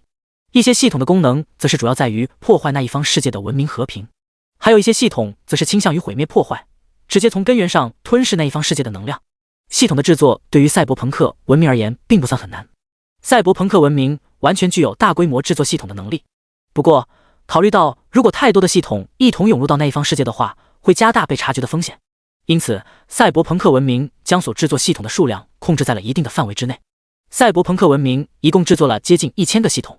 这数量相比一个可能存在的9级大世界的生灵数量而言的话，可以说是少之又少。但是以系统的特殊性来说的话，它所引起的动乱绝对能够波及整个世界。无敌打怪升级系统，超级召唤系统，我是神豪我怕谁系统。叶天看着这一堆被赛博朋克文明所取出名字的系统，心中有些止不住的兴奋。这一堆堆的可都是系统啊，自己都成系统批发商了。这要是搁游戏反馈现实之前，自己能获得一个系统，那都得要高兴死。在赛博朋克的研究成员一番操作之后，他们所制作的这些系统就被收了起来。随后，叶天使用神力制作出了一个分身，让分身带着赛博朋克文明的领袖，还有其他一些成员进入到了无尽星海之中，然后直奔那一方特殊世界所在的坐标而去。叶天要亲自带着他们去投放系统。第130章，获得系统。赛博朋克文明虽然也制作出了能够在无尽星海之中飞行的星海战舰，但是以星海战舰的速度，从叶天的世界到另一方特殊的世界，至少也需要100年的时间。这个时间跨度太长了，叶天不想等那么长的时间，所以他干脆使用神力制作了一个分身，让分身带着众人迅速的前往那一方世界。叶天以神力加持在无尽星海之中飞行，其速度自然不是赛博朋克文明所发明的星海战舰能够比得上的。不过即使如此，叶天到那一方特殊的世界也花费了数年的时间。无尽星海之中坐落着无数的世界，除此之外还有无数的星空陨石，以及星海之中各种乱七八糟的东西。在一片星海之内，无数世界所化作的星辰闪烁着光芒。在这些星辰之中，有一个星辰格外的亮眼，这里就是至高层星图所需要吞噬的神格所在的世界。看着自己面前这一个庞大无比的世界，叶天眼神之中闪过一丝意外。特殊神格所在的这一方世界，其世界等级赫然已经达到了9级世界的程度。他在这一片星海之中所占领的区域，也仅比自己的世界差了那么一点点。这也就代表着这一方世界的实力绝对不弱。创世神大人，这就是我们的目标吗？和叶天一起来到此处的赛博朋克文明领袖看着这一方世界，眼神之中闪过浓浓的兴奋。迄今为止，他们一起跟着叶天经历了不少的战斗。游戏反馈之前的虚拟神战、魔眼脑虫、8级大世界、星海巨兽，不过这些神战都没有太大的挑战性，大多数的战斗都仅动用了大陆上一部分文明的就解决了。唯一有点难度的就是星海巨兽，不过严格来说的话，和星海巨兽之间的战斗更像狩猎，而不是神战。迄今为止，叶天的世界还没有遇上过一场旗鼓相当的神战。如今这一方世界实力并不弱，到时候如果爆发神战的话，这个世界或许能够让他们尽兴。赛博文科文明的领袖如此想到。是，这一方世界的实力并不弱。叶天微微点头，回答了赛博朋克文明领袖的话。随后他的目光直视这一方世界的世界屏障，开始思索起来要如何将系统投放入其中。有着世界屏障的存在，叶天无法窥视到这一方世界内部的情况。当然，他可以使用神力强行打破世界屏障，不过那样一来的话，会被这一方世界的统治者察觉。容易引起对方的警觉。叶天看着周围一些零碎的世界碎片以及星海陨石，心中已经是有了想法。无论是有主的世界还是无主的世界，都可以通过吞噬无尽星海之中的世界碎片以及陨石来增加自己的底蕴。自己将系统寄居在陨石上面，然后引导陨石向这一方世界坠落即可。到时候世界屏障自然会自己打开，吞噬陨石。运起世界之力，叶天摄取了无尽星海之中的一块陨石，随后让赛博朋克文明的技术人员将系统寄居在其上面，随后引导陨石向着这一方世界坠落。1颗、2颗、3颗，叶天重复了数次的操作，向着这一方世界不同的地方引导坠落了无数的陨石。对于这些陨石，这一方世界并没有拒绝，全部照单全收了。世界屏障之内，一片山脉之中，一颗巨大的陨石坠落，砸在地面之上，硬生生将整个山脉都夷为平地。数以及亿计的生命在这一瞬间彻底被抹去。陨石坠入地面之后，地面发出了一阵又一阵的震动，随后陨石彻彻底底地陷入地面之中，然后慢慢的直接消失不见。吞噬了这一块陨石的地面不知不觉之间体积扩大了不少。陨石虽然被地面所吞噬吸收了，不过它砸出的大坑却还留在原地。如此大的变故自然引起了周围无数的生灵关注。周围一定文明的生灵认为这是天地大劫，也有生灵认为这是有异宝出世。无数的生灵前来查看陨石所留下的大坑。在这些众多的生灵之中，一个不起眼的存在走着走着，突然之间耳边响起了一道声音：叮，神豪系统绑定成功。同样的一幕在这个世界不同的地方都在发生着。世界对于陨石的吞噬是在陨石进入世界屏障之力的时候就开始的。大一点的陨石在坠落的过程之中不断的被吞噬，最后还剩下一部分坠落到地面，然后被地面吞噬。至于那些小一点的陨石，在天空之中飞到一半的时候就已经被世界彻底吞噬。陨石虽然被吞噬了，不过上面所寄托着的系统却离开了陨石，这些系统飘在天空之中，慢慢的降落到地面。其中的一些系统降落到一半的时候，突然遇上了下雨天气，雨点坠落，电闪雷鸣，系统寄托于雷电，轰然降落于地面。这一方世界的某个角落里面，正在进行着一场屠杀。李三，我父亲对你那么好，收你当徒弟，你竟然为了一部功法，伙同外人杀我父亲！雨夜之下，山庄之内，一个少年满脸悲愤，在他面前则是众多实力强大的匪徒，周围则是无数尸体。那老家伙藏着掖着，不愿意把功法传给我，那我也就只能请他去死，然后自己拿了。众多匪徒之中，名为李三之人猖狂大笑，随后他面带杀意地看着这少年：“别急，我现在就让你去见你父亲。”说完之后，李三就要动手，不料此时雨夜之中闪过一道雷电，直愣愣地劈中了少年。少年瞬间就化作焦炭。李三看着这一幕，一愣，自己还没动手，他就遭雷劈了。老天都在帮自己。心中刚刚浮现出这样的念头，李三忽然发现，那个少年虽然被劈成了焦炭，但居然还存在生命气息。他还站了起来。少年也被一道雷电劈懵了，他原本以为自己被这雷电劈死了，不过却发现这雷电并没有对他的身体造成什么实质性的损伤。更重要的是，他的脑海之中响起了一道声音：“恭喜宿主绑定无敌杀戮系统，现在发放新手礼包。”第131章天道代言人。少年听着脑海之中陌生的声音，先是懵逼，随后他的眼神之中就闪过一丝喜悦，因为此时此刻的他明显的感受到自己的体内多出了一股力量，这股力量能够让他轻易的灭杀这群杀了自己全家的人。少年不知道这股力量来自于哪里，脑海之中陌生的声音又是怎么回事，可是这股力量在他最绝望的时候帮到了他，或许是神灵听到了我的祈祷。少年产生了这样的想法，随后他看着李三，眼神逐渐冰冷。片刻之后，这片场地之上除了少年之外再无一人，仅有一地狼藉的尸体碎片。杀戮系统。此时的少年满脸的鲜血，这些鲜血有别人的，也有自己的，不过他不在乎了。此时他的注意力全部放在了自己脑海中的东西之中。杀戮系统，杀人就能变强吗？少年感受着自己杀死敌人之后体内增加的力量，如此喃喃地说道。随后他的目光看向更远的天地，眼神之中闪过一丝迷醉。随后他步伐坚定地离开了这里。在他的脑海之中有着一个系统板块，系统板块的面板之上赫然有着这样的一行字：系统初级任务万人图，奖励地狱之体。整个世界各个角落之中，类似于少年这样的情况不断的发生，无数的人在某一刻的时候命运得到了改写，一个名为系统的东西降临在了他们的身上，而系统能够赋予他们强大的实力，还有无尽的财富权利，甚至是其他他们想要的一切。当然天底下并没有白吃的午餐，想要得到这些东西的话，还需要他们自己付出一点点的努力，比如完成一些系统颁布的任务。在赛博朋克文明的里世界之中，叶天看着这些系统的信息，嘴角微微露出了一丝笑容。第一步计划成功了，无数的系统成功进入到了这个世界之中，而且并没有被发现。结合着无数系统初步传回来的一些简单的消息，在回想系统入侵的过程，叶天若有所思。这一方世界似乎并没有创世神的存在，系统是跟着陨石碎片进入到这一方世界的，进入方法很正常。不过那么多陨石碎片在世界不同的地方同时进入的话，如果这个世界有创世神存在的话，肯定能够注意到这种异常的现象。而且根据那些系统初步传回来的信息，这一方世界有关创世神的相关记录都是各种各样的神话，历史悠久。如果有创世神存在的话，有关创世神的记录绝对不会是以这种历史神话的形式存在。在推测出了这一点之后，叶天松了一口气。一个世界有创世神和没创世神是两回事。有创世神，创世神能够整合整个世界的力量，并且它本身可以使用各种各样的神术，是极大的威胁。而没有创世神，即使世界神格衍生出了天道意志，但天道意志可没有多少思维。这一方世界等级达到了9级，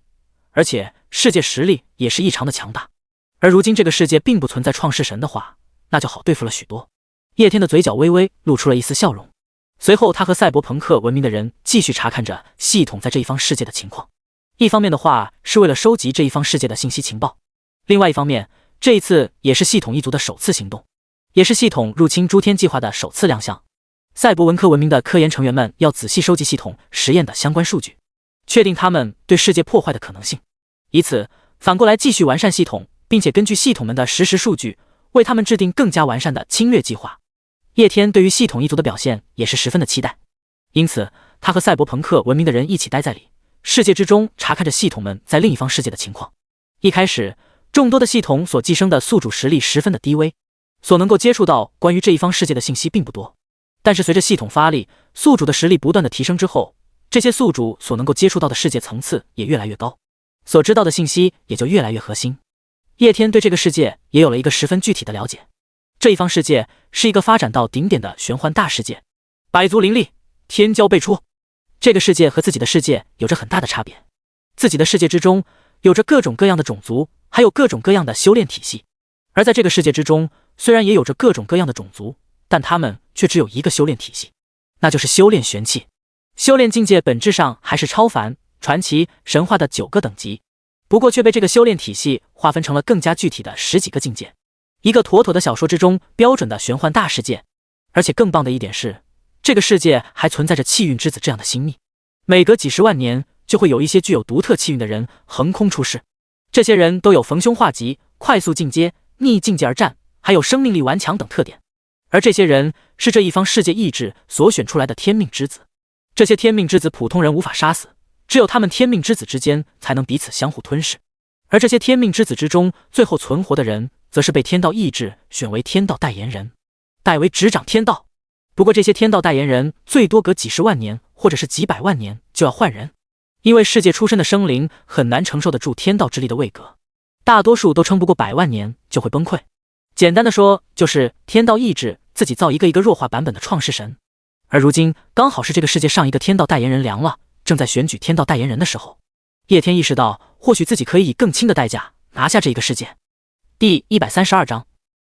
系统的终极任务。这个世界所谓的天道代言人就相当于弱化版的创世神，能够发挥出一部分的世界之力，但是权力又完全比不上创世神，无法像创世神那样真正的发挥出一个世界的力量。好比一个世界的整体实力是100，如果发动神战的话，有创世神存在，则可以将世界实力完全发挥出来。没有创世神指挥，整个势力各自为战的时候，其实实力只能发挥出2-3成。而有一个天道代言人，那就可以统合世界实力，发挥出5成。叶天已经打起了这个世界天道代言人的主意。天道代言人就相当于是军队指挥官，如果发动战争的时候，对方军队的指挥官是自己人呢？叶天想得很简单，那就是让系统操控着的宿主去争夺这一方世界天道代言人的位置。到时候系统操控着的宿主成为了这一方世界的天道代言人，掌握着这个世界的世界之力，那发动神战的时候就好玩了，可以玩一出臣等正欲死战，陛下何故先降的好戏。天道代言人都反水的话，自己攻下这一方9级大世界的成本就会降低很多。叶天的嘴角微微露出了一丝笑容，随后他将这个想法告知了赛博朋克文明的科研人员们，让他们推算这个计划的可能性。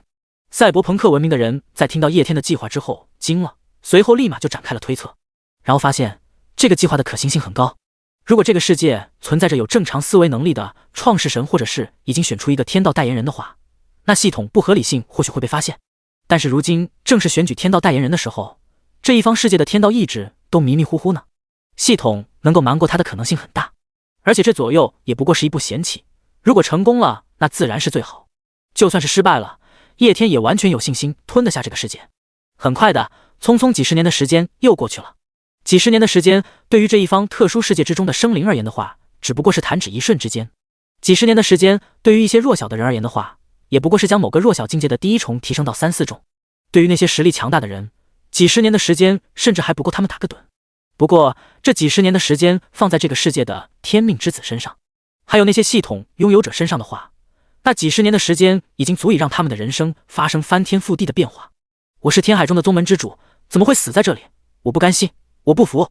叶天，你杀人无数，今后一定会遭受报应的。屠杀一城之人，一定会有正道人士替我们报仇。这一方世界的一个城池之中，整个城市化作炼狱，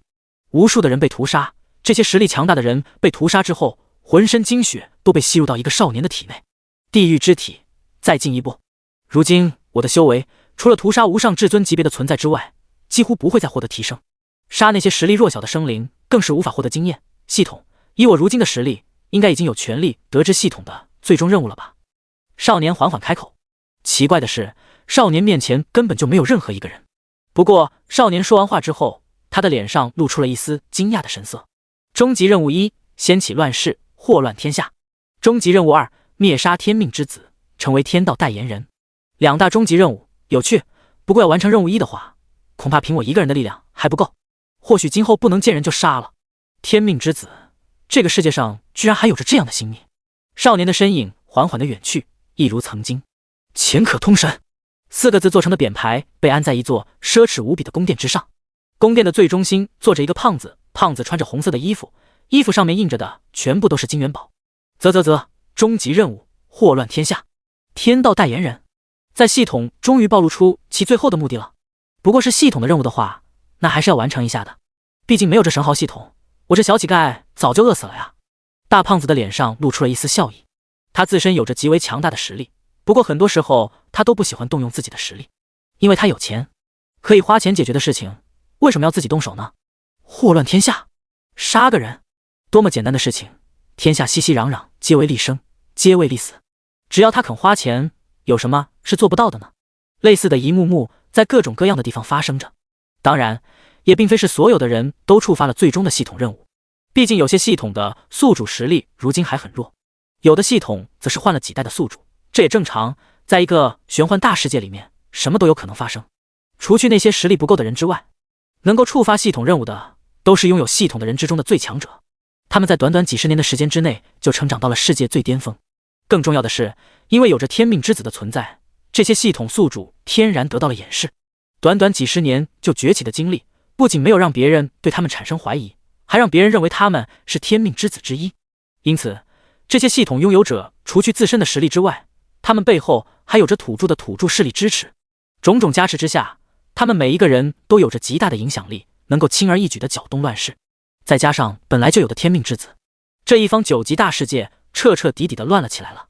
通过系统的监视，叶天在赛博朋克文明里世界之中静静地注视着这一切。这应该算得上是小说之中所说的黄金大事了吧？天才辈出，主角横行。叶天看着这一切，饶有兴趣。第133章意外之喜，系统一族的进化之路。黄金大事来临，无数天骄辈出。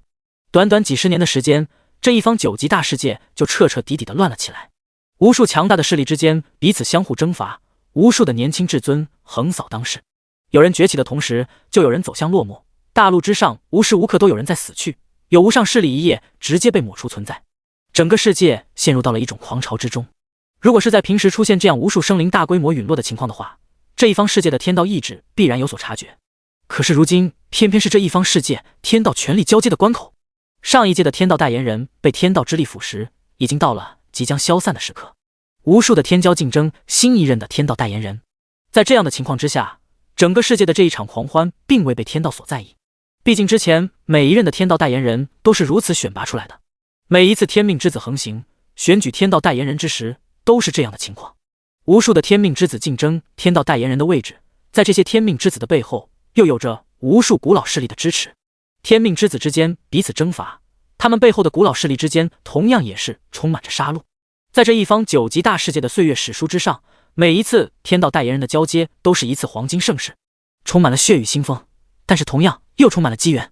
无数的势力都会在这一段特殊的时间之内彻彻底底的发生洗牌。因此，对于自己世界之内的生灵彼此互相残杀的局面，这一方世界的天道并没有察觉到有什么不妥的地方，顶多就是比起之前更加激烈了一点。半步诸天，看着从系统之处传递回来的消息，叶天眼神之中闪过一丝意外之色。又经过了几十年的征伐，那些系统的拥有者之中，居然有人突破到了半步诸天的地步。叶天面前的画面一转，转到了一个身穿暗色长袍的青年的身上。此人一身红发，浑身充满了血煞之气，眼神之中似乎没有丝毫感情的存在。这个人不是别人，恰好是之前叶天观察系统数据的时候，观察到被灭了满门，然后觉醒杀戮系统的那一位叶天。半步诸天，没想到系统与天道之力结合之后，居然还会产生这样的变化。叶天感到有些意外。系统强归强，但是赛博朋克文明所创造出来的系统一族强在于量不是质。系统的质体现在2个方面，第一就是位格，第二就是境界等级。位格很好理解，用游戏术语来说的话就是品质，也就是英雄品质。普通单位、英雄单位、诸天单位，这就是3大位格。至于境界等级，也就是超凡3阶、传奇3阶、神话3阶。位格和境界等级是如今对系统一族最大的限制。要知道，如今系统也是属于眷族之中的一种，而且还是独属于叶天的眷族。系统自然也有的品质之分，系统之中也有着普通单位和英雄单位的存在。一个普通品质的9级系统，它可以系统之力量产无数普通的神话9阶，但它却无法造就一个英雄单位级别的神话9阶。一个英雄单位级别的8级系统，只能造就出一个英雄级别的神话8阶。境界方面的限制还好，只需要将系统的能量等级堆到9级即可，无非是一些特殊资源的消耗罢了。被叶天投放入这一方世界的所有系统的能量等级就都达到了9级的层次，但是系统位格的提升，那就不是一件简单的事情了。系统眷族和其他的那些眷族一样，在拥有庞大基数的情况之下，就会产生英雄单位，因此在众多的系统之中，也是产生了一些英雄单位级别的系统。叶天所绑定的杀戮系统，就是众多系统之中所诞生的英雄单位级别的系统。英雄单位级别的系统，在系统数量足够庞大的情况之下，有概率会在普通系统之中产生。可是诸天级别的系统，那就根本不存在了。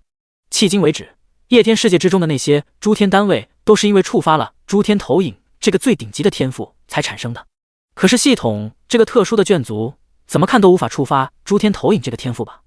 系统眷族固然强悍，可是他们在拥有强悍的特性的同时，也失去了成长性。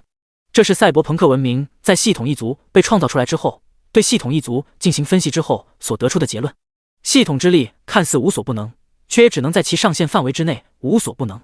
而且它的上限已经被焊死了。叶天在看到赛博朋克文明对于系统一族的研究数据结论的时候，就对这一点感到遗憾无比。可是如今，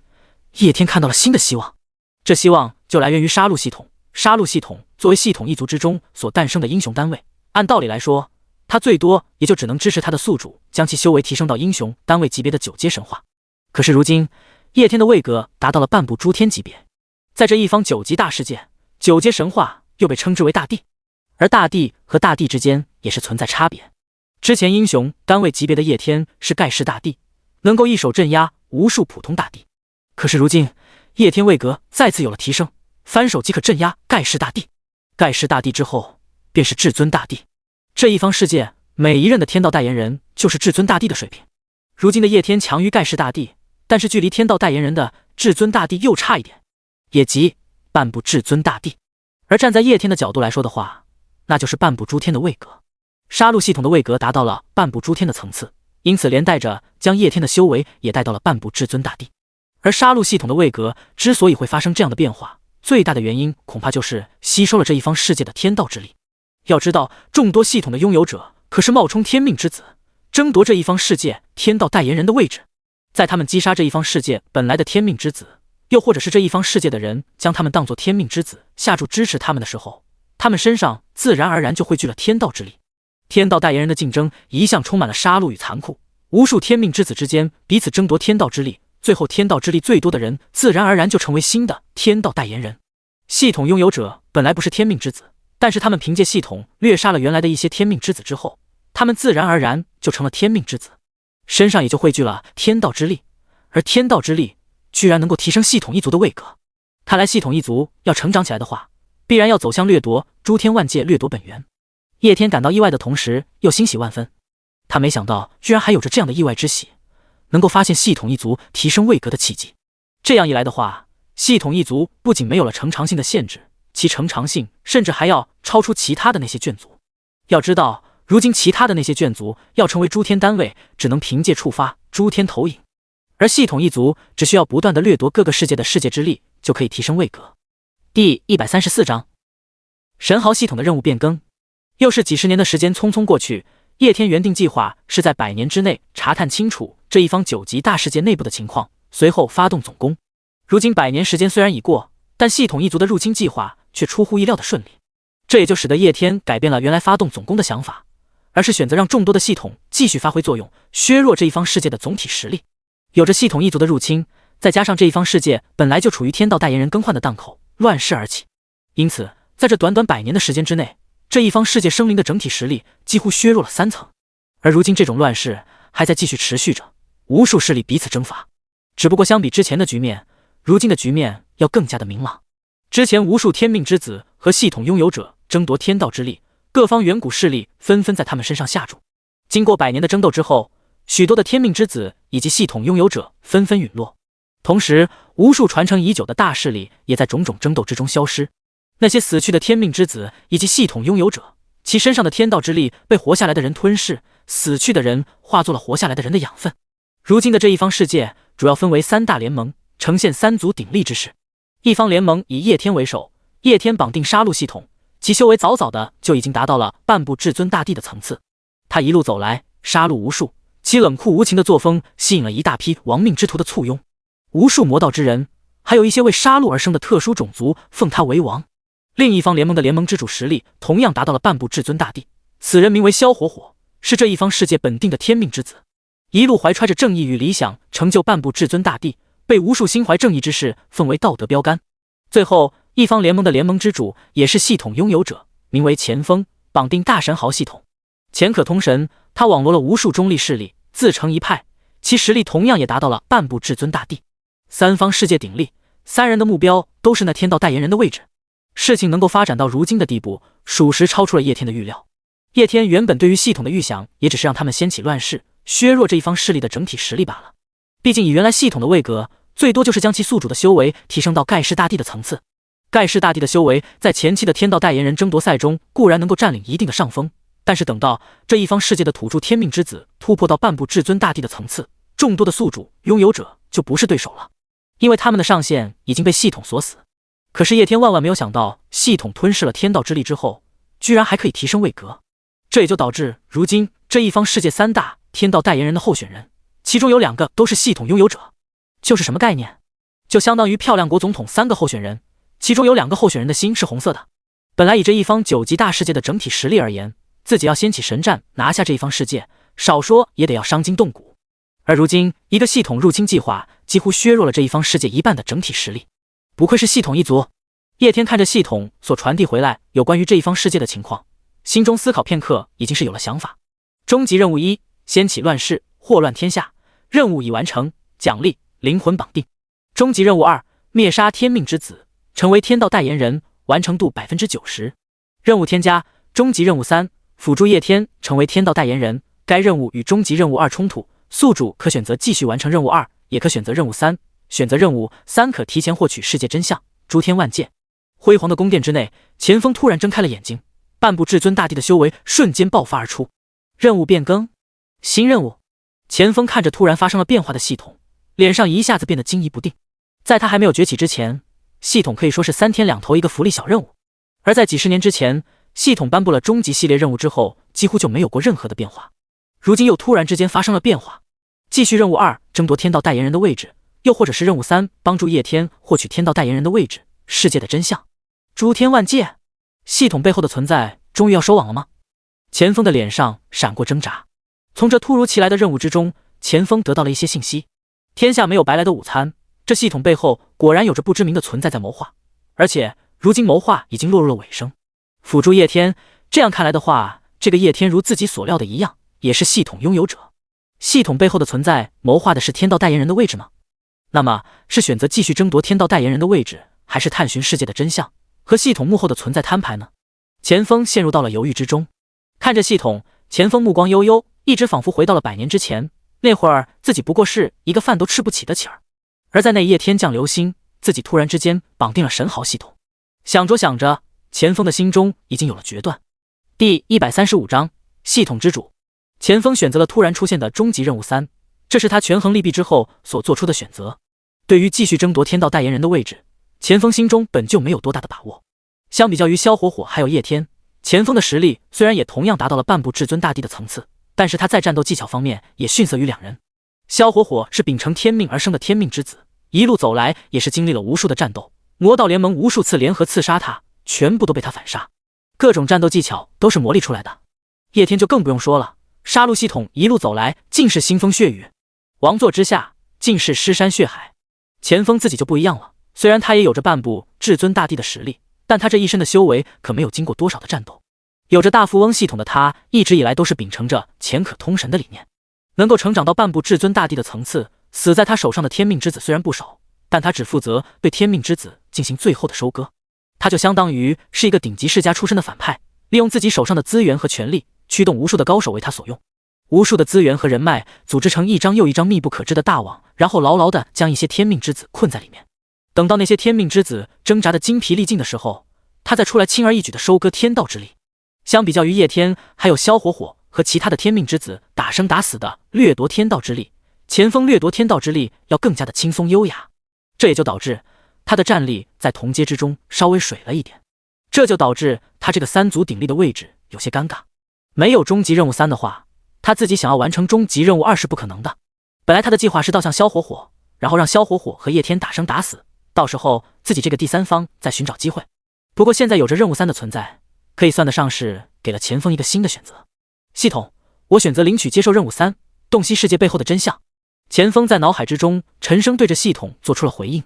丁，宿主选择终极任务3，奖励提前发放。开放终极权限，子系统。开放世界真相，诸天万界。一连串的声音回响在钱锋的脑海之中，随后他眼前一黑，自己的神识就出现在了一片虚空之中。恭喜你，拥抱了新世界。一道庄严伟岸的声音在钱锋的耳边响起，钱锋抬头，眼神之中止不住的惊骇。只见自己面前无尽的虚空之中，一双巨大无比的眼睛直视着自己。创世神、神战、系统先锋军。在看到这双巨大眼睛的同时，一股股的信息强行灌入到了钱锋的脑海之中。信息量并不是很多，但是这些信息所暴露出来的内容却几乎让钱锋心神失守。诸天万界、神战、世界入侵，一系列的信息震得他几乎回不过神，几乎改变了自己的命运。神秘又强大无比的系统居然只是不知名的存在，入侵自己所在世界的先锋军，而自己在与系统绑定的同时，也背叛了自己原来的世界，投入到了这一位不知名创世神的怀抱。坏消息，成世界间了。好消息，有了一个牛哄哄的靠山。所以我现在要做的就是带另外一个世界的人入侵自己的世界。里面请。钱锋内心复杂，他万万没有想到自己所在这一方庞大的世界竟然只是无尽星海之中的一粒沙，而帮助叶天争取天道代言人的位置，然后迎娶无上创世神的世界入侵就是自己的任务，这也是系统命运馈赠背后的代价。钱锋重重地呼出了一口气，神识体跪在了地上。属下钱锋绑定神豪系统，拜见大人。识时务者为俊杰，钱锋深知这个道理，更何况当初自己不过一个乞儿，要不是有神豪系统存在，早就嘎了。创造了系统的创世神本就对自己有恩，自己从新起来也不需要有什么心理负担。世界间就世界间吧。钱锋果断地跪下，对着面前的人表明了立场。根据刚刚他接收到的信息的话，自己面前出现的这个人就是不知名创世神入侵自己世界所派出的系统先锋军的领袖，同时也是系统一族的首领。看来你已经知道自己要做什么了。虚空之内，那双巨大无比的眼睛依然凝视着钱锋，空灵般的声音继续响起。我系统一族在创世神手下也属于顶级的眷族，系统一族通过吞噬天道之力可不断的提升位格。你选择了辅助杀戮系统，这也就代表着你放弃了这一次破格的机会。不过没关系，伟大的创世神不会亏待任何一个忠于他的信徒，你依然可以通过其他的方式破格。我赋予了你系统最终权限，子系统。你可以通过权限制作无数的神豪子系统，然后通过他们入侵诸天万界，掠夺天道本源。高级世界可遇不可求，但是低级世界漫天星河都是，积少成多之下，依然可以成就诸天。不过那样一来的话，估计是个漫长的过程，你能接受吗？听着不知名存在的话语，钱锋眼神之中闪过光芒。经过信息的灌输，他已经明白了位格的重要性。如今得知自己今后可以通过制作子系统掠夺诸天万界，继续破格，成长之路未断，钱锋自然高兴。谢大人。钱锋跪地感谢。言尽于此，你与杀戮系统一定要拿下天道代言人的资格。空灵的声音继续响起，随后整片虚空开始逐渐的消散。看着快要彻底消散的虚无空间，钱锋突然想到还没有问一下这位不知名存在的名讳，毕竟这一位是系统一族的统领，也是自己今后的上司啊。不知道大人名讳。在空间彻底消散之前，钱锋喊出了自己的疑惑。系统之主。一道声音响彻在钱锋的耳边。第136章，关于派出去的卧底城对面老大这件事。系统之主。清醒过来的钱锋在大殿之内喃喃的这个名字，眼神之中透过一丝异样的光芒。叶天一脸满意的打量着自己面前的分身，嘴角微微露出笑意。这个分身正是所谓的系统之主，以赛博朋克文明打造的监察系统为核心，在其中灌入了天道之力，因而造就的诸天级别的系统，是顶级系统的同时还属于叶天的化身。系统之主统领系统一族，其手上掌握着系统一族的最高秉权。系统之主原本只是普通的监察系统，但是在吸收了大量天道之力进化为诸天单位的系统之后，他进化为了和谐系统，能够监察所有系统。当有系统要脱离他的掌控，又或者是违背他的意愿的时候，他就可以使用和谐之力。404之光强行净化不听话的系统。有着系统之主的存在，今后无论系统一族发展到什么样的程度，都需要遵循系统之主所制定的规则。系统之主就是悬浮在所有系统头上的忠诚之剑，不忠诚就会被和谐。正因为系统之主的监察特性，所以钱枫在看到他的时候才会看到的是一双眼睛。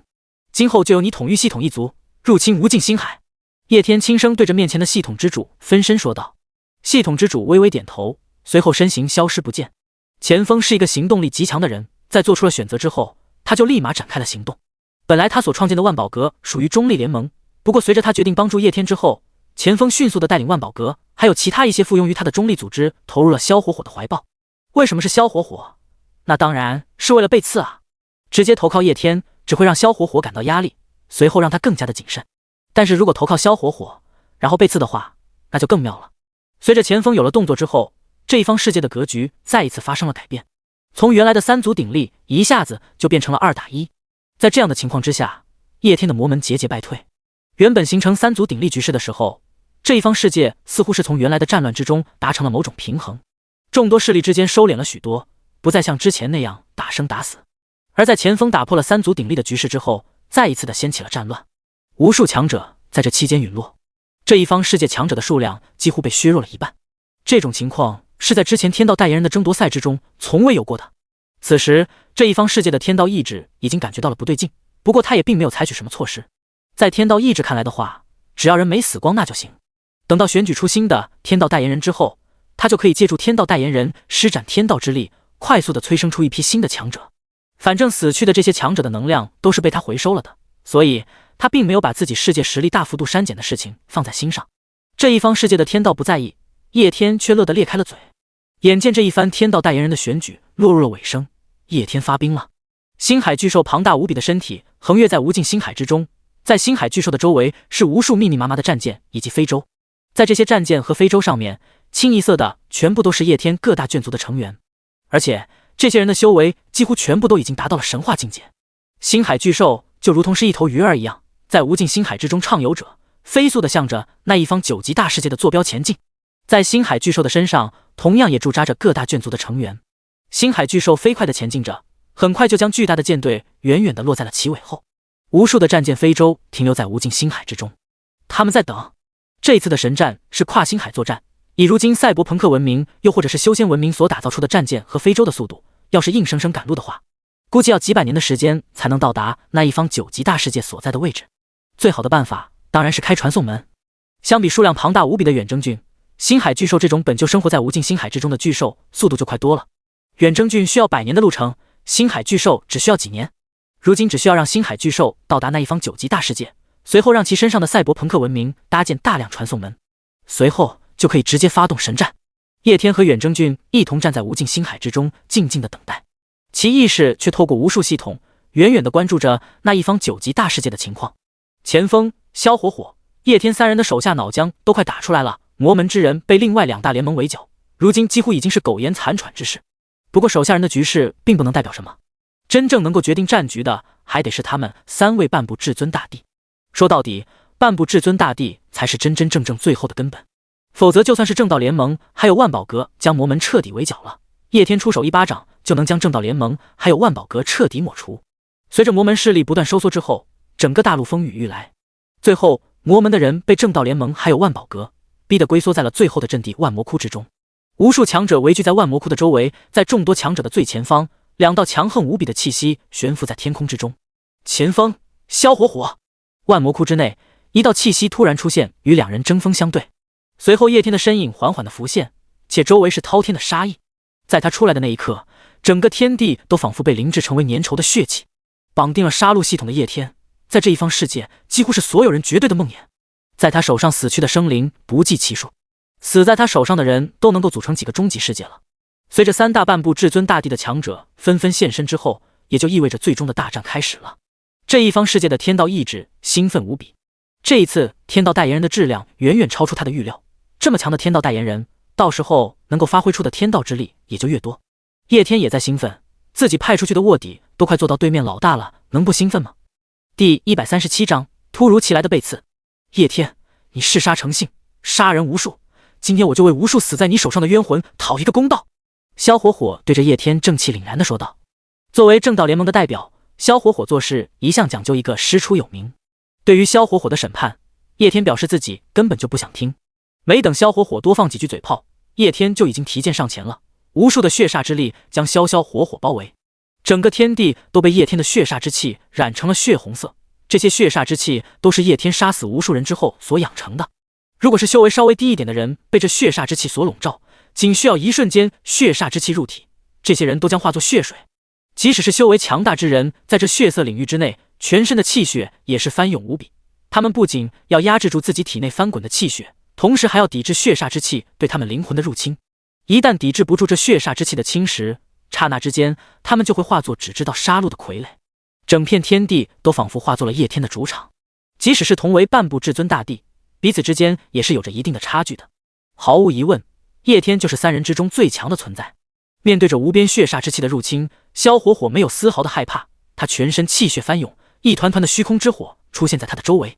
他整个人就仿佛化作了太阳熔炉一样，周围的一切都被这恐怖的温度所蒸发，无数的血煞之气在这熔炉之下尽数化为燃料。下一刻，萧火火以及叶天两个人同时飞至半空之中，随后两人迅速的交手，周围之人根本就看不清他们交手的具体过程，只看见每他们交手之处，空间崩塌，交手的余波如图波纹一样向腹中扩散。这余波接触到大陆之时，陆地崩塌，山河破碎，无数实力弱一点的人死在这余波之下。大陆之上的其他强者根本看不清他们交手的情况，不过同为半部至尊大帝的前锋却对他们的情况一清二楚。如今的局势显然是叶天占领的上风，两个人仅不过是交手片刻的功夫，萧火火的身上就多了无数的剑伤。至于叶天，他身上的衣服多处出现了焚毁的痕迹，他的身体之上有些地方也被烧得漆黑，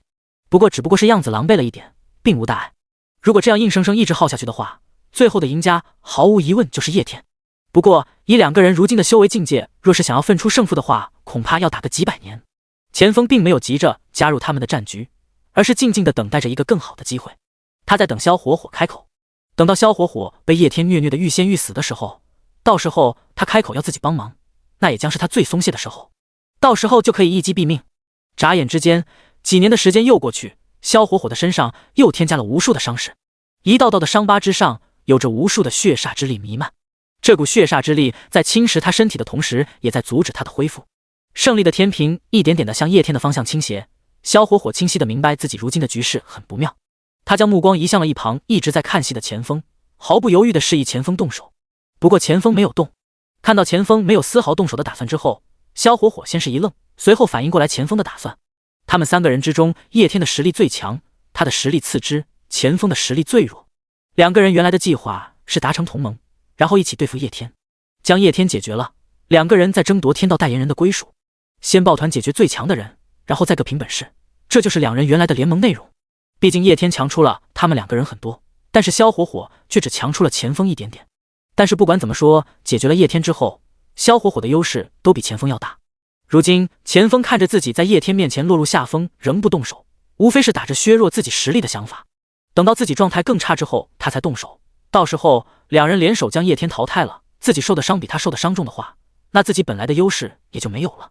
这蠢货都什么时候了，还在算计？萧火火咬了咬牙，叶天的实力远远超出了他的预料。虽然两个人都处于半部至尊大帝的修为，但是表现出来的实力差距却有点大。叶天的杀性实在是太重了，战斗力更是恐怖无比，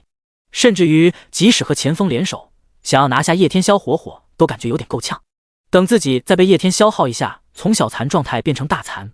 那就算是前锋加入战局就没用了。萧火火眼神微微一闪，前锋不想加入战局，那就强行拉他加入战局。他在应付着叶天攻击的同时，也在不断向着前锋的位置靠近，随后一个瞬移，强行对着前锋轰出一击。他这一击为的不是打前锋，为的只是将两人的战斗契机转移到前锋身上，然后将他拉入战局。随后两个人再一同对付叶天。在前锋的契机与两人相连的那一瞬间，萧火火就看到叶天打向了前锋。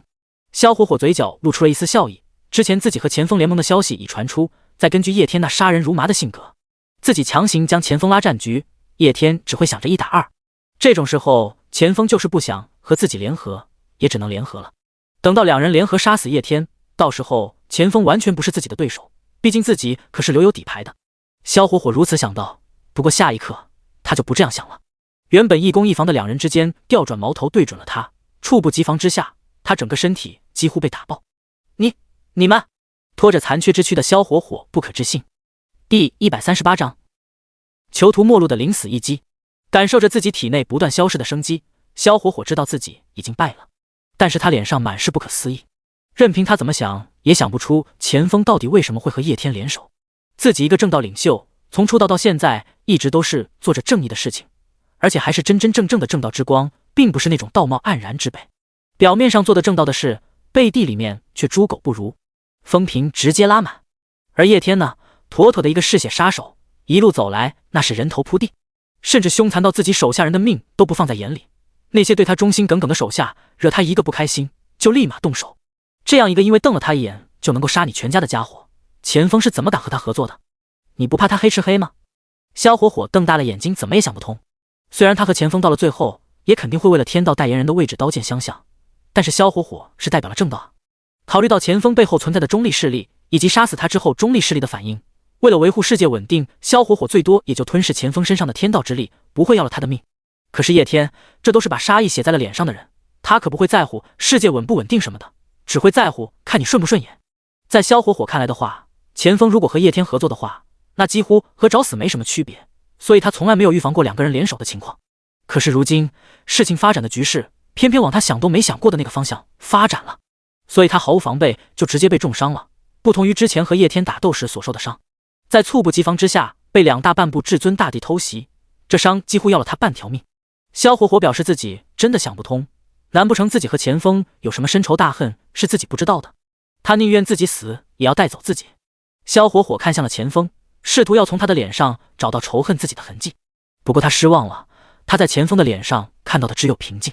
萧火火被偷袭的猝不及防，不过钱锋还有叶天这两个偷袭者可没有迟疑，他们甚至趁人并要人命的道理，否则以他们这样的境界，稍微一不注意，萧火火可能就逃了。叶天手上的杀神剑挥出，毫不犹豫，直挺挺地刺入到了萧火火半残的身躯之中。无数的杀戮剑气顺着杀神剑涌入到了萧火火的身体之内，破坏了他身体内部的结构。钱锋同样将无数肆虐的力量打在了萧火火的身上。仅仅是一瞬间，还没有想明白钱锋为什么会和叶天联手的萧火火伤上加伤。原本半部至尊大帝的恐怖无比的生命力，就如同风中残烛一样，随时都有可能熄灭。刹那之间，萧火火已经明白胜局已定。叶天的实力本来就比自己强出很多，他一个人就可以单虐自己。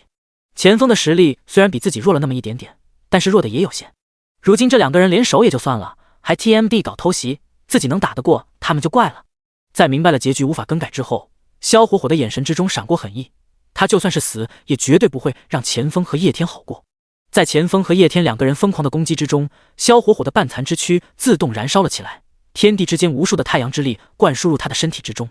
太阳真火寂灭一切。这一刻，萧火火以自身为燃料，以自身为熔炉，引接太阳之力。这一刻，他的身体就仿佛化身为太阳一样，恐怖无比的高温从他的身体之中传出，熊熊的火焰在燃烧，无数的能量在他的体内发生着碰撞。这些能量碰撞在达到了一个点之后，忽然迸发，向着周围扩散。他将太阳之力介入了自己的体内，然后引爆了太阳。这一爆炸就相当于半个太阳爆炸，强悍的能量席卷全场，整个世界犹如天崩了一般。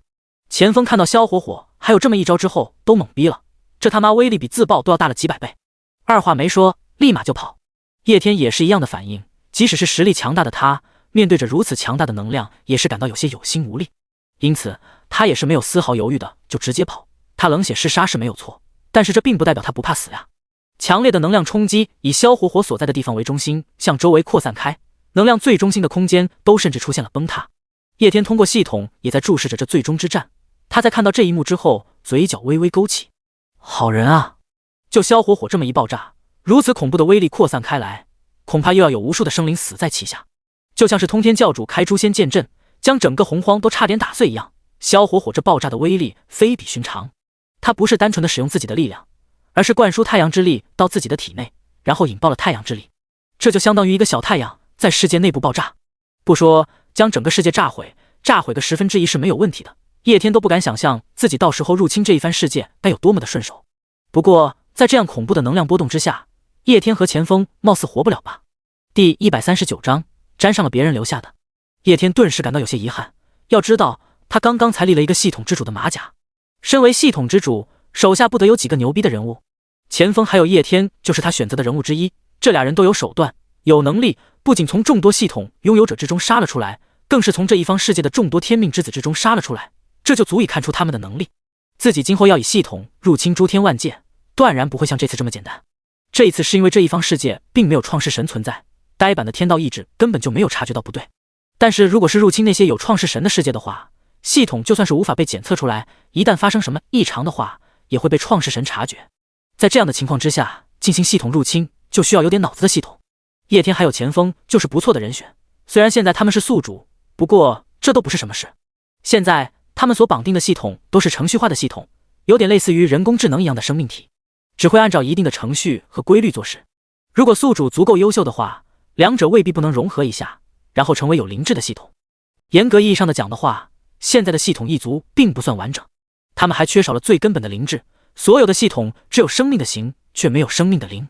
钱锋和叶天和他们所拥有的系统融合了，那才是真真正正的系统一族。不过这就意味着他们抛弃了原来的生命形态。两者的区别就是一些阴谋论小说之中所说的有意识的系统和无意识的系统。无意识系统辅佐宿主，有意识系统将宿主当作工具人。叶天是希望把钱锋和叶天都转换成为系统一族的，这两个人能力都很出众，到时候这俩货到诸天万界，成为了系统的他们一定能够玩出花样。自己要彻底发展系统一族，系统一族就必须要有强者。叶天连系统一族的势力构造都想好了，自己的分身系统之主当老大，然后他的手下又有着其他四大系统天王：神豪天王、神豪系统、氪金天王、氪金系统、杀戮天王、杀戮升级系统、签到天王、签到系统。四大天王都分散各种各样的子系统，然后入侵诸天万界，诸天万界都传播着系统一族的威名。想想那样的场景，叶天就感觉刺激。不过现在自己所选中的神豪天王还有杀戮天王快要凉了，叶天犹豫要不要透过系统传递一部分的力量保下这两个家伙，否则以这两个家伙的实力绝对扛不住这一波。叶天还没有做出选择，有人就替他做出了选择。随着那强烈的能量爆炸开来，席卷着要将整个世界毁灭的威势，这一方世界的天道意志终于坐不住了。之前三方争霸死的人就已经够多了，这要是再来个大爆炸，那就直接回归原始生态了。关键是萧火火这个候选人死了，另外两个候选人估计也活不了。世界回归原始状态那还好，使用天道之力能够快速的加快世界的发展。问题是使用天道之力是需要有媒介的，这个媒介就是天道代言人。这天道代言人要是嘎了，那就真的亏麻了。所以这一方世界的天道出手了，一个虚影出现在天地之中，虚影的模样是一个中年人的样子，这个中年人正是上一任的天道代言人。不过这个时候的他已经几乎接近肉身崩溃，其意识也几乎完全被天道同化了。本来成为天道代言人是有着自己的意识存在的，平时他就是整个世界的主宰，除非遇上一些特殊情况需要处理，天道才会取代他的意志。不过由于当了太久的天道代言人了，此人的意志几乎已经完全被天道同化，其肉身也受不了天道之力，几乎消失。这一次是天道最后一次借他的手，天道出手，浩瀚天威，无物可挡。原来带着狂烈力量的太阳之力在天道代言人的手上就如同乖顺的猫咪一样，爆炸开的能量瞬间重新回流，然后画出了一颗弹珠一样的小太阳。天道代言人一挥手，这小太阳就和原来的太阳重新融为一体。做完这一切之后，本就是虚影的天道代言人更是缓缓消散。很显然，这一次出手用尽了他最后的力量。天道代言人身形消散之后，原地留下了一团金色的光芒，这团光芒正是天道意志的化身。他携带着无数的天道之力，迫不及待地冲向了叶天。此时的叶天已经吞噬了萧火火所遗留下来的天道之力，距离诸天级别仅差临门一脚，差的正好是钱锋身上的那一点。不过此时由于旧的身躯彻底溃散，这一方世界的天道意志没有时间再等下去了，他迫切需要一个新的身体。不到诸天级别无法承受天道意志，叶天所差的这一点，大不了自己再掏出一点天道之力给他补上。光环迅速地扎入了叶天的身体里。远远地通过系统关注着这一幕的叶天看到这一刻，眼神之中爆发出异彩。上钩了！一瞬间，无数的天道之力从叶天身上爆发，然后通过系统进入到了叶天的体内。叶天身上有着系统，本身就是叶天窥探这一方世界的媒介，同时也是他传输力量的媒介。比拼世界之力的话，叶天就像是一个庞大无比的巨人，这一方世界顶多就是个小孩。有着世界屏障的存在，叶天直接攻击到他。不过现在这样的情况就相当于叶天在这个世界开了一个能传送自己一只手的传送门，而那小孩自己走到了传送门前。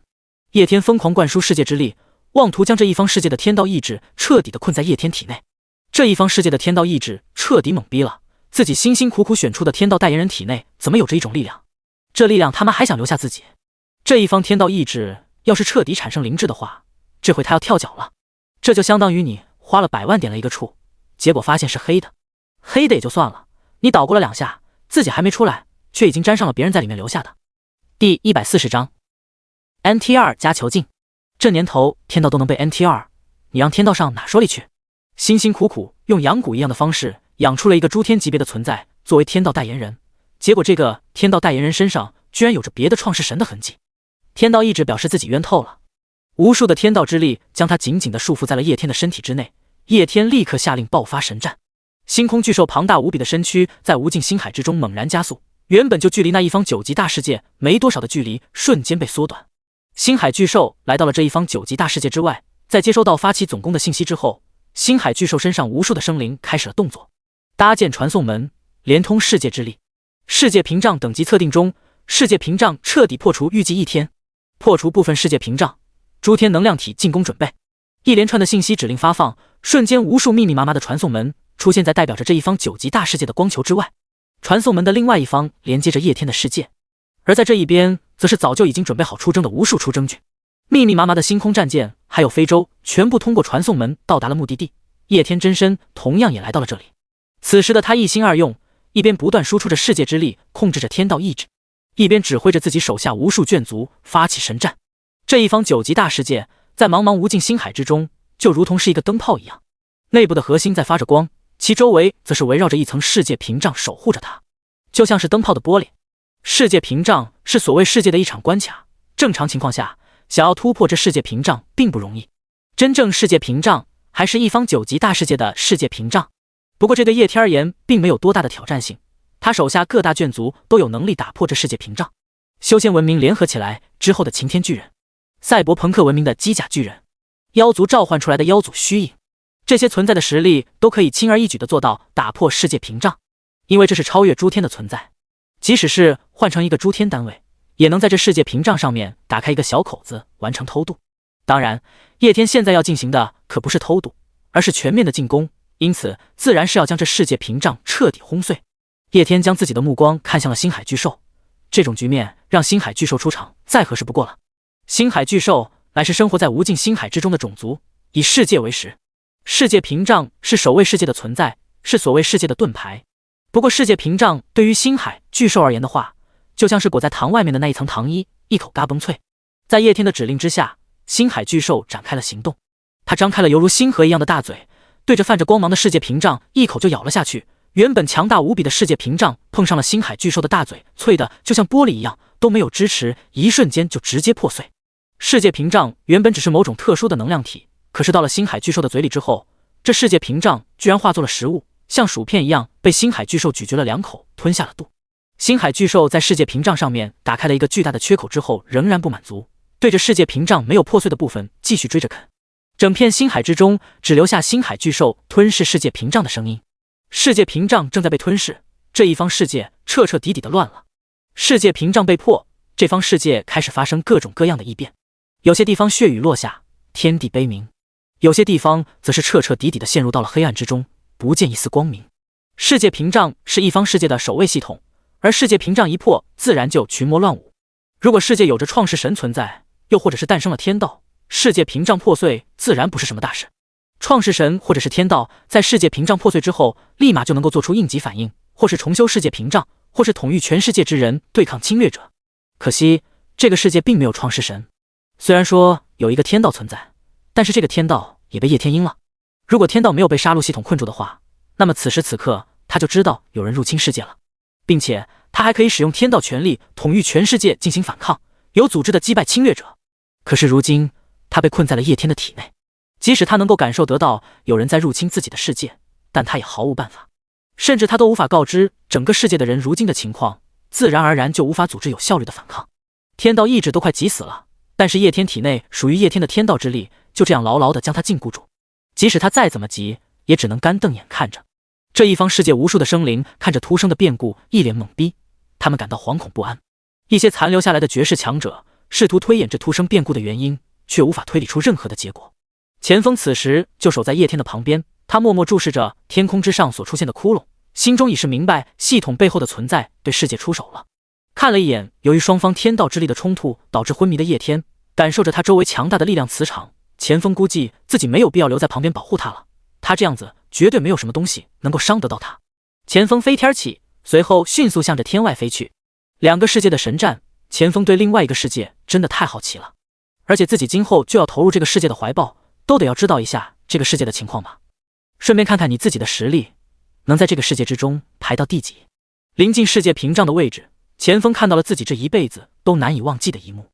第141章世界升格。密密麻麻的战舰飞舟整齐排列在世界屏障之外。以前因为有着世界屏障的存在，即使钱枫等人飞到天外之地，也无法看清外面的情况。透过世界屏障看外面，看到的只有一片又一片的虚无。可是现在不一样了，一只钱枫不知道该用什么样的言语来形容的巨兽正在吞噬着世界屏障。巨兽能庞大无比的身躯几乎让钱枫恐惧的站立，这是一只何等恐怖的巨兽！其躯体几乎横跨钱枫所见的整个无尽星海，周身的能量隔着无数的距离，依然能够让钱枫感到压抑无比。世界之内自有日月生辰，而太阳就高悬在世界屏障之处，隔着无尽的距离，钱枫就那样眼睁睁地看着那一只巨兽张开了大口，随后将太阳一口吞入腹中。之前萧火火爆炸之时，仅不过是引动了一部分的太阳之力，其威力就足以摧毁大陆上的大部分文明。即使是他和叶天在那样强大的爆炸之下，也无法存活。而如今，完整的太阳就这样一口被这巨兽吞入腹中。嘎嘣脆，这巨兽究竟有多么的恐怖？钱枫的脑海之中突然产生了疑惑，同时一股深深的无力感浮现在他的心头。自己的世界究竟是被一个怎样的存在给盯上了？太阳被吞噬，无尽的黑暗将整个大地所笼罩，这一方世界陷入了真正的绝望时刻。无数的生灵惊慌失措。叶天在世界屏障破碎之后，第一时间来到了叶天的旁边。此时的叶天依然处于昏迷之中，两股世界之力在他体内不停的碰撞，要不是叶天刻意护住了他的灵魂，他早就已经凉了。不过即使如此，他这肉身几乎也要不成了。叶天单指一点，一道灵魂虚影就从这肉身之中被剥离出来，这道灵魂全身都在冒着金光，灵魂自然就是叶天的灵魂。至于这金光，杀戮系统。灵魂金光的眼睛突然睁开，叶天模糊的意识逐渐清醒。在看到自己面前多出一个人的时候，叶天第一时间是感到戒备，不过随后他就从自己面前之人的身上感受到了滔天的威势。和杀戮系统已经彻底结合了的他，在面对叶天这一位创世神的时候，自然而然处于下位。你的任务完成得很好，今后不再有叶天，只有系统一族，杀戮系统。叶天轻轻一挥手，一股力量就作用在杀戮系统的上面，杀戮系统原来突破诸天单位的实力彻底稳定了下来。叶天大致的估算了一下，突破诸天单位后杀戮系统的实力，杀戮系统的位格虽然达到了诸天层次，但是战力有点弱。相比较于触发诸天投影突破诸天单位的眷族，杀戮系统这种突破诸天单位的要弱上很多。就算是叶天记忆之中的洪荒世界成圣也分档次一样，如果说触发诸天投影是以力成圣的话，那么系统这种通过吞噬世界之力成圣法就是功德成圣，后者的战斗力水了点。不过系统一族的实力与世界之力挂钩，只要是杀戮系统不断的攻略世界，吞噬世界之力，那他的实力就可以不断的增强。总的来说，发展前景还是一片美好。赋予了杀戮系统制作子系统的能力之后，叶天就将其丢在一边，让他自己体悟自己的实力去了。叶天将注意力放在了杀戮系统的残躯之上，此时这一方世界的天道依然被牢牢地困在其内。叶天一挥手，停止了其内部的世界之力输出，天道意志瞬间脱困，直接就跑出了杀戮系统的身体。只不过一跑出来，他就撞到了叶天。感受到叶天身上那厚重的创世神位格，天道意志懵逼了。这是什么体位的飞龙骑脸呀？天道意志刚想逃，却已经彻底的晚了。叶天已经一只手抓住了他，无尽的天道之力被叶天吞噬，代表着天道意志的金光逐渐的缩小，最后彻彻底底的化作一个金色的神格。叶天看着手上的神格，他能够明显的感受到，此时至高神创世星图之中传出来一股浓浓的渴望。没有丝毫犹豫，叶天把至高神创世星图取了出来。一瞬间，至高神创世星图上面光芒大作，金色的神格镶嵌在其上面。至高创世神星图上面9方之一的星图被填满，至高神星路开启，一道新的信息出现在其上面，一连串的信息同时涌入到了叶天的脑海之中。仔细体悟这些信息之后，叶天眼神之中透露出一丝惊喜。在通过至高神星图吞噬了这一特殊神格之后，他的世界再一次发生了升维。叶天也接触到了他前世所从未接触到的一点——世界位格。之前就说过，普通的生灵存在位格，普通、英雄、诸天，而世界同样有着其位格存在。眷族在开启了至高神星位之后，其位格就获得了晋升。只是叶天仔细地消化了至高神星图带给他的信息之后，有些疑惑。世界位格分为灵胎、混沌、鸿蒙。灵胎就是初始位格，可是如今自己世界位格晋升之后，居然才是刚刚踏入灵胎。那在此之前，自己世界的位格算什么？总不能没有位格吧？叶天暗暗地将这一点记在了心中，随后开始注视位格晋升之后自己世界发生的变化。由于吞噬了9级大世界，再加上位格的晋升，整个世界发生了类似于世界升维一样的事情，无数的生灵实力获得了提升，整个世界的灵气浓度、质量，还有其他一些方面都获得了极大的提升。当然，这些都不是最重要的，最重要的是自己世界的生灵貌似凭借自己也可以提升到诸天级别。原来自己的世界诸天位格就像是被套上了一层屏障，生灵想要突破到诸天级别的话，就只有借助外力打破屏障。这个外力就是诸天投影这个七彩天赋。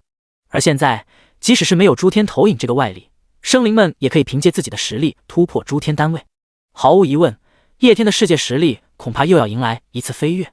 第142章战争结束。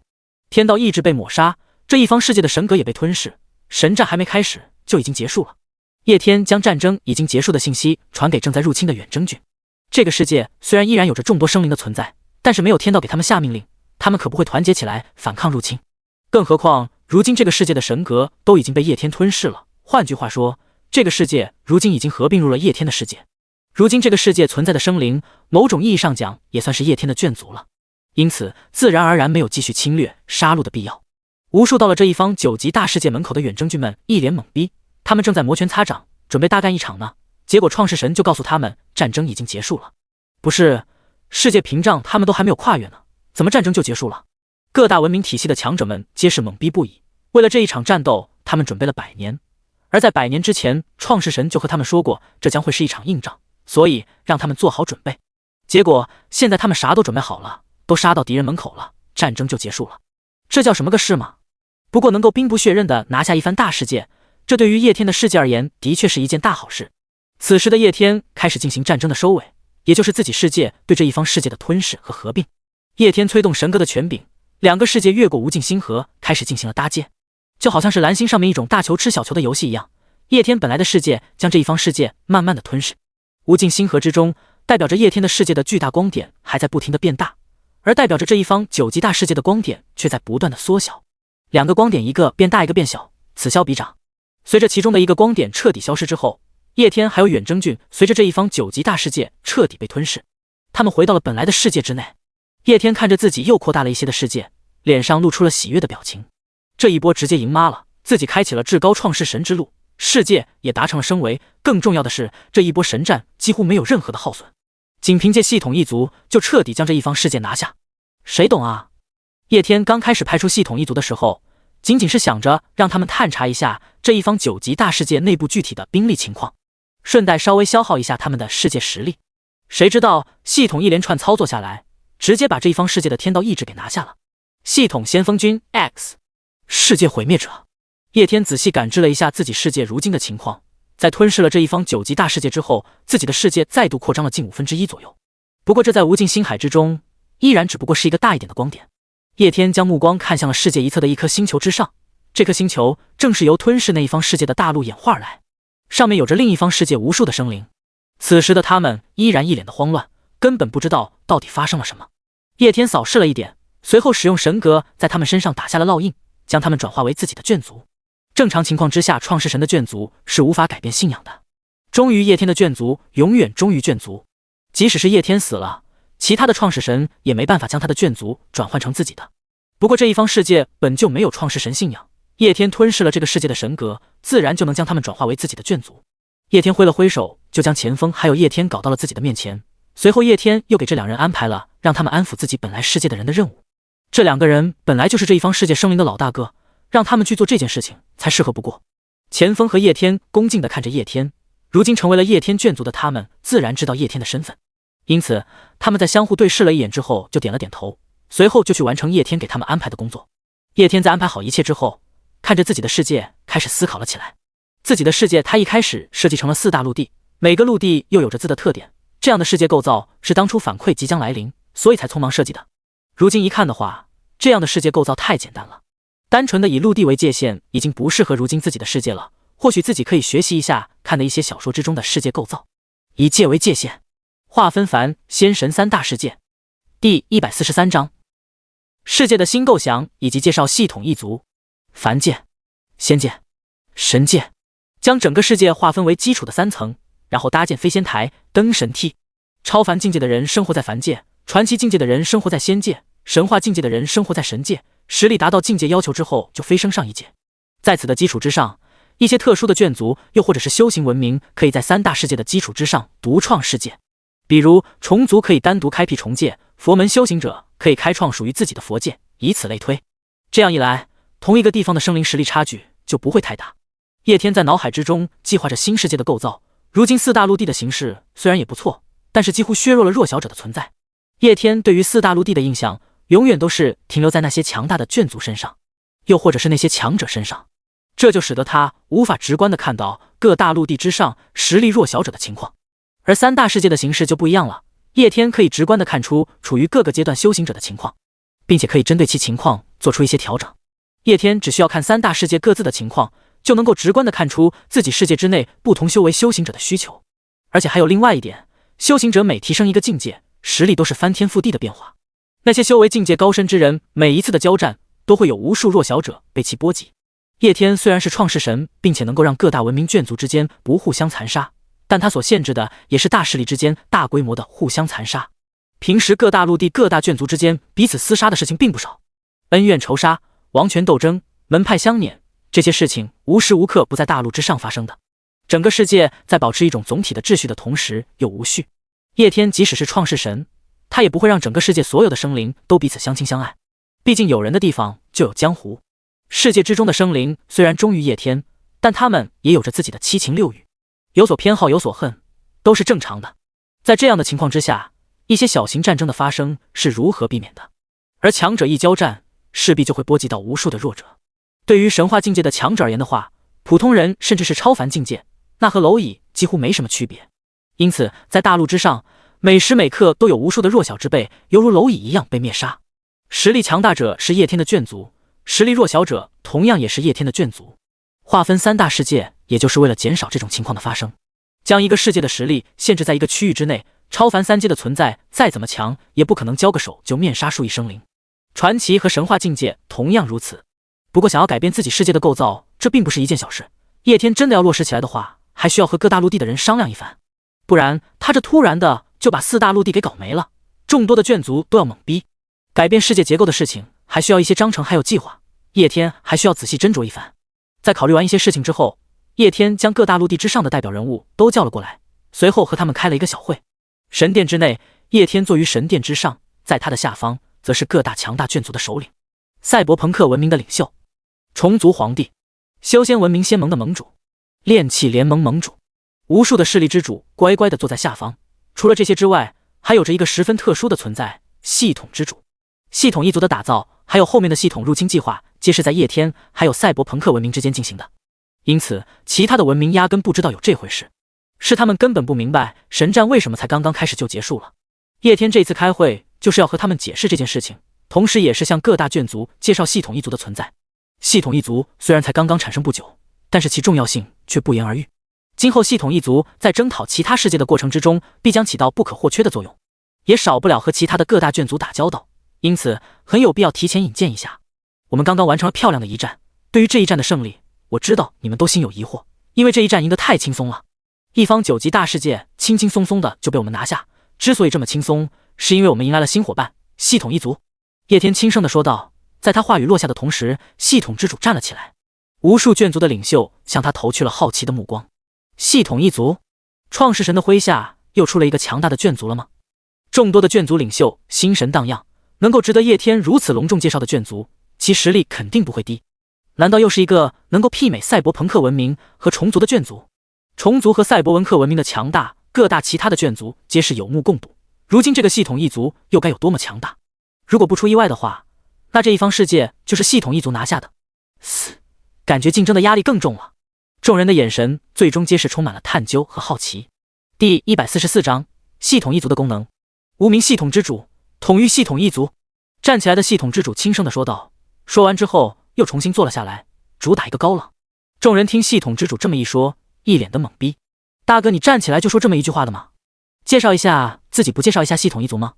这比虫族皇帝还要高冷啊！看着众多眷族领袖一脸懵逼的表情，叶天在心中暗笑。系统之主之所以这么言简意赅，完全就是在他的故意操作之下。一方面是为了塑造系统之主的高冷人设，另外一方面还是为了给赛博朋克文明一个表现的机会。如果真真正正的论起功来的话，虽然拿下这一方9级大世界的是系统一族，但是功劳最大的还是赛博朋克文明，因为是他们创造了系统一族。系统一族是他们创造的，那系统一族如何自然也应该由赛博朋克文明去介绍。真理，给大家介绍一下吧。叶天轻声开口，对着一旁的赛博朋克文明领袖说道。真理，这就是赛博朋克文明领袖的名字。追求真理的眷族领袖就是真理，这有毛病吗？这没毛病。真理缓缓起身，此时到达这里的是他的真身。虽然他已经完成了3大飞升，肉身被封锁在赛博之城，但这是创世神大人召开的会议，他自然要以真身到来。真理的实力赫然也已经达到了诸天级别。在此之前，他虽然贵为赛博朋克文明的领袖，但因为无法触发诸天投影，因此无法突破诸天层次。而在世界晋升之后，叶天考虑到赛博朋克文明发明了系统一族的功劳，因此使用信仰点将其修为提到诸天。使用信仰点提升眷族的修为是一直都有的功能，只不过之前受于世界限制，无法提升到诸天层次，如今却是可以了。只不过这种以信仰点提升位格的方式有着很大的限制，消耗大是一回事，另外也并不是所有的生灵都能提升到诸天，只有那种眷族领袖层次的存在才能够使用信仰点提升到诸天，而且还得要眷族领袖的实力十分恐怖。实际上这种提升方式只不过相当于提前消费，他所能够提升的生灵以其实力和悟性，在世界升格之后迟早都是能够达到诸天层次的。就像是真理在当赛博朋克文明领袖的时间之中，他积攒了相当深厚的底蕴，如今世界升格最多100年或者是1000年时间，他凭借自己也可以达到诸天层次。叶天使用信仰之力只不过是将这个结果提前罢了。真理面向众多的眷族领袖，脸上不由闪过一丝自豪之意。系统一族乃是我族花费无数时间的结晶。真理一言就惊呆了诸多眷族领袖，这所谓系统一族是赛博朋克文明创造的，赛博朋克文明创造的一个眷族竟然就有实力攻略一方9级大世界。诸多的眷族领袖皆是倒吸一口凉气，赛博朋克文明的强大，他们一直以来就都有所领略，毕竟他们强了不止一个赛季了。如果说对于世界的建设，各大眷族能够有着一个贡献排行榜的话，那么毫无疑问赛博朋克文明就是第一，而且论实力，他们也是实实在在的强。其他的眷族整体实力也并不算弱，但是和赛博朋克文明比起来就差远了。大陆局势一直都是一超多强的局面，从中就可以看出赛博朋克文明的强势。可是你再怎么强，也不能强到这么离谱的地步吧？创造一个眷族就可以直接攻略一方9级大事件。不理会诸多眷族领袖的震惊，真理继续出言：系统一族是赛博朋克文明最高级的科技结晶，甚至或许在今后，赛博朋克文明永远无法研制出比系统一族更先进的东西。系统一族的存在是这个世界上真真正正的修炼神器，他们皆是灵魂生命体的存在，而且理论上而言，他们并没有上限，可以无限进化。他们是一种辅助形式的眷族，可以和任何生命体缔结契约。理论上而言，一个普通人获得系统也有希望成就诸天。真理继续向众人解释着系统一族的存在，话语一出，无数眷族领袖脸上都闪过激动之色。系统成就诸天，这系统一族的功能居然这么恐怖！赛博朋克文明这是搞出了一个香饽饽啊！没有理会众人的激动，真理继续向众人解释着系统一族的存在。很快的，众人就对系统一族有了一个明确的认知，这他妈妥妥的顶级金手指啊！以他们的修为实力，系统对他们唯一的作用就是吞噬世界之力，提升位格这一特性。但若是一个普通人获得系统，众多的眷族领袖都不敢想象自己眷族之中每一个新生儿都配备一个系统，那该有多么的恐怖。虽然现在众多的眷族领袖都知道了他们能够晋升诸天的事情，可是诸天的位置又岂是那么好跨越的？那得要有极其深厚的积累，还要靠机缘，可以称得上是千难万难。即使他们身为一方眷族的领袖，但心中也并没有必然踏入诸天的把握。而且他们之中有些人当上领袖并不是凭借实力，而是凭借智力或者是威望。这些人凭借自己一辈子都不可能踏入诸天，但是如果绑定一个系统，前去诸天万界，掠夺天道之力的话，几乎能100%的突破诸天境界。这系统简直就是能力出众者突破诸天境界的神器。第145章，给世界取个名号。以上就是有关于系统一族的特性。不多时，真理就将系统一族大致的信息告诉了众多的眷族领袖，而随后他的手上又出现了一个奇特光球。有关于系统一族如何征服这一方9级大世界，我已经将其具体的过程记录在册，各位可自行感知。随后他将光球推至半空之中，这个光球里面记录了一些简单的信息内容，就是系统一族入侵的全过程。众多的眷族领袖眼前纷纷一亮，虽然明白了系统一族的特性，但是他们还是没想明白系统一族是如何拿下这一方9级大世界的。毕竟按照真理所说的话，系统一族更多的是辅助作用，他们本身貌似没有太强悍的战力，而且如今其数量还不是很多，怎么能不会一兵一卒就拿下一包9级大世界了？而如今入侵大世界的整个过程就这样放在他们的面前，众人怎么能忍得住内心的好奇心呢？他们立马就放开神识，开始探索起了光球内的信息。随后他们就看到了系统一族入侵整个世界的全过程，从无数系统随着陨石进入到这一方9级大世界，随后挑选绑定宿主，这些宿主又慢慢的变强，然后掀起整个世界的狂潮，无数世界的本土生灵因为这些天骄之辈掀起了一场又一场的战争。再加上这个世界本来天道代言人的争夺之战，整个世界的实力在众多眷族领袖的注视之下慢慢的变弱，乃至于最后连天道意志都被系统算计。顷刻之间就明白到底发生了什么的众多眷族领袖一脸的愕然，感情是还没开打，对面生灵的实力就已经被削弱了接近70%，甚至于对面的老大都被创世神大人给吞噬了。这样的局面，怪不得他们这场期待已久的神战还没开始就结束了。而取得这么大的成果的，仅不过是几千个系统一族的成员，他们在这个过程之中几乎没有多大的损失，现在还获得了踏足诸天的机会。这样的眷族简直恐怖。诚然，系统一族取得这么大的成就有着很大运气的成分，先是因为这一方世界没有创世神，然后又刚好碰上了天道代言人这种好事情。不过即使如此，依然无法掩饰系统一族的强大。在有创世神的世界，他们无法复制这样的战绩，但是如果在没有创世神的世界，系统入侵计划完全可以大张旗鼓的进行。无尽星海最不缺的就是世界，无论是什么样的世界，无论有创世神还是没有创世神，无数没有创世神的世界就等着系统一族去攻略。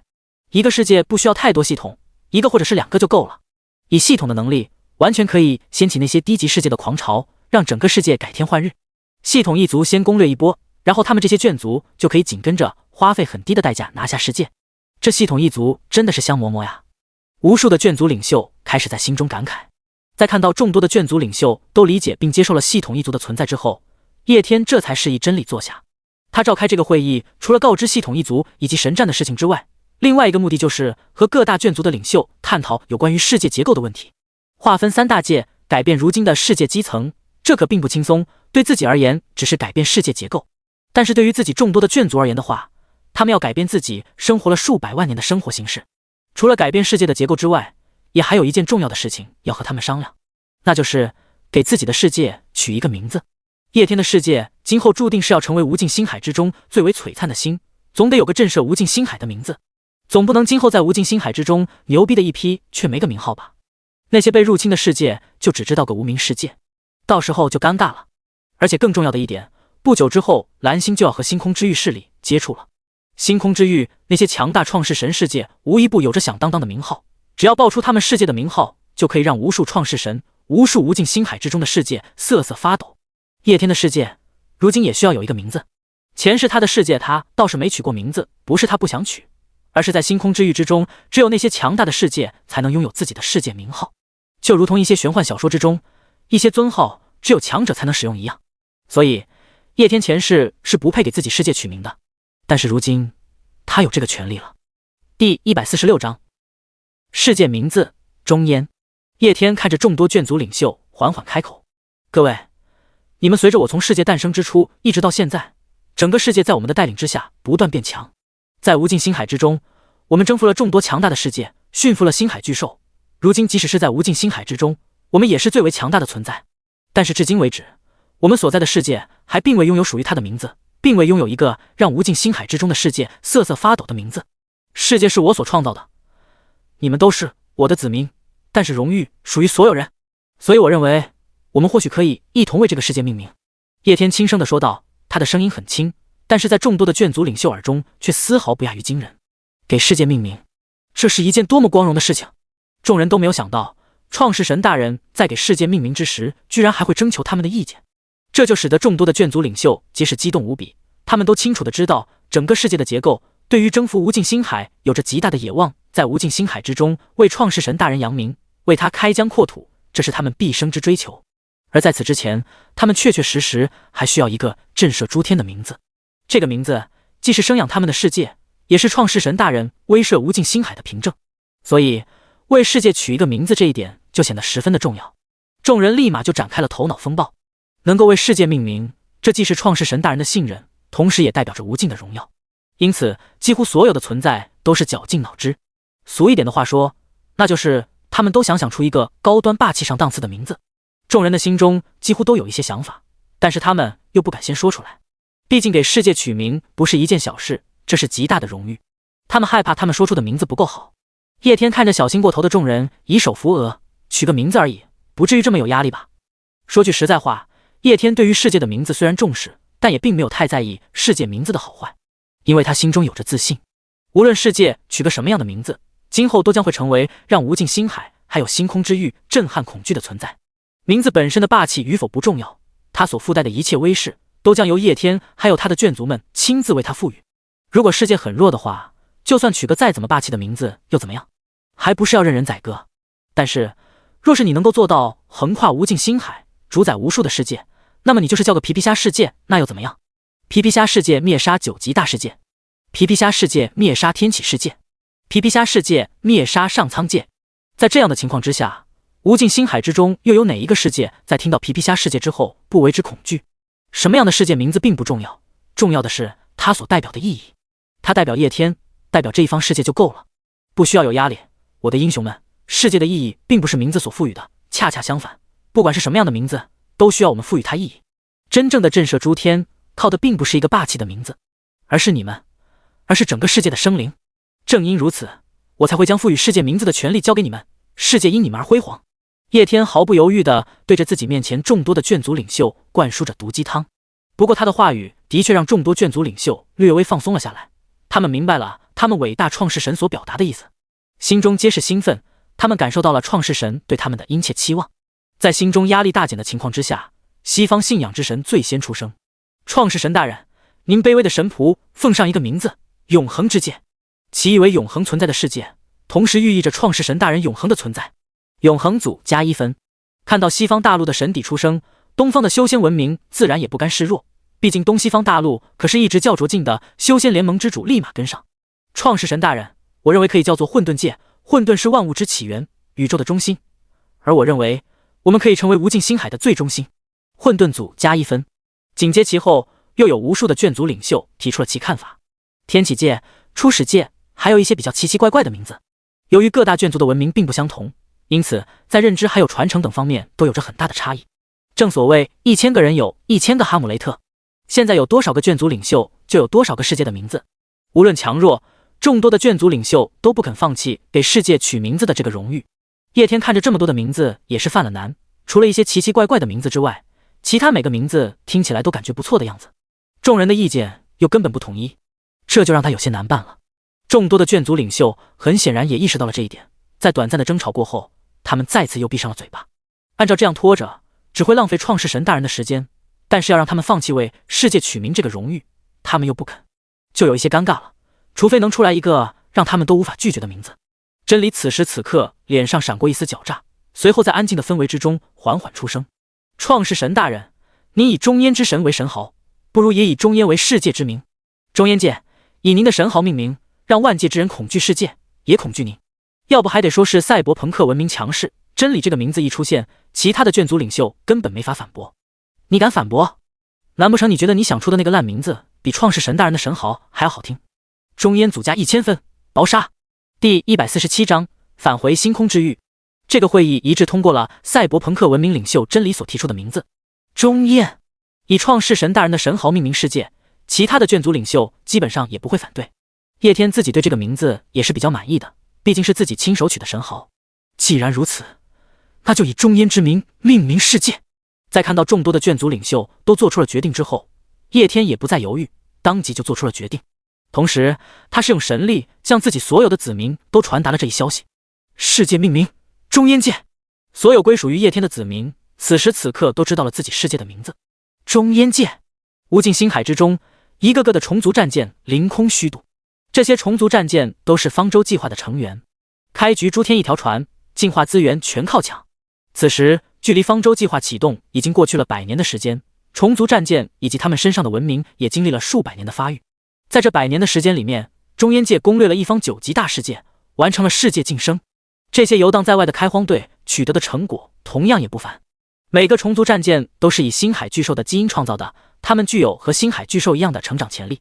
而且它们身上还有着舰娘成长系统和众多顶级眷族精英辅助成长。100年的时间之内，他们在无尽星海之中吞噬了众多的陨石和低级世界，掠夺了众多资源，已经具有了独特攻略终极世界的能力。而如今，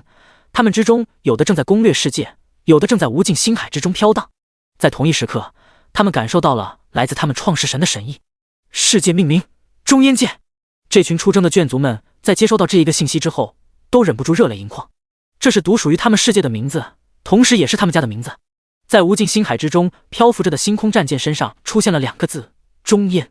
那些正在进行着攻略计划的眷族也在异世界插下了带有中烟名字的大旗。无数中烟界的生灵们在欢呼，这不仅仅是一个名字，更是他们在这浩瀚无垠的无尽星海之中的归属。叶天在感受到自己无数等于内心的激动之后，同样被他们感染了情绪，目光透过世界屏障看向了无尽星海。叶天不由得握紧了双拳。没有人知道无尽星海究竟有多么大，即使是那些一级序列的创世神文明，也不知道无尽星海的极限在哪里。连无尽星海有多大都没有人知道，那就更不要说征服无尽星海了。不过此时此刻的叶天心中却是不由得升起了一丝野望。这世间从来没有人成就过至高创世神，也没有人征服无尽星海，而他如今开启了至高神之路，也开启了无尽星海的征途。他要成为这世间唯一的至高神，同时也要征服这无尽星海。在确定了名字的这一天，无数的眷族将这一天设为了世界诞生日，同时也统一了原来各大眷族由于文明不同而带来的不同的时间历法。中烟纪元从这一天开启，在给自己的眷族们一定的时间欢呼世界名字的诞生之后，叶天和众多的眷族领袖讨论起来了另外一件重要的事情，那就是有关世界新结构的划分。对于叶天提出要以界为基础划分世界之后，众多的眷族领袖对此展开了讨论。如今单纯与陆地划分的世界结构的确有些简单了，这样的形式几乎抑制了一些弱小眷族的发展。在众多眷族领袖的集思广益之下，以界划分的世界新结构得到了更加全面的优化。以凡仙神3界为基础，在这个模板上又设立了72重天，绝大部分的生灵生活在凡仙神3界上面，随后一些特殊的眷族则是生活在72重天之中，比如虫族、赛博朋克文明、系统一族，还有那些诸天级别的存在，同样也生活在72重天之中。凡仙2个世界之中的生灵基本上都是实力比较弱的，他们就只负责成长，还有提供信仰。而神界以及72重天则是负责对外战争。新的世界结构是已经决定了下来，不过要实施起来还是需要一定时间的，最起码要让世界的眷族们都做好准备，这将会是一个大工程。叶天也并不着急，在讨论有了结果之后，叶天就结束了这一次眷族会议。无尽星海这边的事情基本上都已经了解的差不多了，不仅度过了无尽试炼，而且还开启了自己的至高神之路。如今世界升格成功，各大眷族也需要一定的时间来消化他们的所得，是时候回到无尽星域，处理一下和无尽星域接轨的事情了。第148章离开蓝星。星空之域，叶天虽然在无尽星海之中过了几百年时间，不过现实之处的蓝星也才过了几天。在这几天的时间里面，整个蓝星却发生了翻天覆地的变化。不久之前，叶天召开了全球会议，随后成立了创世神殿，算是某种形式上统一了整个蓝星的势力。本来由于创世反馈现实的原因，整个蓝星都属于那种神魔乱舞的状态中，各方混战。不过在出现了叶天压服了所有创世神，整个世界开始在创世神殿的带领之下变得有序了起来。上一次召开的全球会议在成立了创世神殿之后，更是制定了一系列有关于蓝星发展的制度。这些制度在这短短的几天时间之内就实施了下来，整个世界一下子就从原来的战乱状态改变为了和平状态，普通人的生命一下子就得到了保障。在整个世界都知道无尽星域之中还存在无数的创世神种族之后，如今的蓝星勉强算是抱成了团，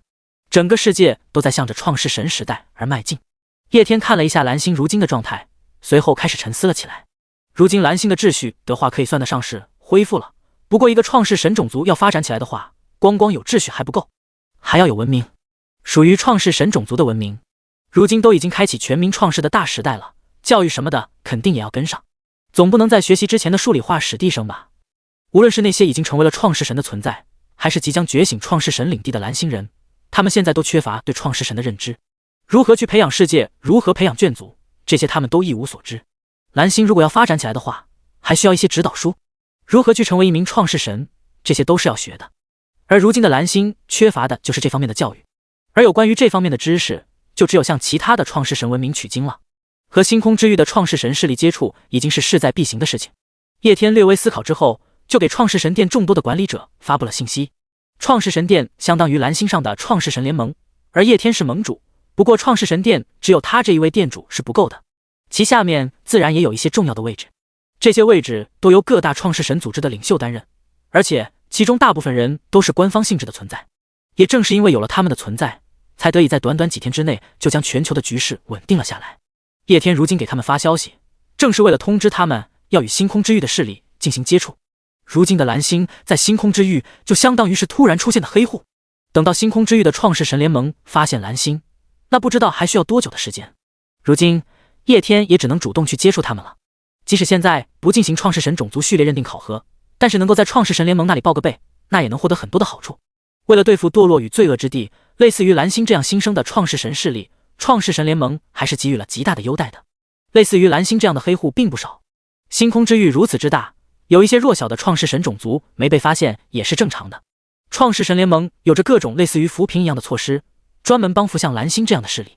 如今蓝星的世界屏障已经彻底解除，叶天完全可以直接去创世神联盟报备。叶天打算带几个人主动前往附近的一座创世神城市之中进行报备，还有买一些他需要的东西。在得到了叶天的消息之后，蓝星上面众多的创世神组织兴奋了，和外面的势力接触，这让他们既激动又有些不知所措。不过在想到叶天世界那么恐怖的实力之后，他们又稍微安心了一些。最后选出了几位实力达到上位神级别的创世神，跟着叶天一起前往星空之域。除去叶天之外，还有李叔，以及游戏反馈现实之前本来的第一高手杨汝昌。除此之外，还有着一些外国势力的7级创世神。叶天根据外貌特征也分辨不出他们是哪个国家的，零零总总加起来也差不多有10几个。叶天召唤出了一艘虫族战舰，当然这是缩小过无数版本的。按照无尽星海之中的体积来计算的话，一艘虫族战舰起码有着一个小千世界那么大。蓝星如果不是在主位面，而是在无尽星海之中的话，那也就是一个小千世界。虫族战舰出来了，体积都是蓝星的几10倍，在星空之域的压制之下，根本无法召唤出来。如今的虫族战舰是叶天根据前世得知的主世界对于创世神们的压制程度专门制造出来的，专门用来在主世界之中赶路。一行人出发。第149章勇者出新手村，不是十里坡剑神出关。距离蓝星最近的城池处于一个名为星夜星群之中，巨大的城池漂浮在空中，无数的星球在城池旁边就犹如点缀品一样。凭借虫族战舰那恐怖无比的速度，叶天等人也足足花了10天的时间才抵达此处。此处城池名为星夜城，属于2级城池，由创世神联盟的2级序列创世种族星夜族掌管。星夜族在众多创世神种族之中，也算是实力比较强大的存在，具有超过100名的上位神。星夜星群就是他们所统治的地方，蓝星就是位于星夜星群的边边角落里面。2级序列创世神体有资格为自己所处的星群命名，并且具有名义上的星群行政权。星夜族实力强大，而且在众多的创世神种族之中，也属于比较平和的存在。全是蓝星上的人族创世神被发现之后，正是和星夜族进行的交接。从某种意义上讲的话，星夜族也算得上是人族创世神前世时候的老大哥了。除去创世神联盟规划的资源之外，星夜族也给予了人族创世神不少的扶持资源。星夜城恢宏无比，其中除了大量的创世神种族之外，还有着不少是星夜族从自己的世界之中召唤出来的眷族，比如守卫什么的，差不多都有着8阶的实力。这个阶位的实力已经十分恐怖了，大部分的创世神整个世界都拉不出来一个8阶实力的存在。即使创世神的位格不知比这些眷族高出了多少倍，但这也无法掩饰低级的创世神在实力强大的眷族面前没有多少反抗之力的事实。这就类似于一个实力强大到离谱的武林高手能轻而易举地取了皇帝的脑袋一样。皇帝就算坐拥一个国家，但是那又有什么用呢？神话8阶的实力，折算到各种眷族修行体系之中，那就相当于什么太乙金仙、大地境的存在。这种级别的存在，毁灭几个低5世界，那不是很正常的事情。就算你是低5世界的创世神，面对这种级别的存在，你又能怎么办呢？高阶的创世神对低阶的创世神有着绝对的压制。高阶创世神世界随便的一个生灵，对于低阶的创世神世界可能就是致命的打击。甚至于同阶的创世神彼此之间的差距也可能大到巨龙和蝼蚁那样的层次。而叶天毫无疑问就是最顶级的创世神。见到这星夜之城，见到了那些来自于星夜族的眷族，叶天的心中没有丝毫的波澜。这整座城所有的创世神加起来都还不够他打的。他所携带的来自于蓝星的创世神们心中也没有什么惊讶的情绪，反而升起了救治的情绪。如果仅仅是他们来的话，他们肯定会畏惧于这星夜族。超过数百名的上位神，其中还有10几名的8级神，在创世神阶位实力差距如此大的情况下，这样的势力不知道完爆蓝星多少条街。可是不要忘了，他们现在可是跟着叶天这位大佬来的，这可是9级创世神的存在。经过叶天普及过星空之域知识的他们已经知道，9级创世神在星空之域之中都是当之无愧的无冕之王。更何况在看过围剿星海巨兽的场景之后，他们更是清晰地认识到了一点，叶天在9级创世神之中都是最顶级的。以蓝星的文化理解的话，叶天妥妥的就是十里坡剑神啊。他们虽然是菜鸡，但是旁边有个十里坡剑神存在作为大腿，他们怕个毛呀。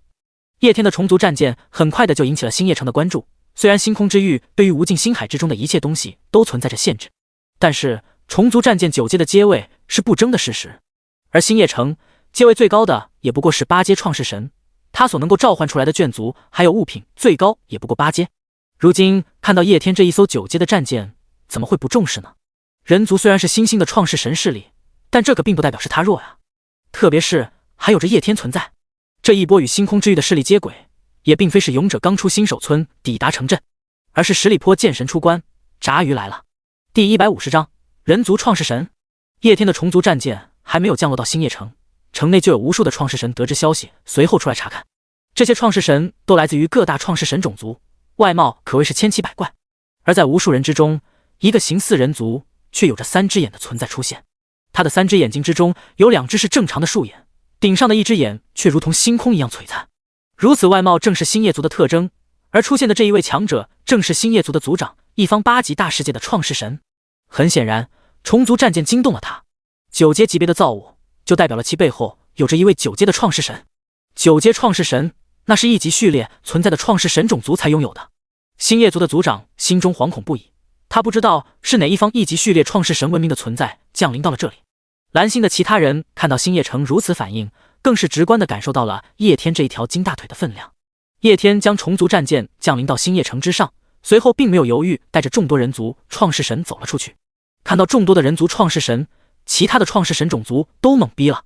人族？星空之域之中居然存在着人族？无数创世神震惊不已。对于人族的存在，他们并不陌生，毕竟在他们所创造的世界之中，就有一定的概率诞生人族。如果将创世比作是一个游戏的话，那么对于大部分的创始人而言，人族都算是一种基础眷族。他们有着各种各样的发展方向，修仙魔法科技几乎可以衍生各种体系的副文明。在无尽星海之中，人族是很常见的。但是这里是星空之域啊，这里是属于创世神的世界。在无数的纪元和岁月之中，从未听说过有着人族创世神的存在。有些种族既存在于星空之域，成为创世神种族，同时还在无尽星海之中作为眷族。这种现象并不罕见。比如哥布林，哥布林在无尽星海之中就属于常见的眷族。同时在星空之域之中同样有着创世神哥布林的存在。现在居然也存在人族创世神了，而且实力还如此恐怖，9级创世神。拜见界主。虽然心中惊讶无比，但是星夜族的族长还是连忙带着众人对着叶天行礼。界主是对于所有9阶创世神的尊称，9阶创世神级别的存在，无论是在星空之域哪一个地方都享有极大的特权，这是创世神联盟给予他们的权利。星夜族的族长叶天在前世的时候也见过，只不过当时的他是在星空网上见到的。星空网是链接了整个星空之域的平台，所有的创世神都可以在上面进行各种交流，相当于是宇宙网络平台。它是由那些顶级的序列创世神种族和星空之域的意识一起所打造的，不仅仅是个交流平台那么简单，更代表着某种身份的证实。只有连通了星空网，才算是被星空之域所承认的创世神。星夜族族长这样的存在，叶天前世的时候只在星空网之中见过。类似于某些大人物，我们只能在电视上见到一样。而这一世，如此级别的大人物却在叶天的面前恭恭敬敬。叶天微微点头，随后他也不墨迹，直接以类似于神识传音一样的方式，将自己的目的告知星夜族族长。星夜族的族长在听到叶天是要在创世神联盟报备之后，懵了一下，随后立马反应了过来，将叶天等人迎入了城主府内。星空之域如此之大，的确会有一些未记录在册的创世神种族，只不过那些种族基本上都没有什么强者，走不出自己所在的区域，无法主动接触创世神联盟。直到被一些创世神种族偶然发现之后，他们这才在创世神联盟之中注册。可是这人族看实力可并不弱呀，一位9级的界主，剩下的人也是上位神级别的存在，怎么会至今都没有在创世神联盟登记在案？星夜族长心中疑惑，不过他也不敢问，而是迅速地根据新生创世神种族管理法进行登记流程。每一座创世主城之中都有着专门的创世神联盟协会，创世神联盟协会的存在无一不是那些一级序列的创世神种族成员。驻留在星夜城的创世神联盟协会之人，在收到创世神种族人族的注册申请的时候都懵逼了，什么时候还存在人族创世神了？在看到叶天之后，他们更是懵逼。注册新生创世神种族这种事情他们以前也经历，但是谁家的新生创世神种族存在9级创世神啊？第151章测试创世之力。一个新生的创世神种族无法引起创世联盟的注意，因为星空之域之中的创世神种族不计其数，但是一个有着9级创世神的创世神种族，那就是一个全新的概念了。人族的存在很快的就通过星夜城的创世神联盟协会报告到了创世神总盟那里。通过空间传送技术，一位同样为9级存在的创世神立马就赶了过来。叶天本来在等着人族创世神的登记在册，没想到却等来了这一位9级创世神。天龙族过来的这一位9级创世神是来自于天龙族的创世神，天龙族属于创世神联盟1级序列种族，其实力毋庸置疑。叶天没有想到自己做个登记居然够赢得1级序列种族的人前来，看来自己有点低估自己9级创世神的身份了。人族即使早就已经得到了消息，但是在确定了叶天人族的身份之后，天龙族的9级创世神还是感到有些意外。星空之域之中之前可一直都没出现过人族创世神种族，如今突然出现，居然一下子就拥有一位9级的存在，就是不知道他的实力如何。根据创世神联盟的创世神种族保护法，所有未登记在案的创世神种族在被发现之后都可以享受一定的优惠和便利。不过在此之前，我们要先检测一下你的世界实力。未登记在册的创世神种族全部都要加入创世神联盟，而根据他们的实力不同，在加入创世神联盟之后享受有不同的福利和待遇。人族在创世神联盟登记之后可以领取2份奖励，一份是由新生创世神种族福利法颁布的扶持资源奖励，另外一份是由创世神种族序列福利与义务法所规定的资源。不过在此之前，我们要先了解一下人族创世神的实力，特别是你的。天龙族的9级创世神并没有墨迹，在和叶天简单的交谈认识了一下之后，就开始谈论起来了他的目的。一个9级创世神本身就有价值，一个新生创世神种族的9级创世神那更有价值，这对他而言就是一种业绩，所以他这才不辞辛苦的跑一趟。叶天在听到了他的话之后也并不意外，创世神联盟对于创世神种族是十分看重的，特别是那些刚被发现的新生创世神种族，各种政策资源扶持，只要是创世神功法上面所拥有的规则，就没有任何一个创世神种族敢违背。因为对弱小的创世人种族进行初期扶持培养，这是由星空之域的意识所制定的。没错，星空之域的意思。星空之域有着自己的意识集体，它被称之为星母，而星母的意志就是发展一切的创世神种族。如今的创世神联盟大概率就是基于星母的意志所创造的。创世神联盟的核心有着一部分的星空意识所在，它内部的权力也不单单是掌握一等序列种族的身上，至少有一半的核心权力是直接由星空意识所掌握的。创世神联盟的序列之位之所以重要，那是因为除去一些资源方面的福利之外，登记在册的序列之位还可以享有星母祝福，在创世核心上享受有更高的便利。比如序列越高的种族，他们进行初始觉醒的时候，创世空间会比一般的种族要更大，而且在天赋方面也更容易出珍贵天赋，乃至于产生一些珍贵眷族概率也会加大。这是来自于创世意识的垂青，这也正是叶天丝毫不隐藏，直接过来领取人族资源的原因。有劳了。叶天对着天龙族的9级创世神表示了感激。在征得了同意之后，天龙族的9级创世神取出了计量器，这是专门用来测试创世之力的计量器，能够粗略测量创世之力。创世神的阶位很好判断，要么就是直接看神格，要么就是看他的世界召唤物等级。叶天召唤过9级虫族战舰，其等级自然不言而喻。不过世界召唤物的方法，很多情况下并不是很准确。虽然世界的上限会限制生灵实力的上限，但是这种上限又并非绝对无法突破。有一些创世神具有一些特殊天赋，就可以让他们世界生灵的实力突破世界等级上限。一些天地奇物也有着这样的效果。再者，还有一些盘外招，甚至都可以到其他人的世界之中突破。低级创世神拥有高级战力并不是一件稀奇的事，所以叶天虽然召唤出了9级虫族战舰，但这并不能说明他100%的就是9级创世神。最直观的方法就是召唤神格。不过神格是创世神核心所在，属于一个创世神最重要的东西。暴露神格，那就相当于修仙的人功法都告诉别人一样。即使属于一级序列种族，天龙族的存在也不会傻到要求叶天展示神格。创世之力计量器就是专门应付这种情况的。叶天将创世之力计量器借了过来，对于这玩意他也并不陌生。这东西差不多就相当于一个战力检测器，在前世的时候和手机一样普遍。当初蓝星在向着创世时代改变之后，各大高校就变成了创世高校，录取条件也从分数变成了创世之力。多少创世之力可以上什么高校？叶天熟悉得很，唯一的差距就是他手上现在拿的这个测试上限10分之高。叶天按照记忆使用测试器，测试器上面的数字疯狂上升，随后砰的一声，测试器炸了。天龙族的9级创世神震惊地看着面前的一幕。第152章，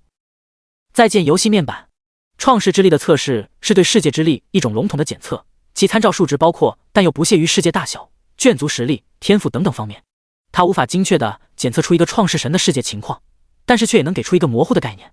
而天龙族的创世神所携带的测试器是最高版本的测试器，是专门用来检测9级创世神的。对于9级创世神之间的差距甚大，因此实际上星空之域对于9级创世神也是有着更明确的实力划分。如同创世神种族存在序列之分一样，9级创世神和9级创世神之间也存在序列。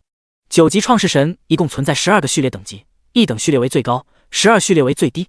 天龙族所携带的测试器最多能检测到第6序列，如今测试器爆了，这就意味着叶天并不是那种侥幸踏入9级创世神位的人，而是在9级创世神之中都是强者的存在。他自己虽然也是9级创世神，但是也不过是第10系列的9级创世神，世界强度在9级创世神之中十分有限。一位6序列之上的9级创世神完全可以轻松虐杀他的世界。天龙族的创世神再次面向叶天的时候，脸上带上了一丝敬意，这是对强者的尊敬。以前辈的实力，还有如今人族创世神整体实力情况，完全可以获得2等序列之位。不过新生创世神种族最高登记序列之位只能为3等，2等序列之位要对创世神联盟做出卓越贡献，完成考核任务之后才能获取。所以如今的人族能直接获得3等序列之位。新生创世神种族扶持以及3等序列的资源如今正在派送之中，随时可以送往人族创世神领地。在确定了叶天有着9级创世神的实力之后，天龙族的创世神也并不墨迹，立马就完成了人族的登记，直接获得3等序列。叶天听到这句话之后一愣，这倒有点出乎他的预料。前世的时候，蓝星冲击3等系列冲击了几十年都没过，直到他死的时候，蓝星都还在冲击3等系列。没想到这一次才刚刚在创世神联盟登记，就直接被认证为了3等系列。在完成了一系列对应的注册流程之后，天龙族的创世神又缓缓开口：前辈前来创世神管理局进行登记认证，想必对一些规则应该提前有所了解了。人族作为新生创世神种族，在接受了星母3等序列的祝福之后，同时也要承担一定的义务，必须要定期完成一定程度的深渊之门计划。除此之外，每一位创世神还有天行者都必须要在创世神联盟登记在册，统一携带星母终端。星空网还有星母终端都会随着扶持资源一同送到人族创世神辖区之内。再者还有天龙族的9级创世神主嘱咐着叶天一些相关的注意事项，在把章程上面的东西都交代完了之后，他的手上出现了一个金色的星光。前辈，这是专门为您准备的星母终端，不知道您对这终端是否有所了解，可否需要我解释一番？天龙族的9级创世神略微恭敬地说道，随后将其手上金色的星光传给了叶天。星母终端，这又是在星空之域意识之下的诞生之物，这东西就像是创世神的身份证一样，是每一个创世神成长必备的东西。有所了解。叶天淡淡的回应，随后接过了终端。这玩意儿虽然是创世神联盟发放的，但是它的核心却是星空之域星母意识，硬要说起来的话，属于是一种批量生产的世界奇物。创世神联盟只负责发放，因此叶天也并不担心这终端有什么不对的地方。一丝神格气息将这终端所浸染，一个熟悉无比的东西再次出现在叶天的面前。姓名：中焉之神，实名认证叶天，阶位9级 DX 序列上位神，世界等级9星世界大千世界本源力量混沌，眷族文明赛博朋克文明，神话种虫族，特殊种修仙人族，神话种深海鱼人，神话种亚人族，神话种眷族领袖亚特兰蒂斯之王9阶传奇，修仙联盟盟主9阶传奇，信仰中烟之神，信仰之力14575583852428527888，创世神商店眷族卡资源卡，深渊之门任务记录无，一个比当初游戏时代时更加具体的世界版面出现在叶天的脑海之中。这才是终端这个身份证真真正正的意义，由星海意识专门定制的数据版面规则。除了提供直观的世界数据情况之外，还要开启商店权限，甚至于是任务模板等等功能。星空之域、罪恶与堕落之地都有着自己类似于天道一样的意识存在，而且他们还是天生相互对立的，这就像是两个相互对立的阵营，而创世神就是他们手上的兵，无尽星海则是战场。正因如此，星空之域的意识才会着重于培养自己世界的创世神种族。终端除了身份证作业之外，同时也是创世神和星空之域意识的一个链接。就像你玩游戏加入阵营之后，可以完成各种任务，然后兑换奖励啊。终端的作用正是如此。如果你在无尽星海之中遇上了堕落与罪恶之地的存在，那么有很大概率触发终端任务。只要你打击堕落与罪恶之地，那都能获得星空之域意识赋予的奖励。反过来，堕落与罪恶之地那边也是一样的。正是因为有着这重重关系的存在，邪神与创世神之间的关系才会如此势不两立。星空之域意识和游戏开发商似乎有些相似啊。蓝星也是所有创世神种族之中最特殊的存在。看着那熟悉无比的游戏版面，叶天不由得再次陷入到了沉思之中。第153章新的游戏商店。蓝星的创世神，准确的说是人族创世神，在所有的创世神种族之中都是最特殊的存在。星空之域中的创世神种族经历了无尽岁月的发展，因此才形成了这一片星空独特的创世神文明。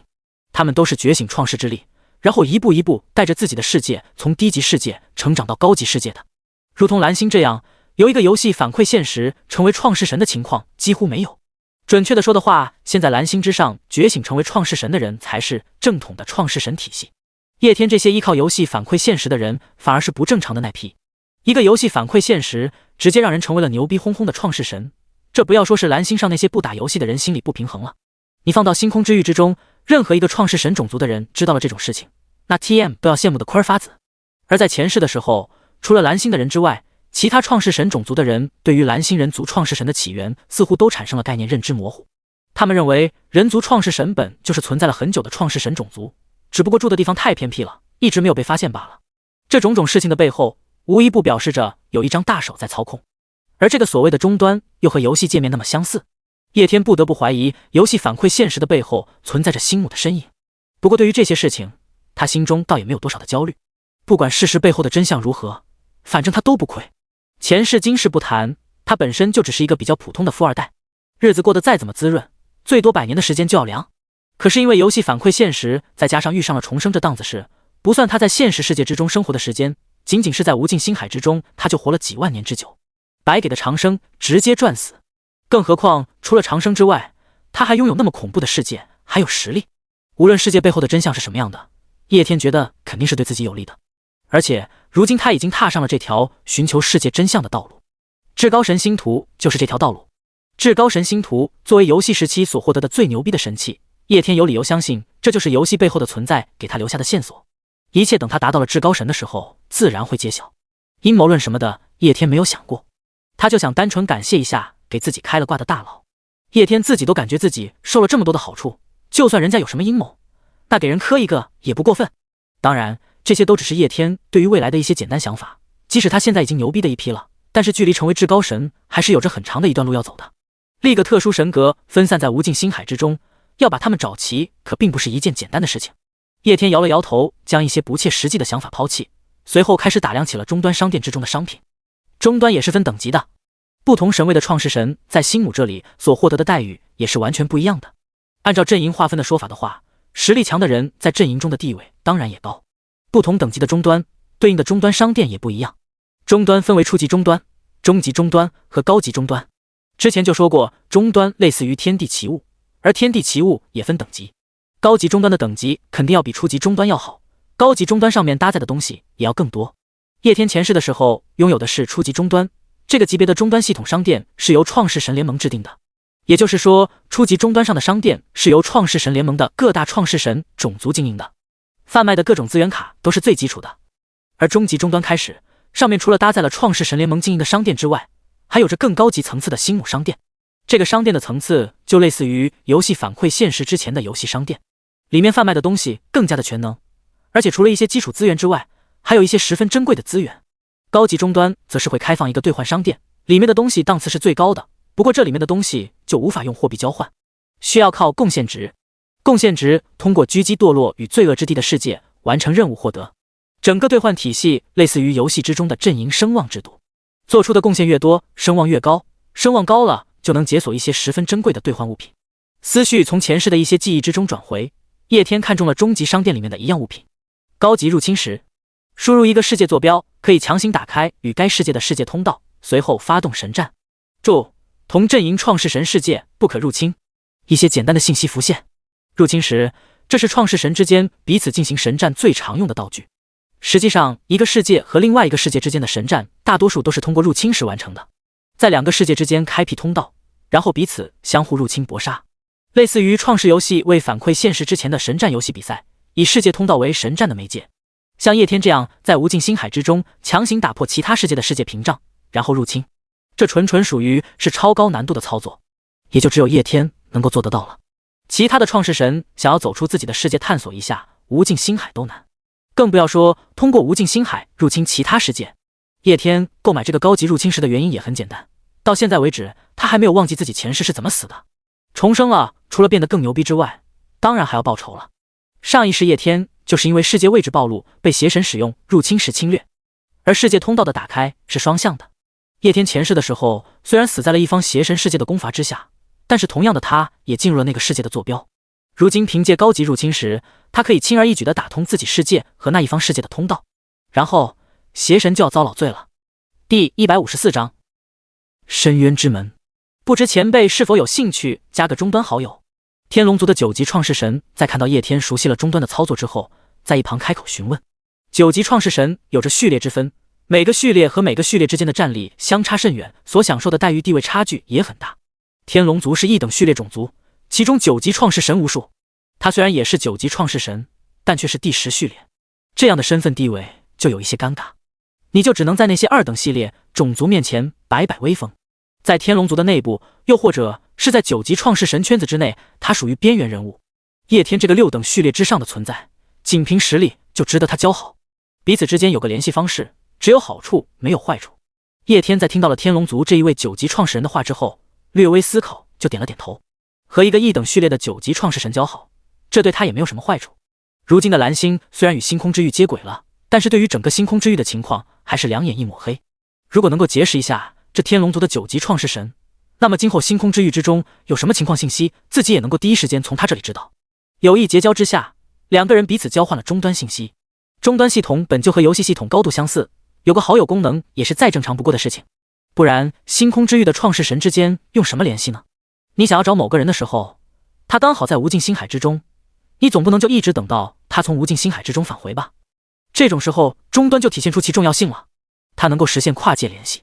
无尽星海和无尽星海之间能联系，无尽星海和星空之域之间也能联系。两个人在交换了终端之后了，彼此之间又是进行了一番友好的交谈，拉近了一下感情。在一番的闲谈之后，两人这才开始了对蓝星的建设。人族创世神与星空之域接轨，自然不是登记一下，然后领一些资源就结束了，还需要在蓝星之上打造一套基础设施。这基础设施包括创世神联盟分部传送之门、深渊之门、遗弃之地、觉醒之地等等一系列的设施。这创世神联盟分部不用解释，但是其他这些东西都是一个创世神种族发展起来必不可少了。传送之门这玩意儿，听名字就知道它的作用，在星空之域之中进行传送。星空之域虽然比不得无尽星海大，但也是漫无边际。光是蓝星距离这天星城的距离就不知有多远。叶天9级创世神召唤神话9重级别的虫族战舰都在虚空之中飞了几个星期才飞到天星城，更不要说那些低级的创造神了，纠集一辈子，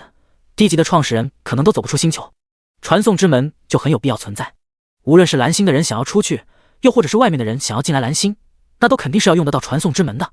叶天的世界早就已经掌握了空间传授技术，而空间传输技术如果是在无尽星海之中使用的话，那没什么毛病。但是要召唤到星空之域之中使用的话，那问题就大了。无尽星海之中召唤出来的东西，在星空之域是受到抑制的。这空间传送技术受到抑制，那一不小心一个传送，你就一块一块的传送到星空之域的每个角落里面了。所以才专门需要创世神联盟打造传送之门。他们打造的传送之门是使用星空之域之中的材料所打造，安全又稳固。还有深渊之门，这是创世神们变强的途径。深渊之门是由星光之域星母打造的最强神器，其中有各种各样的世界坐标。这些世界无一例外都不属于星空之域，它们有些是属于堕落于罪恶之地，有些则是无主世界，还有一些甚至不算世界，只是某种眷族在上面生存。而星空之域似乎有着无尽星海之中一些区域的掌控权，而这些世界正是属于其掌控区域之内。正因如此，星空之域将其标注出，然后让属于星空之域的创世神讨伐。说白了，这就是一个任务工会。夜天游戏还没有反馈现实之前，这玩意儿是创世游戏之中的深渊副本。玩游戏的时候，正常人想要提升自己的世界，除了氪金和熬时间之外，那就是通过攻略深渊副本获取各种各样的奖励，提升世界等级。叶天前世林克却能有着中位神的实力，就是通过深渊副本得来的。除了传送之门与深渊之门之外，遗弃之地是专门为一些弱小的创世神组织设立的。那是一个由无数的世界残骸组成的残破世界。在星空之域的创世神经常攻伐各种各样的世界，如果对付的是那种有创世神的世界的话，那就是一场大杀戮。但是如果是那种没有创世神的世界的话，也不是所有的创世神都会进行大杀戮。在那种没有创世神的世界之中，也存在许多的生灵眷族，他们没有神灵，完全可以转化为自己的眷族。他能够攻略无数世界的创世神，无一不是强者，一些弱小或者是只能算是不错的眷族，那些强者看不上，不屑于将其转化为自己的眷族。在他们愿意的情况之下，他们就可以将这些自己看不上的眷族卖给星母，星母再把这些眷族丢到遗弃之地，那些弱小的创世神就可以进入遗弃之地，然后契约一些眷族作为自己世界发展的基础。运气好的话，还可以找到一些潜力不怎么弱的眷族。遗弃之地就相当于是星母所有的低级创世神设立的扶贫措施。还有觉醒之地，这里可以让那些没有觉醒创世神世界的人走向另外一条觉醒之路。第155章，好消息和坏消息。从某种角度上来看的话，可以将星空之域和堕落与罪恶之地当作是两个国家。星空之域和堕落与罪恶之地都有着类似于天道意志一样的存在，也就是国王，而无尽星海就是两国交战的战场。叶天这些创世神不过是国王手上的兵力罢了。有打造这个概念存在，那自然也就存在兵种。创世神是国王手上的高级兵种，但这并不代表国王手上的兵种就只有创世神。那些没有觉醒世界成为创世神的人，还有着二次觉醒的机会。他们可以觉醒成为职业者。职业者的珍贵性比起创世神要差了很多，但同样也是一股不可忽视的力量。他们虽然失去了统一一个世界的机会，但是也获得了极强的武力值。职业者同样有着9阶的境界之分，但他们所掌握的力量层次却是根源级别的。他们掌握着和星海巨兽一样能够游荡于无尽星海之中的能力。简单的说，职业者就是专属于星空之域的修行之路。就算你没有觉醒成为创世神，但是一样可以踏上成就超凡的道路。一些强大的世界仅凭名号就能够震慑诸天，一样的，职业者之中也存在能够凭一己之力就屠杀一个世界的至强者，他们的名字同样能让诸天恐惧。当然，职业者和同阶位的创世神是没法比的，一个人和一个世界差距大了去了。能成为创世神，没有人会去选择成为职业者。一个世界的力量和一个人的力量根本比不了。觉醒之地的存在就是供那些没有觉醒创世神天赋的人觉醒职业者天赋，属于每个创世神种族都必备的基础设施。除了传送之门、深渊之门、觉醒之地以外，还有着一些其他的基础设施，都是能够迅速的培养创世神或者是职业者成长的。这些东西对于此时此刻刚刚踏入创世时代的蓝星而言，其重要性不言而喻。叶天在现实世界之中召唤出了赛博朋克文明的一部分人，然后开始在星夜城还有蓝星之间搭建起了空间传送门。虽然说星空之域对于无尽星海世界之中召唤出来的传送门有压制作用，但是叶天只是现在召唤出来用一下，并不打算长期使用，因此倒也不影响。他提前就在蓝星上面搭建了传送门，如今星夜城这边直接搭建个对门就好，然后星夜城这边就可以直接运输相关材料到蓝星之上，到时候再搭建不受影响的传送门。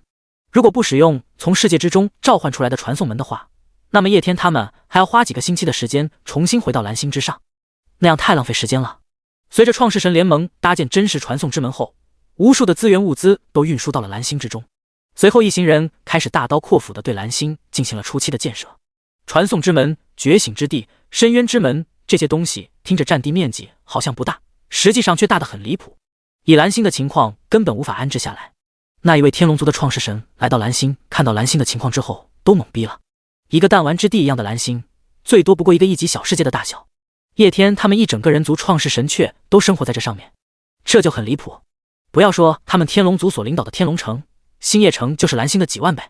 叶天将蓝星周围的金木水火土几大行星全部以大尾力拉了过来，并且让赛博朋克文明在上面进行了一番改造。创世神联盟的修建工作这才得以完成。当然，除去了这些基础设施的修建之外，一些知识方面的交接也很重要。有关于创世神等级的提升以及眷族的培养，这些方面都存在着许许多多的知识。各种眷族在不同方面的优势，这些都是创世神想要学习的。创世世界常识，不同创世世界类型的发展晋升渠道，这些眷族的坑你都踩了吗？在星空之域之中，有着一整套有关创世神体系的知识。相比较于那些物品资源，这些知识更加的宝贵。创世神联盟专门派出了一部分专门学习这些知识的眷族到蓝星之上传授这些知识。这些眷族天龙族专门的创世神召唤出来的，在智慧方面有着专长。他们专门培养学习有关创世神方面的知识，然后又对新生的创世神进行教育，也就是所谓的教师职业。作为一个创世神种族，虽然教育新生创世神是一件很重要的事情，但是不可能有创世神有时间去从事教师这种职业，那不纯纯的傻子吗？明明交给眷族就可以完成的事情，偏偏要自己这个创世神上。蓝星各国的反应也是十分迅速的，一夜之间无数的高校就立马进行了改革。原来的学习体系彻底被放弃，转制而来的是从创世神联盟那里照搬过来的学习体系。眷族学、修行体系学、基础神战学、世界晋升学，一系列的基础知识体系普及开来。相比之前只需要学习语数外什么的几个学科，有关创世神方面的学科更加的恐怖。前者只是了解一部分的知识，后者则是需要了解无数个世界的知识，甚至于所谓的科学也只不过是科技修行体系之中的一部分。坏消息是学不完，根本学不完。好消息是，对于创世神而言，时间是最不值钱的东西，你可以学到死。叶天看到那堆积如山的知识之后也是懵逼，就算他是9级创世神，有一些知识也是他所需要的。星空之域无数的岁月积攒下来的创世神培养文明，总是存在一些可取之处呢。不过他自己的话自然不需要学习，把这些东西复制一份，然后丢给赛博朋克文明。赛博朋克文明自然就能够根据这些知识制定出更加完美的世界培养计划。大多数的创世神都是这样干的，交给自己有智力专长的眷族学习有关创世知识，然后再让他们根据自己世界的情况制定出准确的计划。之所以还要办学校，还要进行教学，这就是单纯的针对那些刚刚觉醒创世神的教育。刚刚觉醒的创世神世界小得可怜，眷族又没有，不学习专业知识培养世界，不学习专业知识培养自己的眷族，你还想上天？坏消息，高考要考1万门课。好消息，已经毕业了。第156章，世界格局的改造与全新的境界。短短几天的时间，蓝星发生了翻天覆地的变化，无数的创世神学院拔地而起。那些使用觉醒时刚刚觉醒了创世世界的人，以及那些还未觉醒的人，在看到创世学院的建立之后，皆是狂喜，纷纷报名加入创世学院，进行学习神秘的创世神知识。只不过在他们加入创世神学院之后就懵逼了，几万门学科，这他妈是给人学的？以前6门学科都学着他们痛不欲生，更不要说现在的几万门学科了。无数学子哀嚎，觉醒之地还有遗弃之地也是迎来了无数的蓝星之人。许多刚刚觉醒了创世世界的人都来遗弃之地碰运气，他们刚刚觉醒成为创世神，世界之中一穷二白，等到世界之中自然衍生生灵，不知道要等到什么时候。这种情况之下，遗弃之地自然就是他们的不二选择。遗弃之地之中虽然都是哥布林这种弱小的眷族，强大的存在看不上，但对于他们这些刚觉醒成为创世神的人，确实再适合不过。至于觉醒之地，这对于那些觉醒创世神失败的人无疑是最大的福音，让他们能够有另外的机会掌握超凡力量。无数觉醒创世神失败的人前去觉醒之地，觉醒职业，成为职业者。职业者虽然比不上创世神掌握一个世界风光，但是若是能够觉醒一个好的职业，那今后也能成为诸天之中的绝世强者。在创世神联盟的介入之下，蓝星新的秩序迅速的建立。短短几天的时间，整个蓝星就融入到了星空之域之中，人族直接成为创世神联盟之中的3等序列创世神种族，整个世界彻底跨入创世神时代。蓝星之上，一片欣欣向荣。在把蓝星的事情安排好之后，叶天回到了自己的世界中烟界之中。这几天虽然在忙着安排蓝星的事情，但是他的世界发展也并没有落下。创世神联盟所提供的那些书籍，对他的世界也是有着一些帮助的。在100年时间之内，中烟界无数的智慧眷族对那些书籍进行了学习分析，进而制定出了更为全面详细的世界发展计划。叶天世界大方向的发展早就已经敲定了方向，不过那些书籍却也补全了一些细节发展方面的不足。进入自己的世界，叶天看着整个世界，眼神之中闪过一丝兴奋。此时此刻在他面前的是无数神话眷族的领袖。都安排好了吗？叶天缓缓的出声，赛博朋克文明领袖、虫族皇帝，还有其他无数的至高存在齐声回答。创世神大人，一切准备就绪。叶天微微点头。在蓝星大搞建设的这段时间之内，中烟界同样也在进行一个盛大的计划——世界改造，也就是叶天所提过改变世界格局，不再以4大陆地划分，而是以3大界划分。叶天驱动神力，瞬间整个世界就发生了变化，整个世界从中心之处裂开，一股无形的光芒出现，随后将整个世界分为3大界域。无数微小的世界碎片汇聚在世界的最下层，浩瀚星河，无尽尘埃，每一片尘埃都是一颗行星。无数弱小的种族被安置在无尽的行星之上，此处被称之为凡域，亦称之为凡界。超越超凡境界的强者在此区域之上会受到禁止，无法发挥出实力。各大种族行星文明之间自然不可能和平相处，彼此之间有所征伐，但是战力上限拉低，给无数战力弱小的种族提供了生存的机会。凡域之人修为抵达传奇境界之后，皆可飞升入仙界。仙界所处位置乃是世界中层，囊括无尽地狱、无尽种族，无数文明存在于这仙界之上。传奇境界为战力上限。同样的，在这仙域之内，限制了神话级别存在出手，给传奇级别的存在提供了发育的空间。仙域之上则为神界，叶天自己的创世神殿就安置在这神界之中，神界之中则是居住着各大神话级别的眷族，为整个世界的最中心，统筹整个中烟界。在3大世界的基础之上，还设置有72重天，这72重天之中则是生活着各大顶级眷族，例如虫族、赛博朋克文明。凡是为中烟界立下过巨大功劳的眷族，皆可以在72重天之中选择1重天，开辟成为自己眷族的居住之所。换句话而言，72重天即为中烟界之中的最强战力。之后与万界之间的战争将全部由72重天之中的眷族来完成。凡界、仙界、神界为中烟界的基本盘，无数生灵、无数种族在其中修炼变强。凡界飞升仙界，仙界飞升神界，再由神界选拔进入72重天之中，方才拥有对外征战的资格。这样一来的话，大大的保证了叶天对外征战军队的实力强度，同时一定程度上也减少了自己世界因内耗所产生的损失。改变世界格局不是一件轻松的事，不过如今的中烟界所拥有的力量可谓是恐怖之极，叶天更是拥有无尽神力，让世界改头换面不过是一念之间的事情，更何况还有着各大顶级神话眷族的辅助。不过饶是如此，叶天还是足足花了几千年的时间才完成了世界改造计划。千年之后，整个中烟界世界秩序重新建立，中烟界再一次焕发出了前所未有的生机。中烟神殿之内，叶天眼神之中散发出前所未有的光芒。在完成了世界改造计划之后，叶天就进行了闭关。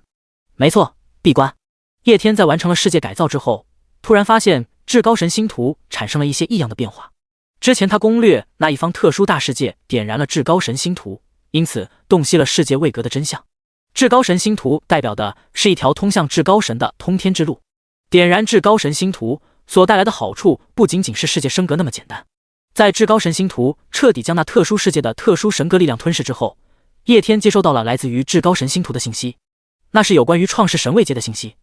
从1级创世神到9期创世神，其主要目的都是创造世界，培养世界实力。创世神、创世发育才是主要目的。但至高创世神却不一样，这个境界需集其万千伟力于一身，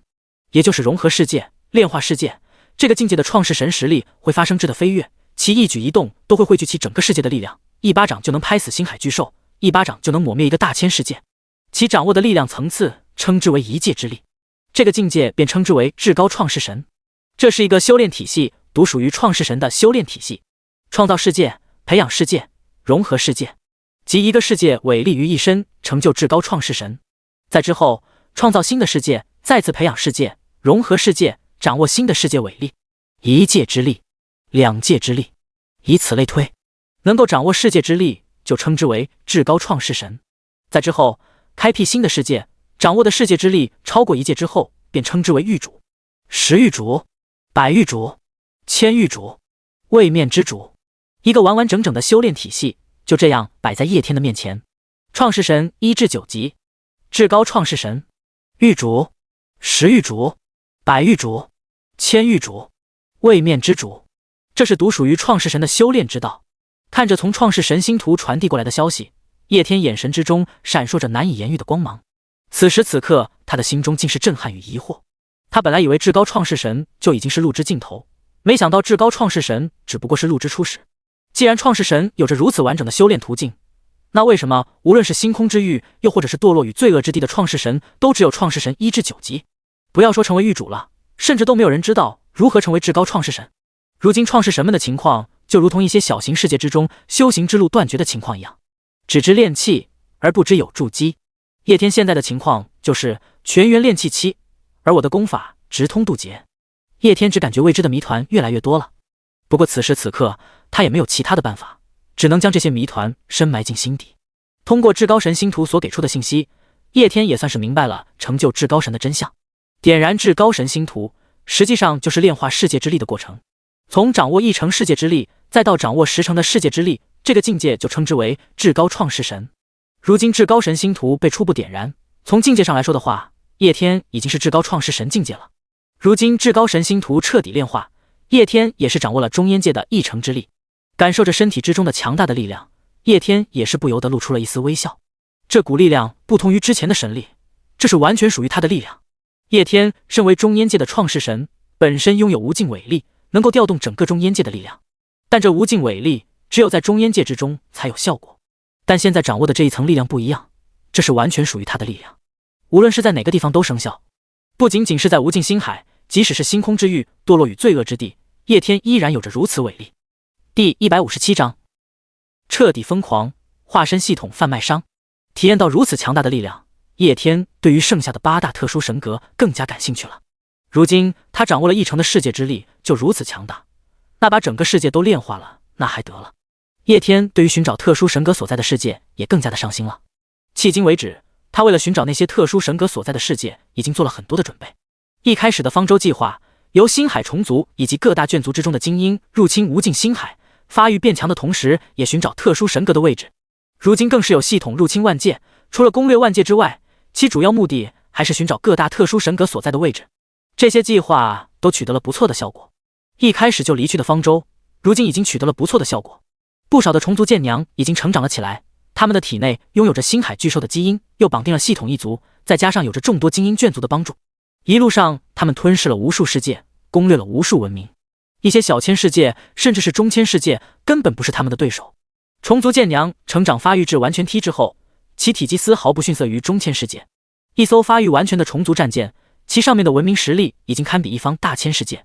如果仅是从发育变强的角度来看的话，方舟计划取得了圆满的成功。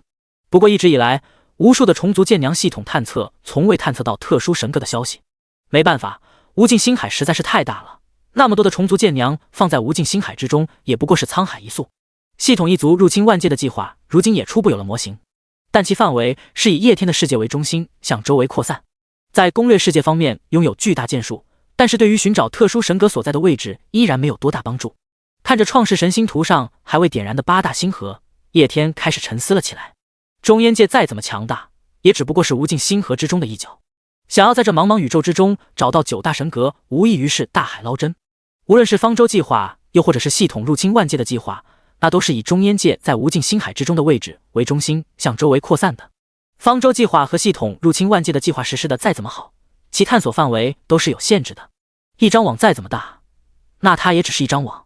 而如今叶天首要做的就是广散网。凭借一人之力，叶天再怎么强大也无法探索整片无尽星海。但是有着蓝星的帮助，有着星空之域无数创世神的帮助，不说探索整片无尽星海，至少能探索大半个无尽星海。创世神在觉醒之后开辟的世界是随机开辟在无尽星海的任意角落里面的。如果能在每个创世神的世界之中都放上一个探测器的话，那么找到8大特殊神格所在的位置也就会变得轻松很多。想要实现这个目标，倒也不难。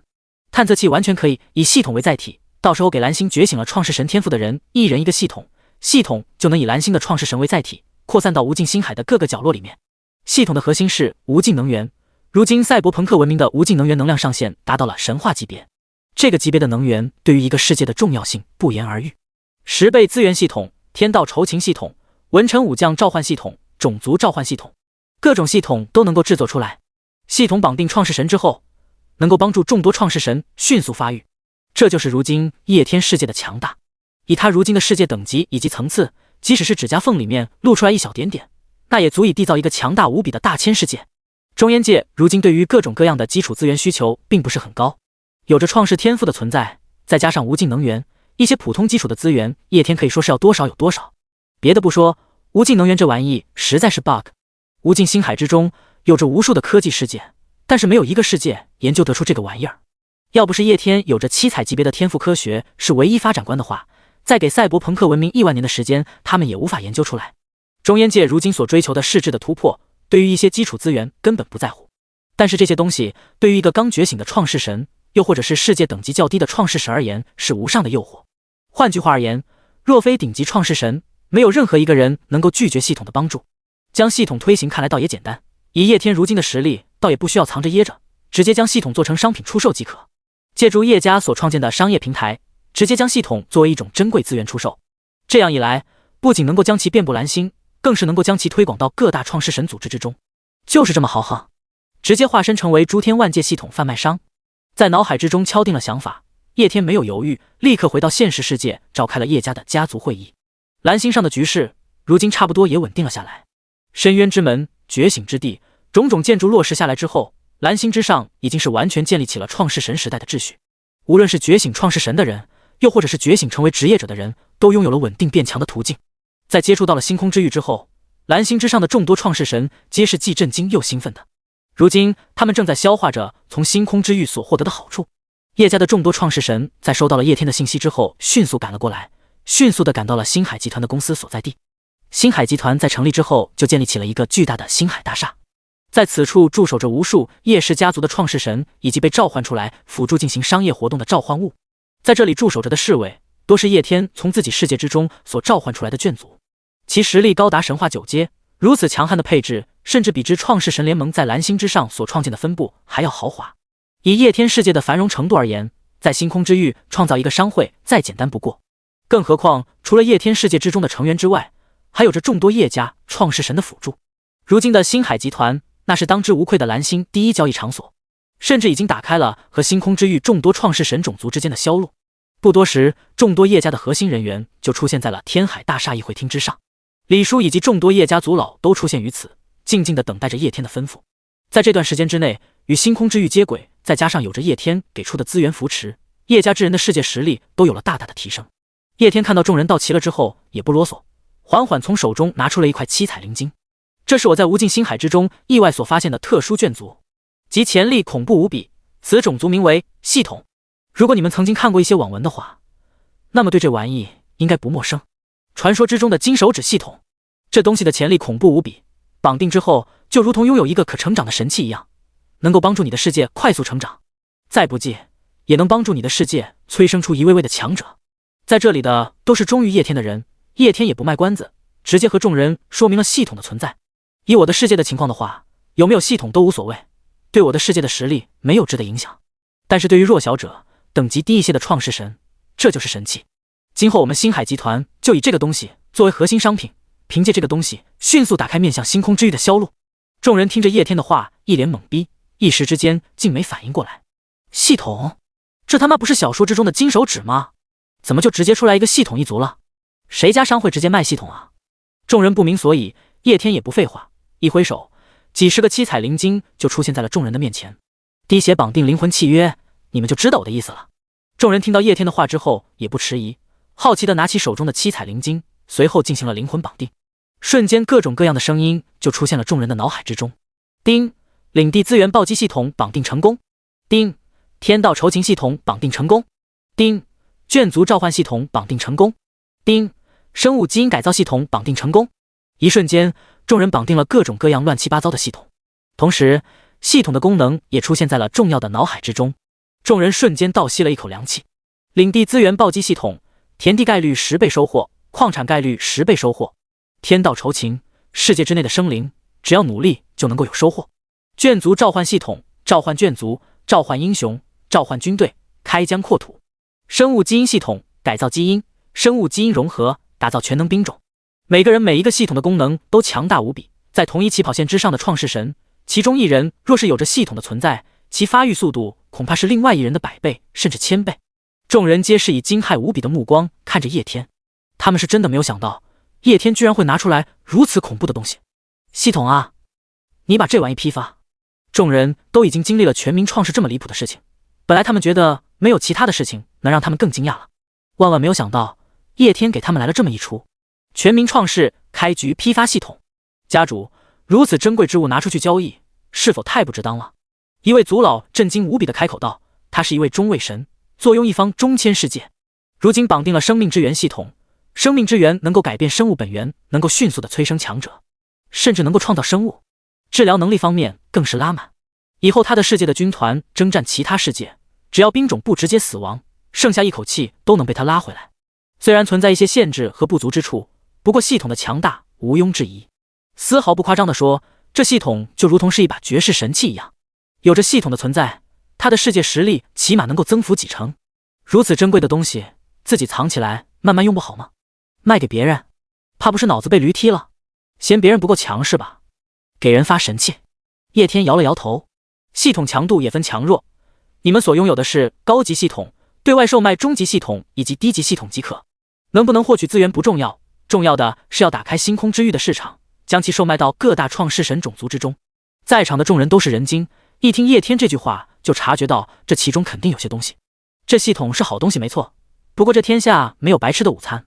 叶天想要推行系统，这其中绝对是有他们不知道的东西。不过众人也并没有打算细究，如今对于他们而言，叶天就是他们的天，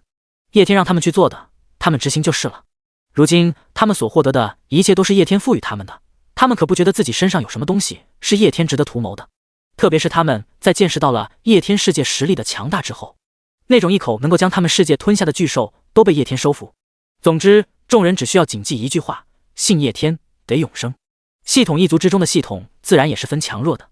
根据其核心无尽能源的层次不同，系统一族也分为不同的等级，高级系统、中级系统以及低级系统。低级系统的无尽能源能量上限为超凡级别，中级系统的无尽能源能量上限为传奇级别，高级系统的无尽能源能量上限则为神话级别。叶天要将系统一族推行万界，固然是为了寻找众多特殊神格所在的世界。叶天有自己所求的东西没错，不过推行系统也算不上什么阴谋。创世神绑定系统，这是双赢的局面。系统帮助创世神强大世界，反过来创世神也提供坐标，帮助系统探索特殊神格所在的世界。系统对于创世神的帮助是实打实的，对于创世神而言，这系统就是神器。这也是叶天让众多叶家族人绑定系统的原因。对他们而言，系统有利而无害。叶天拿出了一大批提前准备好的系统，系统无实体，这七彩灵晶只不过是为了方便售卖，叶天刻意让赛博朋克文明打造出来的载体罢了。这些系统之中的高级系统，则是让叶家之人自己绑定，中级系统以及低级系统则是对外出售。安排好了一切之后，叶天这才重新回到了中烟界。在他离开之后，整个蓝星的人在看到星海集团推出的新产品之后都疯狂了。系统，众人不知道是这个世界疯了，还是他们疯了。全民创世也就算了，现在系统都拿出来卖了吗？第158章，星海集团的新商品。创世神管理局的人以及全球各大创世神组织的人马不停蹄的就赶到了星海集团，然后他们就看到了星海集团所推出的最新产品系统，然后他们的 CPU 全部炸了。创世神们也是有着自己的金手指存在的，天地奇物就是属于创世神的金手指。在游戏反馈现实之后，天地奇物的存在就不再是什么秘密。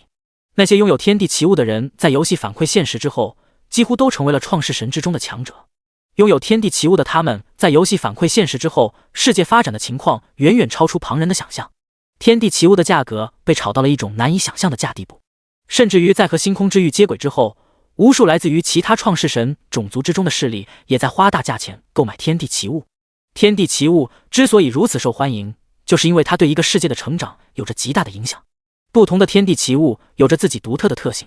或是能够迅速的培养强者，或是对于眷族的成长发育有着巨大的好处。总而言之，天地奇物的存在能够让一个世界迅速的建立起自己独特的战力体系，无论是对世界的发育，或者是对于征战万界，都有着不小的作用。说是专门属于创世神的神器，丝毫不足为过。当然，天地奇物也有着等级之分，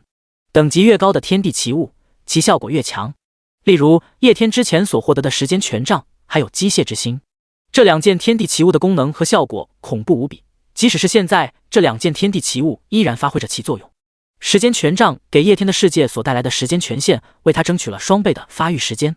机械之心加持赛博朋克文明，使赛博朋克科技能力登顶的同时，实力同样逆天无比。也不外乎赛博朋克文明是永远的 T0， 科技上面有着科学是世界唯一发展观这个七彩天赋的加持，实力上有着机械之心的加持，直接领先其他的文明几个版本好吧。当然，叶天所拥有的是最顶级的天地奇物，效果自然强大。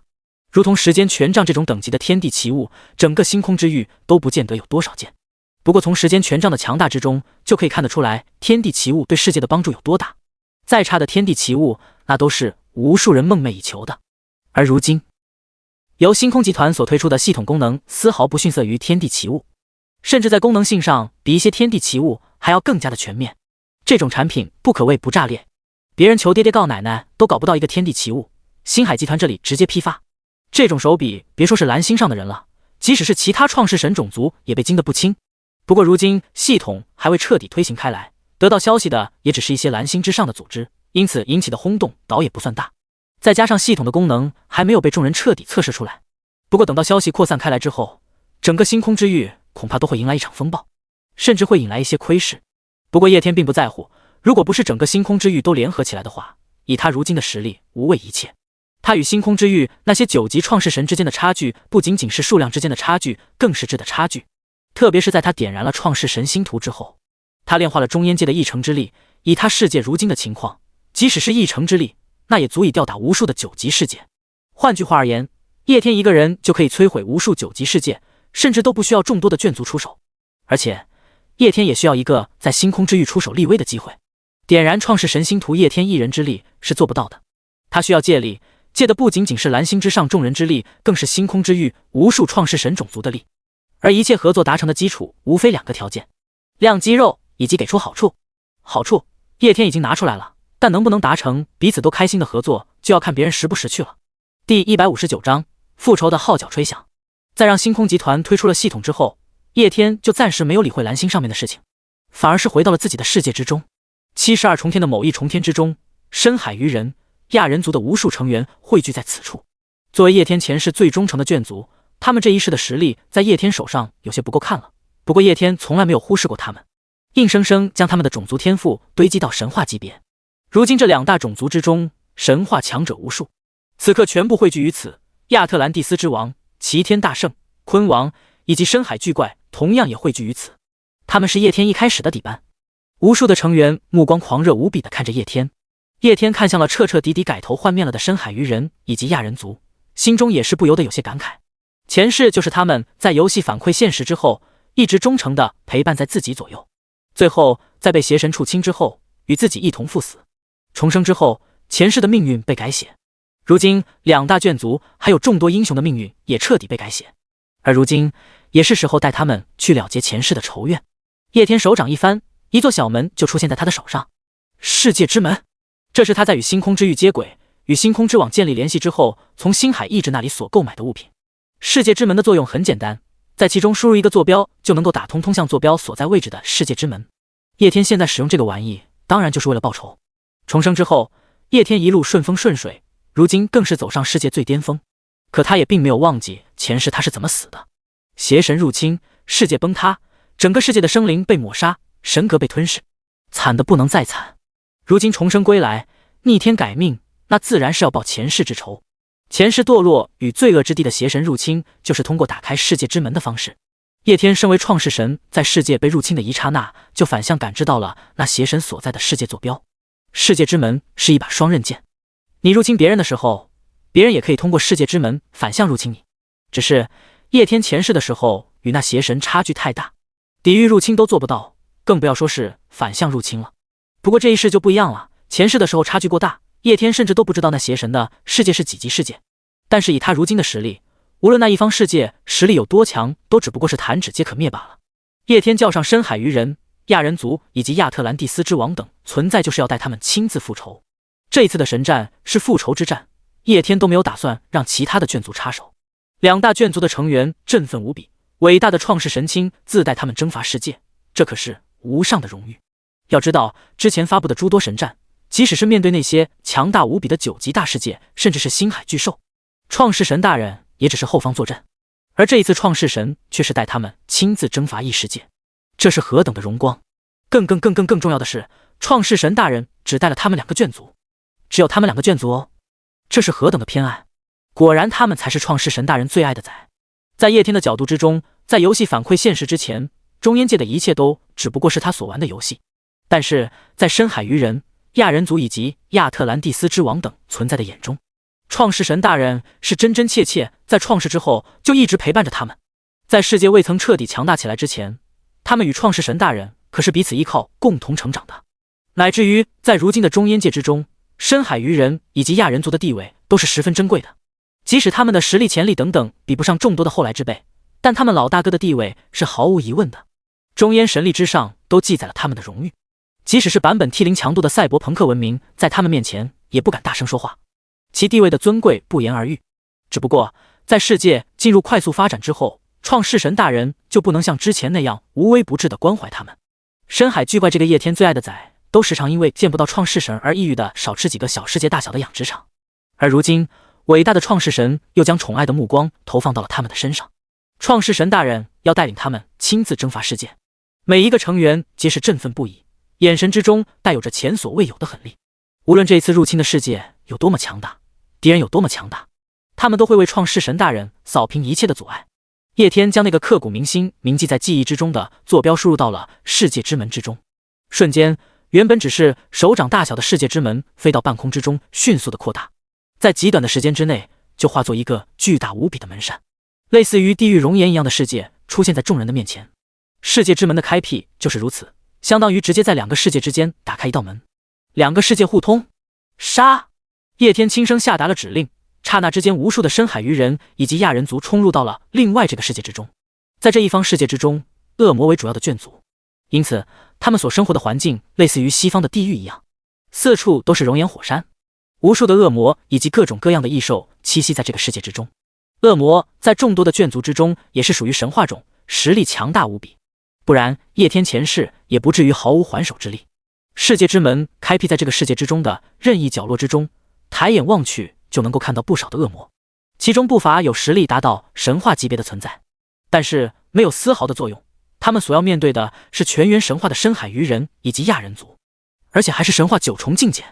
其他创世神的9级世界再怎么繁荣，神话9重境界的存在都算得上是十分重要的战力。换句话而言，神话9重境界在其他世界之中就是大佬将军、领袖一样的存在。但是叶天不一样，神话9重境界在他的世界之中只是最基础的远征军罢了。种种天赋的加持，再加上文明层次以及实力的碾压，这些恶魔在深海鱼人以及亚人族面前没有丝毫反抗的余地，基本上是触之即溃。无数的恶魔被绞杀，一瞬间整个地狱哀嚎遍野。看着这一切，叶天眼神之中没有丝毫的波澜，不过在他的脑海之中浮现的却是另外一幅场景。在前世的时候，他世界之中的生灵也是如此被这些恶魔绞杀的，只不过如今攻守一行了。前世带人宰杀的羔羊，在这一世直接化作了巨龙，复仇的号角在此刻吹响。第160章，惶恐无比的邪神。一场虐杀在整个世界之中上演。世界之门的开辟是双向的，而在世界之门开辟的一瞬间，这一方世界的邪神也感应到了世界之门的存在。常年入侵其他世界，象征着毁灭的邪神在这一刻明白自己被反向入侵了，他的脸上挂着一丝残忍的笑容。作为堕落与罪恶之地的邪神，他有着嚣张的资本。在堕落与罪恶之地中，他是一位强大无比的8级创世神，更是有着恶魔这种强力的眷族。在他所在的某一片区域之内，几乎没有比他更加强大的存在。恶魔大军会替他扫平一切的阻碍，那些弱小的世界都将会化为他的世界成长的养料。在绝大多数的情况之下，他都是作为掀起神战的一方，然后毁灭吞噬各种各样的小型世界。如今突然被人打上门来，这位邪神也不慌。一位8级创世神已经可以作为一些创世神种族的最强者，在浩瀚无垠的星空之域之中，8级创世神是当之无愧的强者。自身世界的强大，再加上无数被他毁灭的世界，给予了这位邪神无与伦比的信心。他觉得自己能够抵御大多数的入侵，甚至能够通过世界之门反向入侵。他兴致勃勃，瞬间召唤出了无数的眷族，并且传送赶向了世界之门所在的位置。一瞬间，无数强大的恶魔出现在世界之门的周围。世界之门可以强行打通一个通道，入侵其他人的世界，这很不讲道理，对于被入侵方很不公平。不过也不是完全不公平，入侵其他人的世界就如同古代战争之中的攻城战一样，守城方拥有主场优势，在实力相近或者是相差不是很悬殊的情况之下，攻城方往往要付出比守城方多上几十倍甚至是几百倍的兵力。神战也是一样的，作为被入侵的一方，创世神能够迅速感应到世界之门的存在，并且迅速地调集兵力到世界之门进行防御。在这样的情况之下，他们具有极大的主场优势。入侵者要通过世界之门才能实现入侵的目的，而被入侵的一方完全可以将世界之门围困起来，只要有人露头就直接秒。世界之门就那么大，能够同时通过的人数量是有限的，而这些人面对的是来自于四面八方的围剿。更何况因为世界之力的压制，再加上试卷本源力量的不同，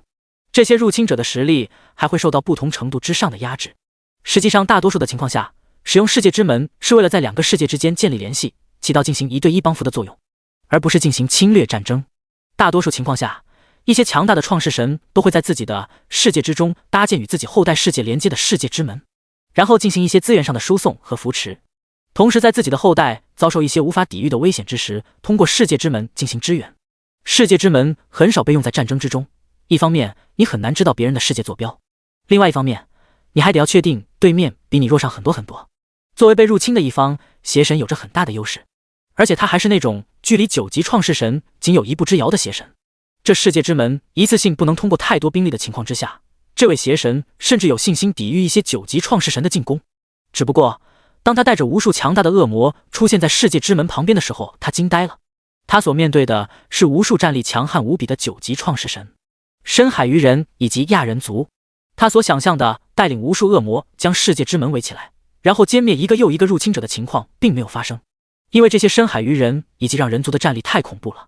他所携带过来的那些数量庞大无比的恶魔，仅仅在一瞬间就被深海鱼人以及亚人族的先头部队绞杀。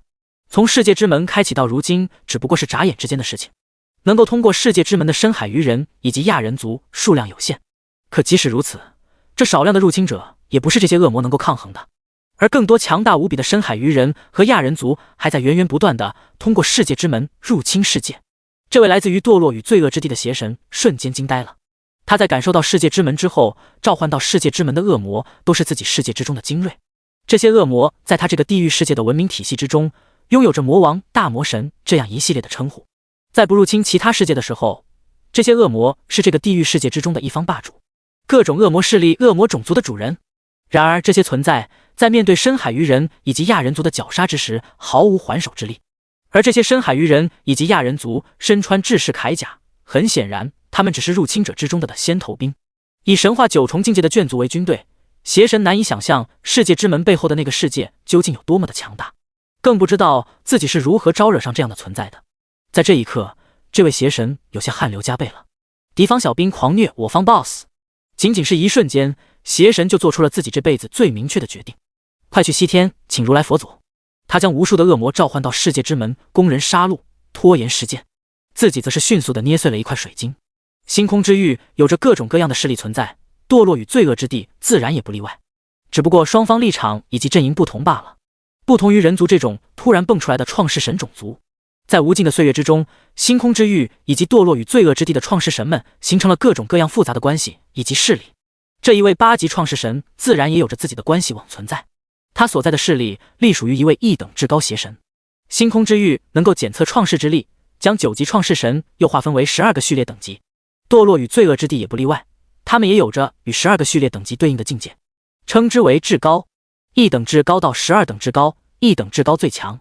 在这一点上，堕落与罪恶之地以及星空之域划分方法都是一样的，充其量也就是名字不同。不知道是哪一方先搞出来的，然后另外一方遵循着拿来主义，改个名字把他当做了自己的东西。而一等至高，赫然已经是创世神之中的最强者，无论是在星空之域，还是堕落与罪恶之地。当然，这位邪神并不是向那位至高求救。8级创世神，他在那位至高所组建的势力之中，只能算是中层，又何德何能够引来至高邪神的帮助？他是向自己的上司一位9级创世邪神求救，求救的代价是所有的信仰之力，以及今后永远的忠诚。这位8级邪神虽然不知道自己什么时候招惹了这样一位强大无比的9级创世神，但他是懂得权衡利弊的。金钱与自由远远来不上性命来的珍贵。如今他只祈祷自己的上司能够从这位未知的创世神手上救下自己，如果不能，至少也要给这位未知的创世神造成一点麻烦，至少可以把他的世界坐标暴露给自己所在的势力。一位星空之域的9级创世神，相信会有很多邪神有兴趣组队入侵。如果这位来自于星空之域的创世神强大的离谱，又或者他背后也有着一个强大的组织的话，自己也可以把上司的世界坐标透露给他。邪神之间的关系并不融洽，大部分的关系都屈服于利益以及武力。如果自己的世界注定要灭亡的话，至少要有人陪自己。这位邪神恶狠狠地想。第161章差距。在发出信息不久之后，这位邪神就收到了来自自己上司的信息。他的上司答应帮助他，当然这一切的前提是献出自己的世界坐标，再加上其他一些具有约束能力的誓言。对于一位创始人而言，最重要的就是其世界坐标，除非是至亲之人，否则基本上没有人会暴露自己的世界坐标。毕竟让强大之人掌握了自己世界的坐标，那就意味着他随时能够攻打自己的世界，不仅仅会受制于人，而且还要小心小命不保。不过现在这位8级邪神显然没有太多的选择，仅仅是在他联系别人的这一瞬间，他的世界就遭受到了十分致命的打击。在世界之门的周围，那些他带过来为了抵御入侵者的恶魔几乎全灭。所有的入侵者清一色的都是神话9重的境界，而且还是神话9重巅峰。这些入侵者的战斗力十分恐怖，生命层次高的离谱，这让这位邪神惊恐不已。派出来普通的入侵军队都有如此实力，他根本无法想象世界之门背后的世界有多么的强大。在游戏没有反馈现实之前，游戏里面对于眷族生命体的生命层次划分很简单，只分为普通单位和英雄单位。在游戏反馈现实之后，叶天因为有着诸天映照天赋的存在，再加上他的世界实力实在强大的离谱，因此叶天的世界之中还产生了更加高级的诸天单位，甚至还有星海巨兽这种星海单位。普通单位、英雄单位、诸天单位，这是叶天衡量自己世界之中众多生灵珍贵程度的标准。他遵循的是原来游戏之中的设定，但是实际上无论是星空之域，又或者是堕落与罪恶之地，他们对于自己世界之中生灵的珍贵程度的划分标准远远不止划分为这3个层次。根据生命层次的不同，他们将生灵划分出了类似于普通、良好、优秀、史诗、传奇这样一系列更加细致的品质。而实际上这一系列复杂的等级品质在叶天这里就只是4个字：普通单位。叶天的世界实在是太强大了，强大的眷族无数。生灵的生命层次如果不是质的飞跃的话，他根本不会在乎。一位万亿富翁会去记自己的哪些资产是价值100亿的，但他不会记哪些资产的价值是破100万破1000万。但是一个100万富翁，他甚至都要了解自己哪些东西价值过万了。叶天与这位邪神之间的差距比万亿富翁和100万富翁的差距不知还要大出多少。叶天这里普普通通的远征军队，每一个拿出去对于别人而言都是稀有的史诗卡。这种差距不仅仅是在境界上面，更是在生命层次上面。这也正是让这位邪神感到恐惧的点。一个神话9重境界的军队，他所效忠的那一位至高邪神也能轻而易举地拿出来，但是一个生命层次全部达到最高品质的神话9重境界的军队，即使是他所效忠的那一位至高邪神，恐怕也无法拥有。神话9重境界和神话9重境界是有差别的，相同境界之下，生命层次越高，实力越强。深海鱼人的军队以及亚人族的军队生命层次在各种资源的洗礼之下达到了最高层次。放到其他世界之中，每一个深海鱼人或者是亚人族都是神话9重境界之中的无敌王者。我究竟什么时候招惹上这样的一位创世神？这位8级邪神惊恐不已，世界之门背后的世界，其恐怖程度远远超出他的想象。但稍微多观察了一下深海鱼人以及亚人族的实力之后，这位邪神就做出了判断，自己的那位上司，一位9级邪神，他根本不是入侵者的对手，甚至于自己所效忠的那一位至高邪神，他也有可能不是入侵者的对手。所有效忠于那一位至高邪神的人都与那一位邪神打过交道，当然不是与其本人，而是与其眷族。那位至高邪神自然不可能有心思去亲自理会自己的每一位跟随者，但是他所召唤出来的眷族却可以和跟随他的邪神们交流。一个至高邪神所建立的组织，里面的成员不可能全部都是创世神，其大部分的基层人员、领导人员都是由至高邪神的眷族组成的。低于9级的创世神甚至都没有与他交流的资格，只配和他的眷族交流。正因如此，这位8级邪神见过很多那位至高邪神的眷族，因此他很清晰地知道一点：神话9重境界圆满，生命层次达到普通单位最高级别的眷族，即使在那一位邪神的世界之中也十分稀有，基本上充当着高层的位置，而不是像叶天一样达到这个水平才有资格加入出征军。这种差距太过于直观，以至于这位8级邪神并没有多大的见识都能直接感觉得到。他绝望了，不过很快的，他脸上就洋溢起了一丝笑意，因为在他世界的另外一个角落里面，一个世界之门缓缓生成。世界之门的另一端是他的那位上司，一位9级邪神。他对自己这位上司的世界有一些粗浅的了解。世界力量本质是混乱和魔力，修行体系是以魔法体系为基础的，不过因为混乱能量本质的影响，世界之中的生灵会时不时地陷入癫狂之中。一些不知名的低语声让无数的生灵疯狂，理智减少，但是战斗力方面却出奇的恐怖。世界之门的联系是双向的，除了在2个世界之间建立联系之外，创世神之间也会有着彼此感应。这位8级邪神能够通过世界之门粗略地感应门后面的世界。之前通过世界之门，他感应到门后面的世界无比强大，让他感到无比的恐惧，甚至因为太强了，让他心中根本没有概念。但是如今另外一道世界之门打开，使他心中有了概念。自己上司的世界癫狂、混乱而又强大，能够让自己感到畏惧。可上司的世界和另外那个世界一比，就像是拿一团火和太阳做对比一样，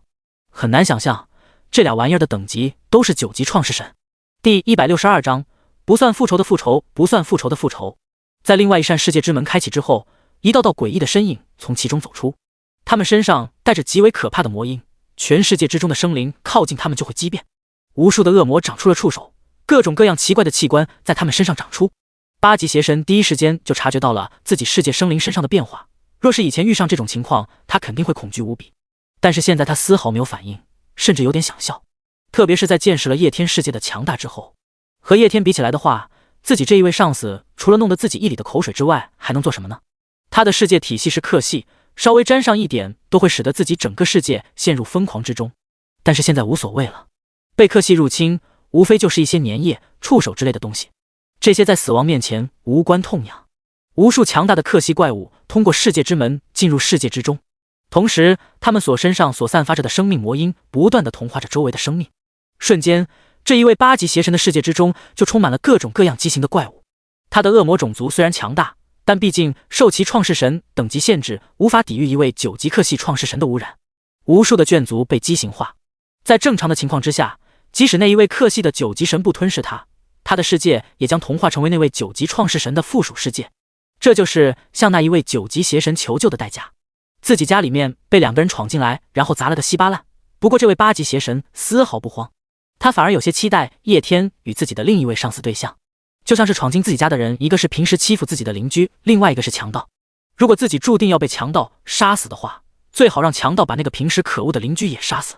见证过太多文明的毁灭，甚至亲自毁灭了无数的世界，这位8级邪神在清楚自己灭亡的结局之后，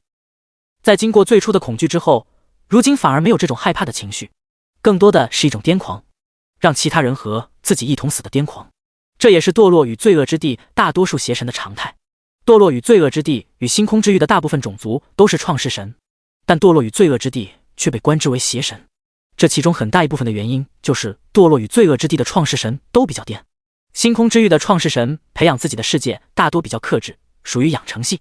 而堕落与罪恶之地实际上他们并不在意自己的世界成长，他们所在意的只是掀起各种各样的战争，去毁灭各种各样的世界，也不管这样做有没有意义。很快的，深海鱼人以及亚人族就与邪神叫出来的援军碰上了头。深海鱼人以及亚人族 vs 克系眷族，双方很快爆发了大战。这些克系眷族修为参差不齐，修为境界最高的可达神话9重，最低的却只有传奇。实际上这才是正常创世神远征军的实力。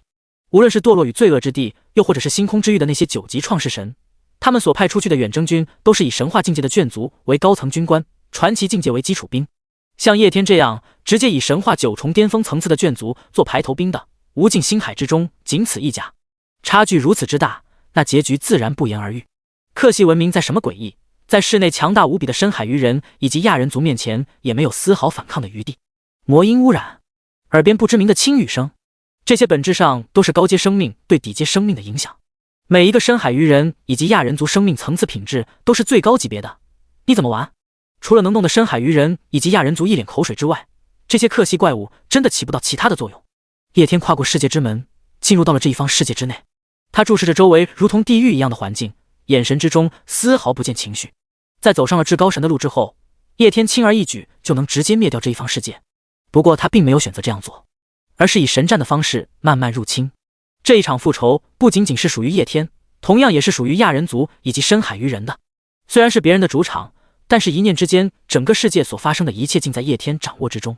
他甚至看到了一些面孔比较熟悉的恶魔，这些恶魔是这个世界的英雄单位，是这个世界的创世神手下最强大的眷族。前世就是这些英雄单位以无敌之姿轻而易举地灭杀了亚特兰蒂斯之王、深海巨怪、吉吉国王等存在，而在这一世，他们甚至连对上亚特兰蒂斯之王等人的资格都没有，直接如同杂兵一样被亚人族以及深海鱼人灭杀。叶天再一步跨出，就走到了那一位隐藏起来的邪神面前。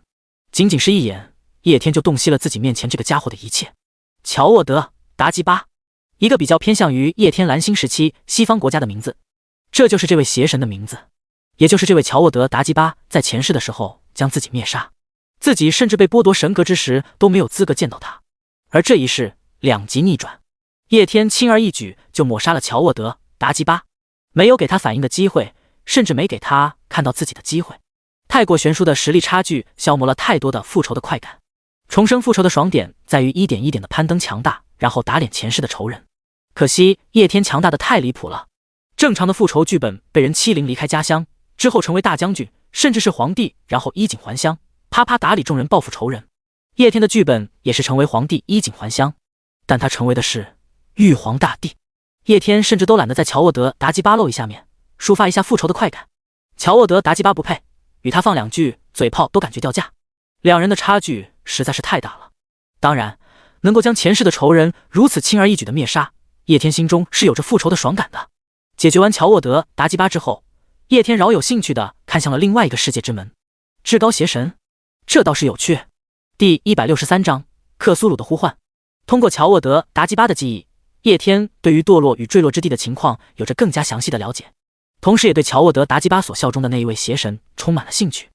至高邪神这种存在在堕落与自由之地也是十分强大的。至高邪神堕落与罪恶之地以12至高对应星空之域的12序列。乔沃德·达吉巴所效忠的这一位邪神不仅仅是一等至高，更是位于至高邪神榜前100名。堕落与罪恶之地又或者是星空之域都有着战力榜单，上面罗列了2个地方创世神的世界强弱排名。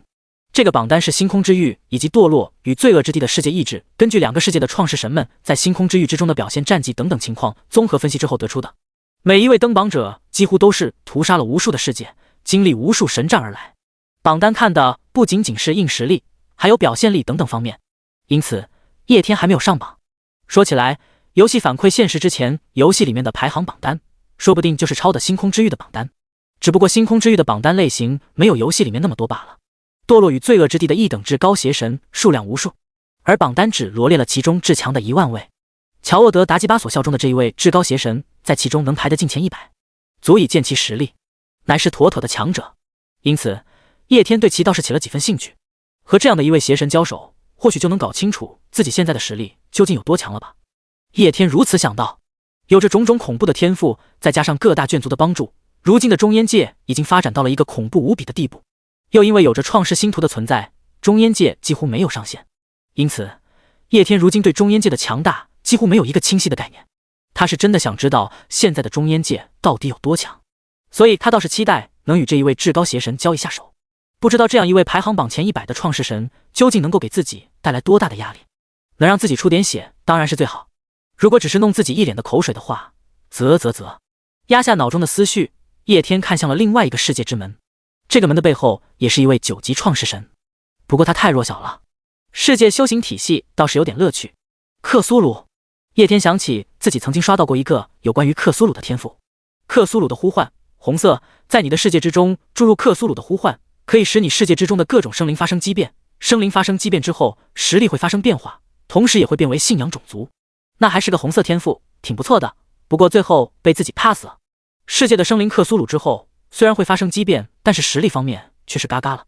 而且克系的信仰也是十分纯粹的，这个天赋能够迅速的发展壮大一个世界，唯一的缺点也就是有点恶心罢了。是个不错的天赋，这个邪神或许就是有这个天赋的存在。不过这些克苏鲁生命体对于其他世界而言可能是灾难，但是对于中烟界来说那就真的不够看。不要说面前这些实力已经达到了神话9重级别的亚人族以及深海鱼人，随便来个中烟界的生灵，即使是超凡境界的存在也不会被污染。克苏鲁的世界本源是混乱，而叶天的世界本源却是强大无比的七彩天赋混沌，力量本源层次之间的差距境界无法抹平。一个中烟界超凡级别的存在或许会被一位神话9重的克苏鲁怪物杀死，但是他绝对不会被这克苏鲁怪物的力量污染，这就是叶天世界本源的强大之处。寻常一个七彩天赋就能创造出一位至高创世神，而且还是有排名的那种。而这样的七彩天赋，叶天足足有9个，而强大无比的七彩天赋也不过是叶天所开的挂其中的一部分罢了。无数的克苏鲁怪物被深海鱼人以及亚人族绞杀，世界之门背后的另一位9级邪神在这一刻就已察觉到了不对劲。本来他还以为这是一次轻松的支援，既可以吞噬一个星空之域的创世神，还将乔沃德·达基巴收为自己的小弟，但是在这一刻他意识到事情有些不太对劲。入侵乔沃德·达基巴的创世神似乎强得可怕，仅仅是这么一瞬间，自己派过去无数支援乔沃德·达基巴的克苏鲁怪物就被杀死了，无论实力强大与否，都在刹那直接被杀死。对方的实力似乎有些恐怖。第164章齐天大圣的出场。无数的深海鱼人以及亚人族大军从世界之门中走出。随着乔沃德·达基巴被灭杀之后，这个世界就彻彻底底的失去了抵抗之力。深海鱼人以及亚人族不断屠杀这个世界的生灵，不过几分钟的时间，一个完整的8级大世界就被灭杀。叶天吞噬了乔沃德·达基巴的世界神格，将整个世界归入自己的掌握之中。不过事情到此为止，还并没有结束。叶天第一时间控制住了那位9级创世神的世界之门，在剿灭了其所派过来的所有克苏鲁援军之后，叶天反向发动的入侵之战。随着叶天下达了命令之后，亚特兰蒂斯之王、齐天大圣等等存在第一时间通过世界之门反向入侵了另一方9级邪神的世界。这一位9级邪神所在的世界修行体系偏向于诡秘一侧，这个世界的人将修行境界称之为序列途径，提升境界等级依靠举行各种各样的仪式，每个境界都有着其独特的名字，而各种各样序列途径最后的走向都是克苏鲁化。修为越强的人越深受到世界本源之力的影响，然后发生各种各样的畸变。整个世界的形式是类似于星域一样的存在，各种各样的怪物游荡在星域之中，然后在星域之中还有很多供人生存的星球，结构有些类似于如今中烟界之中的凡界，不过到处都是各种各样畸变之后的怪物。感受到自己派出去支援的大军全部被绞杀，这一方诡秘世界的9级邪神也是有些慌了。他派出去的各种克苏鲁怪物实力足以碾压一方8级大世界，即使是遇上同为9级的创世神，那他也是丝毫不畏惧。在同境界，而且都不是在主场作战的情况之下，克苏鲁体系的怪物实力是最诡异的。克苏鲁体系的生物本身就自带有极强的精神污染能力，而且他们自身的生命力又极为强悍，与他们交手，一不小心还会被他们魔音污染，导致发生畸变，既难打又难杀。同境界的情况之下，克苏鲁怪物是占了很大优势的，因此即使是同境界的存在，想要面杀他的克苏鲁怪物军团可不是一件简单的事。凭借克系的世界，他的实力在9级创世神之中也是属于7等之高的存在，妥妥的强者一枚。他所派出去支援的克苏鲁军团也是自己手上1等1的怪物团体，可就是如此强大的怪物军团，几乎是走进世界之门一个就消失一个，这怎么能不让这位邪神警惕？他第一时间就调集了自己世界之内无数强大无比的克苏鲁怪物来到世界之门周围。这世界之门开在他世界的一片星域之中，如今世界之门的周围无数的克苏鲁怪物汇聚在此，触手、章鱼、眼球，各种各样奇奇怪怪的怪物虚影漂浮在半空之中，空中更是响起了一阵阵不知名的喃喃声。这个邪神在这一瞬间将自己的世界特性发展到了极致，不管是任何存在，只要他透过这世界之门，就会立刻遭受到难以想象的恐怖打击。克系文明最大的缺点就是很难进行有组织的神战。一群克苏鲁怪物，你总不能指望他们像正常眷族那样组织军队进行各种进攻防守，直接投放污染就完了。虽然无组织无纪律，不过精神污染的能力就是他们手上最强大的武器，特别是作为被入侵一方的时候。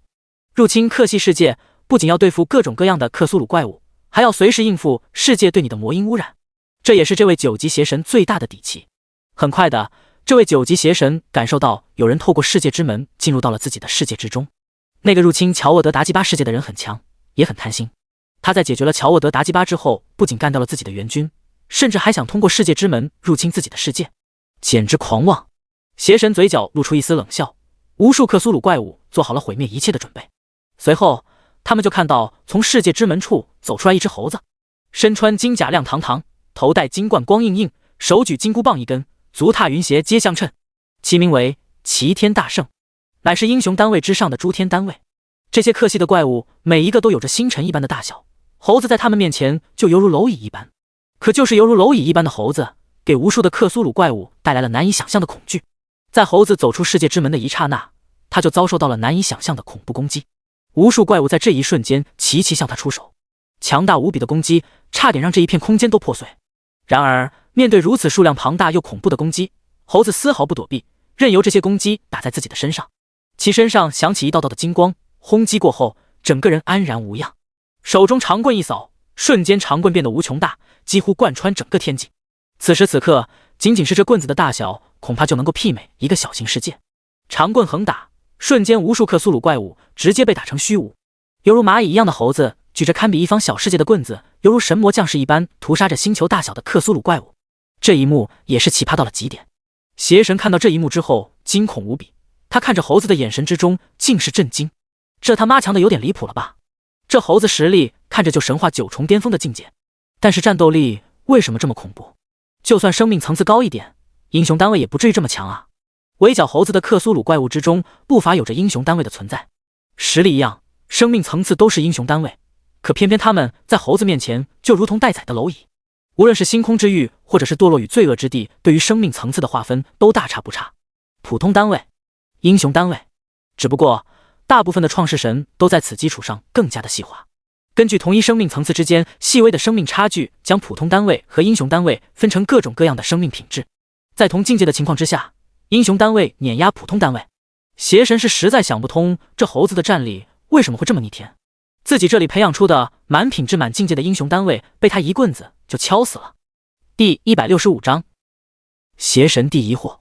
邪神是真的拿捏不准猴子的实力，根本讲不明白这个家伙为什么会如此强大。毕竟叶天所谓的诸天单位的确仅此一家。齐天大圣最初始之时就跟着叶天的眷族，属于亚人族，是叶天最开始拥有的英雄单位。当初玩游戏之时，他进化成了英雄单位，由于当时还不知道游戏会反馈现实，叶天恶趣味的给他取了个吉吉国王的名号。而在重生之后，叶天在其身上注入了大量的资源，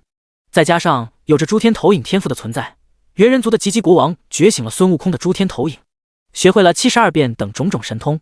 实力一跃而上，成为诸天级别的存在，能够轻而易举的毁灭一方中千世界，甚至是大千世界。在如今的中烟界局势之中，亚人族虽然已经跟不上版本的进度了，但吉吉国王的实力依然是中烟界排得上号的。叶天也因此为其改名齐天大圣。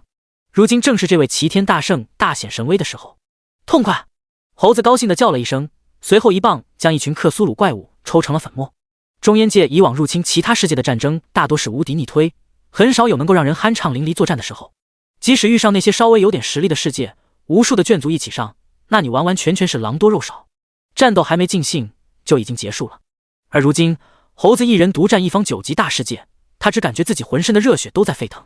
不过很快他就开始不爽了，因为陆陆续续的人从世界之门跨越而来，深海巨怪臃肿的身体艰难地挤过世界之门。作为叶天最初始的英雄单位兼宠物，现在的深海巨怪成长到了一个十分恐怖的地步。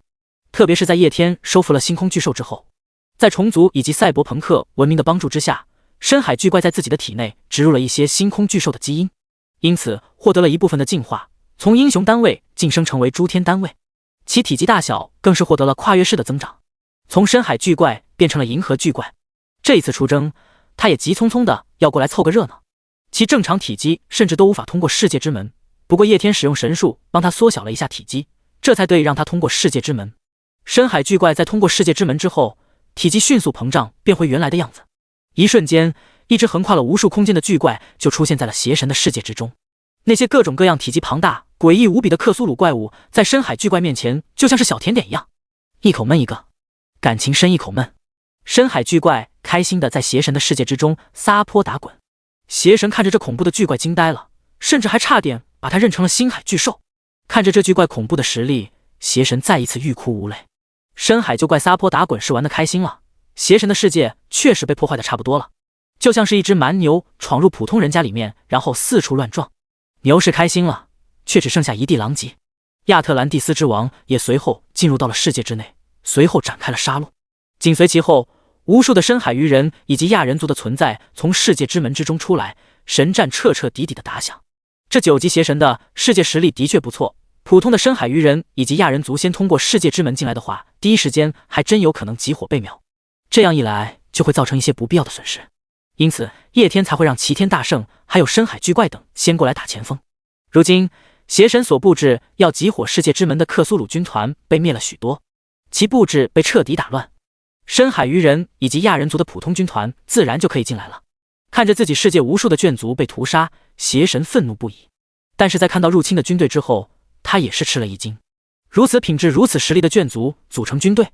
这手笔也未免太大了。乔沃德·达基巴怎么惹上这么恐怖的存在了？邪神做出了和自己的好手下一样的选择，去西天请如来佛祖搬救兵。与乔沃德·达基巴身份地位不一样，作为9级邪神且实力不错的他，在那位排名邪神的组织之中拥有不错的地位。他甚至还见过那位排名邪神，甚至于他能成长到如今的地步，都是因为有着那一位排名邪神的扶持。因此此时此刻他能够直接向那一位排名邪神求助，而且作为组织的核心人员，他与那一位邪神之间是有着缔结契约的。在堕落与罪恶之地，天道意志之下所缔结的盟约，类似于组织契约一样的东西。叶天在游戏反馈现实之前也和叶家人搞过，差不多相当于当时游戏之中的工会。有着工会契约，其成员彼此之间就可以快速支援。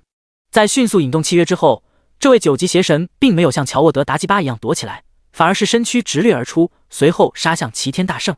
作为9级创世神，又是在自己的世界之内，创世神就是无敌的神邸。他要在另一个世界的创世神还没出现之前拿下齐天大圣，然后看看这个家伙到底是怎么回事，怎么会这么强？第166章巫师世界。猴子的实力自然可称绝顶，不过即使猴子是诸天级别的存在，也无法应付一位9级创世神，何况如今还是在别人的世界之内。天空之中凝聚出一个虚影，无数的世界之力向着猴子挤压过来。仅仅是一瞬间，猴子手上的如意金箍棒就被击碎成了粉末。猴子见状不妙，立刻就开启了法天象地，其身躯在这一瞬间迅速变大，并且泛起了一阵又一阵的金光。即使如此，也不过是浮游撼数罢了。猴子的金刚不坏之身之前能够轻而易举地抵挡住众多克苏鲁怪物的攻击，但如今面对邪神所调动的整个世界的世界之力，显然是无法抵御，如同西游降魔传之中的猴子被如来神掌镇压一样。如今的齐天大圣也遭受到了降维打击，其庞大的躯体之上出现了一阵阵的碎片，金光破碎开来，猴子被干趴在地上。当然这一下子邪神还是有所留手了，因为他想要探知猴子身上的秘密，他想要知道猴子的实力为何如此恐怖。邪神的巨手掠过，想要将猴子抓在手心，不过此时此刻其面前出现了另一道虚影。叶天，一股恐怖无比的气势从叶天的身上散发出来，无穷无尽的威压浩浩荡荡的向着邪神而去。邪神在这一瞬间吃了一惊，汝是何人？晦涩难懂的话语从邪神口中传出，这是专属于堕落与罪恶之地的语言。不过大道归真，这门语言其他人虽然不会，但是从邪神口中传出，别人自然也就领会其意思。叶天微微一笑，中焉之神。邪神闻言顿时就明白了，叶天就是那个入侵乔沃德·达基巴的创世神，而现在他入侵的是自己。感受着来自叶天身上的浩瀚神力，邪神的眼神之中尽是震惊。他绞尽脑汁之中的所有记忆都找不到一位叫做中焉之神的创世神，这个家伙简直强得离谱。如今是自己的世界之内，自己能够调动整个世界的世界之力，强如齐天大圣这样的存在，自己轻轻动动手指就能将他捏死。一个眷族再怎么强，那他也无法和一个世界做对抗，能和世界做对抗的只有世界。如今在自己的世界之内，自己能调动整个世界的世界之力，可自己面前这家伙却轻而易举地抵挡了下来。创世神的实力只有在自己的世界之内才是最强的，自己在自己的世界之内调动的是整个世界的世界之力，而这个家伙跨界入侵，顶多只能调动1%甚至是1/1000的世界之力。可即使如此，他面对自己的时候也是如此的轻松。这个号称中焉之神的家伙不是一般的恐怖，这样的家伙应该有排名才是。可是绞尽脑汁，邪神始终都没有在脑海之中找到有关中焉之神的信息。看着戒备无比的邪神，叶天微微一笑，并没有理会他，反而是将目光放到了天幕之上。此时，这一方世界的天幕之上出现了一道道泛着七彩光芒的桥，这些桥就如同一道道天路一般，横跨整片空间。誓约之桥，盟约的支援技能，毫无疑问，那位至高邪神正在支援这一方诡秘世界。一座座浮空之城从桥的上方飘过，随后进入到这一方世界。叶天只是扫了一点，就知道了这一位至高邪神世界的底细。对方世界修行体系为魔法，修行之人被称之为巫师。魔法文明体系是诸天万界之中一个十分常见的修行体系。弱一点的魔法文明体系，也就召唤一个小火球、大火球，搞个火雨流星就可以被称之为天灾。但是强一点的魔法体系确实十分恐怖，最顶级的魔法体系反而和科技体系有着一定的相似之处。讲起了科学，追求万物的真理，以无数的知识以及真理之火为燃料，高举成神的火种。简单的说，就是解析万物，全知全能，也即巫师。强大的巫师世界走上的是征服万界的征程，征服万界，解析万界。而这位在堕落与罪恶之地被称之为至高邪神的存在，拥有的就是这样的一个巫师世界。源源不断的亚人族以及深海鱼人战士从世界之门穿越而来，邪神的世界之中充满了压抑的气氛。此时此刻，他有点体会到乔沃德·达基巴的心情了。一个不知名的恐怖强者闯入到了自己的世界之中，他能够轻而易举地灭杀自己。虽然自己也叫来了一个强力的援军，可是如今他们双方是在自己的世界之中交战的，双方军队实力如此恐怖，要是打起来，无论结果如何，自己的世界恐怕也就只能剩下一片废墟。邪神叹气，叶天目光悠远，排名级别的邪神的确有点东西。这些天空之城之中的巫师实力不错，比起自己世界之中的巫师文明倒是差了一点，不过在数量上面却碾压了自己世界之内的巫师文明。毕竟巫师文明只是自己手下的一个眷族，可他们却是这位排名邪神的整个世界。无数的巫师通过支援之桥进入到了邪神的世界之中，随后与亚人族以及深海鱼人相互对立，战斗一触即发。第167章，话不投机半句多。从质量上而言的话，自然是亚人族以及深海鱼人族的实力更胜一筹，但他们毕竟只是两个眷族之中的精锐，又如何能够抵御一个世界的精锐？这些巫师坐拥天空之城这种巨大的机关产物，再加上其自身恐怖的实力，双方开战之后结局会如何还很难说。一道强大无比的虚影透过支援之桥，随后出现在了叶天等人的面前。虚影之中是一个长得脚类似于恶魔一般的存在，这便是那一位至高邪神。虽然身为至高邪神，不过其身上的气息倒也不是很强，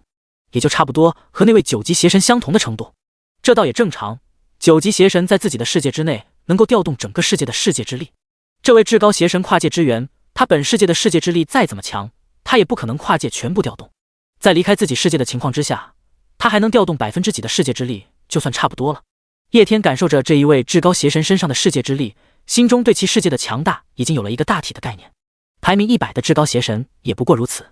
灭掉他易如反掌。别说如今踏上至高神之路的叶天已经拥有了自己世界的1成之力，无论在哪里都能够使用。即使他如同这个至高邪神一样跨越无数距离，强行召唤世界之力，那也只需10万分之一，甚至是100万分之一的世界之力，就能与这位至高邪神媲美。粗略一划算，叶天的世界之力是这一位排名邪神数10万倍。说句毫不夸张的话，叶天已经是在星空之域和堕落与罪恶之地无敌了。可惜无尽星海太大了，甚至可能都没有边际。纵然是叶天有着通天的实力，但也无法走遍整个无尽星海，否则他早就已经将至高神星图给填满了。不过现在叶天对于寻找9大特殊神格又有了一些新的想法。除了广撒网之外，9大特殊神格都有着一些独特之处，这也就意味着这些神格所在的世界比起其他的世界会有一些难以言喻的优势。就像是之前叶天利用系统攻打下来的那个世界一样，叶天拿下那个世界看起来很简单，但他却是使用了系统一族这种逆天的眷族，之后又利用那个世界的天道之战，这才得以将其轻松拿下。看似简单的结果是建立在我方卧底成为地方皇帝的基础之上才成功的，实际上那个世界的整体实力在9级世界之中也是十分强大的存在。即使是在没有创世神存在的情况之下，那个世界也有的堪比排名创世神的实力。这也就意味着另外几个拥有特殊神格的世界也绝对不平凡。如果是拥有创世神的话，极有可能是又有排名的创世神。叶天只需要缩小范围，将自己的目光放在那些强大的创世神身上即可。一定概率上而言的话，越是强大的创世神，其神格越有可能是特殊神格。正是抱着这样的想法，在解决了乔沃德·达基巴，并在他脑海之中得知了有关于至高邪神的事情之后，叶天继续通过世界之门反向入侵这一方诡秘世界的原因，为的就是引出其背后的至高邪神。如今引出来了，叶天却有些失望。这位至高邪神并没有引起创世星图的异动，他的巫师世界实力的确不错，但其神格却不是特殊神格。对于这个结果，叶天倒也没有太过于失望。有排名的邪神那么多，特殊神格就剩下8个，总不可能自己刚撞上一个就刚好是拥有特殊神格的邪神。那高大的邪神虚影静静地注视着叶天，他刚打算开口说些什么，却被叶天轻挥一下衣袖，随后就灭了。至高邪神懵逼了，普通的9级邪神更懵逼。不是哥们，你怎么不按照套路出牌？开启神战，我把我背后的大佬叫过来了，你好歹要给个面子吧，多多少少放2句狠话表示一下。一来不来就直接动手，这算什么？当然在懵逼的同时，2位邪神还不忘震惊。至高邪神所携带的只有1/1000的世界之力，但有机会媲美完全体的9级邪神。在这样的情况之下，叶天能够轻易灭杀至高邪神的投影，这只能说明一点，这个号称中焉之神的家伙比至高邪神还要强，而且很有可能强出的不止一点点。这究竟是从哪个角落里面钻出来的大佬？第168章交战与大复活术。星域之中的战争在瞬间爆发，叶天虽然能够在瞬间歼灭邪神支援的所有巫师，但却也没有这个必要。如果他这个创世神随随便便就出手的话，那他培养那么多的眷族又有什么用呢？如今正是亚人族以及深海鱼人族展示其实力的时候，2个世界的战斗在天空之中爆发。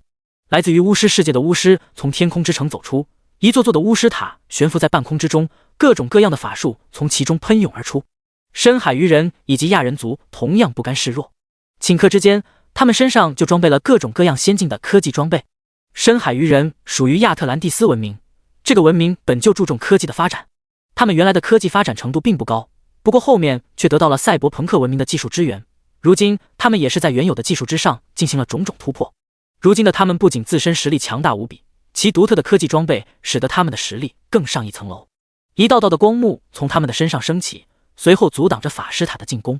在无数的深海鱼人之中，一道雷电突然冲天起，这雷电前所未有的浩瀚，仿佛天地之间所有的雷霆汇聚在其身上。强横无比的电光如同毒龙出世，空间和时间在这一刻都被其所混乱。电光迅速地进入到了众多的法师塔之中，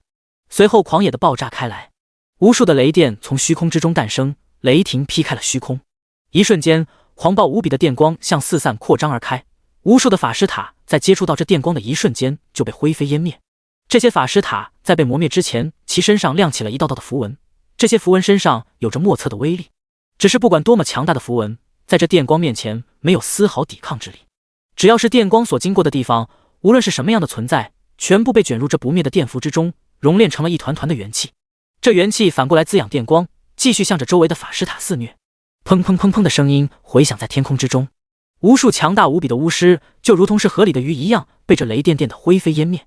如此恐怖的电光，乃是亚特兰蒂斯文明最先进的科技武器，由赛博朋克为名赞助打造，其名为不灭电符。不灭电符之中包含了无数的雷霆，各种各样的太古神雷皆在其中，什么渡劫神雷，什么轮回神雷，什么九霄神雷，无数神雷全部包含在这不灭电符之中。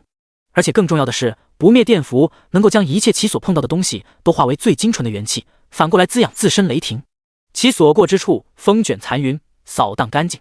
如果不以特殊手段将其破灭的话，它就会一直向周围扩散开来，永不寂灭。来自于至高邪神世界之中的巫师领袖在这一刻发出了痛苦的咆哮。这是什么雷电？为什么我们的雷电符文不能将其控制？在这交手的一瞬间，因为不灭电符的存在，巫师文明之中足足有8个天空之城被毁灭。8个天空之城，其中又有无数的巫师，损失惨重的话说不上，但是这才刚刚交战啊，还未等这位巫师首领做出反应，亚人族以及深海鱼人的阵营之中又有着道道的电光闪烁。不灭电符，这玩意虽然是战略物资，但是以中烟界如今财大气粗的情况，深海鱼人根本就不缺这玩意。无数的电光划破虚空，随后进入到了巫师队的阵容之中，刹那之间就有超过1层的巫师死在了这雷电之下。不过很快的巫师文明也做出了反制，准确的说是那一位至高邪神做出了反制。他跨越世界，耗费了无数神力，施展了一项神术，随后所有的电光被磨灭。那位至高邪神出手也是正常的，大部分的情况下两方世界发动神战的话，是以军队交锋为根本手段，然后创世神在一旁释放神术以辅助。创世神调动世界之力亲自出手，那是在穷途末路的情况下才会这样做。看到对方创世神出手，叶天也不意外，对方刚刚被自己磨灭了一个分身，世界之力损失了不少。如今两方军队交战，他们又落入了下风，邪神按捺不住出手也是正常的。要是让这么多的不灭电符进入到巫师阵容之中，并且扩散开来，那邪神所派过来的这些巫师恐怕就都要被灭了。邪神肯定不会允许做事这样的情况发生。叶天也施展了大规模的复活神术，在接下来的时间之内，他所有死亡的眷族都会迅速复活。对面邪神施展的不过是简单的净化神术，叶天却是直接搞了一个复活神术。叶天所使用的神术等级高出对面邪神很多很多，效果逆天，死了直接复活。当然，消耗的神力也是难以计量的。就这大复活术一开，一个普通的9级创世神过来的话，神力直接被抽干。但对于叶天而言，只是毛毛雨。看着自己的世界被叶天和自己的老大几乎打成了一片废墟，那位普通的9级邪神欲哭无泪。自己老大的投影被干掉之后，他就瑟瑟发抖。他所掌握的世界之力和自己老大的投影掌握的世界之力差不多。叶天能够轻松拍死自己老大的世界投影，自然也能轻松搞死自己。从叶天开始自己老大投影的时候，普通邪神就知道叶天这个家伙强得离谱，但是他也万万没有想到叶天居然离谱到了这种程度。打个神战一开始就套个大复活术，这他妈是什么神豪行为？复活术能够直接复活神战之中死去的眷族，这效果肯定是嘎嘎的。但好用归好用，施展神术所需要的神力和信仰值是一个庞大的天文数字。之前他攒了无数的纪元所积攒下来的神力，也就够施展3次大复活术。叶天眼睛都不眨，就直接用大复活术。第169章，出乎意料的支援，虫族见娘。众所周知，叶天是一个十分讲究公平的人，他不喜欢占别人的便宜，所以在施展微大复活术之后，他就在一旁继续看着。你放一个神术，我放一个神术，这很公平。对面的至高邪神在看到叶天一言不合就施展大复活术之后，也懵逼了。不是哥们斗地主，你开局王炸呀！即使是拥有排名的至高邪神，施展大复活术对他而言也是一个不小的负担。他看着叶天的深海鱼人以及亚人族军队，斟酌了一番之后，并没有再继续施展神术，而是继续派兵。大复活术也并非无敌之术，同一个生命体无法多次复活。亚人族以及深海鱼人族的实力质量远超自己的估计，但是其数量稀少。俗话说，以多了啃死象，自己完全可以慢慢的磨灭他们。有大复活术又如何？大不了再杀一遍罢了。至高邪神在心中下定了决心，他的信心是有东西支撑的，毕竟他可不是孤家寡人，而是一方世界的领袖。一道道的支援之桥迅速的出现在邪神的世界之中，各种各样的文明从支援之桥之中跨界而来，有修仙文明的存在，亦有科技文明的存在，还有各种各样奇形怪状的眷族。通过盟约的作用，至高邪神叫上了自己其他的手下，足足几百名9级邪神跨界而来进行支援。当然，虽然同为9级创世神，但是这些支援的创世神实力差的不只是一点点，弱一点的甚至于都凑不出一支神话级别的军队。不过这么多的创世神联合起来，其实力自然不容小觑。仅凭如今在这一方世界的亚人族以及深海鱼人军队，恐怕还真的有点应付不过来。毕竟他们再怎么强也只不过是叶天世界无数眷族之中的2个眷族罢了。无数支援过来的9级创世神打破了原本双方交战的局面。亚人族和深海鱼人与各大创世神所派来的军队对峙。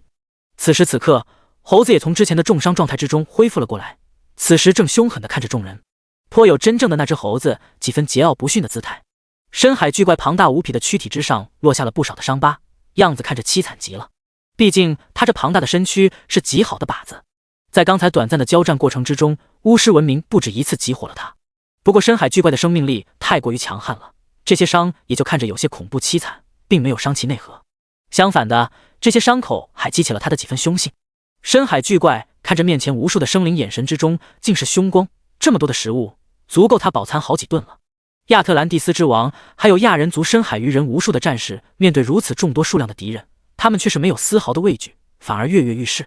不断的有邪神支援而来。因此如今场上却是达成了一种罕见的平衡的情况。气氛虽然十分焦灼，但是双方却有默契的并没有立刻动手。叶天看到这一幕微蹙眉头，如今这番情况他也没有想到，自己本来只是带2个眷族出来报仇的，谁知道打着打着自己就会堕落与罪恶之地的邪神围殴了。亚人族以及深海鱼人族虽然强，但是寡不敌众，这么多邪神世界的精锐一起围殴，他们也不是对手啊。现在这情况要么就是自己出手，要么就是叫支援。叶天想了想之后，打消了自己出手的念头。中烟界注定是要征战无尽星海的，总不能每次自己都要出手吧？以如今的情况来看的话，无论是什么样的世界都无法抵挡自己。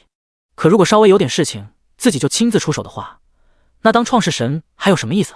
创世神当然是要神战、电子斗蛐蛐才有意思。叶天决定再从中烟界拉过来一个眷族，再来一个眷族，然后加上亚人族以及深海鱼人，估计就差不多了。叶天刚想要有所动作，其脸上却突然露出了一丝惊讶的表情。不用叫支援了，因为资源已经到了。邪神所在世界之外的无尽星海之中，一艘浩瀚无垠的神舟缓缓飞来。此舟正是虫族剑娘。方舟计划之时离开中烟界的无数方舟之一，在离开了中烟界之后，他们就在无尽星海之中不断的掳掠世界，然后提升自身。如今这一艘融合了星海巨兽基因的虫族剑娘已经成长到了神话九重的境界，由于其基因的特殊性，仅仅一个战舰，其大小就堪比一方大千世界。当初各大眷族的精锐们在其身上经过了无数岁月的发育之后，已经在其身上形成了完整的文明体系。而如今他们恰巧就在9级邪神世界的附近，并且他们还感应到了叶天的存在，随后立马快马加鞭地向着这一方世界而来。第170章邪神的震惊。中烟感受到附近有着虫族剑娘的存在之后，叶天并没有再继续回中烟界拉资源。虽然隔着无数的距离，但在感应到虫族剑娘的一瞬间，叶天就已经大体对这一艘虫族剑娘的实力有了了解。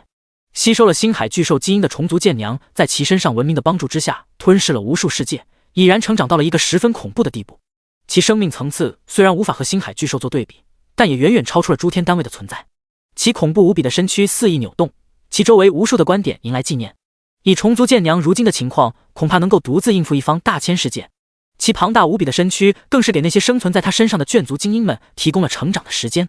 赛博朋克文明、虫族、修仙文明、魔法文明，各种各样的文明在其身上生根发芽。当初方舟计划开启之时，能够被选中加入方舟计划的，无一不是人中龙凤一般的存在。他们是各大眷族之中最精锐的存在，跟随虫族剑娘在无尽星海之中攻略了一个又一个的世界，掳掠了无数的资源。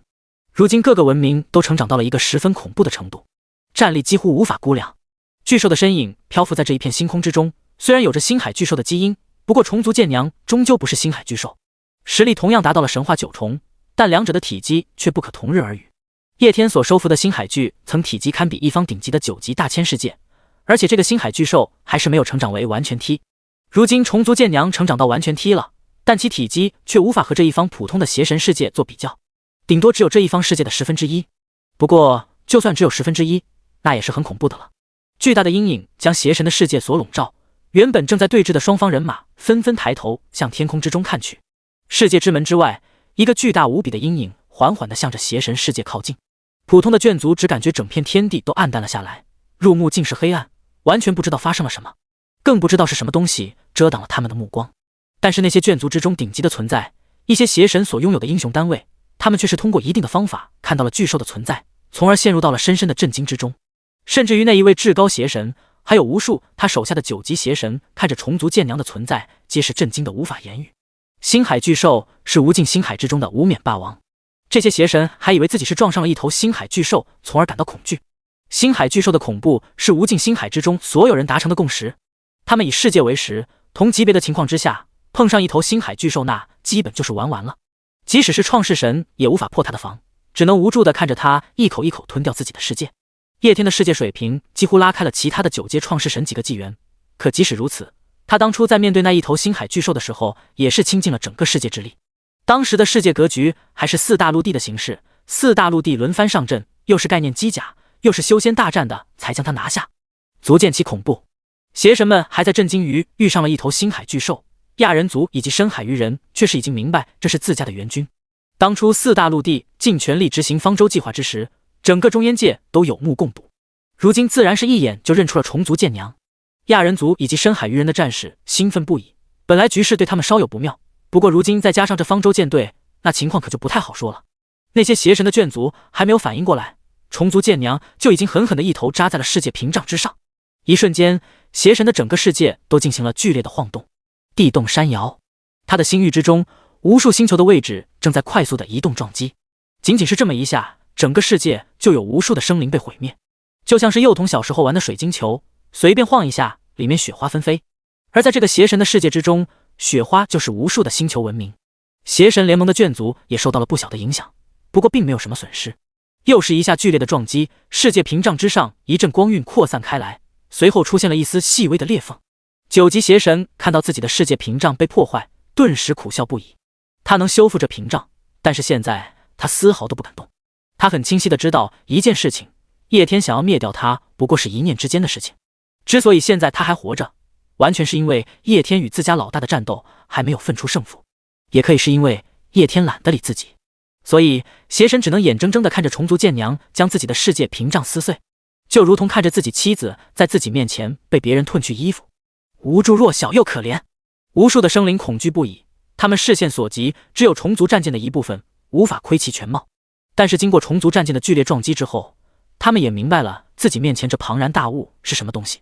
一只巨兽，一只和世界一样大的巨兽。在眷族们难以企及的角落之中，至高邪神确实皱起了眉头。原本他以为这是一头星海巨兽，但是靠近之后，他发现这并不是星海巨兽。至高邪神存在纪元已久，也算是见多识广，因此对星海巨兽他也有一定的了解。面前的这玩意儿虽然恐怖，但是距离星海巨兽还是有些距离，反倒是像个星海巨兽的伪劣仿品。可即使是仿品，其强大也是毋庸置疑的。所以什么时候无尽星海之中还出了这种恐怖的生物了？邪神疑惑，施展了一些神术，他仔细地观察着这一只巨兽，其瞳孔却突然一缩。这巨兽身上赫然有着文明的存在，其上面的文明高举大旗。中烟。第171章智慧之术。中烟这个名字，最高邪神并不陌生，毕竟如今他所面临的这些敌人就号称来自于中烟界。中烟两个都是以地球语组成的，更是叶天的母语汉语，其上面被收藏了特殊的规则，因此邪神在看到之后第一时间就理解了其含义。同时深海鱼人以及亚人族的装备等东西上面都铭刻了中烟的字符，作为中烟界的标志。虫族战舰身上的中烟符文也是一样的，因此至高邪神在看到的一瞬间就明白了虫族战舰和这些亚人族深海鱼人的关系。他们来自于一个世界，来自于一个创世神，那个抬手之间将自己的分身磨灭的创世神。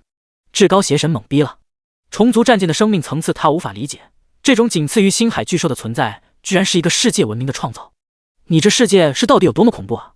居然能够创造出仅次于星海巨兽这样的东西。邪神更不能理解，既然如今自己所攻击的深海鱼人以及亚人族与这个不知名的巨兽是一伙的，那么他们为什么一个从世界上的之中走出来，另外一个则是从无尽星海之中走进来？这种操作实在是太颠了。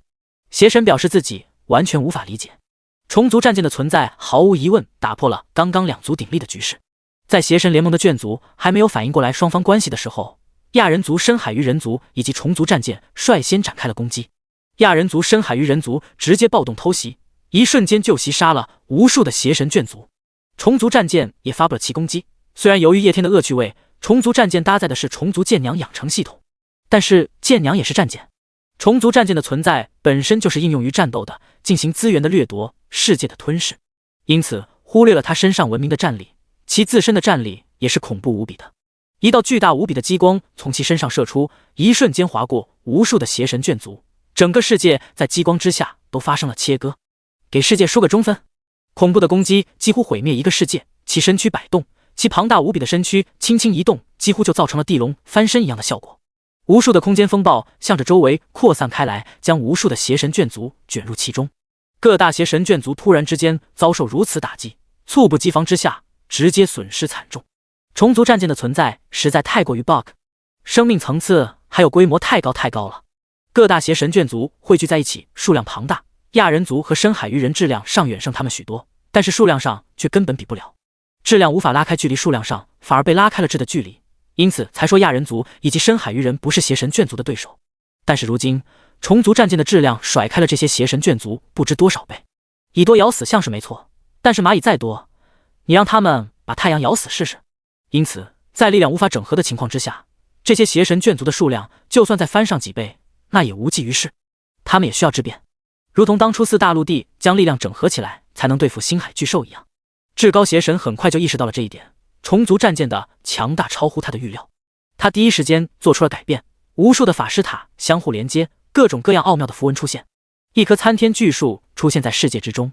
这是属于巫师们的智慧之树，也可以被称之为技能树。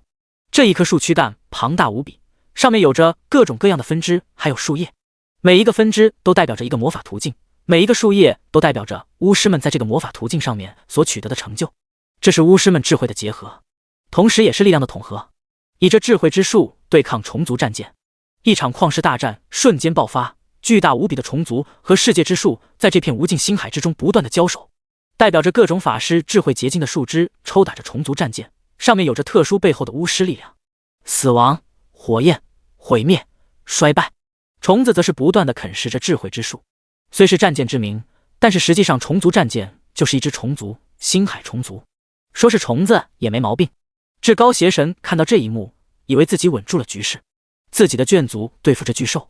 其他的邪神则是全力绞杀亚人族以及深海鱼人，胜利的天平肯定是向自己倾斜的。邪神是这样想的，不过他这个想法没有维持过1分钟。第172章合道之树。无数巫师组成的智慧之树拖住的仅不过是虫族战舰罢了，拖住的是虫族战舰本身，而不是其身上的文明。巨大的法阵从虫族战舰身上亮起，一个个强大无比的光影出现，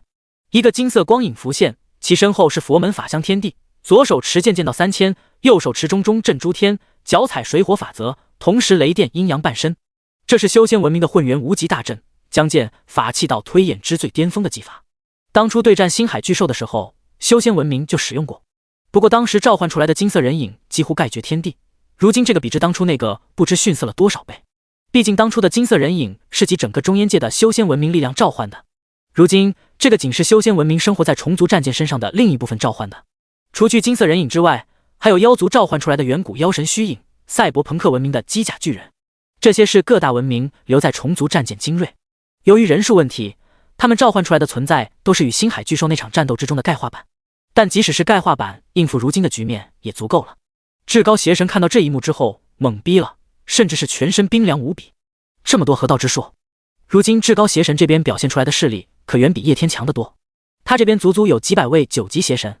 可那么多的邪神能够将眷族的实力统合起来，也就只有他罢了。其他的邪神根本没有办法将眷族的力量全部结合在一起。各种文明体系之中，合击之术这种概念并不罕见，什么战阵了，什么军魂了，都是合击之法，能够集其众人之力。但是这些合击之法应用到整个世界之中就有很大的问题，它所能够统合的力量是有上限的，它存在一个文明技术上面的限制，缺少一个从量变到质变的阶梯，而跨越了这个阶梯被称之为合道之术。合道之术的存在就是排名创世神与其他创世神之间的一个分水岭。拥有合道之术的创世神能够统合自己所有眷族的力量，随后爆发出难以想象的战力。就比如这至高邪神所召唤出来的智慧之术，假如有另外一个邪神世界强度与他一模一样，然后两个世界爆发神战，在实力相同的情况之下，至高邪神召唤出这智慧之术，对面根本没法破解。智慧之术与普通眷族之间的差距无法用数量来弥补，再多的眷族进攻也不过是给智慧之术挠痒痒罢了。这合道之术的存在就像是一些争霸小说之中的军魂，凝聚具有军魂的军队，召唤出军魂所向披靡。没有军魂的军队，即使数量100倍、1000倍于敌人，也只能被军魂践踏。一句话，破不了防，血条也不亮，根本打不了一点点。因此，合道之术的存在就是区分创世神是否强大的标。这玩意儿和赛博朋克文明的无尽能源技术一样，属于技术方面的问题。没有一个足够强大的事件，没有足够的知识和力量支撑，根本无法搞出来。而且最重要的是，即使是排名邪神，最多也就只有一个合道之术。这玩意儿不仅要契合自己世界的修行文明，还要契合自己世界的本源力量。无论是星空之域，又或者是堕落与罪恶之地，绝大部分的邪神世界之中都只有一个修行体系的存在。因此，一个修行体系就只能研究出一个合道之术。合道之术是汲取了整个修行文明的知识之后所产生的。至高邪神的智慧之术是巫师们所有智慧的所结晶，同时上面也记载着巫师文明从至高邪神的世界诞生至今所经历的一切。智慧之术与整个巫师文明彼此密切相连，因此智慧之术这一道合道之术才能够统合整个巫师文明的力量。这其中的道理看似简单，实则却是一方修行体系成长到最巅峰之后的智慧结晶。至高邪神手下的那些邪神虽然都为9级，但是他们根本没有资格研究合道之术。从虫族战舰降临的这一刻开始，至高邪神就知道自己搬过来的这些援兵就只能当炮灰了，甚至于存不存在都没有意义，因为他们压根没有插手顶级战争的资格。再多的蝼蚁也无法对太阳造成一点点的伤害。而真正让这至高邪神所震惊的是，这个名为中烟的世界拥有的不止一种河道之术。每一道河道之术的发明都需要某个文明发展至最顶峰才能研制出来，而这个中烟世界却有这么多的河道之术。修仙文明、科技文明、魔法文明，每个文明都拥有自己的河道之术，这就十分的恐怖了。这说明在这个世界之中，这些文明都已经发展到了最顶峰。寻常的世界将某一文明发展到最顶峰，并且拥有河道之术，便已是排名强者。而中烟界能够将这么多的文明全部繁衍至最顶峰，这个世界得是有多么的强大。即使是拥有排名的至高邪神，他在这一瞬间也是感受到了深深的恐惧。这些深海鱼人以及亚人族实力就已经十分的恐怖了，这些都是比较偏向于西幻修行体系的种族。至高邪神本以为中烟界是一方西幻世界，但是如今看到虫族战舰之上各大文明的存在，他才意识到这个中烟界并非他所想的西幻文明，而是一个集体各大修行文明于一体的世界，并且每一文明都发展到了极为昌盛的地步。至高邪神根本无法想象有这样的一个世界能够将所有的文明都包含在其中。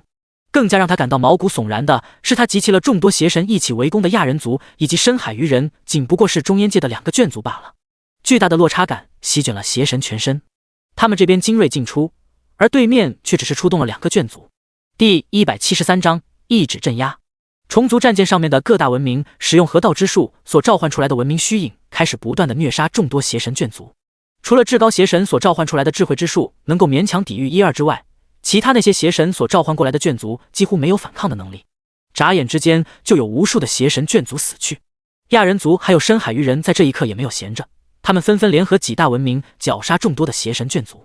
亚人族以及深海鱼人虽然也发生了质的变化，不过他们只代表2个普通的眷族，所以这2大种族倒是并没有河道之术的存在。不过其战力之强足以碾压这些邪神眷族。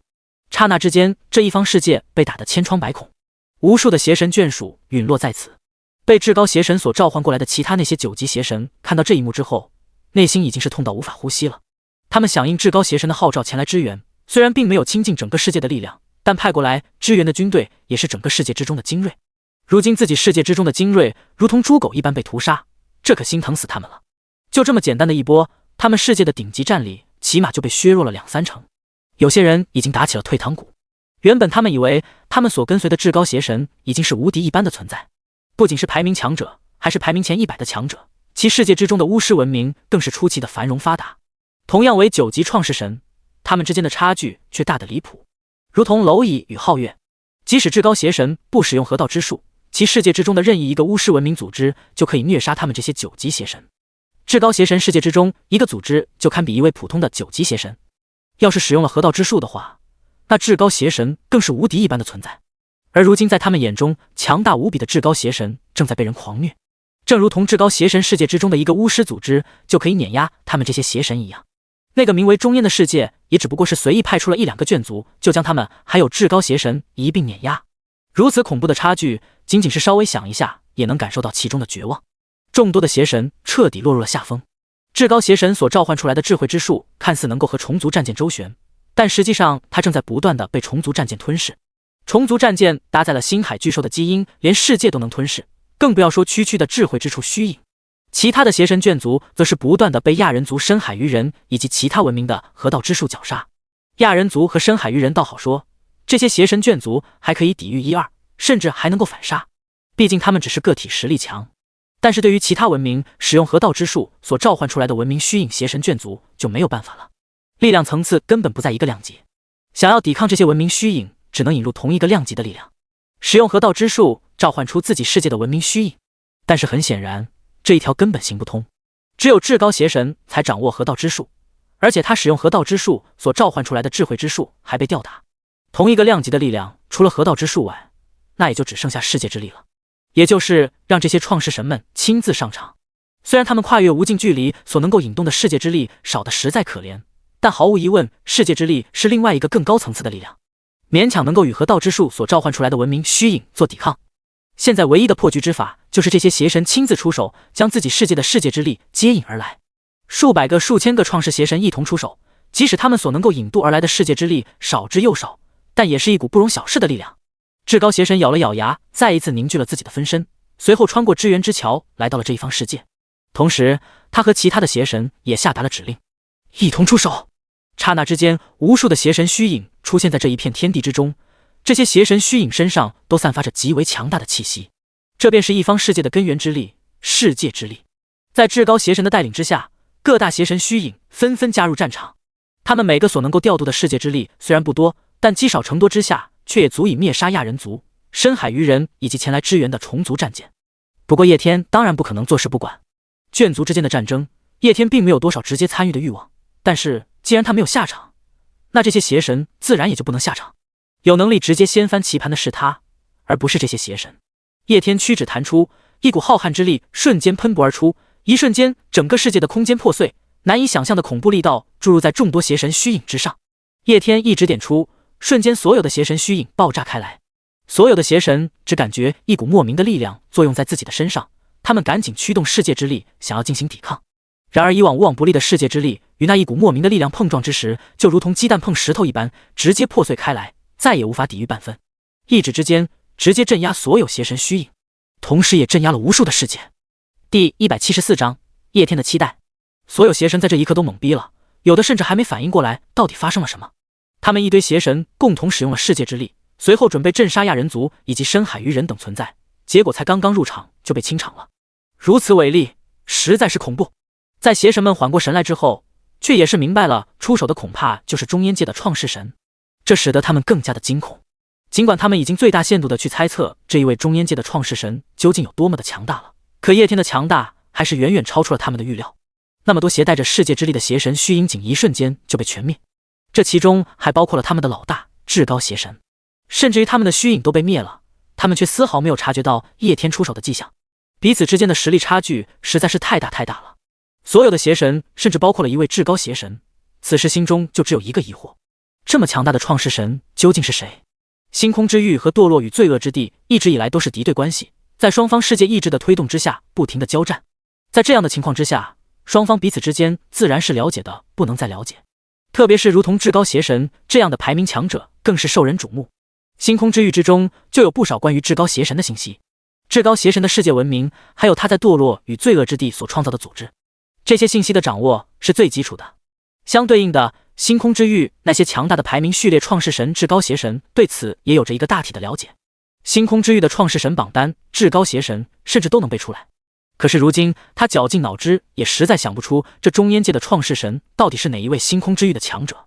亚人族、深海鱼人、虫族战舰，还有各种各样的河道之术，这些信息和星空之域的那些排名强者根本对不上号。至高邪神迷茫了。就在他们迷茫的这一小会儿功夫，他们所派过去的眷族几乎被全灭，仅剩下至高邪神的智慧之术还在死撑。此时的智慧之术模样凄惨极了，象征着巫师文明智慧结晶的各种树枝全部被虫族战舰吞噬，如今只剩下一个光秃秃的树干在死撑着，已经彻底失去了反抗的能力。叶天对自己如今的实力也有了一个更加深刻的了解，2个字：无敌。中烟界如今已经发展到了一个十分恐怖的地步，仅仅是亚人族以及深海鱼人这2个眷族，再加上一艘方舟，就能够轻易虐杀这么多的9级邪神，甚至其中一名还是在堕落与罪恶之地排名前100的至高邪神，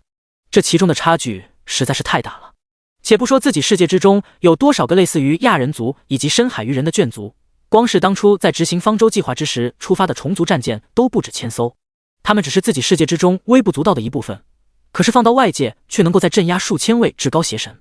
尽管这些邪神派过来的援军并不是他们世界的全部，但这也是很恐怖了。要是把修仙文明又或者是赛博朋克文明这种级别的文明丢到这里，恐怕至高邪神的骨灰都被扬了。对自己的实力有了更清晰的认知之后，叶天对于剩下的这个特殊神格更加的渴求了。如今他在无尽星海已经彻彻底底的无敌，即使是星空之域、堕落与罪恶之地的所有创世神一起围攻他，他也丝毫不惧。文明实力发展到一定的程度，数量也就失去了意义。无敌是会让人空虚的。重生归来到现在，前世的仇报完了，自己的世界也已经强化到了一个进无可进的地步。各大文明眷族之中也没有什么可期待的事情，毕竟系统、无尽能源这些技术都被搞出来了，如今真实在没有什么可期待的，彻底无敌了。叶天现在唯一的期望就是成为至高创世神，然后了解自己重生，